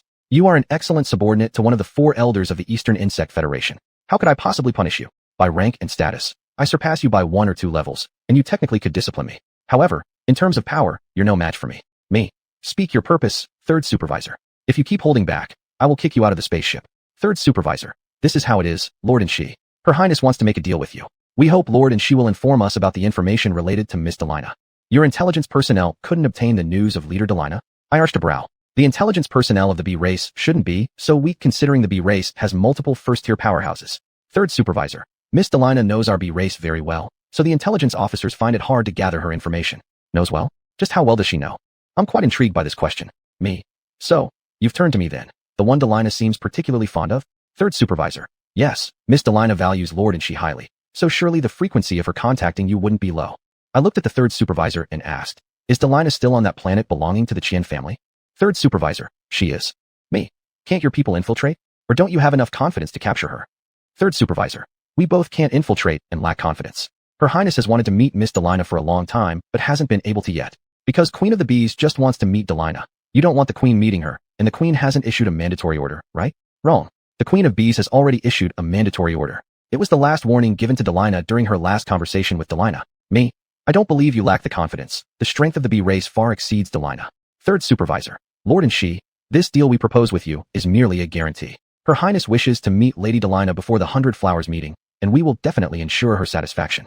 I am part of this guarantee, and that makes sense. Me. This deal needs my boss's approval as well, Third Supervisor. You might want to do the deal with my boss instead. Why should I get involved in the affairs between the bee race and Delina? As for this matter, I, being of the 2nd tier, must be fully aware of my limitations. I am the weakest among the 3 parties. I cannot afford to lose sight of my own abilities. The Third Supervisor. Lord and she's loyalty to the 4th Elder is truly well-deserved. Me. Naturally, I have absolute respect and obedience for my boss. Hardly. Showing him even superficial respect isn't necessary because he doesn't care about these things. Me. Third Supervisor. You should discuss this deal with my boss. Without his agreement, I will not finalize any deal with you or Her Majesty the Queen. If he agrees, I might very well end up getting deeply involved in this mess between your bee race and Delina. New paragraph starts here. Chapter 102. The Cause of Conflict. Expectations, 0305. After watching the 3 stewards of the Bee Queen leave, I narrowed my eyes. 3 stewards, are you really here to discuss this deal with me? Why do I feel that your representation of the Bee Queen is less about discussing a deal and more about giving me a warning? Anshidong. Suddenly, the 3 stewards stopped in their tracks. He turned around to look at me. There's one more thing I want to say. Me, what is it? The princess is the treasure of the bee race, the gem of the universe. You should respect her, Anshidong, said the 3 stewards. Me. When it comes to Her Highness, I have always deeply respected her. As if I deeply disrespect her. I don't respect or revere my direct superior, Elder 4. Why would I respect the Bee Queen? After all, Elder 4 is not only my superior, but also my boss. The 3 stewards quietly stared at me for a few seconds. Anshidong, I hope it is so. Me. It's not hope, but rather a fact. I indeed respect the Bee Queen from the heart. Although, this respect is just surface level. The 3 stewards gave me a smile, and then turned back to leave. Now it can be confirmed. He was indeed here to give a warning, and he warned me twice. The first time, he warned me on behalf of the Bee Queen. The second time, he warned me for the Bee Queen. The Bee Queen is also quite a bit of trouble. In terms of strength and influence, she is more troublesome than Delina Dora. Because she is the only Mary Sue-like character in the galaxy who is also considered strong. Because she is not only a spoiled brat, but there are also many indulgent guardians behind her. The Bee Queen can still behave like a spoiled child because the whole Bee race has made contributions that cannot be erased. Thinking about these things, I continued looking through the intelligence database. Not long after, I interrupted my intelligence viewing work. This was because one of my subordinate intelligence operatives sent a piece of information that greatly captured my attention. The murderer has been found, but managed to escape? Looking at the information on the terminal screen, I contacted my subordinates. Anshidaran, the intelligence operative respectfully said. I raised an eyebrow. You found out that the murderer responsible for killing Haste and the 9th Crown Prince is the same person, but you haven't found out exactly who that person is? The intelligence operative bowed their head. Yes, Anshidaran. With our intelligence capabilities, we could only uncover this much. We have failed Anshibarong. It's our fault. Me. This matter involves several top-tier people. It's already impressive that you were able to gather this much information. Nonetheless, I hope you continue to strive. After all, you're the intelligence operatives arranged by my boss. Elder 4 does not keep idle hands under him. Hence his intelligence operatives are extraordinary. Extraordinary as you may be, you cannot grow ordinary simply because you've been assigned to me. Although your intelligence gathering skills are not weak and exceed those of most intelligence operatives, it's far from enough. Sometimes, my opponents are precisely the top-tier individuals for whom you can't provide effective intelligence. Yes, Anshibaron, we will not disappoint your expectations, the intelligence operative firmly said. I instructed, explain in detail how the murderer escaped. Intelligence operative, as you command, Anshibaron. Speed, 0306. The rest of the voyage went extremely peacefully for me. No troublemakers came knocking, and nothing significant happened in space to catch my attention. The Western Bug Empire's anger over the murderer's escape and their issuing of arrest warrants mean nothing, merely their expected reactions and normal conduct. The growing unrest within the Western Bug Empire lately has made interstellar relations more mysterious, which isn't a big deal either. It's just what usually happens. So, I smoothly arrived at the residence of the Mose family, feeling somewhat bored. Then, I wasn't bored anymore. Little N. Su Hongyun greeted as she watched me disembark from the spacecraft. Su Honcho raised her hand in greeting. Little N, you didn't take too long to get here. This mission of mine concerns Sister Hongyun and Sister Honcho. Naturally, I didn't waste any time, I said while putting away the spaceship. Su Honcho, but someone else arrived faster than you, Little N. Is your bad mood due to the person sent by Elder 5 annoying you? Me. Sister Honcho, I rushed back immediately. It couldn't be helped, the distance was far. Still, my spacecraft maintained the fastest speed throughout its journey. After saying this, I looked toward the person slowly walking into the airport. So, Sister Honcho, you mustn't vent your anger on me. The person who upset you wasn't me. Su Honcho also looked at the approaching person. Who asked you to arrive slower than others? I chuckled. Alright, I admit it's my fault. Is that fine? The newcomer introduced himself. Direct subordinate of Elder 5, Sang Yiji. I. Direct subordinate of Elder 4, and she. The surname Sang is the surname of Elder 5. Among all direct subordinates, Elder 5 has only bestowed this surname on one person. So, if Sang Yiji is handling the dispute between the Mose family and Su Hongyan and Su Honcho, then naturally the one sent by Elder 4 would be me. Sang Yiji, with a look of apology, said, Lady N, I didn't expect you to arrive here so quickly. I should have waited for you at the airport. It was improper of me not to. And who asked you, not being from the Mose family, to put on airs as if you're the host? The Mose family is just friendly with Elder 5. They aren't under his command. It indeed shouldn't have happened. I shouldn't have failed to notify Mr. Sang. I assumed that Mr. Sang's intelligence operatives would know the exact time of my arrival. Whether you really didn't know or pretended not to, your intelligence operative's lack of efficiency is something set in stone as far as I'm concerned. Sang Yiji looked at me and smiled. Lady N is right. My intelligence operatives need a good reprimand. The ones who need a reprimand aren't just the intelligence operatives, Su Honcho interjected. Su Hongyan glanced at Su Honcho before continuing. If you're picking someone up, do it properly. Being late is certainly not acceptable behavior for a picker-upper. Ms. Honcho and Ms. Hongyan are correct. Such mistakes will not happen again, Sang Yiji said. Su Honcho expressed coldly. Oh, then, she said to me. Little N, let's go. Some people have been anxiously waiting for you. Before her words were even finished, she began walking towards the exit of the airport. 0307 Upper. Lord and she. Looking at me as I entered the main residence of the Mose family, the elder of the Mose family called out. I nodded slightly at the elder. Great elder. Sang Yiji suggested. Great elder. Lady N has traveled quite a distance. Perhaps allow her to rest before discussing the matter between your family, Lady Hongyan, and Lady Honcho. The great elder nodded gently. Mr. Sang makes sense. Lord and she, what do you think? I follow Mr. Sang's advice. These days, I've rushed here and haven't rested much. That's a lie. In reality, I not only rested but rested quite well. The events in the Western Bug Empire might not be considered big news to me, but they satisfied my curiosity enough to let me relax in pleasantness. Lady N, see you later. Sang Yiji smiled. 5 minutes later, led by Su Honcho and Su Hongyan, I arrived at the room they had arranged for me. Looking at the neighboring room, I was somewhat surprised. You two live in the same room? As far as I know, both Su Hongyan and Su Honcho usually live separately. Given their strained relationship, neither likes the other encroaching on their territory. This is because someone keeps trying dangerous experiments. I have to stop her. This came from Su Hongyan. This is because someone keeps meddling unnecessarily. This was Su Honcho. I looked at Su Hongyan, then Su Honcho. What do you two want to talk about? Why did things escalate to violence between you and the Mose family? I asked. Let's talk inside the room. Su Hongyan opened the door to my room. How much do you know about the Mose family, Little One? This was the first question Su Hongyan asked after entering the room. What's your opinion of the Mose family? This was Su Honcho's first question. Su Hongyan had a calm expression. Answer mine first. My question is more important. Su Honcho sneered. Little One, don't listen to Su Hongyan. Clearly, my question is more crucial. These past few days, the resentment between you two must have accumulated considerably. I slowly exhaled. Sister Hongyan, Sister Honcho, your questions still haven't been answered. Neither of your questions is as important as mine, got it? The people of the Mose family are excellent subjects for experimentation. Su Honcho said. So, Sister Honcho, you didn't limit yourself to observing them. You personally studied them, treating them as actual subjects for your experiments. Just because they're excellent subjects doesn't mean you can actually study them, Su Honcho. Su Honcho, no. Su Hongyan. To be precise, Su Honcho was about to use them as true research subjects when she was stopped by the Mose family. If it weren't for me stepping in, lost in her experiment subject research, she might have gotten injured, experiencing firsthand the powerful attacks of the great elder of the Mose family. Stepping in to protect Su Honcho matches my previous guess. Su Honcho, it's laughable. There's no guarantee I'd get hurt. Su Hongyan looked at Su Honcho, clearly dissatisfied. The likelihood of you getting injured isn't small. I've reminded you multiple times to have some restraint, but you never listen. Su Honcho, you were also delighted at the sight of the Mose family's great elder and fought him fiercely. If it weren't for your actions, why would he have kept holding on to my intention to use the Mose family members as experimental subjects? The elder brother criticizing the younger brother. This phrase couldn't be more fitting to describe you two. I spoke up. So, there is no small amount of conflict between you and the Mose family, right? Su Honcho, there is a bigger conflict between Su Hongyan and the Mose family. The one to blame is you. This not only I remember, but the Mose family also remembers. Su Hongyan said. Su Honcho, you clashed with the great elder of the Mose family. Su Hongyan, you almost dissected a member of the Mose family. You had already administered the anesthetic. All that was left was the dissection. Another argument started. I massaged my forehead in exasperation. Chapter 103. Breakthrough and No Urgency. Special 0308.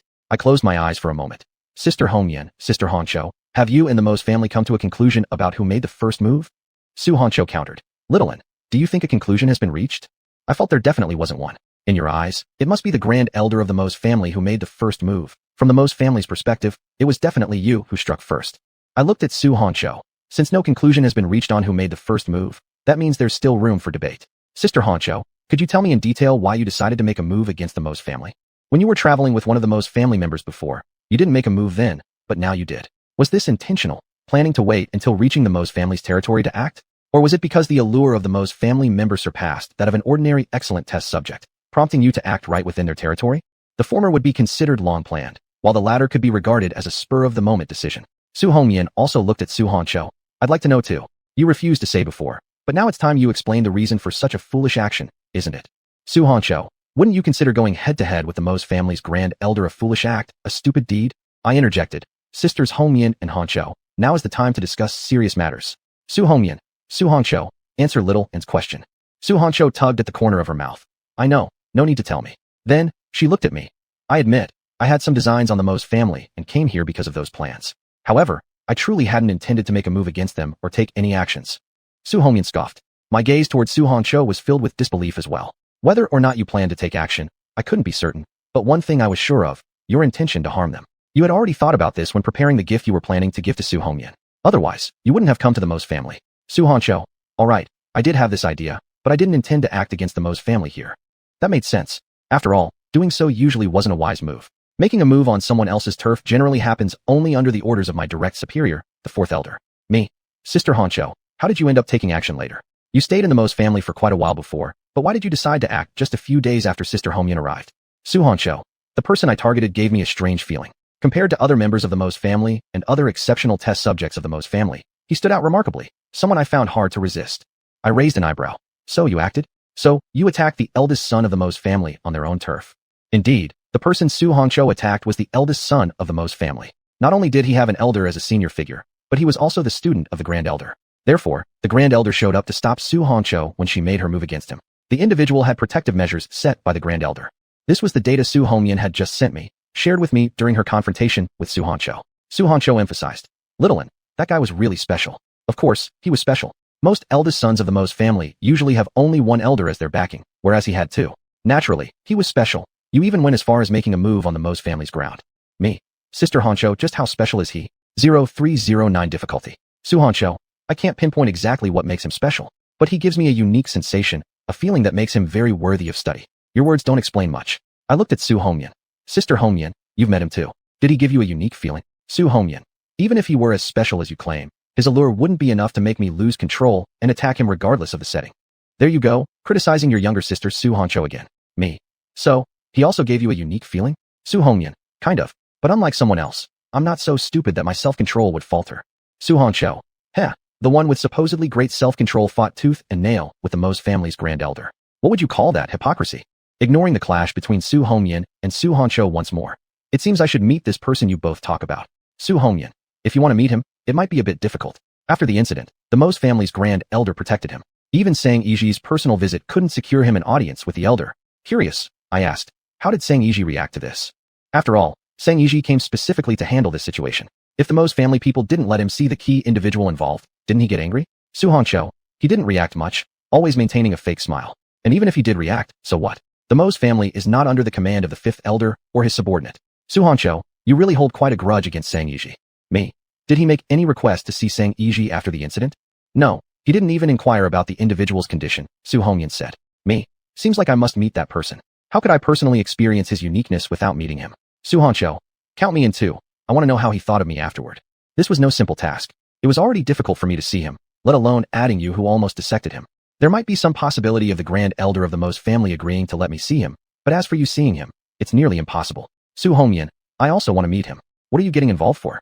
I looked at Su Hongyan. Su Hongyan, if both Littleland and Su Hancho want to meet him, naturally, I do as well. Moreover, I want to carefully appreciate his special qualities. Su Hancho may not match my self-control, but she shouldn't have lost her restraint this much. I underestimated him before, focusing more on other members of the Mo's family. Well, it has become harder for me to meet him now. Me. Sister Hancho, Sister Hongyan, should we reconsider? What is there to reconsider? I want to see him, just like Littleland. This was Su Hancho speaking. I've deeply considered this and made my decision. Su Hongyan responded. It might be tough for the Grand Elder of the Mo's family to let all three of us see him. Me. Alright, I understand. Special 0310 excuse. Are you staying here or coming with me to see the Grand Elder of the Mo's family? I asked. Su Hongyan. Littleland, aren't you resting? Me. No, I'm still within my rest period. My rest will only end when the Grand Elder agrees to let me see him. That person is the key to breaking through this conflict. How could I not see him? If the Mo's family doesn't want me to see him, I don't mind accompanying them until they agree. Su Hongyan smiled. Then, I'll come with you. I'm curious to see the Grand Elder's reaction to this. You've clashed with the Grand Elder of the Mo's family, and also bear grudges with Sang Yiji, Su Hancho. Su Hancho, I'm going too. We agreed that all three of us wanted to see the guy, and I want to ensure Littleland brings this up with the Grand Elder of the Mo's family. I wouldn't fail to mention this. Anyway, the pressure won't be solely on my side. Let the dead friend die, not the poor monk. That's my preferred approach. So, Su Hongyan, Su Hancho, and I left the room. Then, we met the Grand Elder of the Mo's family. After glancing at Su Hongyan and Su Hancho standing beside me, the Grand Elder asked, "And Shideng, what do you need from me?" Su Hongyan went straight to the point. Littleland wants to see your student, the one who caught Su Hancho's attention. Given the events, Littleland wishes to console him. Su Hongyan, there was no need for you to answer on my behalf, even though your excuse was cleverly phrased. The Grand Elder remained cold-faced. And she doesn't need to console my student. He's not deserving of Enshi's concern. That statement of yours is wrong, and it disrespects both you and your student. Your student can indeed accept little Anne's concern, Su Hongyan countered. Pausing for a moment, she added, moreover, I wish to see him too. Although I hate admitting it, Su Hancho is my younger sister, a fact that cannot be disputed. Since she made a mistake, I need to apologize on her behalf to your student. Who would believe that? Su Hancho smirked coldly, openly dismantling Su Hongyan's excuse. In moments like these, stop fighting. I smiled. It's like this. Sister Hancho deeply regrets the harm she caused to your student, Grand Elder. Sister Hongyan and I came to apologize on her behalf.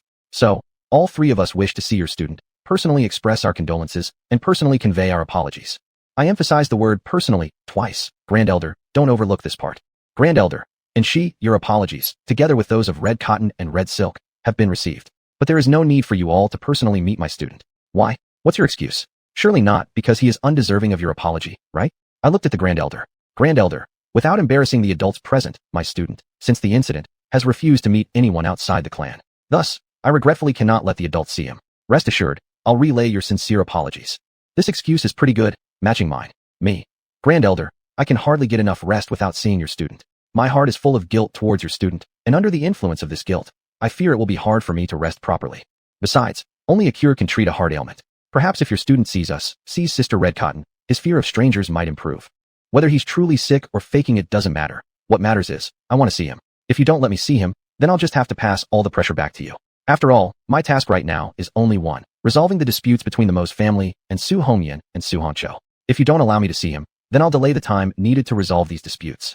I'm not in a rush, and neither are Su Hongyan and Su Hancho, right? Chapter 104. What's special about it? The Grand Elder of the Mo's family looked at me without speaking, but his face darkened. For this, I was completely indifferent. Su Hongyan and Su Hangzhou stood beside me, looking at the Grand Elder with interest. At this moment, someone approached. Mr. Sang, we meet again, I said as I looked at the person who came. Are you here now on your own accord, or because someone from the Mo's family sent you? Are you here as an aide to the Grand Elder of the Mo's family, or what? Sang Yiji smiled at me and greeted everyone in turn. Miss Hongyan, Miss Hangzhou, Grand Elder. Su Hangzhou glanced at him, but had no intention of speaking. Su Hongyan nodded at him. Sang Yiji looked at me. What does Miss want with the Grand Elder? Could you tell me? Mr. Sang, do you wish to see the person involved? Do you want to see the one who was frightened by Sister Hangzhou? I asked him. You should want to see this person involved. Of course, if you don't want to see them, that's fine too. But this person, I will definitely see them. Sang Yiji countered. Is Miss An seeking out the Grand Elder for this? I said. To be precise, it is because of him that Sister Hongyan, Sister Hongzhou, and I seek out the Grand Elder. Sang Yiji looked at the Grand Elder. And what does the Grand Elder think? The Grand Elder frowned and said, my student is physically weak and lacks courage. It would be better not to bother any esteemed adults. Su Hongzhou didn't care much. That's fine. We don't mind. Your student's uniqueness is enough for us to overlook their shortcomings. Su Hongyan. Sorry, Grand Elder. My sister Su Hongzhou has been feeling upset recently and isn't good with words. Su Hongzhou harumph. Su Hongzhou, your mood is much worse now than just a while ago. Just a moment ago, you were enjoying the show between the Grand Elder and me, but now you're like this. Is it because Mr. Sang Yiji arrived that you are like this? I glanced at Su Hongzhou. Mr. Sang, do you want to see the Grand Elder's student? Do you want to see the party involved? I brought the drifting topic back. Whether you want to see him or not may not matter much to me, but the Grand Elder values it. Elder 5 gets along well with the Mo's family, but it's not to the extent where he sides with the Mo's family no matter what happens. Sang Yiji wore a faint smile, watching the Grand Elder at a steady angle. Grand Elder, I also have a strong desire to see your student. Now it's 4 against 1. Grand Elder, how will you respond? Will you firmly prevent us from seeing the person involved, or will you choose to give in? The Grand Elder closed his eyes briefly before making a decision. Since all 4 esteemed guests wish to see my student, who for some reason caught the attention of Lady Hongzhou, then I shall comply rather than refuse. However, my student is currently in a poor state. I fear he might lose composure before the adults here. Please allow me some time to help him return to his normal state and prepare for a meeting with the esteemed ones. Sang Yiji. All right, Miss An, what's your opinion? I asked Su Hongyan and Su Hongzhou. Sister Hongyan, Sister Hongzhou, what about you? This question, of course, I must consider the opinions of Su Hongyan and Su Hongzhou. After all, not only do I want to see that person. Su Hongyan. Little An, you can decide. Su Hongzhou requested. Little An, I hope to see him as soon as possible. Me. Grand Elder, we can give you time, but I hope this won't take too long. If someone rests for too long, their body needs exercise occasionally. Please understand. I'm threatening you, oh Grand Elder. So, please thoroughly consider my threat and prevent it from coming true. As the Grand Elder's expression remained calm. Adult Anshi, I will ensure that. The time for you to meet my student will not be far away. I am reassured then, I smiled. Otherwise, not only will I feel uneasy, but you won't either. Adult Anshi, Mr. Sang, I apologize, but I must leave now. I need to check on my student, the Grand Elder said. Go slow, and we won't escort you. This was Su Hongzhou. Goodbye, Grand Elder. We look forward to next time when your student is present. This was Su Hongyan. See you later, Grand Elder. This was Sang Yiji. You go ahead with your business, Grand Elder. This was me. Thus, in this reception room of the Mo's family, there were only me, Su Hongyan, Su Hongzhou, and Sang Yiji left. How did Mr. Sang get here? Could it be that you've been keeping an eye on Little An on us? Su Hongzhou asked Sang Yiji. Watching is certain, whether Mr. Sang Yiji you acknowledge it or not. Acknowledging has its reasons, not acknowledging has its benefits. It depends on which you choose. I looked at Su Hongzhou, then at Sang Yiji. Sang Yiji. Of course, I am paying attention to Miss An's movements, just as I'm paying attention to you, Miss Hongzhou, and Miss Hongyan. I came here to help the Mo's family deal with some issues, so naturally, I need to pay attention to certain people. Su Hongzhou narrowed her eyes and said, I feel like you're not only watching us, but also the Grand Elder of the Mo's family. You're supposed to be helping the Mo's family handle problems, not to monitor them. After all, he doesn't entirely belong to the same faction as the Mo's family.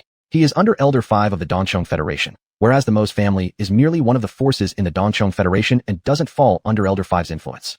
It's an important reason why Su Hongzhou values the Mo's family, a family full of family-first idealists, that they maintain good relations with Elder 5 without belonging to his force. Sang Yiji. Because of Miss Hongyan, it's unavoidable for me to pay attention to the Grand Elder. Su Hongyan. Because of my fight with him? Yes. Sang Yiji nodded with a smile. Su Hongzhou. Sang Xianxing seems to be keeping tabs on quite a few people. I wonder who you're most interested in. If the Grand Elder of the Mo's family knew how much you've been watching him, he'd certainly be very glad. Glad. The Grand Elder would indeed be glad that Sang Yiji has been paying such close attention to him. Glad that Sang Yiji hasn't taken his side regarding seeing the involved party. Sang Yiji's purpose for coming to the Mo's family deserves my careful thought. Sang Yiji smiled and changed the subject. Miss An, I wonder when we can discuss the disputes between Miss Hongyan, Miss Hongzhou, and the Mo's family. Me. Once we've met the student of the Grand Elder, who is the involved party, and after I rest, then it will be time for Sang Xianxing and me to delve into this issue. This will be the moment my force collides with your faction. After all, I represent Elder 4, while you represent Elder 5. Still, ultimately, this dispute must result in my victory, the victory of Su Hongyan and Su Hongzhou, the triumph of Elder 4. That's the order from my immediate superior, Elder 4, and the goal of my mission this time. Sang Yiji. I look forward to that moment. Me, so do I. Since I'm bound to win, I have every reason to look forward to it. Su Hongzhou chuckled coldly. I look forward to someone losing badly, going home, and hugging their similarly named elder and crying. The implication in what you said is rather clear. Elder 4 doesn't have the surname in, but Elder 5 has the surname Sang. Then Su Hongzhou turned to me and said, Little An, let's go. It may take us quite a long time before we see the person we want to see. After speaking, she walked toward the door of the reception room, with Su Hongyan following behind. Sang Xiansheng, we're leaving. Leaving those words, I followed Su Hongzhou and Su Hongyan out of the reception room. On the way, Su Hongyan teased Su Hongzhou. Su Hongzhou, your verbal attacks seem to be having no effect. Su Hongzhou, whether or not they're effective isn't up to you to decide. It depends on Mr. Sang Fake Smile. Mr. Sang Fake Smile? Is that the nickname you gave Sang Yiji? Fitting indeed, because he always appears to be putting on a fake smile. From the moment I first saw him until now, his face has consistently carried a smile, a forced and insincere one. Su Hongyan raised an eyebrow. Do you think they've had any effect? Not possible they haven't, Su Hongzhou stated firmly. Su Hongyan turned to me. What do you think, little one? Me. When Sang Yiji was talking to Sister Hongzhou, although it wasn't very obvious, his smile did seem more forced. Su Hongzhou sounded cheerful. Little N's powers of observation are truly remarkable, unlike someone else who is blind as a bat. Su Hongyan responded. Only someone lacking self-control would celebrate excessively over a small achievement. They were at it again. I slowed my pace to distance myself from the battlefield. At 5 in the afternoon, I looked up toward the door. Is the Grand Elder ready to let us meet his student? Asked Su Hongzhou, looking up as well. Su Hongyan, not necessarily. It might be due to something else. Don't forget, the Mo's family likes hosting welcoming ceremonies. Yes, Su Hongzhou, Su Hongyan, and I have been waiting together in the room arranged for me by them. Knock knock. A knock on the door echoed. Adult Anshi, Adult Hongyan, Adult Hongzhou, the Grand Elder requests your presence. A member of the Mo's family said from outside. I stood up. Sister Hongyan, Sister Hongzhou, let's go. Su Hongzhou. Hopefully, the Grand Elder is inviting us to meet his student. 8 hours have passed already. I don't want to wait any longer. Su Hongyan. Su Hongzhou, what you think doesn't matter much. What matters is the Grand Elder's thoughts from the Mo's family. They started bickering again. You two living together deserve your title as the bickering pair. Although watching you squabble gives me joy, it doesn't change my view that it's annoying. Amidst the chatter of Su Hongzhou and Su Hongyan, under the guidance of the Mo's family's members, we arrived at a dining hall in the main residence of the Mo's family. Missin, you've come, Sang Yiji said smiling, having arrived earlier than us. I looked around the dining hall. Has the Grand Elder not arrived yet? This dining hall feels like it's prepared for a welcoming ceremony. Is this welcome ceremony arranged by the Grand Elder for me? Sang Yiji. The Grand Elder will come with his student. Su Hongzhou seemed satisfied. That makes more sense. There's both the main dish and the side dish. Su Hongzhou, you're only the side dish. The Grand Elder hasn't prepared the main dish for you. Su Hongyan alluded to something. I agreed. Sister Hongzhou, there's only the side dish now, and it will remain so in the future. So, don't have any designs on the Grand Elder's student. Just take a simple look at him. Accompanied by 2 footsteps, one light and the other heavy, the Grand Elder and his student arrived at the dining hall. Upon seeing the student who provoked Su Hongzhou to act, I was momentarily taken aback. Sister Hongzhou, now you know what special means. The Grand Elder's student is indeed quite special. He is among the few insect-like creatures I've seen that most resemble humans. This resemblance isn't due to the insect-like creature's ability to mimic forms, but rather their behavior and manners. Chapter 105, Curiosity. Unlike what 0314 represents. Do I look like a human? With the memories of the human race from the water blue star era, do I look like a human? Yes, this is the impression of the insect race upon first meeting me, despite them not knowing that I possess human memories. This impression has lingered in their minds for a long time. Thus, my immediate superior, Elder 4, had a rumor circulating during that period. His hatred towards humans, his racism, was because a particular human had deeply hurt him. Therefore, out of love he grew to hate, deeply hating the human race. Otherwise, how could one explain why his finest work, the most outstanding artificial insect race he created, looks so much like humans? This was the opinion of those who spread and firmly believed the rumor. But alas, they were wrong, and terribly so. Because they were wrong from the very beginning. I do not resemble humans. From start to finish, I am a member of the insect race. Even with human memories, it does not hinder the fact that I am an insect. Moreover, ever since I killed my mission target in front of quite a few insects for the first time, no insect has said that I resemble a human. Anshi doesn't look like a human at all. She is an insect, a pure insect. This is the perspective of the insects who witnessed me kill a bug in human skin, thereby became my nickname. Though I appear entirely human-like, and also the common nickname among higher insects.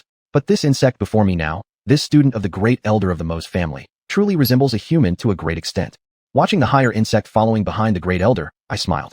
Now, it seems Su Hongzhou's actions against this person were not her fault. Although I originally thought it wasn't her fault anyway. The antagonist, after all, only speaks of position, regardless of right or wrong. Su Hongzhou looked at me. Little one, tell me what's special about the great elder's student. Me. In your eyes, Hongzhou sister, he doesn't look like an insect but rather like a human, right? Su Hongzhou, by saying this, you have made clear my feelings toward him. He even looks more like a human than when I first met Little and you.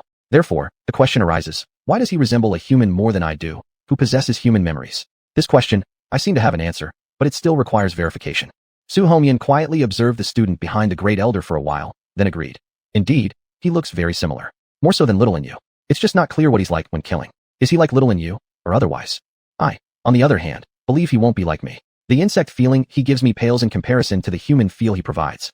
I manipulated the terminal and issued a command to my intelligence personnel. Increase the investigation on Alan Moe's. Insects dressed in human skin. I can accept that, and the wide insect community can accept that too. But humans dressed in insect skin, Elder 4 cannot accept that, nor can I. Regarding certain principal issues, naturally, I must follow the boss. Otherwise, the boss wouldn't hesitate to destroy subordinates who violate his principles, would he?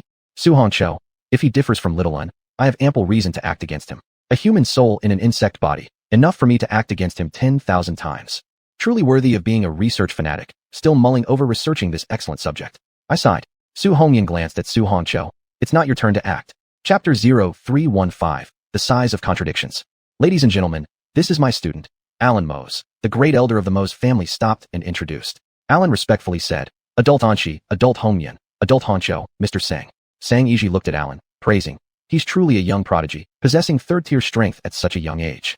The great elder chuckled, shaking his head. Mr. Sang flatters too much. Alan is by no means any kind of young prodigy. He's merely a little lucky, that's all. Su-Han Cho looked at me. Indeed, with Little Un around, no one qualifies as a young prodigy, right? Little Un. I smiled gently. My success is entirely due to the boss.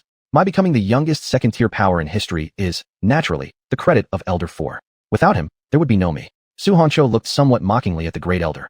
Little Un, you shouldn't be overly humble. Great elder, you're nowhere near as humble as Little Un, are you? Your point isn't only aimed at the great elder, is it? I glanced at Su-Han Cho, then at Sang Yiji. I'm too arrogant. Alan isn't a young prodigy and absolutely can't compare to Adult Anshi. The great elder fell silent for a moment before speaking. Su-Han Cho laughed brightly and shot a disdainful glance at Sang Yiji. That goes without saying. Sang Yiji maintained a gentle smile. Apologies, I used the wrong word. Sang Mr. knows how to apologize, although only verbally. Su-Han Cho remarked. Sang Yiji smiled silently. 2 minutes later, I, Su Hongyan, Su-Han Cho, Sang Yiji, the great elder, and Alan all sat beside the dining table. Su Hongyan, Su-Han Cho, and I sat on one side, while Sang Yiji, the great elder, and Alan sat opposite us. I faced Sang Yiji, Su Hongyan was across from the great elder, and Su-Han Cho was across from Alan.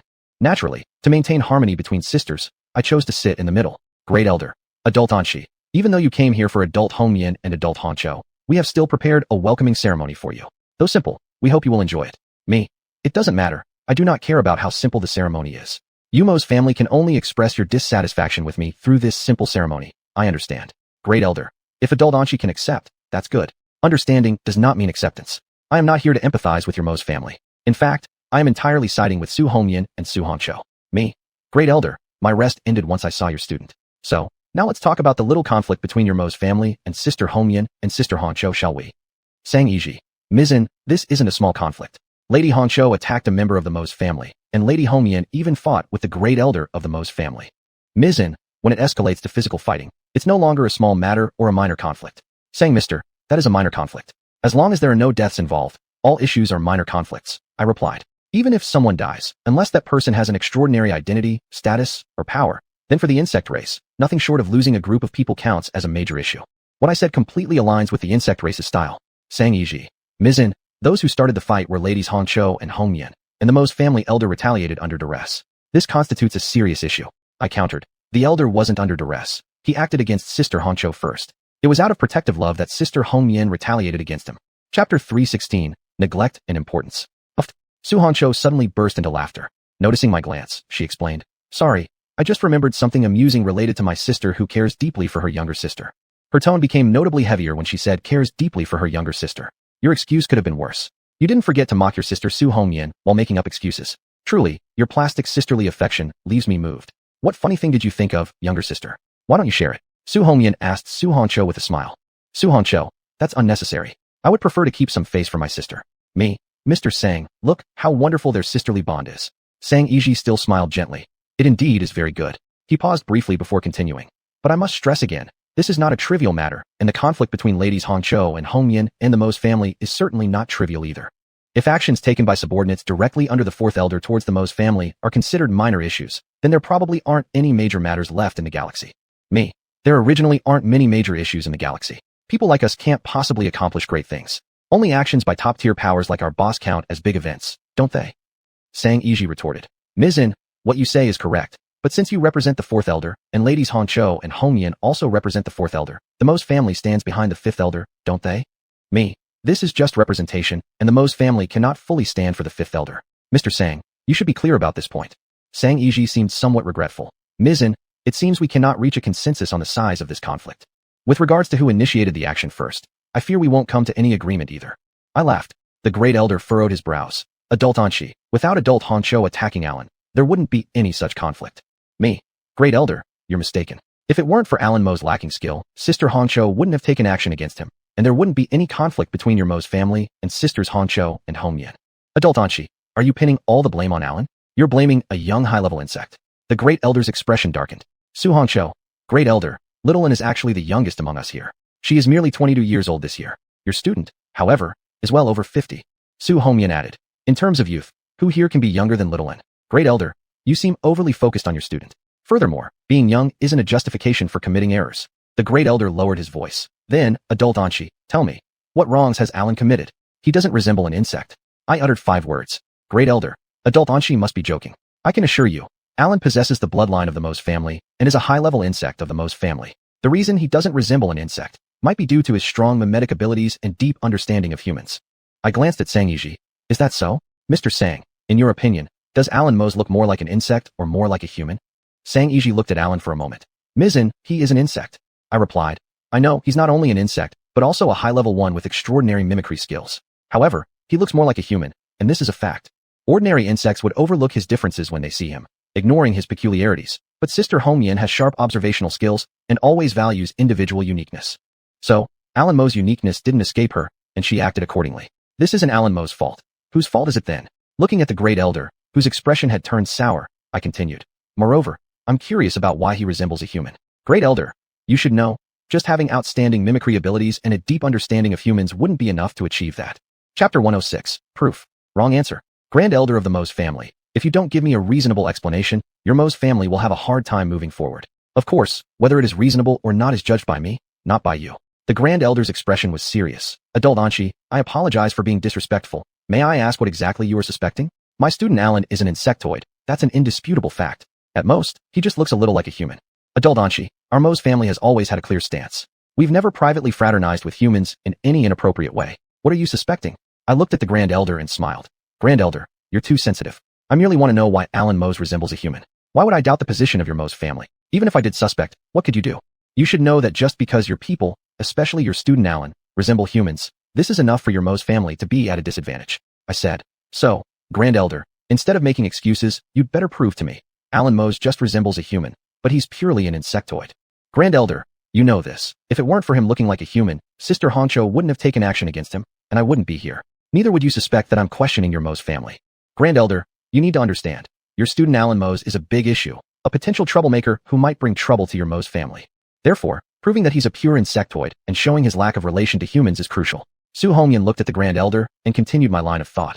Grand elder, you know how elders view humans. I hope your Mo's family hasn't crossed their boundaries. That's uncertain. With the support of the fifth elder, your Mo's family might dare to break elders' taboos and step on their bottom lines, Su Honcho said. Sang Yiji replied. Madam Honcho, you're overthinking this. The fifth elder has always been rational. If the Mo's family made any unforgivable mistake, the fifth elder wouldn't cover for them. Su Honcho raised her eyebrows. Mr. Sang, now that you're here, isn't this a sign of your support for the Mo's family and the fifth elder's support for them? Su Honcho, take it easy. If you're targeting Sang Yiji, keep it to him, and don't drag in the fifth elder. Though I know you only dare to speak behind their backs, not directly to the fifth elder or his hologram. Sang Yiji maintained his gentle smile. Madam Honcho, it hasn't been determined yet whether the Mo's family has made any mistakes they shouldn't have. No conclusions have been drawn. Su Honcho, that Alan Mo's lured me into attacking him, lured me into studying him. Wasn't that the fault of the Mo's family? Wasn't it something they shouldn't have done? If we're just judging from this situation alone, this doesn't necessarily count as the Mo's family making some grave mistake. Nevertheless, I'm on your side, Su Honcho, and I support you. Sang Yiji. Madam Honcho, you're overthinking things and taking certain matters too seriously. Su Honcho snorted. Afterward, she looked at me. Little An, am I wrong? Me, no. For Sister Honcho, the Mo's family has indeed committed an unforgivable error. They trampled on your self-restraint. Su Homyen chimed in smilingly. What Little An said is true. The Mo's family, particularly Alan Mo's, trampled on your self-restraint, sister. Although your self-restraint wasn't so great to begin with. The latter sentence, you didn't need to say that. At times like these, you probably shouldn't mock your younger sister, Su Honcho. I felt somewhat speechless. Chapter 107, Benevolence. Su Honcho glanced at Su Homyen, her expression cold. Miss Su Homyen, you're mistaken. My self-restraint has always been excellent. Su Homyen smiled warmly.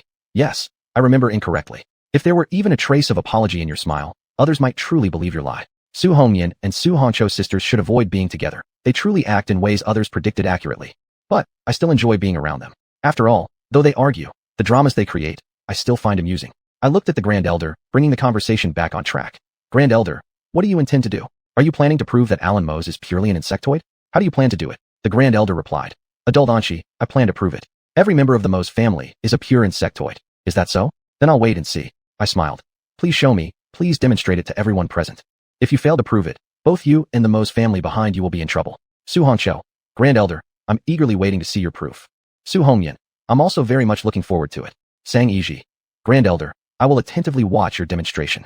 The Grand Elder's expression was blank. I believe Alan's proof will not disappoint any of you adults. After speaking, he turned to his student, the one who had been silent all along. Alan, our insect race loves killing and destruction. Prove this point to me. Alan stood up and bowed to the Grand Elder. Yes, teacher. I will meet your expectations. After bowing to me, Su Hongyan, Su Honcho, and Sang Yiji one by one, Alan then left. Su Honcho asked, Grand Elder, is Alan Mose planning a slaughter outside? The Grand Elder. Yes, my student Alan intends to emulate adult Anshi. Littlein, do you think Alan Mose will be like you? Su Honcho asked me. That depends on how he carries out his slaughter. Cold-blooded and viewing life as a game. This is the general attitude of our insect race during slaughters. Su Hongyan, Alan Mose should not be like Littlein. During his slaughters, Littlein is the most beautiful insectoid I've ever seen, and I prefer the way Littlein kills. Sister Hongyan, you're exaggerating. If we are talking about the aesthetics of killing, the most aesthetically pleasing one isn't me, but our colleague who calls himself an artist. If that guy heard what you just said, he'd surely want to debate with you, in the form of violence. Su Honcho, Sister Su Hongyan is not exaggerating, Littlein. You look very good when slaughtering. At least, better than Sister Su Hongyan. I knew there was no good when you agreed with Su Hongyan. Now you're belittling your sister Su Hongyan as well. Well done. Su Honcho tossed a question to Sang Yiji. Mr. Sang, do you think Sister Su Hongyan looks better when she kills, or Littlein? Sang Yiji's expression remained gentle. All insectoids look great when they kill. Mr. Sang, you're certainly inclusive, Su Honcho chuckled lightly. Sang Yiji, inclusiveness is my pursuit. Your words really fit your playboy image, don't they? The person among the direct subordinates of the fifth elder with the most romantic entanglements. I gave Sang Yiji a glance.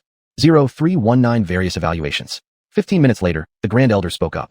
Ladies and gentlemen, please look at the big screen, he said.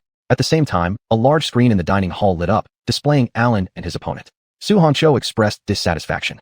Grand Elder, this is meaningless. You're picking extraordinary beings as opponents for Alan Mose. What? Does your Mose family have no sinners?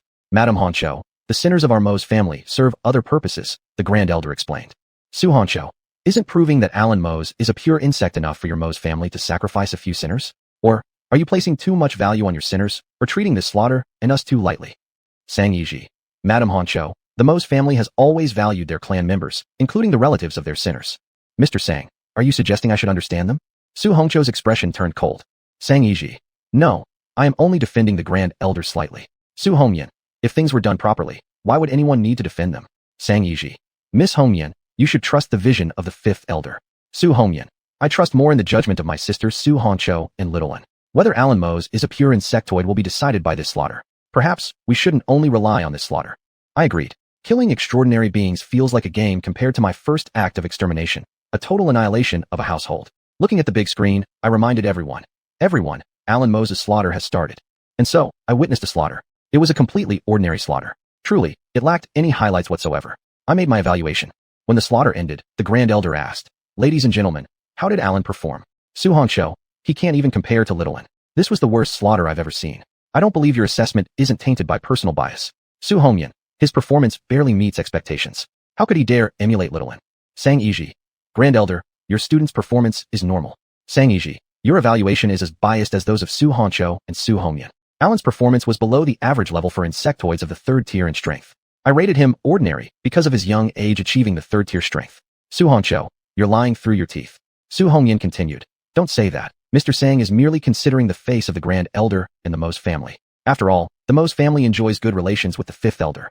Sang Yiji remained gentle. Ladies Honcho and Hongyan, my evaluation fully complies with the principles of fairness and justice. Ho ho, that was Su Honcho's response. Su Hongyan, on the other hand, looked at me. Littlein, what do you think of Alan Mose's slaughter? Grand Elder, has your student ever killed humans or insects? In this slaughter, although his performance was average, it was very skillful. Has he always targeted extraordinary beings? The Grand Elder fell silent. Su Honcho narrowed her eyes. Grand Elder, you must tell the truth. If your student has only seen the blood of extraordinary beings, then whether he is a pure insectoid is very questionable. Grand Elder, answer my question. Chapter 107 Tell the Truth. 0320 The Unusual Insects. The nature of the insect race is killing and destruction. But are there insects in the stars that dislike killing and destruction? There are. This is my answer. With such a large population base, it's inevitable that some peculiar ones will appear. You have to understand. However, understanding is one thing, but this doesn't stop the insect race from doing something about these peculiar ones. Because the term peculiar is derogatory in the insect race. It would be more accurate to call insects that dislike killing and destruction abnormal instead of peculiar. And for the abnormals within their race, the human race's view matches that of the insect race, if the abnormal isn't powerful enough. Of course, even if the abnormal is powerful, humans who claim to live in a civilized society still might have reservations due to jealousy or envy. Insects are different. As long as the abnormal is strong enough, they wouldn't have any reservations at all. The principle of respecting strength and survival of the fittest is ingrained in the insect race's bones. Unfortunately, this student of Elder Mo's family, Alan Moss, seems to be one of these peculiar insects, and his strength hasn't reached a level where the insect race can ignore his peculiar status. Moreover, my immediate superior, the fourth elder, has never liked such peculiar insects in the insect race and holds an attitude of killing them quickly. Because, in the eyes of the extreme racist fourth elder, peculiar insects that dislike killing and destruction don't deserve to be called insects and aren't part of the insect race. I looked at the great elder and said again, "Great elder, please honestly answer my question." Su Hongyan. Great elder, lying is fine too, as long as you can bear the consequences. You really have a grudge against him, Su Hongyan. At this moment, mocking him, threatening him, and even encouraging him to lie. I glanced at Su Hongyan. Su Hongcho continued, "The great elder can definitely handle it. He dared to make a move on me and also dared to fight with sister Su Hongyan." Sang Yiji looked at the great elder calmly and said, "Great elder, answer Miss N's question." The great elder's voice was low. Director Anshi is right. Alan indeed only targeted superlative creatures and didn't harm humans or insects. Me? Is he too afraid to harm humans or insects? Or does he not want to harm them? Whether he's afraid or unwilling, it seems he is tied to being one of these unusual insects. Afraid means he's a coward, which is one type of unusual insect. Unwilling means he dislikes slaughter, making him another type of unusual insect. The former is more despised by the insect race than the latter, and the former looks less like an insect compared to the latter. The great elder remained silent for a while before saying, "He simply doesn't want to." Are you sure he just doesn't want to, and isn't that he's afraid? I raised an eyebrow. The Moss family shouldn't produce a coward who dares not kill humans or insects. The great elder said. Su Hongcho, that's not necessarily true. Some people disguise fear as unwillingness. Some people protect others by calling fear unwillingness. Your implications could be clearer. Perhaps because mocking and belittling the great elder of the Moss family achieves your goal of attacking Sang Yiji. So you're working so hard, even harder than your sister Su Hongyan. Of course, it's also possible that you harbor resentment because the great elder once made a move on you, though Su Hongyan stopped him. I guess. 0321 A personal conversation. Sang Yiji looked at Su Hongcho. Miss Hongcho, I still trust the character of the great elder. It matters nothing to me whether you trust him or not. I don't trust him, nor do I trust you, Mr. Sang. You and the great elder are a pair, and both of you have 5 elder backing you. Su Hongcho said. Su Hongyan, Mr. Sang, we understand why you defend the great elder. We also understand why you side with him. Sang Yiji, Mrs. Hongcho and Hongyan, you place too much emphasis on standing. If I've been partial, then perhaps so have you. By addressing the position, you counterattack pretty well. But I don't see any problem with placing too much emphasis on position. Villains, if they don't focus on position, what should they focus on? Fairness and justice? That's the righteous thing to do. Me, Mr. Sang, the issue of position is very important. You have your position, sisters Hongcho and Hongyan have their positions, just as Great Elder has his own. Whatever happened with Alan Moss, I believe the Great Elder understands better than we do, and I believe the Great Elder knows him best among us. However, when it comes to understanding Alan Moss, the Great Elder may not match Alan himself. The Great Elder looked at me. Director Anshi, I can confirm Alan doesn't want to. Your implication is that you plan to bypass me and ask him. Su Hongyan met the Great Elder's gaze. Great Elder, you used the wrong word. It should be interrogation. You should know. Insects can mimic humans, but they cannot truly become like humans. They may look alike on the surface, but they can't be the same inside. They can be influenced by the human race, but they cannot be controlled by it. Your student Alan Moss seems not to have achieved this. I chimed in, Great Elder, what Sister Hongyan said is exactly what I wanted to say. Alan Moss's killing just now does not prove that he is a pure insect. The resemblance to humans needs more proof to be broken. If you can't prove that he is a pure insect, then you and your Moss family are in trouble. After all, the fourth elder has never liked peculiar insects within the insect race. Looking at the grim-faced Great Elder, I continued, Great Elder, what you said earlier was only your side of the story, and Alan Moss's proof just now doesn't count for much. So, for his sake and the Moss family's sake, how about having him talk with me personally? Su Hongcho gleefully exclaimed, Littlein, don't forget me. Su Hongyan was equally excited. Littlein, I also want to talk with Alan Moss. Me? Surely, Great Elder, you don't mind 2 more people talking with your student? Your objection won't help, whether you like it or not. You have no right to say no. You missed your chance earlier. The Great Elder's face darkened. That the 3 of you esteemed adults wish to converse with Alan is an honor for him. Sang Yiji interjected. Missin, Great Elder, I also want to talk with Alan Moss. Since both sides are involved in Ms. Hongyan and Ms. Hongcho's dispute with the Moss family, representatives from both sides must talk with Alan Moss. The Great Elder's expression softened a bit. I have no objection. It is an honor for Mr. Sang to converse with my student who lacks profound knowledge, and it is also an honor for me. So, Great Elder, you're one of those double-standard individuals. When speaking of me, Su Hongyan, and Su Hongcho, you didn't mention it being an honor for you when we conversed with Alan. I nodded. Mr. Sang speaks truthfully. Naturally, you can join us. 0322 Compromise and Cowardice. Sang Yiji smiled gently. Great Elder, you can call your student over. Thus, 8 minutes later, Alan returned to this restaurant. What was different this time was that in Alan's eyes, there was no Great Elder in this restaurant. Only me, Su Hongyan, Su Hongcho, and Sang Yiji. This was Su Hongcho's doing. Her reasoning was, talking with Alan Moss must exclude all external forces. For this, the Great Elder was naturally dissatisfied, but Su Hongcho clearly didn't care. As for Sang Yiji, he did make efforts. The fact that the Great Elder was still in the restaurant rather than being invited out by Su Hongcho was because of his effort. Therefore, facing Su Hongcho's intentional concealment of the Great Elder, he turned a blind eye to it. Compromises are mutual. This was my commentary. Director Anshi, Lady Hongyan, Lady Hongcho, Mr. Sang. Looking at the four of us, Alan spoke respectfully. Su Hongcho was the first to speak. We watched your recent massacre. Your performance can be described as extremely mediocre, raising doubts about whether you're truly from the insect race. After wearing a human skin for too long, some insects might mistakenly think they're human. Although such insects are rare, they do exist. What a harsh tone. Is this because you compromised with Sang Yiji just now? I glanced at Su Hongcho. Alan's complexion became pale. Su Hongyan laughed. Younger sister, you shouldn't say that. Alan Moss still has commendable aspects. His killing of superlative creatures is extremely proficient, indicating that he has done it multiple times. Fear? Maybe he just killed many superlative beings and hasn't harmed any humans or insects, Su Hongcho sneered. As Su Hongcho and Su Hongyan spoke, the Great Elder's face, concealed by extraordinary abilities, grew increasingly sullen. It appears that the Great Elder has a good relationship with Alan. Indeed, if their relationship wasn't strong, the Great Elder wouldn't have clashed with Su Hongcho and Su Hongyan over Alan. I looked at the unhappy Great Elder. Alan lowered his head and said, to have made such a poor showing before Lady Hongcho and Lady Hongyan is entirely my fault. Sang Yiji smiled warmly and said, this isn't your fault. Lady Hongcho and Lady Hongyan saying so merely shows that they have high expectations of you. Sang Yiji, you are indeed the perfect example of lying with open eyes. Su Hongyan and Su Hongcho certainly had no expectations for Alan. No, there were, but their expectations were for Alan as an excellent test subject.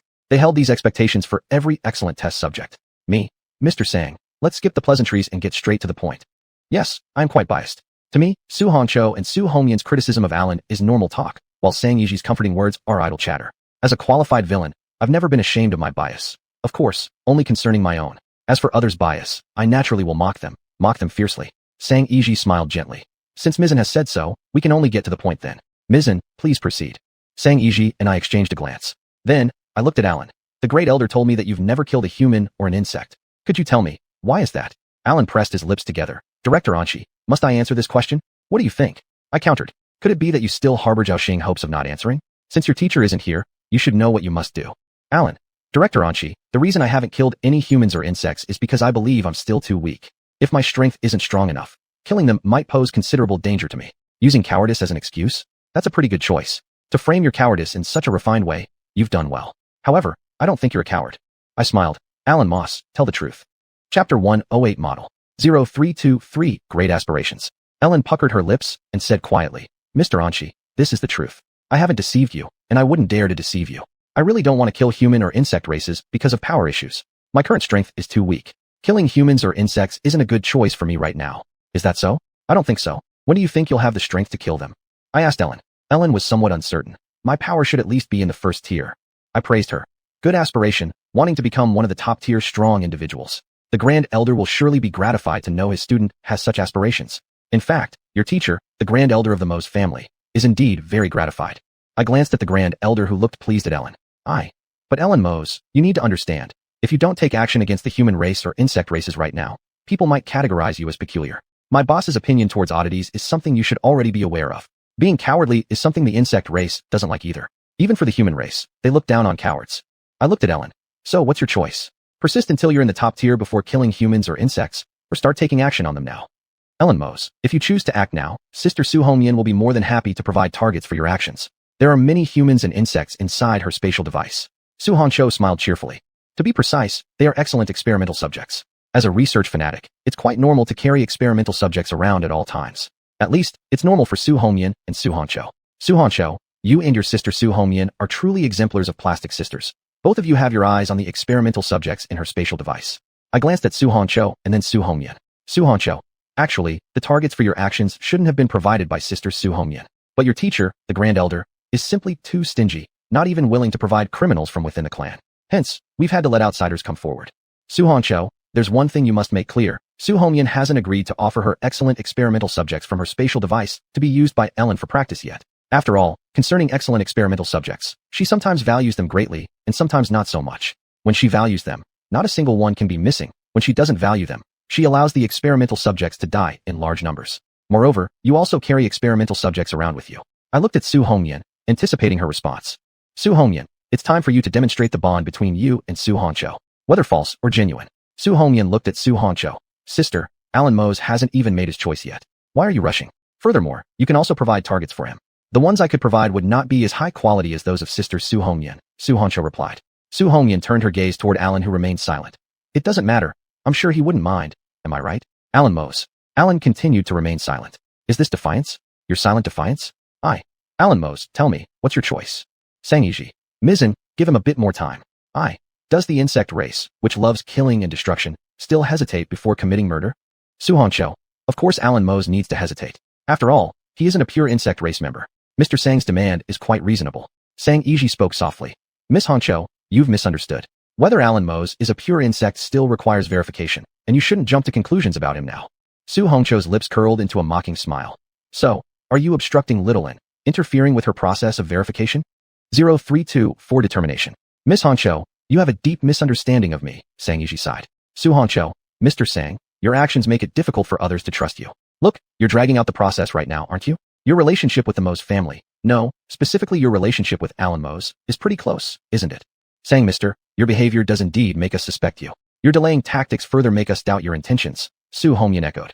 The two of you, sisters, agree completely in dealing with Sang Yiji. Truly, a way to maintain a good relationship with someone else is to share the same enemy. I gave Su Hongyan and Su Hongqiu an approving glance. Subsequently, I returned to the main point. Alan Mose, what is your choice? Alan lowered his head and said, Mr. Anchi, I still believe my current strength is too weak, and I shouldn't act against the human race or the insect races. I asked, if the experimental subjects in Sisters Hongyan and Hongqiu's hands have clean backgrounds and pose little danger, even then, you're unwilling to act against them? Please understand, Mr. Anchi. Alan lowered his head even lower. The Grand Elder's brows furrowed. Sang Yiji's expression remained unchanged, still gentle, as if he was unaffected by what Alan had said. That is, if you ignore the subtle reduction in the curve of his lips. Su Hongyan laughed. Little N, he's quite a determined individual. Su Hongqiu added, determined at the wrong moment. Don't say that. Determination is an excellent quality. Such a quality is typically possessed by a qualified antagonist, and I, a well-qualified antagonist, generally possess the highest level of determination, perseverance even unto death. If one repents before death, they can only be considered an antagonist, not a qualified one. However, despite having this beautiful quality of perseverance to the end, I still admire the quality of determination. Thus, I understand Alan's choice and admire his steadfastness. But, this does not stop what I'm about to do next. I stood up. Since that's the case, Alan Mose, come with me. The return date is indefinite. Before I finished speaking, Alan collapsed on the ground, unconscious. Naturally, it was my doing. Clearly, the Grand Elder disapproved. He no longer collaborated with Su Hongqiu's cover-up, but revealed his figure, coming beside the unconscious Alan. Yes, the Grand Elder had been collaborating with Su Hongqiu before, because he was at fault. Hence, Su Hongqiu merely covered for him instead of restraining him. Even with Sang Yiji present, her chances of successfully restraining him were slim. The Grand Elder looked at me indignantly. Mr. Anchiyu. Before he finished his sentence, I interrupted directly. Grand Elder, it's a foregone conclusion that your student, Alan Mose, is peculiar. Are you sure you want to say something inappropriate? I believe my boss' attitude towards oddities within the insect race is very clear. What I'm doing now is simply following my boss' usual approach. If you intend to obstruct me, can you and the Mose family behind you afford the consequences? 0325 Former clan leader's order. Su Hongqiu chuckled lightly. Maybe the Grand Elder wants to try. After all, this is the Mose family's territory, and Mr. Sang is here to help. Su Hongqiu, you really don't miss any opportunity to attack the Grand Elder and Sang Yiji. I applaud you for that. Sang Yiji. Ms. Hongqiu, I have always respected the Fourth Elder. Your accusation isn't appropriate. Su Hongqiu, respect isn't expressed in words, but through actions. Unfortunately, Mr. Sang, I don't see your actions. Sister Su Hongyan, have you seen them? Su Hongyan glanced at Sang Yiji. Of course not. Sang Yiji. It seems whatever I say, neither of you will believe me. You've never believed me, Su Hongqiu said. Sang Yiji sighed bitterly. So, this is indeed my failure. Indeed, it's quite a failure. However, I wasn't referring to Sang Yiji's lack of trust being a failure. Rather, it was his inability to achieve his purpose in coming to the Mose family. In this dispute, from any perspective, it's a win for me, and a win for the fourth elder. Grand Elder, are you going to hand over Alan Mose personally, or? If you wish to resist, I don't mind. After all, I will definitely take your student away. Grand Elder, hand over Alan to Anshi. At this moment, a male voice echoed in the hall. Su Hongyan muttered, the leader of the Mose family. To be specific, the former leader of the Mose family, Su Honcho said. Little one, I told you. How could the Mose family merely let the Grand Elder welcome you? Their former leader has been watching you closely. She glanced at me meaningfully. The former leader hasn't just been watching me. You, Sister Honcho, Sister Hongyan, and Mr. Sang are also objects of his attention. Or perhaps, caution. Yes, I've always known someone was secretly spying on me, and so did Su Honcho. Everyone here, except Alan, knew there was someone covertly observing us. To our conversation, the former leader of the Mose family obviously paid no heed. Except for issuing that order to the Grand Elder, he made no further sound. I looked at the motionless Grand Elder. Grand Elder, disregarding my command is one thing, but do you plan to defy the order of your former clan leader too? The current leader of the Mose family isn't as capable as the former one, a fact acknowledged not just by outsiders, but also by the members of the Mose family themselves. So, Grand Elder, do you intend to disregard the former clan leader's directive? The former clan leader is, after all, the pillar of the Mose family. The Grand Elder said nothing, holding Alan as he stood up. A decision has been made. Though I know you would make a wise choice, honestly, I still anticipated your resistance. The Grand Elder utilized his extraordinary abilities, delivering Alan to me. Mr. Anshi, please accept him, he said. Then, a huge transparent insect appeared and swallowed Alan into its belly. Afterward, Alan entered my specially made spatial device. A little regretful, Sister Su Hongyan. Su Honcho expressed her regret. Su Hongyan, the Grand Elder made a wise choice. If he isn't regretful, why should you be regretful on his behalf? Moreover, this is an order from the former leader of the Mose family. Su Honcho, what I regret is that our disagreement with the Mose family has come to such an anticlimactic end. No, this isn't a disagreement. This is about me enforcing the Elder's usual approach toward peculiarities within the insect race when some short-sighted individuals interfered, causing conflict. Su Hongyan, you can add interference by criminal forces. I smiled, I agree. This time, I am the bearer of justice. This time, it's an exemplary case of justice overcoming evil. Chapter 109 The Artist. 0326 Plans. Su Hongyan asked me, Shaoan, now that the conflict is resolved, do you plan to go back? By asking this question, are you hoping I don't return, or are you planning to go back with me? I do have that intention. How about you, Sister Hongyan? I looked at Su Honcho. Sister Honcho, what's your plan? Don't tell me that both of you intend to stay here. It's not surprising that you two have such thoughts. But if you really plan to continue staying with the Mose family, then it concerns me. After all, there's a high possibility for more incidents within the Mose family, and it's highly likely I would be the one handling them again. Su Hongyan didn't answer my question, but turned to Su Honcho instead. Sister, what are you planning to do? Su Honcho turned and looked at Sang Yi. Mr. Sang, Shaoan is getting ready to leave. When will you be departing? That's direct, giving Mr. Sang absolutely no face. The disputes between you and Sang Yi, well, I'll just let my intelligence personnel look into it further. After all, I am nosy. Sang Yi smiled warmly. Ms. Honcho, casually probing into someone else's travel plans isn't quite appropriate. You weren't probing either? Didn't you just listen in on Shaoan's plans a moment ago? Su Honcho raised an eyebrow. Su Hongyan smiled and added fuel to the fire. We definitely did hear that. Sang Yi remained calm as he returned to the original topic. I still plan to stay around for a bit longer. Su Honcho, then I might as well stay with the Mose family for a while too. Su Hongyan, Shaoan, I've decided to stay here as well. Since my younger sister has chosen to stay, I can't abandon her and leave, as her elder sister. Enough already, making it sound like Su Honcho can't live without you. In reality, your relationship isn't like that at all. Sister Hongyan, are you and Sister Honcho planning to stay until Mr. Sang leaves the Mose family? Su Honcho, not necessarily. The Mose family is so interesting, it's reasonable for me to stay a few extra days. Don't you agree, Great Elder? The Great Elder had a blank expression. As long as everyone abides by our Mose family laws and regulations, we welcome you all, and we're glad you will be staying longer. Su Honcho, see? The Great Elder welcomes us. Don't ignore the preconditions set by the Great Elder. Then I wish Sister Honcho and Sister Hongyan a pleasant stay. I also hope you know your limits. I don't want to deal with any more conflicts between you and the Mose family. The secret surveillance from the previous leader of the Mose family does put some pressure on me.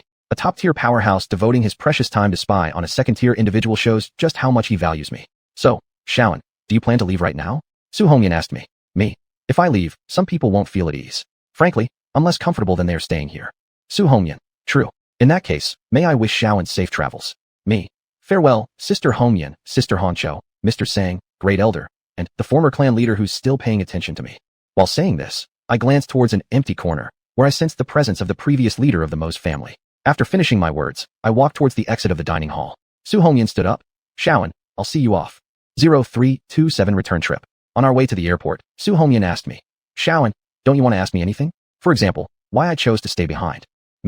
Sister Hongyan, The reason you decided to stay must be related to inspiration. Perhaps the people and events in the Mo's family inspired you. You aren't as interested in the Mo's family as your younger sister, Suhoncho.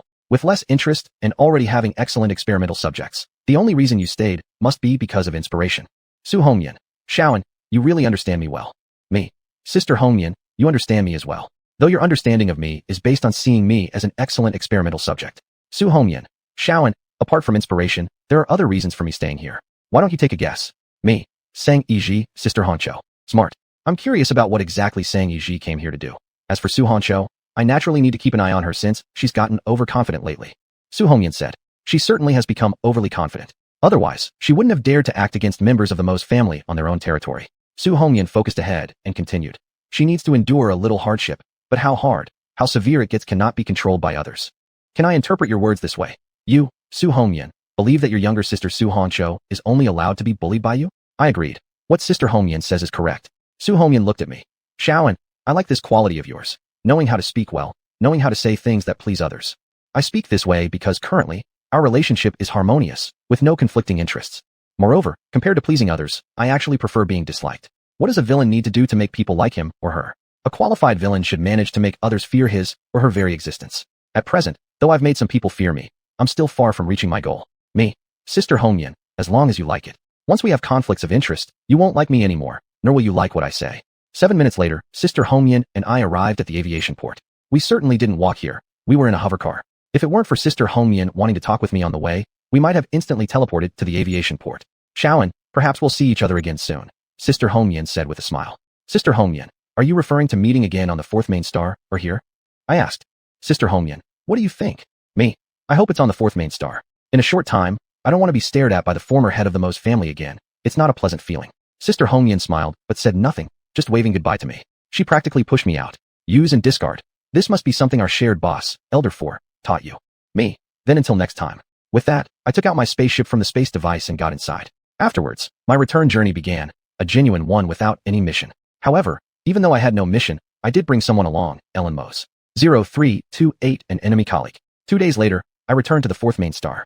Everything went smoothly, allowing me to arrive without issue. I glanced at the intelligence related to Su Hongyan and Su Hongcho on the terminal screen. Then, I met a colleague who held animosity towards me, an animosity solely on their part. It wasn't Songhua. The relationship between him and me could hardly be described as holding a grudge. He was merely envious of me. Besides his jealousy of the special treatment I received from Elder 4, there was actually no significant conflict of interest between us. In fact, his envy constituted the biggest conflict of interest between us. Me, long time no see, painter. The term painter wasn't a profession in this case, but rather a person's name, the new name adopted by my colleague after a certain incident. Though changing his name wasn't my idea, it indeed had something to do with me. Precisely speaking, it was because I killed someone that he changed his name, supposedly to honor her. It wasn't like I had forced him to change it, given that the individual I killed was a painter, but her name was definitely not Painter. So, for my colleague to adopt such an absurd name after her death, well, that was indeed laughable. I found his choice to rename himself quite humorous after the woman I killed was indeed a painter, though not named as such. His decision struck me as ridiculous. And now, I stood face to face with this comical man. There was no avoiding it since his spacecraft and mine descended at roughly the same time into the aviation port, leading both of us to disembark simultaneously. Painter's expression turned cold. Indeed, it has been a long while, and she, me, it seems you're still harboring resentment against me. I never once said I stopped resenting you, and I've never ceased to hate you, Painter replied coldly. Me. So this encounter is deliberate, isn't it? Coincidence is something I rarely believe in, especially not in this situation. People paying attention to us knew all about the tension between the painter and me, not to mention those who deliberately stir up trouble. After all, when I originally killed that female painter, the whole affair created a huge stir thanks to Painter's actions afterward. Painter, someone wanted us to meet, and I just let it happen. I smiled. So, Painter, you actually wanted to see me? And she, stop using that kind of expression with me. Painter's face darkened. I continued smiling. And what if I do? Aren't you the one wanting to see me? To smile at you. How can it be considered my fault? This was certainly not my fault. Even if I intentionally provoked the painter. The exact same facial expression had been used by me back then when I killed the female painter.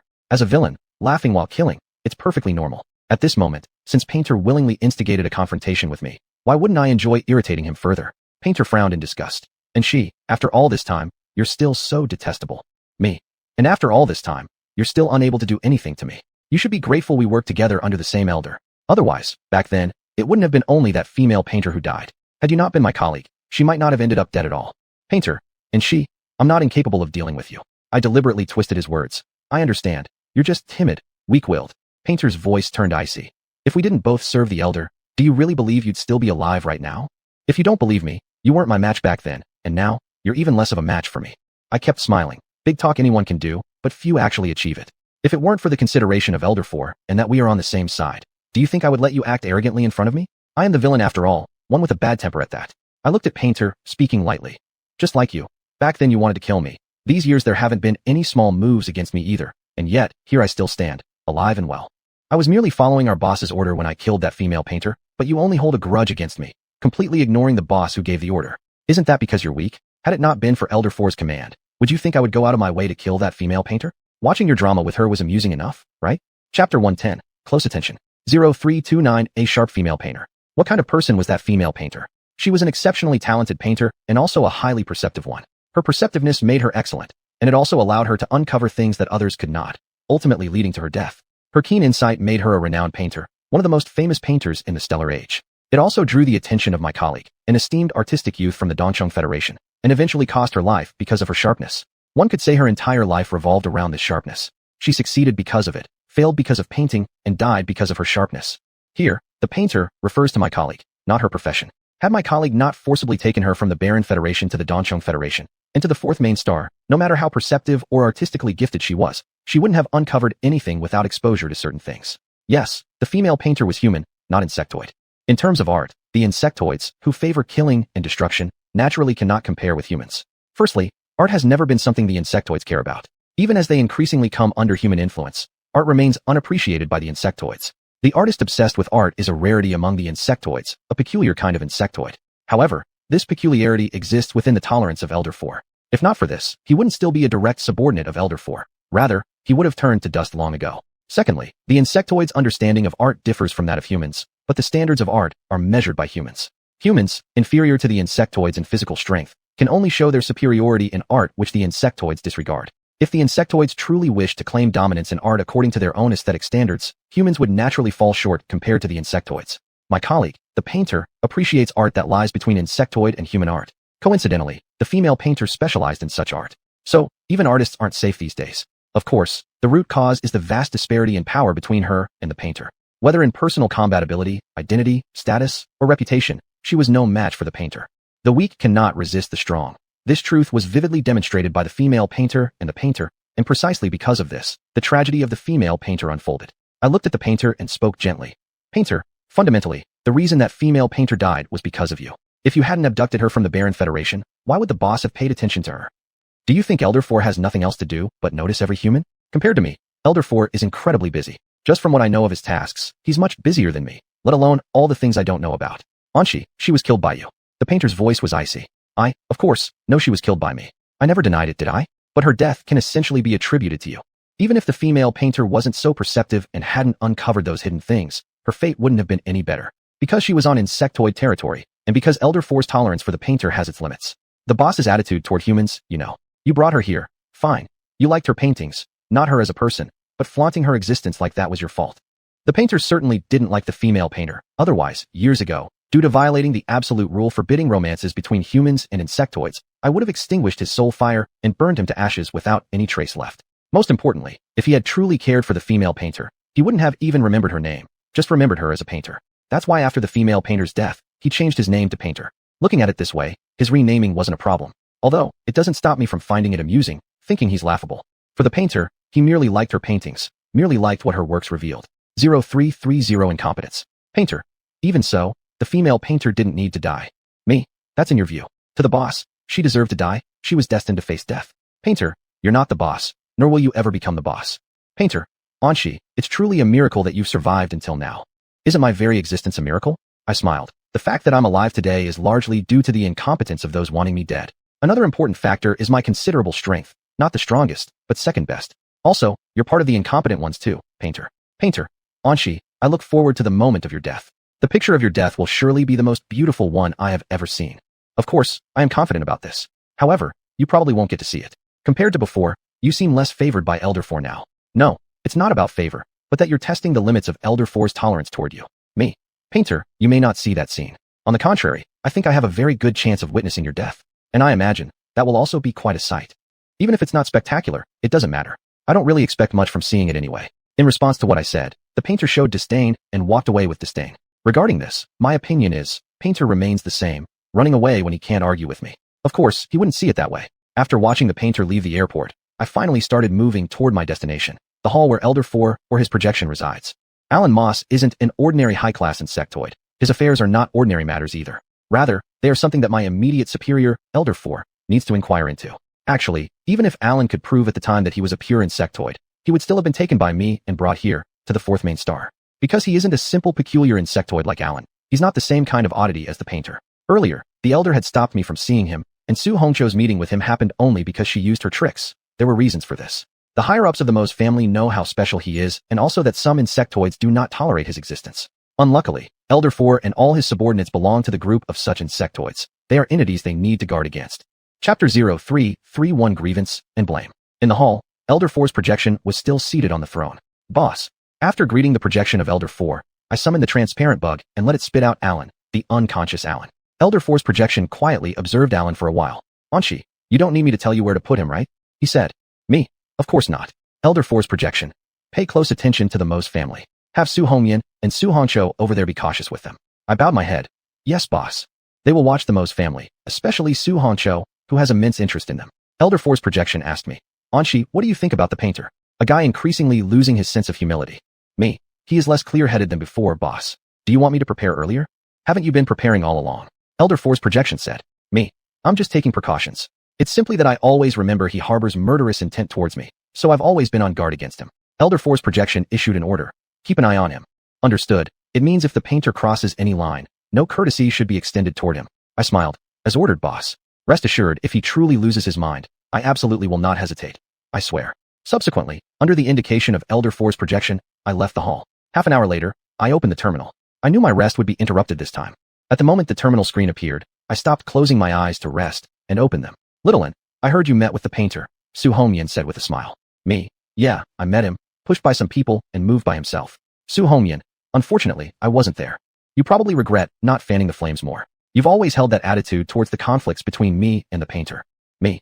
Sister Hongyan, you really should feel sorry. You shouldn't miss the state the painter is in now. Maybe soon, you won't even get to see the painter anymore.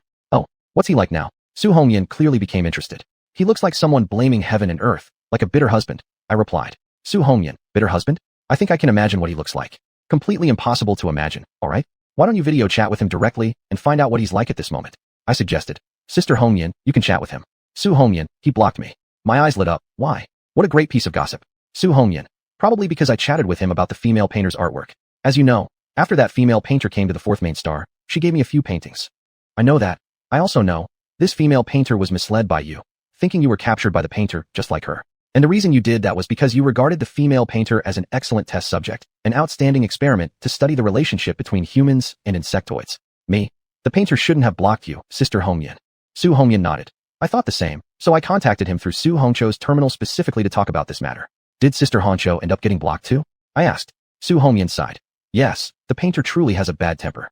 Great job, I give you a thumbs up for that. Although the painter has one-sided grudges against me and wants to kill me, I naturally don't wish anything good for such a person. He's always had quite the temper, especially when it comes to people or things related to that female painter. The death of that female painter not only dealt him a severe psychological blow, but also became a past he wished to bury, a past where he was powerless. But as long as there are those of us, like me and Su Hongyan, who know about it, he will never be able to bury his past. This is why in recent years his attitude towards us informants has become increasingly worse. Su Hongyan. People who like to blame others instead of themselves are always like that. I chuckled in agreement. That's correct. Chapter 111 News. 0332 Shared Opinions. Su Hongyan asked me, Shaoan, do you think the painter will stay on the fourth main star for long this time? Me. If his target this time is me, he won't leave in a short period. Just see if he has really decided to make a move against me. Of course, this move does not include his small tricks. Since the female painter passed away, since he changed his name, he has been secretly targeting me and always making small moves. Su Hongyan showed surprise. Is he really planning to make a move against you? Like personally acting? Me. He has such an idea, it just depends on whether he will take action. Otherwise, he wouldn't deliberately run into me. Normally, he avoids me. Even where I am, he would not appear. Su Hongyan. If he really makes a move against you, then I'll look at him differently. Your evaluation of the painter seems a bit low. Me. Sister Hongyan. When you say look at him differently, do you mean positively or negatively? Regardless of positive or negative, it won't change your low evaluation of him. It's merely a question of how low, as it could get even lower. Would Shaoan evaluate it as positive or negative? Su Hongyan asked. Me. I would admire his courage, but that doesn't stop me from thinking he's out of his mind. Su Hongyan. So both good and bad aspects are present. Me, yes. Su Hongyan. I somewhat anticipate the painter's next move. Accurately speaking, you're anticipating his downfall. I do too, I replied. By the way, Shaoan, how's Alan Moss doing? As if something came to mind, Su Hongyan asked. Me. He's currently where he should be. There, among his companions, all individuals who share a common language with him. Me. Sister Hongyan, the boss wants you and Sister Honcho to keep an eye on the Moss family. Su Hongyan laughed. Don't worry, we will. These past few days, Su Honcho was almost touring every part of the Moss family. Me. Are there places the Moss family doesn't allow outsiders to enter, and Sister Honcho got in? Su Hongyan nodded. Of course. They underestimated Su Honcho's mobility and capabilities. They thought the top-tier person they assigned could contain her. You sound proud of Su Honcho. I didn't point it out. Has the former head of the Moss family stopped continuing to monitor you and Sister Honcho? Su Hongyan shook her head. No. Moreover, he's busy. Sang Yiji is targeting him. That means, one of the 5 elders has targeted the former head? Me. He must be busy dealing with Sang Yiji. Su Hongyan. I believe so too, and Su Honcho likely shares this perspective. Your meaning is, during the time when the former head was preoccupied by Sang Yiji, Su Honcho leveraged her excellent mobility and capabilities? Me. Sister Honcho's views naturally align with yours, Sister Hongyan. Just because the two of us are real sisters, twins? Su Hongyan said. Me. Not just that. You two understand each other very well. Although this understanding mainly stems from your opposing each other. Su Hongyan ended the topic. Shaoan, does merely paying attention to the Moss family suffice? Do you need me and Su Honcho to do more? Do you want to do more? Such as dissecting them, treating them like experiment subjects you can freely use? Me. That depends on the boss, and whether the Moss family has crossed the boss's line. The 4th elder's line is well known. The question is whether the Moss family is as deluded as the painter. Su Hongyan lamented. That's truly a pity. It's not a pity. If the Moss family commits offenses, you won't let them off, right? I smiled without answering. 0333 contact. After ending communication with Su Hongyan, I thought for a while and contacted my intelligence personnel. Looking at the intelligence personnel on the terminal screen, I asked, has the painter made contact with humans recently? If my earlier feeling was correct, the painter should have had some contact with humans not long ago. After all, he carried a faint human smell, specifically a niche perfume created by humans. Intelligence personnel, Lord Anshi, please wait a moment. We're still organizing information related to Master Painter. Me. Fine. Has his recent experience been quite exciting? Intelligence personnel answered. Yes. Master Painter visited many places and met many people. Me. Isn't these days the birthday of the female painter? Yet he still goes outside. Ordinarily, he stays in certain places within the Dongchong Federation that he and the female painter once visited to reminisce about her. Intelligence personnel, Master Painter's itinerary this year differs from previous years. Me. Perhaps it's because his mind is becoming even more confused. He actually went out of his way to meet me. Sometimes, for the weak, cowardice is a great quality. Whether in the past or now, the painter is no match for me and is one of the weak. The intelligence personnel lowered their head and did not express any opinions on this matter. After a while, he said after reviewing the materials handed over by someone else, Lord Anshi, Master Painter did indeed meet with members of the human race, just 4 days ago. 4 days ago? At that time, I was still on my way to the Moss family. Me, who did he see? Intelligence personnel, a sculptor. I became interested. A sculptor? Does he want to sculpt the female painter? Could it be that after years of recalling her through objects, the painter has evolved into wanting to specially preserve the female painter's appearance and laughter? Intelligence personnel. No. Master Painter plans to carve the paintings left by the female painter. Well, that's still a kind of progress. Me. Investigate that sculptor thoroughly. Someone who can catch the painters. I won't be an ordinary sculptor. Perhaps it's another female painter. Yes, Lord Anshi, the intelligence personnel respectfully replied. I continued to order. Also, compile all relevant intelligence about the painter as soon as possible. This time he returned, giving me the feeling that he might cause trouble. The intelligence personnel bowed. As you command, Lord Anshi. Then, I stopped communicating with the intelligence personnel. Painter, what will you do next? I'm looking forward to it. I looked afar at the direction of the painter's residence. Subsequently, I opened the Star Network news to read some gossip. 0334 Customs. I laughed after seeing a piece of news. Delina Dola successfully escaped again. How many times has the second chief manager of the Beehive clan failed? The third time. As the saying goes, there shall be no more than 3 failures. After the second chief manager has failed 3 times, is it because he is truly no match for Delina, or does he not really want Delina to go back and meet the Beehive queen? It shouldn't be the latter. After all, the queen of the Beehive has given a strict order. But it shouldn't be the former either. He shouldn't be no match for Delina. The second chief manager has been at the first level longer than Delina, and moreover, Delina didn't even fight against the second chief manager but ran away before meeting him. This only shows that her escape speed is fast. It doesn't prove that she is stronger in personal combat than the second chief manager. I truly look forward to the day when Delina collides with the second chief manager. By then, I'll know who is stronger between the two. Is it the experienced old-timer at the first level who is stronger, or the new talent? I believe many people share my interest. I looked at the next piece of news. The Emperor of the Southern Human Empire's birthday is approaching, and the 10 major families of the Empire have already sent people rushing to the Imperial Star. I bet those who are rushing to the Imperial Star aren't the strongest members of their families, but at most the backbone force, such as the heads of the families. Even the ES family, who are close to the royal family and that emperor, would only send one member of their backbone team. That emperor has always been wary of the 10 major families that could possibly overthrow his rule, and the 10 major families naturally watch out for him. Others may depend on their sovereigns, but in the Southern Human Empire, the ruler and his ministers mutually distrust each other. No wonder rumors about the fall of the Southern Human Empire keep spreading and become increasingly intense over time. After sighing over the current situation of the Southern Human Empire, I continued reading the news. At 1:43 a.m., I looked up toward a place. This smells like burnt paper money. The only person capable of burning paper money on the 4th main star at this moment, and who would need to burn it now, should be him. Thinking about this, I left my residence. 2 minutes later, I instantly teleported to my destination this time, the front of the painter's residence, where the painter burned the paper money. Painter, the paper money you burn is getting redder, I said. Yes, the painter burns red paper money. Although most of the customs owned by the Bug Clan were inherited from the human race during the Water Blue era, the Bug Clan has changed and innovated some customs based on its own instincts. By the way, because the human race was like the chosen son of heaven, apart from having the bug race as an opponent since the Water Blue era all the way to the space era, things have gone relatively smoothly, so the culture of the human race in the Water Blue era has been preserved until now, and has been preserved extremely intact. And the Bug Clan, because its birth had great origins with the human race, naturally learned the human culture and inherited the human culture. The custom of burning red paper money during the paper burning ceremony is something the Bug Clan changed based on its instincts for slaughter and destruction. Squatting, the painter was burning the red paper money as he lowered his head. The longer the female painter has been dead, the redder the paper money I burn for her. But this isn't a custom of the Bug Clan or the human race. Me. Are you deliberately showing your differences by burning the paper money this way? Or is it your difference towards the female painter? Painter, regardless of who I burn the paper money for, the longer they've been dead, the redder the paper money I burn for them. Understood, it's to reveal your differences. Me. What should I call this method of burning paper money? Named after you, the painter's burning ritual. The painter turned his head to look at me. Anshi, did you come here just to mock me? Me. Not just that. I also came to watch you burn the paper money. To watch your show? That's my main purpose for being here. How could the Star Network news compare to your drama? Isn't that right? The painter pressed his lips together. Anshi, you're still as boring as ever. I am indeed very idle right now. Me. Watching you burn paper money makes me not bored. Since it's rare for you to perform this ritual on the main star, I naturally can't miss it. Painter. The female painter died on the main star, so it is most appropriate to burn paper money here. Me. But you don't do it every year, do you? Except for the first year. This year is the only other time you've done it here. This indirectly indicates, currently, you are less clear-headed than before, aren't you? Continuously heading down a self-destructive path. This can be used to describe you, the painter, at this moment. Chapter 112, Inspection. 0335 Reasons. The painter looked at me. But Ansi, every time you see me burning paper money, you will definitely come to check. Do you not feel any guilt for the people you killed? If I don't even have feelings of guilt, how would I feel guilt? Let alone for those who died by my hands. I said, Painter, I can't see any remorse in you either.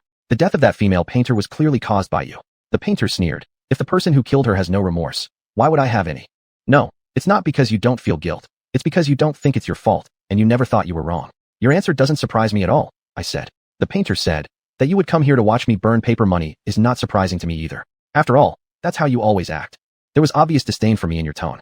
I said, Painter, if you have the courage to challenge and disdain me, why don't you have the courage to hate the boss? Didn't you say, the female painter was your confidant, your only confidant? If that's the case, why don't you hate the boss who made me kill the female painter? I'm merely a worker under the boss, am I not? For all these years, you've been harboring hatred towards me since the death of the female painter and haven't been on good terms with me, which shows you are someone who doesn't care about strength disparity. If so, why don't you pick the hardest fruit to pinch? The painter said, Ansi, I am not stupid enough to hate an elder to this extent. I was surprised. You know you're not stupid? Painter, you're not just confused now, you're close to being delirious. And, don't bully the weak and fear the strong. Elder 4 wouldn't care whether you hated him or not. The painter had a cold expression. Ansi, I suggest you don't underestimate anyone. I said, thank you for the advice. I didn't expect Painter to care so much about me. I am deeply moved. I won't look down on others. This is a basic self-awareness of a qualified villain. Villains without this self-awareness either got lucky and didn't suffer losses or death from looking down on others, or their power was strong enough to ignore everything. The painter said, Ansi, your ability to disgust people must be something you learned from humans, extremely nauseating. What you said sounds like you and Elder 4 are extreme racial supremacists, but in fact, you aren't. Otherwise, the art you like wouldn't lie somewhere between insectoid and human art, and you wouldn't care so much about the death of the female painter. I said, I take the best parts and discard the worst parts. The painter said, because the Elder likes the culture of Easterners during the Water Blue Star era, you've worked hard on this aspect, Ansi, truly admirable. I probably didn't work as hard. The memories given to me by Elder 4 include Oriental culture. I asked the painter, haven't you put effort into it too? Now you look like an Easterner, with yellow skin, black hair, and brown eyes. I mentioned that the direct subordinates of Elder 4 all mimic Eastern appearance, because Elder 4 likes it. The painter said, among the direct subordinates of the Elder, you look most like an Easterner. Because my memory includes specific features of Easterners from Water Blue Star's era, the ones favored most by Elder 4. If there was a template and I chose not to copy it, I probably wouldn't survive until now. So the boss values me. I smiled and said, this is true, but not completely. Elder 4 values me, but not just for this. This is a negligible reason. I am a specially created weapon. This is the important reason why he values me. 0336 Politeness and knowing when to stop. The painter obviously didn't believe what I said. His eyes were filled with distrust when he looked at me. Ansi, you can leave now. He gave me a clear dismissal, then turned his head. I asked him, what if I don't leave? Wouldn't it be nice to remember the female painter together with you? The painter said, you didn't come here to remember her. You came here to watch my show. Congratulations, you're right. I said, that's in your perspective. In my eyes, I am here to remember her. Watching the show and remembering her along the way. The female painter was talented, a talent in painting. How could I not mourn her? Besides, I'm not sincerely mourning her.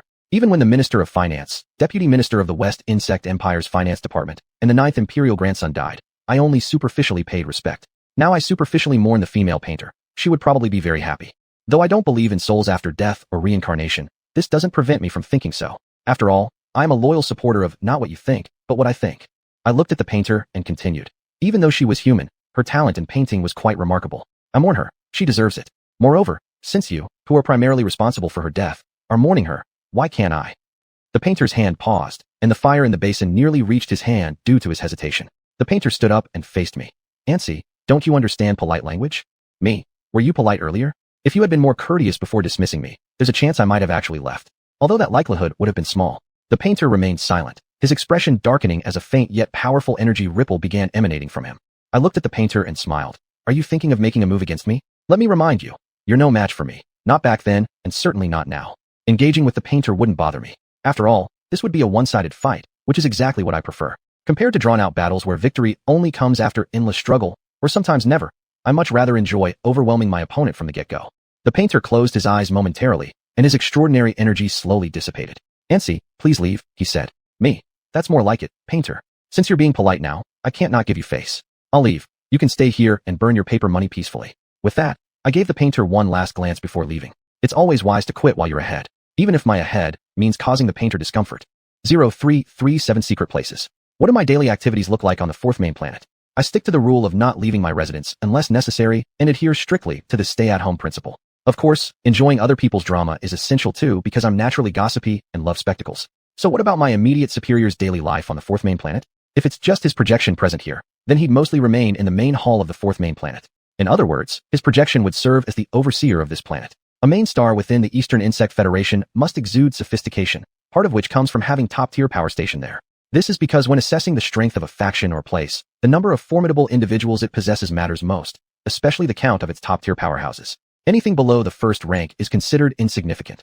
This saying widely circulates throughout the galaxy and is an accepted truth among celestial beings. After all, both the era and my memories and this modern space age abide by the same principle. Might makes right.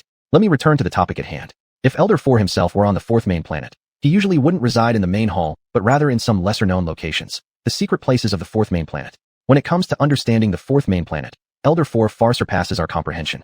Although he doesn't place high importance on the 4th main planet, given its symbolic significance, he still has some concerns and plans in place for it. Besides, he spent several years entirely on the 4th main planet without stepping out even once. Therefore, the secret places on the 4th main planet are numerous and well concealed. The few secret places I know about all relate to my birth and growth. If they were located somewhere else, I wouldn't know any of the 4th main planet's secrets. Why did I bring up these secret places? Because I am currently in one such hidden location, one I've never visited but feel familiar with. Now I know why it feels familiar. As the staff led me into a room, I smiled. It seems I haven't been here for a long time, I said. The last time I came was 2 years ago, and this secret place used to be in another location. Looking at the staff, I asked, are you dissatisfied with the body check reports you receive annually from me? So now you plan to conduct a thorough and detailed examination? Staff. Ansi, sir, this is Elder's command. Me. Is it because I went to the Western Insect Empire? My strength hasn't grown significantly recently, nor have I accomplished anything earth-shattering. Why is Elder for doing this? Is it because I recently went to the Western Insect Empire and got close to one of their venerable elders? Staff. We do not know. I believe you don't. The question wasn't directed at you anyway. I turned to an old man dressed in a white coat. Fu Senior, it's been a while. You're as vigorous as ever despite your limited lifespan. I laughed. Having so much dying aura around him, yet staying alive until now certainly qualifies as vigorous despite one's age. Fu Old had a blank expression. It's been 2 years, 3 months, and 7 days. For the long-lived higher insect races, this period doesn't mean much. Me. You're still the same, maintaining such rigorous attitudes towards everything. This is the attitude a researcher should have, Fu Old said. I agree with your statement. However, the students you've trained, Su Hongyan and Su Hongzhou, seem to have deviated from the true path of scientific research. They're certainly rigorous, but it feels like they only apply that rigor when experimenting on subjects. Yes, Fu Old is the teacher of Su Hongyan and Su Hongzhou in the field of scientific research. He was the one who discovered their talent for research. At the same time, he is also my health examiner. All of my health check reports must be reviewed by him, and he has to be present during my full body examinations. Me. Old Fu, would you mind satisfying my curiosity? Fu Old, since you've visited the other 3 major forces in the past few months, you must undergo a detailed full body check. Ah, I see. I nodded, showing my understanding. Chapter 113, Cover Up. 0338 Concern. Grandmaster Fu. Anshi, I've satisfied your curiosity. Now it's your turn to cooperate with me. Me. Grandmaster Fu, don't say that. Even if you hadn't satisfied it, I would still cooperate with you. It's just that if it hadn't been met, I'd likely be less cooperative. Is that so? I don't believe you, Grandmaster Fu said. Pretending to feel wronged, I said. Grandmaster Fu, you should trust me. Which time did I not fully cooperate with you during my full body checkups? Grandmaster Fu pointed at an instrument shaped like a giant eggshell and instructed, Anshi, lie inside. Me. As ordered. Since Grandmaster Fu has already said this, I can't afford to engage in idle chatter with him. Facing his official inspection mode, it's best not to waste time. So, I lay down inside the egg-like device. Then, a deep green liquid seeped out from within the equipment and slowly enveloped me. Grandmaster Fu, looking at me inside the device, said, Anshi, you may enter sleep mode. Me, no. Sleep isn't as interesting as staying awake, and a physical examination is supposed to be done while being conscious. Grandmaster Fu, you're still distrustful of us like before. Of course, I do not trust you all. After all, you know me very well, don't you? Although the chances of you doing anything to me during the medical examination are extremely low, they aren't non-existent, right? Me. Grandmaster Fu, you're overthinking this. How could I not trust you? I simply didn't rest yesterday. Even if I had rested, I wouldn't sleep anyway, and I guarantee that. With no expression on his face, Grandmaster Fu said, Anshi, you can make excuses that show even less effort. Me. Regardless of what excuse I come up with, Grandmaster Fu, you wouldn't believe me anyway. So why should I bother thinking up something reasonable? After all, among everyone in the 4th main star except for the 4 elders, Grandmaster Fu, you understand me the most. Grandmaster Fu, are you giving up? Me. No. I'm just not wasting mental energy. Grandmaster Fu switched topics. How are Hongyan and Hongzhou doing? Me. Grandmaster Fu, if you care about them so much, why don't you go see them yourself? While hidden places are good, you shouldn't stay here forever. Dead friends before live beggars. Focus on Su Hongyan and Su Hongzhou. Don't put all your time into me. Su Hongyan and Su Hongzhou see me as an excellent experimental subject, wanting to study me, and as their teacher, you're not any better. You want to dissect me, want to analyze this miracle that is me. Grandmaster Fu. Do you want me to go out and see them? Me. Sister Hongyan and Sister Hongzhou need you, Grandmaster Fu. Anshi, I understand your little scheme. Since the elder designated me as your examiner, I'll do my job well. Grandmaster Fu said plainly. Me. I understand. But, Grandmaster Fu, being an examiner doesn't stop you from caring about Sister Hongyan and Sister Hongzhou or visiting them. Putting all your time and energy on me isn't good for either of us. It's not good for you, but it's definitely not good for me, right? Grandmaster Fu of the 1st tier. Grandmaster Fu. Anshi, you won't persuade me, so don't waste your effort. Instead of wasting words trying to convince me, let's talk about how you're feeling now. The physical examination fluid has been updated, and I need to know your reaction. Me. Right now, I feel a tingling sensation. Grandmaster Fu. If there are new sensations, remember to tell me. Don't worry, I will, I nodded. In terms of physical exams, I won't fight against you. After all, this is Elder 4's direct order. 0339 Grandmaster Fu's instruction. 2 hours later, the comprehensive examination was complete. Stretching my body, I asked, Grandmaster Fu, how were the results of this examination? Grandmaster Fu, the results aren't out yet. Me. I know, but with your years of experience conducting physical examinations, you can guess the results midway through the checkup.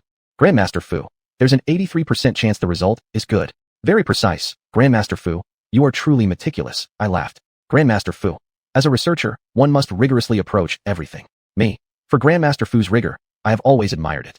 With that, I won't disturb you further. After saying this, I turned around, ready to leave. When I was halfway through turning, Grandmaster Fu stopped me. Anshi, what instructions do you have, Grandmaster Fu? I turned my head to look at him and asked, Grandmaster Fu, watch over Hongyan and Hongzhou for me. Looking sincerely, I said, Grandmaster Fu, you could actually watch over Sister Hongyan and Sister Hongzhou directly. There's really no need to devote all your time to me. Had I not understood Su Hongyan and Su Hongzhou, knowing that they only saw me as an excellent experiment subject because anyone, in their eyes, is just an experiment subject, differing only in quality, I might have thought they acted that way due to your influence. After all, since my birth, the time you spent paying attention to me far exceeds the time you paid to them. Grandmaster Fu, his expression unchanged, said, Anshi, you may leave. Grandmaster Fu, you really should consider my words. I said before leaving. To prevent Grandmaster Fu from rushing me out, it's better if I just leave quietly, even though he was already shooing me away. 15 minutes later, I returned to my residence. And then, I received a mission related to the painter. Furthermore, this mission of mine was an assassination mission. Only, the number of people to kill was rather small, just a few individuals. Looking at the intelligence gathered by my subordinates concerning this mission, I smiled. The painter truly had nerve to shelter the main culprit. It appears that his judgment is becoming increasingly unclear, confirmed without a doubt.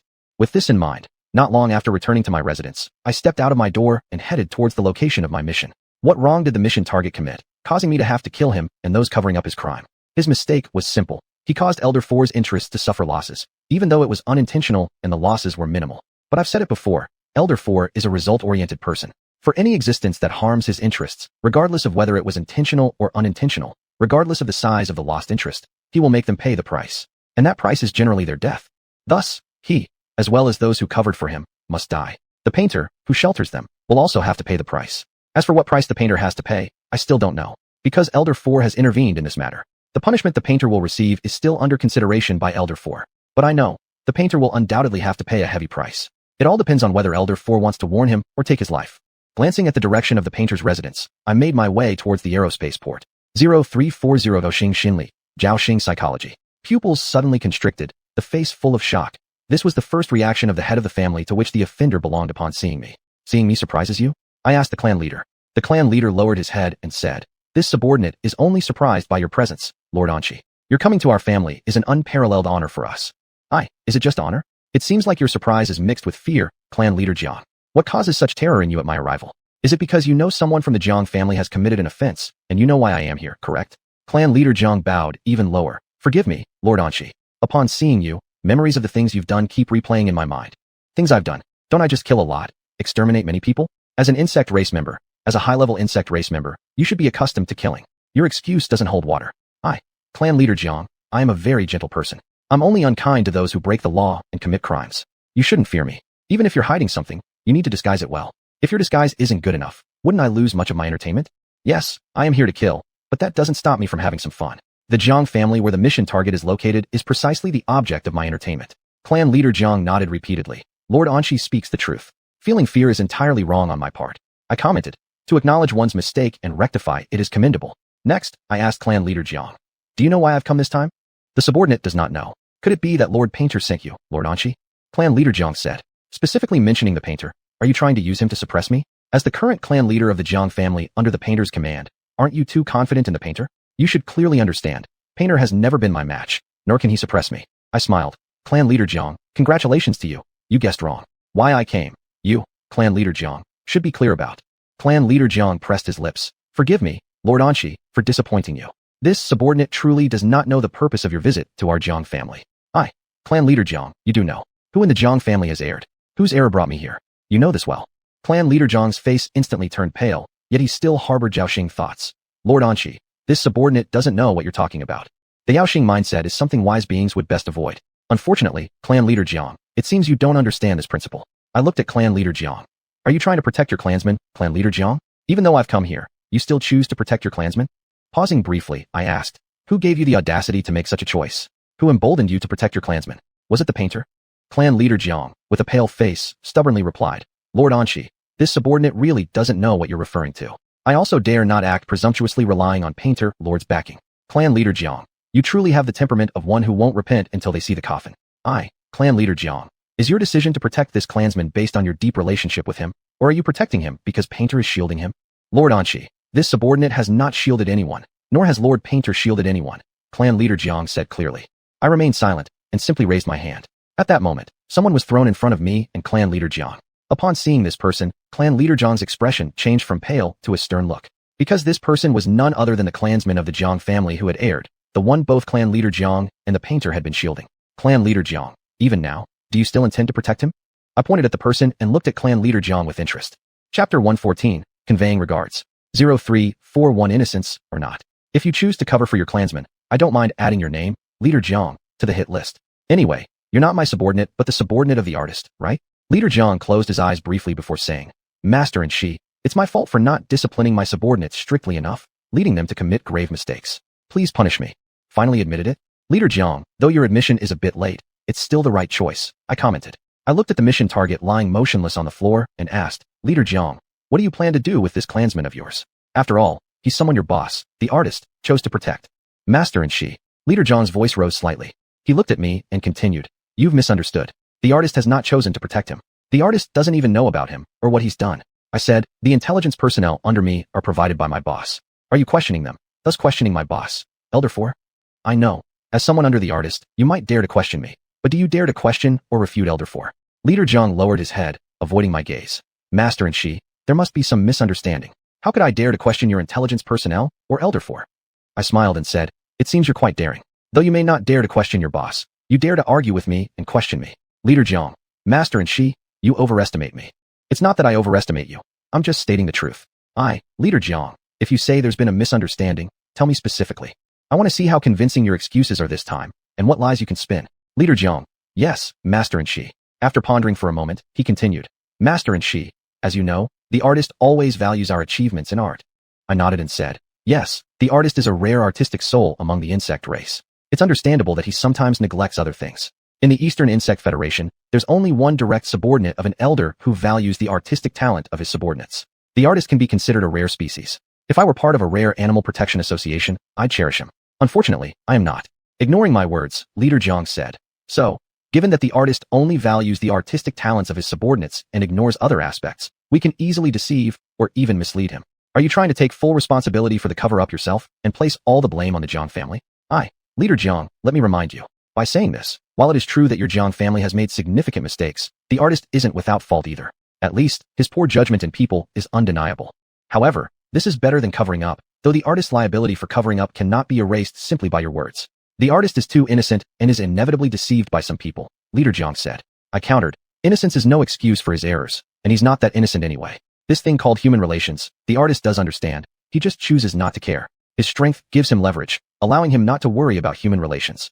I may also choose not to care, but out of curiosity, I still pay attention to these things. Of course, not as much as I value power. Leader Jiang. Compared to some others, the artist is indeed more innocent. Are you insinuating something about me, Leader Jiang? Leader Jiang, your statement is too vague. Why not elaborate and specify which figures you're referring to? 0342, taking the blame. Leader Jiang. Master and she, I dare not say. Is it because one of those leaders you're talking about is me? I raised my eyebrows and asked. Leader Jiang. Master and she, you're overthinking it. Compared to humans, our insect race is much simpler. Don't say that. Not all humans are complex, and not all insects are simple. Among higher-level insects, like humans, many are very complex, some even more so than humans. Moreover, it's the age of space travel now. Insects aren't anywhere near as simple as they used to be during the water blue star era. Otherwise, they wouldn't remain such a major threat to humanity. Being strong isn't scary, but being both strong and intelligent is. This is why insects have largely dominated humans for most of the time. Nowadays, insects aren't much simpler than humans. Alright, continue fabricating. No, explain how your Jiang family deceived the artist. It's pretty funny that he, as the boss, was deceived by his subordinates. Of course, this will surely go down in the history of your Jiang family. Regarding this matter, I'll certainly spread it far and wide to enhance the prestige of your Jiang family. Leader Jiang spoke dryly. On behalf of the Jiang family, I thank you, Master and she. I smiled and said, no need to thank me, it's my duty. I enjoy seeing others gritting their teeth and thanking me while harboring bad feelings. I like this contradiction between their words and their hearts. Clan Chief Jiang slowly exhaled. After one of our clan members committed a grave offense against the interests of Elder 4, we were extremely anxious. Yet amidst this anxiety, there was also Zhao Xing's psychology, thinking that Elder 4 might overlook this incident since the harm caused wasn't significant. Thus, out of concern for our clansmen and due to this Zhao Xing psychology, every family member who knew about it covered it up. We all deceived Master Painter, not reporting this matter to him. Your Jiang family is truly loyal to the core, implying in your words that Master Painter has nothing to do with this. Master Painter's misjudgment is indeed profound, as your entire Jiang family could unanimously deceive him. Clan Chief Jiang. Lord and she, this was my order, my mandatory requirement. The culprit has a close relationship with me, so I forced other clan members to conceal this matter from Master Painter. I commented, Chief Jiang, you are an excellent subordinate, at least for Master Painter. But I must tell you, your words are incredibly false. The clan member involved in this wrongdoing from your Jiang family possesses no small artistic talent. Moreover, to cater to preferences, he deliberately learned the style of painting favored by Master Painter. How could someone like this fail to attract Master Painter's attention? How could Master Painter remain unaware of his offenses? Once Master Painter learned about this, choosing to cover it up isn't surprising at all. Well, I am still somewhat surprised that Master Painter lacks such clarity and continues down the path of self-destruction. I was absolutely correct in my assessment of him. Clan Chief Jiang, I understand when a subordinate takes the blame for their boss. Even if the burden is too great for you and your Jiang family to bear, I still understand. 0343 Loyalty and blind devotion. Lord and Shi, although you have conflicts with Master Painter, you should not speak ill of him this way. Regarding the wrongdoing of my clan member, Master Painter truly knows nothing. Clan Chief Jiang continued to struggle. Clan Chief Jiang, I have evidence. Despite this, Clan Chief Jiang persisted in defending Master Painter. Lord and Shi, evidence can be fabricated. This mission can be said to be arranged by my boss. I said. Upon hearing this, Clan Chief Jiang turned deathly pale instantly. I looked at him. Clan Chief Jiang, your actions have left an impression on my boss. You should feel pleased, even though it's a bad impression. Clan Chief Jiang pressed his lips together. Lord and Shi, what you've been saying earlier is, it can be considered teasing you. After all, I wanted to know how you would handle the situation concerning your boss who commits crimes and seeks protection. Without his support, your clan member wouldn't still be unscathed, would he?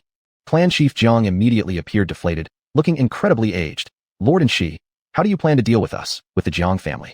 The offender must die. Those who concealed for him must also die. The mission target lying on the floor suddenly became filled with despair. I glanced at him. Relatives and friends shielded you naturally to pay a price. You should have realized this consequence from the moment you committed the crime, mentally preparing yourself for it. Not realizing it is fine, but inevitably, both you and your loved ones will surely die. Lord and Shi, what about the others in the Jiang family? Clan Chief Jiang asked me. Others will naturally be punished, but not by me. I am here merely to kill some people. Clan Chief Jiang hesitated for a moment, but still asked. Then what about Master Painter? When you yourself are struggling to survive, yet still worry about Master Painter, Clan Chief Jiang, you certainly display unwavering loyalty. But regarding this question, I won't answer you. How Master Painter will be punished, you'll find out eventually. As I spoke, I called out several names. Clan Chief Jiang, bring these people here. If I personally go looking for them, more than just they will die. Yes, Lord and Shi, replied the somber Clan Chief Jiang. And so, 2 minutes later, all my targets for today's massacre stood before me. Thereafter, their flames of soul extinguished, and I burned them so thoroughly that not a speck of ash remained in the galaxy. After sending off the last victim into oblivion, I turned to look at Clan Chief Jiang. Clan Chief Jiang, are you doing all right? I'm fine. Thank you for your concern, Lord and Shi, responded the pale-faced, unstable clan chief. That's good. The person handling the remaining members of your Jiang family is already on the way. Remember to welcome them properly. Clan Chief Jiang's voice trembled. Understood, Lord and Shi. The mission is completed, and I should leave. Clan Chief Jiang, I look forward to our next meeting. If you live long enough, who knows, we might meet again. After saying this, I turned around and prepared to leave. Clan Chief Jiang, Lord and Shi, please convey our greetings to Master Painter on behalf of myself and the Jiang family. It's our fault that this matter has involved Master Painter. Even at a time like this, you still talk like this, saying Master Painter has nothing to do with this matter. Clan Chief Jiang, this cannot be considered loyalty. I kept walking without stopping and said to Clan Chief Jiang over my shoulder, Chief Jiang, this is blind loyalty. Clan Chief Jiang remained silent, just watching me leave. 10 minutes later, I looked at the terminal that had been vibrating for a while and decided to open it. Looking at the person on the terminal screen, I greeted them. Painter. And Shi. The painter's face was gloomy. Looks like you've learned about the incident involving the Jiang family. Painter. And Shi, are you deliberately causing trouble for me? Just like last time when you killed that female painter, you're deliberately picking on me.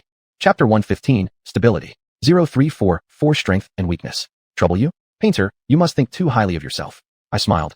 Painter, I'm not here to cause trouble, but to enforce the law impartially. The Jiang family has done wrong, and they should be punished, just as that female painter was. The painter said gravely. And Shi, the female painter, did nothing wrong initially. Me. That's only your opinion. The female painter was at fault, and so is the Jiang family. After a brief pause, I looked at the painter and continued. You're also at fault for covering up for the members of the Jiang family. If it weren't for you shielding the criminal in the Jiang family, they wouldn't have reached the point where I had to intervene. You see, there's a saying in the Dongcheng Federation, anything involving me, and Shi, is serious business. Me. Painter, earlier you wronged the female painter, now you're wronging the Jiang family. You've wronged others and subordinates alike, moving from humans to insects. You truly are a great disaster. People who meet you are extremely unlucky. The painter expression grew cold, threatening. And Shi, say that again. Sure, if you insist, how can I refuse? I say, Painter, you're a big disaster. Those who meet you have unimaginable bad luck. I laughed. The strong fear no threats from the weak. Coincidentally, between you and me, I am the strong one, and you the weak one. The painter's eyes turned icy cold. And Shi, aren't you on your way back to the fourth main star? I deliberately misinterpreted his meaning. So what? You want to welcome me because I penalized the Jiang family? Painter, you don't have to do this. You don't need to welcome me out of gratitude. Painter. And Shi, I will not welcome you. I know that, but I wanted to say it. Me. Then what do you intend to do, Painter? I don't mind reminding you again. You are no match for me. You never were, and now even less so. Painter. And Shi, with your current strength, you cannot achieve absolute power.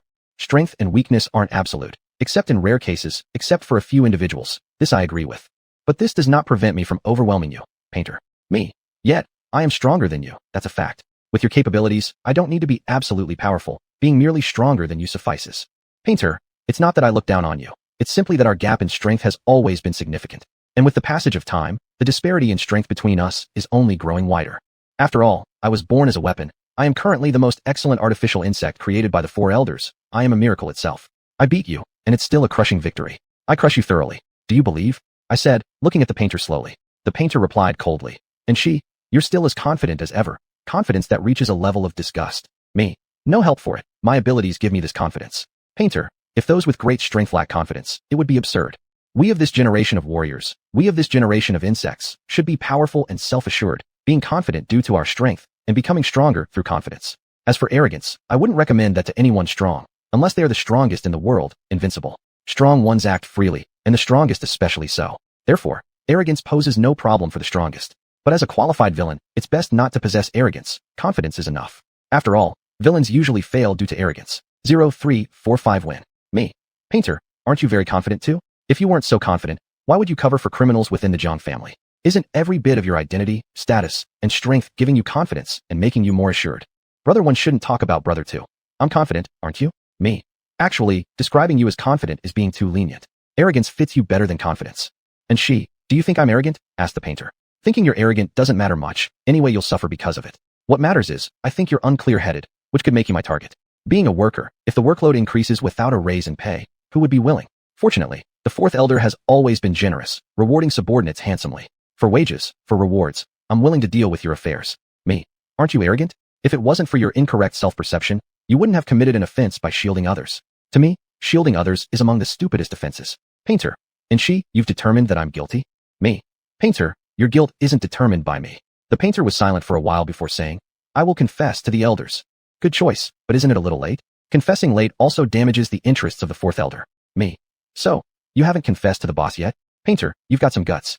The painter remained silent, just staring at me with a dark expression. I raised an eyebrow. Painter, instead of wasting time glaring at me, you'd better confess to the boss sooner. This is my advice, given out of camaraderie. The painter scoffed. And she, you've never been known for your camaraderie among all the direct subordinates of the elder. You are most like him. Do you mean, Elder 4 is ruthless, and so am I? I smiled brightly. Being like the boss is my goal.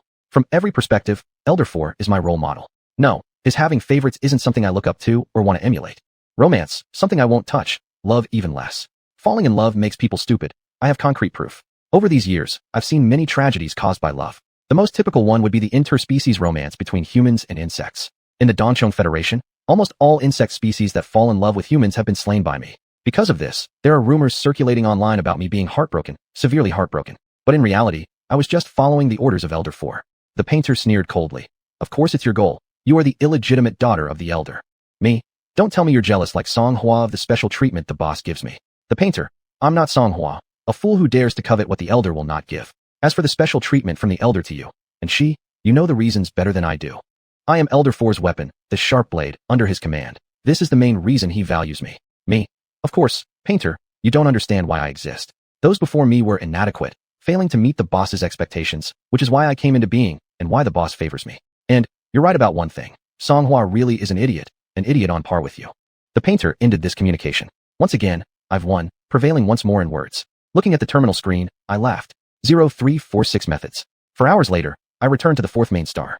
Subsequently, Elder 4, not precisely, but his projection, summoned me. Boss, are you planning to act against the painter? I asked as soon as I arrived in the hall. Elder 4's projection looked at me and asked, and she, are you eager to take action against the painter? Me, not particularly eager. I just aim to prevent him from making any more stupid mistakes. If Painter were to die now, he wouldn't make further blunders in the future. Yes, by action, I meant allowing Painter to die. Painter was right. I lack camaraderie. To be specific, I lack emotions. In situations without conflicting interests, I still exhibit a degree of camaraderie, albeit minimal. Painter and I clearly have conflicts of interest. He has become too foolish for me. Okay, this is a joke. Actually, my conflict of interest with him stems from the need to keep an eye on him continuously to ensure he doesn't jeopardize Elder 4's interests. Betrayal. Neither Elder 4 nor I appreciate it. Eliminating potential traitors beforehand aligns with my preferences. What if the wrong person is killed? Would I care? I am, after all, a villain. Better to mistakenly kill than let someone escape. Isn't this the usual approach of villains? Avoiding harm to innocent individuals is a characteristic of heroes. However, only a few of them truly adhere to such principles. Elder 4's projection. And she. I have other arrangements regarding Painter. Now is not the right time to take action against him. Not now? So, Are you saying Painter has already been sentenced to death by you, Elder 4? I nodded. Yes, boss. Elder 4's projection. When the appropriate time comes, I will instruct you to act. For now, continue monitoring Painter closely. Yes, boss. I said. It seems Painter's situation isn't trivial. It rivals that of the Moe's family. Elder 4's projection changed the subject. And your full physical examination results are out. Everything is stable, which is good. After all, I am the artificial insect race created by Elder 4, differing from naturally born insects. For them, normal results from a health checkup indicate everything is fine, whereas for me, stability signifies everything. This is all due to the boss's efforts. It's the boss who has made me so stable. This isn't entirely true. My normal health checks are also largely related to myself. Even when visiting other major powers' territories, even when facing first-tier strong individuals, I have always remained vigilant and cared well for my body. Elder 4's projection. You speak the truth, but there's falsehood mixed within. Smart employees won't claim all credit for themselves. Besides, my stability is inherently tied to you, boss. Elder 4's projection. And of all people, only you dare to speak to me this way. Because I understand the boss, and I know that you don't value hierarchy. Moreover, isn't it true that the boss treats only me specially? While I have neither respect nor reverence for Elder 4, due to my regard for my salary, I still maintain a good impression of him. The more capable one works harder, and I have no objection, as long as they are rewarded accordingly. And in this aspect, Elder 4 performs exceedingly well, deserving my high appraisal. Elder 4's projection quietly stared at me for a moment. Then he dismissed me. And your reward for punishing the Jiang family has been placed in the finance department. Go collect it, he said. All right, boss, I exclaimed joyfully. For a hard-working employee, the joy of receiving wages is incomparable. 10 minutes later, I arrived at the finance department. Naturally, the person who received me was the director of the finance department, that plump man with a generous heart and full figure. Chapter 116, Emphasis and Jealousy. 0347 Position and Attitude. Lord Anshi, you have arrived. Upon seeing me, the fat man grinned extremely brightly, or one might say obsequiously. I looked at the fat man and said, Director, it has been a while since we last met, and you seem to surprise me even more. The last time I saw you, you didn't look as fat. What caused your sudden bloating? Your weight must have increased with time. I've only ever seen one insect capable of mimicking a fat human. You, Director. I expressed my astonishment. The fat man patted his chancellor's belly, saying, Lord Anshi, if I can make you marvel like this, it is my honor. If I can leave such a deep impression on you, Lord Anshi, that is my greater honor. He then gave a wry smile and said, As for why my weight has increased, it's all because I couldn't control my mouth, eating too much at each meal. Perhaps after mimicking the appearance of a fat human, my appetite also grew larger, which made me become this way. I said, Director, putting aside everything else, your current appearance truly leaves an impression and lingers in memory. Among the people of the finance department, perhaps you've left the deepest impact on others. Insects always pursue appearances and postures of power. Even when they mimic humans, they select what they perceive as powerful human traits. This means that frail-looking types like porcelain skin or delicate flowers are not pursued by insects. Neither do insects favor obesity. At least, not for the vast majority of them. Therefore, I was indeed astonished by the physique of the finance director. Although my own disguise doesn't align with most insects' aesthetic standards, his diverges even further. The fat man smiled and said, Lord Anshi, leaving a strong impression is a good thing. I responded, But this appearance of yours has certainly caused you no small amount of trouble, hasn't it? In the early years of your fat imitation, quite a few people sought you out believing you to be weak. Compared to humans, insects prefer solving things with their fists rather than using their brains. According to intelligence gathered by subordinates, the director in front of me had engaged in combat with many over the years due to his disguise. The fat man agreed. You're right, Lord Anshi. This form did bring me trouble, but I enjoy my disguise. These individuals fought me because of my disguise, and I'm okay with that. Insects ultimately speak with their fists. I added, Director, although your disguise is as a human, your heart remains true to insect kind. This is excellent. The disguise is a disguise. Race is race. I have always distinguished between them clearly, the fat man said solemnly. I affirmed, most insects distinguish these things clearly, yet there are always a very few who get lost within their human disguises, becoming strange hybrids with insect bodies but human hearts. These kinds are what I dislike. An insect must retain the appearance and posture of an insect. Matters of stance cannot falter. This is what I admire. Even I, a member of insect kind possessing human memories, maintain clear stances and carry an insect heart. So why don't those anomalies learn from us? The fat man concurred. I agree with Lord Anshi. I dislike those anomalies as well. I laughed lightly and said, Well, let's not talk about such depressing things anymore. Give me my payment for this time. Yes, Lord Anshi, the fat man nodded. Subsequently, he handed me a box-shaped storage device. Director, I hope next time we meet, you will have slimmed down some. This appearance of yours is indeed unbecoming according to our insect aesthetic, I said upon receiving the storage box. The fat man respectfully replied, I shall, Lord Anshi. 0348 Betting Pool. After leaving the finance department, I naturally returned to my residence. As a member of those who value privacy, it's natural for me to act privately inclined. On the fourth main planet, except for completing missions and watching plays, I generally remain inside my home. As a qualified hard worker, it's important to balance work and leisure. Resting and watching plays serve as my way of relaxing. Returning to my home, I sat on a sofa perfectly suited for insect physiology and started looking through the Star Network news and gossip. News is often just gossip. In most instances, that's how I view it. It was 4 minutes past 11 p.m. when I slowly opened my eyes after closing them for a period of rest, having indulged in too much gossip. Because someone, specifically a troublesome individual, had contacted me. Opening my terminal, I greeted the person on the screen, Director Delina. The second manager of the B clan must be neglecting her duties. Not capturing Delina Dola already would be fine, but allowing her enough time to contact me? No wonder the second and chief managers of the B clan have roughly equal strength as top-tier warriors, yet the queen trusts the head manager more. Delina called out cheerfully, "Little Anshi." I said, "Director Delina, is there something you need?" Delina responded, "Little Anshi, you're so direct. No polite pleasantries before asking me this question. Small talk? Do you even have time for small talk? Looks like the second supervisor in charge of chasing you isn't just neglecting their duties. Director Delina, given your current situation, it's best not to waste time with pleasantries. Anyway, I don't mind whether we indulge in formalities or not. If you don't feel pressed for time, and if you don't value it, why should I?" Delina laughed. "Little Anshi, you understand my current predicament well enough." "Of course I do. The queen of the bee clan in the Western Insect Empire caused quite a stir just to see you personally. Who in the star system wouldn't know your situation?" The esteem the queen holds for Director Delina is obvious to all sentient beings in the star system. Whether you can be captured by the queen's people, or when you will be captured, has already been turned into betting pools. Influenced by the gossip psychology, the matter between you and the bee queen is far more attention-grabbing than the impending birthday celebration of the emperor from the southern human empire. Delina sighed. "I never wanted this level of attention from the bee queen." "Is that so? I haven't noticed any signs of unwillingness on your part. Rather, I get the sense you are enjoying every moment of it. Moreover, before deciding to attend Minister Qian Tingyu's funeral at the Western Insect Empire, you should have known the bee queen would not let such an opportunity slip by. You've always known how much she valued you, didn't you?" Few people receive such respect from Her Majesty the Queen. Director Delina, you're one of those rare few. As someone who owns the heart of a child, the bee queen, with her entire bee clan as support, values very few people, and yet she shows such regard for you, Delina. Should I say you're fortunate or unfortunate? Delina, Little Anshi, excessive attention brings immense pressure, and what comes along with it is the excessive jealousy of others. My eyes lit up. Delina, elaborate on the jealousy others have toward you. I'm interested. For instance, is the second supervisor of the bee clan one of those jealous of you? How many in the bee clan aren't envious of you? 0349F. Delina, Little Anshi, your life has been rather thrilling lately. Since returning to the Eastern Insect Federation, you've both visited the Moe's family and disciplined another family. Thank you so much for being so observant about me, paying attention even while playing hide-and-seek with the second supervisor of the bee clan. Compared to Director Delina, my recent life has been rather uneventful. The queen mobilized the entire bee clan's power to catch you. No matter how you look at it, your life is more exciting than mine. Delina, there are advantages to being boring, plus, in my opinion, Little Anshi, your life is exciting. As for my excitement, it's unwanted. Unwanted? Are you sure? Returning to our original topic. Director Delina, why did you seek me out? Delina, just to chat with Little Anshi. After being pursued by others for too long, I needed to take a rest.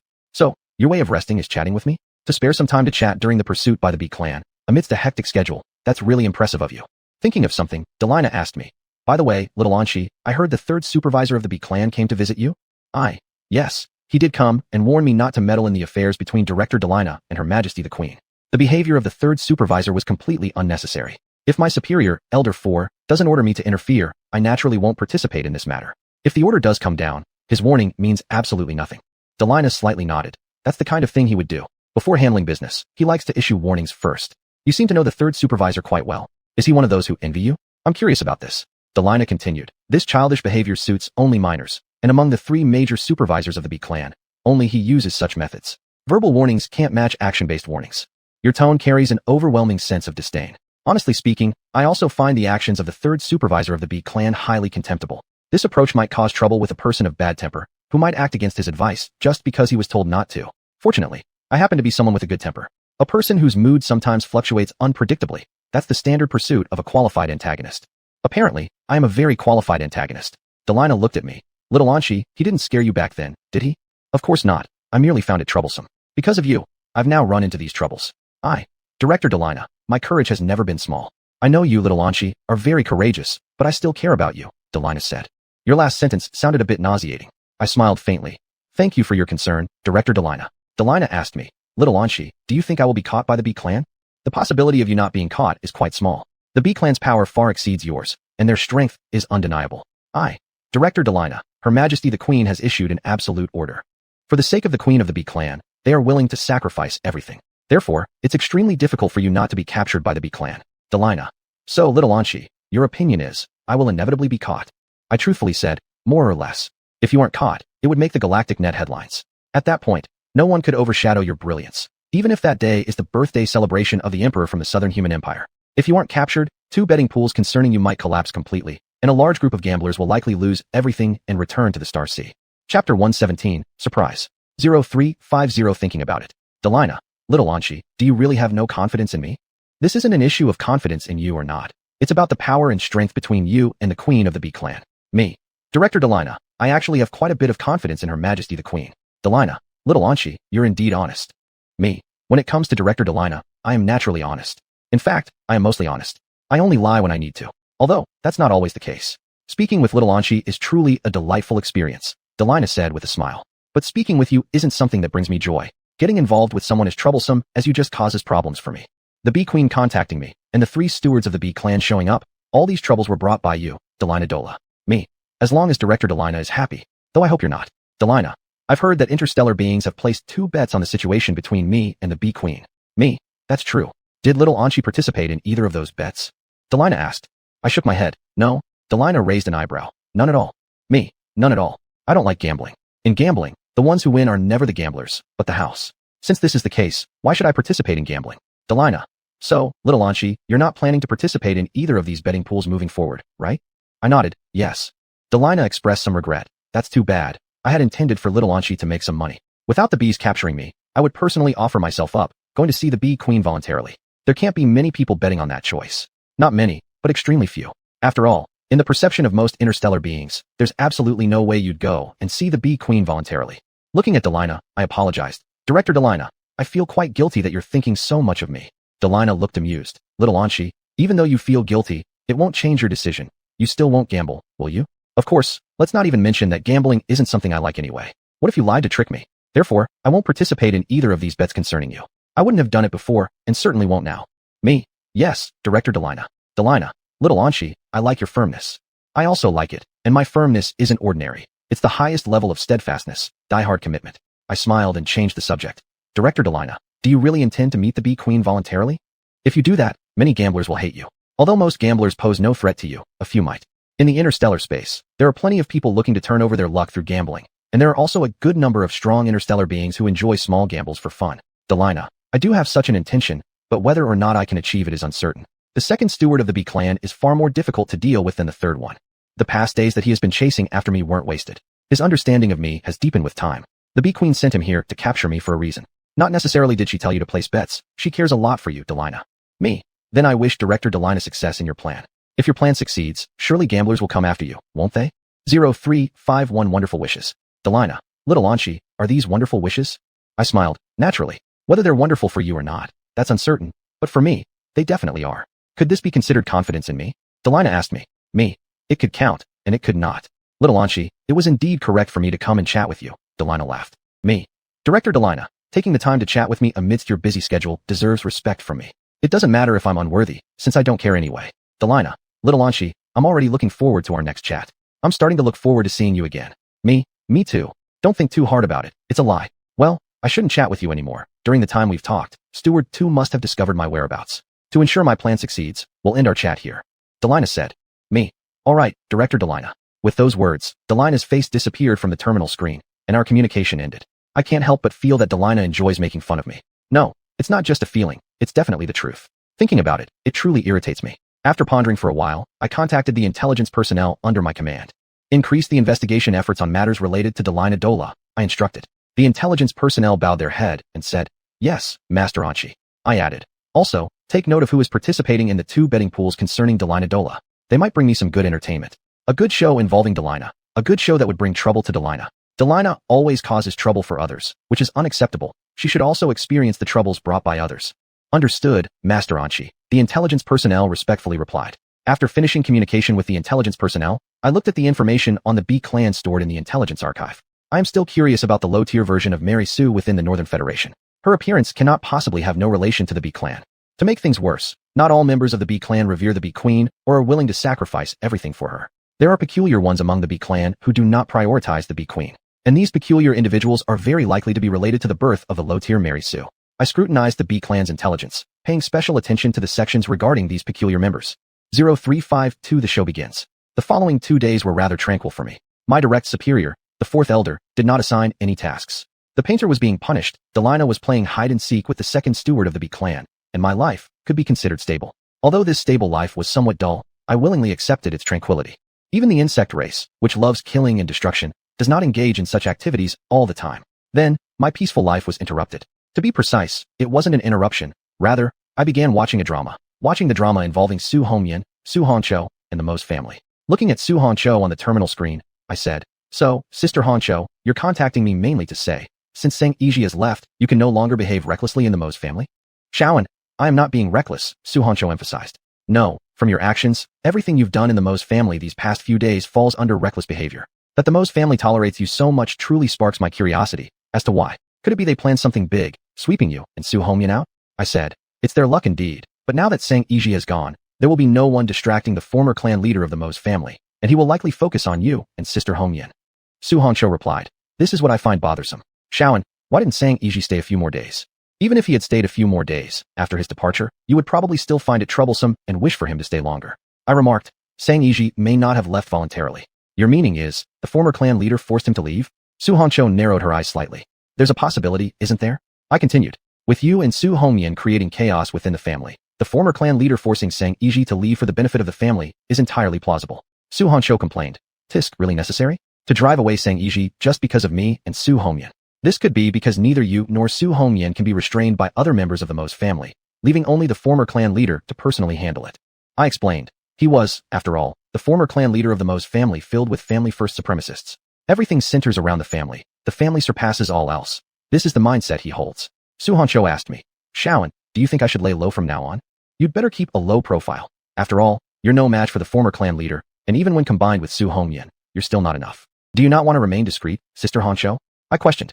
Honestly speaking, she really doesn't want to. Why should I lower my profile just because the former clan leader steps out? It's probably because he is stronger than you, Sister Honcho. Moreover, he is the one among all the Mose family members who least fears your identity or status, I replied. If you weren't a direct subordinate of the fourth elder, just by wanting to study the Mose family, just by having acted against Alan Mose of the Mose family, you would have died long ago at the hands of the Mose family. After all, the Mose family has more than one first-tier strong individual, whereas both you and Su Hongyan are only second-tier. Su Honcho, Shaoan, you don't have to speak so directly. I was just venting. Of course, I know you were just venting, but it doesn't hinder me from reminding you. If you and Su Hongyan cause any more trouble in the Mose family, do you believe I will be the one to handle it again? No, Elder 4 will definitely assign me to handle it. Because, once bitten twice shy, I said, Sister Honcho, sometimes things should be spoken directly. You and Sister Hongyan are after all located in the Mose family's territory, and the Mose family's strength is undoubtedly superior. Su Honcho, does that mean I can only keep a low profile? I nodded. That's the best choice. This is true for both you and Su Hongyan. The current leader of the Mose family, I wonder what he's thinking, always allowing the former leader to meddle in the family affairs. Su Honcho complained. I said, there's nothing to be done about it. The current leader not only falls short in strength compared to the former leader, but also lacks the prestige within the family. The former leader is the top figure of the Mose family. This is not only the consensus among the members of the Mose family, but also outsiders. Su Honcho suddenly sounded surprised. I asked Sister Honcho what happened. Su Honcho, Su Hongyan went to find the former leader. What? I expressed my surprise. Chapter 118, A Fate of Hard Work. How to do it. Why did Sister Hongyan go to the former head of the Mose family? I asked. Su Honcho frowned and said, how would I know what Su Hongyan is thinking? There are things I don't know. If you don't even know the reason and have just learned this news, then either Su Hongyan intentionally kept it from you, or she made a spontaneous decision. Compared to the first option, the latter seems more likely. Even though you and Su Hongyan are fake sisters, you're still twins. If she had been hiding something from you, wouldn't you notice at least a little? Me. Then, Sister Honcho, what do you think made Sister Hongyan go to the former head? Honestly, there's no way she went for me, Su Honcho said. Not necessarily. Given your sisterly relationship, she could be your elder sister after all. Me. Sister Honcho, it's still possible. Honcho, Shaoan, do you think Su Hongyan went to the former head because of me? Me. Sister Hongyan is, after all, your sister. She came to the Mose family for you too. Though her main purpose here was probably to watch your show. Su Honcho laughed coldly. I admit that she might have come partly because of me, but not entirely. I'm interested in the Mose family, and isn't she? Sisters know each other well. These words of yours are quite right. Me. But, Sister Honcho, you were a major factor in Sister Hongyan coming here. Su Hongyan has many people she's interested in, many excellent experimental subjects that catch her eye. She didn't need to come to the Mose family, did she? Su Honcho shrugged slightly. Shaoan, the way you talk makes it sound like I owe Su Hongyan something. Not owing exactly. I'm just stating facts and analyzing situations. Me. Sister Honcho, you're overthinking it. I'm just saying this so you'll pay attention to Sister Homyan. Sister Homyan went alone to meet the former head, and it worries me a bit. Worrying not so much. Regardless of what happens, the former head of the Mo's family won't kill Su Homyan. He might just hurt her severely. But I want to see the drama. I want to see the showdown between Su Homyan and the former head. Su Honcho, what's there to worry about with Su Homyan? If she dares to go alone to see the former head, she must feel confident and have an escape plan. That's what you say, but not what your expression shows. You're worried about your sister Su Homyan, aren't you? Looking at Su Honcho, who wore a look of concern, I said, Sister Honcho, one shouldn't fear 10,000 scenarios, but should fear the unexpected. I've already given you a step down. Surely you'll take it. After pondering for a while, Su Honcho said, Shaoan, you make sense. As a precaution, I should worry about Su Homyan more. Me. Sister Honcho, how do you plan to deal with this? Will you go to the former head too? If you do, remember to keep in touch with me. I really want to know what Su Homyan will say to the former head and what you will discuss with him as well. A smirk appeared on Su Honcho's lips. Go to the former head? He doesn't have that kind of face. Of course, I will stop Su Homyan from finding him. Stopping your sister from meeting the former head? That's certainly something you'd do. I asked, what if Sister Homyan is already talking to the former head? Then I'll interrupt their conversation. Su Honcho stretched lazily. You are truly reckless, Su Honcho. I smiled. Then I won't disturb you, Sister Honcho. You have things to do. Su Honcho responded with a mmm. After finishing my communication with Su Honcho, I started feeling regretful. What a pity. I am not in the Mo's family now. Otherwise, I could personally witness the good drama between the two sisters, Su Homyan and Su Honcho, and the former head of the Mo's family. I returned too early. No, it's not that I came back early, but rather Sang Yiji left at the wrong time. If Sang Yiji had left before me, perhaps I could have seen some of this drama. Hopefully, this drama isn't too exciting. Otherwise, I'll be the one to clean up the mess caused by Su Homyan and Su Honcho again. One-off events turn into recurring ones, and I don't enjoy that very much. Thinking about these things, I checked the Star Network news. 3 hours later, I opened the door. Because someone had come to find me. Looking at the person outside the door, I smiled. Brother Zhou, what a rare visit. You came to find me. Having said that, I invited him in. It is indeed rare. Zhou Ning said as he walked into the house. After sitting on the sofa, Zhou Ning looked at me and asked, Shaoan, do you plan to visit the Nanren Empire? I raised an eyebrow. You're going to the Nanren Empire and want to bring me along? Zhou Ning. Yes, I want to bring you. The elder plans to send 2 people to attend the Emperor's birthday celebration in the Nanren Empire. The elder assigned me, and I recommended you. Me. Brother Zhou, you know that I'm not a big fan of team missions. If one person can resolve the matter, why insist on having 2 people handle it? Zhou Ning nodded. I understand your preference, but I want you, Shaoan, to join me on this mission. And I believe I will be a competent teammate. Why me? With so many people under our boss, surely you can find another teammate besides me, right? I asked. Just because you're not a bad teammate doesn't mean you're automatically qualified just by saying so. Zhou Ning said gently. Because only you, Shaoan, have recently worked on missions related to the Nanren Empire and visited its core regions, including its imperial planet. I knew it. My actions in the Nanren Empire were bound to be noticed by some clever people. Unfortunately, Zhou Ning is one of them. Me. Brother Zhou, I now understand why you chose me. I am indeed more suitable than others as your teammate for this task. Because I represent security. When members of the insect race venture into human territory, especially a place like the Nanren Empire which detests insects, we need extra precautions. I looked at Zhou Ning. What's the reward for this mission? How much? And how will it be divided after completion? That's the key question. If you don't answer it properly, I won't participate. The 4th elder assigned you, not me, didn't they? Zhou Ning opened his terminal and showed me its screen. What's displayed on the terminal screen is the reward for this mission. My distribution plan is 7 parts for you and 3 for me. 7 for me and 3 for you sounds fair enough, but I'm not taking that much. Me. Let's go with 6-4. Since this time the mission should be led by Brother Zhou, it would be too much for the assistant like me to take 7. As a core member of the Eastern Insect Federation Foreign Ministry, you going to attend the Emperor's birthday in the Nanren Empire naturally means you can't be an assistant. Since you're leading, it wouldn't make sense for you to get just 3. Zhou Ning agreed without hesitation. Alright. After watching Zhou Ning leave, I touched the star-shaped earring on my right ear. Here we go again, off to the Nanren Empire. I had just returned from the Western Insect Empire, and now I'm heading to the Nanren Empire. Truly, I have a tiring destiny, always embroiled in missions tied to the other 3 major powers. For someone who works hard, I certainly have my hands full, but not overly so. Isn't it better if I stay quietly in the Eastern Insect Federation rather than being sent everywhere, bouncing back and forth between territories of the other 3 powers? With these thoughts, I slowly exhaled. Fortunately, the mission reward is generous enough. Working hard brings its rewards accordingly. What can relieve worries? Nothing but the rewards, rich and bountiful ones. At least, that applies to me. Then, I reviewed the latest intelligence in the database concerning the Nanren Empire. The next morning at 8 o'clock, I arrived at the spaceport. A few minutes later, Zhou Ning finally appeared. Sorry, Shaoan, I've made you wait. He apologized immediately upon arrival. I shook my head. Brother Zhou, you aren't late. We agreed on 8:10. It's only 4 minutes past 8 now. Zhou Ning smiled. Being later than Shaoan to the spaceport counts as being late. I can wait for Shaoan, but Shaoan shouldn't have to wait for me. He paused and added, had it not been for a subordinate suddenly finding me, I wouldn't have kept Shaoan waiting, even for 4 minutes. Me. It's fine, I don't mind. You did arrive within the agreed upon time, after all. Zhou Ning. Shaoan, it may not bother you, but it bothers me. As a diplomat, we cannot let others wait. You're right, Brother Zhou, I agreed. Afterward, Zhou Ning and I boarded the spaceship.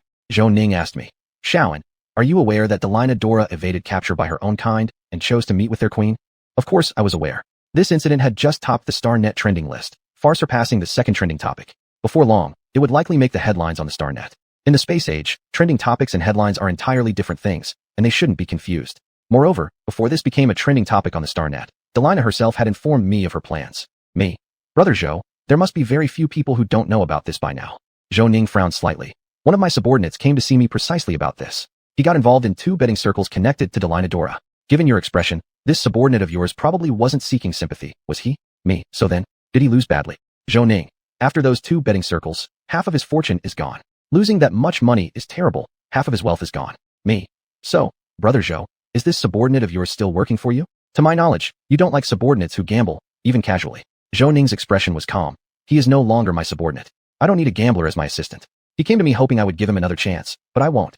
I clapped. Brother Zhou, you're decisive. Since he chose to gamble, he must pay the price for that choice. Zhou Ning. Shaoan, you weren't involved in those 2 betting circles, were you? I remember. You don't like gambling, do you? Me. Of course not. In gambling, the ones who win the most are always the house. Why should I get involved in something like that? Zhou Ning. If only all of my subordinates were like you. Shaoan, participating in gambling is about as stupid as it gets. I agreed. Anyone with self-awareness, or even a clear mind, wouldn't participate in gambling. They'd stay far away from it. To me, anyone who chooses to gamble and seeks excitement through it isn't among the smart ones. Chapter 119, Stay. I echoed. Brother Zhou is right. Zhou Ning looked at me. Shaoan, I heard Delina Dora looks highly on you? According to Delina's statement, it's more that she likes me rather than just looking highly on me. Yes, although Delina's high regard for me comes from her own intentions towards me, I said. Zhou Ning asked. Shaoan, do you know what her intentions towards you are? I have some guesses, but I can't confirm them yet. Delina's gaze upon me isn't just seeing me. It's as if she sees through me to someone or some people she misses. Shaoan, you can handle the relationship between you and Delina well, right? Zhou Ning asked. Of course, I said confidently. Even though Delina Dora's strength is in the first tier and stronger than me, for me, she is merely a troublemaker. Sometimes, I don't like troublemakers or trouble, but this doesn't mean I fear or cannot handle troublemakers. As a senior worker, I am not only my immediate superior 4th elder's trusted subordinate, but also an expert at dealing with trouble. Zhou Ning chuckled. Then, he changed the topic. Shaoan, this time in the Southern People Empire, be careful. Although last time you shifted all the blame onto Mu Yubai, not everyone believes that Mu Yubai is the main culprit who caused the chaos in the core region of the Southern People Empire. I naturally will be careful. Didn't you already discover what I did in the Southern People Empire? I will be careful, Brother Zhou. There are still people in the Southern People Empire as smart as you. Smart people would figure out it was me who caused the chaos in the core area, which actually means nothing much. What matters is that some reckless fellows might know this thing. Unlike smart people, reckless fellows tend to act according to their whims without thinking too much, such as attacking me who was sent by the 4th elder of the Eastern Worm Federation to attend the Emperor of the Southern People Empire's birthday celebration. Believe me, these kind of things, they are capable of doing. Reckless fellows generally wouldn't consider the consequences of their actions or what bad results they may lead to. Brother Zhou commented. The talents of the Southern People Empire generally have a sense of gloom. There's nothing we can do about it. Who would let them when they have an insurmountable mountain blocking their way ahead? That immortal Emperor of the Southern People Empire doesn't just bring pressure to the 10 great families, but also to other people. Being full of senescence. This is the view of most interstellar beings towards the Southern People Empire. Naturally, most of this comes from the other 3 great powers. Truly meritorious, Zhou Ning remarked about the Emperor of the Southern People Empire. He just fears death. The current state of the Southern People Empire is the choice made by its people themselves. An emperor chosen by comparing miseries. How good could he be even if he's somewhat better? Moreover, this emperor is only slightly better than the worst one. Choosing the worst among the bad brings only tragedies. Even if it's not the worst tragedy, there won't be any good result. Zhou Ning nodded. Shaoan, you're right. That's their own choice, their chosen emperor. Does this count as self-inflicted karma? It should count. I looked at the direction where the Southern People Empire was located, gazing at the core area of the Southern People Empire.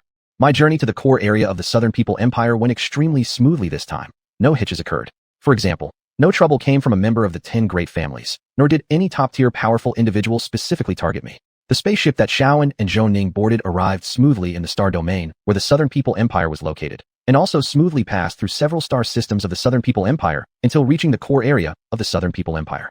It was here that the journey wasn't smooth anymore. Because, in the core area, there were specific instruments targeting worm races. Even though I, Zhou Ning, and the accompanying staff had already notified the Southern People Empire of our arrival, we couldn't avoid being inspected by the instruments and had to stay here for a few days. However, Due to my identity and Zhou Ning's identity, representing the fourth elder, the instrument just roughly scanned over us too. Moreover, the Southern People Empire specially sent personnel to entertain us during our stay. The attitude of the Southern People Empire citizens towards the worm races is still so vigilant. Standing beside the observation window, Zhou Ning watched the busy Southern People Empire employees nearby. I similarly observed them. There's no help for it. Their emperor has a deep apprehension of the worm races, particularly those worms that once injured him. Once bitten by a snake, scared of a rope for 10 years. This perfectly described the emperor of the Southern People Empire, describing his attitude towards the worm race. Zhou Ning. Their emperor has apprehensions about many things. Many? This term is used lightly. It should be very many, quite many, alright. He probably has persecution complex syndrome, I said. Or, perhaps he knows himself well enough, knowing what kind of person he is and how others will treat someone like him. Hence, favoring a preemptive strike, he takes action against others before they can do the same to him. Would you call this preventing trouble before it starts? I pondered for a moment and gave an answer. No. It's less about that emperor preventing trouble before it starts, but more about his actions making the inevitable happen sooner. Where there's oppression, there's bound to be resistance. This can perfectly describe the relationship between that emperor and the other people of the Southern People Empire. The Southern People Empire will be the first of the 4 major interstellar powers to fall. This is many people's opinion. Persecution complex? It seems apartment, Zhou Ning said with a smile. Then, he changed the topic. Shaoan, how long do you think we'll stay here? Me. At least 2 days, possibly up to 3 or 4.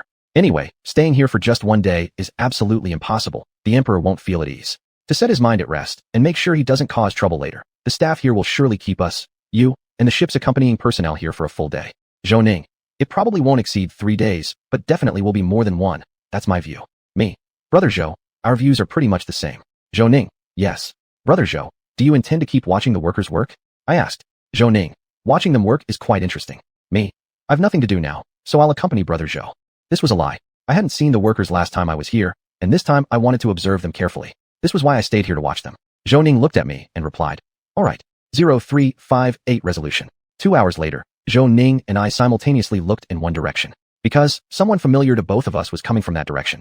Under our gazes, a spaceship landed beside ours. Then, a person disembarked and walked straight towards our ship. Shaoan, do you think he came to see you or me? Zhou Ning looked at me mischievously. Me. I only dealt with him not long ago. He should have come for me. Who had arrived? He was none other than Sang Yiji, a direct subordinate of Elder 5.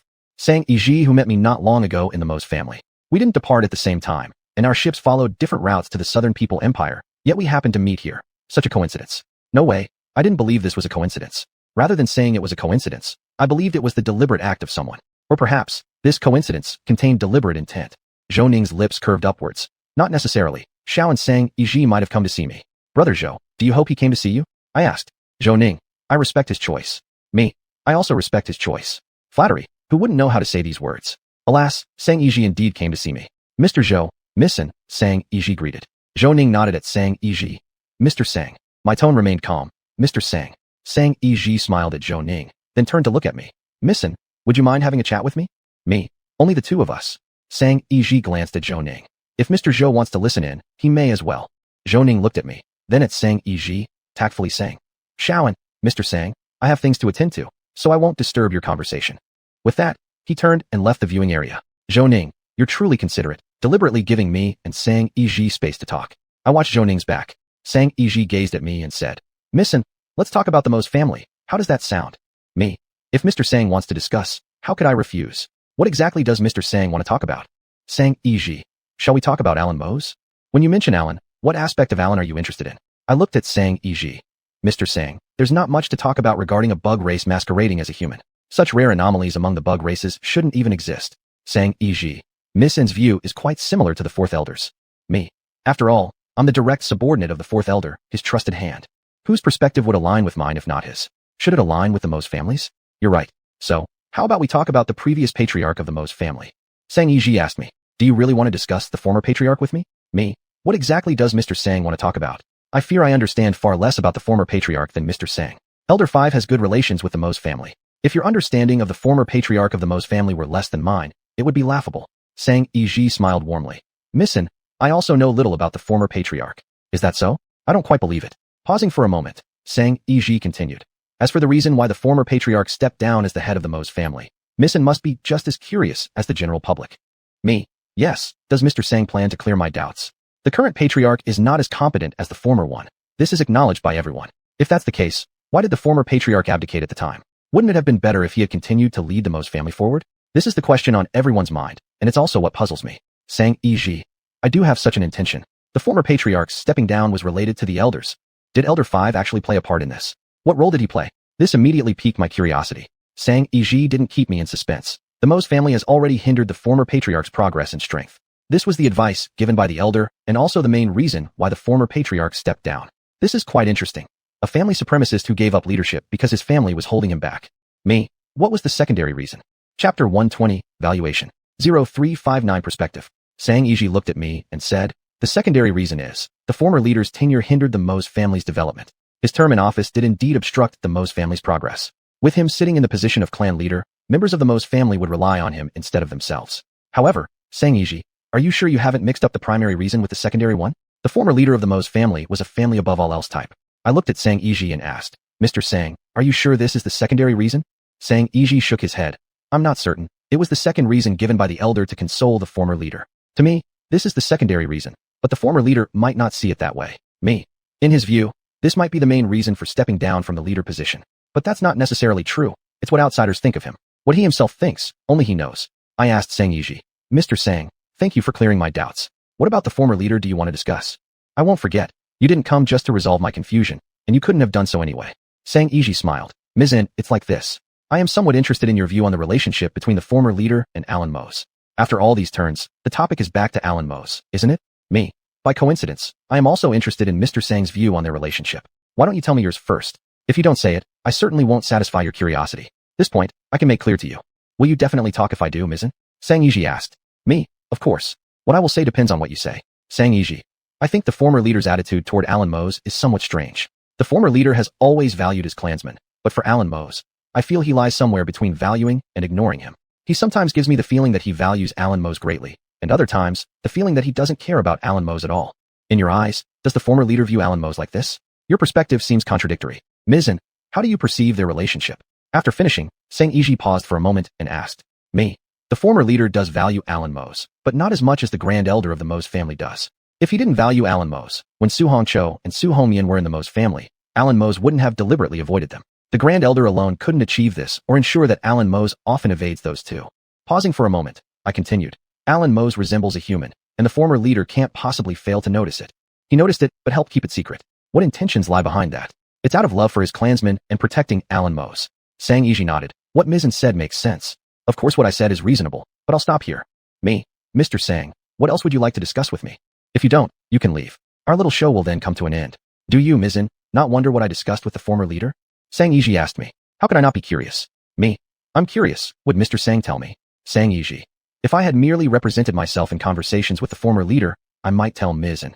But you represent more than just yourself. You also represent the fifth elder, don't you? Moreover, even if you only represented yourself, it's might, not definitely. Me. Mr. Sang truly enjoys teasing me with impossible things.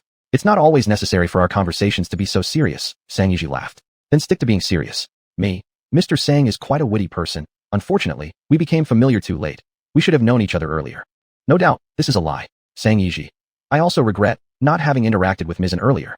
0360 Source of confidence. After talking to me a bit more, Sang Yi left. Watching his retreating figure, I slightly squinted my eyes. The fifth elder sent Sang Yi to represent him at the emperor's birthday celebration in the Nanren Empire. That shows real respect for the emperor. Is it over? Zhou Ning popped out. Me. It's over. Sang Yi came to investigate my stance towards the Mose family. More accurately, through me, to investigate the fourth elder's stance towards the Mose family. Shaoan, what do you think of Sang Yi, who is similar to you? Zhou Ning asked playfully. Sang Yi isn't similar to me. To the fourth elder, I am merely a sharp blade, a weapon, that's all. If the rumors are true, the fifth elder's regard for Sang Yi isn't just ordinary respect or appreciation. He's a very confident person, and the majority of his confidence comes from the fifth elder, just as my confidence mostly comes from my boss. This statement is half true and half false. The first part is true, but the second part isn't entirely accurate. Zhou Ning. Shaoan, I don't think your source of confidence comes from that. Brother Zhou, you're giving me too much credit. My confidence really does come mainly from the boss. I'm his capable subordinate. Zhou Ning smiled, shook his head, and changed the subject. Do you plan to stay here and watch the staff at work? Not interested anymore. I'm planning to go back to my room. Zhou Ning, same with me. I have something to deal with. Brother Zhou, do you have more work? I asked. Zhou Ning. You know, the Nanren Empire has always been hostile towards the insect race. Therefore, I still need to communicate well with the people from the Nanren Empire I am in contact with. Fortunately, in this mission, I'm a deputy, not the main handler. Otherwise, the one dealing with the Nanren Empire would be me. Why be a character in the play when you can be an audience member? I said earnestly. Brother Zhou, good luck. Zhou Ning smiled. I will. 0361 Gossip. After returning to my room, I watched some news from the Namran Empire. After noting down a few notable pieces of news and pondering for a while, I opened my terminal. I was still curious about the reason why Su Hongyan sought out the former leader of the Mo's family and what happened afterward. Even though I had learned the results and part of the process from my subordinate's intelligence, it didn't stop me from wanting to hear it from the involved parties. Looking at the person on the terminal screen, I called out, Sister Hongyan. Su Hongyan. Judging by Xiaowen's expression, you've probably come to gossip. That's correct. I came here to gossip. It all depends on how satisfied you'll make my curiosity. Sister Hongyan knows me so well. Su Hongyan. Then say, what do you want to know? Whatever Sister Hongyan wants to tell me, I'll listen. See, the initiative is in your hands, not mine. Am I considerate enough? Su Hongyan smiled and said, Xiaowen, aren't you interested in the matter of me seeking out the former leader? Of course I am. I'm highly interested. Interested? Su Hongyan asked, how much do you know about this matter? What I know is, Sister Hongyan actively went to see the former leader, and Sister Honcho interrupted your conversation with him. This is the primary information I know. As for other secondary details, I won't mention them. Su Hongyan, you know the start and end, but not the middle? About the middle, I know a bit. Actually, I know more about the consequences than the middle. For instance, the Mo's family now views Su Honcho even more unfavorably. For example, after that, you properly disciplined Su Honcho with force. Su Hongyan, for instance. As for Sister Honcho, the Mo's family did try to stop her, but failed. She successfully interrupted Sister Hongyan's conversation with the former leader. Mainly because at that time, the Mo's family didn't expect Su Honcho would do such a thing and have such audacity. Of course, they certainly didn't expect you, Sister Hongyan, would meet the former leader alone, and he agreed. Xiaowen, you know quite a lot, Su Hongyan said. The boss told me to increase attention on the Mo's family. Believe me, even if the fourth elder hadn't given this order, I wouldn't know less. After all, I love gossip. Su Hongyan clearly understood me. Xiaowen, you're using the elder as an excuse, right? Sister Hongyan, the boss really gave this command. Su Hongyan, I know, but that doesn't prevent you from using the elder's orders as an excuse, does it? I smiled without answering. Of course, it doesn't hinder it. Using the fourth elder as an excuse is merely to make me seem less gossipy. Su Hongyan returned to the original topic. Since Xiaowen is interested in my meeting with the former leader, let me explain then. After all, you were involved in this matter. Sister Hongyan, I was on the fourth main star at the time. Su Hongyan, but you were in contact with Su Honcho at the time. Her actions are closely tied to you. I contributed at most by being a catalyst, right? Sister Hongyan, actually, it wasn't related much. Sister Honcho acted mainly because she wanted to. Had she not wanted to, no matter what I said or how I said it, she wouldn't have listened. Su Honcho is a person with strong determination, always has been. Su Hongyan, her actions definitely were related to you. Being slightly related falls under being related, doesn't it, Sister Hongyan? Su Hongyan, I went to see the former patriarch alone, mainly to verify my conjectures. I was somewhat curious. Did your conjectures get verified, Sister Hongyan? After all, your conversation with the former patriarch was interrupted by Su Honcho. Before the interruption, you didn't converse for long with the former patriarch, at least not face to face. Su Hongyan, half of it was verified when Su Honcho showed up. But, this half was already enough. Continuing would have been difficult to handle. Then, does that mean Sister Honcho actually helped you back then? Su Hongyan, more or less, it turned out right by accident. Nevertheless, given how she offended the former patriarch and the Mo's family, I had to respond somehow. The instruction I gave her afterward was my response. How is Sister Honcho doing now? According to intelligence, after being instructed by you, she moved next door to you and no longer lived with you. She has stayed in her room ever since. Su Hongyan, she's probably preparing for revenge against me. I couldn't help but laugh. That sounds like something Su Honcho would do. Chapter 121, Justice. 0362 Slaughter. I asked Su Hongyan, Sister Hongyan, when do you think Sister Honcho will start her revenge against you? Su Honcho has held this grudge for days. It's about time she starts her retaliation on you. Su Hongyan, based on my understanding of her, it should be in the next couple of days. Moreover, she probably won't just take revenge on me, but also on the Mo's family. In terms of holding grudges, Honcho is quite similar to you, Xiaowen, as the villain, and with Su Honcho as my colleague, she naturally isn't from the righteous side. It's normal for her to hold a grudge. Although, most of the righteous ones also hold grudges, very few have big hearts. Me. So, Sister Hongyan, right now you not only need to guard against Sister Honcho attacking you, but also against her targeting the Mo's family? Su Hongyan. The former, I can avoid defending against. I know her vengeful tricks very well. The latter, I must prevent, out of consideration for her safety. Sister Hongyan, you truly have it tough, I said. With a sister like Su Honcho who enjoys causing trouble, you're really lucky. Having these two twin sisters, Su Hongyan and Su Honcho, who often put on good shows as my colleagues, is indeed my luck. After all, I am naturally gossipy and enjoy watching dramas unfold. Su Hongyan, Xiaowen, you are reveling in our misfortune. Me, am I? Sister Hongyan, how could I possibly revel in your misfortune? Am I being this obvious? Yes, Su Hongyan firmly stated. Caught. That's embarrassing. Not at all, I don't care about that. I smiled. If Sister Hongyan says so, then it must be. Shaoan, did you hear that you and Zhou Ning represented the elder to attend the emperor's birthday in the Nanren Empire? Su Hongyan looked at me and asked. Me. Yes, I am currently here in the core area of the Nanren Empire. Su Hongyan, you've entered the core area? Me. No, there's still a thorough inspection before entering. Su Hongyan raised an eyebrow. Aren't you worried the people of the Nanren Empire might find out what you've done in the core area? I countered. Sister Hongyan, those were deeds of Mu Yu Bai, unrelated to me. Mu Yu Bai is the one responsible for the chaos in the core area. Su Hongyan pointed out the fact. Your actions haven't gone unnoticed by certain people. I understand. After all, nothing in this world is perfect. Me. I represent the boss, represent the Donchong Federation. If the people of the Nanren Empire dare touch me, it means they want war with the Donchong Federation. This is definitely not a good time for war. That aging emperor wouldn't risk his life recklessly. Su Hongyan laughed. They wouldn't dare to do such a thing. Me? That's why I'm here. Since they wouldn't dare, why shouldn't I come? Besides, the reward for this mission is pretty good. Su Hongyan. Shaoan, is the reason you went to the Nanren Empire simply because they wouldn't dare anything? Me?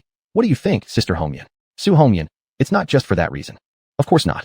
I came for the Emperor's birthday invitation, which was quietly approved by Elder 4. Me. Sister Hongyan, your instincts are spot on. After chatting a bit more, our communication ended. Because she needed to keep an eye on Su Hongqiu. Because I smelled blood, a faint but noticeable whiff. I stepped outside the room and approached the viewing window. Zhou Ning also arrived at the observation area of the spaceship.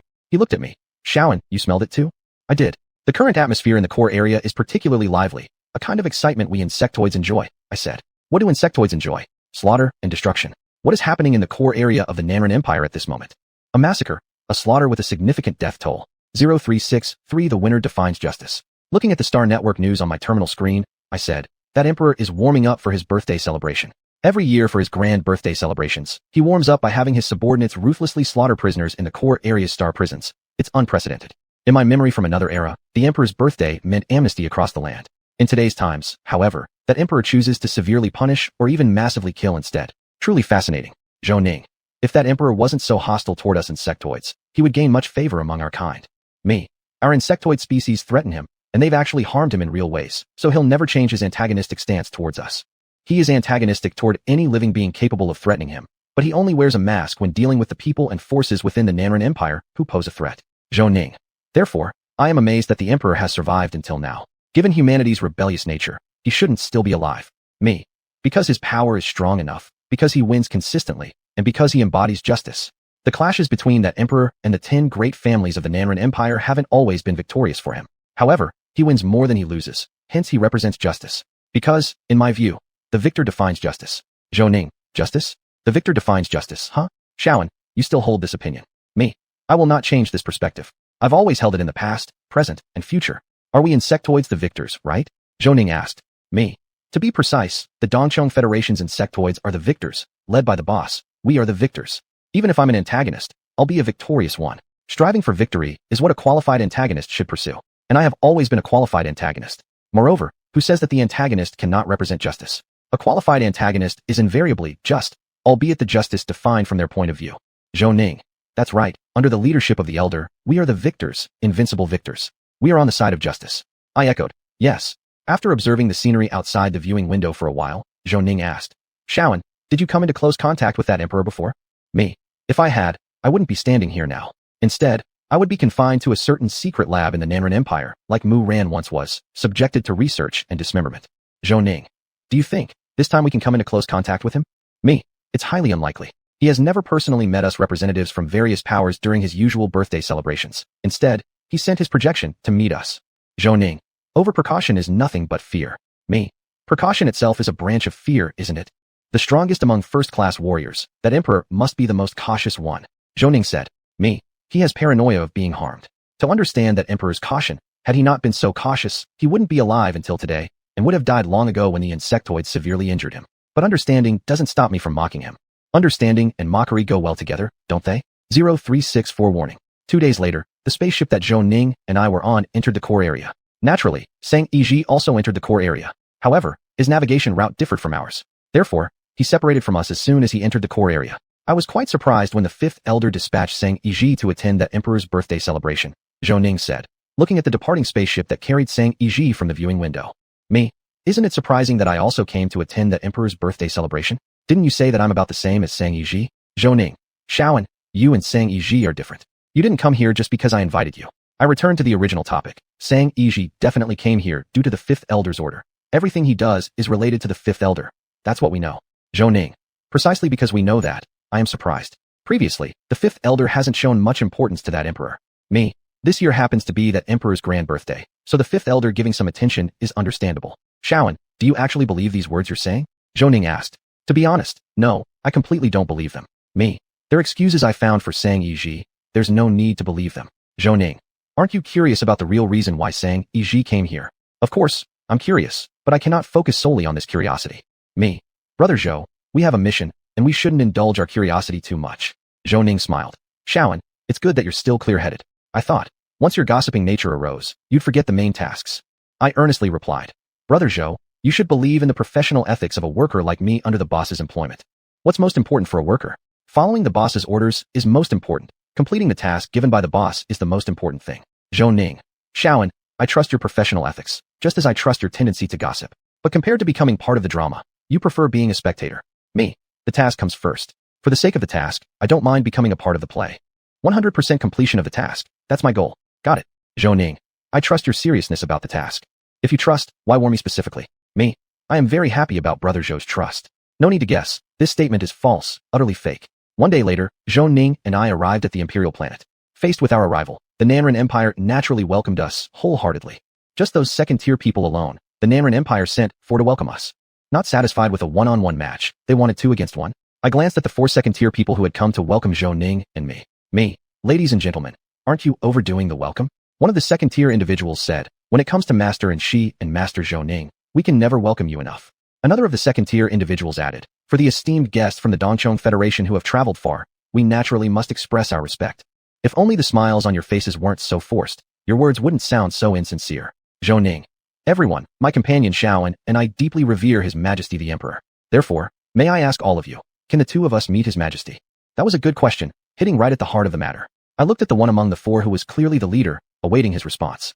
The leader, we apologize, Masters Zhou Ning and Shi, but the Emperor is very busy and it's unlikely he will summon either of you. I knew it, you were going to refuse. That Emperor, for all these years, has never shown his face before outsiders. The only thing that ever appears is his projection. Chapter 122, Unworthy. Zhou Ning asked, is it really impossible? Shaoan and I have long admired the Emperor. Impossible. This is absolutely the answer the leader of the second-tier individuals would give. I looked at the leader. Leader. Sorry, Master Zhou Ning, this cannot be done. The Emperor is very busy and has no time to see people. Zhou Ning looked at me. Shaoan, you see, I've tried, but was rejected. By saying so, do you want others to think that I am the one who wants to meet the Emperor of Nanren Empire? I showed a regretful expression. Brother Zhou, perhaps we're just not destined to meet the Emperor. The leader glanced at me. Then, Shaoan and Zhou Ning came to the accommodation arranged for us by the Nanren Empire. After confirming that the Emperor's spirit force had withdrawn, I looked at Zhou Ning. Brother Zhou, did I want to see the Emperor? Zhou Ning nodded. Yes, both of us want to see him, but you more than me. So, this time, my role is to represent someone who desperately wants to meet that Emperor? I smiled. That's right, I really want to see him. Zhou Ning smiled and nodded approvingly. Afterwards, he left and went out to handle his work. As for me, I returned to the room. Having reached the Imperial Star, the next step is to await the start of the Emperor's birthday banquet. However, this doesn't stop me from enjoying a good show, the Hua Zone drama. At the moment, on Star 2, in one of the rooms of the Hua residence, Hua Mushi was communicating with Hua Murong. Ever since I caused the earthquake on Star 2, Hua Mushi hasn't left, staying here all along. Her reason for staying here is quite simple, ordered by Hua Murong to monitor Hua Muyao. Big sister, are you sure you personally need to come to the Imperial Star to celebrate the Emperor's birthday? Hua Mushi frowned and asked. Hua Murong spoke calmly. Yes. What happened recently has already angered our Emperor. The 10 families need to make some gestures. Hua Mushi frowned deeper. Our family's gesture is for you to go to the Imperial Star? Why can't I go? Of course you can't go. Hua Murong is at least the acting head of the Hua family, while you are an ordinary member of the Hua family. Hua Murong attending the birthday banquet counts as a gesture. I commented. Hua Murong, if you had my status within the Hua family, you could go. Hua Muyao? His status in the Hua family is only a notch below yours, big sister.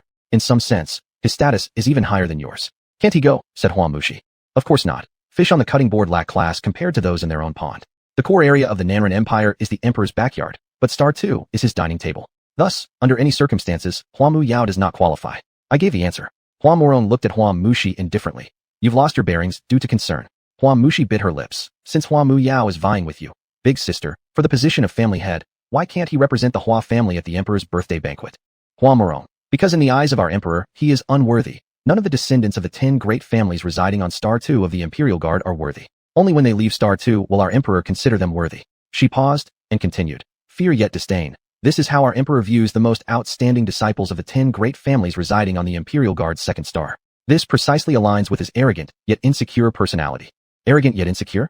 Hua Morong, your assessment of the emperor is quite accurate. It's no wonder you became the acting head of the Hua family. You truly have some talent. I commended Hua Morong with approval. 0366 Importance. Hua Mushi sneered. It's unknown whether those who originally chose the emperor regretted it. Regret is certain, there's no need to say more about that. But there's no cure for regret in this world. Everyone must pay the price for their choices, regardless of what they wish or do not wish. Hua Morong, our emperor was the best choice at that time. Hua Mushi, the best? Just choosing the tallest among the short. Hua Morong, Mushi, you're now on the Imperial Guard's second star. Hua Mushi, don't worry, big sister. The emperor isn't paying attention here now. There are far too many places and people he needs to focus on, especially with representatives of the other 3 major powers coming to the Imperial Star. Hua Morong, Mushi, after I attend the birthday banquet, you'll return to the Hua family with me. You've been on the Imperial Guard's second star for long enough. Hua Mushi asked. Big sister, do you intend to replace me with someone else to keep an eye on Hua Muyao? That guy is full of schemes. I'm better suited to monitor him. You're better suited to monitor him? Afraid that's just what you assume. You're certainly no match for Hua Muyao. Hua Morong, I have different arrangements regarding Hua Muyao. Just come back with me afterward. Mushi, it's been hard for you being here on the second star these days. Hua Mushi shook her head. I'm not wronged. I know. Big sister, you are doing this for my good. You let me monitor Hua Muyao merely to avoid the emperor's cleaning sweep of the core area that was caused by the previous unrest. Hua Morong, but you have to stay on the second star of the Imperial Guard which you don't like, with Hua Muyao whom you don't like. Hua Mushi, big sister, it's fine. After all, I am a member of the Hua family, and your younger sister. There are some things I can endure. Hua Morong, but you don't have to endure these. For now, just stay here on the second star, and don't bother about Hua Muyao. Wait until I take you back. Okay. Hua Mushi smiled. Is this considered an emotional attack? If it's sincere, it certainly doesn't count. If insincere, it definitely counts. But what about half true, half false? Perhaps it counts, perhaps it doesn't. I withdrew my spirit force, no longer paying attention to Hua Mushi who had ended her communication with Hua Morong. The smell of blood in the air grew stronger, indicating another round of executions had taken place. As the banquet approached, more people were dying in the core area, welcoming the great birthday with killings. The emperor truly embodied the bug race's style. The Nanren Empire tacitly allowing the emperor to act thus also reflected the bug race's style. Among those forces hostile to the bug race yet behaving like them, there is probably none other than the Nanren Empire. I looked in the direction where the bloody smell came from. 0367 joining the B clan. The next day, people moved into the adjacent residence. It was the representative of the third elder of the East Bug Federation. Who did the third elder send to attend the birthday banquet? First, we can exclude Muda and Neuron. Muda coming here would stir up trouble, and selecting Neuron here would mean someone has issues with their brain. Secondly, exclude Mubai, because he recently caused unrest in the Nanren Empire. Even though smart people see he wasn't the primary culprit, he still carries the black pot. So who came? Mu Jin, a seemingly dim-witted individual. This disappointed me, because I might not be able to witness any interesting drama related to him. Unlike Mu Bai, Mu Jin has obvious weaknesses and emotional entanglements. After glancing at Mu Jin's residence, I turned my eyes to another neighboring residence. Sang Yi, running around recklessly in the core area, is not a wise choice. Perhaps the emperor already values you more than Shaoan and Zhou Ning, who've already arrived. With that thought, I sat on the bed and started reading through intelligence files related to Sang Yi. At 10:54 p.m., I saw a piece of news and slightly narrowed my eyes. Delina Dola left the Free Extraordinary Beings and joined the B clan. This was the title of the news. Leaving and rejoining the B clan, what is Delina doing? For fun? Or was she forced this time? My subordinate's ability to gather intelligence on first-class power figures needs improvement. Before this happened, I didn't receive any warning. As I continued reading, my terminal vibrated slightly. Seeing the communicator displayed on the terminal screen, I hesitated for a moment before answering. Delina Captain, I greeted. Delina's tone was lively. Little Anshi, I've come to chat with you again. You're not here to chat, but to find amusement. Delina Captain, you seem very happy. Is there something that made you happy? Let's talk about why you joined the B clan. How does that sound? Delina laughed. Little Anshi, haven't you read the news? It makes sense. The news just came out, so little Anshi might not have seen it yet. I beat the queen of the B clan and joined them. Pretending to be surprised, I said, what? Delina Captain, you've joined the B clan? Yes, I've joined the B clan, or should I say, I've rejoined it, Delina replied. Her Majesty must be pleased. Delina, she really was, even after losing. Little Anshi, do you want to know why the queen of the B clan lost this time? This time? Has the queen of the B clan lost many times to you? Yes, I am interested. Delina, then I won't tell you. It will be much more meaningful if little Anshi finds out by yourself. You deliberately came here to entertain yourself at my expense, Delina. I smiled. Delina Captain speaks wisely. This time, are you just calling to share this good news with me? No, I mainly want to chat with little Anshi. Chatting with you always brightens my mood. Little Anshi, how are you enjoying your stay on the Emperor's Star of the Nanren Empire? Delina asked me. The Nanren Empire right now, especially the Emperor's Star, seems very insect-friendly. Daily slaughters. How could insects not love it? No, There are still weird bugs who wouldn't like it, like Alan Moss. Delina, since Little Anshi has said this, Chief Steward 3 should like it. Did the Bee clan send Chief Steward 3 to attend the birthday banquet of the Emperor of the Nanran Empire? I asked, intrigued. The Chief Steward 3 of the Bee clan had never left the Western Bug Empire before. He only operated within its star domain. Delina nodded slightly. The Queen of the Bee clan sent him because he made a mistake. Made a mistake? What mistake? Me. Then Chief Steward 3 probably won't like it. If the Queen of the Bee clan has already punished him, how could he be happy about the killings in the Nanran Empire? After all, Chief Steward 3 is just one of the most ordinary members of the Bee clan who follows the Queen. When the Queen of the Bee clan is pleased, he's pleased. When the Queen is angry, he's angry. Delina. Therefore, Little Anshi, you should be careful. Why? Because of you? Because of my relationship with you? Me, I will. Chapter 123. Love the house and extend to the crow. 0368 Excitement. There's some excitement. I look out the window. Xiao Anshi, what's wrong? Delina asked. Me. In the Southern Empire, a group of officials will be dismissed from their positions. Delina raised an eyebrow. Is there trouble on your side? Me. It's still the kind of trouble caused by prisoners. Where there is oppression, there is resistance. I've been in the Southern Empire for so long, and finally, the resistance has begun. It seems that the Emperor's birthday banquet in the Southern Empire will be as lively as the funeral of the Minister of Finance of the Western Insect Empire, Delina said with a smile. I agreed. It's very likely. Even more likely is that it will be livelier than that funeral. There are just too many important figures attending this birthday banquet. Extraordinarily many. Delina asked me. Xiao Ansi, will you be the one to make this birthday banquet lively? By asking me this, what do you suspect, Delina? Me. Director Delina, I am merely here to attend the banquet. Whether or not I'll do so doesn't depend on me. It depends on Zhou Ning and our common boss, the fourth elder. However, I will definitely enjoy the spectacle of this banquet and leave some little things behind on the Imperial Star. Delina. Xiao Ansi, are you really just here to attend that Emperor's banquet? Feeling the mental power surrounding my entire residence that belongs to someone else, I gave an affirmative answer. Of course. Emperor, would you find this answer satisfying? Delina looked at me quietly for a while. Xiao Ansi, you like excitement, she said. Me. To be precise, I like watching excitement. The idiom, watching a quarrel between others without minding its scale, completely describes me. And compared to causing excitement, I prefer watching it. Of course, if the fourth elder gives an order, I can set aside my preferences and throw myself into creating excitement. Delina. Sorry about that, but because of me, Manager 3 is highly likely to come after you. Me. Director Delina, this isn't your fault. It's Manager 3's fault, his habit of venting anger indiscriminately. I said it before, few people avoid shifting blame. Delina evaluated. He indeed likes shifting blame. He won't extend love indiscriminately, but hates extensively. I should extend love indiscriminately. I have some good feelings for the fourth elder due to the handsome salary, don't I? Delina looked at me and said, Xiao Ansi, you mustn't learn from him. Me. I won't learn from Manager 3, Director Delina. Emotion, after all, is a burden, and I won't be weighed down by emotion. That's what a qualified antagonist should do. Delina nodded. I believe you, Xiao Ansi. You always ignore others. Ignore others? You may have misunderstood. I watch others' dramas quite eagerly. I emphasized. Director Delina, I like watching plays. Delina. I know, but that doesn't prevent you from ignoring others, Xiao Ansi. If you say so, then fine, I don't see it that way. I changed the topic. Director Delina, there might be gamblers desperate enough to cause you trouble, so be careful. Delina. Xiao Ansi, you mean those gamblers who participated in the 2 betting pools related to me and lost badly? Me. Yes, when they gather together, they could cause you trouble, Director Delina. Let alone the fact that among them are people who could naturally bring trouble to you. According to intelligence gathered by my subordinates, quite a few members of the Hive race participated in those betting pools at the time. Delina. Xiao Ansi, they won't cause me any trouble. So confident, huh? Don't trip up in the small details. Me. I believe in you, Director Delina. I also look forward to the day they bring you trouble and you sink. 0369 Observing the Imperial Star. After ending the communication with Delina, I went to the window. I'm not here to watch the disturbance caused by the prisoners. The disturbance had ended when I was talking with Delina. This is the Imperial Star of the Southern Empire, right beneath that Emperor's feet. When there's trouble on the Imperial Star, the officials involved will face dismissal penalties. If trouble occurs without quick resolution, the Emperor doesn't mind letting them become prisoners facing death. I'm here to watch my next-door neighbor. The empty house next to mine is about to welcome its guest, the guest arranged by its owner. Right, Sang Yiji. Sang Yiji and I met each other's gaze as he approached this residence. He gave me a warm smile, and I nodded at him. 2 minutes later, Sang Yiji entered the accommodation arranged for him by the Southern Empire. From now on, both next to me and Zhou Ning live people. Unfortunately, these are 2 people who won't provide much drama for me. Thinking this, I returned to my previous position.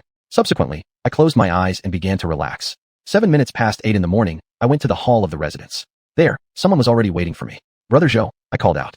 Zhou Ning looked at me. Shaoan, before the birthday banquet starts, Shaoan, would you like to take a look at the Imperial Star? The Imperial Star of the Southern Empire is quite beautiful, he asked. Zhou Ning, it's you who wants to admire the Imperial Star, or rather, using the excuse of admiring the Imperial Star to do something else. I wouldn't want to go alone. Brother Zhou, will you accompany me? Zhou Ning, I'll accompany you. The things that need handling. I've almost taken care of them all. Aye, then shall we leave now? Zhou Ning. All right, there's a fountain nearby that starts working precisely at 9 o'clock. Thus, Zhou Ning and I left. Coincidentally, just as we stepped out, we happened to meet Sang Yiji coming out of his accommodation. Mr. Zhou, Missin. Sang Yiji greeted us with a gentle tone. Aye, Mr. Sang. Zhou Ning. Mr. Sang, are you planning to go out? I was just about to take a walk. The air on the Imperial Star is better than that on the 5th main star, although it's not suitable for the insect race, said Sang Yiji. Not suitable for the insect race, yet you're still taking a walk? And when did you start having this habit of walking around? Insects don't usually go for strolls. I looked at Sang Yiji. We seem to have great timing, meeting you right as we step out. This great timing is not by chance. Sang Yiji. It does feel like we have quite an affinity. Missin, what are you and Mr. Zhou planning to do? Zhou Ning. To enjoy the scenery of the Imperial Star. The scenery of the Imperial Star is definitely worth a look for me and Shaoan. Sang Yiji. The scenery of the Imperial Star is indeed excellent. One might say the best in the Southern Empire. Mr. Zhou. Missin, would you mind if I join you two to enjoy the scenery? Zhou Ning smiled. If Mr. Sang wishes to join, we certainly don't mind. And I naturally don't mind watching your little show, the two of you. 0370 attention. At exactly 9 o'clock, the fountain sprouted water. Shaoan, how do you find this view? Zhou Ning asked me. Aye, it's quite pretty. Just too bad. This fountain is man-made. Compared to artificial attractions, I prefer natural ones. Zhou Ning looked at Sang Yiji. Mr. Sang, what do you think? Sang Yiji. If it wasn't spring water being sprayed, it would be even more beautiful. So, what kind of water do you expect? Other people's blood maybe. The insect race may act that way, but the human race cannot. After all, they pride themselves as civilized beings. Even if the emperor of the Southern Empire resembles an insect, he wouldn't dare to do such a thing. I glanced at Sang Yiji. Zhou Ning chuckled silently. Then, we moved to another spot to sightsee. The whole day, the three of us were sightseeing the landscapes of the Imperial Star. Because of this, a large group of guards from the Imperial Star followed behind us. Because of this, the emperor spent the entire day focusing his mental energy on us. At 7 minutes to 8 in the evening, Zhou Ning glanced at his terminal and smiled. The representatives from the Northern Federation have arrived, he said. One doesn't even need to check the news to know they've arrived. The emperor hasn't paid much attention to us three for quite some time now. I felt the spiritual force surrounding us three. Zhou Ning. Shaoan, how about visiting the spaceport? You wish to meet those sent by the Northern Federation to attend the birthday banquet? Why? Are you, like me, interested in watching the drama between the Northern Federation and the Southern Empire unfold? Aye, to watch a good play? Of course, I'm game.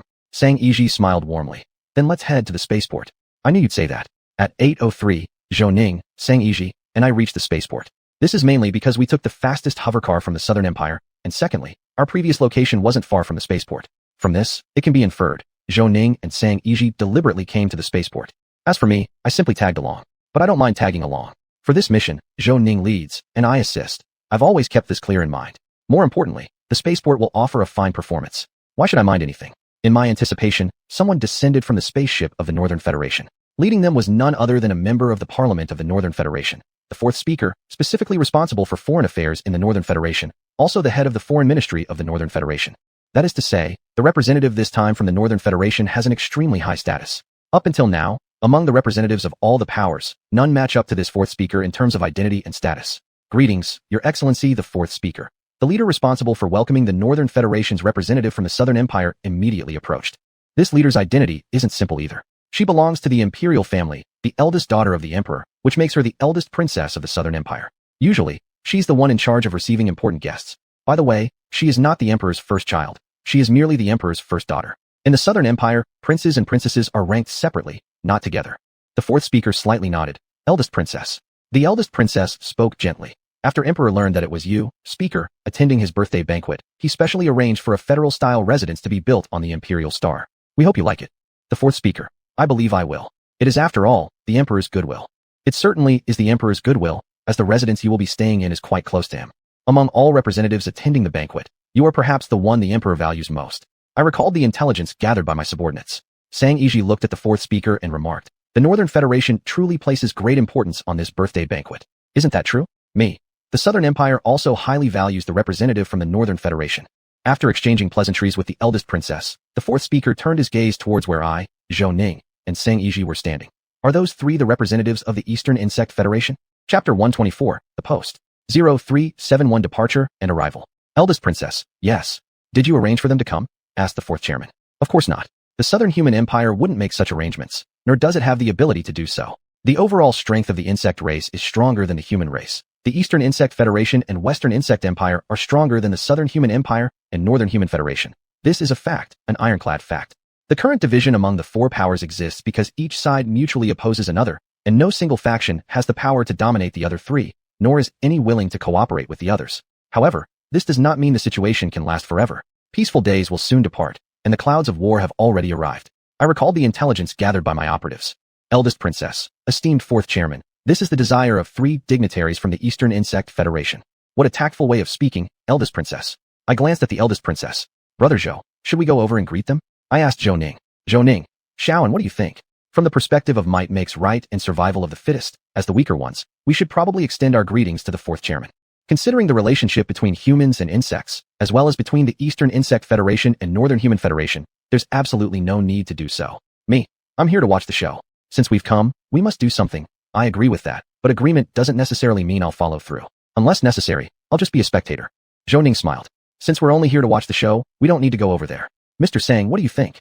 Sang Yiji. I support Miss Sin. Thus, during the following time, the 3 of us watched silently as the fourth chairman and the eldest princess departed. They share our view. No need to greet them. Sang Yiji looked gently at where the fourth chairman's group had previously been. Because both sides see the other as their sole rival, they lack the time or energy to focus on other opponents.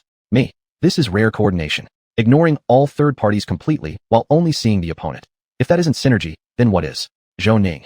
The harmonious interaction between the eldest princess of the Southern Human Empire and the fourth chairman of the Northern Human Federation deserves coverage. Don't tell me you came here just to witness this false harmony? It indeed deserves reporting. After all, both sides have blood debts they want to settle, both wanting to annihilate the other. After staying at the airport a little longer, we returned. At 8:57 in the evening, I looked at the netizen comments on the terminal screen and smiled. Every time it's the Emperor of the Southern Human Empire's birthday, netizens from both the Northern Human Federation and Southern Human Empire always become exceptionally active. Some condemning, others rebutting. These debates never get old. Although these debates are futile, unable to affect the recent killings in the core area of the Southern Human Empire, that doesn't stop me from finding amusement in them. Though most of those providing entertainment are giants in words, but dwarves in action, some stoke the flames while others try to whitewash things. I opened the trending list. Sure enough, I saw a post that graces the StarNet trending topics every year during the Emperor's birthday. When will the Southern Human Empire fall? 0372 reasons. Netizen. To summarize, when the Southern Human Empire will fall hinges crucially on the Emperor. When he dies, the Empire will fall. This is the logically grounded type. I categorized the types of netizens participating in the discussion. Netizen. Well analyzed, but who knows when the Emperor will die? Every year there are rumors about him dying soon, but he never seems to. Instead of waiting for the Emperor to die, we might as well give the 10 great families of the Southern Human Empire some support and let them overthrow him. This one is close to the 10 great families. Netizen, forget about it. The strong figures within the 10 great families don't dare approach the core region. How would they overthrow the Emperor? You might as well wash up and sleep, perhaps dreaming of them doing so. To my mind, it's more likely that the Northern Human Federation could lead to the fall of the Southern Human Empire. With its superior system and talented individuals, defeating the Southern Human Empire is quite possible. Evidently, this one either hails from the Northern Human Federation or hates it. Netizen, Northern Human Federation? What basis do they have, being the weakest among the 4 major forces? The likelihood of the Southern Human Empire falling due to internal reasons far outweighs the Northern Human Federation conquering it. And don't forget about the insect race. Either the Eastern Insect Federation or Western Insect Empire could easily defeat the Southern Human Empire. That's someone clear-headed. My comment. I swear, I evaluate this person positively purely based on their logical assessment, favoring the insect race. It is, in fact, reality. At 10:58 in the evening, I stopped browsing StarNet news and instead contacted my intelligence operatives. Because Su Hongyan and Su Hongqiu had left the Mo's family. I looked at the operative on the terminal screen. Is the information accurate? Accurate, the operative replied. I thought they would stay with the Mo's family for a while longer. Did they leave already? What's the reason? Did you manage to find out? Operative. Due to inspiration, Master Hongyan's inspiration struck, so she hurried back to conduct her research. After waiting a few seconds and seeing no further words from the operative, I asked, and what about Su Hongqiu? Did she leave willingly? She didn't, right? Operative. Master Hongqiu left under Master Hongyan's guidance. How did the Mo's family react? Were they overjoyed by their departure? Operative. After the 2 masters left, the Grand Elder of the Mo's family departed from the Mo's family base. I narrowed my eyes slightly. Where did he go? Was his departure related to Alan Mo's? Or to the former leader of the Mo's family? Operative. Currently, it appears that his destination is the 5th main star. The 5th main star? Is he going to see the 5th Elder? Why is he visiting the 5th Elder at this time? Is it because of Su Hongyan and Su Hongqiu, or because the Mo's family has sensed the attention from the 4th Elder towards them? I issued an order. Increase surveillance on him. Yes, and Shidun. The operative respectfully replied. 037310,000.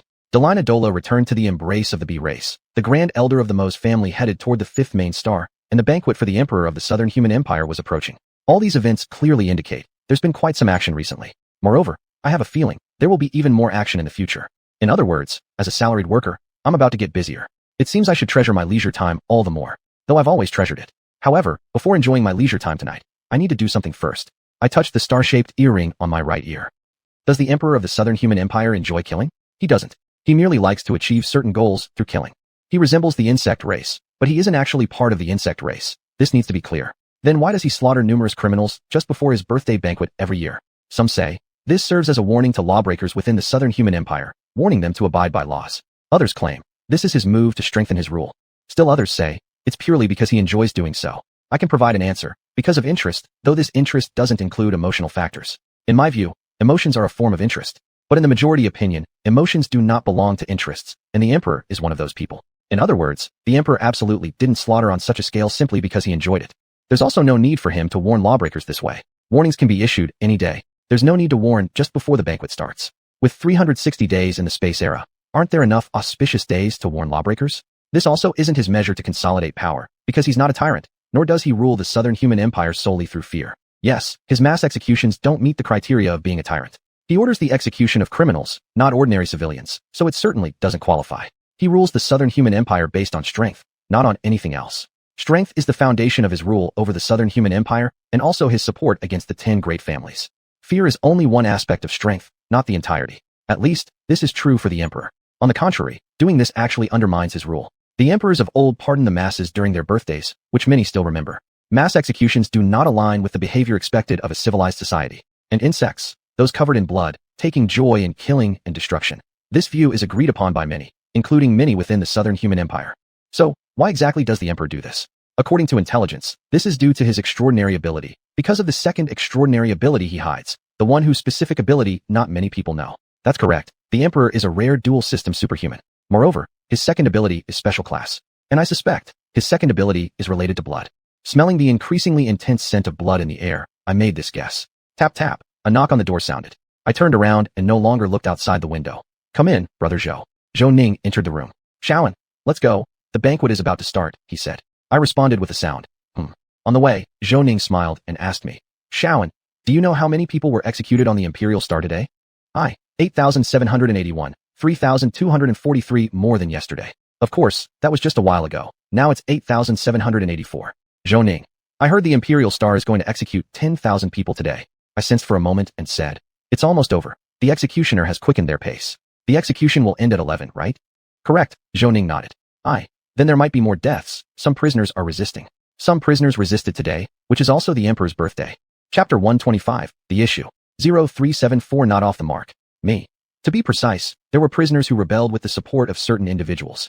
As for who these specific individuals are, that's not important. At least, this issue isn't very significant to me. It matters more to the Nanren Empire and to the Emperor celebrating his birthday today. I just need to know. This individual does not get along with the Emperor and deliberately caused trouble on this day.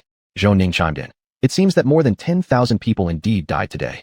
It must have been over 10,000. At least, all the officials in charge of those prisoners will die. Things are different now compared to the past. In the old days, when prisoners rebelled, the officials might just lose their positions. But today, those officials will certainly die for their sins. Perhaps, their relatives and friends will also be implicated. Though the possibility is slim, it's not non-existent. Me. Who let today be the Emperor's birthday? Zhou Ning. The Emperor is human, which is a bit of a pity. If he were insectoid, he might have accomplished even greater things. Me. Not necessarily. The fact that he resembles an insectoid has brought him disadvantages as well as advantages. If he were insectoid, he might only be an ordinary member of that race. His resemblance to an insectoid makes his subjects and subordinates fear him, aiding his rule, and attributes all his flaws to this resemblance. If he were insectoid, even with dual extraordinary abilities, making him a top-tier strong individual, he wouldn't necessarily have reached the position he holds now. Insectoids are stronger than humans overall, but not individually so. Zhou Ning. If the Emperor were insectoid, he wouldn't be an ordinary insectoid. Me. He's not as capable as the boss or the 8 elders of the Federation. That's a fact. Zhou Ning nodded. That's true. I looked out at the scene outside the levitating car. The prisoner rebellion has already been suppressed. Good efficiency, Zhou Ning commented. Me. The efficiency of suppressing the rebellion is higher than before, but it cannot change the fate of those officials who must die. Today is the Emperor's birthday, after all. The Emperor was humiliated. The rebelling prisoners need to pay the price, and the officials in charge of them must also bear the consequences. After a brief pause, I continued. But this has nothing to do with us. We're here just to attend the banquet. Of course, this won't stop me from enjoying the spectacle. For the great show of the prisoner rebellion and its suppression that just occurred, I feel delighted. Before the banquet begins with such excitement, how can I not look forward to the next great performance?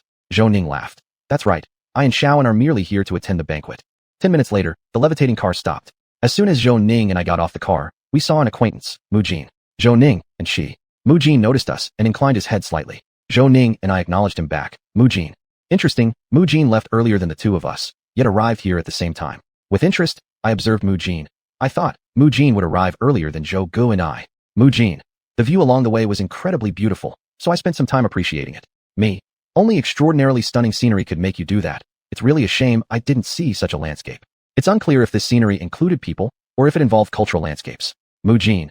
And she, you've seen various kinds of scenery. This one shouldn't make much difference to you. Is that so? I don't quite agree with that notion. 0376 honored. Mr. Zhou, Miss and Mr. Mu, the banquet is about to start, so we'd better enter the banquet hall first. At this moment, Sang Yiji walked over. Zhou Ning. Was Mr. Sang specially waiting for us here? Not exactly, I just didn't want to go inside alone, Sang Yiji smiled while saying this. A nice excuse. Of course, it might not be an excuse at all. Me? Whom does Mr. Sang hope to wait for? Sang Yiji. Someone destined to meet. Now, it appears that the destined people have arrived, and there are 3 of them. You sure have gathered quite a few destined people. I glanced at Mu Jin. Zhou Ning similarly looked at Mu Jin. Xiaoan and I don't mind going together with Mr. Sang. How about you, Mu Jin? Let's go together, Mu Jin said. Thus, under the respectful and wary gaze of the guards, the 4 of us walked into the banquet hall together. This was a banquet. A banquet where those conversing were all erudite scholars, and none among the visitors were unlearned commoners. Or rather, it was a banquet with too many of such erudite scholars. I made such an evaluation as soon as we entered the banquet hall. This time, are we greeted by projections, or the real person? Sang Yiji picked up a glass of red wine and asked. Facing this somewhat abrupt question, Zhou Ning gave the first answer. If everything goes as planned, it should be a projection. Mu Jin also took a glass of red wine. It should be a projection. According to tradition, the emperor's projection would be the one to attend. If he himself were to appear at this birthday banquet, it would be an extraordinary event. After all, except for a very few individuals, the people of the Nanren Empire have never even seen him, let alone outsiders who don't belong to the Nanren Empire. Me. The likelihood of the real person appearing is extremely low, but it's higher than before. This was because no unrest had occurred in the core area of the Nanren Empire previously, nor were there any instances of prisoners resisting on the day of his great celebration. Moreover, so many prominent figures had not arrived here in the past. Zhou Ning swirled the red wine in his glass, speaking calmly. If it isn't the projection of His Majesty the Emperor, then it will truly be an honor for us. Me. It won't only be our honor, but also the honor of everyone attending the birthday banquet.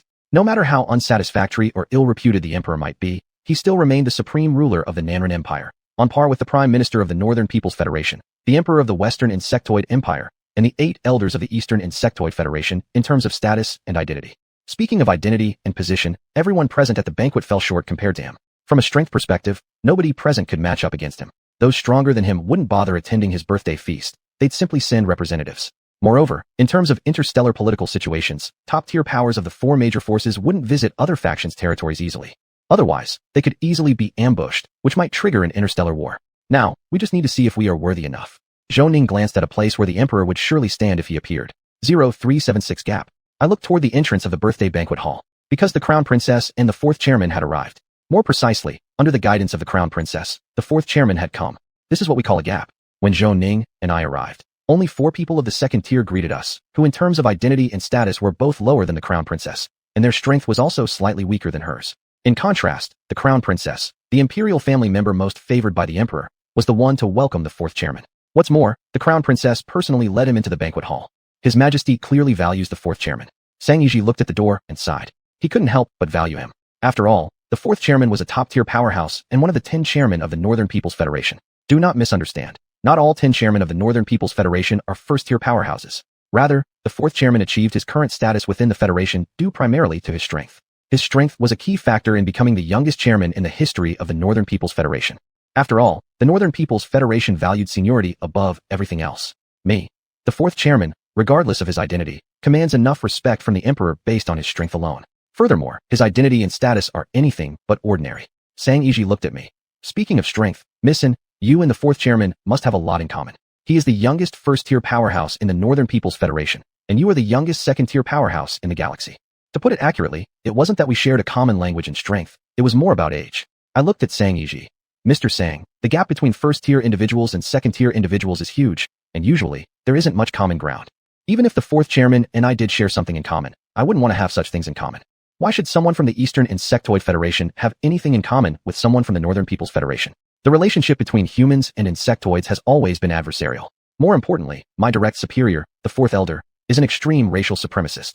He has always despised the human race. Sang Yiji said, Missin, you shouldn't underestimate yourself. Miss Delina Dola has a good relationship with you. Me. She is her, and the fourth chairman is the fourth chairman. Delina Dola is an insectoid, even though she belongs to the Western Insectoid Empire. However, the fourth chairman is human. Do you get it? Moreover, Delina and I merely pretend to maintain a friendly relationship. Sang Yiji looked apologetic. Sorry, Missin, I misjudged your thinking. I assumed you enjoyed associating with young powerhouses. That assumption wasn't wrong. Indeed, I do prefer younger powerhouses because they're more naive and easier to deal with compared to older ones. Me. I prefer dealing with those who share similar views. For example, the fourth elder. My views come directly from him. Sang Yiji smiled gently. Then apparently, I'm not the type you enjoy dealing with. Me. To me, Mr. Sang, you definitely can't compare to Brother Zhou. In fact, in my eyes, you might even fall short of Mu Jin. Zhou Ning said. Shaoan, from your perspective, I assume there is probably no one here closer to you than me. Me. Of course, we are colleagues after all. Being colleagues naturally makes one closer than others, although the closeness has its limits. Zhou Ning smiled and changed the topic. Do you think the Crown Prince will still be hosting this birthday banquet? It's very likely to still be him, as it always has been. Me. Are you implying something different, Brother Zhou? Zhou Ning nodded.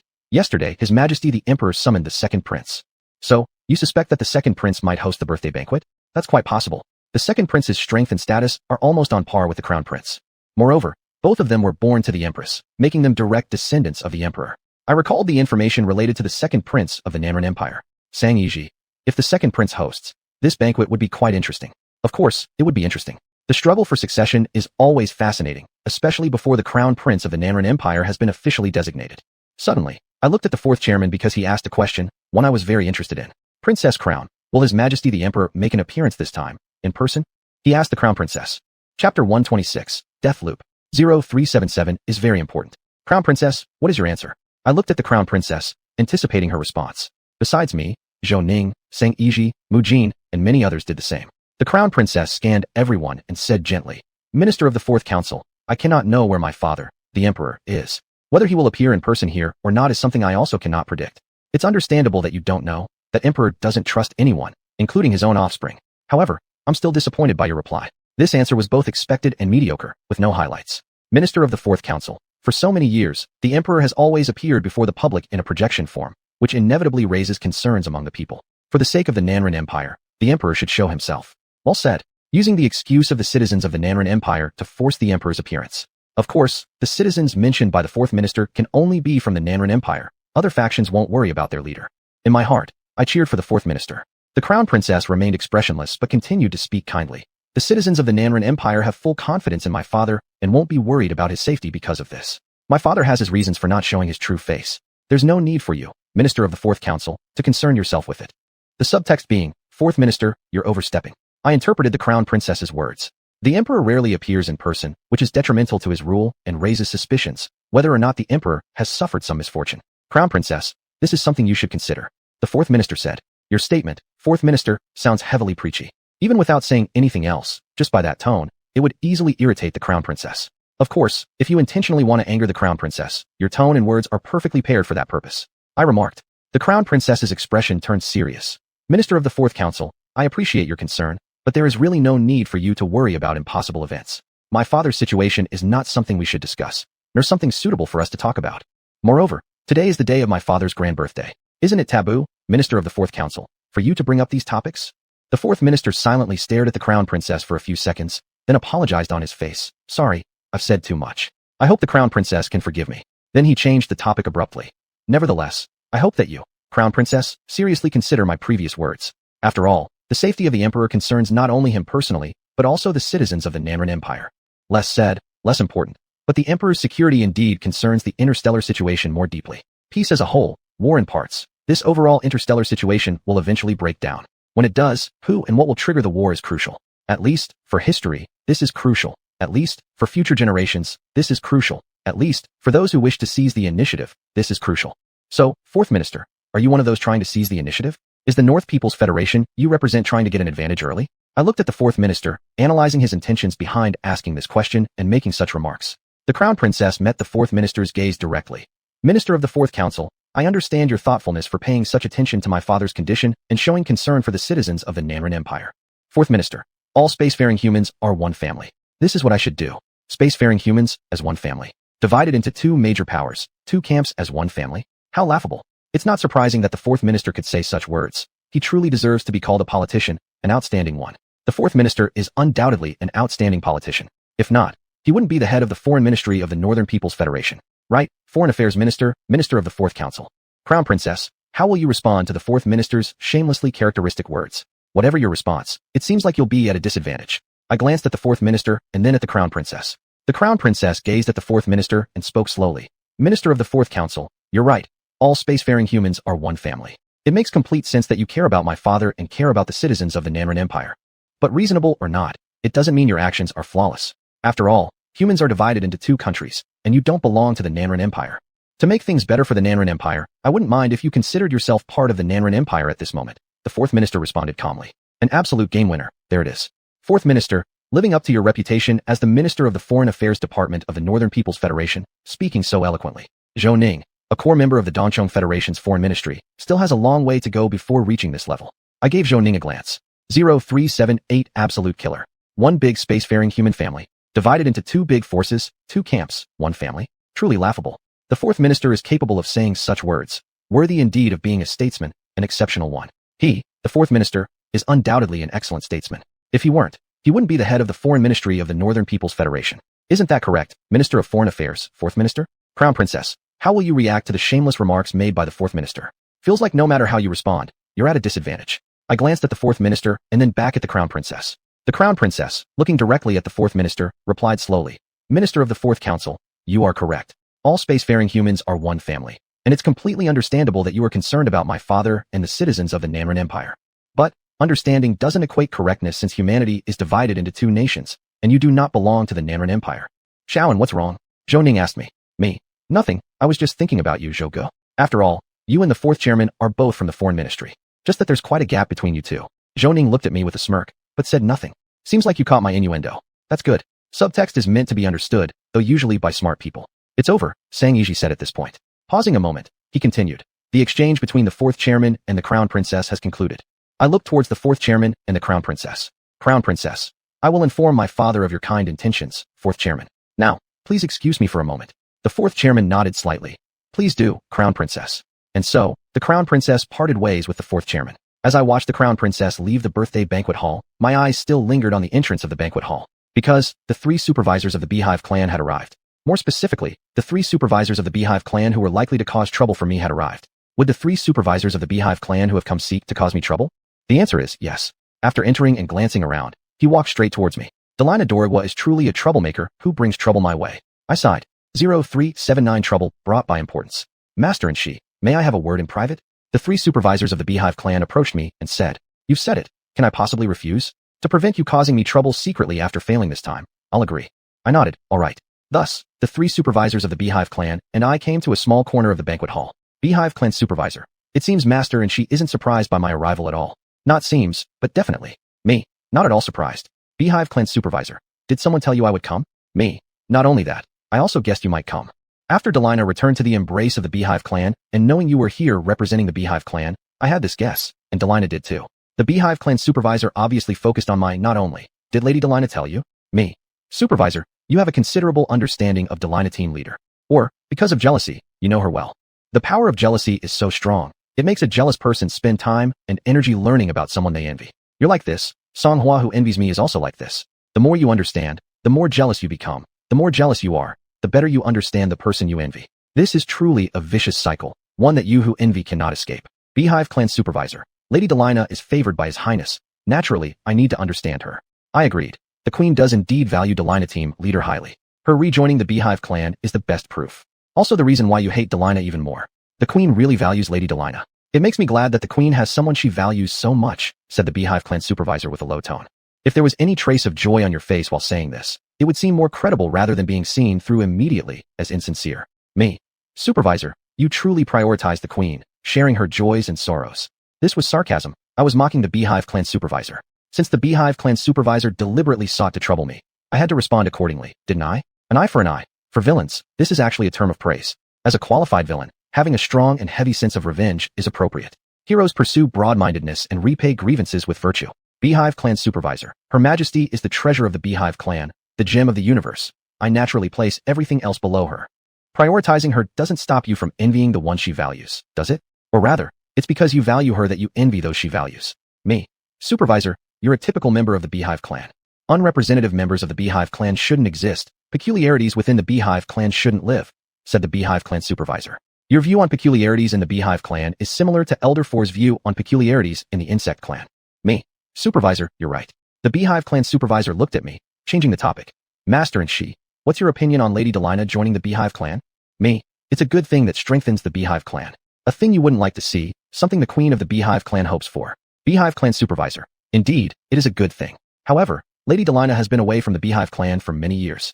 There might be hidden circumstances behind her voluntary return this time, and she could be more inclined towards forces outside the Beehive clan. Are you implying that Delina leans towards the Eastern Insect Federation, towards Elder 4? Me. Manager 3, you shouldn't be saying this to me. If anyone, it should be said to the queen of the Beehive clan, though saying so would make her unhappy. Manager 3 of the Beehive clan. I think this must be said to Master and she, as you have a close relationship with Miss Delina. So, are you here to warn me, and through me, warn Leader Delina? I asked. Are you picking on the weak? Manager 3. Manager 3 of the Beehive clan. Delina has been getting too close to Master and she, which inevitably raises questions about her loyalty. Delina values very few people, just like His Highness. Her regard for Master and she exceeds that for ordinary people. So, this is why you're causing trouble for me, because Delina values me too much? Me. Manager 3. I understand your loyalty to Her Majesty, but aren't you overthinking this? Some people don't particularly like those who overthink. Chapter 127. Success or Failure. Private Intentions 0380. The person I referred to as some people. You wouldn't possibly not know who that is, would you, third manager? The third manager of the Bee tribe clearly understood what I meant. His face darkened slightly, and he said, Lord and she, this is merely your opinion. Me. But Team Leader Delina's ability to rejoin the Bee tribe comes from the intentions of Her Majesty the Queen. If you doubt Team Leader Delina, aren't you doubting Her Majesty the Queen? The princess is one person and Lady Delina is another. They cannot be lumped together, said the third manager of the Bee tribe with a serious expression. No, from some aspects, they can be considered the same. So stop fooling yourself, third manager. Me. Third manager, you need to bravely face the facts. The fact is, in the eyes of the Queen of the Bee tribe, you are not as important as Delina Dora. After pausing for a moment, I continued. Team Leader Delina's joining of the Bee tribe, her rejoining after leaving, was due to Her Majesty the Queen's intentions. It was solely the Queen's effort that led to it. If not for this, how would you have come to bother me, someone with a deep relationship with Delina? Although this deep relationship only exists in your imagination. The third manager of the Bee tribe remained silent for a while before saying, Lord and she, it seems we cannot reach an agreement in our understanding. Of course, we couldn't reach an agreement. How could someone causing trouble have the same understanding as someone being troubled? Me. Regarding this, I feel regretful. The third manager of the Bee tribe, Lord and she, I still believe that Lady Delina has other motives for joining the Bee tribe. Although I don't know what those motives are, I will keep watching her. Are you telling me these things because you want me to pass them on to Delina? I gave a cold look. Oh, the third manager of the Bee tribe. Furthermore, I will also keep an eye on you, Lord and she. Your relationship with Lady Delina makes me unable to ignore you. There are already many people keeping an eye on me. One more like you doesn't matter much. Me. Third manager is truly loyal to Her Majesty the Queen. The things you should be concerned about, you are. The things you shouldn't, you are too. The third manager of the Bee tribe. For me, there is nothing related to the Bee tribe that does not require concern, and even less so regarding Her Highness. I raised my hand and clapped lightly. Third manager is indeed loyal to the Bee tribe and Her Majesty the Queen. But Her Majesty the Queen may not necessarily like your loyalty, especially since it's tainted with jealousy. The third manager of the Bee tribe. Your loyalty to Lord Elder 4 is equally evident to interstellar beings. My loyalty to my immediate superior, Elder 4, isn't tainted with jealousy. Moreover, your loyalty to the Queen of the Bee tribe and my loyalty to Elder 4 are different, aren't they? The Queen of the Bee tribe is like a female version of a Mary Sue character, while Elder 4 is just an ordinary person, albeit one with great power. Me. I am naturally loyal to my boss. And why would that be? For the salary, for the generous pay he offers. The third manager of the Bee tribe. So, Lord and she, you should understand my precaution against Lady Delina and my caution against you. I've always understood. You're simply envious that Delina receives more favor from the Queen of the Bee tribe than you do. Me. I understand, but my understanding does not prevent you, third manager, from being cautious against me or viewing me as an enemy, correct? The third manager of the Bee tribe. I am a member of the Bee tribe. I understand. Each serves their own master, though yours is clouded by private intentions. 0381 guesses. After exchanging a few more words with me, the third manager of the Bee tribe left. After his departure, I returned to my original position. Seeing me return, Zhou Ning asked me with a smile on his face. Shaolin, how did your chat with the third manager go? Me. We were at odds. Zhou Ning. He didn't come to cause trouble for you, right? Why do you two hold such different opinions? Me. I wanted him to accept the facts, but he refused. The third manager envied Delina, so instead of directly expressing his jealousy, he fabricated lies about Delina being a danger to the Bee tribe or to the queen of the Bee tribe. Refusal to face facts is always laughable, especially when it comes from someone like the third manager. Zhou Ning, it appears the result of your conversation with the third manager was quite poor. Me. It started poorly, remained poorly in the middle, so how could it end well? Zhou Ning smiled and did not further discuss the topic. Shaoan, guess when the crown princess will return, he said, looking at the fourth speaker. Me. She will definitely return before the banquet begins. It's 11:35 now. By 12 o'clock, the crown princess will definitely be back. Zhou Ning. Shaoan, you could be more specific. There's no need to be more specific. The crown princess has arrived. I looked toward the entrance of the banquet hall, and she wasn't alone in arriving. Zhou Ning, like me, also looked at the door. Sang Yiji and Mu Jin similarly watched. Under the various gazes full of reasons, the crown princess appeared, along with her companions. Elder prince, second prince, Sang Yiji whispered softly. The question arose, whose responsibility would it be to host the emperor's birthday banquet? I looked at crown prince, located on the left side of the first imperial princess, and then glanced over at second prince, who was situated to her right. Judging by their positioning, the half-siblings from the same father shared a closer relationship than the full siblings did. This, I noticed. As I eyed both crown prince and second prince, I remarked. It seems we've overlooked one possibility. There may be more than one host for this banquet. Sang Yiji turned his attention towards me, asking, Mizin, you're suggesting that both crown prince and second prince will jointly host the banquet? I replied, isn't it a plausible scenario? In fact, this possibility was much greater than second prince hosting alone. The emperor is a cautious person. He wouldn't easily take away the authority to host the banquet from the crown prince, especially now when this fragile peace could break at any moment. That's indeed a possibility, as emperor might do so, Mu Jin concurred. And just as I had thought, the banquet was co-hosted by the crown prince and second prince. I looked at Zhou Ning, inquiring, Big brother Zhou, do we get any rewards for guessing correctly? Would verbal rewards count? Zhou Ning asked with a smile. Not really. Verbal rewards have little tangible value. I stated. Understood, there are no rewards. Zhou Ning chuckled, shaking his head. Shaoan, you shouldn't only focus on material rewards. I countered. Sometimes, I do care about verbal recognition. But not yours. Given our equal ranks and similar abilities, your praise would hold no real significance to me. At least, fourth elder's verbal praise could be used to spur Songhua. 0382 appearance. Time flowed swiftly, and before we knew it, it was already 11:59. As the banquet approached its starting minute, all eyes were focused on the core area of the banquet hall, the throne positioned on the second floor of the grand hall. Whether the emperor appeared as a projection or in person, he was sure to emerge in front of the throne. I fixed my gaze intently on the throne, as everyone else present did. The moment of revelation had arrived, whether it would be an actual presence or a mere projection. The likelihood leaned heavily towards a projection, and quite substantially too. Thus, under countless watchful eyes, the emperor's projection made its appearance. He hasn't been the least bit surprising, commented Sang Yiji. I nodded in agreement. Indeed. Meanwhile, this made me even more curious. What exactly had the emperor been doing these past years while avoiding public appearances? The emperor's projection said, Everyone, thank you for attending my birthday banquet. If you truly appreciated it, why resort to appearing as a mere projection? Do you believe us? 90% of the people here were waiting for your actual self to appear. With those words spoken, the emperor's projection sat down, letting crown prince and second prince resume their roles in hosting the banquet and entertaining guests. The emperor is still as laconic as ever, Zhou Ning observed. Was it due to not wanting to speak excessively or not being able to? This posed a serious question. And here stood someone who possessed the qualification to resolve this very issue. I cast my gaze towards fourth speaker. Fourth speaker, your moment has come. Step forward. True to expectation, fourth speaker moved, as I had foreseen. Looking at first imperial princess, fourth speaker said, First imperial princess, I imagine you would be delighted to escort me to meet His Majesty the Emperor. Her pleasure or lack thereof mattered little. What mattered was my eagerness to witness your conversation with the Emperor, and naturally, it's what you desire too, isn't it? First imperial princess maintained her gentle smile. Certainly, I am delighted. Esteemed fourth speaker, please follow me. Hence, fourth speaker met face to face with the Emperor's projection. The long-awaited show began. Watching fourth speaker and the Emperor's projection, I noted how the latter summoned a stool, asking, Fourth speaker, shall we sit? Shaking his head, fourth speaker replied, No need, standing suits me fine. The Emperor's projection smiled faintly. What do you wish to discuss with me? Fourth speaker, my purpose, your majesty must know well, and certainly knows what matters I intend to discuss. How bold, fourth speaker. Eyes brightened, mine did.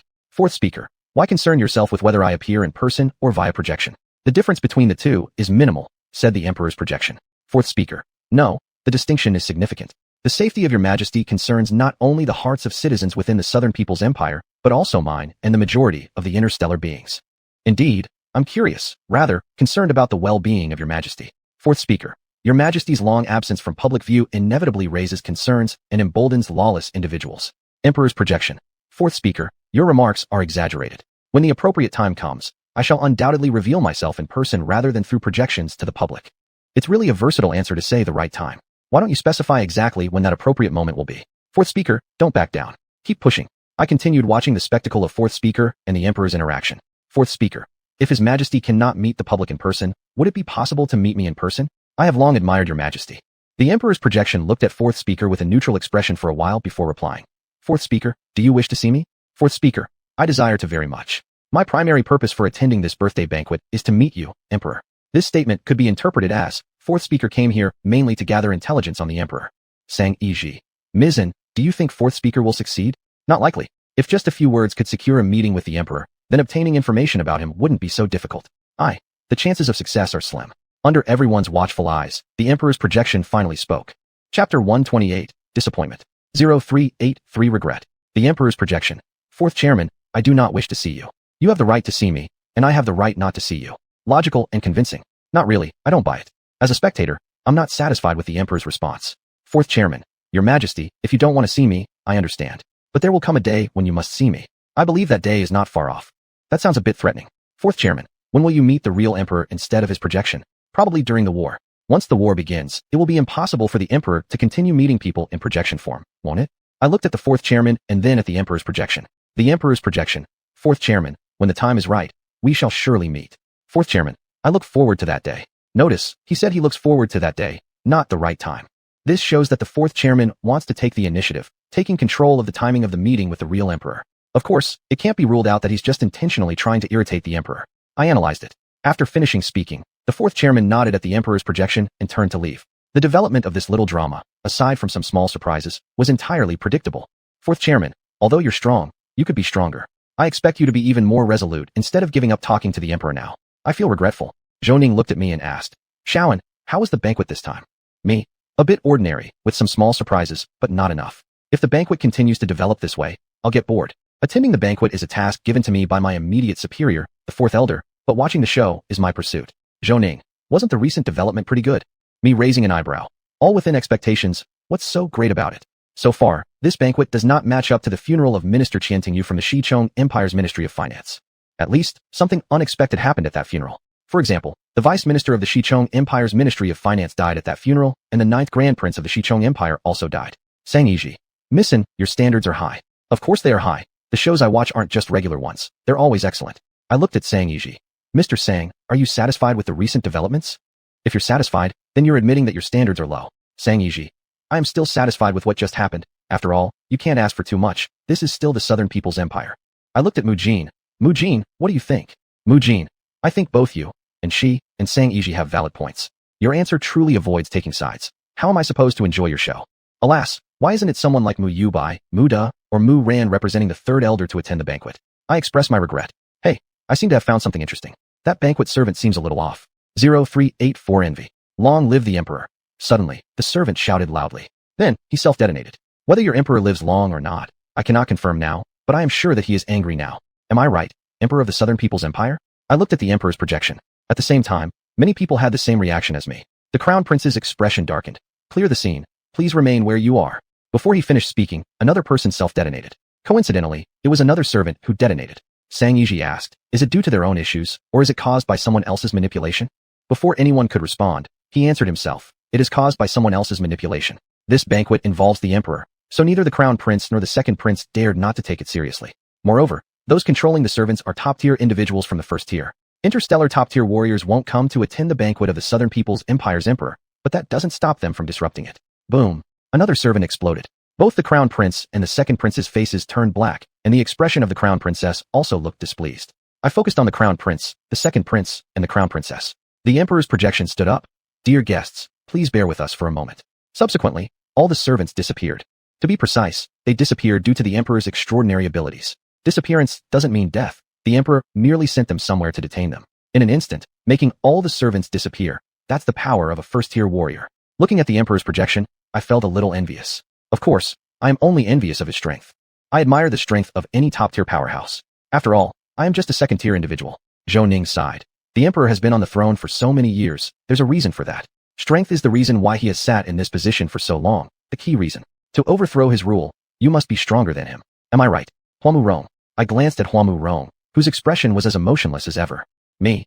There is indeed a reason. Great power is the biggest reason. Mr. Zhou, Miss and Mr. Mu. We might as well guess who or what faction made the servants self-detonate, Sang Yiji said. Zhou Ning looked at Sang Yiji. Mr. Sang, who do you think it is? Sang Yiji. It's a first-tier powerhouse within the Southern People's Empire who dislikes His Majesty the Emperor. Me. Not necessarily. Perhaps it could be some other faction. If they dislike the Emperor, they don't need to act personally. They can hire others to do the job. Those who manipulated the servants to self-detonate are most likely extraordinary individuals from the mental discipline category in the special systems. But mental discipline extraordinary individuals are hard to identify. They're the best at hiding among the exceptional beings, and also the ones others love to hire the most. Zhou Ning nodded. Missin is correct. Those who took action may not be from the Southern People's Empire. Mu Jin. But this absolutely has something to do with those within the Southern People's Empire who are dissatisfied with His Majesty the Emperor. I chimed in, agreed. If it were unrelated, then that would be strange. 0385 Concern. At this moment, the projection of the Emperor spoke. Ladies and gentlemen, let us continue with the birthday banquet. Then, one by one, the attendants walked into the banquet hall. To be precise, the royal guards entered the banquet hall, exclusively belonging to the Emperor. Me. Using their own royal guards as attendants, His Majesty the Emperor is truly extravagant, and it shows how much he values us. Of course, he does all this ultimately for his birthday banquet. Zhou Ning. Even a top-tier powerhouse will find it difficult to manipulate the royal guards. After all, royal guards emphasize proximity. If even the nearby royal guards around him had been tampered with, the Emperor probably wouldn't have lived until now. Me. With His Majesty the Emperor present, the royal guards are naturally safe. Zhou Ning asked me. Was that a surprise just now, Miss Shaoan? Me. Yes, this birthday banquet became more interesting because of that. How could it not be? The attendants at the banquet self-detonated. Somebody might cause trouble at the banquet, which I already suspected. However, they targeted the banquet's attendants, making them self-detonate. That was unexpected. I thought they would cause chaos outside the banquet to disturb it. Sang Yiji. Missin is probably satisfied now. I nodded. Still, I hope I can be more satisfied. Although the surprise was unexpected, it felt like something was missing.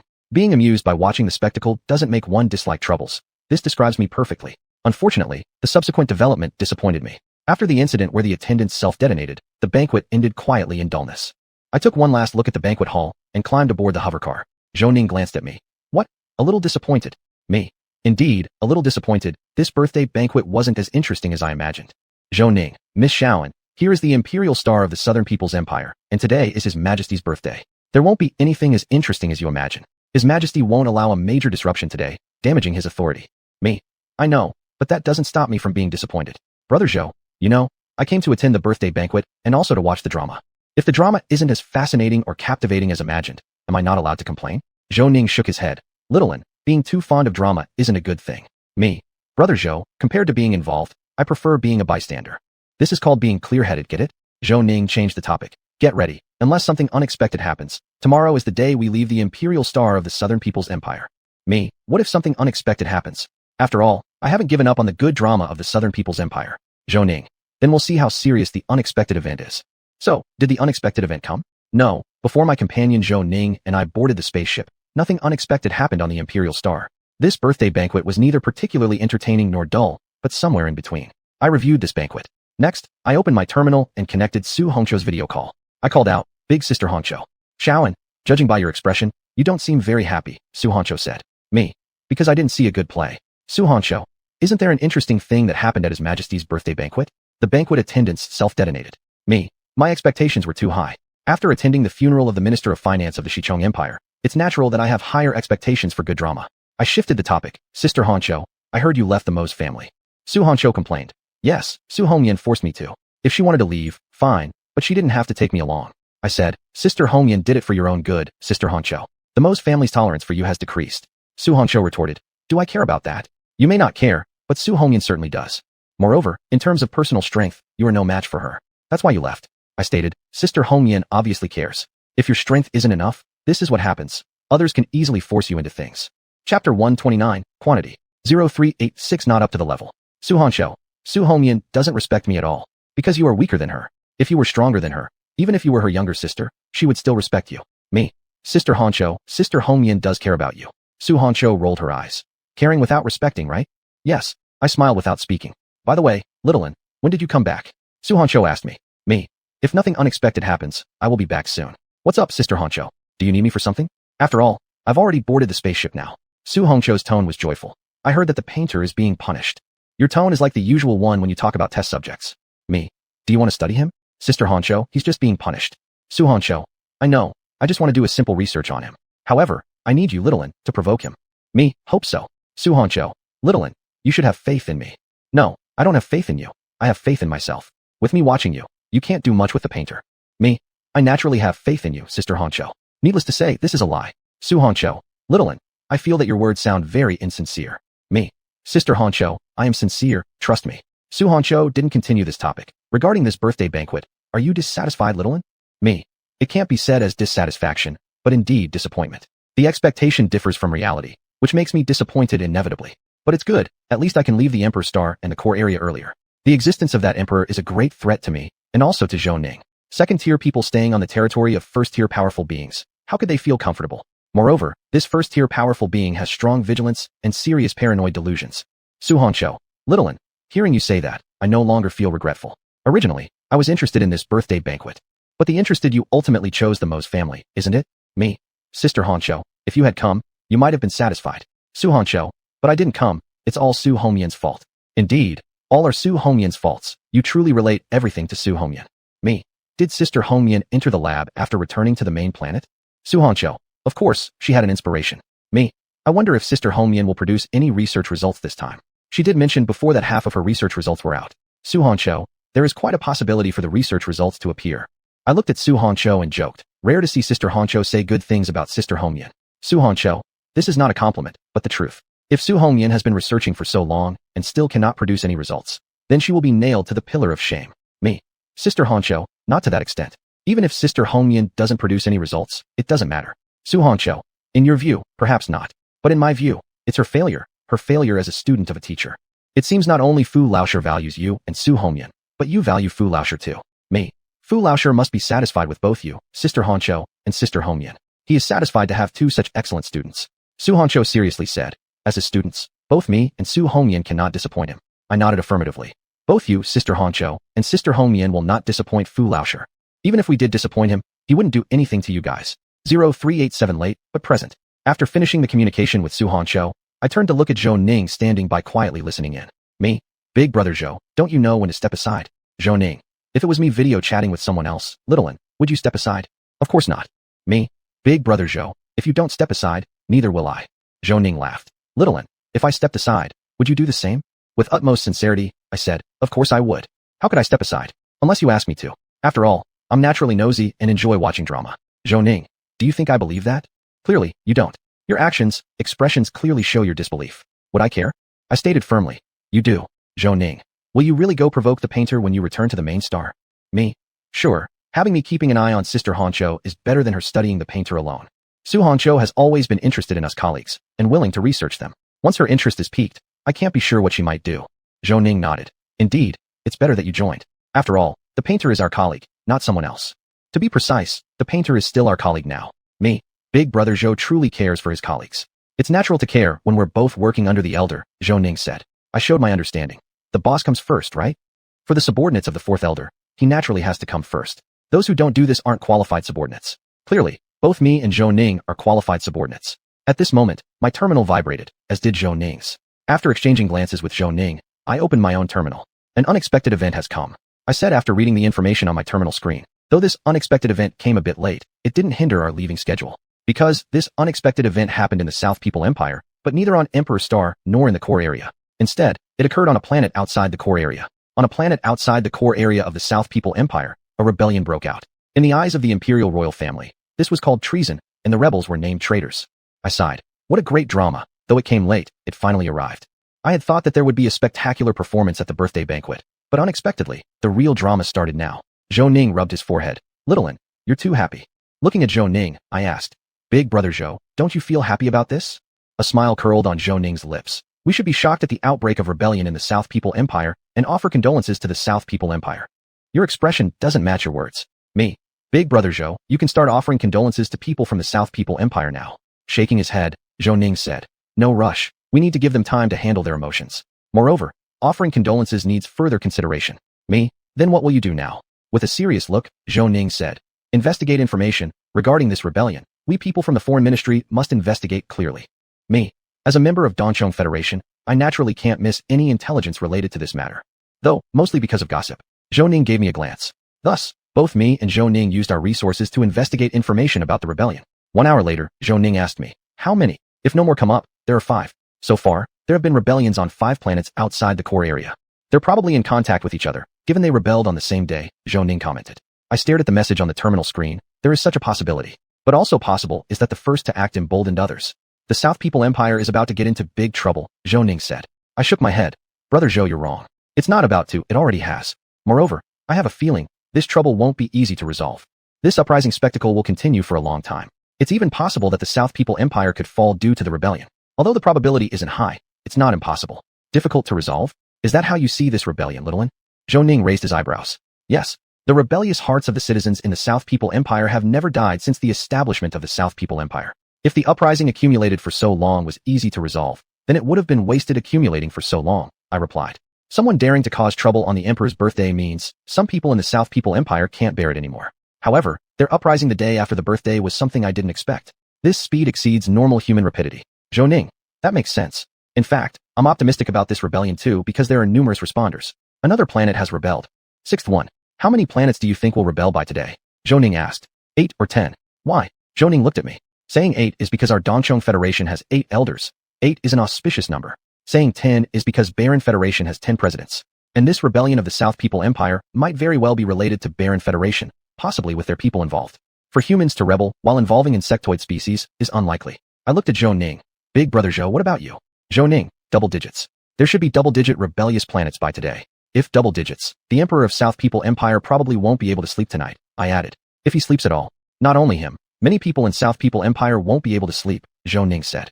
I like this grand show. This rebellion is a great show. I looked at the star domain map of South People Empire and smiled.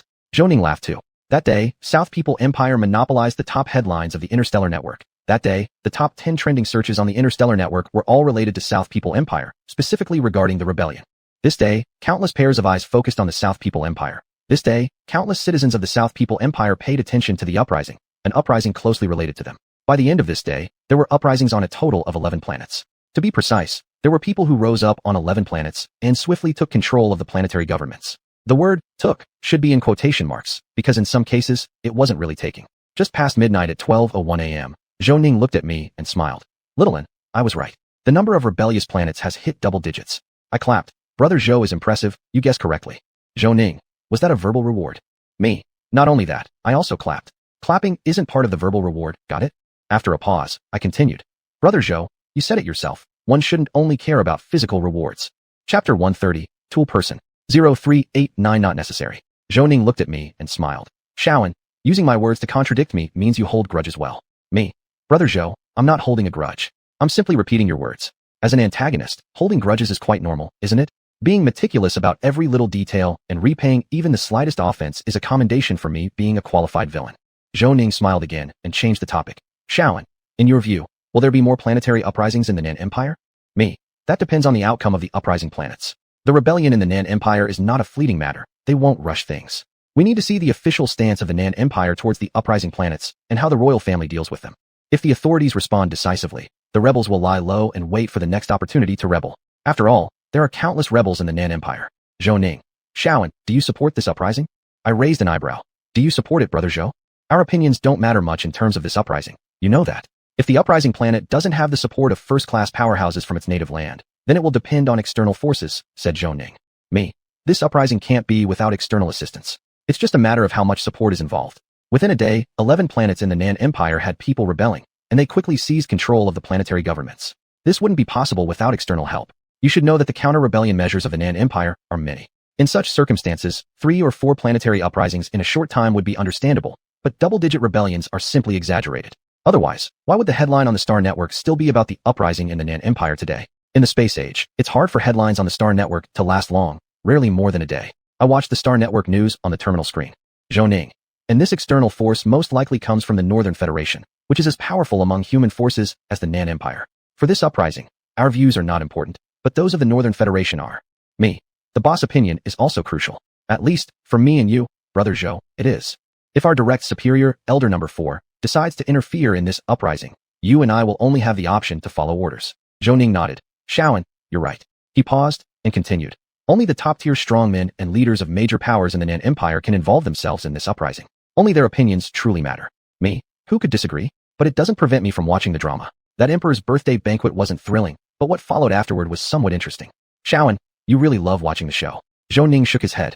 Me. Those who are deeply involved often become blinded, while bystanders see clearly. Aren't spectators also a kind of bystander? Brother Zhou, I know you don't like my attitude toward life as a spectator, but I won't change. Sticking firmly to one's principles without regret is the highest virtue for a qualified antagonist. Coincidentally, I am precisely that. Zhou Ning. Should I cheer for Xiao and not changing? Me. No need. Clapping your hands would be enough. Xiao and you're really... He didn't finish his sentence before clapping. For this, I accepted it gladly. As for what Zhou Ning didn't say, I didn't care. Does a villain need to care about others' opinions? No, they don't. 0390 non-conflict. In the following few days, as Zhou Ning and I anticipated, no more planets revolted. The number of revolting planets remained at 11. Because the Nan Empire's official side made a response, a strong one. Under official control, neighboring planets around the revolting ones were mobilized to attack the revolting planets. Many powerful individuals, numerous armies, and battle spaceships gathered under official command, heading toward the uprising planets. During these days, I enjoyed the spectacle immensely. Unfortunately, the pleasant days are almost over, and now it's the beginning of my role as one of the actors. Looking at Su Honcho, who had been waiting for me at the spaceport for some time, I walked forward. Honcho sister, I called out. Su Honcho. Shaoan, since I've come to the spaceport to wait for you, are you glad? Me. Of course I'm glad. Don't make fun of me. You're not really waiting, you're blocking my way. I've already agreed to help you stimulate the painter. Was it necessary for you to act this way? Looking at Su Honcho, I continued. It fully demonstrates your emphasis on me. Honcho's sister. How could I not feel delighted and pleased?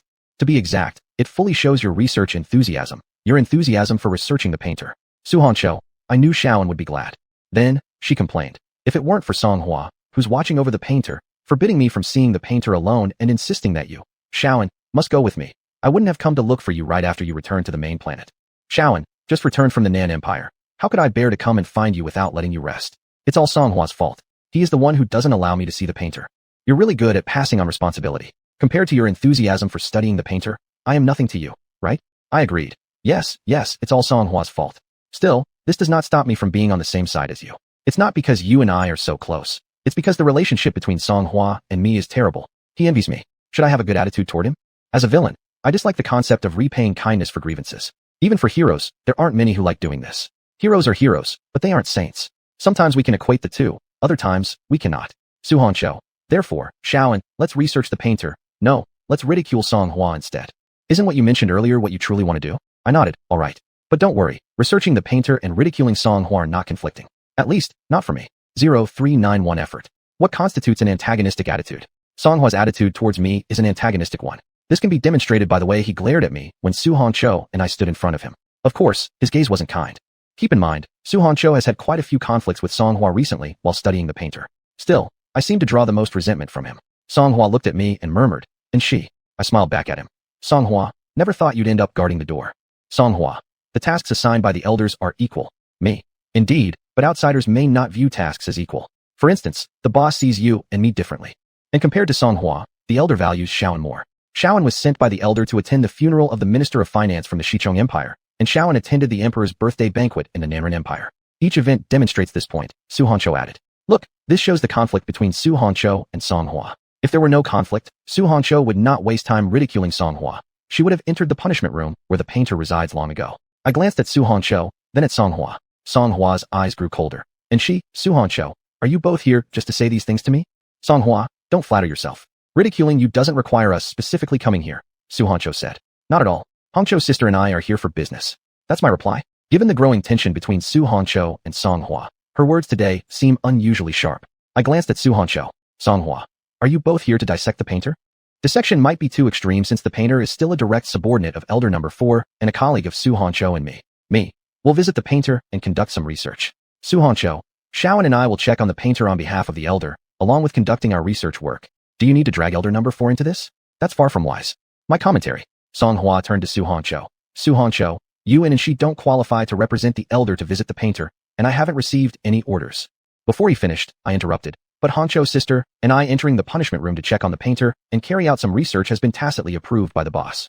Song Hua, if you block us now, do you intend to disobey the boss's orders? I asked Song Hua, who stubbornly blocked the entrance to the punishment room. Su Honcho feigned surprise. Song Hua, do you actually want to defy the Elder? Song Hua stared silently at me for a while before stepping aside. Go ahead, don't do anything unnecessary.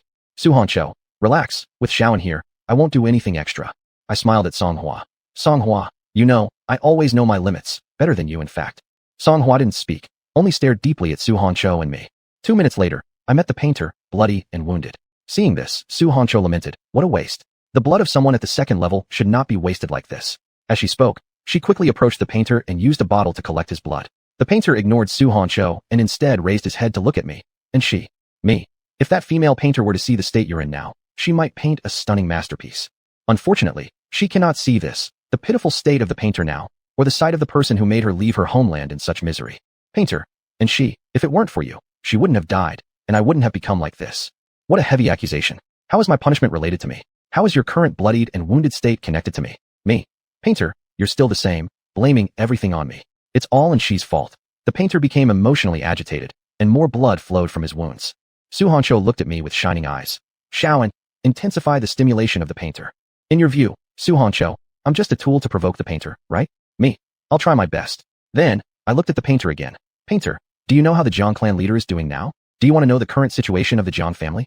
Without waiting for the painter to speak, I asked and answered myself. Let me tell you, the Jiang clan leader, who was so loyal to you they reached foolishness, has already died, and most of the Jiang family has suffered casualties.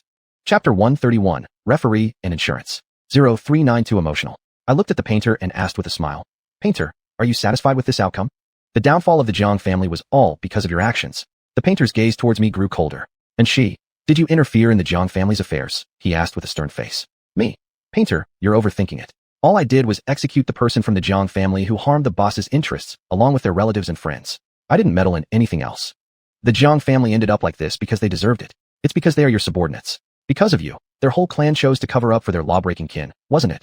Painter, I won't let you put the blame on me. Why should I care about your emotions? I'm not anyone special to you. The painter closed his eyes briefly and asked, how did the Jiang clan leader die? Me. He died after suffering severe injuries while trying to protect the members of the Jiang clan. The Jiang clan leader was both loyal to the point of foolishness and an unqualified leader of his clan. If he hadn't been so blindly loyal to the painter, he wouldn't have met such an end. Ultimately, he followed the wrong boss, and the Jiang family made the wrong bet. After all, the painter has never been a qualified boss. He is too emotional. For insectoids, his emotions are excessively abundant. Shaoan, continue. Su Honcho shouted brightly as she watched the painter's tightly clenched fists. Su Honcho, you certainly know how to focus, dedicating yourself to your research. I glanced at Su Honcho and said, all right, big sister Honcho. Me. Painter, is there anything else you want to know? Painter, and she, did you and Su Honcho come here to study me? Were our intentions that obvious? I smiled. It's quite evident. Isn't it clear? Why else would Shaoan and I be here if not to study you? Su Honcho feigned puzzlement. Are you planning to provoke the painter directly? Su Honcho? I chimed in. Sister Honcho is right. The painter sneered dismissively. Su Honcho, you only dare to collect my blood. I became interested. Is the painter provoking Su Honcho? Well, just being here doesn't mean we can only act as spectators. Su Honcho raised her head and looked at the painter. What? Do you think I'm not studying you thoroughly enough? Isn't it because you're a coward that you don't study me more thoroughly? The painter mocked. I asked the painter. Are you inciting Sister Honcho to rebel against the boss? Do you want her to become someone like you? The painter looked coldly. And she, now you're the one overthinking things. I understood, this is what you want. I turned and looked at an empty spot behind me. Songhua, do you still think Sister Honcho's research on the painter is excessive? Songhua revealed himself. Not at all. Researching the painter however much isn't excessive. A staunch supporter of the Fourth Elder, someone dissatisfied with the Fourth Elder, and someone devoted solely to research. With these three people gathered together, I am delighted. Who wouldn't be happy with the promise of good drama? Su Honcho glanced at Songhua. Oh, so you stopped watching the painter and started guarding me and Shaoan instead? Songhua, guarding the painter is my duty, assigned by the Elder. Guarding you and she is to better guard the painter. Lies. Clearly, this is to satisfy your own desires. Guarding the painter is your responsibility. Guarding me and Su Honcho is actually your true intention. 0393 Consideration. I applauded with raised hands. That was said beautifully, Songhua. You truly deserve your reputation for unwavering loyalty to the boss, something painter cannot compare to. Songhua looked at me. And she, don't mention the painter's supposed loyalty to the Elder. He doesn't deserve it. I agreed readily. Okay. Your request, I can fulfill easily. 3 against 1, the painter scoffed coldly. We certainly don't need 3 against 1. You're thinking too highly of yourself. Me. Painter, you misunderstand. Sister Honcho is here to study you. Songhua is here to watch over you. And my role is merely to provoke you. Someone locked up in a punishment room hardly requires 3 people to deal with you. 1 person would be more than enough. Painter, do the 3 of you harbor any goodwill towards me? Of course not. Su Honcho has only a desire to study you. Songhua dislikes you because of your disrespect towards the Fourth Elder. As for me, I am merely a tool here to irritate you. Me. Painter, goodwill depends on the person. Clearly, your current state fails to elicit any positive feelings, let alone goodwill. In truth, none of us here feel any kindness toward you. Songhua. Anyone with rebellious thoughts against the Elder deserves this kind of outcome. Su Honcho solemnly said, no, you should be studied by me. She then looked at Songhua. Songhua, since we rarely agree on something, why don't you stop watching the painter, If Songhua weren't watching you, would you dissect the painter then? Stop daydreaming. It'd be strange if Songhua agreed. He's a staunch supporter of the fourth elder, and someone who might envy me due to the fourth elder's favor towards me. Songhua shook his head. Stop dreaming, Suhancho. I won't allow you to overstep your boundaries, neither will she. Suhancho looked at me. Shaoan, is it really not possible? It's not. The painter is only in a state of punishment. I replied.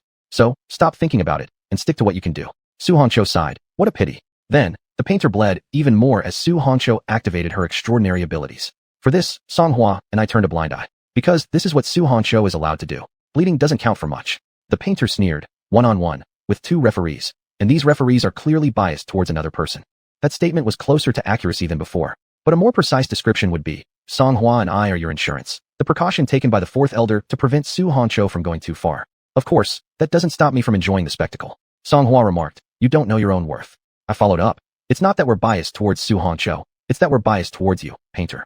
If it weren't for Songhua and me, you can imagine your current state. When Suhancho gets into research mode, she knows no restraint. The painter coldly stated, do I need to thank you? And she, and Songhua? Painter, your gratitude shouldn't be directed at us but towards the elder. Songhua said. The painter pursed his lips and remained silent. So, you still have reservations, huh, painter? I looked at the quiet painter. 039 for the fourth elder's doing. Half an hour later, Suhancho reluctantly put away her bottle. Can't we stay a little longer? Shaoan. She looked at me expectantly.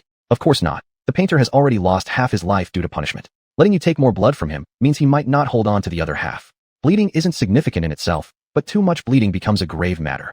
Me. Sister Hancho, no, this exceeds the tacit range allowed by the boss. Suhancho was still reluctant. Shaoan, can't we make an exception? Songhua, no. Suhancho, it's time for you and she to leave. Suhancho frowned. Songhua, were you speaking to me? Leave. Songhua pointed to the door. Suhancho narrowed her eyes, her gaze toward Songhua growing increasingly unfriendly. Songhua stared back expressionlessly. I looked at Suhancho and then at Songhua. Sister Hancho, don't worry about this moment. There might still be chances for you. After all, given the look of the painter, he hasn't fully realized his mistakes yet. As it stands now, he attributes all errors to me. How could he possibly leave the punishment chamber? Painter, and she, are you playing peacemaker now? Me. There's no choice, it comes with being capable. Suhancho may clash with Songhua, but they mustn't start a fight in front of me. That's my bare minimum requirement for them. Also what the fourth elder expects of me. Painter. And she, you always maintain this insufferably arrogant demeanor. Me. This isn't arrogance, it's confidence. You. Painter, with everything wrong with you, wouldn't comprehend the difference between arrogance and confidence. I agree. Suhancho said. And she is better than you. Painter, at least at this moment. Songhua said expressionlessly. It seems like you didn't say that willingly, Songhua. Me. Painter, see? The public's eyes are clear as day. Painter. And she, you aren't much better than me. The one among us most resembling the elder is you. Me. Being like the boss isn't bad at all. Me being like the boss is both my honor and my pride. A creation resembles its creator, isn't that normal? Like the object resembles its master. The painter stayed silent and closed his eyes. When he couldn't argue, he stopped talking. I commented, looking at Suhancho and Songhua. Songhua. And she, Suhancho, let's go. Suhancho complained somewhat. Always in such a rush. 3 minutes later, Suhancho and I left the place of punishment. Suhancho. Shaoan, Songhua is so annoying. No wonder the elders don't favor him. I glanced at Songhua in the distance watching Suhancho and me. The boss dislikes him not because of this. It's because he's too greedy, craving things the boss won't give him. Songhua sees the fourth elder as a father, but the fourth elder is unwilling to have an additional son, especially one hoping for a filial relationship. Suhancho. A greedy man shall forever be plagued by greed. Looks like Songhua falls into this category. Me. Not looks like, he already is. So, in the elder's eyes, Songhua will never match you. And she, right? Suhancho smiled and asked me. I nodded yes. This was something that was fated from the very beginning, destined since my birth. How can subordinates possibly be as effective as a weapon, especially when they yearn for things they shouldn't? Suhancho turned her head toward Songhua. Songhua, did you hear what I just said? Songhua took a deep look at me before returning to the punishment area. How has Songhua survived with such obvious weaknesses? Suhancho voiced her confusion. Don't you also have very obvious weaknesses, and yet, here you are, still alive? Me. Perhaps it's because of his decent background, status, and not bad strength. One of the 8 elders of the Donchong Federation, the fourth elder, holds quite some influence, doesn't he? Suhancho. That makes sense. Shaoan, you've been pretty bold but still managed to survive.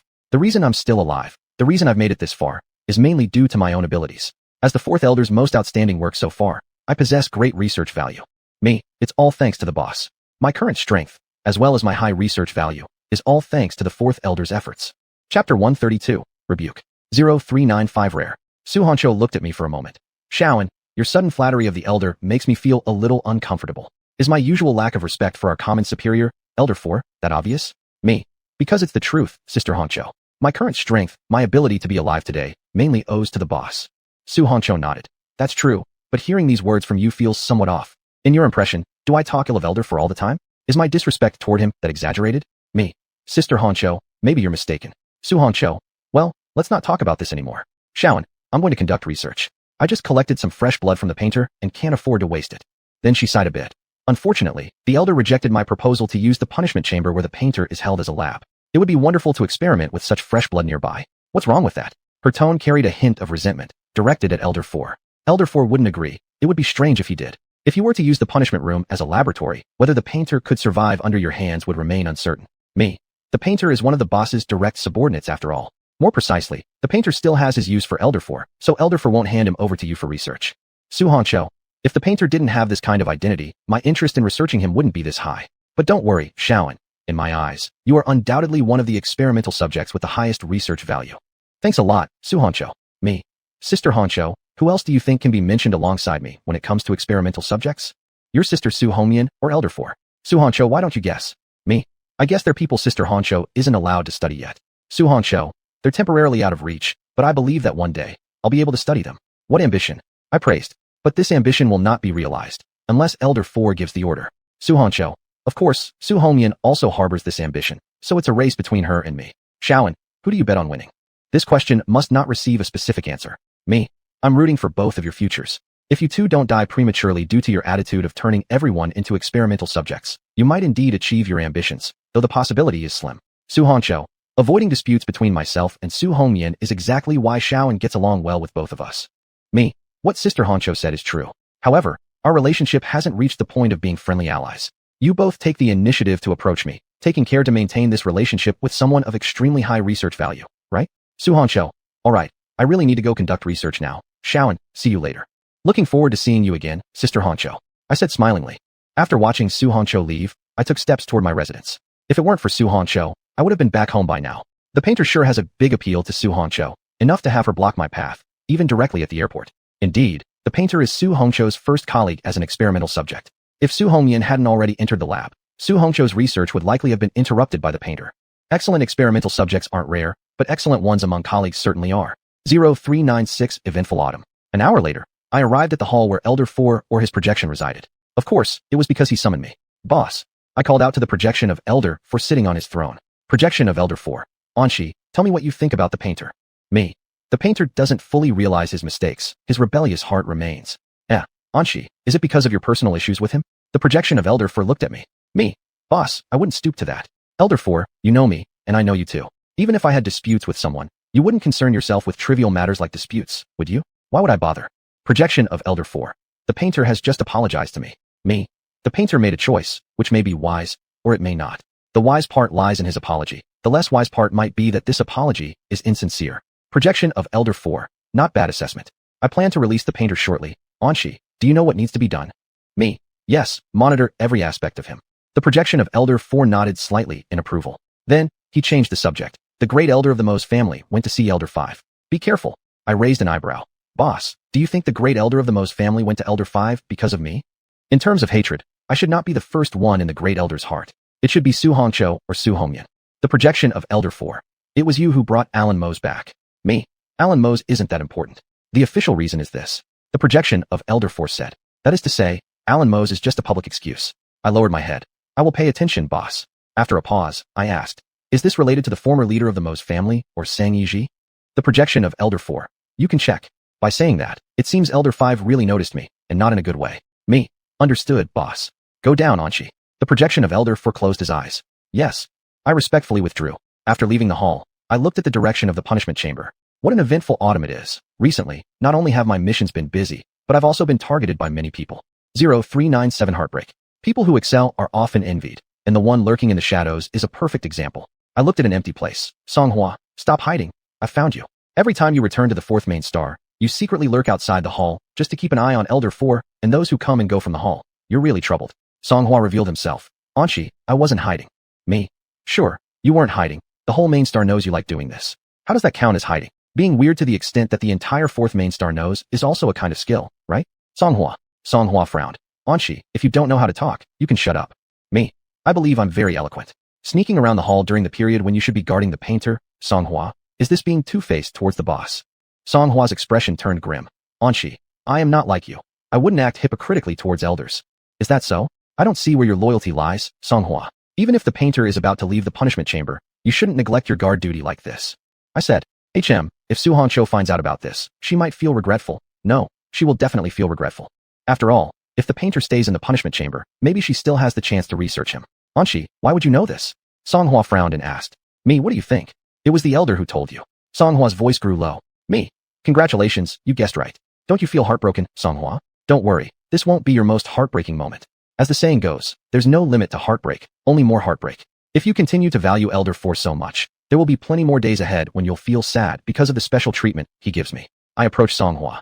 Songhua, since you know the boss summoned me and informed me about this, why don't you go back to guard the painter? Your idleness can't compare with my hard work. Songhua glared coldly at me. Anshi, my business doesn't need your concern, and I don't need your reminders. After saying that, he left and headed toward the punishment chamber. Looking at Songhua's back, I slowly said, this isn't a reminder, it's a warning. A friendly reminder is for those we care about, understand? Songhua turned around and gave me a cold look. Greedy people will always be disturbed by their greed. Looks like you didn't hear me at all, Songhua. I sighed. Shaking my head, I teleported back to my residence. If I hadn't decided to chat with Songhua to adjust my mood, I would have teleported back long ago.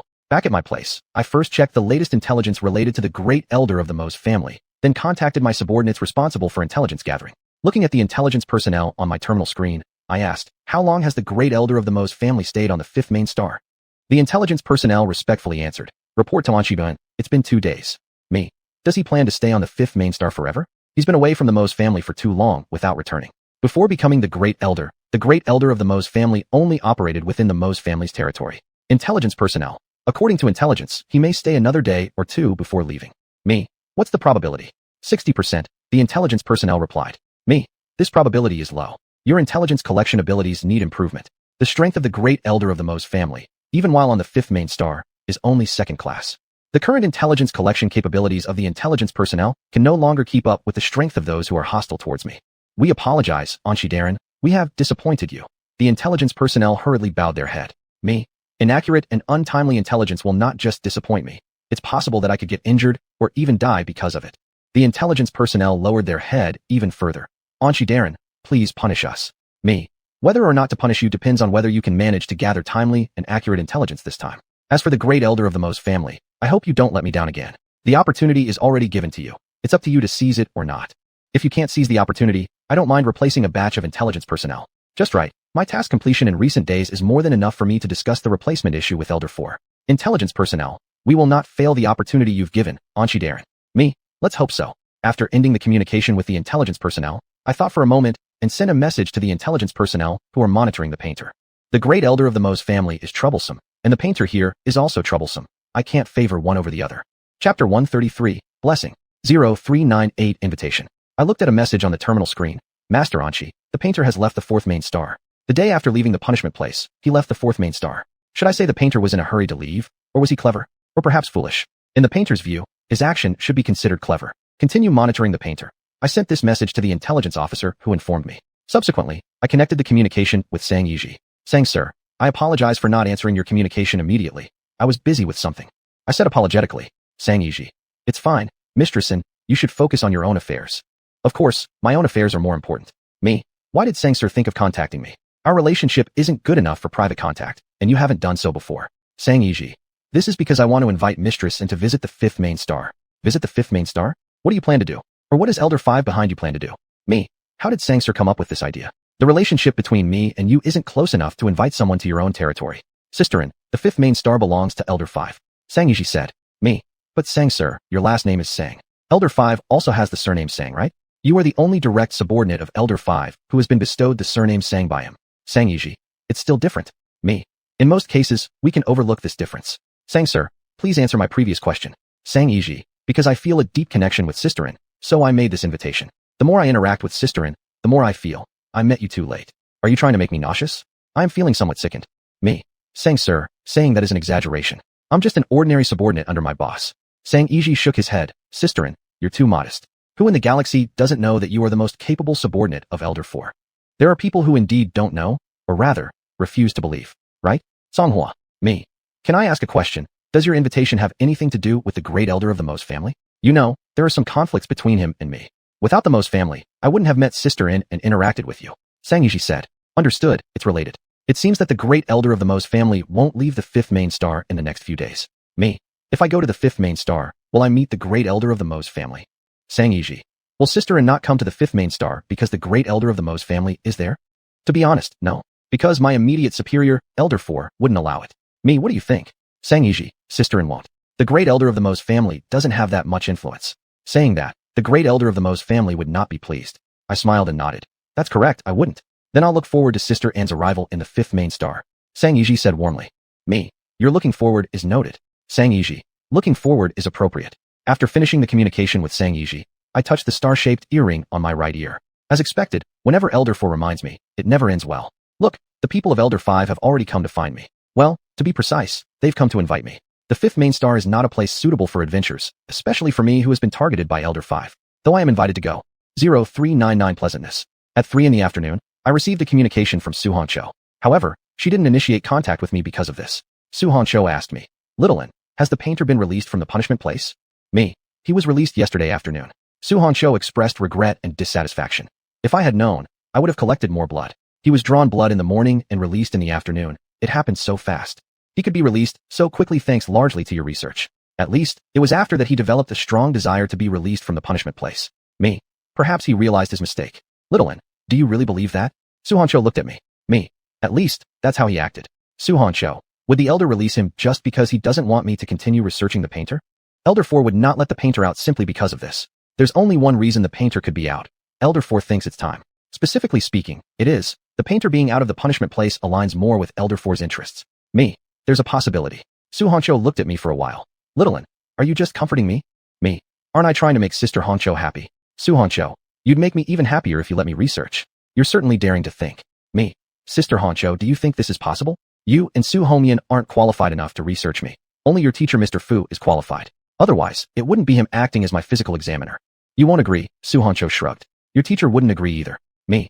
Sister Honcho, did you use up the painter's blood so quickly? In theory, you shouldn't have used it all. After all, you should leave some for Su Homian. Su Honcho, no, but that doesn't stop me from wanting to draw more blood from the painter. I thought he would still be at the punishment place today. Me. There's nothing we can do about it. Once you miss the chance, there's no turning back. Moreover, you haven't missed out completely.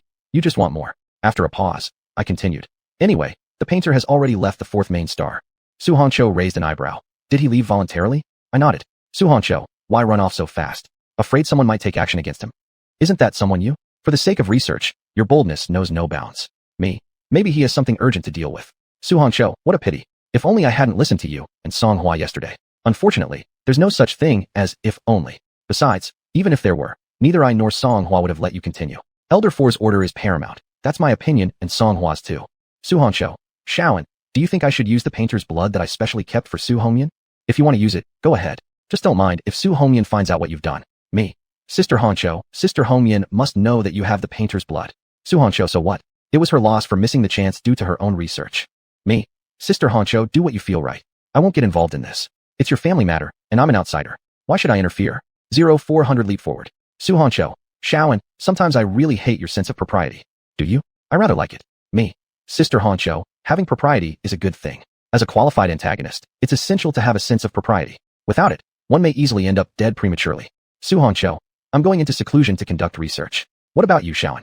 Me. I'm planning to visit the fifth main star. Su Honcho, the territory of Elder 5? What are you doing there? Is it by the Elder's order? Sang Yiji invited me. I said. Su Honcho, flattery without a cause is often suspicious. Shaoan, be careful. Me, I will. This invitation from Sang Yiji wasn't made with good intentions. The Elder 5 behind him couldn't possibly have any fondness for me. That much is confirmed by Elder 4. Seeming to recall something, Su Honcho asked, by the way, Shaoan, has the great elder of the Mose family returned to the Mose family? Me. Not yet. He is still on the fifth main star. Su Honcho frowned. Is your trip to the fifth main star related to him? It would be strange if it weren't.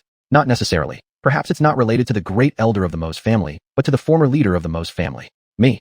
It's hard for it not to involve him. But come to think of it, everything ties back to the great elder of the Mose family. Su Honcho.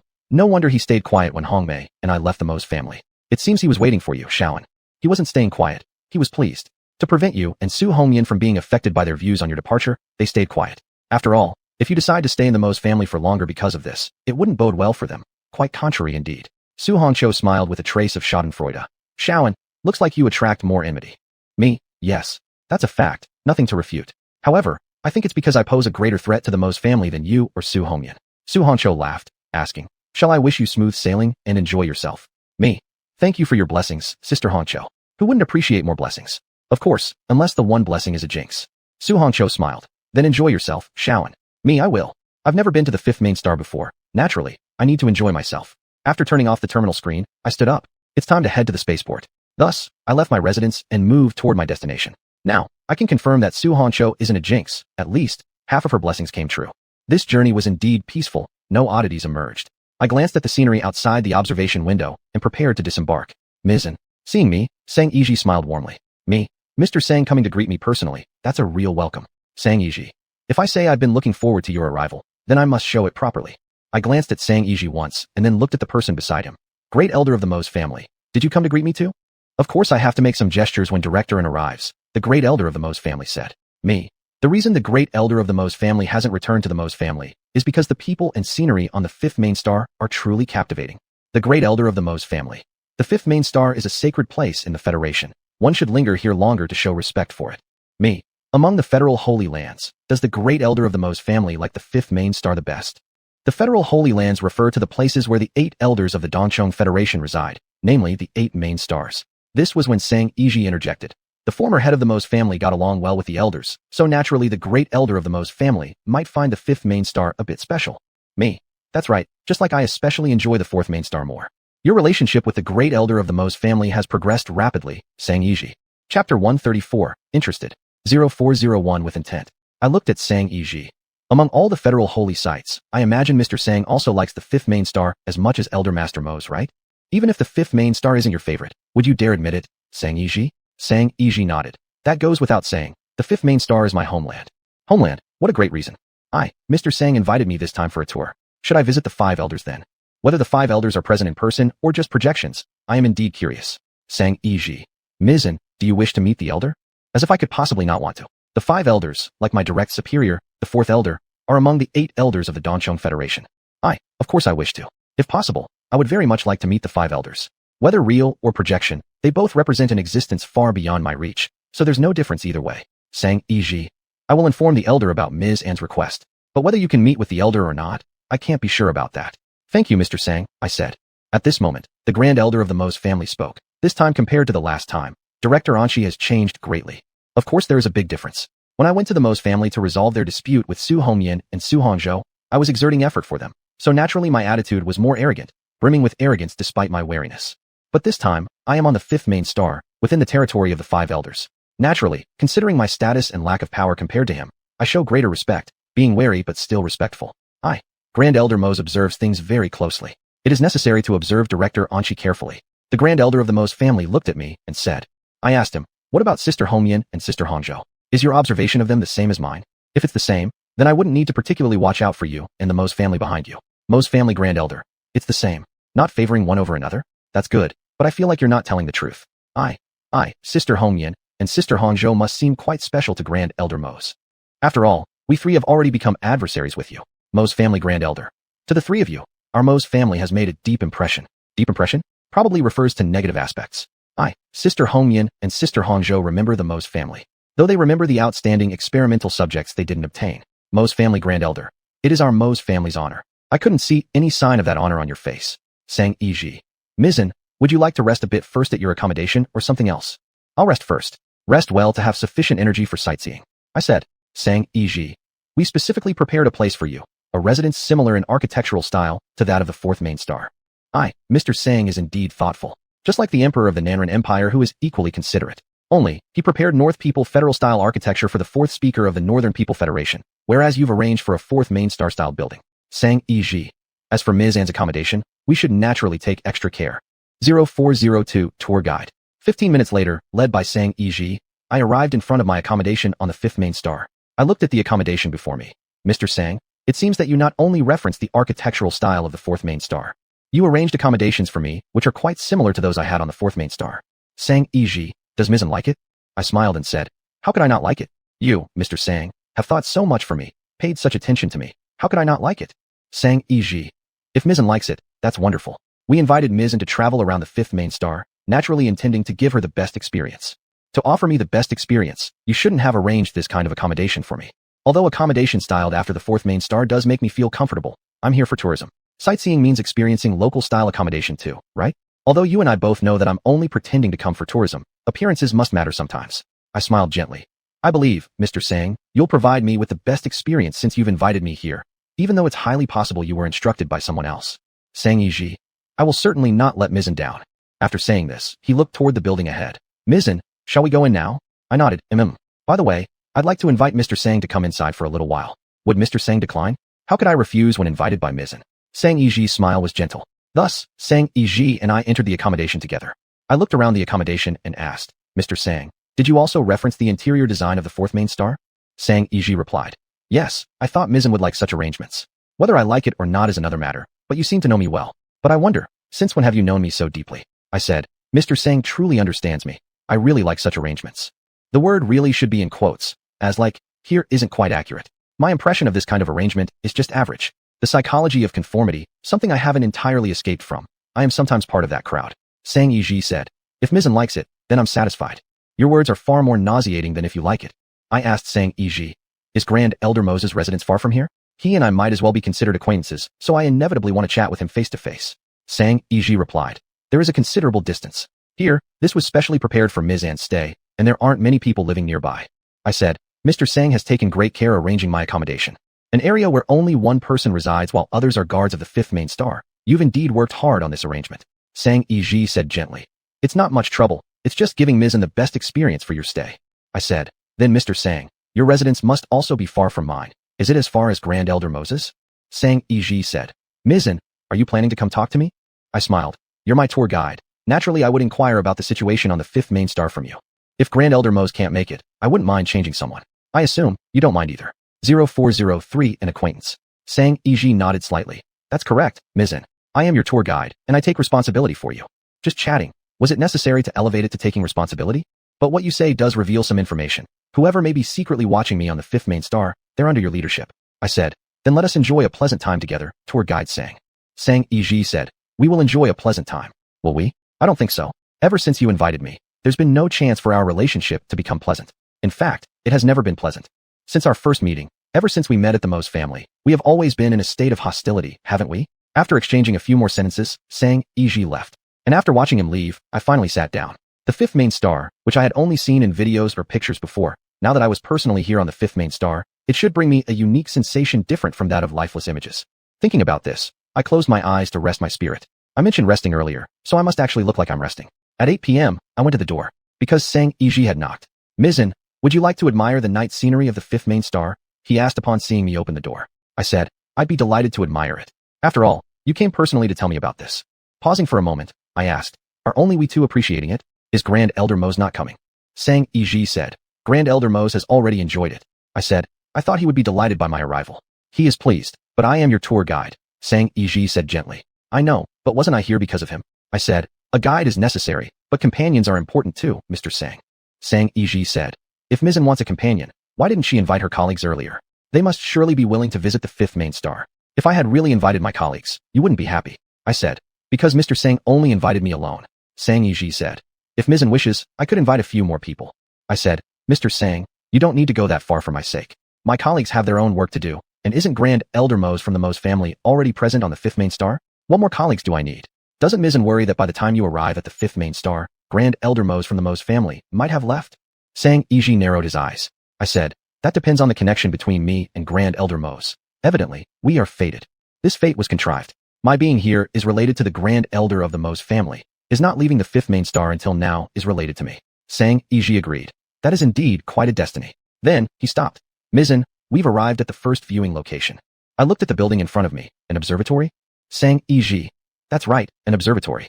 The night sky of the fifth main star is undoubtedly the most beautiful in the Federation.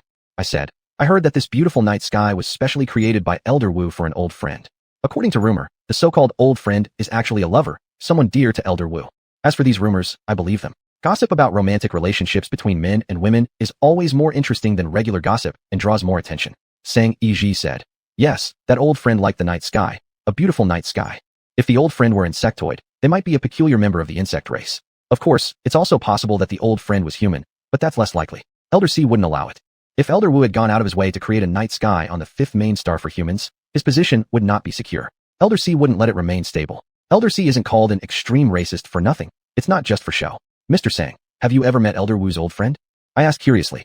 Sang Yiji. Mizan, are you interested in that old friend?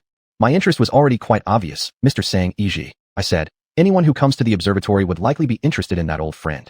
Chapter 135, Expectations. 0404 Hardly. Sang Yiji looked at me.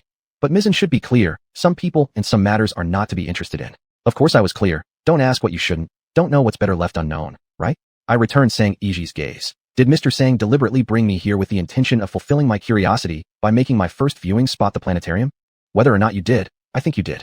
Your opinion doesn't matter. It's mine that does. Sang Yiji stared at me quietly for a moment. It was my mistake, causing you, Mizan, this misconception. Me. Then does Mr. Sang have any way to make amends? Satisfy my curiosity a little bit. How about it? Sang Yiji. It seems, Mizan is very interested in the elder's old acquaintance. That was naturally the case. Except those who knew. Everyone in the interstellar realm would be deeply curious. I smiled and nodded. I indeed am very interested. After a pause, I went back to my earlier question. Mr. Sang, have you met this old acquaintance? No, I don't even know what this old acquaintance looks like. I only know that the elder had such an acquaintance. Sang Yiji shook his head. Me. If you, Mr. Sang, haven't even met this old acquaintance, then among the direct subordinates of the fifth elder, probably no one knows who this old acquaintance is. Sang Yiji. Mizan exaggerates. As far as I know, some of my colleagues do recognize this person. I grew interested. Can Mr. Sang tell me which of your colleagues, or which colleagues it is? Sang Yiji's expression dimmed. The colleague who knew has already passed away. Me. Condolences. Passed away? Among the direct subordinates under the fifth elder, there were only a few who had already embraced death. Intelligence personnel could look them up. Thank you, it's all over now. I won't feel sad because of this. Sang Yiji's voice was low. Your expression, your actions, they didn't show it that way. I changed the topic. Did the old acquaintance like the night sky created by the fifth elder? Some people prefer natural landscapes and dislike artificial ones. Am I being considerate enough? Intentionally changing the subject. Sang Yiji remained silent for a while before saying, they probably liked it. It was, after all, personally crafted by the elder. Your words sound somewhat reluctant. Apparently, the old acquaintance wasn't particularly fond of this artificial night sky. At least, not as much as the fifth elder expected. Me. I feel the same. Who wouldn't like the night sky personally crafted by the fifth elder? That was a lie, a fully fake lie. I'm on the side of natural scenery and don't really appreciate artificial landscapes. Besides, the fifth elder isn't my immediate superior. It's the fourth elder, so I don't need to share his views. Sang Yiji nodded. I like it too. Then, he looked at the building ahead. Would you like to go in, Mizan? Using the planetarium's instruments to view the night sky has its own unique charm. I responded, sure. And thus, Sang Yiji and I entered the planetarium. Subsequently, under Sang Yiji's guidance, I operated the astronomical instruments to observe the night sky. 0405 Thoughts. The forging capability of the fifth elder is truly remarkable. The night sky he created could pass as genuine. That was my first thought upon observing the night sky through the instrument. Apparently, the fifth elder was likely a peculiar member of the insect race. After all, as someone who appreciates landscapes, his taste doesn't align with the majority of insect races who prefer scenes of killing and destruction. That was my subsequent thought. Doesn't it feel unique this way, Mizan? Sang Yiji asked me. Honestly, I hadn't noticed that. I was too busy noticing how lifelike the artificial landscape was. Me. It indeed feels unique, much more beautiful than looking with the naked eye. I understand why the fifth elder specifically built this planetarium. Creating the night sky wasn't enough. He also built a planetarium for the old acquaintance. The fifth elder must truly value this person. To say they were just ordinary friends, no one would believe it. I looked at Sang Yiji. Mr. Sang, is it okay for me to admire such a place? After all, this was a place specially built by the fifth elder for the old acquaintance. The true owner might not be him, but the old acquaintance themselves. Sang Yiji smiled gently. There's absolutely no problem, Mizan. You coming to the fifth main star has been approved by the elder. Your arrival here has also been permitted by the elder. Me? What virtue or talent do I possess to deserve such attention from the fifth elder? Aren't these words implying? Hasn't the fifth elder always been watching me? Sang Yiji. Mizan, you are the most capable subordinate under the fourth elder, and also the one the fourth elder values the most. Me. That's because my boss values me. There are many others stronger than me under my boss. Extraordinary ability refers to my colleague who follows orders without hesitation. Isn't he much stronger than me? Yet, I haven't seen you invite him to the fifth main star, have you? Even if you did, he probably wouldn't come. Sang Yiji. Mizan, don't underestimate yourself. In terms of ability and the fourth elder's regard for you, you are one of the best. Your name was personally chosen by the fourth elder, encompassing his expectations for you. Were the names of all the fourth elder's direct subordinates personally selected by him? No, only mine was. The fourth elder neither values nor cares about his subordinates' names much. He just prefers Eastern names somewhat. I am an exception. Therefore, many people firmly believe I am the illegitimate daughter of the fourth elder. In response, I think they're overthinking it. It's quite normal for the owner of a weapon to name it, isn't it? So, does the fourth elder have any expectations for me? Yes, it is very normal for the owner of a weapon to have expectations for it. And Dingshi, this is the origin of my name, and also the fourth elder's expectation for me. Therefore, compared to my colleagues, I don't have the right to change my name. My name was chosen by the fourth elder, so only he can alter it. But I feel my name will never be changed. The fourth elder has no intention of renaming me. Me, Mr. Sang. Did you invite me here because of the fourth elder's regard for me? It is very clear, it is. 0406, affability. Sang Yiji looked startled for a moment. Then, he gazed at me with slight displeasure. Mizzen, you shouldn't look at me this way. I invited you just because I wanted to. I invited you because Mizzen possesses outstanding abilities. Is that so? Although I consider myself the most capable subordinate under the fourth elder, there are still a few colleagues comparable to me. Me. Sorry, Mr. Sang, I misunderstood you. Sang Yiji, it's alright. You didn't know me well due to our limited interaction. Mizzen, I know more about you than you think, Sang Yiji. I smiled and said, I'll get to know Mr. Sang better. Sang Yiji's smile was gentle. I look forward to it. Mizzen, let's proceed to the next viewing spot. I nodded slightly. For the following 2 hours, I followed Sang Yiji around, admiring the night views of the fifth main star together with him. This process helped me understand the fifth main star more, although only on the surface.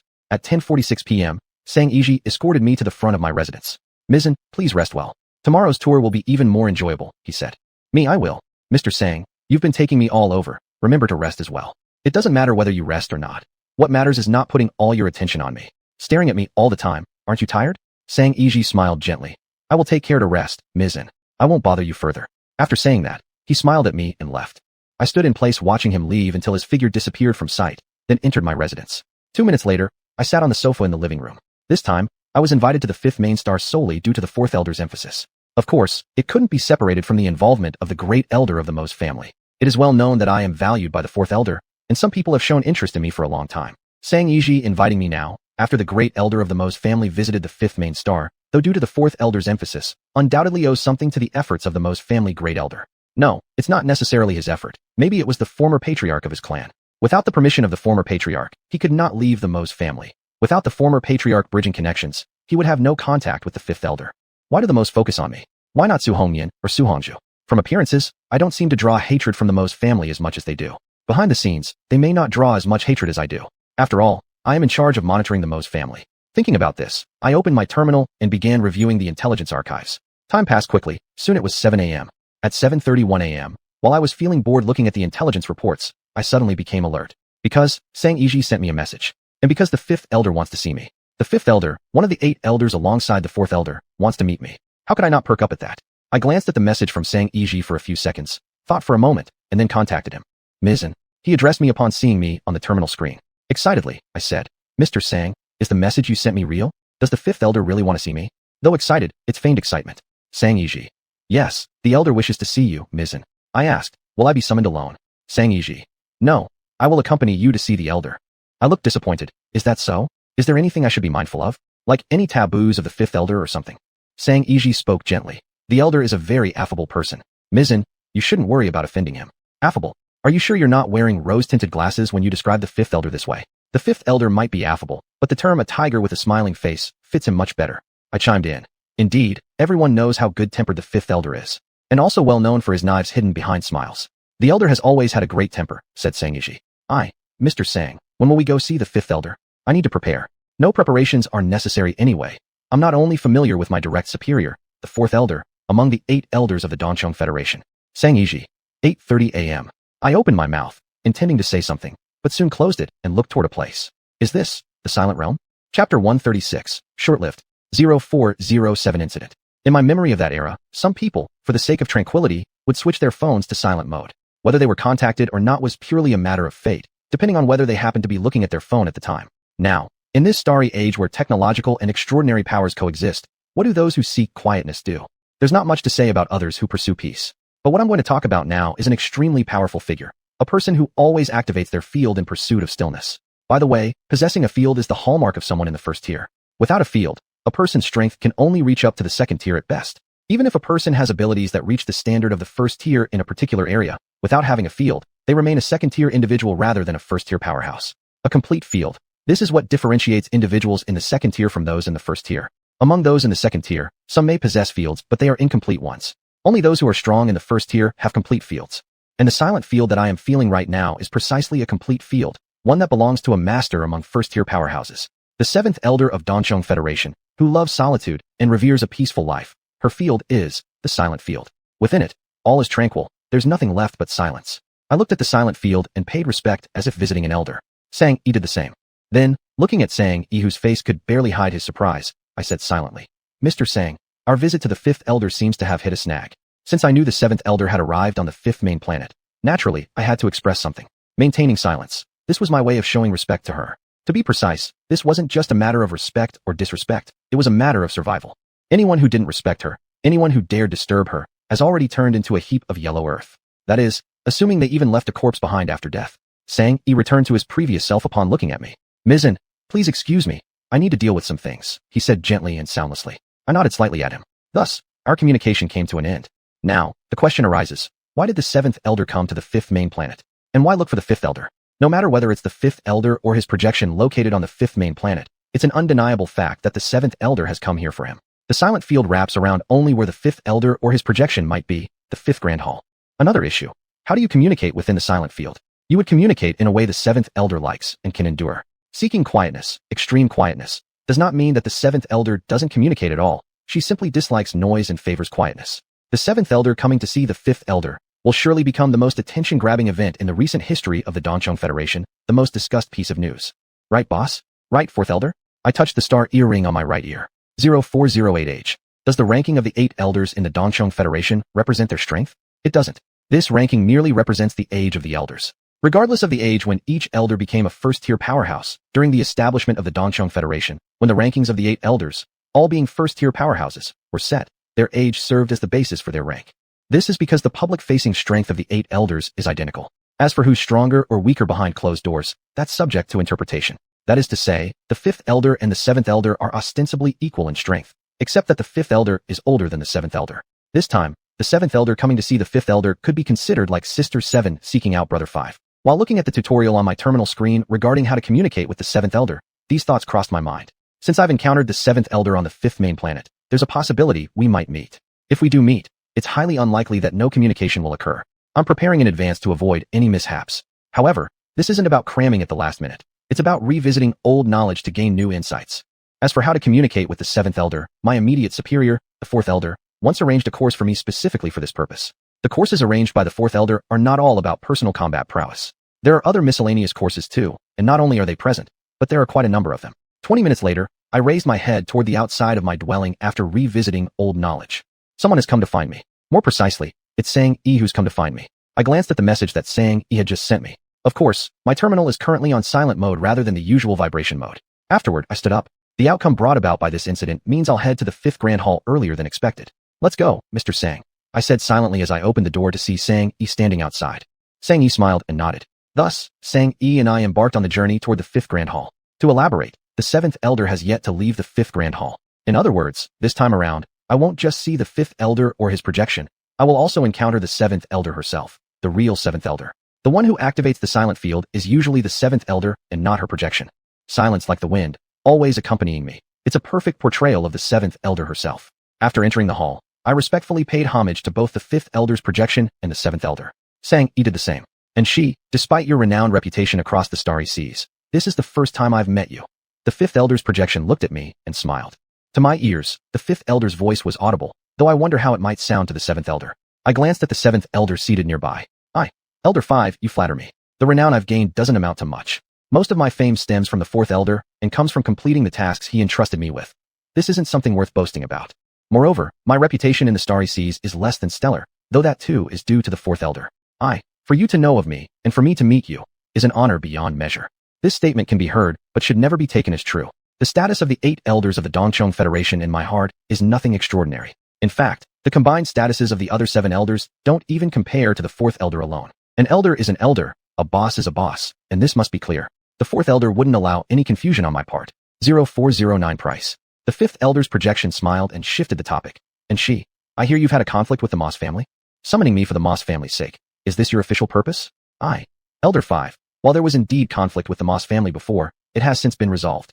In reality, the conflict hasn't only remained unresolved but has escalated further. Projection of the 5th elder. Yet, and she, you have been secretly monitoring them. Elder 5, I monitor many people, and the Moss family happens to be one among them. To be honest, I track all factions within the Donchong Federation worthy of mention. After all, the intelligence personnel assigned to me by the Fourth Elder are numerous. Pausing briefly, I continued. Because of my inherently curious nature, I enjoy observing events unfold. You monitor the Moss family merely out of curiosity? Is that all? Asked the Fifth Elder's projection. Shall I tell the truth or lie? Half-truths would suffice, since it's the Fifth Elder asking. Partly because of Alan Moss. My boss dislikes bugs like Alan Moss, which inevitably draws my attention to the Moss family. This is not half true. I speak purely the truth, though not the entire truth. The Fifth Elder's projection chuckled. Having someone like you, and she, is truly a blessing for the Fourth Elder. Being under my boss's command is my great fortune. And this is certainly fortunate. Without the Fourth Elder, where would my existence originate? It's unfortunate that She's life expectancy isn't long, the Fifth Elder's projection said wistfully. To put it gently, it's not that my life expectancy is short, I am outright short-lived. Elder 5, there's no regret. Having achieved my current strength, I naturally pay a certain price. Short-lived, this is the price I bear. It is determined that I will die before reaching 100 years of age. Of course, this calculation assumes natural death. I won't live that long, nor will I survive until the day of natural death. This is their verdict regarding my lifespan. Firstly, having committed countless killings, enemies abound. Secondly, each activation of my extraordinary ability causes wear and tear, shortening my life. These two reasons are both why I cannot live long and why I have managed to survive up to now. Why they are such reasons goes without saying. Those who understand need no further explanation from me. Seems I digressed. Let's return to the original topic. Discussing lifespans among the human race. Excluding superhuman individuals, the average lifespan of ordinary humans reaches 300 years, making my century comparatively scarce. What's more, I'm not only a superhuman individual, but also a high-class bug known for immense power and longevity. Thus, my short life expectancy becomes evident. The projection of the Fifth Elder. Until now, hasn't Elder 4 found a way to address She's short lifespan? Is concern over whether I am short-lived or not your genuine intention, Elder 5? No. My boss has experimented with hundreds of methods, but the results are minimal. This is a falsehood, a complete fabrication. However, being short-lived is a fact that was destined from the moment of my creation. My boss could create me and endow me with such formidable power. For this, I am already deeply contented. Being short-lived is merely a minor matter. At this moment, the Seventh Elder looked at me.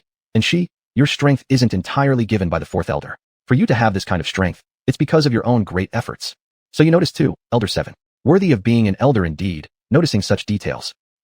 Seventh Elder, that is only because my boss has laid a solid foundation for me. The time I spend in the lab far exceeds the time I've been out here making a name for myself. It's much, much longer. The Seventh Elder spoke in a calm tone. Among the artificial insect races created by the Fourth Elder, only you have achieved this level of strength at this age. Therefore, my research value is high and envied by others. Hence, even though I am short-lived, there are still quite a few people who wish for my early death, hoping I return to the embrace of death sooner. Seventh Elder, I am my boss's finest creation so far. Are the 3 words, finest creation, not enough to highlight my uniqueness? The projection of the Fifth Elder glanced at the Seventh Elder. Little 7, and She's birth was a miracle. That's right, it was truly a miracle.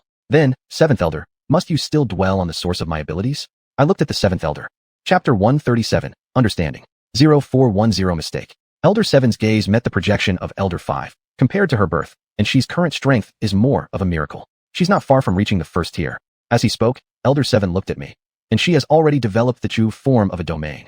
The projection of Elder 5 turned its gaze toward me. Sang Yi, standing behind me, had been silent with his brows lowered all along, but now he also looked up at me.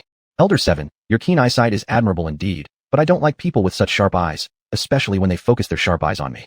To be precise, I prefer it when others become victims of someone's keen eyes rather than myself. I looked at Elder 7 and smiled. Esteemed Elder 7, you have discovered my domain so soon after I've just developed it. It's truly astonishing. It is you, who are about to enter the first tier, that astonishes me, said Elder 7 with a calm expression. The projection of Elder 5. It seems I underestimated Elder 4's creative ability before, as well as your own strength, and I don't mind if you keep underestimating me. I really don't. The projection of Elder 5 looked at Elder 7. Younger brother 7, your eyes are sharper. You've seen She's true strength. Over these years, I've really declined. Elder 7 glanced at the projection of Elder 5 and said nothing. For this, I feel disappointed in how plain Elder 7's reaction is. Elder 7 should take this chance to mock Elder 5 a bit. After all, Elder 5 even criticized himself. The projection of Elder 5 smiled at Elder 7 and looked at me again.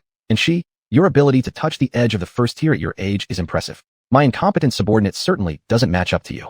Sang Yi indeed does not match me, but I cannot agree with you. You're Sang Yi's boss, not mine. I remember this clearly.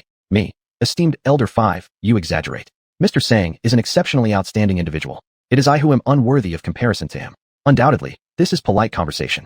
The projection of Elder 5 shook its head, and excessive humility borders on inferiority. EG isn't as capable as you, and that's a fact. Elder 5, you are truly adept at generating resentment for me. Though, you don't generate as much as Elder 7 does.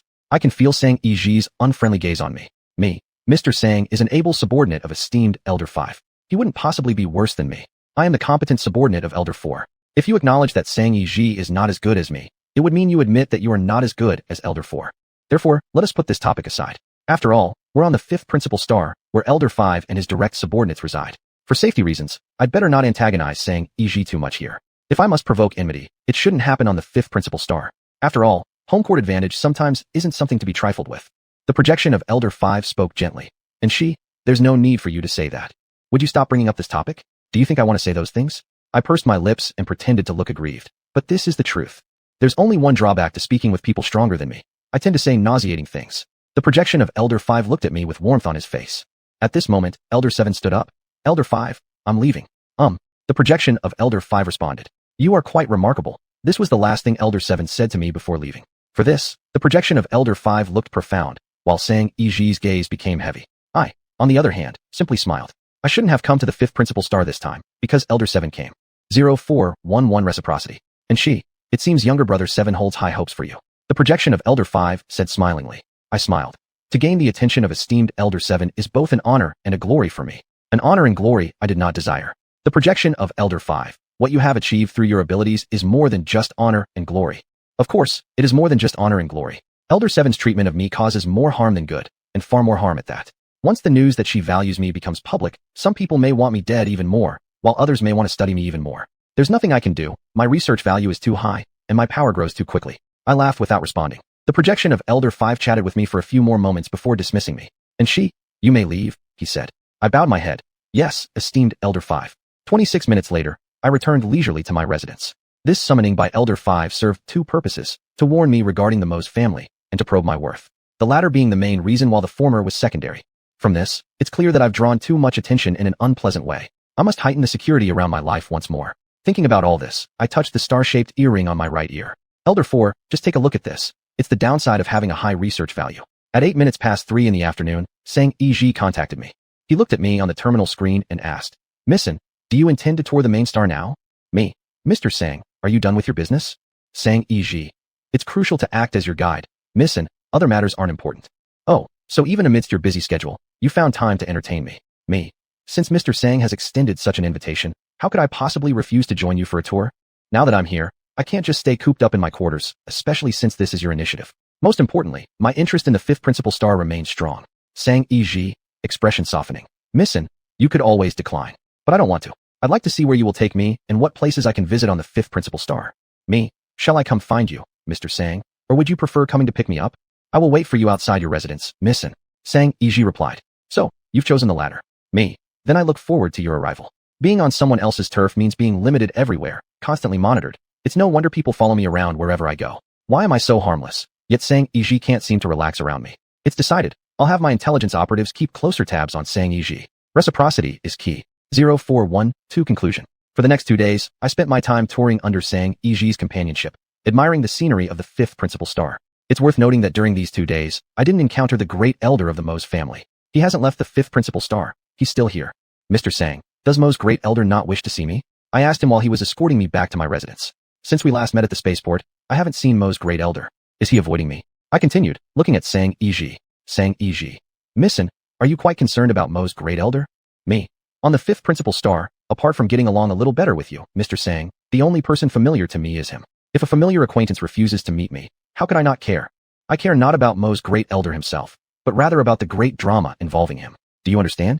Besides, I'm curious about what he's been doing these days. Sang EG. If you wish to meet Mo's great elder, Missin, I can arrange it. Me. Then, was it you, Mr. Sang, who arranged for me not to see Mo's great elder all these days? Though I may have some conflicts with the Mose family, things have passed already. Isn't your precaution against me a bit excessive? Enough playing roles in the drama. I want to be the audience now. Missin, there's a misunderstanding. This wasn't my arrangement. The fact that you haven't met Mo's great elder was merely coincidental. Sang EG explained. Coincidence? Artificial coincidence, most likely. I stared at Sang EG for a moment. So, Mr. Sang, it's because Mo's great elder doesn't want to see me? Choose one. Either he doesn't want to, or you made special arrangements. Of course, you have other options as well. Sang EG smiled warmly. Missin, you're overthinking this. Mo's great elder isn't seeing you because he's dealing with family matters at his residence. Being away from home for long doesn't mean there are no domestic issues. Me, handling family matters? Did Mr. Sang happen to learn this by chance? You cannot openly discuss covertly spying, Sang e.g. I had mentioned surveillance earlier when speaking with Elder 5 merely because he brought it up first, and we were discussing it. First-tier individuals can act freely and disregard certain unspoken rules, but those of the second tier like us certainly cannot. Sang e.g. Mo's great elder informed me voluntarily. Missin, as the host, one naturally needs to pay attention to the status of the guests. Me, Mr. Sang is truly an excellent host. Sang e.g. Miss and is an outstanding guest. An outstanding guest? More like a rule-abiding guest, perhaps. After all, I've stayed on the 5th principal star for some time now, leaving nothing behind in any location. Me, Mr. Sang, do you know when Mo's great elder plans to leave the 5th principal star? Before Sang e.g. could reply, I added, I'd like to accompany Mo's great elder when he departs. Although the conflict between me and the Mo's family has been resolved, I feel that Mo's great elder still harbors some dissatisfaction towards me. I need to clear this up with him. To be precise, I want to provoke him a little. Since Elder 5 officially noticed me because of the Mo's family, it's only natural for me to conclude this journey by referencing the Mo's family. And she and Mo's great elder having a pleasant conversation. That is the conclusion I've set for this 5th principal star tour. Naturally, this conclusion is only surface deep. Sang e.g. Missin, you truly show consideration for Mo's great elder.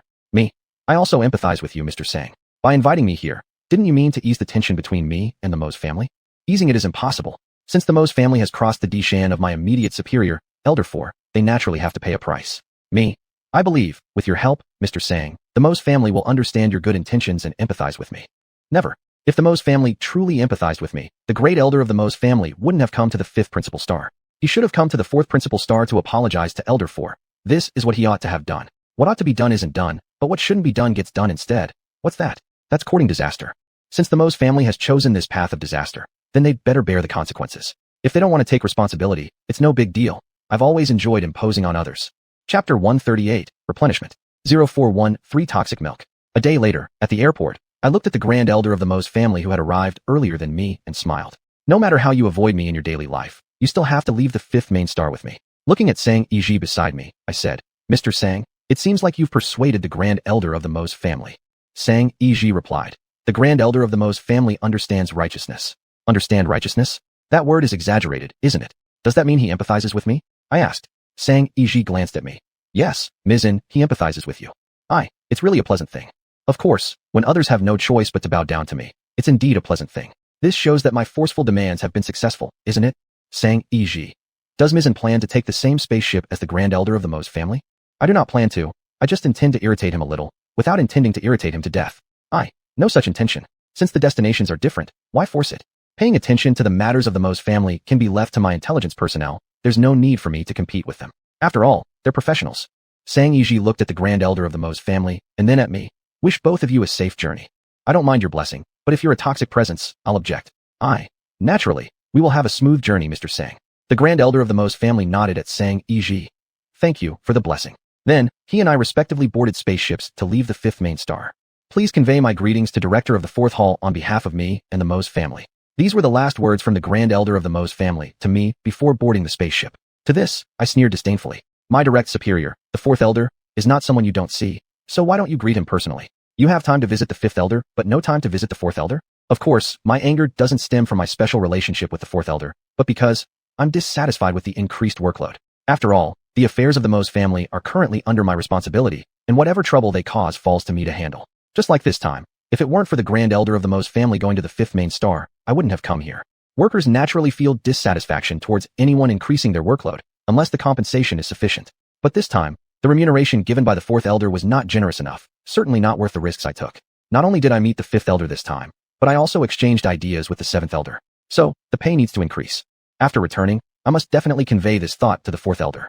I made my plan. 4 hours later, I contacted my intelligence personnel because Sang e.g. was a hidden source of toxicity, toxic milk. Looking at the intelligence personnel on the terminal screen, I asked, the grand elder of the Mo's family disappeared?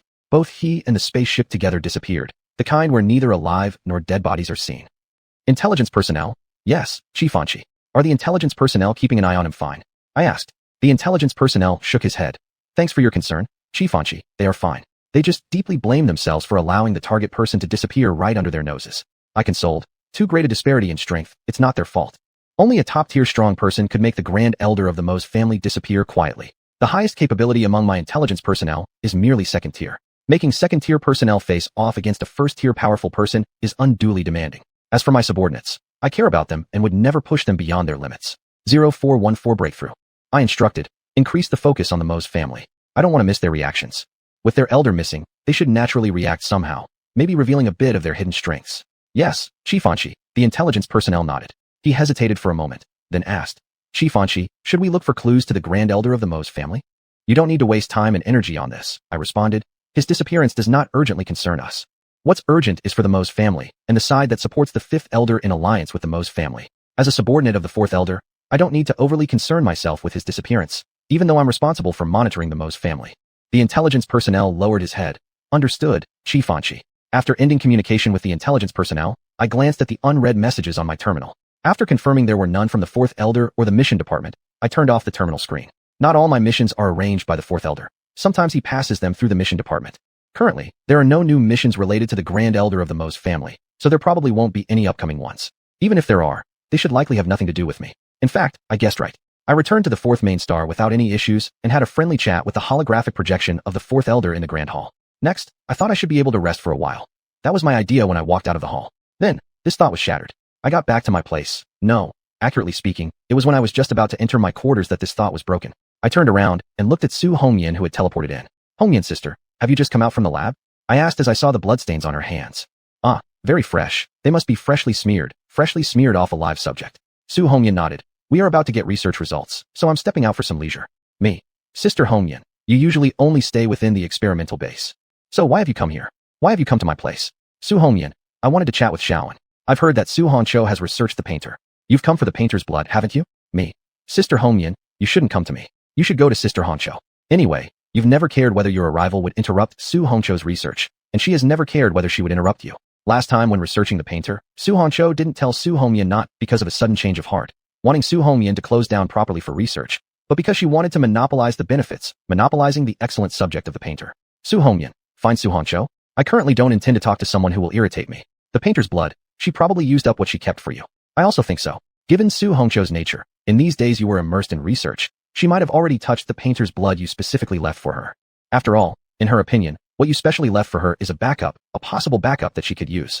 Me. Sister Hongyan, you should trust Sister Honcho. She definitely used up the backup. Su Hongyan looked at me. I have always believed in her ability to create obstacles. Of course you believe. Generally, Su Honcho creates obstacles only for you. I sighed. Sister Hongyan truly trusts Sister Honcho, though it is on bad aspects. 0415 Opportunity. Su Hongyan asked me. Shaoan, where is the painter now? Asking this question, are you planning to act against the painter? Me. On the planet where the Jiang family is located. He, being highly emotionally sensitive, naturally would go check on the Jiang family after causing them trouble due to him. Su Hongyan, does he know he made a mistake? Me. His behavior shows it, but his words and actions don't. If he really knew he had made a mistake, he wouldn't have gone to the Jiangs, wouldn't have gone to the Jiang family's base. Su Hongyan, Shaoan, do you think I'll have the chance to research him? Of course you haven't given up studying the painter, just like Su Honcho. Me. It depends on the painter and the boss. The painter committed an error. If the 4th Elder tolerates it, then you'd have your opportunity, and Su Honcho can conduct a second study on him. Su Hongyan looked at me for a moment. Shaoan, you know what I'm truly asking. Of course, I know, but I cannot answer you. Pretending not to understand. Sister Hongyan, what are you talking about? Su Hongyan changed the topic. I've heard the Mose family has encountered problems. Me. Specifically speaking, the great elder of the Mose family has gone missing, and the suspect is very likely a top-tier powerful person. There have been quite a number of first-tier powerful people active recently, said Su Hongyan. That is certainly true. After all, the current situation of general peace and partial wars won't last long.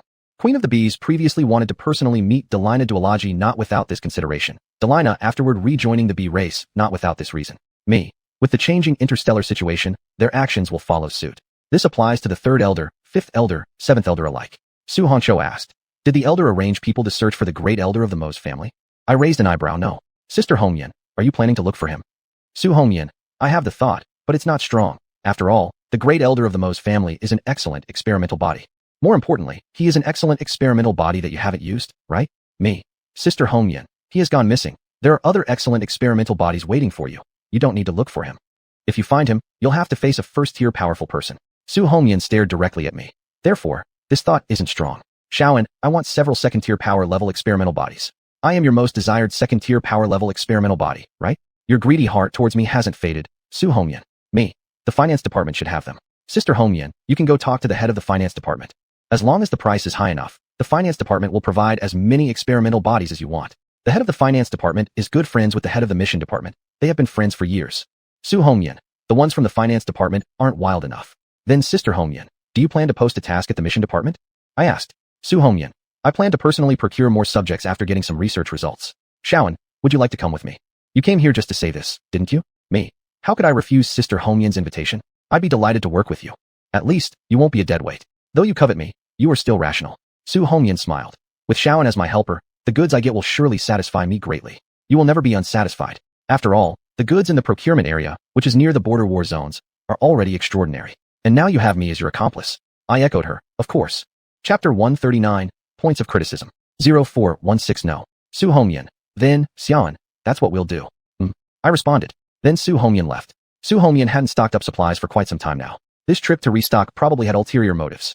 The top-tier strong individuals have started moving, and those of the second tier aren't staying quiet either. It seems the day when the situation of overall peace with local conflicts is broken is just around the corner. This makes me anticipate what the trigger will be. As a member of the insect race, and more specifically as one of its higher-ranking members, I naturally possess the essence of being an insect.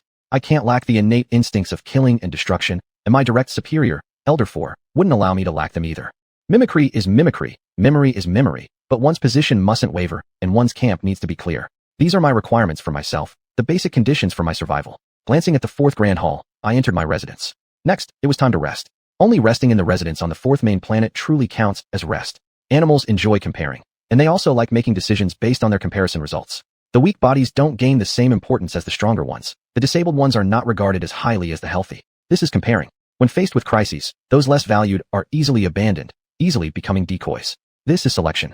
Humans, despite being hailed as the pinnacle among living beings, are ultimately still animals, and also like comparing and making decisions based on comparisons. It's just that humans, as advanced animals, express these preferences more subtly or so-called civilly. After all, humans are hypocritical and lack the sincerity of other animals. Even when intending to abandon others, humans would put on a pretense of having no choice, a mask of regret, instead of directly stating they've made their decisions after comparing. In reality, before every decision, humans have already compared. The only difference lies in the number of times they compare. Comparing determines priorities, which dictate decisions. This has always been how humans operate. So, would you sacrifice everything for what matters most to you? Would you forsake something less important for what's most vital? Isn't my coming here enough proof of my attitude? I admire sincere people. You're not very sincere now. You should tell me directly that you are willing. What's the difference? Doesn't my showing up mean I am willing? Sometimes, action is more persuasive than words, but while I agree, I don't particularly favor it. I prefer consistency between actions and words, and I admire people who practice this way. Some things need to be voiced out clearly, precisely responding to the questions I ask rather than offering alternative responses. I know you harbor resentment towards me. I understand your feelings even if you choose to visit me, but you shouldn't feel resentful. Sincerity, to a certain extent, signifies resolve, and currently, you're not demonstrating much resolve. You haven't met my expectations for determination. So, what's the point of all this talk? Should I simply say I am willing? See, you're still uncertain and harboring resentment towards me. If you act this way, how can I trust you won't regret it later? Even if you were to say you're willing now, I wouldn't believe you. I like sincere people, I like resolute ones, but above all, I value those who never regret. To live life without regret is crucial. Life is all about constant choices and giving up, and doing so without regretting is thus essential. The present you lacks both sincerity and resolution. You're not the person I hope to meet. 0417 Secret. The person you hope to see is one who firmly answers, I am willing, who abandons all for what matters most, who gives up lesser priorities for greater ones. Certainly, such a you is what I expect. What qualifies you to see me? But whether you qualify isn't something you decide, is it? That I come to you allows you to see me. Doesn't that show you don't have the authority to decide who you see? Am I right, prisoner? Though I'm in prison, you can only visit me here, not summon me for questioning. What exactly do you have to brag about? This jail only houses a specific kind of people, something you know better than me. Just exploiting the useless. But now you depend on the so-called useless individuals. As far as verbal sparring goes, I concede to you, yet I've already made my choices. Now, it's time for you to fulfill your promise. I should indeed keep my promise, but I refuse. Why? You're not firm enough, not sincere enough. I require someone absolutely determined, someone who doesn't regret. Clearly, you don't meet these criteria. This choice of yours isn't wise. I understand, but I am willing to make this trade-off. For me, as a prisoner, agreeing to help is already the biggest compromise I've made. I need someone who is extremely determined. Anyone less firm, I won't accept. You must be aware that in the current situation, there aren't many people capable of making such a trade-off as I have. Not many doesn't mean none, and I can afford to wait. I won't lower my standards because of it. Let me make this clear to you. The person who will achieve our goals must be resolute, someone who never regrets. Clearly, you don't meet these criteria. Our goals are not just mine alone. They're also those shared by you and us. And yet, Success is what matters most, not failure. To achieve this shared goal, I won't make any compromises regarding the choice of person. After this unsuccessful visit, you should know what awaits you. I'm waiting. What an information-packed dream this was. No, strictly speaking, this wasn't a dream, but a memory, one from that era. The fourth elder did accomplish some good deeds. The memories he implanted in me contained quite a few intriguing things. Of course, if he hadn't tampered with these memories, it would have been better. Giving me the memories of that era, yet covering them up and tampering with them. How interesting of him. But alas, like most of the memories I recalled previously, this time's dream. No, this memory too, only had voices without showing faces. There's a great secret behind the water blue star era, which can certainly be confirmed. This big secret, the fourth elder knows about it, which is also for sure. The fourth elder himself holds great secrets, which is even more certain. Naturally, I have my own secrets too, though perhaps they aren't as big as those of the water blue star era or the fourth elders. In this world, who doesn't have secrets? 0418 name. At 3:14 a.m., I arrived at the window of my residence. It's raining. My hands catching the raindrops. I gazed out at the light drizzle beyond the window. Rainfall on the fourth main planet is rare. It doesn't rain without an imperial decree. Who sought an order from the fourth elder to allow rain on the fourth main planet? I opened my terminal and glanced at the unread messages. That guy has returned? No wonder. He likes rain, especially the misty drizzle. He enjoys using rain as a backdrop to highlight himself. And she? Shouldn't you be at the airport greeting me now?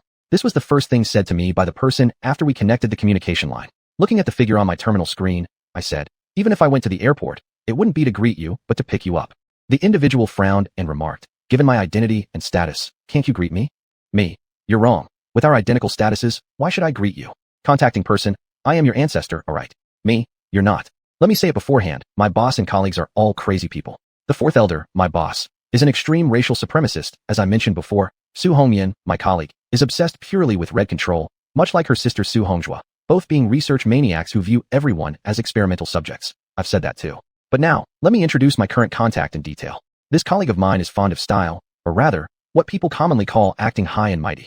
His act isn't just reflected in his love for using rain as a background to elevate his style, but also lies in his name. To be precise, his name epitomizes his high and mighty demeanor. I mentioned before that the fourth elder doesn't care about his subordinates' names except mine, thus granting all his direct subordinates the right to rename themselves. Among the direct subordinates of the fourth elder, namely my colleagues, there were only two who actually used this right to change their names. One is a painter, and the other is the person contacting me now. The painter's old name isn't worth mentioning much, as his current name's flaws aren't significant. It was simply chosen to commemorate a female painter. However, the current name of my colleague contains numerous style points, and hardly anyone willingly calls him by his new name. Because his current name is Ancestor. When he said he was the ancestor earlier, he didn't mean anything special. It was merely that his name translates as ancestor, so that's how he's called now. However, the meaning behind him choosing this name reflects his desire to become an ancestor to everyone. Hence, I refuse to call him by his current name and instead continue to refer to him by his old name. I looked at the communicator. You're Gu. I'm very clear about that. As a lover of rain, it makes sense for my colleague to have the character U, rain, in his name, before he knew the word ancestor and its exact implications. As for the G, it was randomly picked when he decided his surname, holding no particular meaning. Gu frowned more deeply. Now, I'm ancestor, not Gu. Me, Gu. Anyway, I won't call you ancestor, stop dreaming about it. No, if you were stronger than me, I might consider it. But unfortunately, you're no match for me, not in the past, not now, and definitely not in the future. Gu. And she, can't you call me ancestor? You're the first person I contacted after returning to the home planet. Should I feel honored because of that? Me. You contacted me because you wanted me to greet you at the spaceport. Can't you come to greet me? Gu asked. To be honest, not only is it impossible, but I don't even want to pick you up, let alone greet you. Me. Do you think this is possible? Can your aspirations aim a little higher? In my memory of that era, some people enjoyed being called daddy, but he's different. He likes others calling him ancestor, likes being treated as their forefather. What an aspiration, laughably highbrow. Gu. I wish to become the ancestor of everyone. Isn't this pursuit lofty enough? I raised an eyebrow. So you changed your name to ancestor? If you didn't change your name, but instead strived in that direction, then your aspiration would be genuinely lofty, instead of becoming a laughingstock in other people's eyes. Chapter 140, not quite. 0419 syndrome. Gu. Isn't this the fastest way to become someone's ancestor? And she, you know, I've always preferred speed. Of course I know. Your extraordinary ability is even more closely related to speed. Me. If you rush, you'll miss out on achieving results. Your renaming mistake violates this principle. Otherwise, people on par with your strength and those with similar status and identity as you wouldn't be so few calling you by your current name, wanting to claim ancestral glory, wanting others to revere you as their forefather. It's not just about changing your name. With your current self, I can't see a bit of qualification to claim such authority. At least, you must possess first-tier power for it to be possible. Many already call me ancestor, Gu said. Me. That's because they are weaker than you. The weak cannot resist the strong. Strength commands respect. Survival of the fittest, understand? GU, my title ancestor has been acknowledged by the elders. The fourth elder simply doesn't want to manage you, fine. Have you forgotten that the fourth elder never called you by your current name, but instead refers to you as GU, just like me? Me. You excel in deceiving yourself. Especially when it comes to shamelessness, you're unmatched. Speaking of which, I should probably learn from you. As an antagonist, staying clear-headed is important, but so is having a thick skin and a black heart. Sigh. In the end, it still boils down to insufficient strength, incapable of overpowering tenfold challenges. GU. And she. I'm just confident in my attitude. Having a good attitude isn't about being shameless or faceless. Me. If you choose to believe that, there's nothing I can do. There are many hard things to change in this world, and human thoughts rank among them as the hardest. I won't attempt to change anyone's thinking or concepts, nor do I intend to. People with differing principles never walk the same path. Even if circumstances force us together, it's only temporary, not forever. Whether it's the era in my memory or this space age, it remains the same. GU returned to the original topic. So, and she, have you decided not to greet me? Had you initially wanted me to come pick you up, it might have worked. But as soon as you demand that I greet you, I will certainly not go to the aerospace port. Me. You could let others greet you. GU frowned. On the main planet, only a few people have the qualifications to welcome me. Su Hongyan, Su Hongzhou are obsessed with research, and Songhua happened to leave before I returned. Only you, and she, can be relied upon. Now that you're not coming, how am I supposed to maintain my image? Letting someone unqualified greet me would waste the rain I specially requested from the elder. I nodded. Indeed, it would have been wasted. You should have chosen someone to greet you before requesting the rain. GU's eyes lit up. And she, does this mean? Before he finished speaking, I interrupted directly. Then, why don't you carefully consider qualified people to greet you while you're standing here in the drizzle? I'll cut off communication now. After I spoke, GU's face no longer appeared before me. GU's penchant for posing as superior. This condition appears to be incurable now, though he's never intended to cure it anyway. I looked afar at the location of the aerospace port. 0420 condolence. At 8 in the morning, the fourth main star continued raining, still a light drizzle. Did GU use all his merit points for this rain? It's still falling now. Merit points, something obtained after completing tasks, can be used to exchange for money or items. This gentle rain clearly was exchanged by GU using his merit points. I looked out the window. If this is true, my previous judgment about him might have been wrong. He isn't unwilling to treat his ailment, but rather, it has worsened beyond cure. Quietly observing the rain for a while, I returned to my bedroom. It's still rest time, without work or missions. I shouldn't waste time on GU. 2 days later, I stepped out of my room. But this wasn't due to Su Hongyan's new research findings, and I didn't need to head to the border war zone with her. Instead, a mission had come. Moss family's grand elder had returned to the Moss family, even if it was just his corpse, but I had to visit the Moss family to express condolences. After all, the Moss family grand elder was, in a way, an acquaintance of mine. After boarding the spaceship, I contacted my subordinates responsible for intelligence. Looking at the intelligence personnel on the terminal screen, the exact time of the arrival of the Moss family grand elder's body. Intelligence personnel. Yesterday at 5 p.m., his body appeared outside the Moss family compound. Me. Appeared out of nowhere. Intelligence personnel. Yes, based on intelligence, it was caused by a spatial extraordinary item. Me. What was the reaction of the Moss family? And what's the stance of their former clan leader? Intelligence personnel. Enraged to the extreme, a large number of clan members left their base, searching for clues and tracking down the murderer. The former clan leader personally oversaw the funeral. Me. If the great elder of the Moss family knew that his former leader would host his funeral, he probably wouldn't have any regrets about dying. Of course, compared to having this regret-free death, he would certainly prefer to be alive. Being alive means everything is possible. Does the current leader still not object to the actions of the former clan leader? I asked the intelligence personnel. Intelligence personnel. The current leader has no objection. According to reports, he gladly accepted the arrangement. Me. This current clan leader must find his position very meaningless. What difference does the former clan leader's behavior now make compared to when he was in office? Yes, there is a difference. His title now starts with former. Me. Who represented the 5 elders at the funeral, Sang Yiji or someone else? Intelligence personnel. It was adult Sang Yiji. Me. I seem to keep running into Sang Yiji lately. What an incredible connection we share. The last person I had such a strong connection with was the great elder of the Moss family. Unfortunately, he is now dead. The intelligence officer lowered his head and remained silent. I issued an order. Continue monitoring the Moss family closely. With their great elder dead, they can't stay hidden anymore. It's time to reveal a few trump cards. Yes, and she adult. The intelligence officer respectfully replied. 0421 previous. Lately, I've seemed to have developed quite an affinity for funerals. First, I attended Minister Qian Tingyu's funeral from the Western Bug Empire's Ministry of Finance, and now it's the great elder of the Moss family's funeral. Of course, the funeral of the great elder of the Moss family pales significantly in comparison to Qian Tingyu's. Although the Moss family possesses top-tier strengths within their ranks, which the Qian family of the Western Bug Empire does not, their family statuses are roughly equivalent. After all, one chooses to intentionally hide its capabilities while the other operates more openly. Moreover, the wealth of the Qian family isn't just talk. In hosting funerals, they're willing to spend lavishly. Besides, the death in question at the Qian family was the pillar of their household, whereas the loss for the Moss family was simply an elder within the clan. Naturally, spending on the funeral would differ between the two cases. Sang Yiji asked me. And lady, how do you feel about this funeral? Me. It doesn't compare to the Qian family's funeral in the Western Bug Empire, but I still prefer this one. After all, the Mose family belongs to the Eastern Bug Federation, and naturally, I need to show some support. Also, the lavish and dazzling nature of the Qian family's golden funeral couldn't hold a candle to the simple elegance of the Mose family's solemn funeral in terms of what I personally like. Funerals bedecked in pearls and gems are really something I can't accept. They're too flashy. Sang Yiji. The Qian family is wealthy beyond measure, and Qian Tingyu once served as the Minister of Finance of the Western Bug Empire, so naturally, this funeral of the Mose family can't compete. The death of Qian Tingyu of the Qian family can't compare to my sorrow over the death of the great elder of the Mose family. Someone from the Western Bug Empire, who is also part of the family friendly with the five elders, you naturally incline towards the latter. Me. The death of the great elder of the Mose family represents a major loss not only for the Mose family, but also for the Federation. I might be exaggerating here, though the great elder of the Mose family indeed ranked among second-tier individuals, his death didn't amount to a significant loss for the Eastern Bug Federation. Even if the former clan leader of the Mose family were to die, it wouldn't qualify as such. I glanced at the former clan leader presiding over the funeral. I looked towards Sang Yiji. Mr. Sang, don't you intend to offer comfort to the former clan leader? Given the great elder's passing, surely the former leader could use some solace. You're better suited than me to comfort him, and perhaps you should consider doing so. Sang Yiji. Certainly, comfort will be offered, but not right now. Now is the time to mourn together with Lady An. To be honest, I don't actually have much to mourn. This funeral gives me the same feeling as Qian Tingyu's. I don't experience genuine grief. I sighed. I never expected the death of the great elder of the Mose family. That day when we parted ways on the 5th main star turned out to be the last time I'd see him, something I hadn't anticipated and couldn't accept. A familiar acquaintance dying like this, without clear reasons, I can't accept it, and I'm sure the former leader of the Mose family cannot either. I wonder how well the Mose family understands the killer behind this. If the Mose family allows it, I don't mind helping them out a bit. Close contact often yields more information than long-distance reconnaissance. Sang Yiji. Is Lady An also interested in identifying the killer? Me.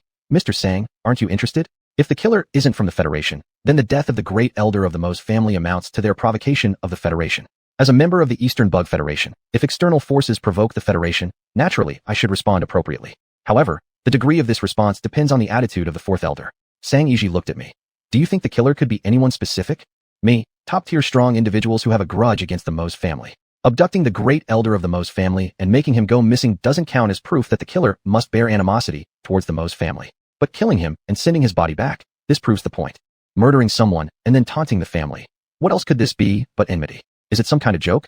I looked at the former clan leader. When it comes to the killer, it's best for the former clan leader of the Mose family to step in personally. Anyone bold enough to do this is definitely not an ordinary top-tier person. At least, the killer should be someone who can match wits with the former clan leader of the Mose family. Otherwise, isn't it just like coming here to die? Sang Yiji. Does Lady An think highly of the former clan leader? Me. Naturally, I don't admire him as much as Mr. Sang and the five elders do. The Mose family wasn't my primary focus earlier, but you had established good relations with the Mose family long ago, hadn't you? And weren't you also on good terms with the former clan leader of the Mose family? Chapter 141. Nickname. 0422 Surge. I looked at Sang Yiji. The one who first discovered the unique qualities of the former leader of the Mose family was the Elder Five, wasn't it? In the Dongchong Federation, there are quite a few families full of family-first advocates, but you only befriend the Mose family, don't you? Sang Yiji smiled gently. It was just coincidence. Coincidence? Who would believe that? Me. This also shows that Elder Five has a bond with the Mose family. A man-made connection. Sang Yiji nodded. Yes, they have a bond. What's this called? It's called climbing the ladder. I stopped looking at Sang Yiji and instead looked at the guests coming and going. Most of those attending the funeral are members of families full of family-first advocates. The Mose family holds great influence among these kinds of families. After all, they are the benchmark, the most famous among such families. I looked again at the coffin containing the body of the grand elder of the Mose family. I will find an opportunity to discuss with the former clan leader whether we can observe the remains of their grand elder.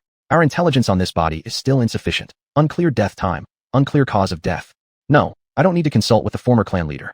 I stared at the coffin, narrowing my eyes. Something's wrong with this funeral. The contents of the coffin can't stay still anymore. Boom. That was the sound of the coffin lid being blasted open. Then, a dark shadow leaped toward the former leader of the Mose family. Clear target, increase strength.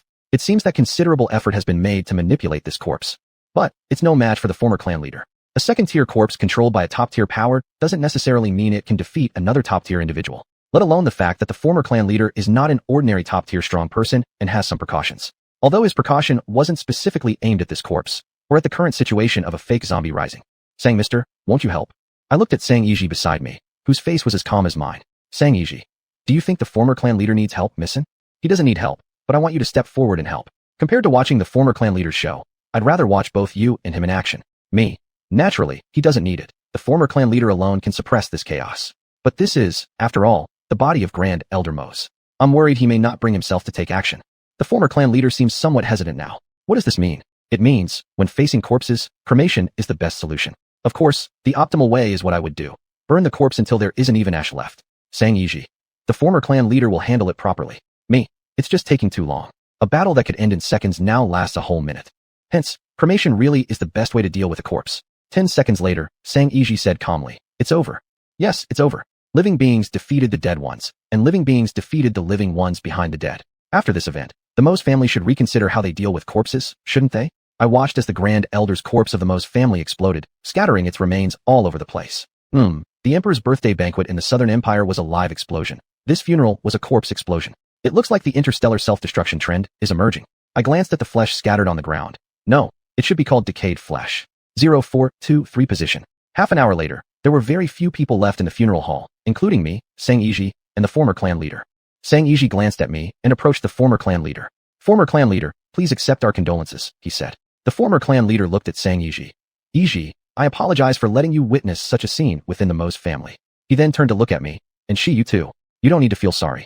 The drama that happened at the funeral was not bad. It let me see the rise of the self-destruction style." Sang Yiji. "This isn't your fault, former clan leader, but the murderers. Manipulating corpses and making them explode are all done by the murderers. It's the despicable act of the murderer."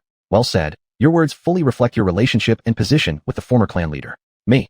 It's not your fault, former clan leader. You are the victim, and there's no need to apologize. However, regarding the killer who killed Grand Elder Mose, how much do you know about him?"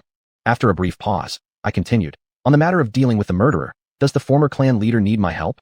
If I help, you provide information regarding the hidden strength of the Mose family, which is reasonable. Of course, if you don't want my help, I don't have any objections." Sang Yiji added, "If the former clan leader needs help, I can assist as well." The former clan leader looked at me, then at Sang Yiji. "Yiji, and she, for dealing with the murderer, our Mose family can handle it ourselves. Thank you both for your kindness." "Goodwill? I can clearly tell you. This isn't out of goodwill, and neither is Sang Yiji's." "Me. The former clan leader is planning to take action personally, isn't he? The murderer's strength isn't ordinary. Aside from you, there aren't many people in the Mose family who can match up against the murderer. However, that's on the surface. As for what's hidden, it's unknown." The former clan leader fell silent for a moment. "I'm still thinking about it. I'll assume you're telling the truth." Sang Yiji nodded. "For such a shameless murderer, we naturally need to be cautious. If the former clan leader had said he would take personal action, your words would not have been of this nature, but rather in agreement with him, right?" Next came the time for commercial mutual flattery between Sang Yiji and the former clan leader. Though I found it uninteresting, I listened to their mutual flattery till the end. Since I came, I should watch a few plays before leaving. If the quality isn't enough, quantity can make up for it. 3 minutes later, Sang Yiji and the former clan leader ended their mutual flattery. The former clan leader asked me, "And do you need me to arrange a room for you?" By asking this question, you're trying to find out when I'll leave, aren't you? Me. "No need. I'm going to leave soon, so there's no need for you, former clan leader, to arrange a room for me. I just came to express condolences. Since the funeral has ended, I naturally should leave." "Missin, are you leaving so soon?" Sang Yiji looked reluctant to let me go. Me. "The Mose family will probably be very busy next, so I won't stay here and bother you." Not bothering can also be considered my small contribution to the former clan leader. At least, in my view, it is a help. Sang Yiji smiled gently. "Missin, it's not a matter of calculation. It is indeed help." Your words sounded much more sincere than before. Me. "Judging from Mr. Sang's words, you intend to stay in the Mose family for a considerable period of time?" Sang Yiji. "Not necessarily, but I should leave later than you, Missin. Should? Isn't it certain?" Me. "Then I won't disturb you, Mr. Sang, and I'll take my leave first." "Take care, Missin," Sang Yiji said. The former clan leader then nodded at me. 0424 comfort. After taking one last look at the Mose family's residence, I boarded the spaceship. Is it necessary to be so guarded against me? Even after I got on the spaceship, you didn't stop peeping on me. I haven't done anything to the Mose family. I just took away a troublemaking member, Alan Mose. Although this is only on the surface. As for me, I'm just being victimized by gossip.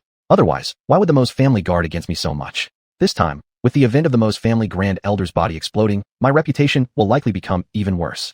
Using the term Death God to describe me, making it one of my nicknames, is utterly disrespectful to my character. Wherever I go, death follows, and wherever I go, trouble starts, none of which are solely due to me. Sometimes, it's just coincidental that I happen to run into these situations. While thinking about all this, I gave a few commands to the intelligence personnel. Is blocking someone at the spaceport now a custom? I watched as Jiyu walked towards me. "Did you specially come here to block me?" I asked. Jiyu shook his head.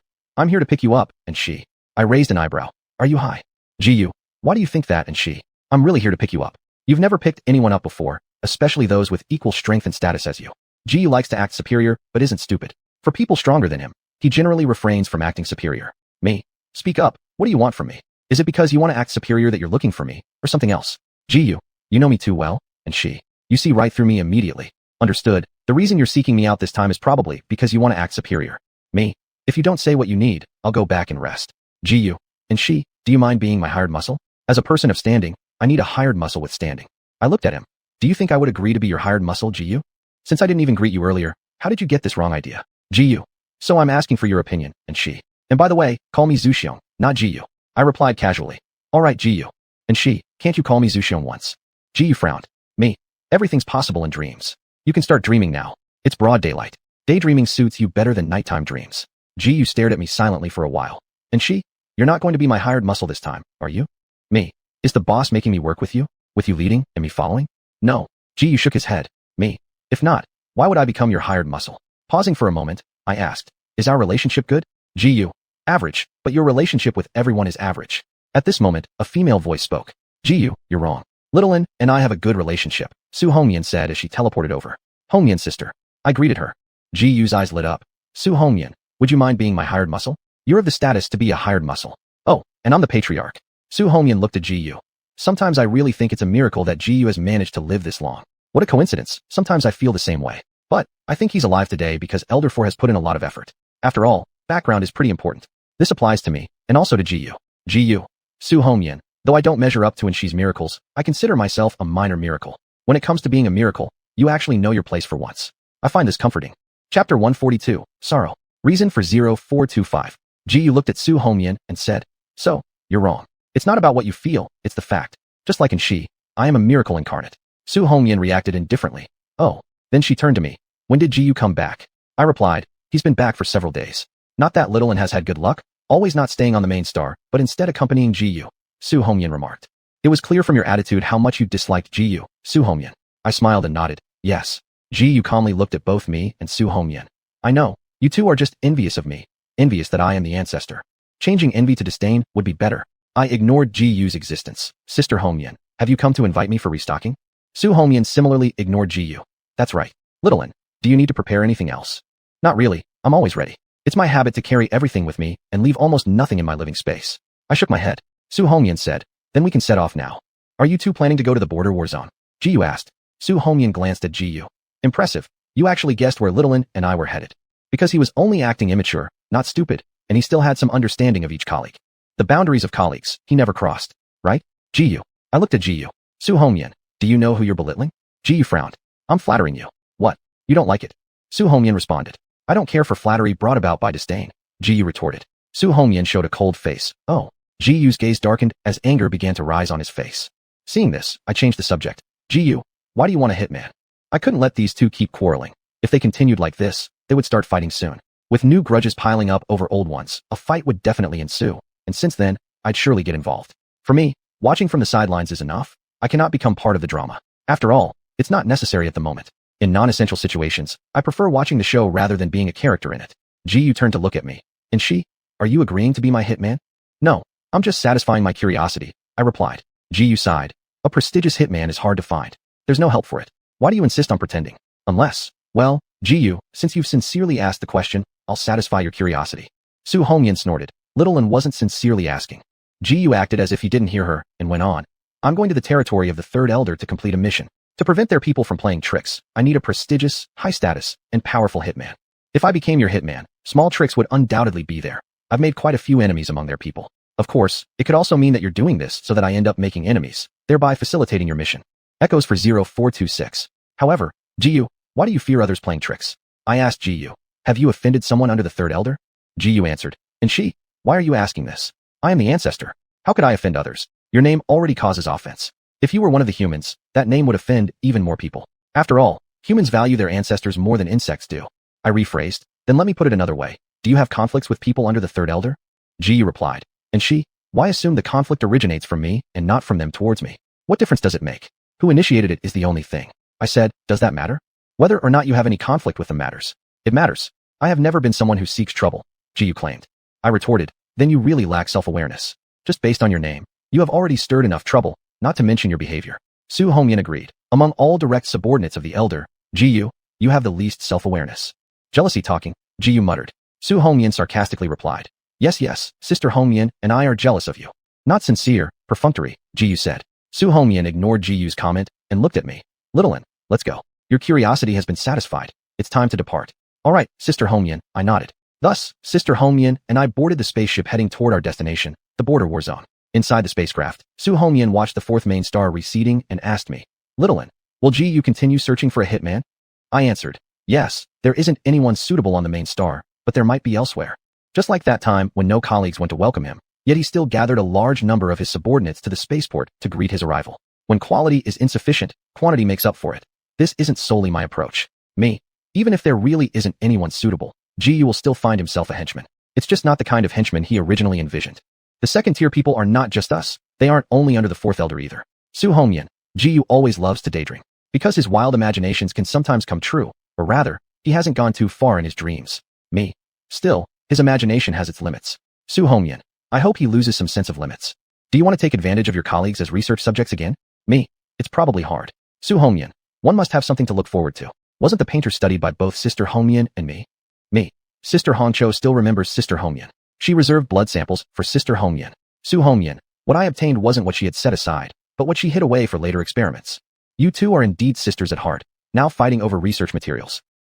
Having aspirations is always good. If one remembers constantly, there will certainly be an echo. Su Hongyan looked at me with a smile. Yes, there will certainly be an echo. But you won't ever get to research my thoughts. I won't let you achieve that. Now, not in the past, and definitely not in the future. This is a matter of principle. Of course, if the fourth elder ordered it, then it would be another matter. 0427 Restraint. Sister Hongyan, how much cargo do you intend to procure this time? Su Hongyan, 3 to 5 items. The exact amount depends on the quality. I looked at the map on the terminal screen and highlighted a red spot. How about here? There's plenty of goods here, enough for Sister Hongyan to choose from. Su Hongyan shook her head, pointing at a different location. No, I plan to go to this place. All right. If you want to go there, fine. I don't mind.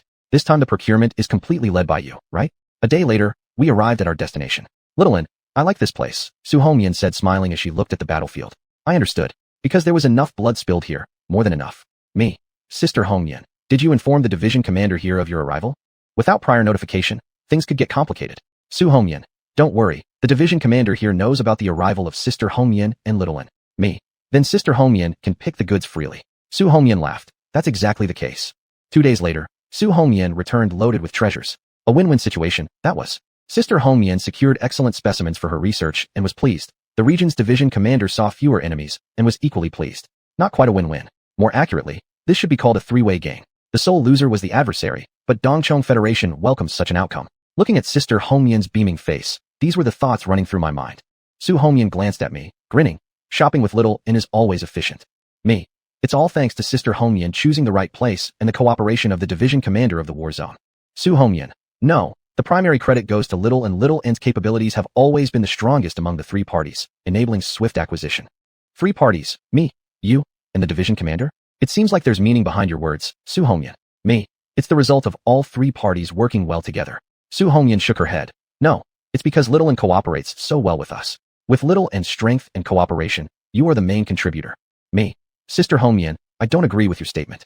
By constantly emphasizing the merit as being mine, what are you trying to achieve? Su Hongyan took a few steps forward, stopping only a step away from me. Little Un, among all the boss's subordinates, you are almost the most modest. She raised her hand toward me. Your strength is also improving faster than any of ours. I tilted my head, dodging her outstretched hand. Sister Hongyan, there's blood on your hands. Of course, even if your hands weren't bloody, I wouldn't let you touch me anyway. For the subject in the eyes of a research fanatic like you, that wouldn't be a pleasant encounter. I took a few steps back, increasing the distance between Su Hongyan and me. Su Hongyan, Little Un, is it really necessary? I'm not going to eat you, but you'd study me. I don't like others touching me, especially if the other person is you or Sister Hongcho. Su Hongyan, Little Un, your excellence truly makes me yearn. Yearning for what? Yearning to study me? Sister Hongyan, you need to learn restraint. Su Hongyan, Little Un, I've always been restrained. That's a lie, a blatant one. Right now, you're unable to restrain yourself, just like there were several occasions before where you couldn't control yourself, right? Sister Hongyan, practicing restraint is the best choice for you. If it weren't for your restraint, do you think others would tolerate the both of you? Your habit of treating everyone as experimental subjects has earned you quite a few enemies. Su Hongyan, Little Un, I suppose I should keep my distance from you lately. If I see you too often, I might lose control. Don't worry, unless necessary, I won't show up in front of you. I will reduce the frequency of appearing in front of Sister Hongyan. Su Hongyan asked me, Little Un, Can't you tell that my words don't match my heart? I caught it, but I choose to be deaf at this moment. Me. Sister Hongyan, I'll keep my distance like you wish. And of course, I'll also keep away from Sister Hongcho. Su Hongyan. It's such a pity that we can see each other, but cannot conduct research on one another. All sorrows stem from insufficient strength. If only you were strong enough, would there be anything you couldn't accomplish? Of course, if you ever surpassed me, I wouldn't dare approach you. Life is precious to me after all. I stayed silent, merely gazing at Su Hongyan. Su Hongyan turned around and walked toward the door. Littlin, after we return to the main planet, try not to have any contact with either me or Su Hongcho. Me, alright. This is good for you, me, and Su Hongcho. Chapter 143, Letting Off Steam. 0428 Bustling. The fourth main planet, the Great Hall. I looked at the projection of the fourth elder and called out. Boss. Projection of the fourth elder. Anshi, talk to me about Su Hongyan. Me, yes. Su Hongyan's self-control has dropped. She wants to make a move against me. Projection of the fourth elder. Su Hongji's self-control might also have dropped. Anshi, for both of them, you know what to do, right? Of course I know. They are colleagues after all. One shouldn't go too far or be too extreme. To stay away is the best choice. Me. I will keep my distance from them. After pausing briefly, I continued. They will also keep their distance from me. A decline in self-control does not mean they have lost their clarity. I know what the correct course of action is, and so do they. The entire galaxy will not be peaceful in the coming days. Anshi, be prepared, said the projection of the fourth elder. Me. I will, boss. I know that a storm is brewing. However, exactly when it will come, and how long preparation will take, I cannot say. The projection of the fourth elder closed its eyes. I left tactfully. In future missions, Su Hongyan and Su Hongji will no longer be my teammates. After all, the fourth elder has given consent. I took a glance at where Su Hongyan and Su Hongji live. Still, I hope that I won't have any team missions in the future. Compared to team missions, I prefer solo missions. Teammates, if they can be avoided, should be avoided altogether. With this hope in mind, I headed toward my residence. 2 hours later, I contacted my intelligence personnel. I asked, has the former leader of the Mose family left the family's base? Yes, Lord Anshi, replied the intelligence personnel. I followed up. Afterward, did you lose track of him? The intelligence personnel lowered his head and softened his voice. Yes, Lord Anshi. Since the former leader left the base, we could no longer gather information on his whereabouts. There's a huge gap in strength, which makes gathering intel difficult. I issued an order, then don't worry about him. Keep monitoring the Mose family. Record every single change within the Mose family. Intelligence personnel. Yes, Lord Anshi. Lord Anshi, should we truly abandon the task of tracking down the former leader? He hesitated for a moment before asking. You think you can track down the former leader? Me. I already have other plans for him. You should know that the boss has assigned me some additional people. These individuals, your peers, are even more talented than you. Intelligence personnel. With their assistance, Lord Anshi will certainly succeed in whatever he wishes for. You have such confidence in them. It feels like you trust them more than I do. Me, let us hope so. Wishing upon something only holds true for strong individuals with great power. Unfortunately, I am not among them. Me. The former leader is a family-first idealist. He will not easily forsake anyone in the Mose family. Increase our focus on the Mose family. The intelligence personnel respectfully replied. Understood, Lord Anshi. After ending communication with the intelligence personnel, I continued what I was doing before, reading galactic news. Things are quite bustling in space these days.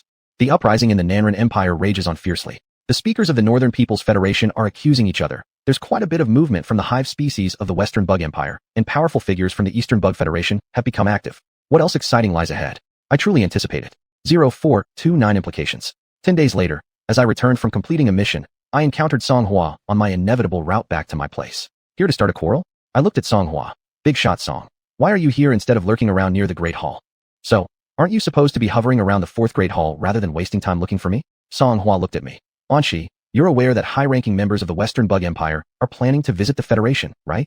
This piece of news is making rounds all over the star networks. How could I not know? Me.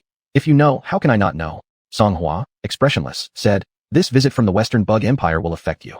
I looked at Song Hua in surprise. Did you specifically wait here just to tell me this? Are you that kind-hearted? Was it perhaps ordered by the fourth elder? Indeed, just as I thought. Song Hua, it's the elder's command. Splendid. The fourth elder's strategy here demonstrates absolute mastery, exemplifying killing through undermining another's spirit. I laughed. No wonder your expression is so sour. All kinds of negative emotions emanate from you. Song Hua's face turned cold. Anshi, if you don't know how to speak properly, you can shut your mouth. You're walking around with such a sour face, it's fact. And I consider myself quite articulate. Song Hua smirked coldly. That's just what you believe. Me. That I don't know how to speak. Isn't that what you believe too? Hypocrisy, got it? Song Hua closed his eyes for a moment, collecting his emotions. I've told you what you need to know. I'm leaving. After saying that, Song Hua turned around and was about to leave. Anshi, don't embarrass the elder, he said with his back still toward me. Embarrass? How could I ever embarrass the fourth elder? He's my boss. I'm just one of his employees. The outcome for an employee who embarrasses their boss has never been good. Me? Don't worry, I won't. Song Hua, better not. Before the words had even finished, he teleported away from there. I stood in the same spot for a while before continuing my way back home. This visit of the Western Bug Empire is related to me. Why? Who are the visiting higher-ups? Perhaps I should ask that person. He must be better informed about this matter than my intelligence personnel, given his expertise. When I returned to my residence, I rested for a moment and then contacted Zhou Ning, a core member of the Eastern Bug Federation's Foreign Affairs Department and also a direct subordinate of the Fourth Elder. Looking at Zhou Ning on the terminal screen, I cut straight to the chase. Zhou Ge, let me ask you something. Do you know who and which of the senior members of the Western Bug Empire will visit the Federation? Zhou Ning shook his head. Not yet, they haven't provided the list. What do you care for? Me. Just to satisfy my gossiping mind. Zhou Ning. If that were true, you wouldn't have contacted me. Your curiosity isn't so heavy. That's right. A qualified villain doesn't need much curiosity. And naturally, I am a qualified villain. I smiled. Zhou Ge really knows me well. I asked you mainly because Song Hua said, my situation is somehow connected with this visit from the Western Bug Empire. Zhou Ning nodded. Then his intel is pretty reliable. Among the visitors, there are indeed people with a big connection to you, little one. It's not the senior officials, but those associated with me in the Western Bug Empire, right? I looked at Zhou Ning and slowly spat out 2 words, Zhengdong. That's correct. Zhou Ning laughed, a kind of laugh that anticipates drama. 0430 Zhengdong. Among the 4 major powers, which force is the biggest rival of the Eastern Bug Federation? The answer is the Western Bug Empire, an equal match against the Eastern Bug Federation. So, within the Western Bug Empire, is there anyone viewing my immediate superior, the Fourth Elder, as their greatest rival? Of course, the answer is yes. Zhengdong's grandfather is one such person within the Western Bug Empire who considers the Fourth Elder as his greatest rival and harbors the deepest animosity toward the Eastern Bug Empire. Zhengdong's name, meaning conquer the East, perfectly embodies the ambition of its giver, Zhengdong's grandfather. Thus, the Eastern Bug Federation created Anshi, which many people on the StarNet think represents the countermeasure by the Eastern Bug Federation. In reality, though, these people have misunderstood it. My name, Anshi, means stabilize the West, which is correct, but this, West, does not merely refer to the Western Bug Empire. Beyond the Federation, everything is considered the West. That is the specific meaning of Shi in my name, though only the Fourth Elder and I know this. My name Anshi is far more sophisticated compared to the Zhengdong of the Western Bug Empire. No, Zhengdong's name simply cannot be compared with my name Anshi. Therefore, the Zhengdong from the Western Bug Empire always sees me as a thorn in his side. There's no help for it. His grandfather firmly believes that, because there is Zhengdong, there must be Anshi. Regarding this, my thought is, unwarranted disaster. Out of nowhere, I gain someone who views me as an enemy for life. I raised an eyebrow. Is Zhengdong here specifically to bother me? It's very possible. Your feud with him is common knowledge, Zhou Ning said. Me? It's his unilateral hostility towards me, alright. I've never met him. What enmity or resentment could I possibly have against him? Just because he's from the Western Bug Empire? His grandfather was completely overpowered in confrontations with the Fourth Elder. Why would I take it out on him? Revenge typically happens among the disadvantaged party, but the Fourth Elder certainly hasn't suffered any disadvantages due to Zhengdong's grandfather. Naturally, as a subordinate of the Fourth Elder, I have no reason to blame Zhengdong either. Zhou Ning. Still, that doesn't stop him from troubling you. It's rumored that this trip wasn't just his own idea, but also his grandfather Zhengfei's. I responded sarcastically. What? Can't handle the boss himself, so he sends his grandson after me. The boss's underling? Zhou Ning. Seems like that. I commented. If he can't do it himself, expecting his grandchildren to step forward and save face for him is ridiculous. Most importantly, his grandson Zhengdong would definitely fail to make him look good. Zhou Ning expressed understanding. Repeated losses inevitably lead Zhengfei to act absurdly. Me. Even funnier is that Zhengdong can't avenge him, but rather, like how the boss suppresses Zhengfei, I'll keep suppressing Zhengdong relentlessly. Of course. Zhou Ning chuckled and nodded. Me. Brother Zhou, once the visiting list of the Western Bug Empire is out, remember to inform me. It's an important matter whether there are any individuals in the visiting group I need to pay attention to. Beating the young ones and meeting the elders. This isn't something that just happens in novels, nor is it confined to my memories of that era. Zhou Ning. Little one. Do you plan to know your enemy as well as yourself? Me, exactly. Preparations should be made early and thoroughly. Making thorough preparations in advance is my preferred approach. Surprises, things I like giving others, but not so much receiving from others. If someone else is providing entertainment, I don't mind the arrival of surprises. Zhou Ning. I will let you, little N, know as soon as possible. Me. Thank you, Brother Zhou. After Zhou Ning's face disappeared from my view, I sent a few messages to my subordinates in intelligence. I can't put all the eggs in one basket. Chapter 144. You're not that kind of person. 0431 Kill Mission. If you were to ask what the most widely discussed event in the galaxy was recently, it's not the uprising in the Southern Empire, nor the speaker struggle in the Northern Federation, but rather the visit of high-ranking officials from the Western Bug Empire to the Eastern Bug Federation. This incident is related to me. Yes, the Eastern Council is indeed causing trouble for me during this visit, but this does not prevent my direct superior, Elder 4, from assigning me other tasks. And now, I am at the location of my current mission. What is my current mission? It's a kill mission.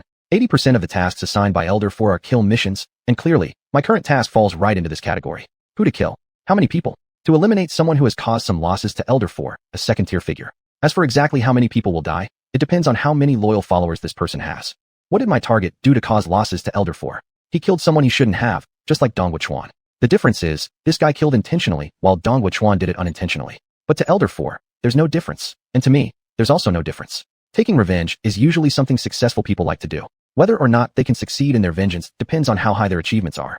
My target this time is precisely one of those successful individuals who has achieved success through revenge. However, his success has not reached the level where he can afford the consequences of his actions. So, here I am, ready to kill him. This shows that while achieving success and fame is important, the most crucial aspect is reaching a point where you can pay any price for it.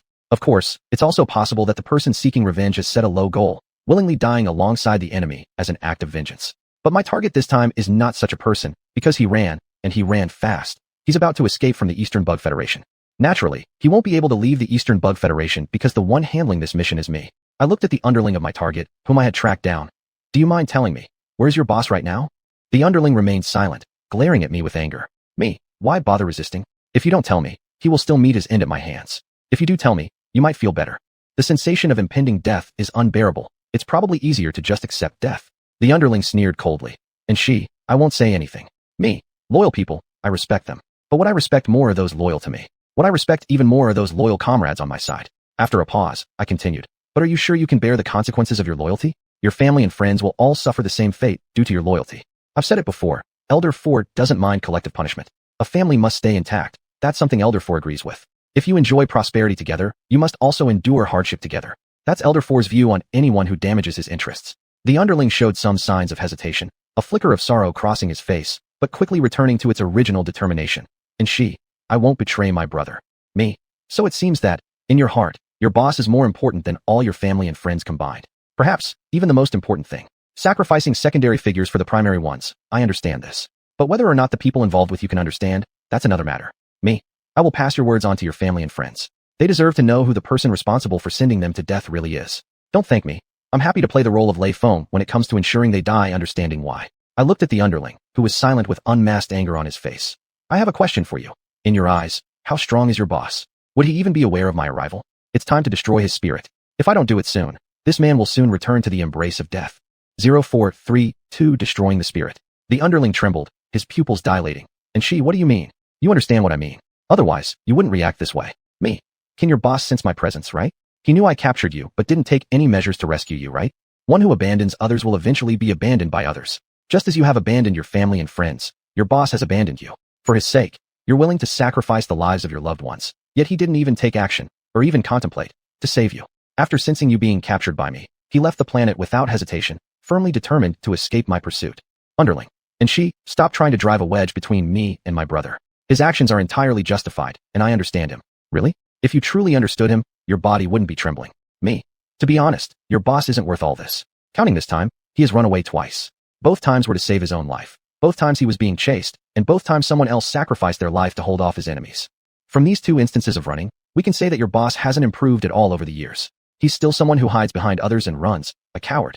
And she. The underling called my name in a low voice, clenching his teeth. Me. But do you think he can keep running forever? Last time he ran, he lost all his family.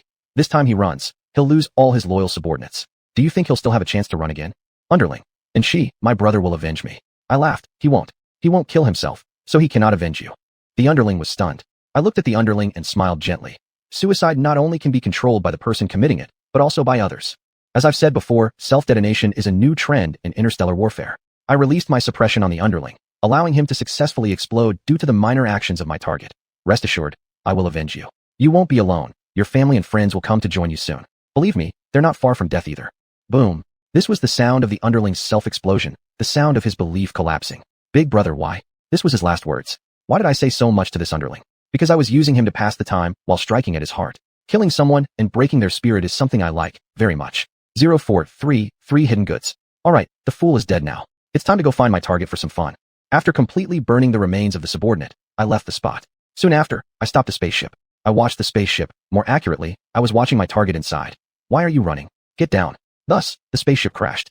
Of course, my target didn't die. At the moment of the spaceship crash, he escaped, leaving 3 loyal underlings to deal with me.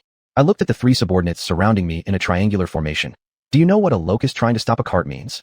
Before my words even finished, I extinguished the souls of the 3 men and set them ablaze. Aye, this is it. You three should thank me for not letting you die at the hands of the respected big brother of yours. Now, it's your big brother's turn to meet his end. I disappeared from the spot. 5 seconds later, I leaned against a tree, watching the opposite target with interest. Me. Stop running. If you don't kill me, there's no way you'll escape successfully. On the contrary, if you kill me, not only will you be able to escape successfully, but you might also take my place. My pursuit of you is the price for killing your enemy's entire family. If you kill me, it proves you can bear this price and shows you're capable. The boss would favor people with capabilities. Replacing me could be one way the boss favors you. If you kill me, you could potentially take my position. Does this make your heart race? The target started laughing. Master and she, you flatter me. How could I possibly kill you? Clearly tempted, just waiting for action. Me. Do you think you can successfully escape from under me? Target. Initially, that was my plan. In reality, I've underestimated you, Master and she. Had you truly underestimated me, you wouldn't be meddling with your followers right now. I nodded. Yes, you've underestimated. Yes, I have. The target's face stiffened for a moment. I looked at the target and asked a question. Do you know what your enemy's biggest mistake was? Target tentatively replied. They let me live? Me. No, it's because they weren't strong enough. They weren't strong enough, so they failed, so they died by your hands. If they had been strong enough, even without cutting off the roots thoroughly, they could have borne this cost. Target. You're right, Master and she. I was too focused on the fact that I survived. Me. No, you weren't overly focused. Thinking this way is quite natural. What you overlooked is, your ability to seek revenge wasn't because you lived, but because you became stronger, strong enough to get your revenge. The target bitterly laughed, but it's only to this extent. With you, Master and she, around, I fear I won't escape. Me. Then why not wait a little longer? If you become stronger, even if you kill your enemy and harm the boss's interests, the boss may not handle it this way. I can't bear it anymore. After remaining silent for a moment, the target responded. If I have the power to take revenge, why should I wait? Why shouldn't I let my family rest in peace? He said. Me. You're not that kind of person. The target looked at me, his eyes turning cold. Me. Your revenge is mainly because it's your letter of allegiance, your way to join a certain force. How could you be someone who solely seeks revenge for your family when you meddle with your completely loyal subordinates? Clap clap. The target coldly applauded. My true purpose couldn't escape your notice, Master and she. To be honest, I anticipated some reaction from Lord Senior Elder regarding my act of vengeance, but I never expected he would send you, Master and she. If it were anyone else, any other second-tier assassin, they might already be dead by now. Me? Not necessarily. As long as there's an antitoxin like mine, they could have survived until now. Controlling others to self-detonate or poison them. This guy, the task target, truly harbors sinister traits. Chapter 145, the first one. 0434 Unlucky. The mission target sighed. Since it's you, Anshi sir, who has come to deal with me, I must be truly unlucky. You could be even unluckier, though, this may not be a matter of luck. Me. You should have thought about the consequences before seeking revenge. Your plan against ordinary second-tier people. I'm curious, what are your prepared measures against me? As a stealthy person, I don't believe you only prepared with human bombs and poison. Mission target. Anshi sir seems very confident in me. Aren't you also full of confidence in yourself? Me. I hope you won't disappoint me. After completing the task of dealing with you, I should not have other missions until the senior officials from the Shichong Empire visit the Donchong Federation ends. To avoid boring wait, and to vent my upcoming frustrations from being bothered by Eastern troublemakers, I will play with you a bit. Anshi sir, I was wrong. You're not confident in me, but rather in yourself, the mission target said. I responded with a smile. Of course, no matter what, you'll die at my hands. This was your predetermined fate when my boss, Elder 4, assigned this mission to me. The mission target slowly exhaled. Anshi sir, I hope you won't meet the same end as my enemies at my hands. It's naturally impossible. Your enemies are weaker than me, far weaker indeed. I watched the mission target, watched the fog rise, and watched him vanish into it. If I remembered correctly, this enemy of his died precisely under this technique. So, is he now using this to fight me? I looked at the white mist gradually spreading and laughed. Then let me see if this move can go according to your wishes. Dark night, ancient trees, killings. These were the scenes within the fog. Anger and fear. These were the feelings given by the protagonist of these scenes. I stood in place, watching the images presented in the fog with interest, a show of failed thoroughness. No, more accurately speaking, the killer did want to finish off the root, but didn't achieve that goal, allowing the root to survive instead. Therefore, the stronger root came back for revenge, successfully achieving its goal to send the killer's family back into death's embrace. From this perspective, the mission target resembles the orphan of the Zhao family from the era etched in my memory, a space version of the Zhao orphan story. Although, his main reason for killing those people wasn't for revenge, he used it as his sign of loyalty. I tilted my head slightly, dodging the blade heading toward my skull. I enjoy watching plays, but that doesn't mean I am fully absorbed in them. Attacking me while I'm focused on the drama will not give you the result you want, I said. Anshi sir, I was just testing you. The mission target's voice came through the fog, tinged with laughter. Me, oh, do you have other dramas then? This orphan escape plot isn't very interesting to me. Can we change to another play? How did you connect with that faction? I'm quite interested. Mission target. Anshi sir, do you think I would satisfy your request? Me, if you wish to make me further distracted, you would. Am I not already somewhat distracted by this play? 0435 Regret. Mission target. Anshi sir, Are you belittling me? No. I simply want to watch other plays and obtain some intelligence at the same time. Me? Some people like to interpret others' confidence as disdain. Clearly, you are one such person. The mission target chuckled. Anshi, sir, if you say so, then so be it. There are plenty in this world who paid the price for underestimating others. So, you think I am one of them, right? You think I am bound to pay the price, right? Me. Do you think your enemies underestimated you? Mission target. They didn't expect me to survive, and they certainly didn't expect that not only would I survive, but also that I'd make them pay. Not expecting something is often associated with underestimation. Me. Do you like others underestimating you? Like others underestimating you because they didn't expect certain things. Before the mission target could answer, I continued. I assume you do like it. When others underestimate you, it benefits you. Mission target. Anshi sir really understands me. My understanding of you is probably owed to the intelligence personnel under my command. They collected the information. But unfortunately, Anshi sir, you haven't underestimated me. Even though you appear to act this way, you actually don't. There was regret in the mission target's voice. Underestimating others is not something a qualified villain should do. And I have always been a qualified villain. Finding amusement in the mission target does not represent my underestimation of him. It only shows my boredom. Me. It is indeed a regrettable matter for you. But I can make your death less regretful. So, are you willing to exchange for another play? Your death in my hands will be your greatest regret. But if you satisfy my desire to watch plays, I might let you live longer. How about that? It's quite a good deal, isn't it? Of course, I cannot possibly let the mission target go. This is a task, and it's a task given by Elder 4. Mission target. Lord Anshi, will you let me go because of this? I smiled. Do you think that's possible? Mission target. Impossible. Therefore, I have decided to meet Lord Anshi's demands. I raised my hand towards the sky. Then escape, right? Subsequently, a surge of flames shot up into the sky, dispersing the white mist and forcing the mission target back. The mission target, who had retreated, looked at me with deep eyes. Lord Anshi, why can't you just give me a break? Because Elder 4 would never give me a break. Me, have you ever done me a favor? If so, I would still repay it accordingly, naturally to the extent determined by my own heart. No. The mission target shook his head. Me, are you stronger than me? The mission target was silent for a while before saying, in terms of physical strength, I am not as strong as you. Me, then why should I give you a break? No longer leaning on the tree, I stood up straight. So, please die. Thank you. 0436 location. Lord Anshi, what if I don't want to die? The mission target asked. Me, that is not something you can decide. At the very moment Elder 4 issued the command to kill you, your life was no longer in your hands. Me, by the way, if I know that the white mist won't disperse until you die, I will eliminate all the mist. You don't need to thank me. The mission target's pupils contracted sharply. How do you know that? Because after my subordinates were thoroughly interrogated, their ability to gather intelligence improved significantly.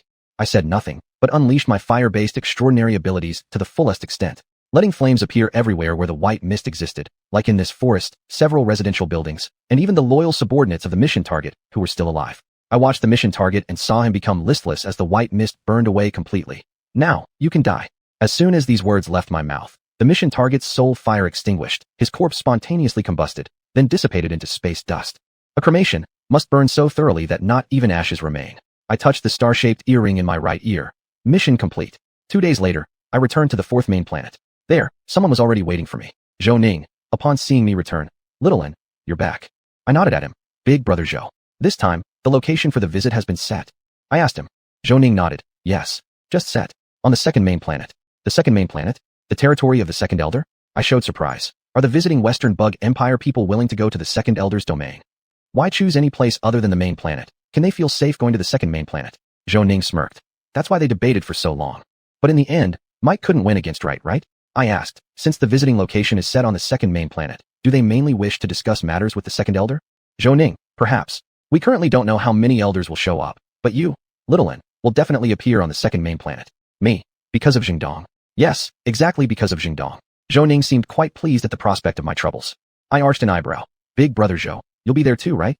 Zhou Ning.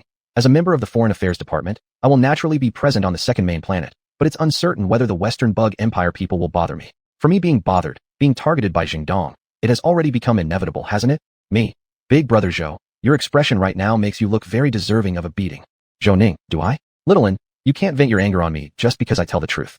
Jingdong will surely cause you trouble, that's certain. Or rather, he may have come specifically to cause you trouble. Jingdong. A typical case of irrational behavior, traveling thousands of miles just to cause trouble for others. That's him all over. I changed the subject. Big brother Zhou, since you're back this time, what do you plan to do? Zhou Ning. Go to the 2nd main planet with Little N. Me. Isn't the Foreign Affairs Department busy? Don't you have to handle the high-level visit from the Western Bug Empire? Zhou Ning. This matter will primarily be handled by the members of the Foreign Affairs Department under the 2nd Elder. That's true. With the visiting location set on the 2nd main planet, Zhou Ning, an underling of the 4th Elder, has nothing much to do. Or rather, Zhou Ning has no say in the main matters of this visit. Me. The subordinates of the second elder probably haven't had much leisure time recently. Zhou Ning. Naturally, the Western Bug Empire's this visit is different from last time. Last time was a private visit. This time it represents the state. There's a big difference between the two. Me. It's actually a good thing that the visiting location wasn't set on the fourth main planet. As an outstanding worker, even if I can earn more by working harder, I still hope for a laid-back job. Which worker doesn't want an easy workload? Zhou Ning. Shaoan, you're still the same as before, disliking work. Me. Brother Zhou, do you like being busy all day? Zhou Ning. I can accept a proper level of busyness. Your words make it sound like we have a choice. Elder Four's demands are always above our preferences. Me. Liking and accepting are different things. Zhou Ning. Because liking is just liking, it can't decide everything. No, it can't. As long as you desire and can afford the consequences. Me. Brother Zhou, perhaps it's because you don't like it enough. Then Shaoan, your liking for not working must be less than your obedience to the elder's orders. Zhou Ning smiled and said. Me. Because my boss comes first in my heart. Chapter 146, Regret and Pity. 0437 Attractive. Zhou Ning looked at me for a while, then smiled and echoed. Yes, the first. I always feel like you are suspicious, Zhou Ning. How could the fact that Elder Four ranks first in my heart make you suspicious? Me. Zhou, you don't seem very sincere. Zhou Ning. Shaoan, you might be wrong. Is that so? I don't think so. Me. It's probably a mistake. Zhou Ning chatted with me a few more words and then left. I stood there, watching him leave, before heading to my destination, my residence. The task was complete, our conversation over, and it was time to rest. I sped up my steps. Why did the West Bug Empire come this time? Apart from the high-ups of the West Bug Empire, no one can be sure about their intentions. Why did Jingdong come this time? To find trouble with me. This, many people know, I also know, and this has been confirmed by intelligence gathered by my subordinates. So, what am I supposed to do regarding the West Bug Empire's visit this time? Stop Jingdong from troubling me. No, I'm going to hit back hard. This time, either Jingdong or I will end up embarrassed, but it definitely won't be me. I stared at the intelligence on the terminal screen and thought like this. Not only because Elder Four doesn't allow it, but also because I myself do not allow it. After reviewing the intelligence related to Jingdong, I continued reading the latest updates on the West Bug Empire.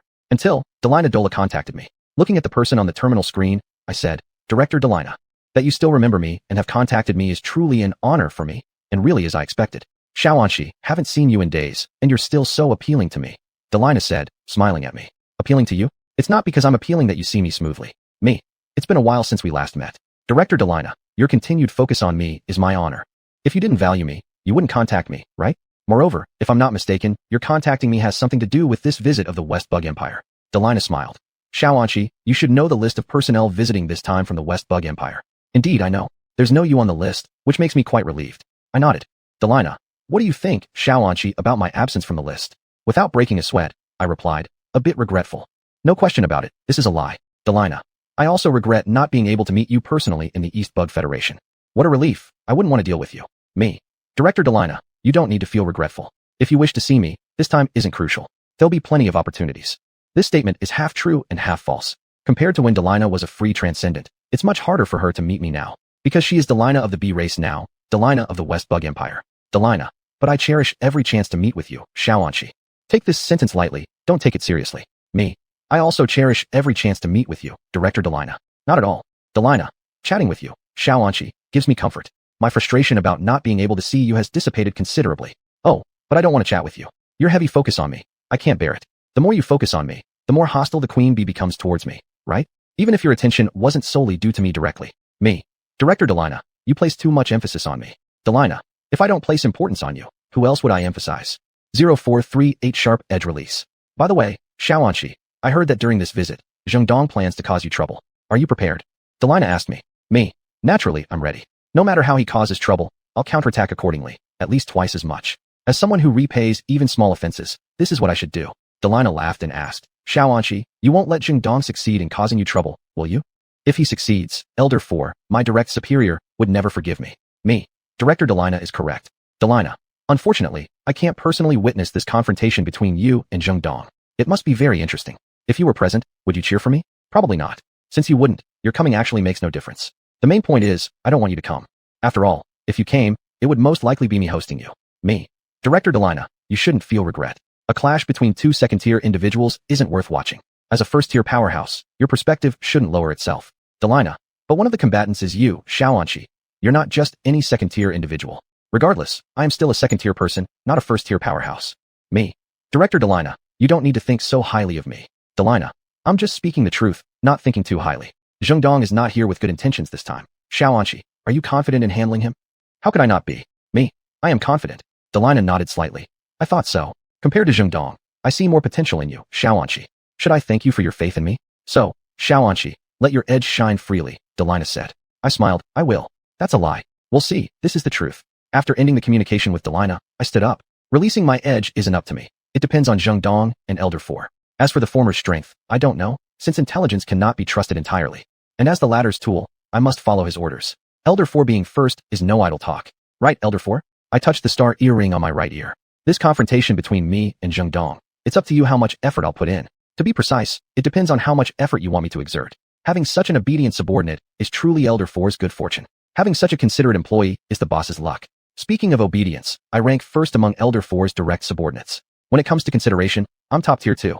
0439, a critical question. The fourth main star, spaceport. Zhou looked at me. Let's go, Xiaoan, it's time to set off. I shifted my gaze from the direction of the fourth great hall towards the spaceship. All right, Zhou brother. Will the boss appear on the second main star this time? I asked Zhou. Zhou shook his head. I don't know. Elder's thoughts are always hard to predict. He glanced at me. Xiaoan, how likely do you think it is that the Elder will appear? Me. It depends on how many Elders show up on the second main star.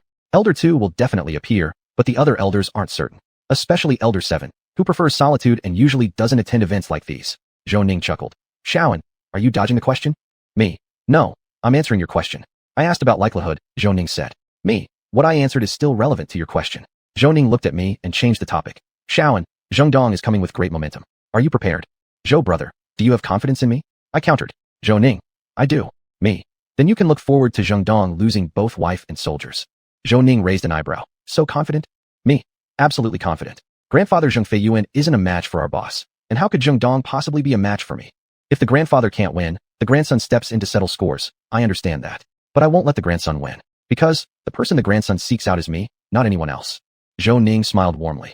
Then I'll look forward to watching Dong's performance. I nodded slightly. When I'm inevitably part of the show, I won't let anyone steal my spotlight. Losing is simply not an option. Pursuing victory, this is Elder 4's requirement for me, and also my own standard. As a qualified antagonist, one must pursue victory. Because victory is everything, and the winner defines justice.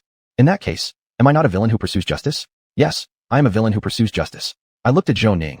Zhou brother, we represent the righteous side, don't we? Zhou.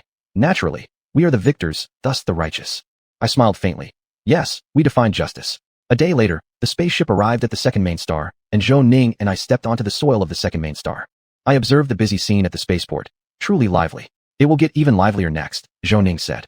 Unfortunately, I'm not here just to enjoy the spectacle. Dong has misjudged me. Me. A bit regrettable, I'm part of the show. Zhou. But you're also a spectator.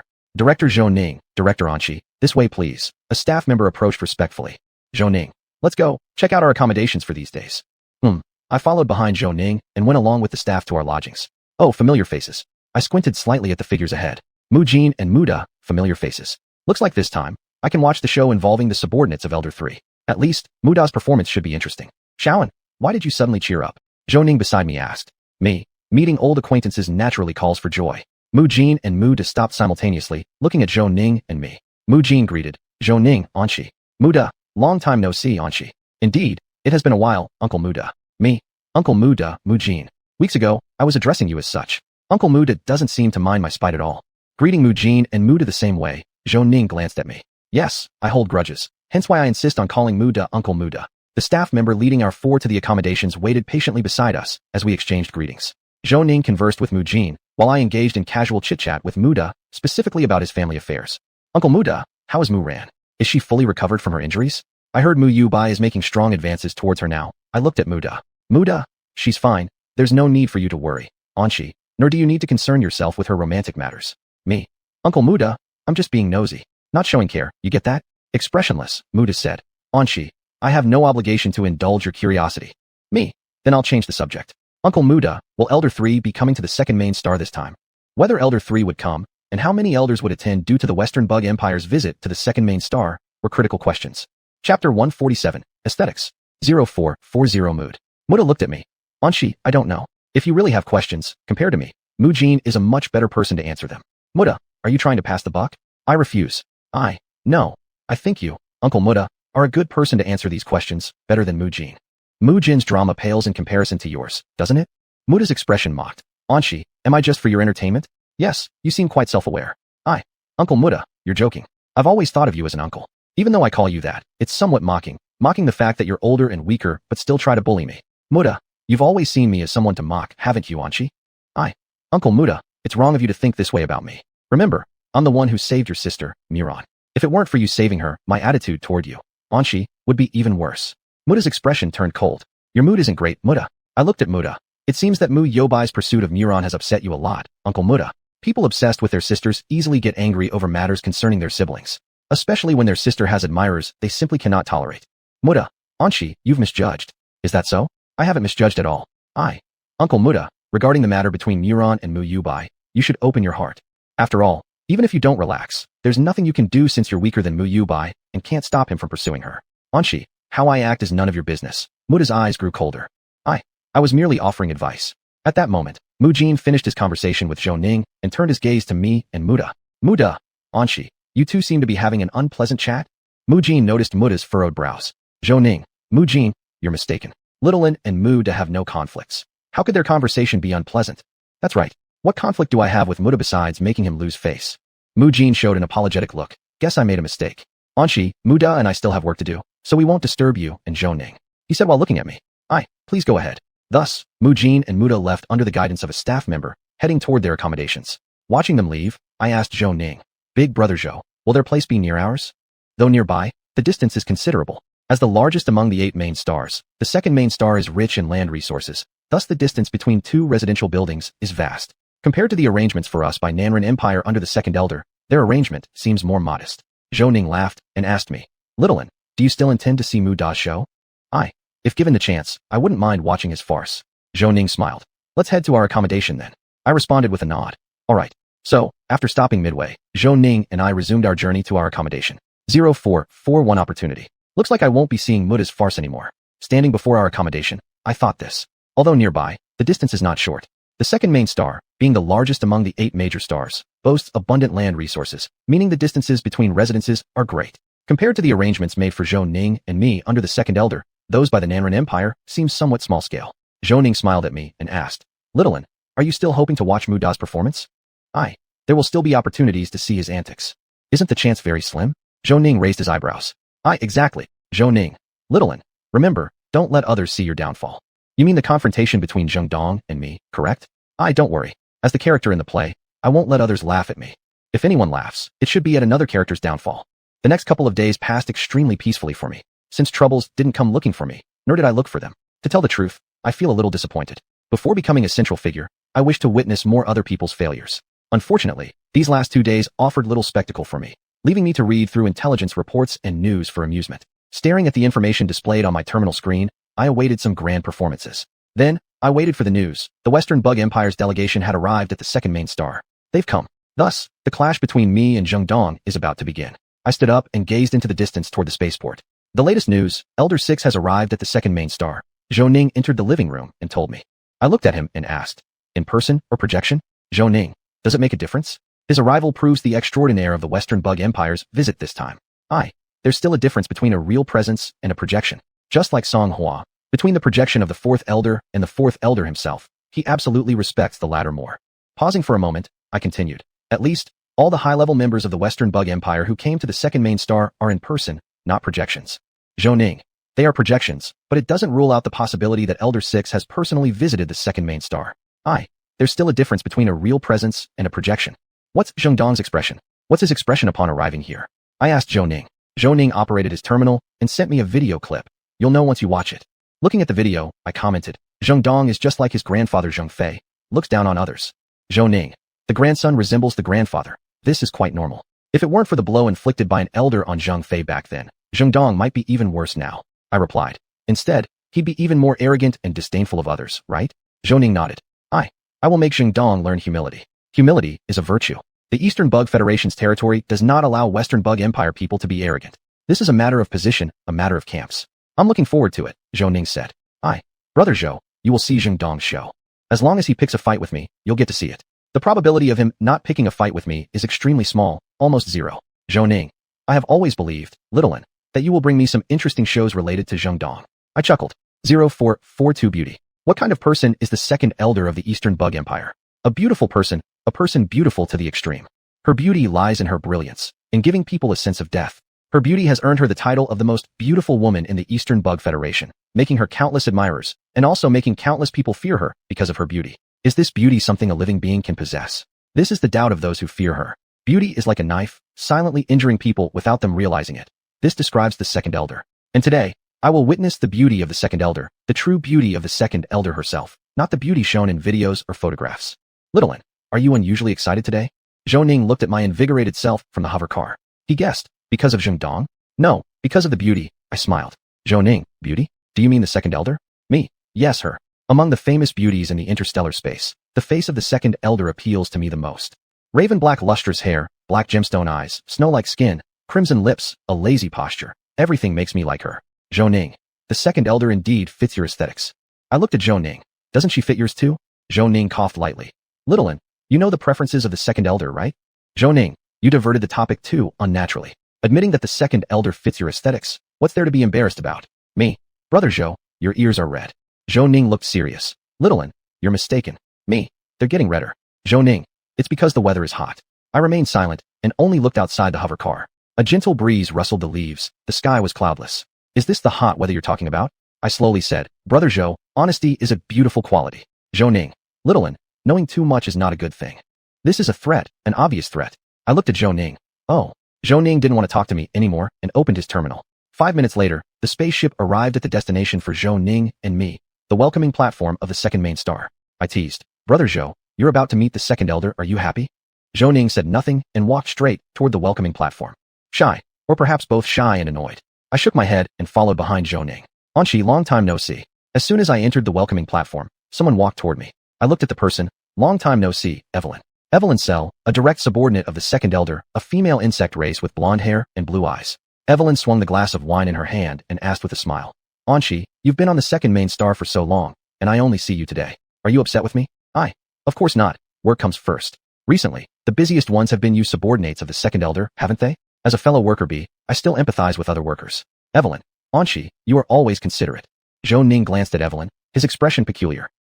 For ladies, I should be considerate, especially beautiful ladies. Although Evelyn doesn't fully conform to my aesthetic standards, she is a great beauty and relatively harmless to me. At least, she is less harmful than Su Hongyan or Su Hongzhou. Evelyn. Anqi, you have such a sweet mouth. I could be sweeter if you believe me. I'm just stating the facts. Evelyn. Then, would you be more considerate and sweet to the elder? Of course, the second elder is the beauty that perfectly fits my aesthetic. Me. Of course, she is your boss after all. The smile at the corner of Evelyn's mouth deepened. Not finding you, Anqi, right away was my loss. Because I made you happy? Me. Evelyn, you're exaggerating. Evelyn shook her head. I'm not exaggerating at all. Chatting with you, Anqi, is just comfortable. Because you're harmless to me, I don't mind being gentle with you. Because the threat level you pose to me is minimal, I am happy to be kind to you. Me. Chatting with you, Evelyn, is also making me feel at ease. It's my mistake. I thought you've been busy these days, so I didn't come to find you. Evelyn. You always value work, not only your own but others as well. I don't blame you. So, that's why I didn't come to find you. Chapter 148, Impoliteness. Excuse. I sighed. Evelyn, you are truly empathetic. Evelyn, I can't compare to you, Anqi. I smiled and changed the topic. Evelyn, will the second elder appear this time? In person? Although it's highly possible that the second elder will show up in person, there is also a chance she will appear as a projection. I need an accurate answer. Because some beauties, their projections fall far short of reality. The second elder is one such case. I looked at Zhou Ning, who was silently beside me. After all, I have an admirer of the second elder here. He really wants to know the answer to this question. Dead companions over living monks. Zhou Ning, be my excuse. Although, for me, this is an excuse. For you, Zhou Ning, this is a fact. An admirer of the elder? Evelyn also looked at Zhou Ning. I ignored Zhou Ning's slightly displeased gaze as he looked over. Yes, my colleague brother Zhou greatly admires the second elder. I paused and added. He wants to see the second elder in person because her projection does not fully reflect her beauty. Zhou Ning hesitated for a while before agreeing with me. Yes, as Xiaoan said, I want to meet the second elder. Your ears are getting red, Zhou Ning. I glanced at Zhou Ning's ears. Evelyn. The elder is quite impressive, even captivating direct subordinates like those under the fourth elder. Me. The second elder is both powerful and beautiful. Who could resist her? Who would not admire her? Evelyn. I always thought someone like Anqi, a direct subordinate of the fourth elder, would be similar to the fourth elder, rather detached, not likely to admire others. Me. The fourth elder is the fourth elder. Brother Zhou is brother Zhou. They're different. Besides, who says the fourth elder doesn't have someone they admire? His lover is the one he admires. Evelyn nodded. Anqi, you're right. Then, she answered my question. Though I don't know exactly when the elder will appear, I do know. She will attend this banquet in person. I clapped my hands. That's wonderful. Of course, one must see the real person if it's a beauty. I looked at Zhou Ning. Brother Zhou, you must be just as happy as I am, right? Zhou Ning looked at me expressionlessly. Yes, just like Shaoan, I'm very happy. I smiled back at him. Afterwards, Evelyn chatted with me a bit more, then she was called away by someone else and went off to attend to her business. After Evelyn left, Zhou Ning asked me, Shaoan, is it so amusing to use me as an excuse? To be honest, it is. Me. Brother Zhou, how can this be considered an excuse? This is simply the truth. You really do admire the second elder, don't you? Zhou Ning. Saying that you want to see her because you admire the second elder isn't an excuse. Me. Brother Zhou, this is my excuse, but it's your truth, isn't it? Zhou Ning. Shaoan, I don't want this to happen again. That depends on the situation. I always believe dead companions over living monks. I smiled. All right, Brother Zhou. I mean it, Zhou Ning said. Me. I'll try not to let it happen again. Is this statement more sincere than the previous one? Zhou Ning. Let's hope so. I smiled without responding. Which kind of beauty do I like? I like beauties dressed in red. Whether it's crimson, pink, light red, bright red, scarlet, or fiery red. I like them all. Even those who might not entirely match my aesthetic standards, I still look up to them when they wear red. My fondness for beauties in red clothes is evident from this. But in fact, compared to beauties wearing other colors, those dressed in red are rare. Because ordinary beauties cannot handle the color red well, they don't shine in it. So beauties in red are scarce, and even rarer are those who wear red gracefully. But today, at this very moment, I encountered such a beauty who matched perfectly with her red attire. Especially, she was wearing my favorite shade of red, scarlet. I looked at the beauty upstairs, the second elder. There is a beauty, once seen, never forgotten. One day without seeing her feels like madness. Similarly stunned by the second elder, Zhou Ning turned to me. Shaoan, have you fallen in love with the second elder at first sight? My eyes never leaving the second elder. Brother Zhou, don't tarnish my admiration for the second elder with love. I purely appreciate her beauty. Also, I'm a determined bachelor, but my sexual orientation is normal. It should be normal. Though I haven't felt romantic feelings, my sexual orientation should align with the general public's orientation. I turned my head to Zhou Ning. On the contrary, Brother Zhou, you have a significant chance of falling for the second elder romantically. Zhou Ning. Shaoan, you're thinking too much. I focused on him. Your ears are red, completely red. Zhou Ning covered his ears with his hair. Shaoan, you're mistaken. Me. Yes, I was mistaken. I didn't see someone's ears turning red. I only heard a young man's heart thump thump. Zhou Ning frowned at me. Shaoan. At that moment, the second elder on the second floor spoke. Everyone, welcome to the reception platform. She leaned forward, resting her arms on the railing, lazily saying. I looked at the second elder. Her voice also matches my aesthetic. Zhou Ning quietly hummed. Talks a lot, but doesn't act, Zhou Ning. I glanced at Zhou Ning who was dumbstruck by the second elder. And then, the banquet began. In everyone's gaze, the high-ranking officials of the Xichong Empire ascended to the second floor and conversed with the projections of the second and seventh elders. Zhou Ning handed me a glass of red wine and said, Shaoan, Zhongdong has been staring at you. Since he came here, he has never taken his eyes off you. I knew it, so I had always ignored him. Me. This does not stop me from ignoring him. Zhou Ning. This will not stop him from accumulating anger toward you. Me. I like stirring up flames. Inciting or adding fuel to the fire is something I don't mind doing. After all, I am an antagonist. Zhou Ning. Are you not afraid that the fire will burn you? Me. No, it won't reach me. Zhongdong doesn't have this ability. That's just how it is. I said it. Zhou Ning. Shaoan, Zhongdong does have some abilities. Me. He is weaker than me, which is a fact. He is no match for me, an even greater fact. Zhou Ning laughed. I believe Shaoan, your next move will be splendid. Me. Of course, the second elder is watching me. Zhou Ning's smile froze for a moment. 0446 strengths and weaknesses. Zhou Ning changed the subject. Shaoan, when do you think Zhongdong can bear it anymore? Me. Before this banquet ends, he will definitely find trouble with me. If Brother Zhou wants, I can make him unable to tolerate now. Zhou Ning raised an eyebrow. Me. Brother Zhou, you need to trust in my talent for provoking others. After saying this, I gave Zhongdong, who was always watching me, a smile, a challenging one laden with meaning. So, Zhongdong made a move. He walked straight towards me. Zhou Ning chuckled. Shaoan, you truly are. I picked up his words. I truly am considerate. Knowing Brother Zhou would want to see Zhongdong's show, I promptly gave it to you. Zhou Ning. Yes, you are indeed considerate. Zhongdong arrived before me and bowed. Zhongdong from Xichong Empire wishes to compete with you, Anqi. I asked him, is this your idea, or your grandfather's idea, or perhaps Xichong Empire's? Zhongdong. It's my idea as well as my grandfather's idea. Oh, then what do you upstairs think? Our opinions don't matter, yours do, right? I looked upstairs. One of the higher-ups from Xichong Empire who attended Qian Tingyu's funeral gazed at the projection of the second elder and the seventh elder. Second elder excellency, seventh elder excellency. What are your thoughts on Zhongdong's request? Projection of the seventh elder. Young ones wanting to compete, let them compete. As elders, I am happy to give them the opportunity to challenge each other. Moreover, this is more than just a dispute between juniors. It is also the disagreement between Zhang Fei and my immediate superior, fourth elder. Though Zhang Fei's unilateral hostility against the fourth elder isn't something the fourth elder concerns herself with. Elder statesman, What does Second Elder Excellency think? Zheng Dong requesting this here, on your territory, might be somewhat disrespectful. Do you think Zheng Dong is disrespectful? Not necessarily. Without the implicit permission of these high-level members of Shichong Empire, Zheng Dong wouldn't dare do this. But, I believe, losing to me, that is what will make Zheng Dong appear disrespectful to you. The second elder looked lazily at the elder statesman. If Zheng Dong is willing to risk being disrespectful to compete with Anshi, then let him have his wish. Requesting a duel is not disrespectful, losing is. Deservedly, you beautiful person matching my aesthetics really know how to talk. My eyes lit up as I looked at the second elder. Zheng Dong also looked upstairs, but his focus wasn't on the second elder either. Elder statesman, does Second Elder Excellency think Zheng Dong will certainly lose? The second elder feigned confusion. Do you think Zheng Dong will win? The elder statesman pursed his lips. I trust Zheng Dong, as well as the years of training given to him by Zheng Fei. Projection of the seventh elder. The years of being defeated don't deserve pride nor trust. Indeed, Zheng Fei pales compared to fourth elder, making his grandson Zheng Dong obviously less competent than me as fourth elder's subordinate. Elder statesman, then we shall wait and see.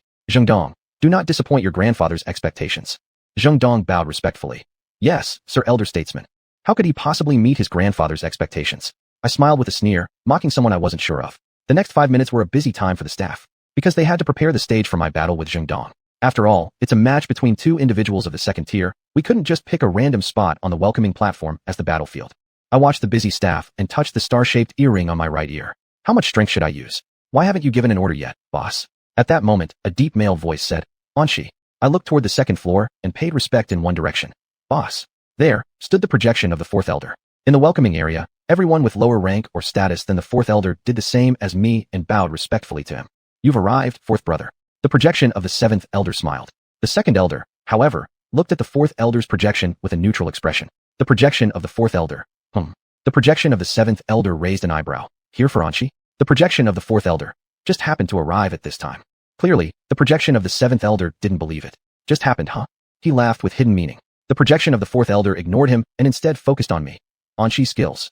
Using physical skills? Not letting me use my strengths, but forcing me to use my weaknesses. What a great idea from you. Me? Alright, boss. Chapter 149, Understanding. 0447, do you feel Bufuchit? How skilled are the buggers?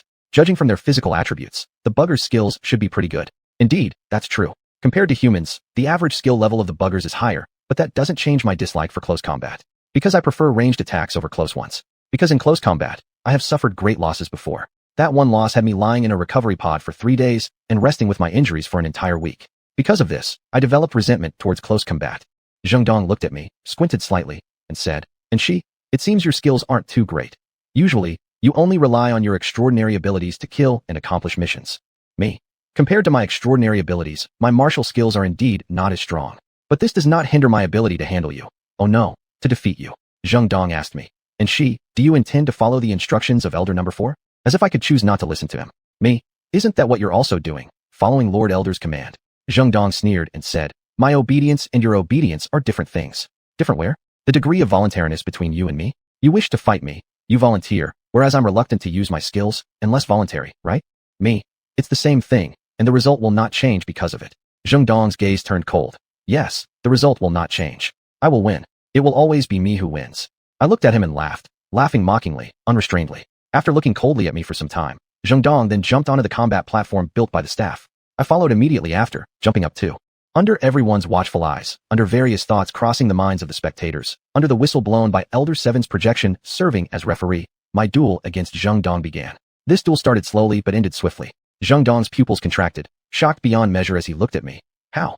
My martial arts skills may not compare to my extraordinary abilities, but that does not mean you can defeat me, I said, my right hand embedded in his heart. Just because I don't like using my body to solve problems doesn't mean I am bad at it, understand? This bad of mine is only relative to my extraordinary abilities, understand? This bad carries a sense of humility, understand? The victor isn't she. The projection of Elder Seven glanced at me and declared. I withdrew my bloody right hand, looked at Zheng Dong who was unsteady on his feet, and smiled saying, Thanks for letting me win. Then, I took out a handkerchief from my storage space and calmly wiped my right hand. At times like this, it needs to be done slowly. The slower, the more it highlights Zheng Dong's defeat, and, thus, my strength. Of course, the former is the main reason I do this. As someone who settles old scores, any troublemaker seeking me will get their reward, doubled, naturally. After all, I'm the antagonist here. Zheng Dong, clutching his wound which wouldn't stop bleeding, said, This time, it's my own lack of skill. Not just this time, but next time, the time after that, and the time after that, you won't be my match either. Me? Is it merely due to skill? The thing I used earlier certainly wasn't my extraordinary ability. Zheng Dong stayed silent, his gaze heavily set on me. In a kind, understanding manner, I asked, "Do you not want to answer this question? Well, let me ask another.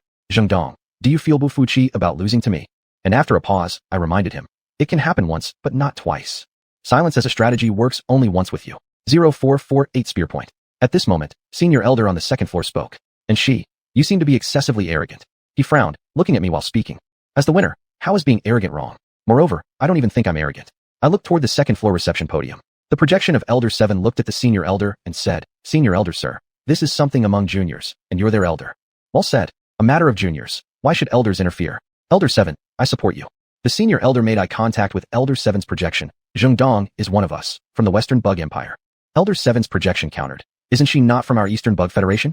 And if Elder 4, who's actually and she's superior elder, hasn't said a word, Senior Elder, sir, why do you bother involving yourself in matters between she and Zheng Dong? Elder 2 smiled lazily and said, "Senior Elder shows favoritism. We should understand." Favoritism? Can I interpret this as, Senior Elder has been overly partial? I looked at Zheng Dong and repeated my question. "Zheng Dong, do you feel Bufuqi?" "If you don't answer this question, I won't mind asking endlessly." Zheng Dong diverted his gaze from the Senior Elder, expressionless now, and replied to me, "I am convinced." The moment those words left his mouth, he lowered his head, looking utterly dispirited. Those 3 words, "I am convinced," weighed down on him like Mount Tai, making him unable to breathe. "You being convinced is all that matters," I said smiling. Next, the fighting platform was removed, and the welcoming hall returned to its original state. Zheng Dong stood in a corner, keeping his silence like gold, with no one approaching him. Zhou Ning, on the other hand, was sipping red wine and chatting with members of the Foreign Affairs Department under Elder 2's command. And what am I doing? I went upstairs, standing behind the projection of Elder 4, being his backdrop. However, I wasn't a very qualified backdrop. People noticed me. A high-ranking official from the Western Bug Empire looked at me and asked Elder 4, "Elder 4, isn't she about to enter the top tier?" "You have noticed it, haven't you?" I glanced at this high-ranking official. At the age of 22 becoming a top-tier powerhouse, it seems that he has broken the record for the youngest ever to achieve such status, said the official, his tone gentle. "Me? What if I became a first-class power at 23 instead? If my achievement didn't come at the age of 22, but at 23, wouldn't that make your judgment seem flawed by underestimating my age?" "Official, even so, and you are still the youngest first-tier power. I believe you managed to reach the first level at the age of 22. "Me?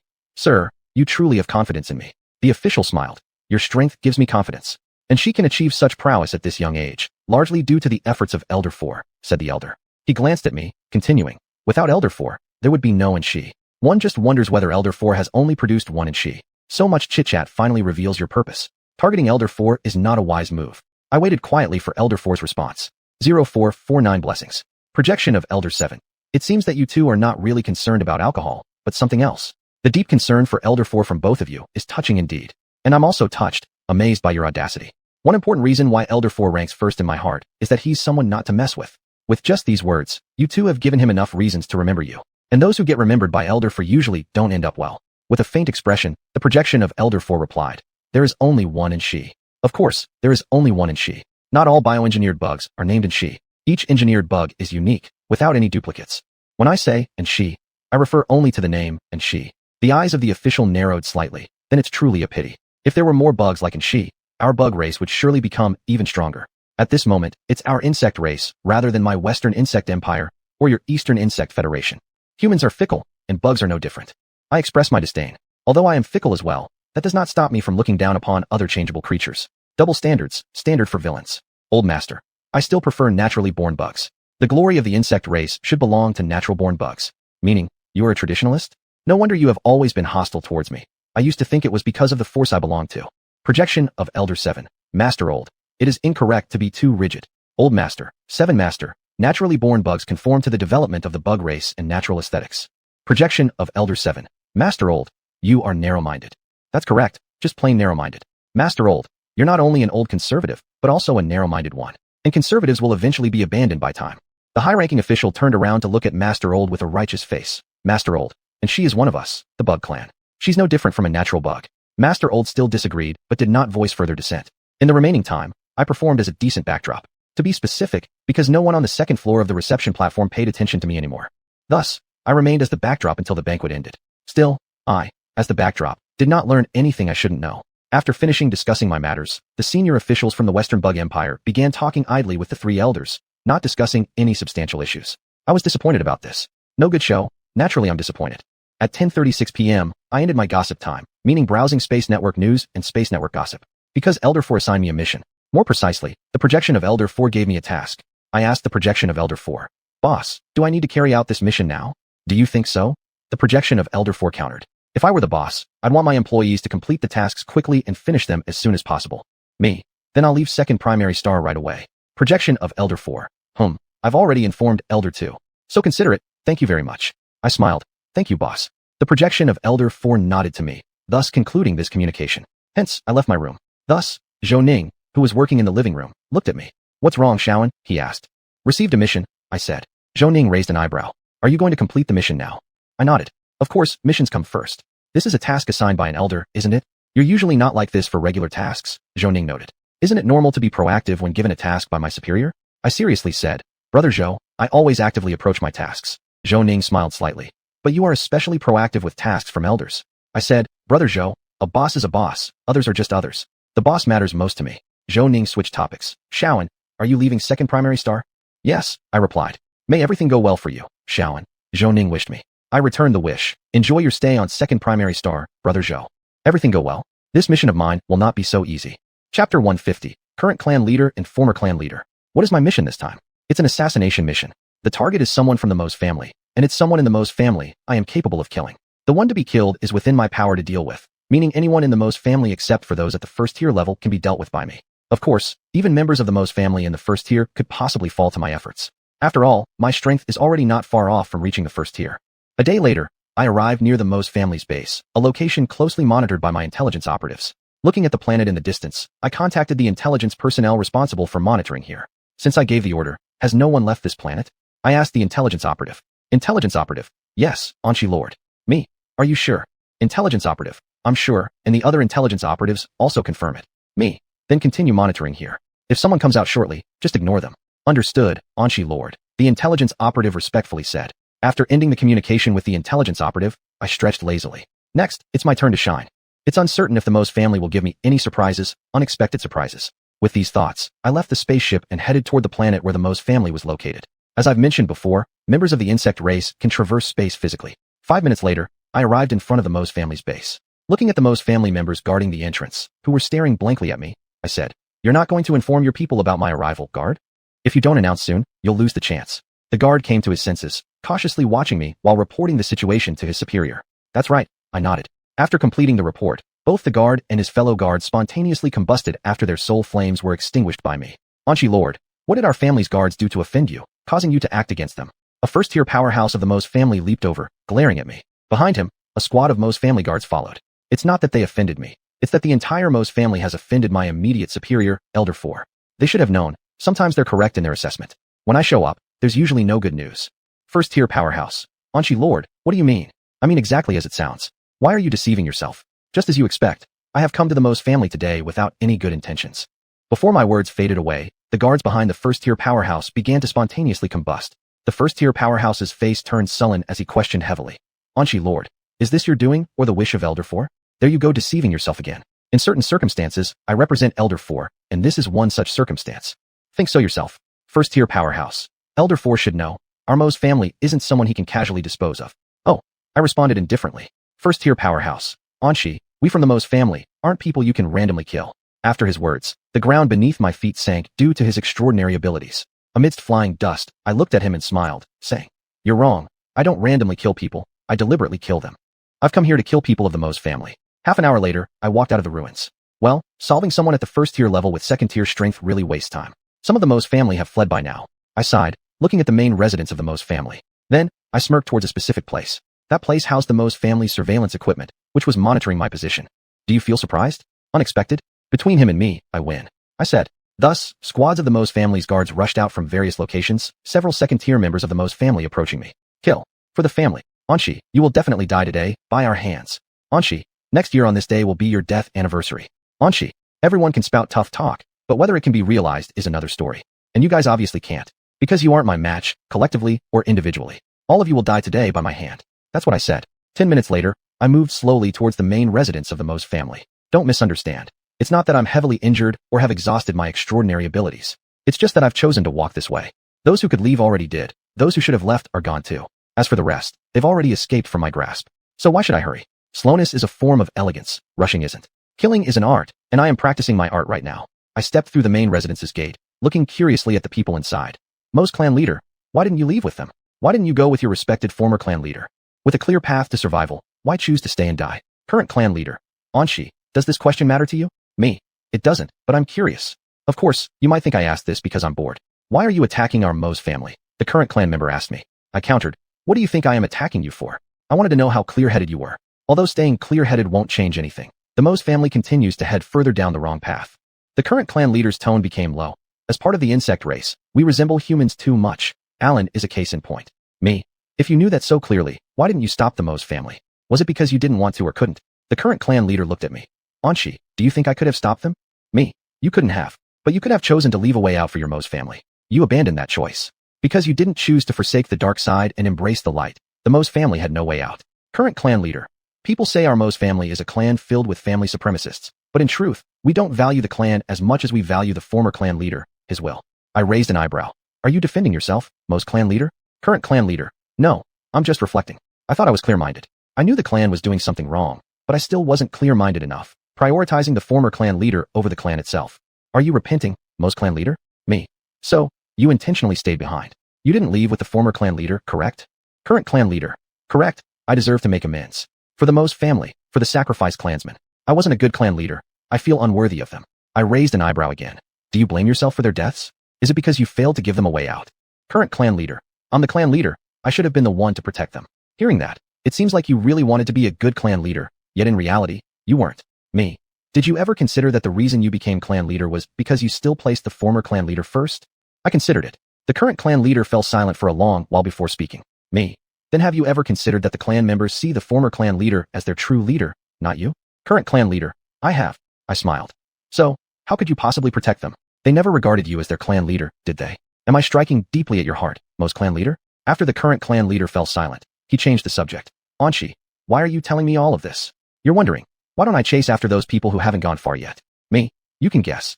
Current clan leader. Is it that there's more than just you dealing with the Mo's family? Did the fourth elder send others as well? No. I smiled without speaking. Current clan leader. Did you deliberately let them go? Me. In your eyes, am I a match for the former clan leader? You're not.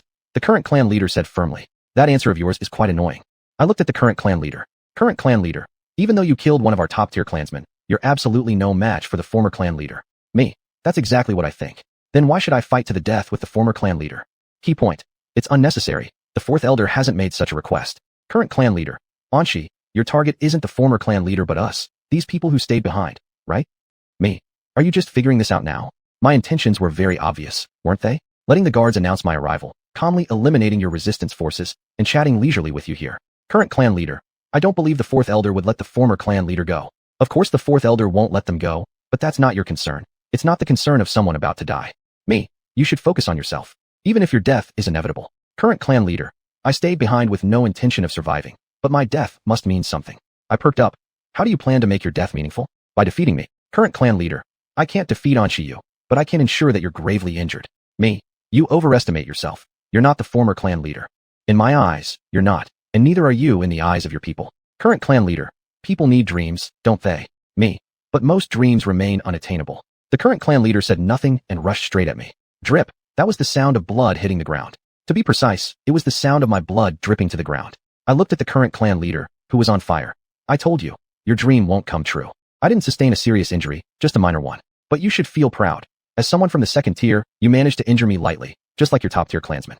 Now, it's time for all the remaining members of the Mo's family to die.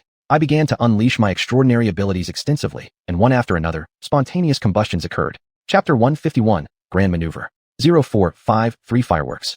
How many spaceships escaped? After returning to the spaceship, I contacted my intelligence personnel. Intelligence personnel, report to Lord Anshi, 3 ships. 3. This doesn't match the number of ships I observed escaping. Me. Did they escape together or separately? Separately. The intelligence personnel answered. Me. Directions. Thus, the intelligence personnel told me the 3 directions in which the spaceships had fled. Looking at the map on the terminal screen, I smiled.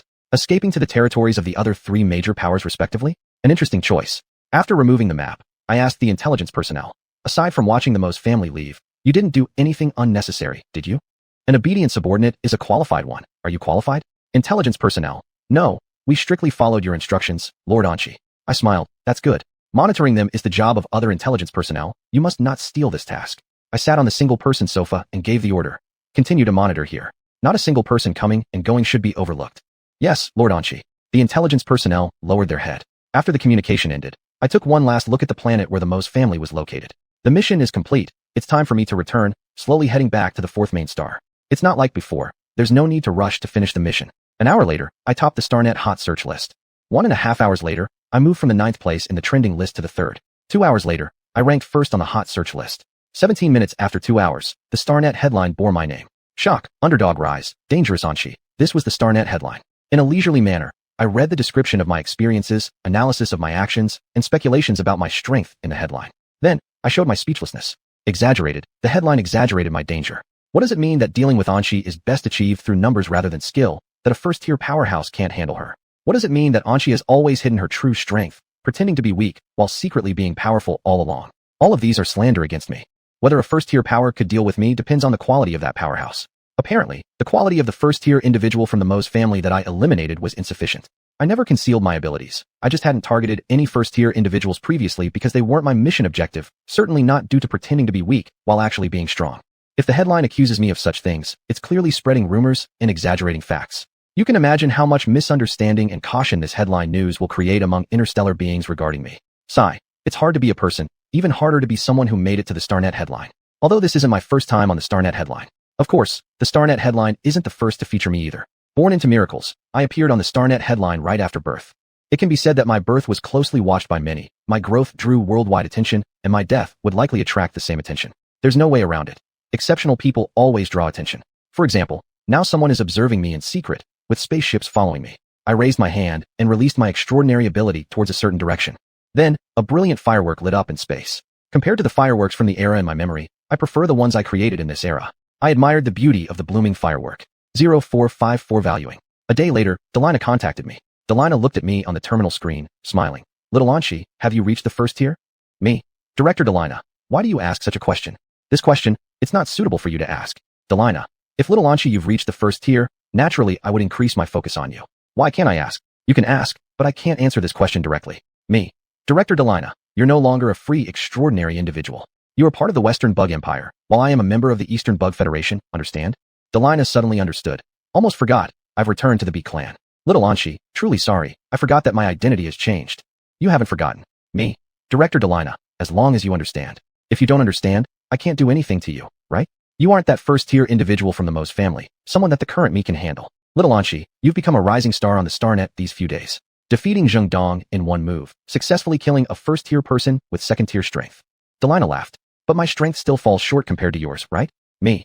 There are plenty of stars on the StarNet. More or fewer doesn't matter. Delina, Little Anchi, I admire your attitude toward fame and fortune. Because I value material things more and don't care about false fame. Besides, this false fame has more disadvantages than advantages. I smiled and changed the subject. Director Delina, why did you contact me? Delina, I just wanted to see how you're doing, Little Anchi, now that you've become a celebrity. I sincerely said. You really don't need to pay so much attention to me. The last ones, no. The ones before that who paid so much attention to me were Su Hongyan and Su Hancho. They regarded me as an excellent experimental subject. Now, because of the enormous attraction I hold for them, they had to keep their distance from me. Delina, Little Anchi, you deserve my attention. I know I deserve it, more than many others do, but I don't want your attention. Your attention is a bother to me, a very big one. Your attention brings unnecessary attention from the queen of the Bee clan, and it's not out of goodwill. Me. Director Delina, you're overestimating me. I'm not overestimating you, Little Anchi. The youngest first-tier powerhouse is about to be you. Delina said, on the condition that I won't die before becoming a first-tier powerhouse, right? If I die, they'll be at ease. They can then test the fourth elder, seeing if he can create another Anchi, can't they? I smiled without answering. Delina Dola, you came just to see if I'd become a first-tier powerhouse, didn't you? 0455 error. After chatting with me for a few more sentences, Delina ended the communication. After the call ended, I started reading unread messages and the latest intelligence in the database. Another mission has come up. My eyes lingered on a message. Then, the spaceship changed its course towards the border area. Some remnants of the Mose family. I'm coming for you. When you see me, you'll surely be quite surprised. Can the information provided by intelligence personnel ever be wrong? Yes, it depends on how big the error is and how great the loss cost. This time, I was pretty badly tricked by the intelligence personnel. Looking at the man not far away, I sighed. The former leader of the Mose family is someone the current me cannot deal with, let alone the fact that there are other first-tier powerhouses hidden here.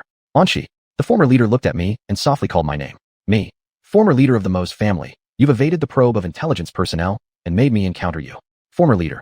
Anshi, you aren't also calculating? You only act against those weaker than you.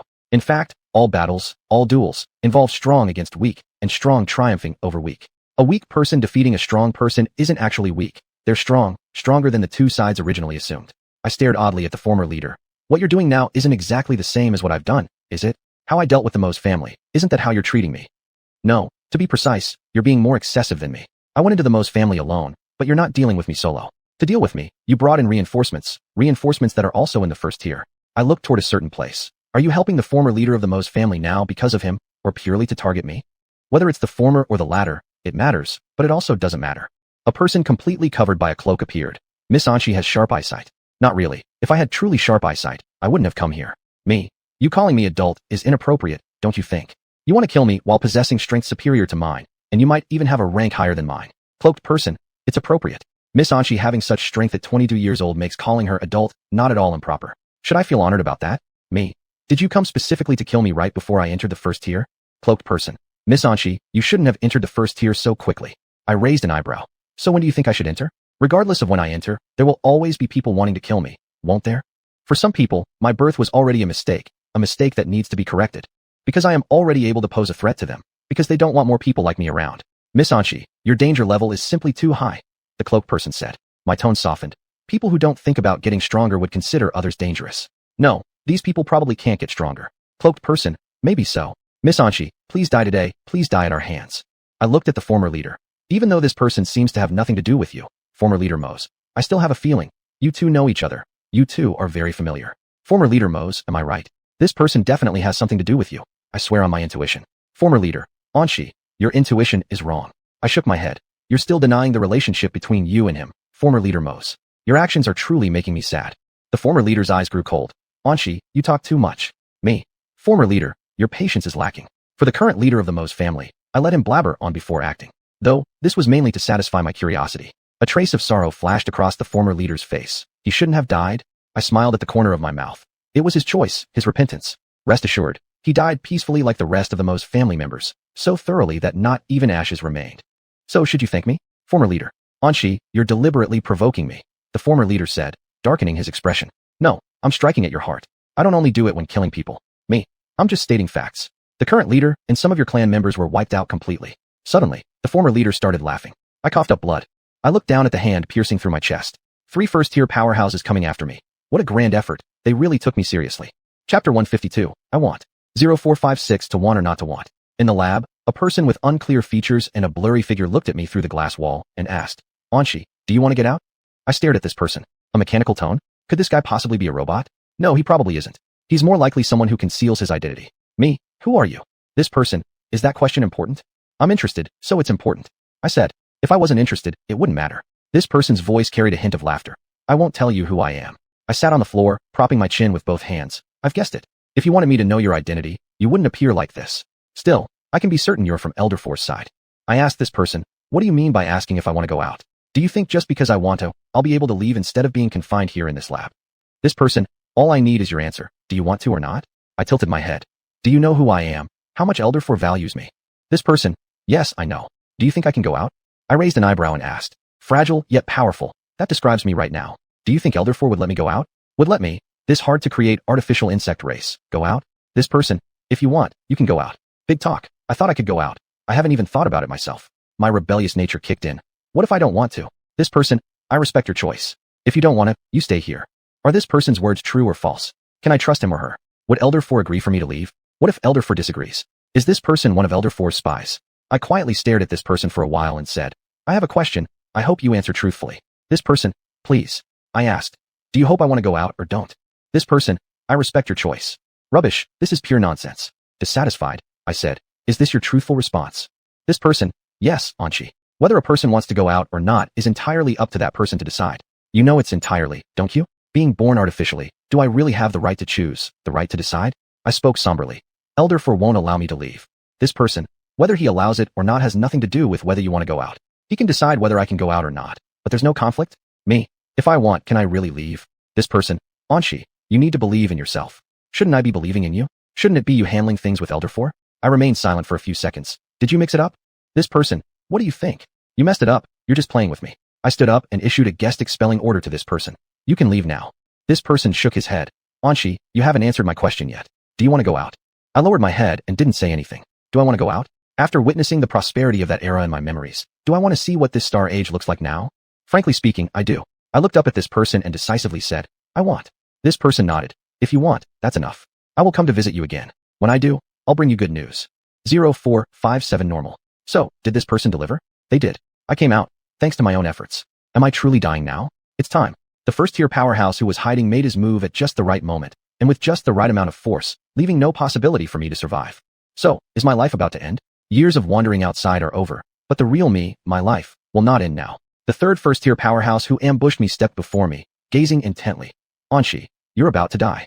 More blood trickled from the corner of my mouth, and the wound in my chest continued to bleed uncontrollably. Looks like it. Thanks to the insect race's formidable vitality, I can still speak under these circumstances. But speaking is all I can do. No other movement is possible.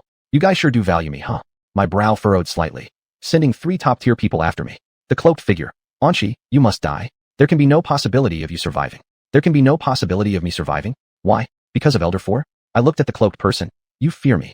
Regardless of whether the other 2 are afraid of me, you definitely are. The cloaked figure admitted frankly. Yes, I am afraid of you. A person like you, an artificial insect race, should not exist. A monster like you should not exist either.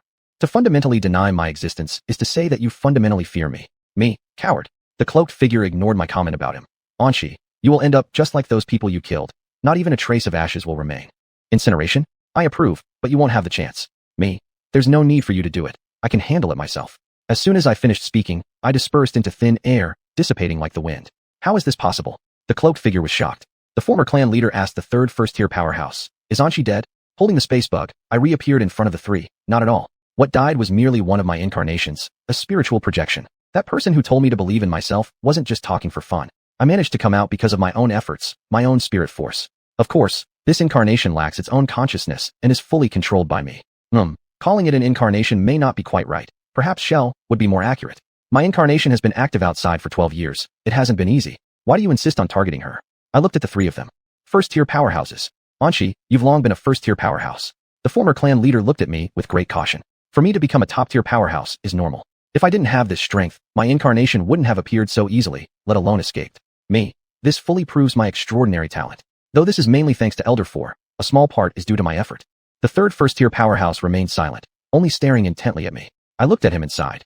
Just running away when you see me and leaving a mere illusion behind isn't good. After I finished speaking, I forcibly pulled him back, more specifically, with my mental force. Chapter 0458 Blood Scent. I looked at the 3 and smiled. That's right. Since your cooperation dealt with my incarnation, it's only natural for me to return the favor. Otherwise, how could I possibly avenge my incarnation? Though she is just a shell.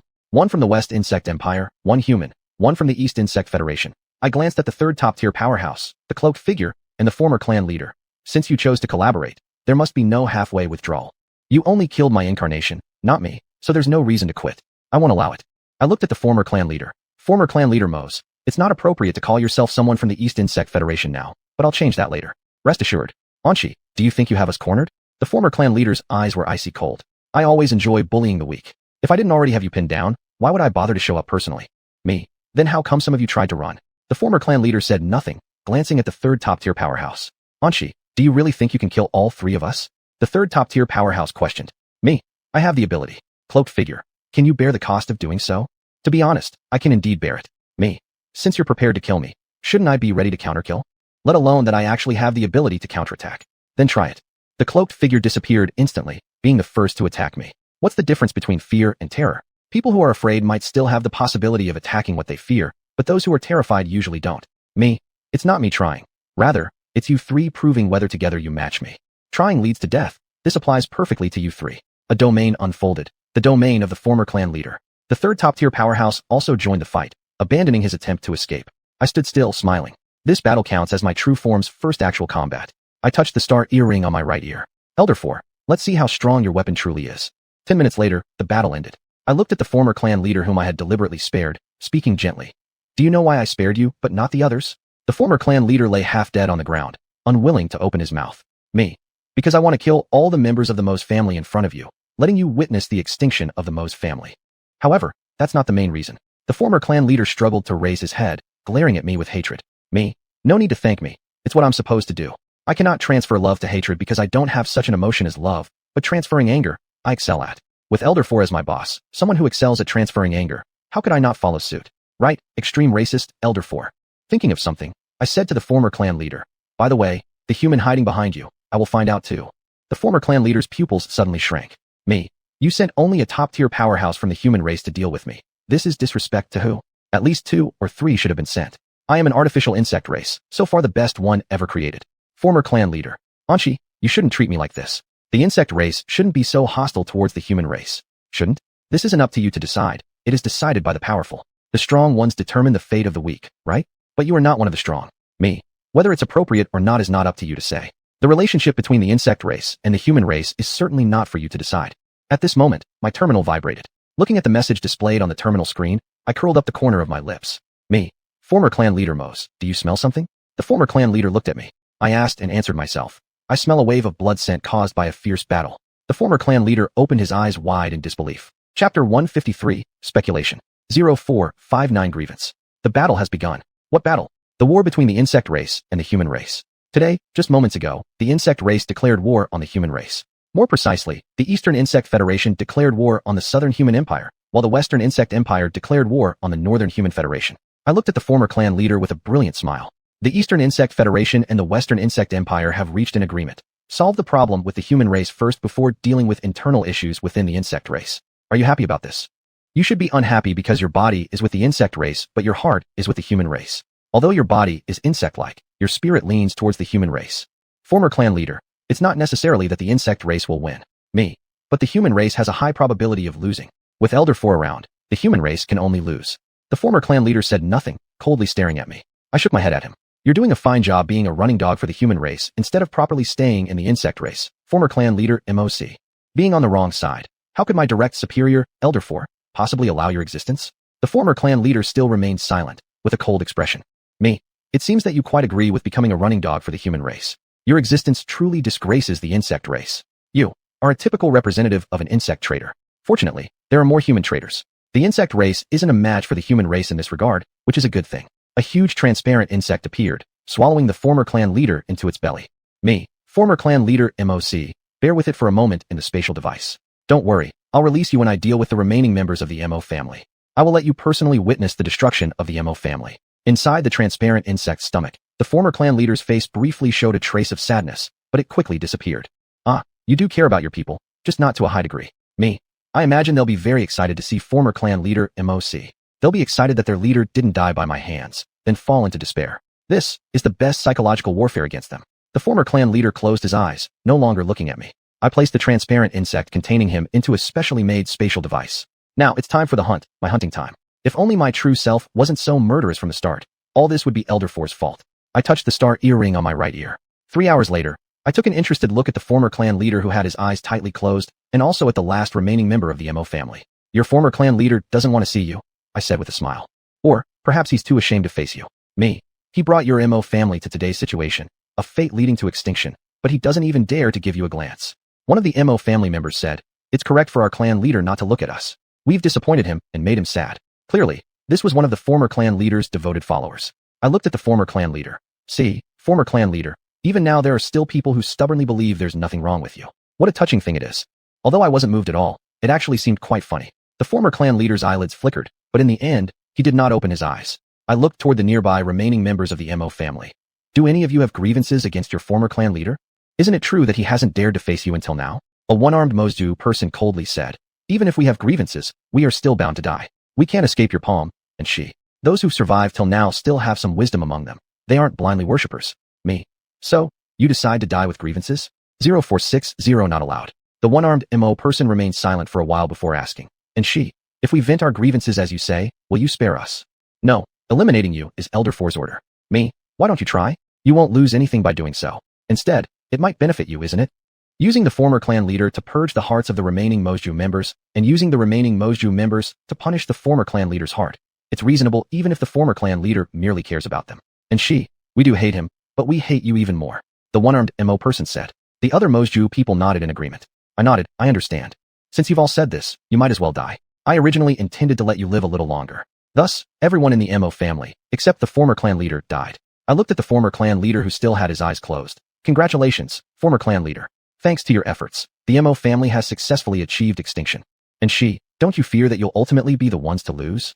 The former clan leader opened his eyes, expressionless as he stared at me. As a victor, it will never be the human race under any circumstances, rest assured. Because Elder 4 does not allow it. He does not allow the human race to win. You will come to understand the extent of his power as an extreme racist. Now, we should head back to the fourth home planet. Hopefully, by the time we get there, you'll still feel this way. There are quite a few surprises waiting for you on the fourth home planet. The former clan leader returned once again to the specially made spatial device. The mission is complete, and it's time for me to return to the fourth home planet. I gazed off in the direction of the fourth home planet. 2 days later, I returned to the fourth home planet. At the spaceport, someone was already waiting for me. Venerable Fu. I looked at the person who had waited and smiled. Venerable Fu. After hiding for so long, you finally decided to come out?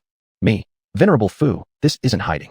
It's just that those I encountered before transformed into avatars, which I needed to handle accordingly. Primarily because the former clan leader and their group didn't play fair. 3 top-tier warriors attacking my avatar, even ambushing. There was nothing I could do but step in personally. Venerable Fu chuckled. For all these years, I've been your physical examiner, and you have nothing to show for it. Do you want me to present corpses from first-tier strong ones? Venerable Fu, you know me. I usually incinerate bodies. A waste of precious materials, Venerable Fu commented. There's no helping it. While I enjoy cremation, Elder 4 does too. This is my respect for the dead. Venerable Fu. The dead cannot withstand your respect. You don't even respect the elder. I smiled without answering. As a worker, one doesn't necessarily need to respect the boss. 0461 Smooth sailing. I asked Venerable Fu. Venerable Fu, did you come to see me just to ask for bodies? You've always liked to accomplish multiple things with one effort, and I don't believe you came here with only one purpose. Venerable Fu. I heard that Hong Mian and Hong Cho are far away from you now. For their own good, they'd best stay far from me, especially given my current state. Even during my avatar form phase, they almost couldn't help but attack me. How much more when it's my true self? Venerable Fu. Their distance from you is actually good. I thought so too. After all, they're my colleagues. I changed the subject. Venerable Fu, will you still be my physical examiner? Once you leave the lab, can you really keep that qualification? Venerable Fu. No, I won't be anymore. That's the order of the elder. Before this war ends, I won't perform physical exams on you. Wartime status? I asked. Venerable Fu nodded. Yes, wartime status. And if you want to rest, do it soon. You won't be able to relax for long. I will. To be honest, I'm quite curious about what arrangements Elder 4 has for me. Will I be ordered to attack the Southern Human Empire, or something else? Carrying such doubts, I left the spaceport. At 7 o'clock in the evening, Elder 4 summoned me. More precisely, the projection of Elder 4 summoned me. In the fourth great hall, rarely did the projection of Elder 4 appear not seated on the throne, but standing up. Projection of Elder 4. And take care of the insect race listed on the list, and bring back to the fourth home planet the human race hidden behind the Mo's family. I bowed my head. Yes, boss. Still killing missions? I truly have a special connection with these kinds of tasks. And as a weapon, how could I avoid association with killings? Projection of Elder 4 looked at me. And how much do you know about the Blue Water Star era? What I know is what boss wishes me to know. Didn't you implant those memories in me? Not just that, right? The face of the projection of Elder 4 remained calm. Boss, these are the memories you implanted in me. What I know, whether you want me to know or not, is all part of this, isn't it? Projection of Elder 4. And you use your brain. I laughed. I knew I couldn't hide anything from you, boss. As for the Blue Water Star era, I indeed have some speculations. How can a man live without using his brain? Projection of Elder 4. Tell me about them. The history of the human race currently has issues, but they themselves are unaware. Your attitude toward the human race today is also problematic. Of course, this is all based on the premise that the memories you implanted in me are true. Is that all? The projection of Elder 4 remained calm. The human race has gone far too smoothly, which isn't normal. If the insect race didn't exist, they would probably have sailed even smoother. From the Blue Water Star era to the current space age, apart from the insect race, the human race hasn't had a single qualified opponent, which is indeed problematic. Not to mention, their traditional culture has always been preserved, never lost. Note, all their traditional cultures. The human race, it's simply like the protagonist in a novel, the legendary celestial chosen son. Projection of Elder 4. The insect race is stronger than the human race. Most of the time, the insect race is stronger than the human race, but the fact that the human race survives until today surely speaks volumes, doesn't it? But the human race continues to survive until now. Pausing a moment, I continued. Boss, wasn't the birth of the insect race intentional? The projection of Elder 4. Many people believe that the birth of the insect race wasn't an accident, but rather a result of someone's indulgence back then. Apparently, these people, like me, have used their brains. The projection of Elder 4. Are these all your guesses? How could that be possible? I smiled and said no. Knowing too much isn't a good thing. Before I figure out your stance, there are certain things I won't say. The projection of Elder 4 gave me a polite dismissal, and stepped down. Complete your mission as soon as possible without delays. Understood, boss, I respectfully responded. During wartime status, naturally, I will exhibit the demeanor suitable for wartime. As a qualified worker, one must adapt one's working state to the environment and follow the employer's moves accordingly. When I reached the door of the hall, the projection of Elder 4 spoke up. After you complete your task, you will accompany me to the Elders' Assembly, he said. The Elders' Assembly is the deliberative meeting of the 8 Elders of the Eastern Insect Federation, the highest level meeting within the Eastern Insect Federation, no doubt about it. I turned around and bowed respectfully. All right, boss. Chapter 154, Sacrifice. Funban. I looked at the person opposite me and asked, there's a good piece of news and a bad one. Which do you want to hear first? The person on the other side, who was one of the names on the list, remained silent and showed no intention of speaking. I gave a friendly reminder. If you don't say anything, I'll send you back into death's arms right now. My plan was to make small talk. How could you remain silent? The person on the opposite side gave in. The good news. Me. The good news is that your loved ones successfully escaped this planet according to your arrangements. Aren't you happy? You who are bound to die. The person on the other side relaxed a bit. What's the bad news? I smiled. They've come back. They were forced back. The person on the other side glared coldly. Anshi, was it your doing? Me. No, but it has something to do with me. Precisely, my subordinates under my orders forced them back. Subordinates also need some action from time to time. I can't handle everything myself. Otherwise, why would I need them? The person on the other side. Do you intend to use them to threaten me? You're thinking too much. I don't need to threaten a weakling who isn't my match. Me. A family must stick together. How could they abandon you and escape? Even if it was your arrangement, it still doesn't work. To cut off the grass completely, there needs to be a manner to it. Am I right? Fourth Elder. I touched the star-shaped earring on my right ear. Anshi, couldn't you just let them go? The person on the other side closed their eyes for a moment and then questioned deeply. Not possible. It's the Fourth Elder's order. Me. From the moment you conspired with humans, you should have known what the result would be. Do your actions. Bear the consequences. You ought to know. The Fourth Elder likes to blame others, likes collective punishment, and never hides it. As his direct subordinate, I naturally inherited his wonderful qualities. After a pause, I continued. The fate of someone betraying their own race, you should know even better. It doesn't matter if you don't know either. Am I not telling you now, showing you through my actions? The person on the other side. Killing you will naturally ensure their safety. Me. Not a bad idea, but you can't do it. Many people on that list share the same thought as you, but all of them failed. And you will end up the same way, the last one on the list. The person on the other side said nothing, unfolding their domain. I looked at the soul fire within my spiritual sight and smiled faintly, igniting it. Not only the soul fire of the person on the other side did I ignite, but also that of their beloved ones aboard the spaceship. How do I discern others' strengths and weaknesses? It's simple, by the soul fire. If I can see the soul fire, that makes them weaker than me. If I can't, they're stronger than me. So, I'm fully aware of my capabilities. Thus, I like extinguishing others' soul fires to resolve matters. After all, those weaker than me cannot prevent me from attacking their soul fire. Therefore, I prefer bullying the weak with strength. Because, fast and quick, that's the requirement the Fourth Elder sets for me to deal with others, and bullying the weak with strength surely fulfills this condition. Alright, this mission is done. Time to move on to the next task. There are only 3 days left until the meeting of the Elders. I cannot fail to complete the Fourth Elder's delegated mission before that day. Glancing once more at the original position of the person opposite me, I pulled out the spaceship from my spatial device. 046-3 courtesy and forced entry. A day later, in a remote planet of the Northern People's Federation. Knock knock. I knocked on the door of a villa. Silent as the grave, it was as if no one was inside. I've traveled such a long way to get here, not to be turned away empty-handed. Since being polite and knocking didn't work, I guess I'll have to break in. And so, I vanished from my spot, reappearing in the basement of the villa. Who are you? How did you know about this place? A group of people pointed their guns at me, capable of killing those in the second tier and injuring the top-tier experts. I looked at the Elder they protected. Mr. Elder is pointing guns at someone the way you treat guests. Elder, forcing entry is how you choose to meet me? Me. It was you who rejected my polite approach. Thus, my only choice was to break in. Guest. In situations where the visitor has ill intentions, why would the host allow such visitors inside? Me. The visitor may not have good intentions, but is the host any different? This villa didn't belong to you originally, Mr. Elder, but rather a simple merchant. Pity that the merchant met human misfortune and was brutally killed by the very hand he had helped before. From this perspective, both you and I are visitors with bad intentions, am I right? Big brother doesn't point fingers at little brother, understood? The leader of the armed group said, the merchant was able to succeed because of help from outsiders. If these outsiders reclaim what the merchant once had, it's reasonable. Me. Elder, do you agree with that? The Elder's expression was faint. For the greater good, the sacrifices of a few can be accepted. When the beams are crooked above, they will be bent below. I raised an eyebrow. Then would you be willing to be one of those who have to sacrifice? If necessary, I am willing. The Elder said. I clapped my hands. That's well said, but I wonder whether you can actually do it. Whether or not you can do it has little to do with me. The Elder asked, who are you? Who led you to me? Mr. Elder, you could take a guess, I smiled. Guess correctly, and there's no reward. Guess wrong, and I don't mind killing a few people. I don't like others pointing guns at me, but I dislike even more when cannons are pointed in my direction. The Elder, you're Anshi, from the Eastern Bug Federation. Me, what is your basis for that? The Elder, among all those related to me, only the Mo's family recently encountered trouble. I smiled and nodded. Congratulations, Elder, you guessed right. To celebrate your correct guess, how about some people die? Lower your guns. The Elder commanded the armed guards. The captain of the armed guards looked at the Elder as if he had differing opinions, but in the end, he followed the Elder's words and put down his gun. His teammates followed suit and also lowered their guns. The Elder looked at me. Anshi, are you satisfied now? Actually, I prefer the armed guards disobey your orders and fire at me directly. Me.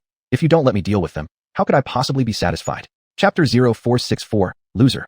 The Elder, your target is me. Me. I never mind killing more people. Are they not your guards? Killing them should be completely justified. The Elder. Do you plan on making a grand show when you move against me? Me. Silent killings have always been my forte. Besides, what can humans do if I make a spectacle of myself? Me. Old man, you must realize, the bug race is currently in conflict with the human race. The Elder. The Western Bug Empire, not the Eastern Bug Federation, is attacking the Northern People's Federation. Me. The current strategy of the bug race is external first, then internal. Even if the Western Bug Empire disagrees, they wouldn't act immediately, understand? The Elder. You killed a top-tier strong person from the Western Bug Empire. Me. That was passive defense. Moreover, I've killed more top-tier people from the Eastern Bug Federation. There were first-rank experts listed on the list provided by the fourth Elder. The Elder. Anshi, your target is me. Why harm the innocent? Me. Isn't it just the people you consider innocent? It seems you care about camp loyalty more than I do, don't you? The Elder fell silent. The armed guards aimed their guns at me again. Anshi, what's your purpose here? Is it to kill me, or something else? After a moment of silence, the Elder asked. I retorted, what do you think? You should know why I'm here, old man. The Elder. You don't intend to kill me. Honestly, I have no intention when I kill. As a weapon, what kind of intention do I need? I just follow the instructions of my owner.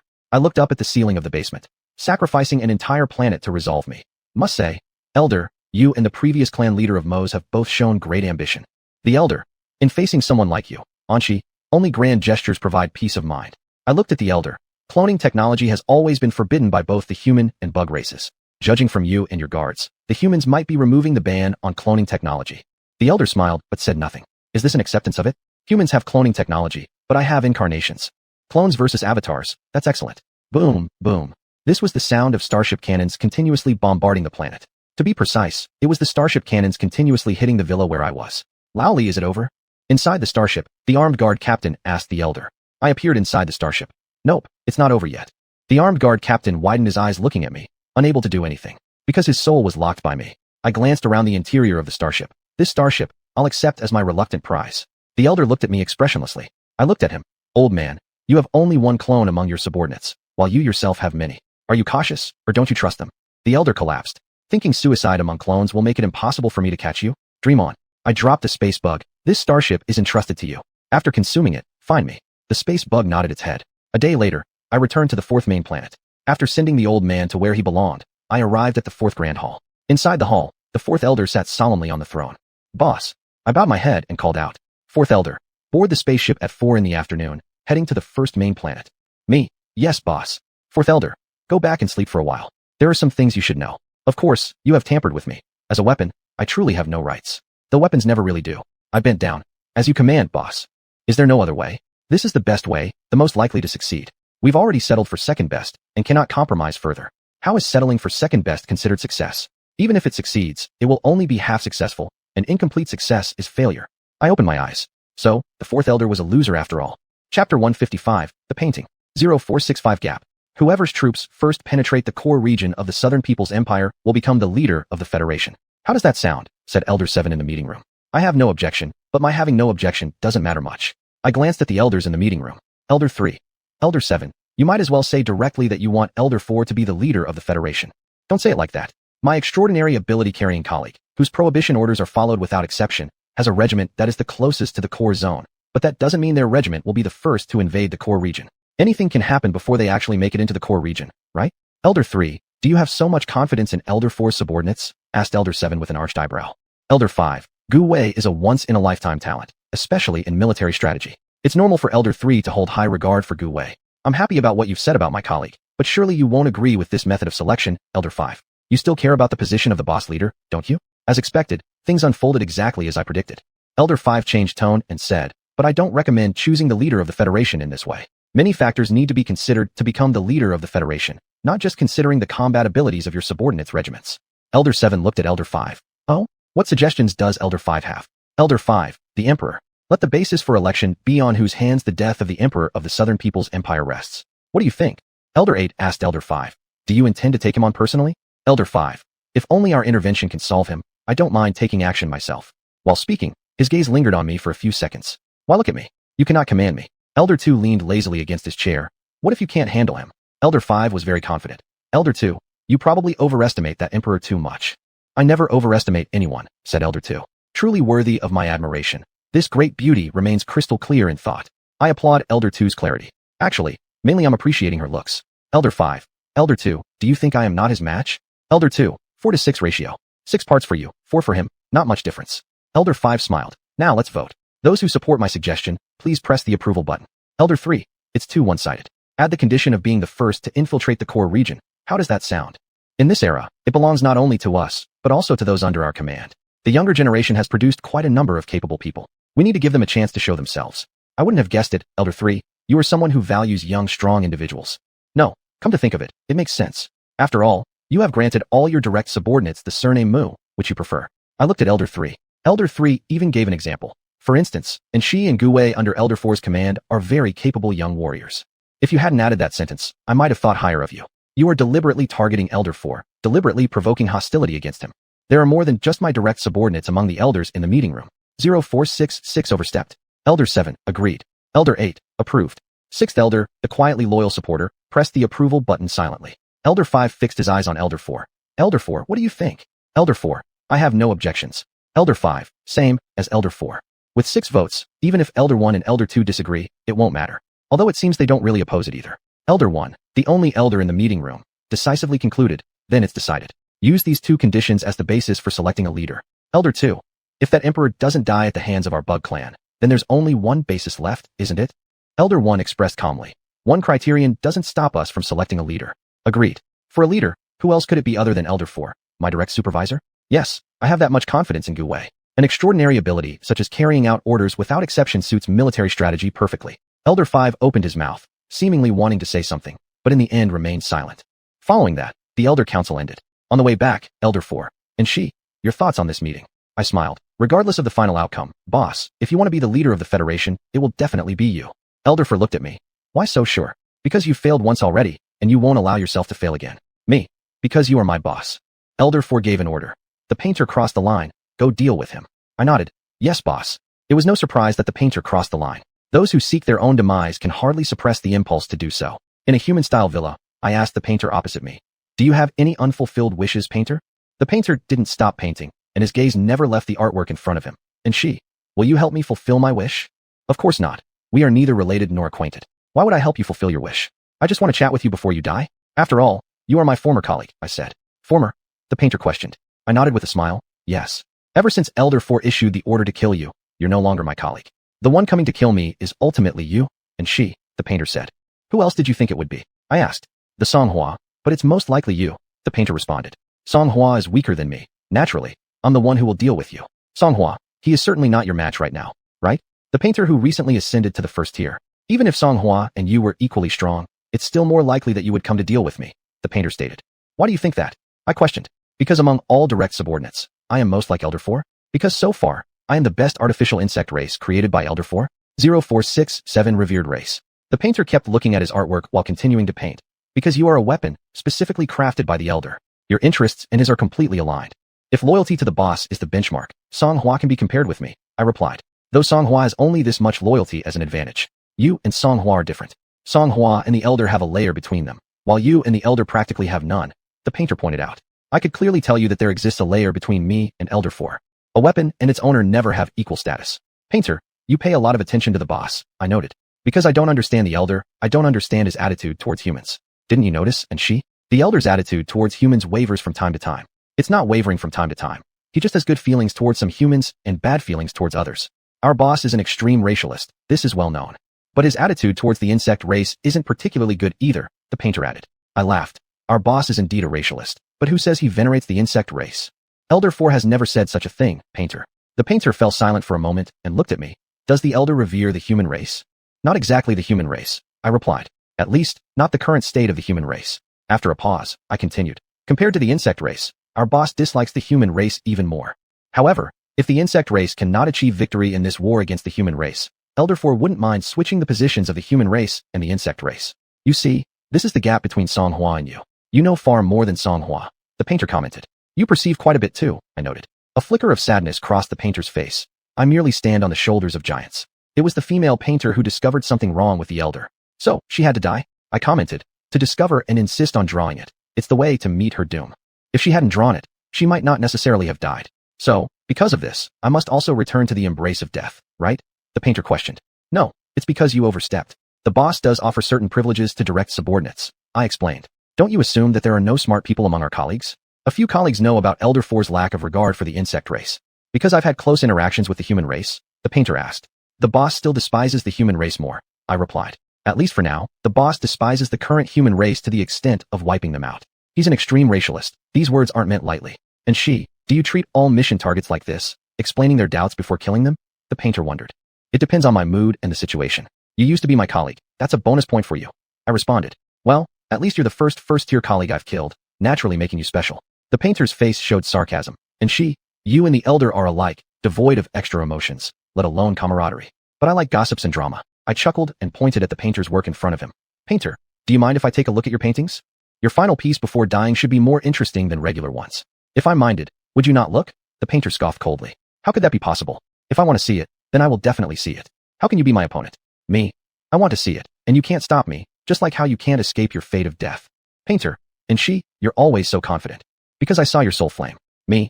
You can try not to die, not today, not by my hands. Try and you shall perish, got it? The painter said nothing, just threw the painting at me. This is the incomplete painting by the female painter. I finished it today. You can keep it as a memento. Me? Good. Now please die, thank you.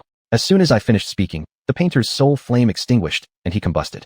After watching the painter burn until not even ashes remained, I looked at the painting in my hand. A great piece, full of the scent of death. I stored it in my spatial device, specifically the one for important items. Chapter 156, Not 0468 Living Long. This is a prison, a predominantly white-toned prison. The prison is filled with blinding white light, which has the effect of preventing sleep. Not wanting to sleep and being unable to sleep are two entirely different concepts. The designers of this prison fully utilized the latter concept. I wandered through the prison, passing by cell after cell, walking past prisoners whose eyes were bloodshot, leaving them behind as they looked at me either with hatred or with pleas for mercy. Finally, I stopped in front of one cell, a cell that had recently acquired its new occupant. I asked the elder who was closing his eyes to rest. Are you comfortable living here? Elder. The elder opened his eyes. Anshi, you've come. Me. You seem completely unsurprised by my arrival. Because the person who captured you is me? Elder. When I entered, I noticed how the other inmates looked at you. It was the way you look at an acquaintance. I praised him. Older, your state of mind isn't bad at all. Even while being brought into this prison by me, you still noticed this. At the time, your condition wasn't very good. Of course, now you're worse off. My job is to capture people and bring them back, but that doesn't mean they always remain unscathed during the process. My immediate superior, the fourth elder, didn't give any orders regarding this. Elder, living long naturally gives you a good mindset. That's not necessarily true. Me. Elder, it's more than just that. Living long means not only having a good mindset, but also courage. In the human race, no one knows the fourth elder better than you do, yet you persistently went head-to-head against the fourth elder. Isn't this called bravery? The elder spoke calmly. Living long, having courage is natural. Me. Few people have the courage to infiltrate spies into the insect race, and personally teach those from the insect race. You can be said to be one of the best examples. The entire Moe's family betrayed their side due to your influence, proving this point. No, it shouldn't be called betrayal. The previous leader of the Moe's family was yours from the start. Elder. But I'm currently in jail now, and I fear the spies I placed among the insects must all have been killed by Anshi. Me, all killed? In your eyes, am I such a bloodthirsty person?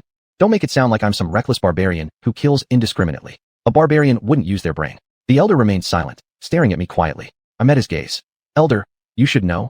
Useless things still have value. The spies you've sent that are still alive now will, before they die, work hard and contribute to the insect race. Of course, ultimately, they won't escape death. Elder. Among all the elders of the Eastern Worm Federation, the fourth elder could be said to be the most disdainful of humans, but he's always been clear-minded. Why can't extremists be clear-headed? Elder, you have bias against such individuals. Me. Are you dissatisfied with this? Elder. As an enemy, I naturally have grievances. If the fourth elder weren't so clear-headed and instead showed more extreme tendencies, it would be better, advantageous to humanity. Me. Unfortunately, the boss has always been very clear-headed. Beings that live long tend to be awake. I used your words to hit back at you. How does it feel? Elder. I do indeed feel somewhat regretful. I regret more deeply that I lost by a single move, landing myself in such a situation. Me. You overestimate yourself. You didn't just lose by a single move. The gap between you and the boss is greater than you imagine. Facing absolute power, all plots and schemes become powerless, got it? 0469 Truth. The elder's eyes grew dark, but he quickly returned to his calm self. Anshi, did the fourth elder send you here? That's stating the obvious. Me? What do you want to say, Elder? Elder. The fourth elder regards me highly. I'm not ordinary in his eyes, right? I raised an eyebrow. Are you trying to find solace through this? The elder ignored my question and my mocking tone. I want to see the fourth elder. I stared at him and smiled. Do you have the qualifications, Elder? Your standing merely warrants me coming to see you. The elder remained expressionless and calm. There's something on me that he wants. He'll need to see me himself if he wants to get it. I asked with interest. Oh? Do you hope for just the projection of the boss to meet you, or the real person? Elder. I wish for the real person. You can dream about it right now. I half covered my mouth and lightly laughed. Almost forgot. In this prison, you can't even fall asleep. The elder's face darkened slightly. Anshi, the fourth elder will want to see me. I smiled. On what basis? Just because you possess the memories of mankind from the Blue Star era. The elder's pupils suddenly shrank. I looked at the elder. You don't believe. Just because you have these memories that you were the one back then? Or that you are from a past life Chanyurdub, or that was your former life? I possess the memories from the Blue Star era, but those are just memories. They don't mean anything, do you understand? The elder composed himself and asked, Anshi, how can you be so certain that I am not a human from the Blue Star era? Me. What I think is unimportant. What matters is what the boss thinks. Whether or not you are from that era isn't for you to decide. It's for the boss to decide. And I can assure you, there are no humans in this era, not even remnants of Blue Star humans or their descendants. This has been verified by the fourth elder. The memories unlocked in my mind are proof of it. The human race is one thing, but the humans from the Blue Star era are another. Got it. Elder. The interstellar humans are clearly the descendants of the Blue Star humans. Why does the fourth elder, who seems fond of the Blue Star humans, have such animosity towards the interstellar humans? Me. Should I answer this question? Shouldn't you be asking yourself? You claim to be a human from the Blue Star era. Surely, you must know the reason. The elder was silent for a moment. I have a guess. It's possible the interstellar humans did something irredeemable to the insect race, some unforgivable wrong. That's why the insect race treats the human race so harshly, and why the fourth elder completely separates the Blue Star humans from the interstellar humans. I looked into records. Before the interstellar era, when Blue Star humans had yet to emigrate beyond their planet, the relationship between the insect and human races was fairly good. There were conflicts, but they were manageable. But once humanity entered the interstellar age, the relationship between the insect and human races spiraled out of control. Me. You and most others who believe you're from the Blue Star era have been deceived by the truth thrown at you by the boss. At that time, the good relations with the insect race were simply because the insects were conserving their strength. 0470Y. The elder's pupils dilated as he stared blankly. Anshi, what do you mean? He asked me. Me. Exactly what I said. You've been deceived by the boss. You've been blinded by the so-called truth he tossed out. The elder fixed me with an intense stare. The fourth elder prepared this truth. What? Me? Maybe just for fun. Don't you find it strange how your memories appeared inexplicably? All of you, including me, are merely part of an experiment designed for research. After a pause, I continued. In the eyes of the boss, there's no difference between you and me. Do you get it? Elder, do you also have the memories of the Blue Star humans? Me. It's not something unique. However, unlike you, I don't let these memories disturb me or make me believe I'm the owner of these memories. Memories are meant for entertainment, not for troubling oneself. The elder murmured. Then what am I in the eyes of the fourth elder? Me, a joke. But I'm no joke. I'm a weapon. The elder bowed his head, softly saying, yes, a joke. Anshi, you came here just to tell me this? Then, raising his head emotionlessly, he added, me. I didn't come here just for this. You asked first, remember? So I answered. I came here only to tell you that the insect race has reached the core area of the Nanran Empire and the second line of defense of the Baron Federation. Humanity is about to lose, and the insect race will become the victor of this war. The Baron Federation has 3 lines of defense. The last line of defense is the main star of the Baron Federation. The elder enunciated each word carefully. The human race won't lose. Me. Old man, you've clearly been affected too deeply and have lost your mind. Humanity will lose, inevitably. This is the fate the fourth elder has set for humanity. Elder. Among us humans, there always emerge individuals capable of turning the tide. Me. Might makes right. The strong act freely while the weak are acted upon. Clearly, the insect race is the strong one, and humanity is the weak one. Even if someone emerges within humanity capable of turning the tide, humanity remains among the weak. This era, in interstellar space, needs only one voice, the voice of the insect race, and only one race, the insect race. The survivors, if they are not part of the insect race, will definitely not be human. Looking at the worried expression on the elder's face, I said, old man, this time the insect race isn't messing around lightly with the human race like before. This time, they're serious. Both the Eastern Insect Federation and Western Insect Empire are being very serious. Does the insect race really have to annihilate the human race which assisted in its birth? Must you insects destroy the ones who helped create you? The elder closed his eyes and asked, me. The birth of the insect race wasn't thanks to the human race. Since the insect race's existence, this theme of life and death struggle against humanity has existed. Previously, it was more of squabbles.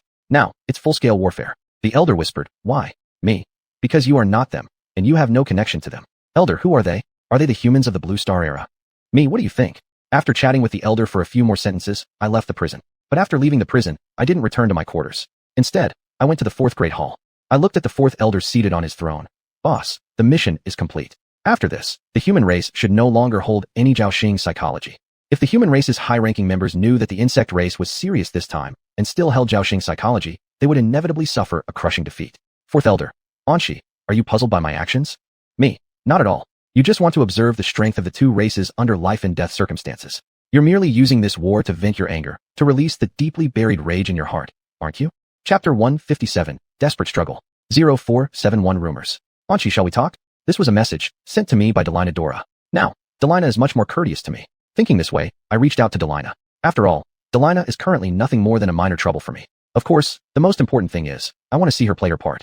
Because the person chosen by the Hive clan of the West Insect Empire to attack the Northern Federation is her.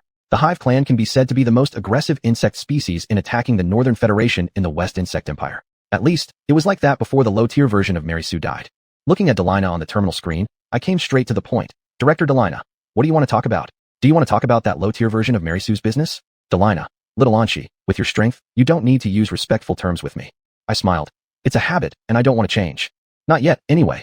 Delina looked deeply into my eyes. The resistance of the human race these days exceeds what it used to be. Little Anshi, how do you think about this? Nice, the higher-ups of the human race still have brains. The messages they receive from the old guy are actually being listened to. Victory will ultimately belong to the insect race. My tone was firm. Of course, this is under the condition that there is no external interference. If the external Force Elder 4 tested shows up, then the one with absolute strength won't necessarily be Elder 4 anymore. Delina, it is definite that the human race will lose. But there is a rumor widely circulating recently in the Starry Sea. I am not sure if I should believe it or not. Me. Director Delina, are you referring to the rumor that East Insect Federation is helping the human race unite against the insect race? Delina, as for this matter, I do not want to believe it. However, compared with before, the human race's current resistance effort has greatly changed, so I can't help but believe it somewhat. Delina said, this is indeed the truth, you may believe it. Of course, words should not be spoken this way. It's not time yet. I said seriously. Director Delina, this is the human race's conspiracy. This is the conspiracy of the human race to sow discord between the East Insect Federation and the West Insect Empire. You know, the human race's martial prowess is inferior to our insect race, but in terms of plots and intrigues, they far surpass us. Delina nodded. You're right, the human race likes to play dirty tricks. They're nothing like us insects who fight openly. Yes, the relationship between the East Insect Federation and the West Insect Empire isn't something we should consider now. This is something to consider after winning the war. The human race's attempt to sow discord between the two should be punished. Fight externally first, then internally, isn't it? Delina, we have always been fighting this war with the purpose of annihilating the human race. Even if the human race learned about this news in advance, it wouldn't change their fate of extinction. It would only cause us some troubles. Me. Soon, the makers and spreaders of rumors will return to the embrace of death. This is our East Insect Federation's response to the human race. The East Insect Federation has already shown its stance. Aren't you satisfied yet, Delina? Delina, I've always admired the great demeanor of the East Insect Federation. If you knew this rumor was true, you probably wouldn't say that. Who likes people who give themselves trouble? Me. It's also admirable that the West Insect Empire isn't bewildered by rumors or manipulated by the human race. After all, the human race does well in sowing discord. The ones who engage in internal strife the most are never the insect races, but always the human race. 0472 Help. Delina continued mutual praise with me for a few sentences, then changed the topic. Little Anshi, I assume you know the reason why our Hive clan is actively participating in this war. How could I not know? Your Hive clan knew about the low-tier version of Mary Sue, and there was my intervention. Me. I know. For the human race to dare create someone who owns the Queen Bee lineage is outrageous. That's something I didn't expect. Delina frowned. Little Anshi, the human race has always been bold. 90% of forbidden experiments in the Starry Sea are conducted by them. But to meddle with the Hive clan, it absolutely means there were insiders within the Hive clan involved. Certainly, there must be insiders involved, and the most likely ones are those peculiar individuals within the Hive clan who aren't affected by the Hive Queen, right? Delina, bringing this up, what do you intend to make me interfere? Me. Director Delina, such traitorous individuals appearing within the Hive clan are truly regrettable. They deserve to die, but regrettably, not all traitors have met their ends. Little Anshi, I would like to ask for your help in eliminating the surviving Hive clan traitors. Delina stared directly at me and said, Me. This requires the boss's approval. Nothing comes without reason. Delina, the Hive Queen is already negotiating with the fourth elder. Coming prepared like this. Me. As for the tasks assigned by the boss, I will undoubtedly accomplish them perfectly. As long as the fourth elder gives the order, no matter what, I'll help you. Rest assured, it doesn't really matter if you're not. Delina smiled. I trust you, little Anshi. The things you've done these past few days have made me trust you even more.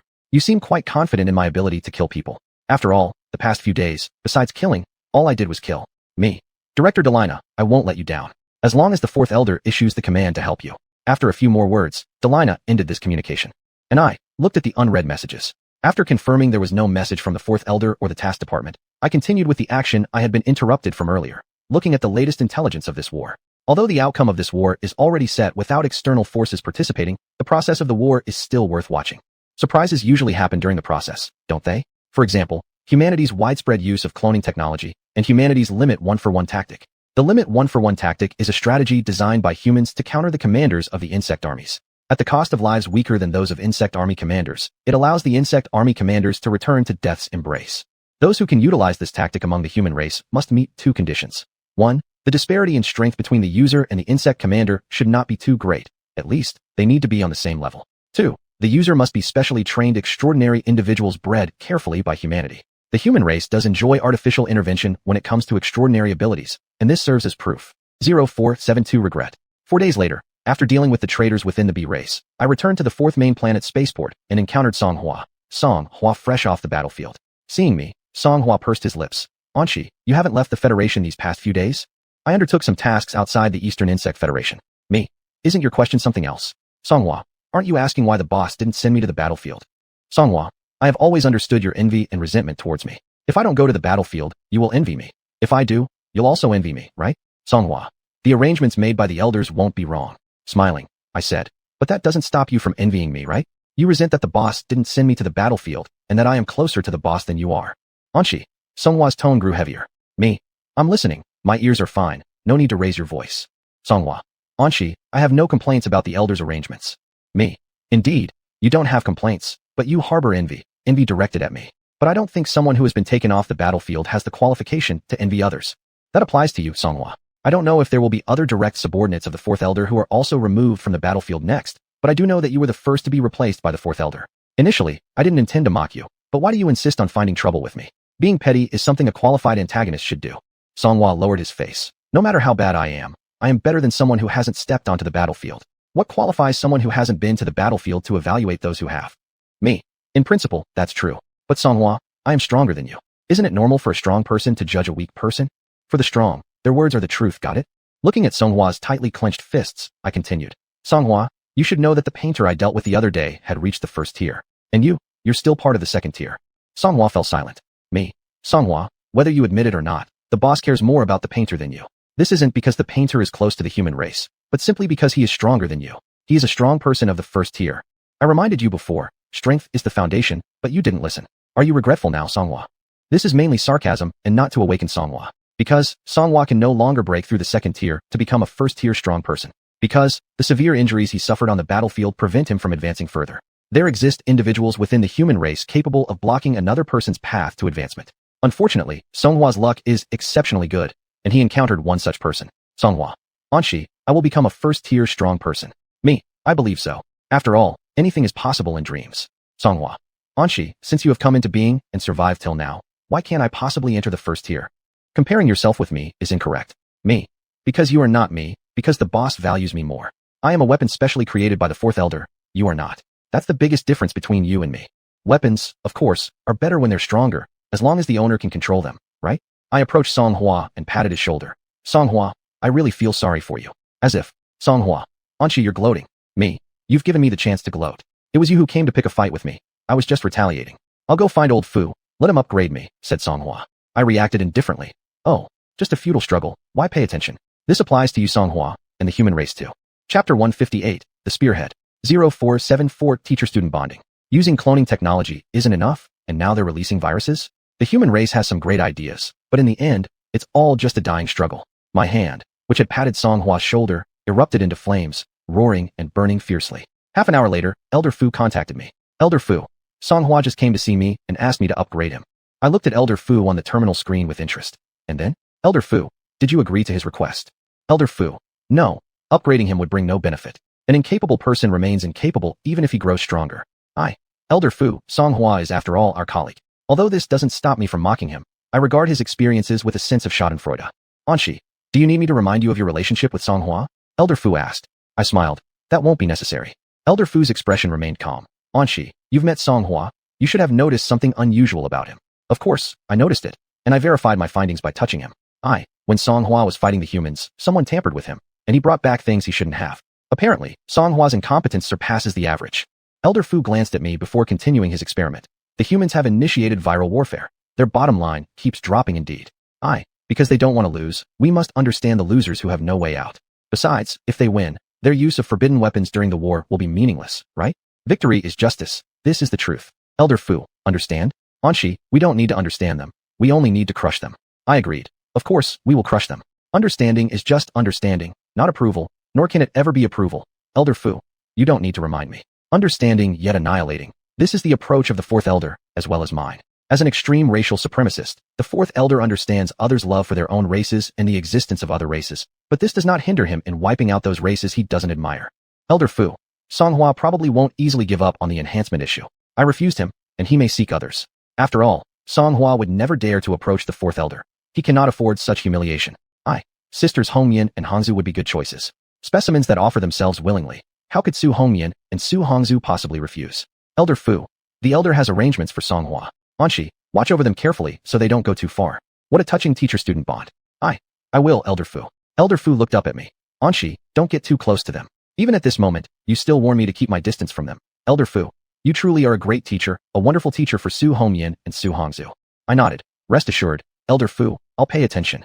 For their good and also for my own, I won't loiter around them and let them be tempted by me. This outstanding experimental subject. 0475 goal. After finishing the communication with Elder Fu, I reviewed the latest intelligence on the ongoing interspecies war between humans and bugs. The war had reached a stalemate. When rumors spread that the insect race would fight humanity to the death, the humans suddenly became highly focused on this war, leaving no room for Noxing, Zhaoxing. The peace coexistence factions between the two species exited the political stage. In this, I am delighted. Being naturally nosy and fond of watching dramatic performances, I enjoy seeing great shows, exciting plays that capture my interest. I like overwhelming victories where one side completely dominates another, but for this war, I don't want it to be one-sided from start to finish. In a play whose ending is already known, what else is there to watch besides the process? Regarding this, my direct superior, the fourth elder, finds joy in witnessing these developments.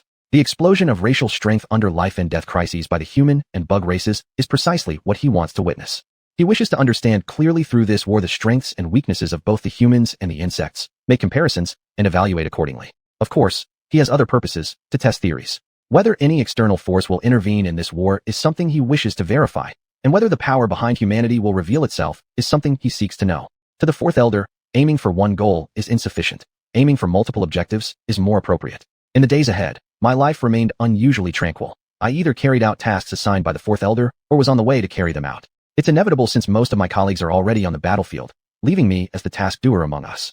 The war between the humans and the bugs continues in a deadlock. Until an emperor passed away, this status quo came to an end.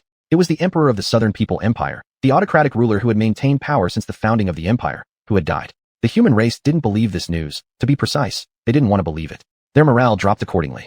As for the insect race, they took on an air of acceptance. They had never thought they would lose this war. They were confident in their victory. To them, the death of the emperor of the Southern People Empire was inconsequential. This was their stance. The fourth elder's response to this situation could be summed up in one word: investigate. Because, if nothing else, the emperor of the Southern People Empire was unmatched in his ability to ensure his survival. He wasn't that easy to die. All these years, he had dedicated his time and energy to preserving his life. How could his ability to survive not be top-notch? Let alone the fact that he had an entire nation's resources at his disposal to prolong his existence. With all this in mind, I looked towards the fourth elder, who sat high up on the dais. I asked, "Boss, should I step in?" Fourth elder replied, "Anshi, it's not yet your time to intervene. There are many who covet the position of leader of the Federation." Understood, boss. I lowered my head. Still, I was quite intrigued by this emperor from the Southern People Empire. After all, the man who staked the entirety of a core area as the foundation of his survival was practically unparalleled. Speaking of extreme obsession, this emperor ranked first in the Southern People Empire and easily within the top 5 among the human race. The fourth elder looked at me, asking, "How has the war progressed?" I answered, "The morale of the human race has plummeted, and the human upper echelon plans to boost it." "What is their target?" The fourth elder questioned further. I slowly enunciated 4 words: the Western Insect Empire. 0476 reservation. Stellar year 973, August. The emperor of the Southern People Empire passed away. The following month, 3 grand counselors of the Western Insect Empire perished, and the deceased emperor of the Southern People Empire resurfaced. Looking at the intelligence displayed on my terminal screen, I couldn't help but smile. Would the human race truly mistake the Western Insect Empire for a pushover by directing most of their hostility towards it? If so, they might suffer significant losses. The deaths of the 3 grand counselors of the Western Insect Empire weren't solely due to the efforts of the humans. the royal family of the Western Insect Empire contributed significantly as well. These Grand Counselors were consistently frowned upon by certain members of the Western Insect Empire's royal family, believing them to be unnecessary entities. At this point, one of my intelligence operatives contacted me. "What's the matter?" I asked the intelligence operative. Intelligence operative replied, "Lord Anshi, the Fourth Elder ordered you to eliminate the Emperor of the Southern People Empire. Didn't he just forbid me from going after that Emperor?" I reasoned. The expression on the intelligence operative grew strange. "That Emperor is dangerously close to you. He's fleeing towards you. Just happened to bump into him. Then let me take care of it?" I understood. That Emperor won't live long. There's a saying that fits the Emperor perfectly. Heaven offers a path you refuse to walk. Hell opens no gates, yet you thrust yourself inside. Thinking about all this, I halted the spaceship I was aboard, shifting it into stealth mode. 20 minutes later, I observed the target arriving along with his pursuers, raising an eyebrow. Among the pursuers was a familiar face. Boom! This was the sound of the last guard ship belonging to the Emperor of the Southern People Empire being destroyed by a starship. The spaceship carrying the Emperor immediately accelerated. This prompted the pursuers' starships to accelerate as well. It was embarrassing for starships not to catch up with spaceships. Although I allowed the starships of the Western Insect Empire to appear outside the eastern border zone of the Eastern Insect Federation, if they ventured into the border zone, I wouldn't hesitate to destroy them. I hoped the person responsible for the pursuit on behalf of the Western Insect Empire understood what was acceptable and what wasn't. Otherwise, I'd have to personally instruct him. I watched as the starship caught up with the spaceship and saw the Emperor abandon the spaceship, escaping into the border zone. "What will you do now, Officer Zhang Fei?" "Sir, ahead lies the border zone of the Eastern Insect Federation. According to regulations, starships are not permitted to enter," someone told Zhang Fei. Specifically speaking, this regulation only applies between the Eastern Insect Federation and the Western Insect Empire. Between the human and insect races, this regulation has already been abolished. Racial wars between humans and insects are no game. "So, Zhang Fei, what's your choice?" I watched Zhang Fei, located inside the starship. After staring at the forward border zone for a moment without any change in expression, Zhang Fei responded, "It's not time to fully sever ties yet. You board the spaceship and chase after Feng Yikong with me." Feng Yikong was the name of the Emperor of the Southern People Empire. "Yes, sir," replied his subordinates. Thus, the spaceship from the Western Insect Empire entered the border zone of the Eastern Insect Federation. I appreciate people who respect the rules. You can rest assured, when you respect the rules, I respect them too. Giving the starship a final glance, I left the spaceship, heading towards the spaceship of the Western Insect Empire, and towards Feng Yikong. 10 minutes later, on a derelict spaceship. A spaceship abandoned by the Western Insect Empire. This spaceship, which served as the battleground between Feng Yikong and Zhang Fei, had now become completely non-functional. "Feng Yikong, you can't escape," Zhang Fei said coldly as he looked at Feng Yikong, who was surrounded. Apart from Zhang Fei, there were 4 other top-tier warriors outside the encirclement, looking indifferently at Feng Yikong. Feng Yikong stopped covering his wound and sneered. "If I hadn't been seriously injured, could you have surrounded me? If you weren't so important, wouldn't the Western Insect Empire send more top-tier warriors to deal with you? Do you believe that? The deaths of the 3 great counselors of the Western Insect Empire involved your interference. How could the Western Insect Empire let you live? Zhang Fei, your arrogance is your downfall. If it weren't for the concern about this being the Eastern Insect Federation's territory, we would have captured you long ago. You would have been dead by now. I'm sure you are indeed concerned about the Eastern Insect Federation. After all, your starships didn't enter the border zone, right?" Chapter 159, complete. 5 minutes. Feng Yikong looked at Zhang Fei seriously and said, "Don't be too overconfident. It's not certain who will die yet." After saying this, his domain spread out and targeted Zhang Fei. I agree with this. Because among the pursuers are traitors, people under Feng Yikong. I raised my hand, and 2 pale white flames appeared. One appeared in front of a top-tier warrior from the West Insect Empire to stop him from attacking his original companion, another top-tier warrior. The other appeared in front of the real Feng Yikong, hindering his escape attempt. Anshi. Seeing the pale white flame that appeared out of nowhere, Zhang Fei spoke heavily. Subsequently, the fake Feng Yikong and fake domain created by Feng Yikong were broken. He and one top-tier warrior approached the real Feng Yikong. The remaining top-tier warrior targeted the traitor. On the scene, except for me as the sole first-rank person, there was a 2-on-1 situation. I looked at Zhang Fei, revealing myself. 5-on-1 turns into 4-on-2. Quite interesting, isn't it? Right, Zhang Fei? Among the pursuers are people loyal to Feng Yikong and traitors from the West Insect Empire. Not just any kind of interesting, but worth writing about. Zhang Fei closed his eyes briefly and said, "Whatever, Anshi, I have to thank you. Is it necessary for you to seem so reluctant to thank me, Zhang Fei?" I replied, "You might thank me even more later. Anshi, Feng Yikong is our target of the West Insect Empire." Zhang Fei turned to look at me while continuing to remain alert to Feng Yikong. I smiled. Insects should help insects, right? Right now, I am a self-righteous version of Anshi. At this point, Feng Yikong spoke up. "Anshi, why must you get involved in this mess?" he asked, looking at me. "Who told you that your escape direction would conveniently align with my course? I can only reluctantly accept your life." I grinned. "Killing you is what the insect race should do. Most importantly, it is the command given to me by my direct superior, Elder 4. As everyone knows, I'm the most obedient one among all the direct subordinates listening to Elder 4. Anshi, he is our target." Zhang Fei's tone grew heavier. I locked eyes with Zhang Fei. "Zhang Fei, I'll give you another chance. If within 5 minutes you can't resolve him, he will be mine. Opportunities don't come 3 times. I've already given you 1 chance. Whether you seize the second opportunity is up to you. Zheng Fei's expression darkened. Anqi, you shouldn't underestimate us. This isn't underestimating, but an accurate analysis of your respective strengths. I said, whether I underestimated you or not isn't up to you to decide. It's the result that counts. Actions speak louder than words, understood? Pausing a moment, I continued. Rest assured, during these 5 minutes, I will suppress the field. Feng Yikong won't escape. How thoughtful of me, Zheng Fei. Zheng Fei ignored me, turning his focus back to Feng Yikong, preparing himself. Anqi, you won't have the chance to make a move. That's not certain. My chances to intervene could very well be slim. I retorted, we'll see. Zheng Fei no longer responded to me, initiating his domain against Feng Yikong. The top-tier warrior helping Zheng Fei deal with Feng Yikong also initiated their own domain. Finally, among the 7 top-tier warriors present, I was the only one who didn't initiate my domain. The first minute of the fight started. The first-tier warrior, who was a traitor, saw blood. His arm was severed by his opponent. Then, his injuries kept worsening. By the 3rd minute, Zheng Fei broke through Feng Yikong's domain, encapsulating Feng Yikong with his own. At the 4th minute, the limbless traitor glanced at Feng Yikong and then exploded himself. This explosion injured the 2 top-tier warriors dealing with him. Due to the distraction, Feng Yikong counterattacked strongly toward Zheng Fei's comrade handling him. The 2 wounded top-tier warriors came to assist, changing the 2-on-1 situation into a 4-on-1 battle. In the final minute, Feng Yikong forced a retreat by blowing up his domain at great cost, pushing back Zheng Fei and the others. I observed them and said, you failed. Zheng Fei's expression was grim, but he said nothing. I continued, I'll take Feng Yikong's life. He will go with me. Zheng Fei responded coldly. Anqi, regardless of your motives, Feng Yikong must die. He cannot survive today. I replied, Zheng Fei, you're thinking too much. The order I received was to eliminate him, not to keep him alive. Let's hope that's true, Zheng Fei said emotionlessly. I laughed, disappearing from where I stood, and Feng Yikong disappeared along with me. 3 minutes later, inside a spaceship, Feng Yikong stared at me and narrowed his eyes slightly. Anqi, aren't you going to kill me? Does that sound plausible to you? I countered.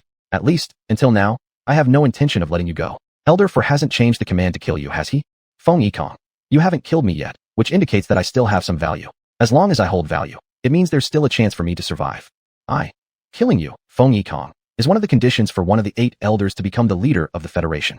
Given this information, do you still think you can stay alive? Feng Yikong's expression flickered slightly, but he quickly composed himself. If I am used as a condition, wouldn't I be even more valuable? I sat down on the chair. However, my decision to kill you doesn't stop just because you still have value. It's not whether you are valuable or not that decides if I'll kill you. It's Elder 4. I looked at Feng Yikong with interest. Your Majesty, don't pretend anymore. Pretending to be stupid has its limits, hasn't it? The main reason I haven't killed you now isn't up to you, right? While I find you somewhat intriguing, I'm not so interested in you that I would chat with you before your death like I did with the painter. How long you live doesn't depend on your utility or on me, but rather on the boss. Now, it's time for you to talk with the boss. After saying this, I stood up and saluted toward a specific direction. There was the projection of Elder 4, which had just appeared. The projection of Elder 4 watched Feng Yikong calmly. What you say will determine how long you get to live. But death is certain anyway. I added mentally. 0479 returned the salute. With the permission of Elder 4, I left the room, leaving it to the projection of Elder 4 and Feng Yikong. Some things, I don't need to know too clearly. Knowing the result is enough. Feng Yikong will die, that's definite. When he dies depends on whether he can move Elder 4. I glanced back at the room, then headed toward the spaceship's cockpit. 15 minutes later, the projection of Elder 4 appeared in the cockpit. Boss, how did the negotiation go? I asked the projection of Elder 4. Projection of Elder 4. Feng Yikong does know something, but nothing exceeding my expectations. So, is it time for him to die? I guess I brought Feng Yikong away from Zheng Fei unnecessarily since I could have directly eliminated him then. Projection of Elder 4. Proceed, let him die thoroughly. I bowed my head. Understood, boss. I guarantee, he will definitely die completely without any chance of survival. Isn't my extraordinary ability precisely made for this purpose? Your Majesty, you failed to satisfy the boss, I said to Feng Yikong upon entering the room. Feng Yikong murmured quietly. Misunderstanding the intentions of Elder 4 is the main reason for my failure. Have you accepted your fate? That's why you're saying this. Are you giving up resistance? Even if I escape your pursuit, how can I possibly escape from under Elder 4's hand? Feng Yikong chuckled bitterly.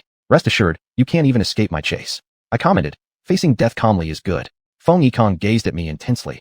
Before I die, Anqi, could you resolve my doubts? What exactly does Elder 4 intend to do? He just couldn't bear it anymore. The nearly 1,000-year-old rage hidden deep within his heart always had to burst out, didn't it? Feng Yikong. Just because he couldn't bear it anymore, he lets human and insect races fight to the death. I nodded, yes. When it comes to madness and causing chaos, you fall far short of Elder 4. The reason for his actions is very simple. The human race and the insect race are not him. They are not the water blue star humans. You can go die now. I extinguished Feng Yikong's soul flame, along with the soul flames of all his avatars remaining in the Southern Human Empire. Feng Yikong, an extraordinary individual belonging to two systems, both of whose extraordinary abilities belong to the special category. One of his extraordinary abilities is creating avatars that share consciousness. Unfortunately for him, he ran into me. Encountering me meant his inevitable, complete death. As this weapon of slaughter, wasn't made for nothing. Otherwise, why would Elder Four create me and rely on me heavily? Feng Yikong's extraordinary ability was remarkable, but isn't mine just as ordinary? Back in the cockpit, I naturally directed my gaze towards the projection of Elder Four.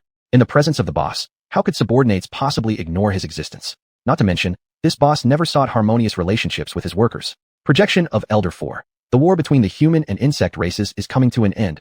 Anshi, prepare yourself. I've been prepared all along, boss. The web you've had me weave. I've been working on it continuously without interruption. Projection of Elder Four. Good. I hope there won't be anyone who shouldn't live still living. No one who shouldn't live will exist. You must believe in my extraordinary ability. Trust in the weaving behavior I've maintained consistently over 10 years. Moreover, if I fail, don't you still exist? I am your contingency plan, not the other way around, right? The projection of Elder Four said nothing and dissipated. After seeing him disappear, I opened my terminal and contacted the intelligence officer. Looking at the intelligence officer on the terminal screen, I said, deliver a message to the human race for me. Intelligence officer, Master Anshi, please proceed. Me. The death of the Emperor of the Southern Human Empire. The murderer is Zheng Fei from the West Insect Empire. Zheng Fei, I believe you wouldn't mind shouldering this black pot. After all, killing Feng Yikong was your mission in the first place. With the deaths of the 3 senior ministers causing some unrest in the West Insect Empire, helping stabilize their unrest would surely be something you'd be pleased about. Consider it my return gift to you, for your incessant murderous intent towards me after we met. Chapter 160, Story 0480 The Despicable Ones. Would you like to hear a story from me? In the middle of the night, a figure with an indistinct appearance asked me. I opened my eyes after meditating with them closed and said somewhat exasperatedly, it's time for the decisive battle between humans and insects. You really don't need to keep hiding your face in front of me. As if I don't already know who you are, right? The lover of Elder Four, just as much of an extreme racial supremacist as Elder Four. Looking at this person, I gossiped. Did you go find the boss after returning to the main planet? This person smiled and revealed her true form, a young woman with black hair, brown eyes, and yellow skin. Anshi, you know quite a bit, she said. I replied, all the memories you implanted in me, I've seen them. Though I do have some understanding through reasoning, it's mainly because of the memories you gave me, right? The young woman sat on the couch opposite me and asked, what kind of story do those memories tell? I said, the story of the Despicable Ones. This story took place on Water Blue Star. This story is related to the humans of Water Blue Star. Pausing for a moment, I continued. The resistors died in battle, the hope bearers left, leaving only the Despicable Ones. The Despicable Ones persist, solely for victory, solely for revenge. The resistors, the hope bearers, and the Despicable Ones are all humans of Water Blue Star. And you and Elder Four, you're one of the Despicable Ones. You were once humans of Water Blue Star, now you're part of the insect race. All the Despicable Ones are now insects. The young woman remarked, Despicable Ones? Anshi, isn't it inappropriate to call us that? I replied, in the memories of my era, you called yourselves the Despicable Ones. Although some people's self-titles might not be acceptable for others to use, but that's not the case with you, right? That's right. We refer to ourselves this way because we've done things that can never be taken back, but we have no regrets. The young woman leaned against the couch. Then, she started mocking herself.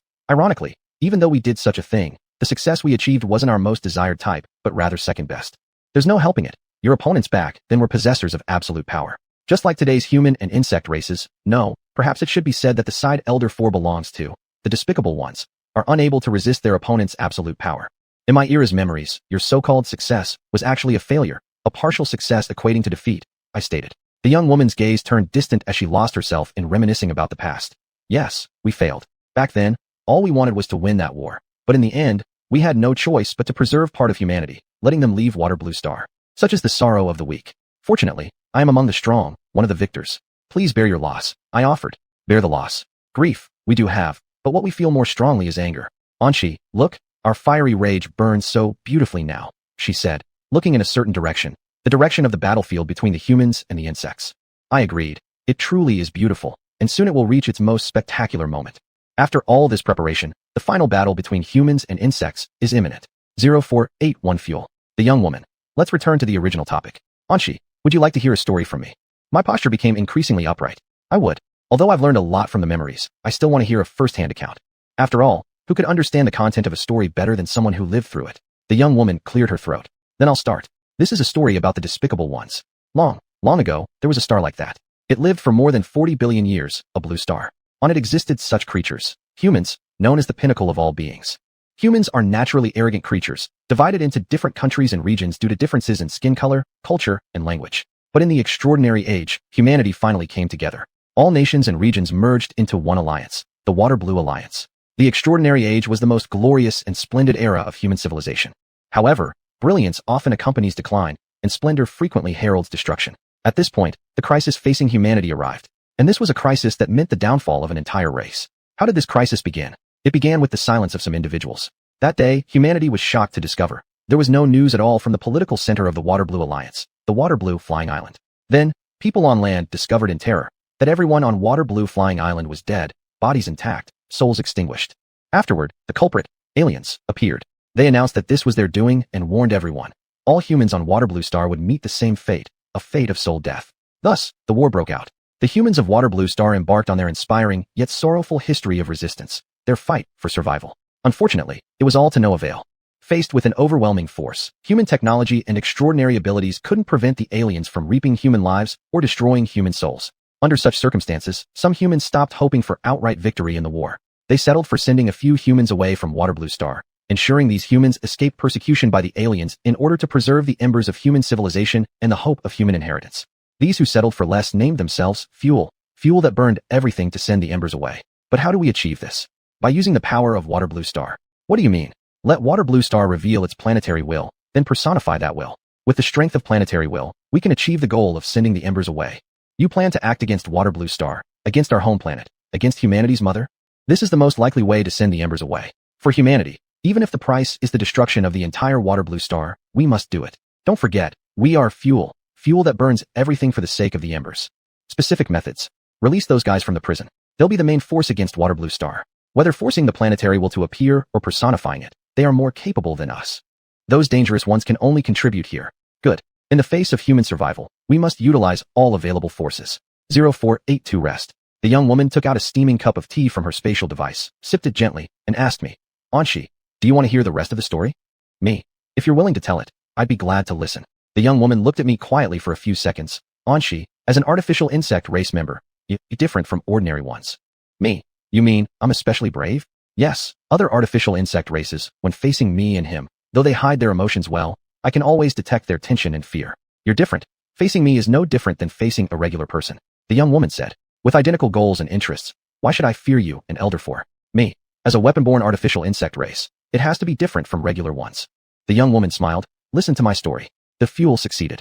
With Water-Blue Star's help, the carefully selected embers managed to escape Water-Blue Star, heading towards the road of survival. At this point, the fuel deeply felt their own baseness. Their regret towards Water-Blue Star overshadowed all other emotions, so they changed their name. Scoundrels. This was what they called themselves, scoundrels who would stop at nothing for the survival of humanity. In deep remorse, they faced death calmly. Calmly facing didn't mean they stopped resisting. Instead, after sending the embers away, these remorseful individuals fought even more fiercely against the aliens. Dying on the battlefield rather than enduring until the end became their ultimate pursuit. But their pursuit did not come true. After consuming the planetary will, they survived, living through the aliens' massacre. Their souls were not destroyed by the alien attacks, but instead clung to items on Water-Blue Star. Natural objects like stones, grass, trees served as their anchors. Artificial items like cups, bricks, and wires also functioned as their anchors. Thus, the survivors saw resurrection, the revival of corpses. The remaining corpses of the Water-Blue Star humans were exploited by the aliens. Under the aliens' manipulation, the corpses came back to life. They resurrected, reclaiming their souls and memories. But these souls did not belong to Water-Blue Star humans, although they possessed Water-Blue Star humans' memories. The young woman's voice grew cold. Anshi, look, aliens are truly disgusting, creating such humans. I nodded. Yes, aliens are disgusting. Such beings don't deserve the title of human. Nowadays, the human race is merely a race, not humans, certainly not Water-Blue Star humans. Elder 4 is a firm supporter of the Soul faction, so am I. Young woman. Therefore, we created the insect race directly opposing the human race. I know that the conflict between the human race and the insect race essentially stems from your disputes with the aliens. The aliens are the creators, and so do you want to be. The creation of the aliens is the human race, while your creation is the insect race. And this brutal war between humans and insects, in which they fight each other to the death, is merely a way for you as creators to assess the strength of your creations, the human and insect races. Me. Creation versus creation, it's quite fitting. Although in the end, you as the creators of the insect race might show up, and the aliens as the creators of the human race might also appear. The young woman stood up. Anshi, do you know why he and I created you? Of course I know. How could I not? My name itself is the embodiment of your purpose, the symbol of what you seek. I, standing now, bowed my head to the young woman. I know. My name is Anshi, meaning to grant peace to others and peace to oneself. Chapter 161, Rest. Why is my name Rest and not Anshi? This was not a decision I made, but one made by my creator. Whatever name the creator wanted for me, that would be my name. Compared to other direct subordinates of the fourth elder, I do not have the right to change my name, as I mentioned before. So, where does my name Rest come from? It came from a conversation, one decided between the fourth elder and his lover. That day, like any other, I was in the lab striving to create a spiritual incarnation of myself so I could go outside. However, I wasn't fully focused on creating this avatar, because there were two people outside the glass wall, the fourth elder and his lover, a young woman. The young woman asked, I've heard the name Anshi appeared because of the Eastern campaign of the Western Insect Empire. There was an Eastern campaign, followed by the birth of Anshi. Right. The fourth elder said, You believe hearsay too easily. The young woman replied, This rumor seems plausible. Anshi did appear later than the Eastern campaign, so I can't help but be curious. Curiosity doesn't mean belief. The fourth elder. The name Anshi indeed means to stabilize the West, that's correct. But Anshi is no Eastern campaign. Her goal is not as small as conquering the Eastern Insect Federation. All lands west of the Federation are considered the West specifically for Anshi. The young woman smiled gently. Sounds like you place great expectations on Anshi. I, silently listening, placed almost all my attention on the fourth elder and the young woman. The fourth elder glanced at me. Her existence, which should not have been born, yet was, naturally holds many of my hopes, he said. The young woman nodded. Yes, before Anshi, you conducted numerous experiments. The weapons you created could fill up the fourth major planet. But ultimately, only Anshi successfully came into being. My birth was certainly not by chance. As an artificially created insect race weapon, there are definitely others like me. Only, the other weapons died in the embryonic stage. Even miracles require a foundation. They don't rely solely on luck. At least, not for me, who am such a miracle. Fourth elder, you've helped me much. Young woman, whenever you manufacture weapons, haven't I always helped? From a certain perspective, Anshi might even be called our child. Fourth elder frowned. She isn't. Even if she were created jointly by both of us and possesses those memories, she still isn't them, and thus cannot be considered our child. Young woman, all right, you're still the same as before. Anshi is merely a weapon. We must remember this. But naming a weapon Anshi feels inappropriate. What about calling her Rest? The peaceful and the resting 11. Her name will carry the meaning of bringing rest to others and herself. Fourth elder, Rest? Yes, weapons are meant to bring rest to people. This name suits perfectly. Upon hearing this, while creating my avatar within the glass walls, I felt slightly tongue-tied. Bringing rest to others and oneself sounds nice, but it just means making someone die. Is it not obvious enough that a weapon like me is called Rest? Young woman, let's decide on this then. However, we alone need to know this name. Others don't need to. Fourth elder, agreed. Waking from the memory, I looked at the messages displayed on the terminal screen and smiled. It's not easy. The war has dragged on from May to December, and it's finally coming to an end. This weapon, who grants rest to others and to myself, will soon make my entrance. Thinking about this, I left my residence and headed toward the lab where I usually reside. Don't forget, my real body hasn't ventured out much during these months. It's typically kept in the lab. In the lab, the young woman who had arrived earlier asked me, Rest, the war hasn't ended yet. Why are you here? After the war between humans and insects ends, I'm bound to be here anyway. Arriving early doesn't matter, does it? Me? I want to wait for the end of the war here. The young woman was surprised. I didn't expect that you value a sense of ceremony. Sometimes, I do value this kind of ritualism. Me? Everything began here, so it shall naturally end here. The scenery after the end is surely beautiful, but the view before the end isn't less impressive. Coming here ahead of time is to see this landscape. Young woman. Rest, have you ever thought about resisting? Have you considered resisting us? Among weapons, there are quite a few who killed their masters. I raised an eyebrow. My compliance makes you afraid? The young woman countered. Do you think we fear your rebellion? You aren't afraid, and I seriously doubt if you've even retained the emotion of fear. Your focus, perhaps, is only on revenge and those hopeful ones. Me. A true powerhouse isn't afraid of losing control over their weapons. After all, you do have countermeasures. Why should you fear me turning against you? Besides, right from my creation, didn't you indoctrinate me? I paused for a moment before continuing. What you desire is an obedient weapon, and I've simply developed just as you wished. In terms of obedience and following orders, I rank top. Young woman. So, have you ever thought about resisting? Me. If I said I've never thought about it, I doubt you'd believe me. To be honest, I wouldn't either. Any intelligent being would consider resistance, wouldn't they? Even if they don't act on it, the idea would still surface. As one of these intelligent beings, I have had thoughts of rebellion, but only in thoughts. A rational me will never take action. The young woman smirked. Rational, cold-blooded, murderous. Rest, the personality traits we programmed into you. You've consistently maintained them well. Me. That's all due to your excellent craftsmanship. The level of control a master has over their weapon is extraordinary. If the master also happens to be the creator, their control becomes even stronger. Coincidentally, both you and the fourth elder are not only the masters of me, this weapon, but also my creators. Young woman. The obedience of a weapon is also one of the crucial factors. It's hard for me to disagree. After all, I am very obedient. 0485 factors influencing. Does the insect race's species affect its extraordinary abilities? Some are affected, some aren't. And I belong to those who are affected. My extraordinary abilities are influenced by my species. Besides being affected by my species, my extraordinary abilities are also influenced by my memories, specifically the memories of the Blue Water Star era. Among these memories, there was one person who left a deep impression on me. She was an extraordinary being, a despicable one who didn't survive until the end. She was Fuel, one among many who perished in extracting the consciousness of Blue Water Planet. Fuel refers to someone who sacrificed for humanity's survival at any cost, an individual who harmed Blue Water Planet. Although she died early and didn't live long enough to witness when the Fuel consumed Blue Water's planetary will, she was undoubtedly part of that despicable group. Her superpower was rather intriguing, linked with relationships, the relationships between people. Who is whose family, friend, or lover can usually only be determined through words, appearances, or actions. But she could perceive such connections through her extraordinary ability. To her, the world was a net that covered everyone. Spiderweb. This was the name of her extraordinary ability, derived from the idiom, heavenly nets and earthly traps. She was the kind of person who could be imprisoned, locked away in a jail where dangerous, extraordinary individuals were confined. Her power presented a significant challenge to the political arena. Who conversed with whom, who contacted whom, who claimed loyalty to one faction while secretly aligning with another. All of these secrets could be uncovered by her through the spiderweb. Politicians called her the politician's assassin. However, she was never locked up. This was because her real capability only came to light during the war between humans and aliens. By then, who would bother fearing her powers anymore? Of all the despicable people in that era, I have the deepest impression of her. Thus, my extraordinary abilities are influenced by her and by the spiderweb. Therefore, I possess the spiderweb, capable of killing through relationship networks. Yes, I'm a fire-type extraordinary being. That's correct. I'm a mutated fire-type extraordinary ability user. That's also correct. But more accurately, I'm a special-type extraordinary being. Fire spiderweb. This is the true name of my extraordinary ability. Spiders match perfectly with spiderwebs. Spiders unafraid of fire are a perfect combination indeed. I watched silently as the spider web I had woven appeared within my vision, visible only to me, patiently awaiting the final moment. At this time, my terminal vibrated. Bug victory, human defeat. This was the intelligence report sent to me by my subordinates. Anshi, you can make your move now, said the fourth elder, walking into the lab and standing beside the young woman. I asked the fourth elder and the young woman, leave no survivors other than you, me, and possibly others like us? No survivors. Non-humans lack worth to live, said the young woman. They needn't live, echoed the fourth elder. I nodded slightly, understood. Then, I utilized my extraordinary ability, the fire spider web.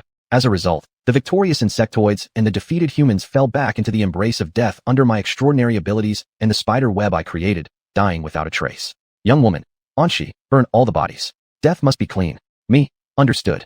3 days later, having reduced everything to ashes, I ceased using my extraordinary abilities. I looked at the fourth elder and the young woman. What should I do next? As for me, what do you plan to do? Anshi, are you a deathist? The young woman sounded more certain than questioning. A deathist is someone who worships death, whether it's the death of others or their own. I laughed. I knew I couldn't hide it from you. Is everything in my diary true? No. I've already said, only parts of my diary are genuine. My distaste for killing is false. My love for it is real because I am a deathist, because I worship death. I've admitted before that I'm a villain. Would you mind merging with us then? The young woman asked me. Do I have the right to refuse? I replied. The young woman and the fourth elder disappeared, replaced by a blue silhouette appearing before me. You don't, the silhouette stated coldly. Then, the silhouette swallowed me, turning me into one of the amalgamated beings of Water Blue Star's planetary will and the despicable ones.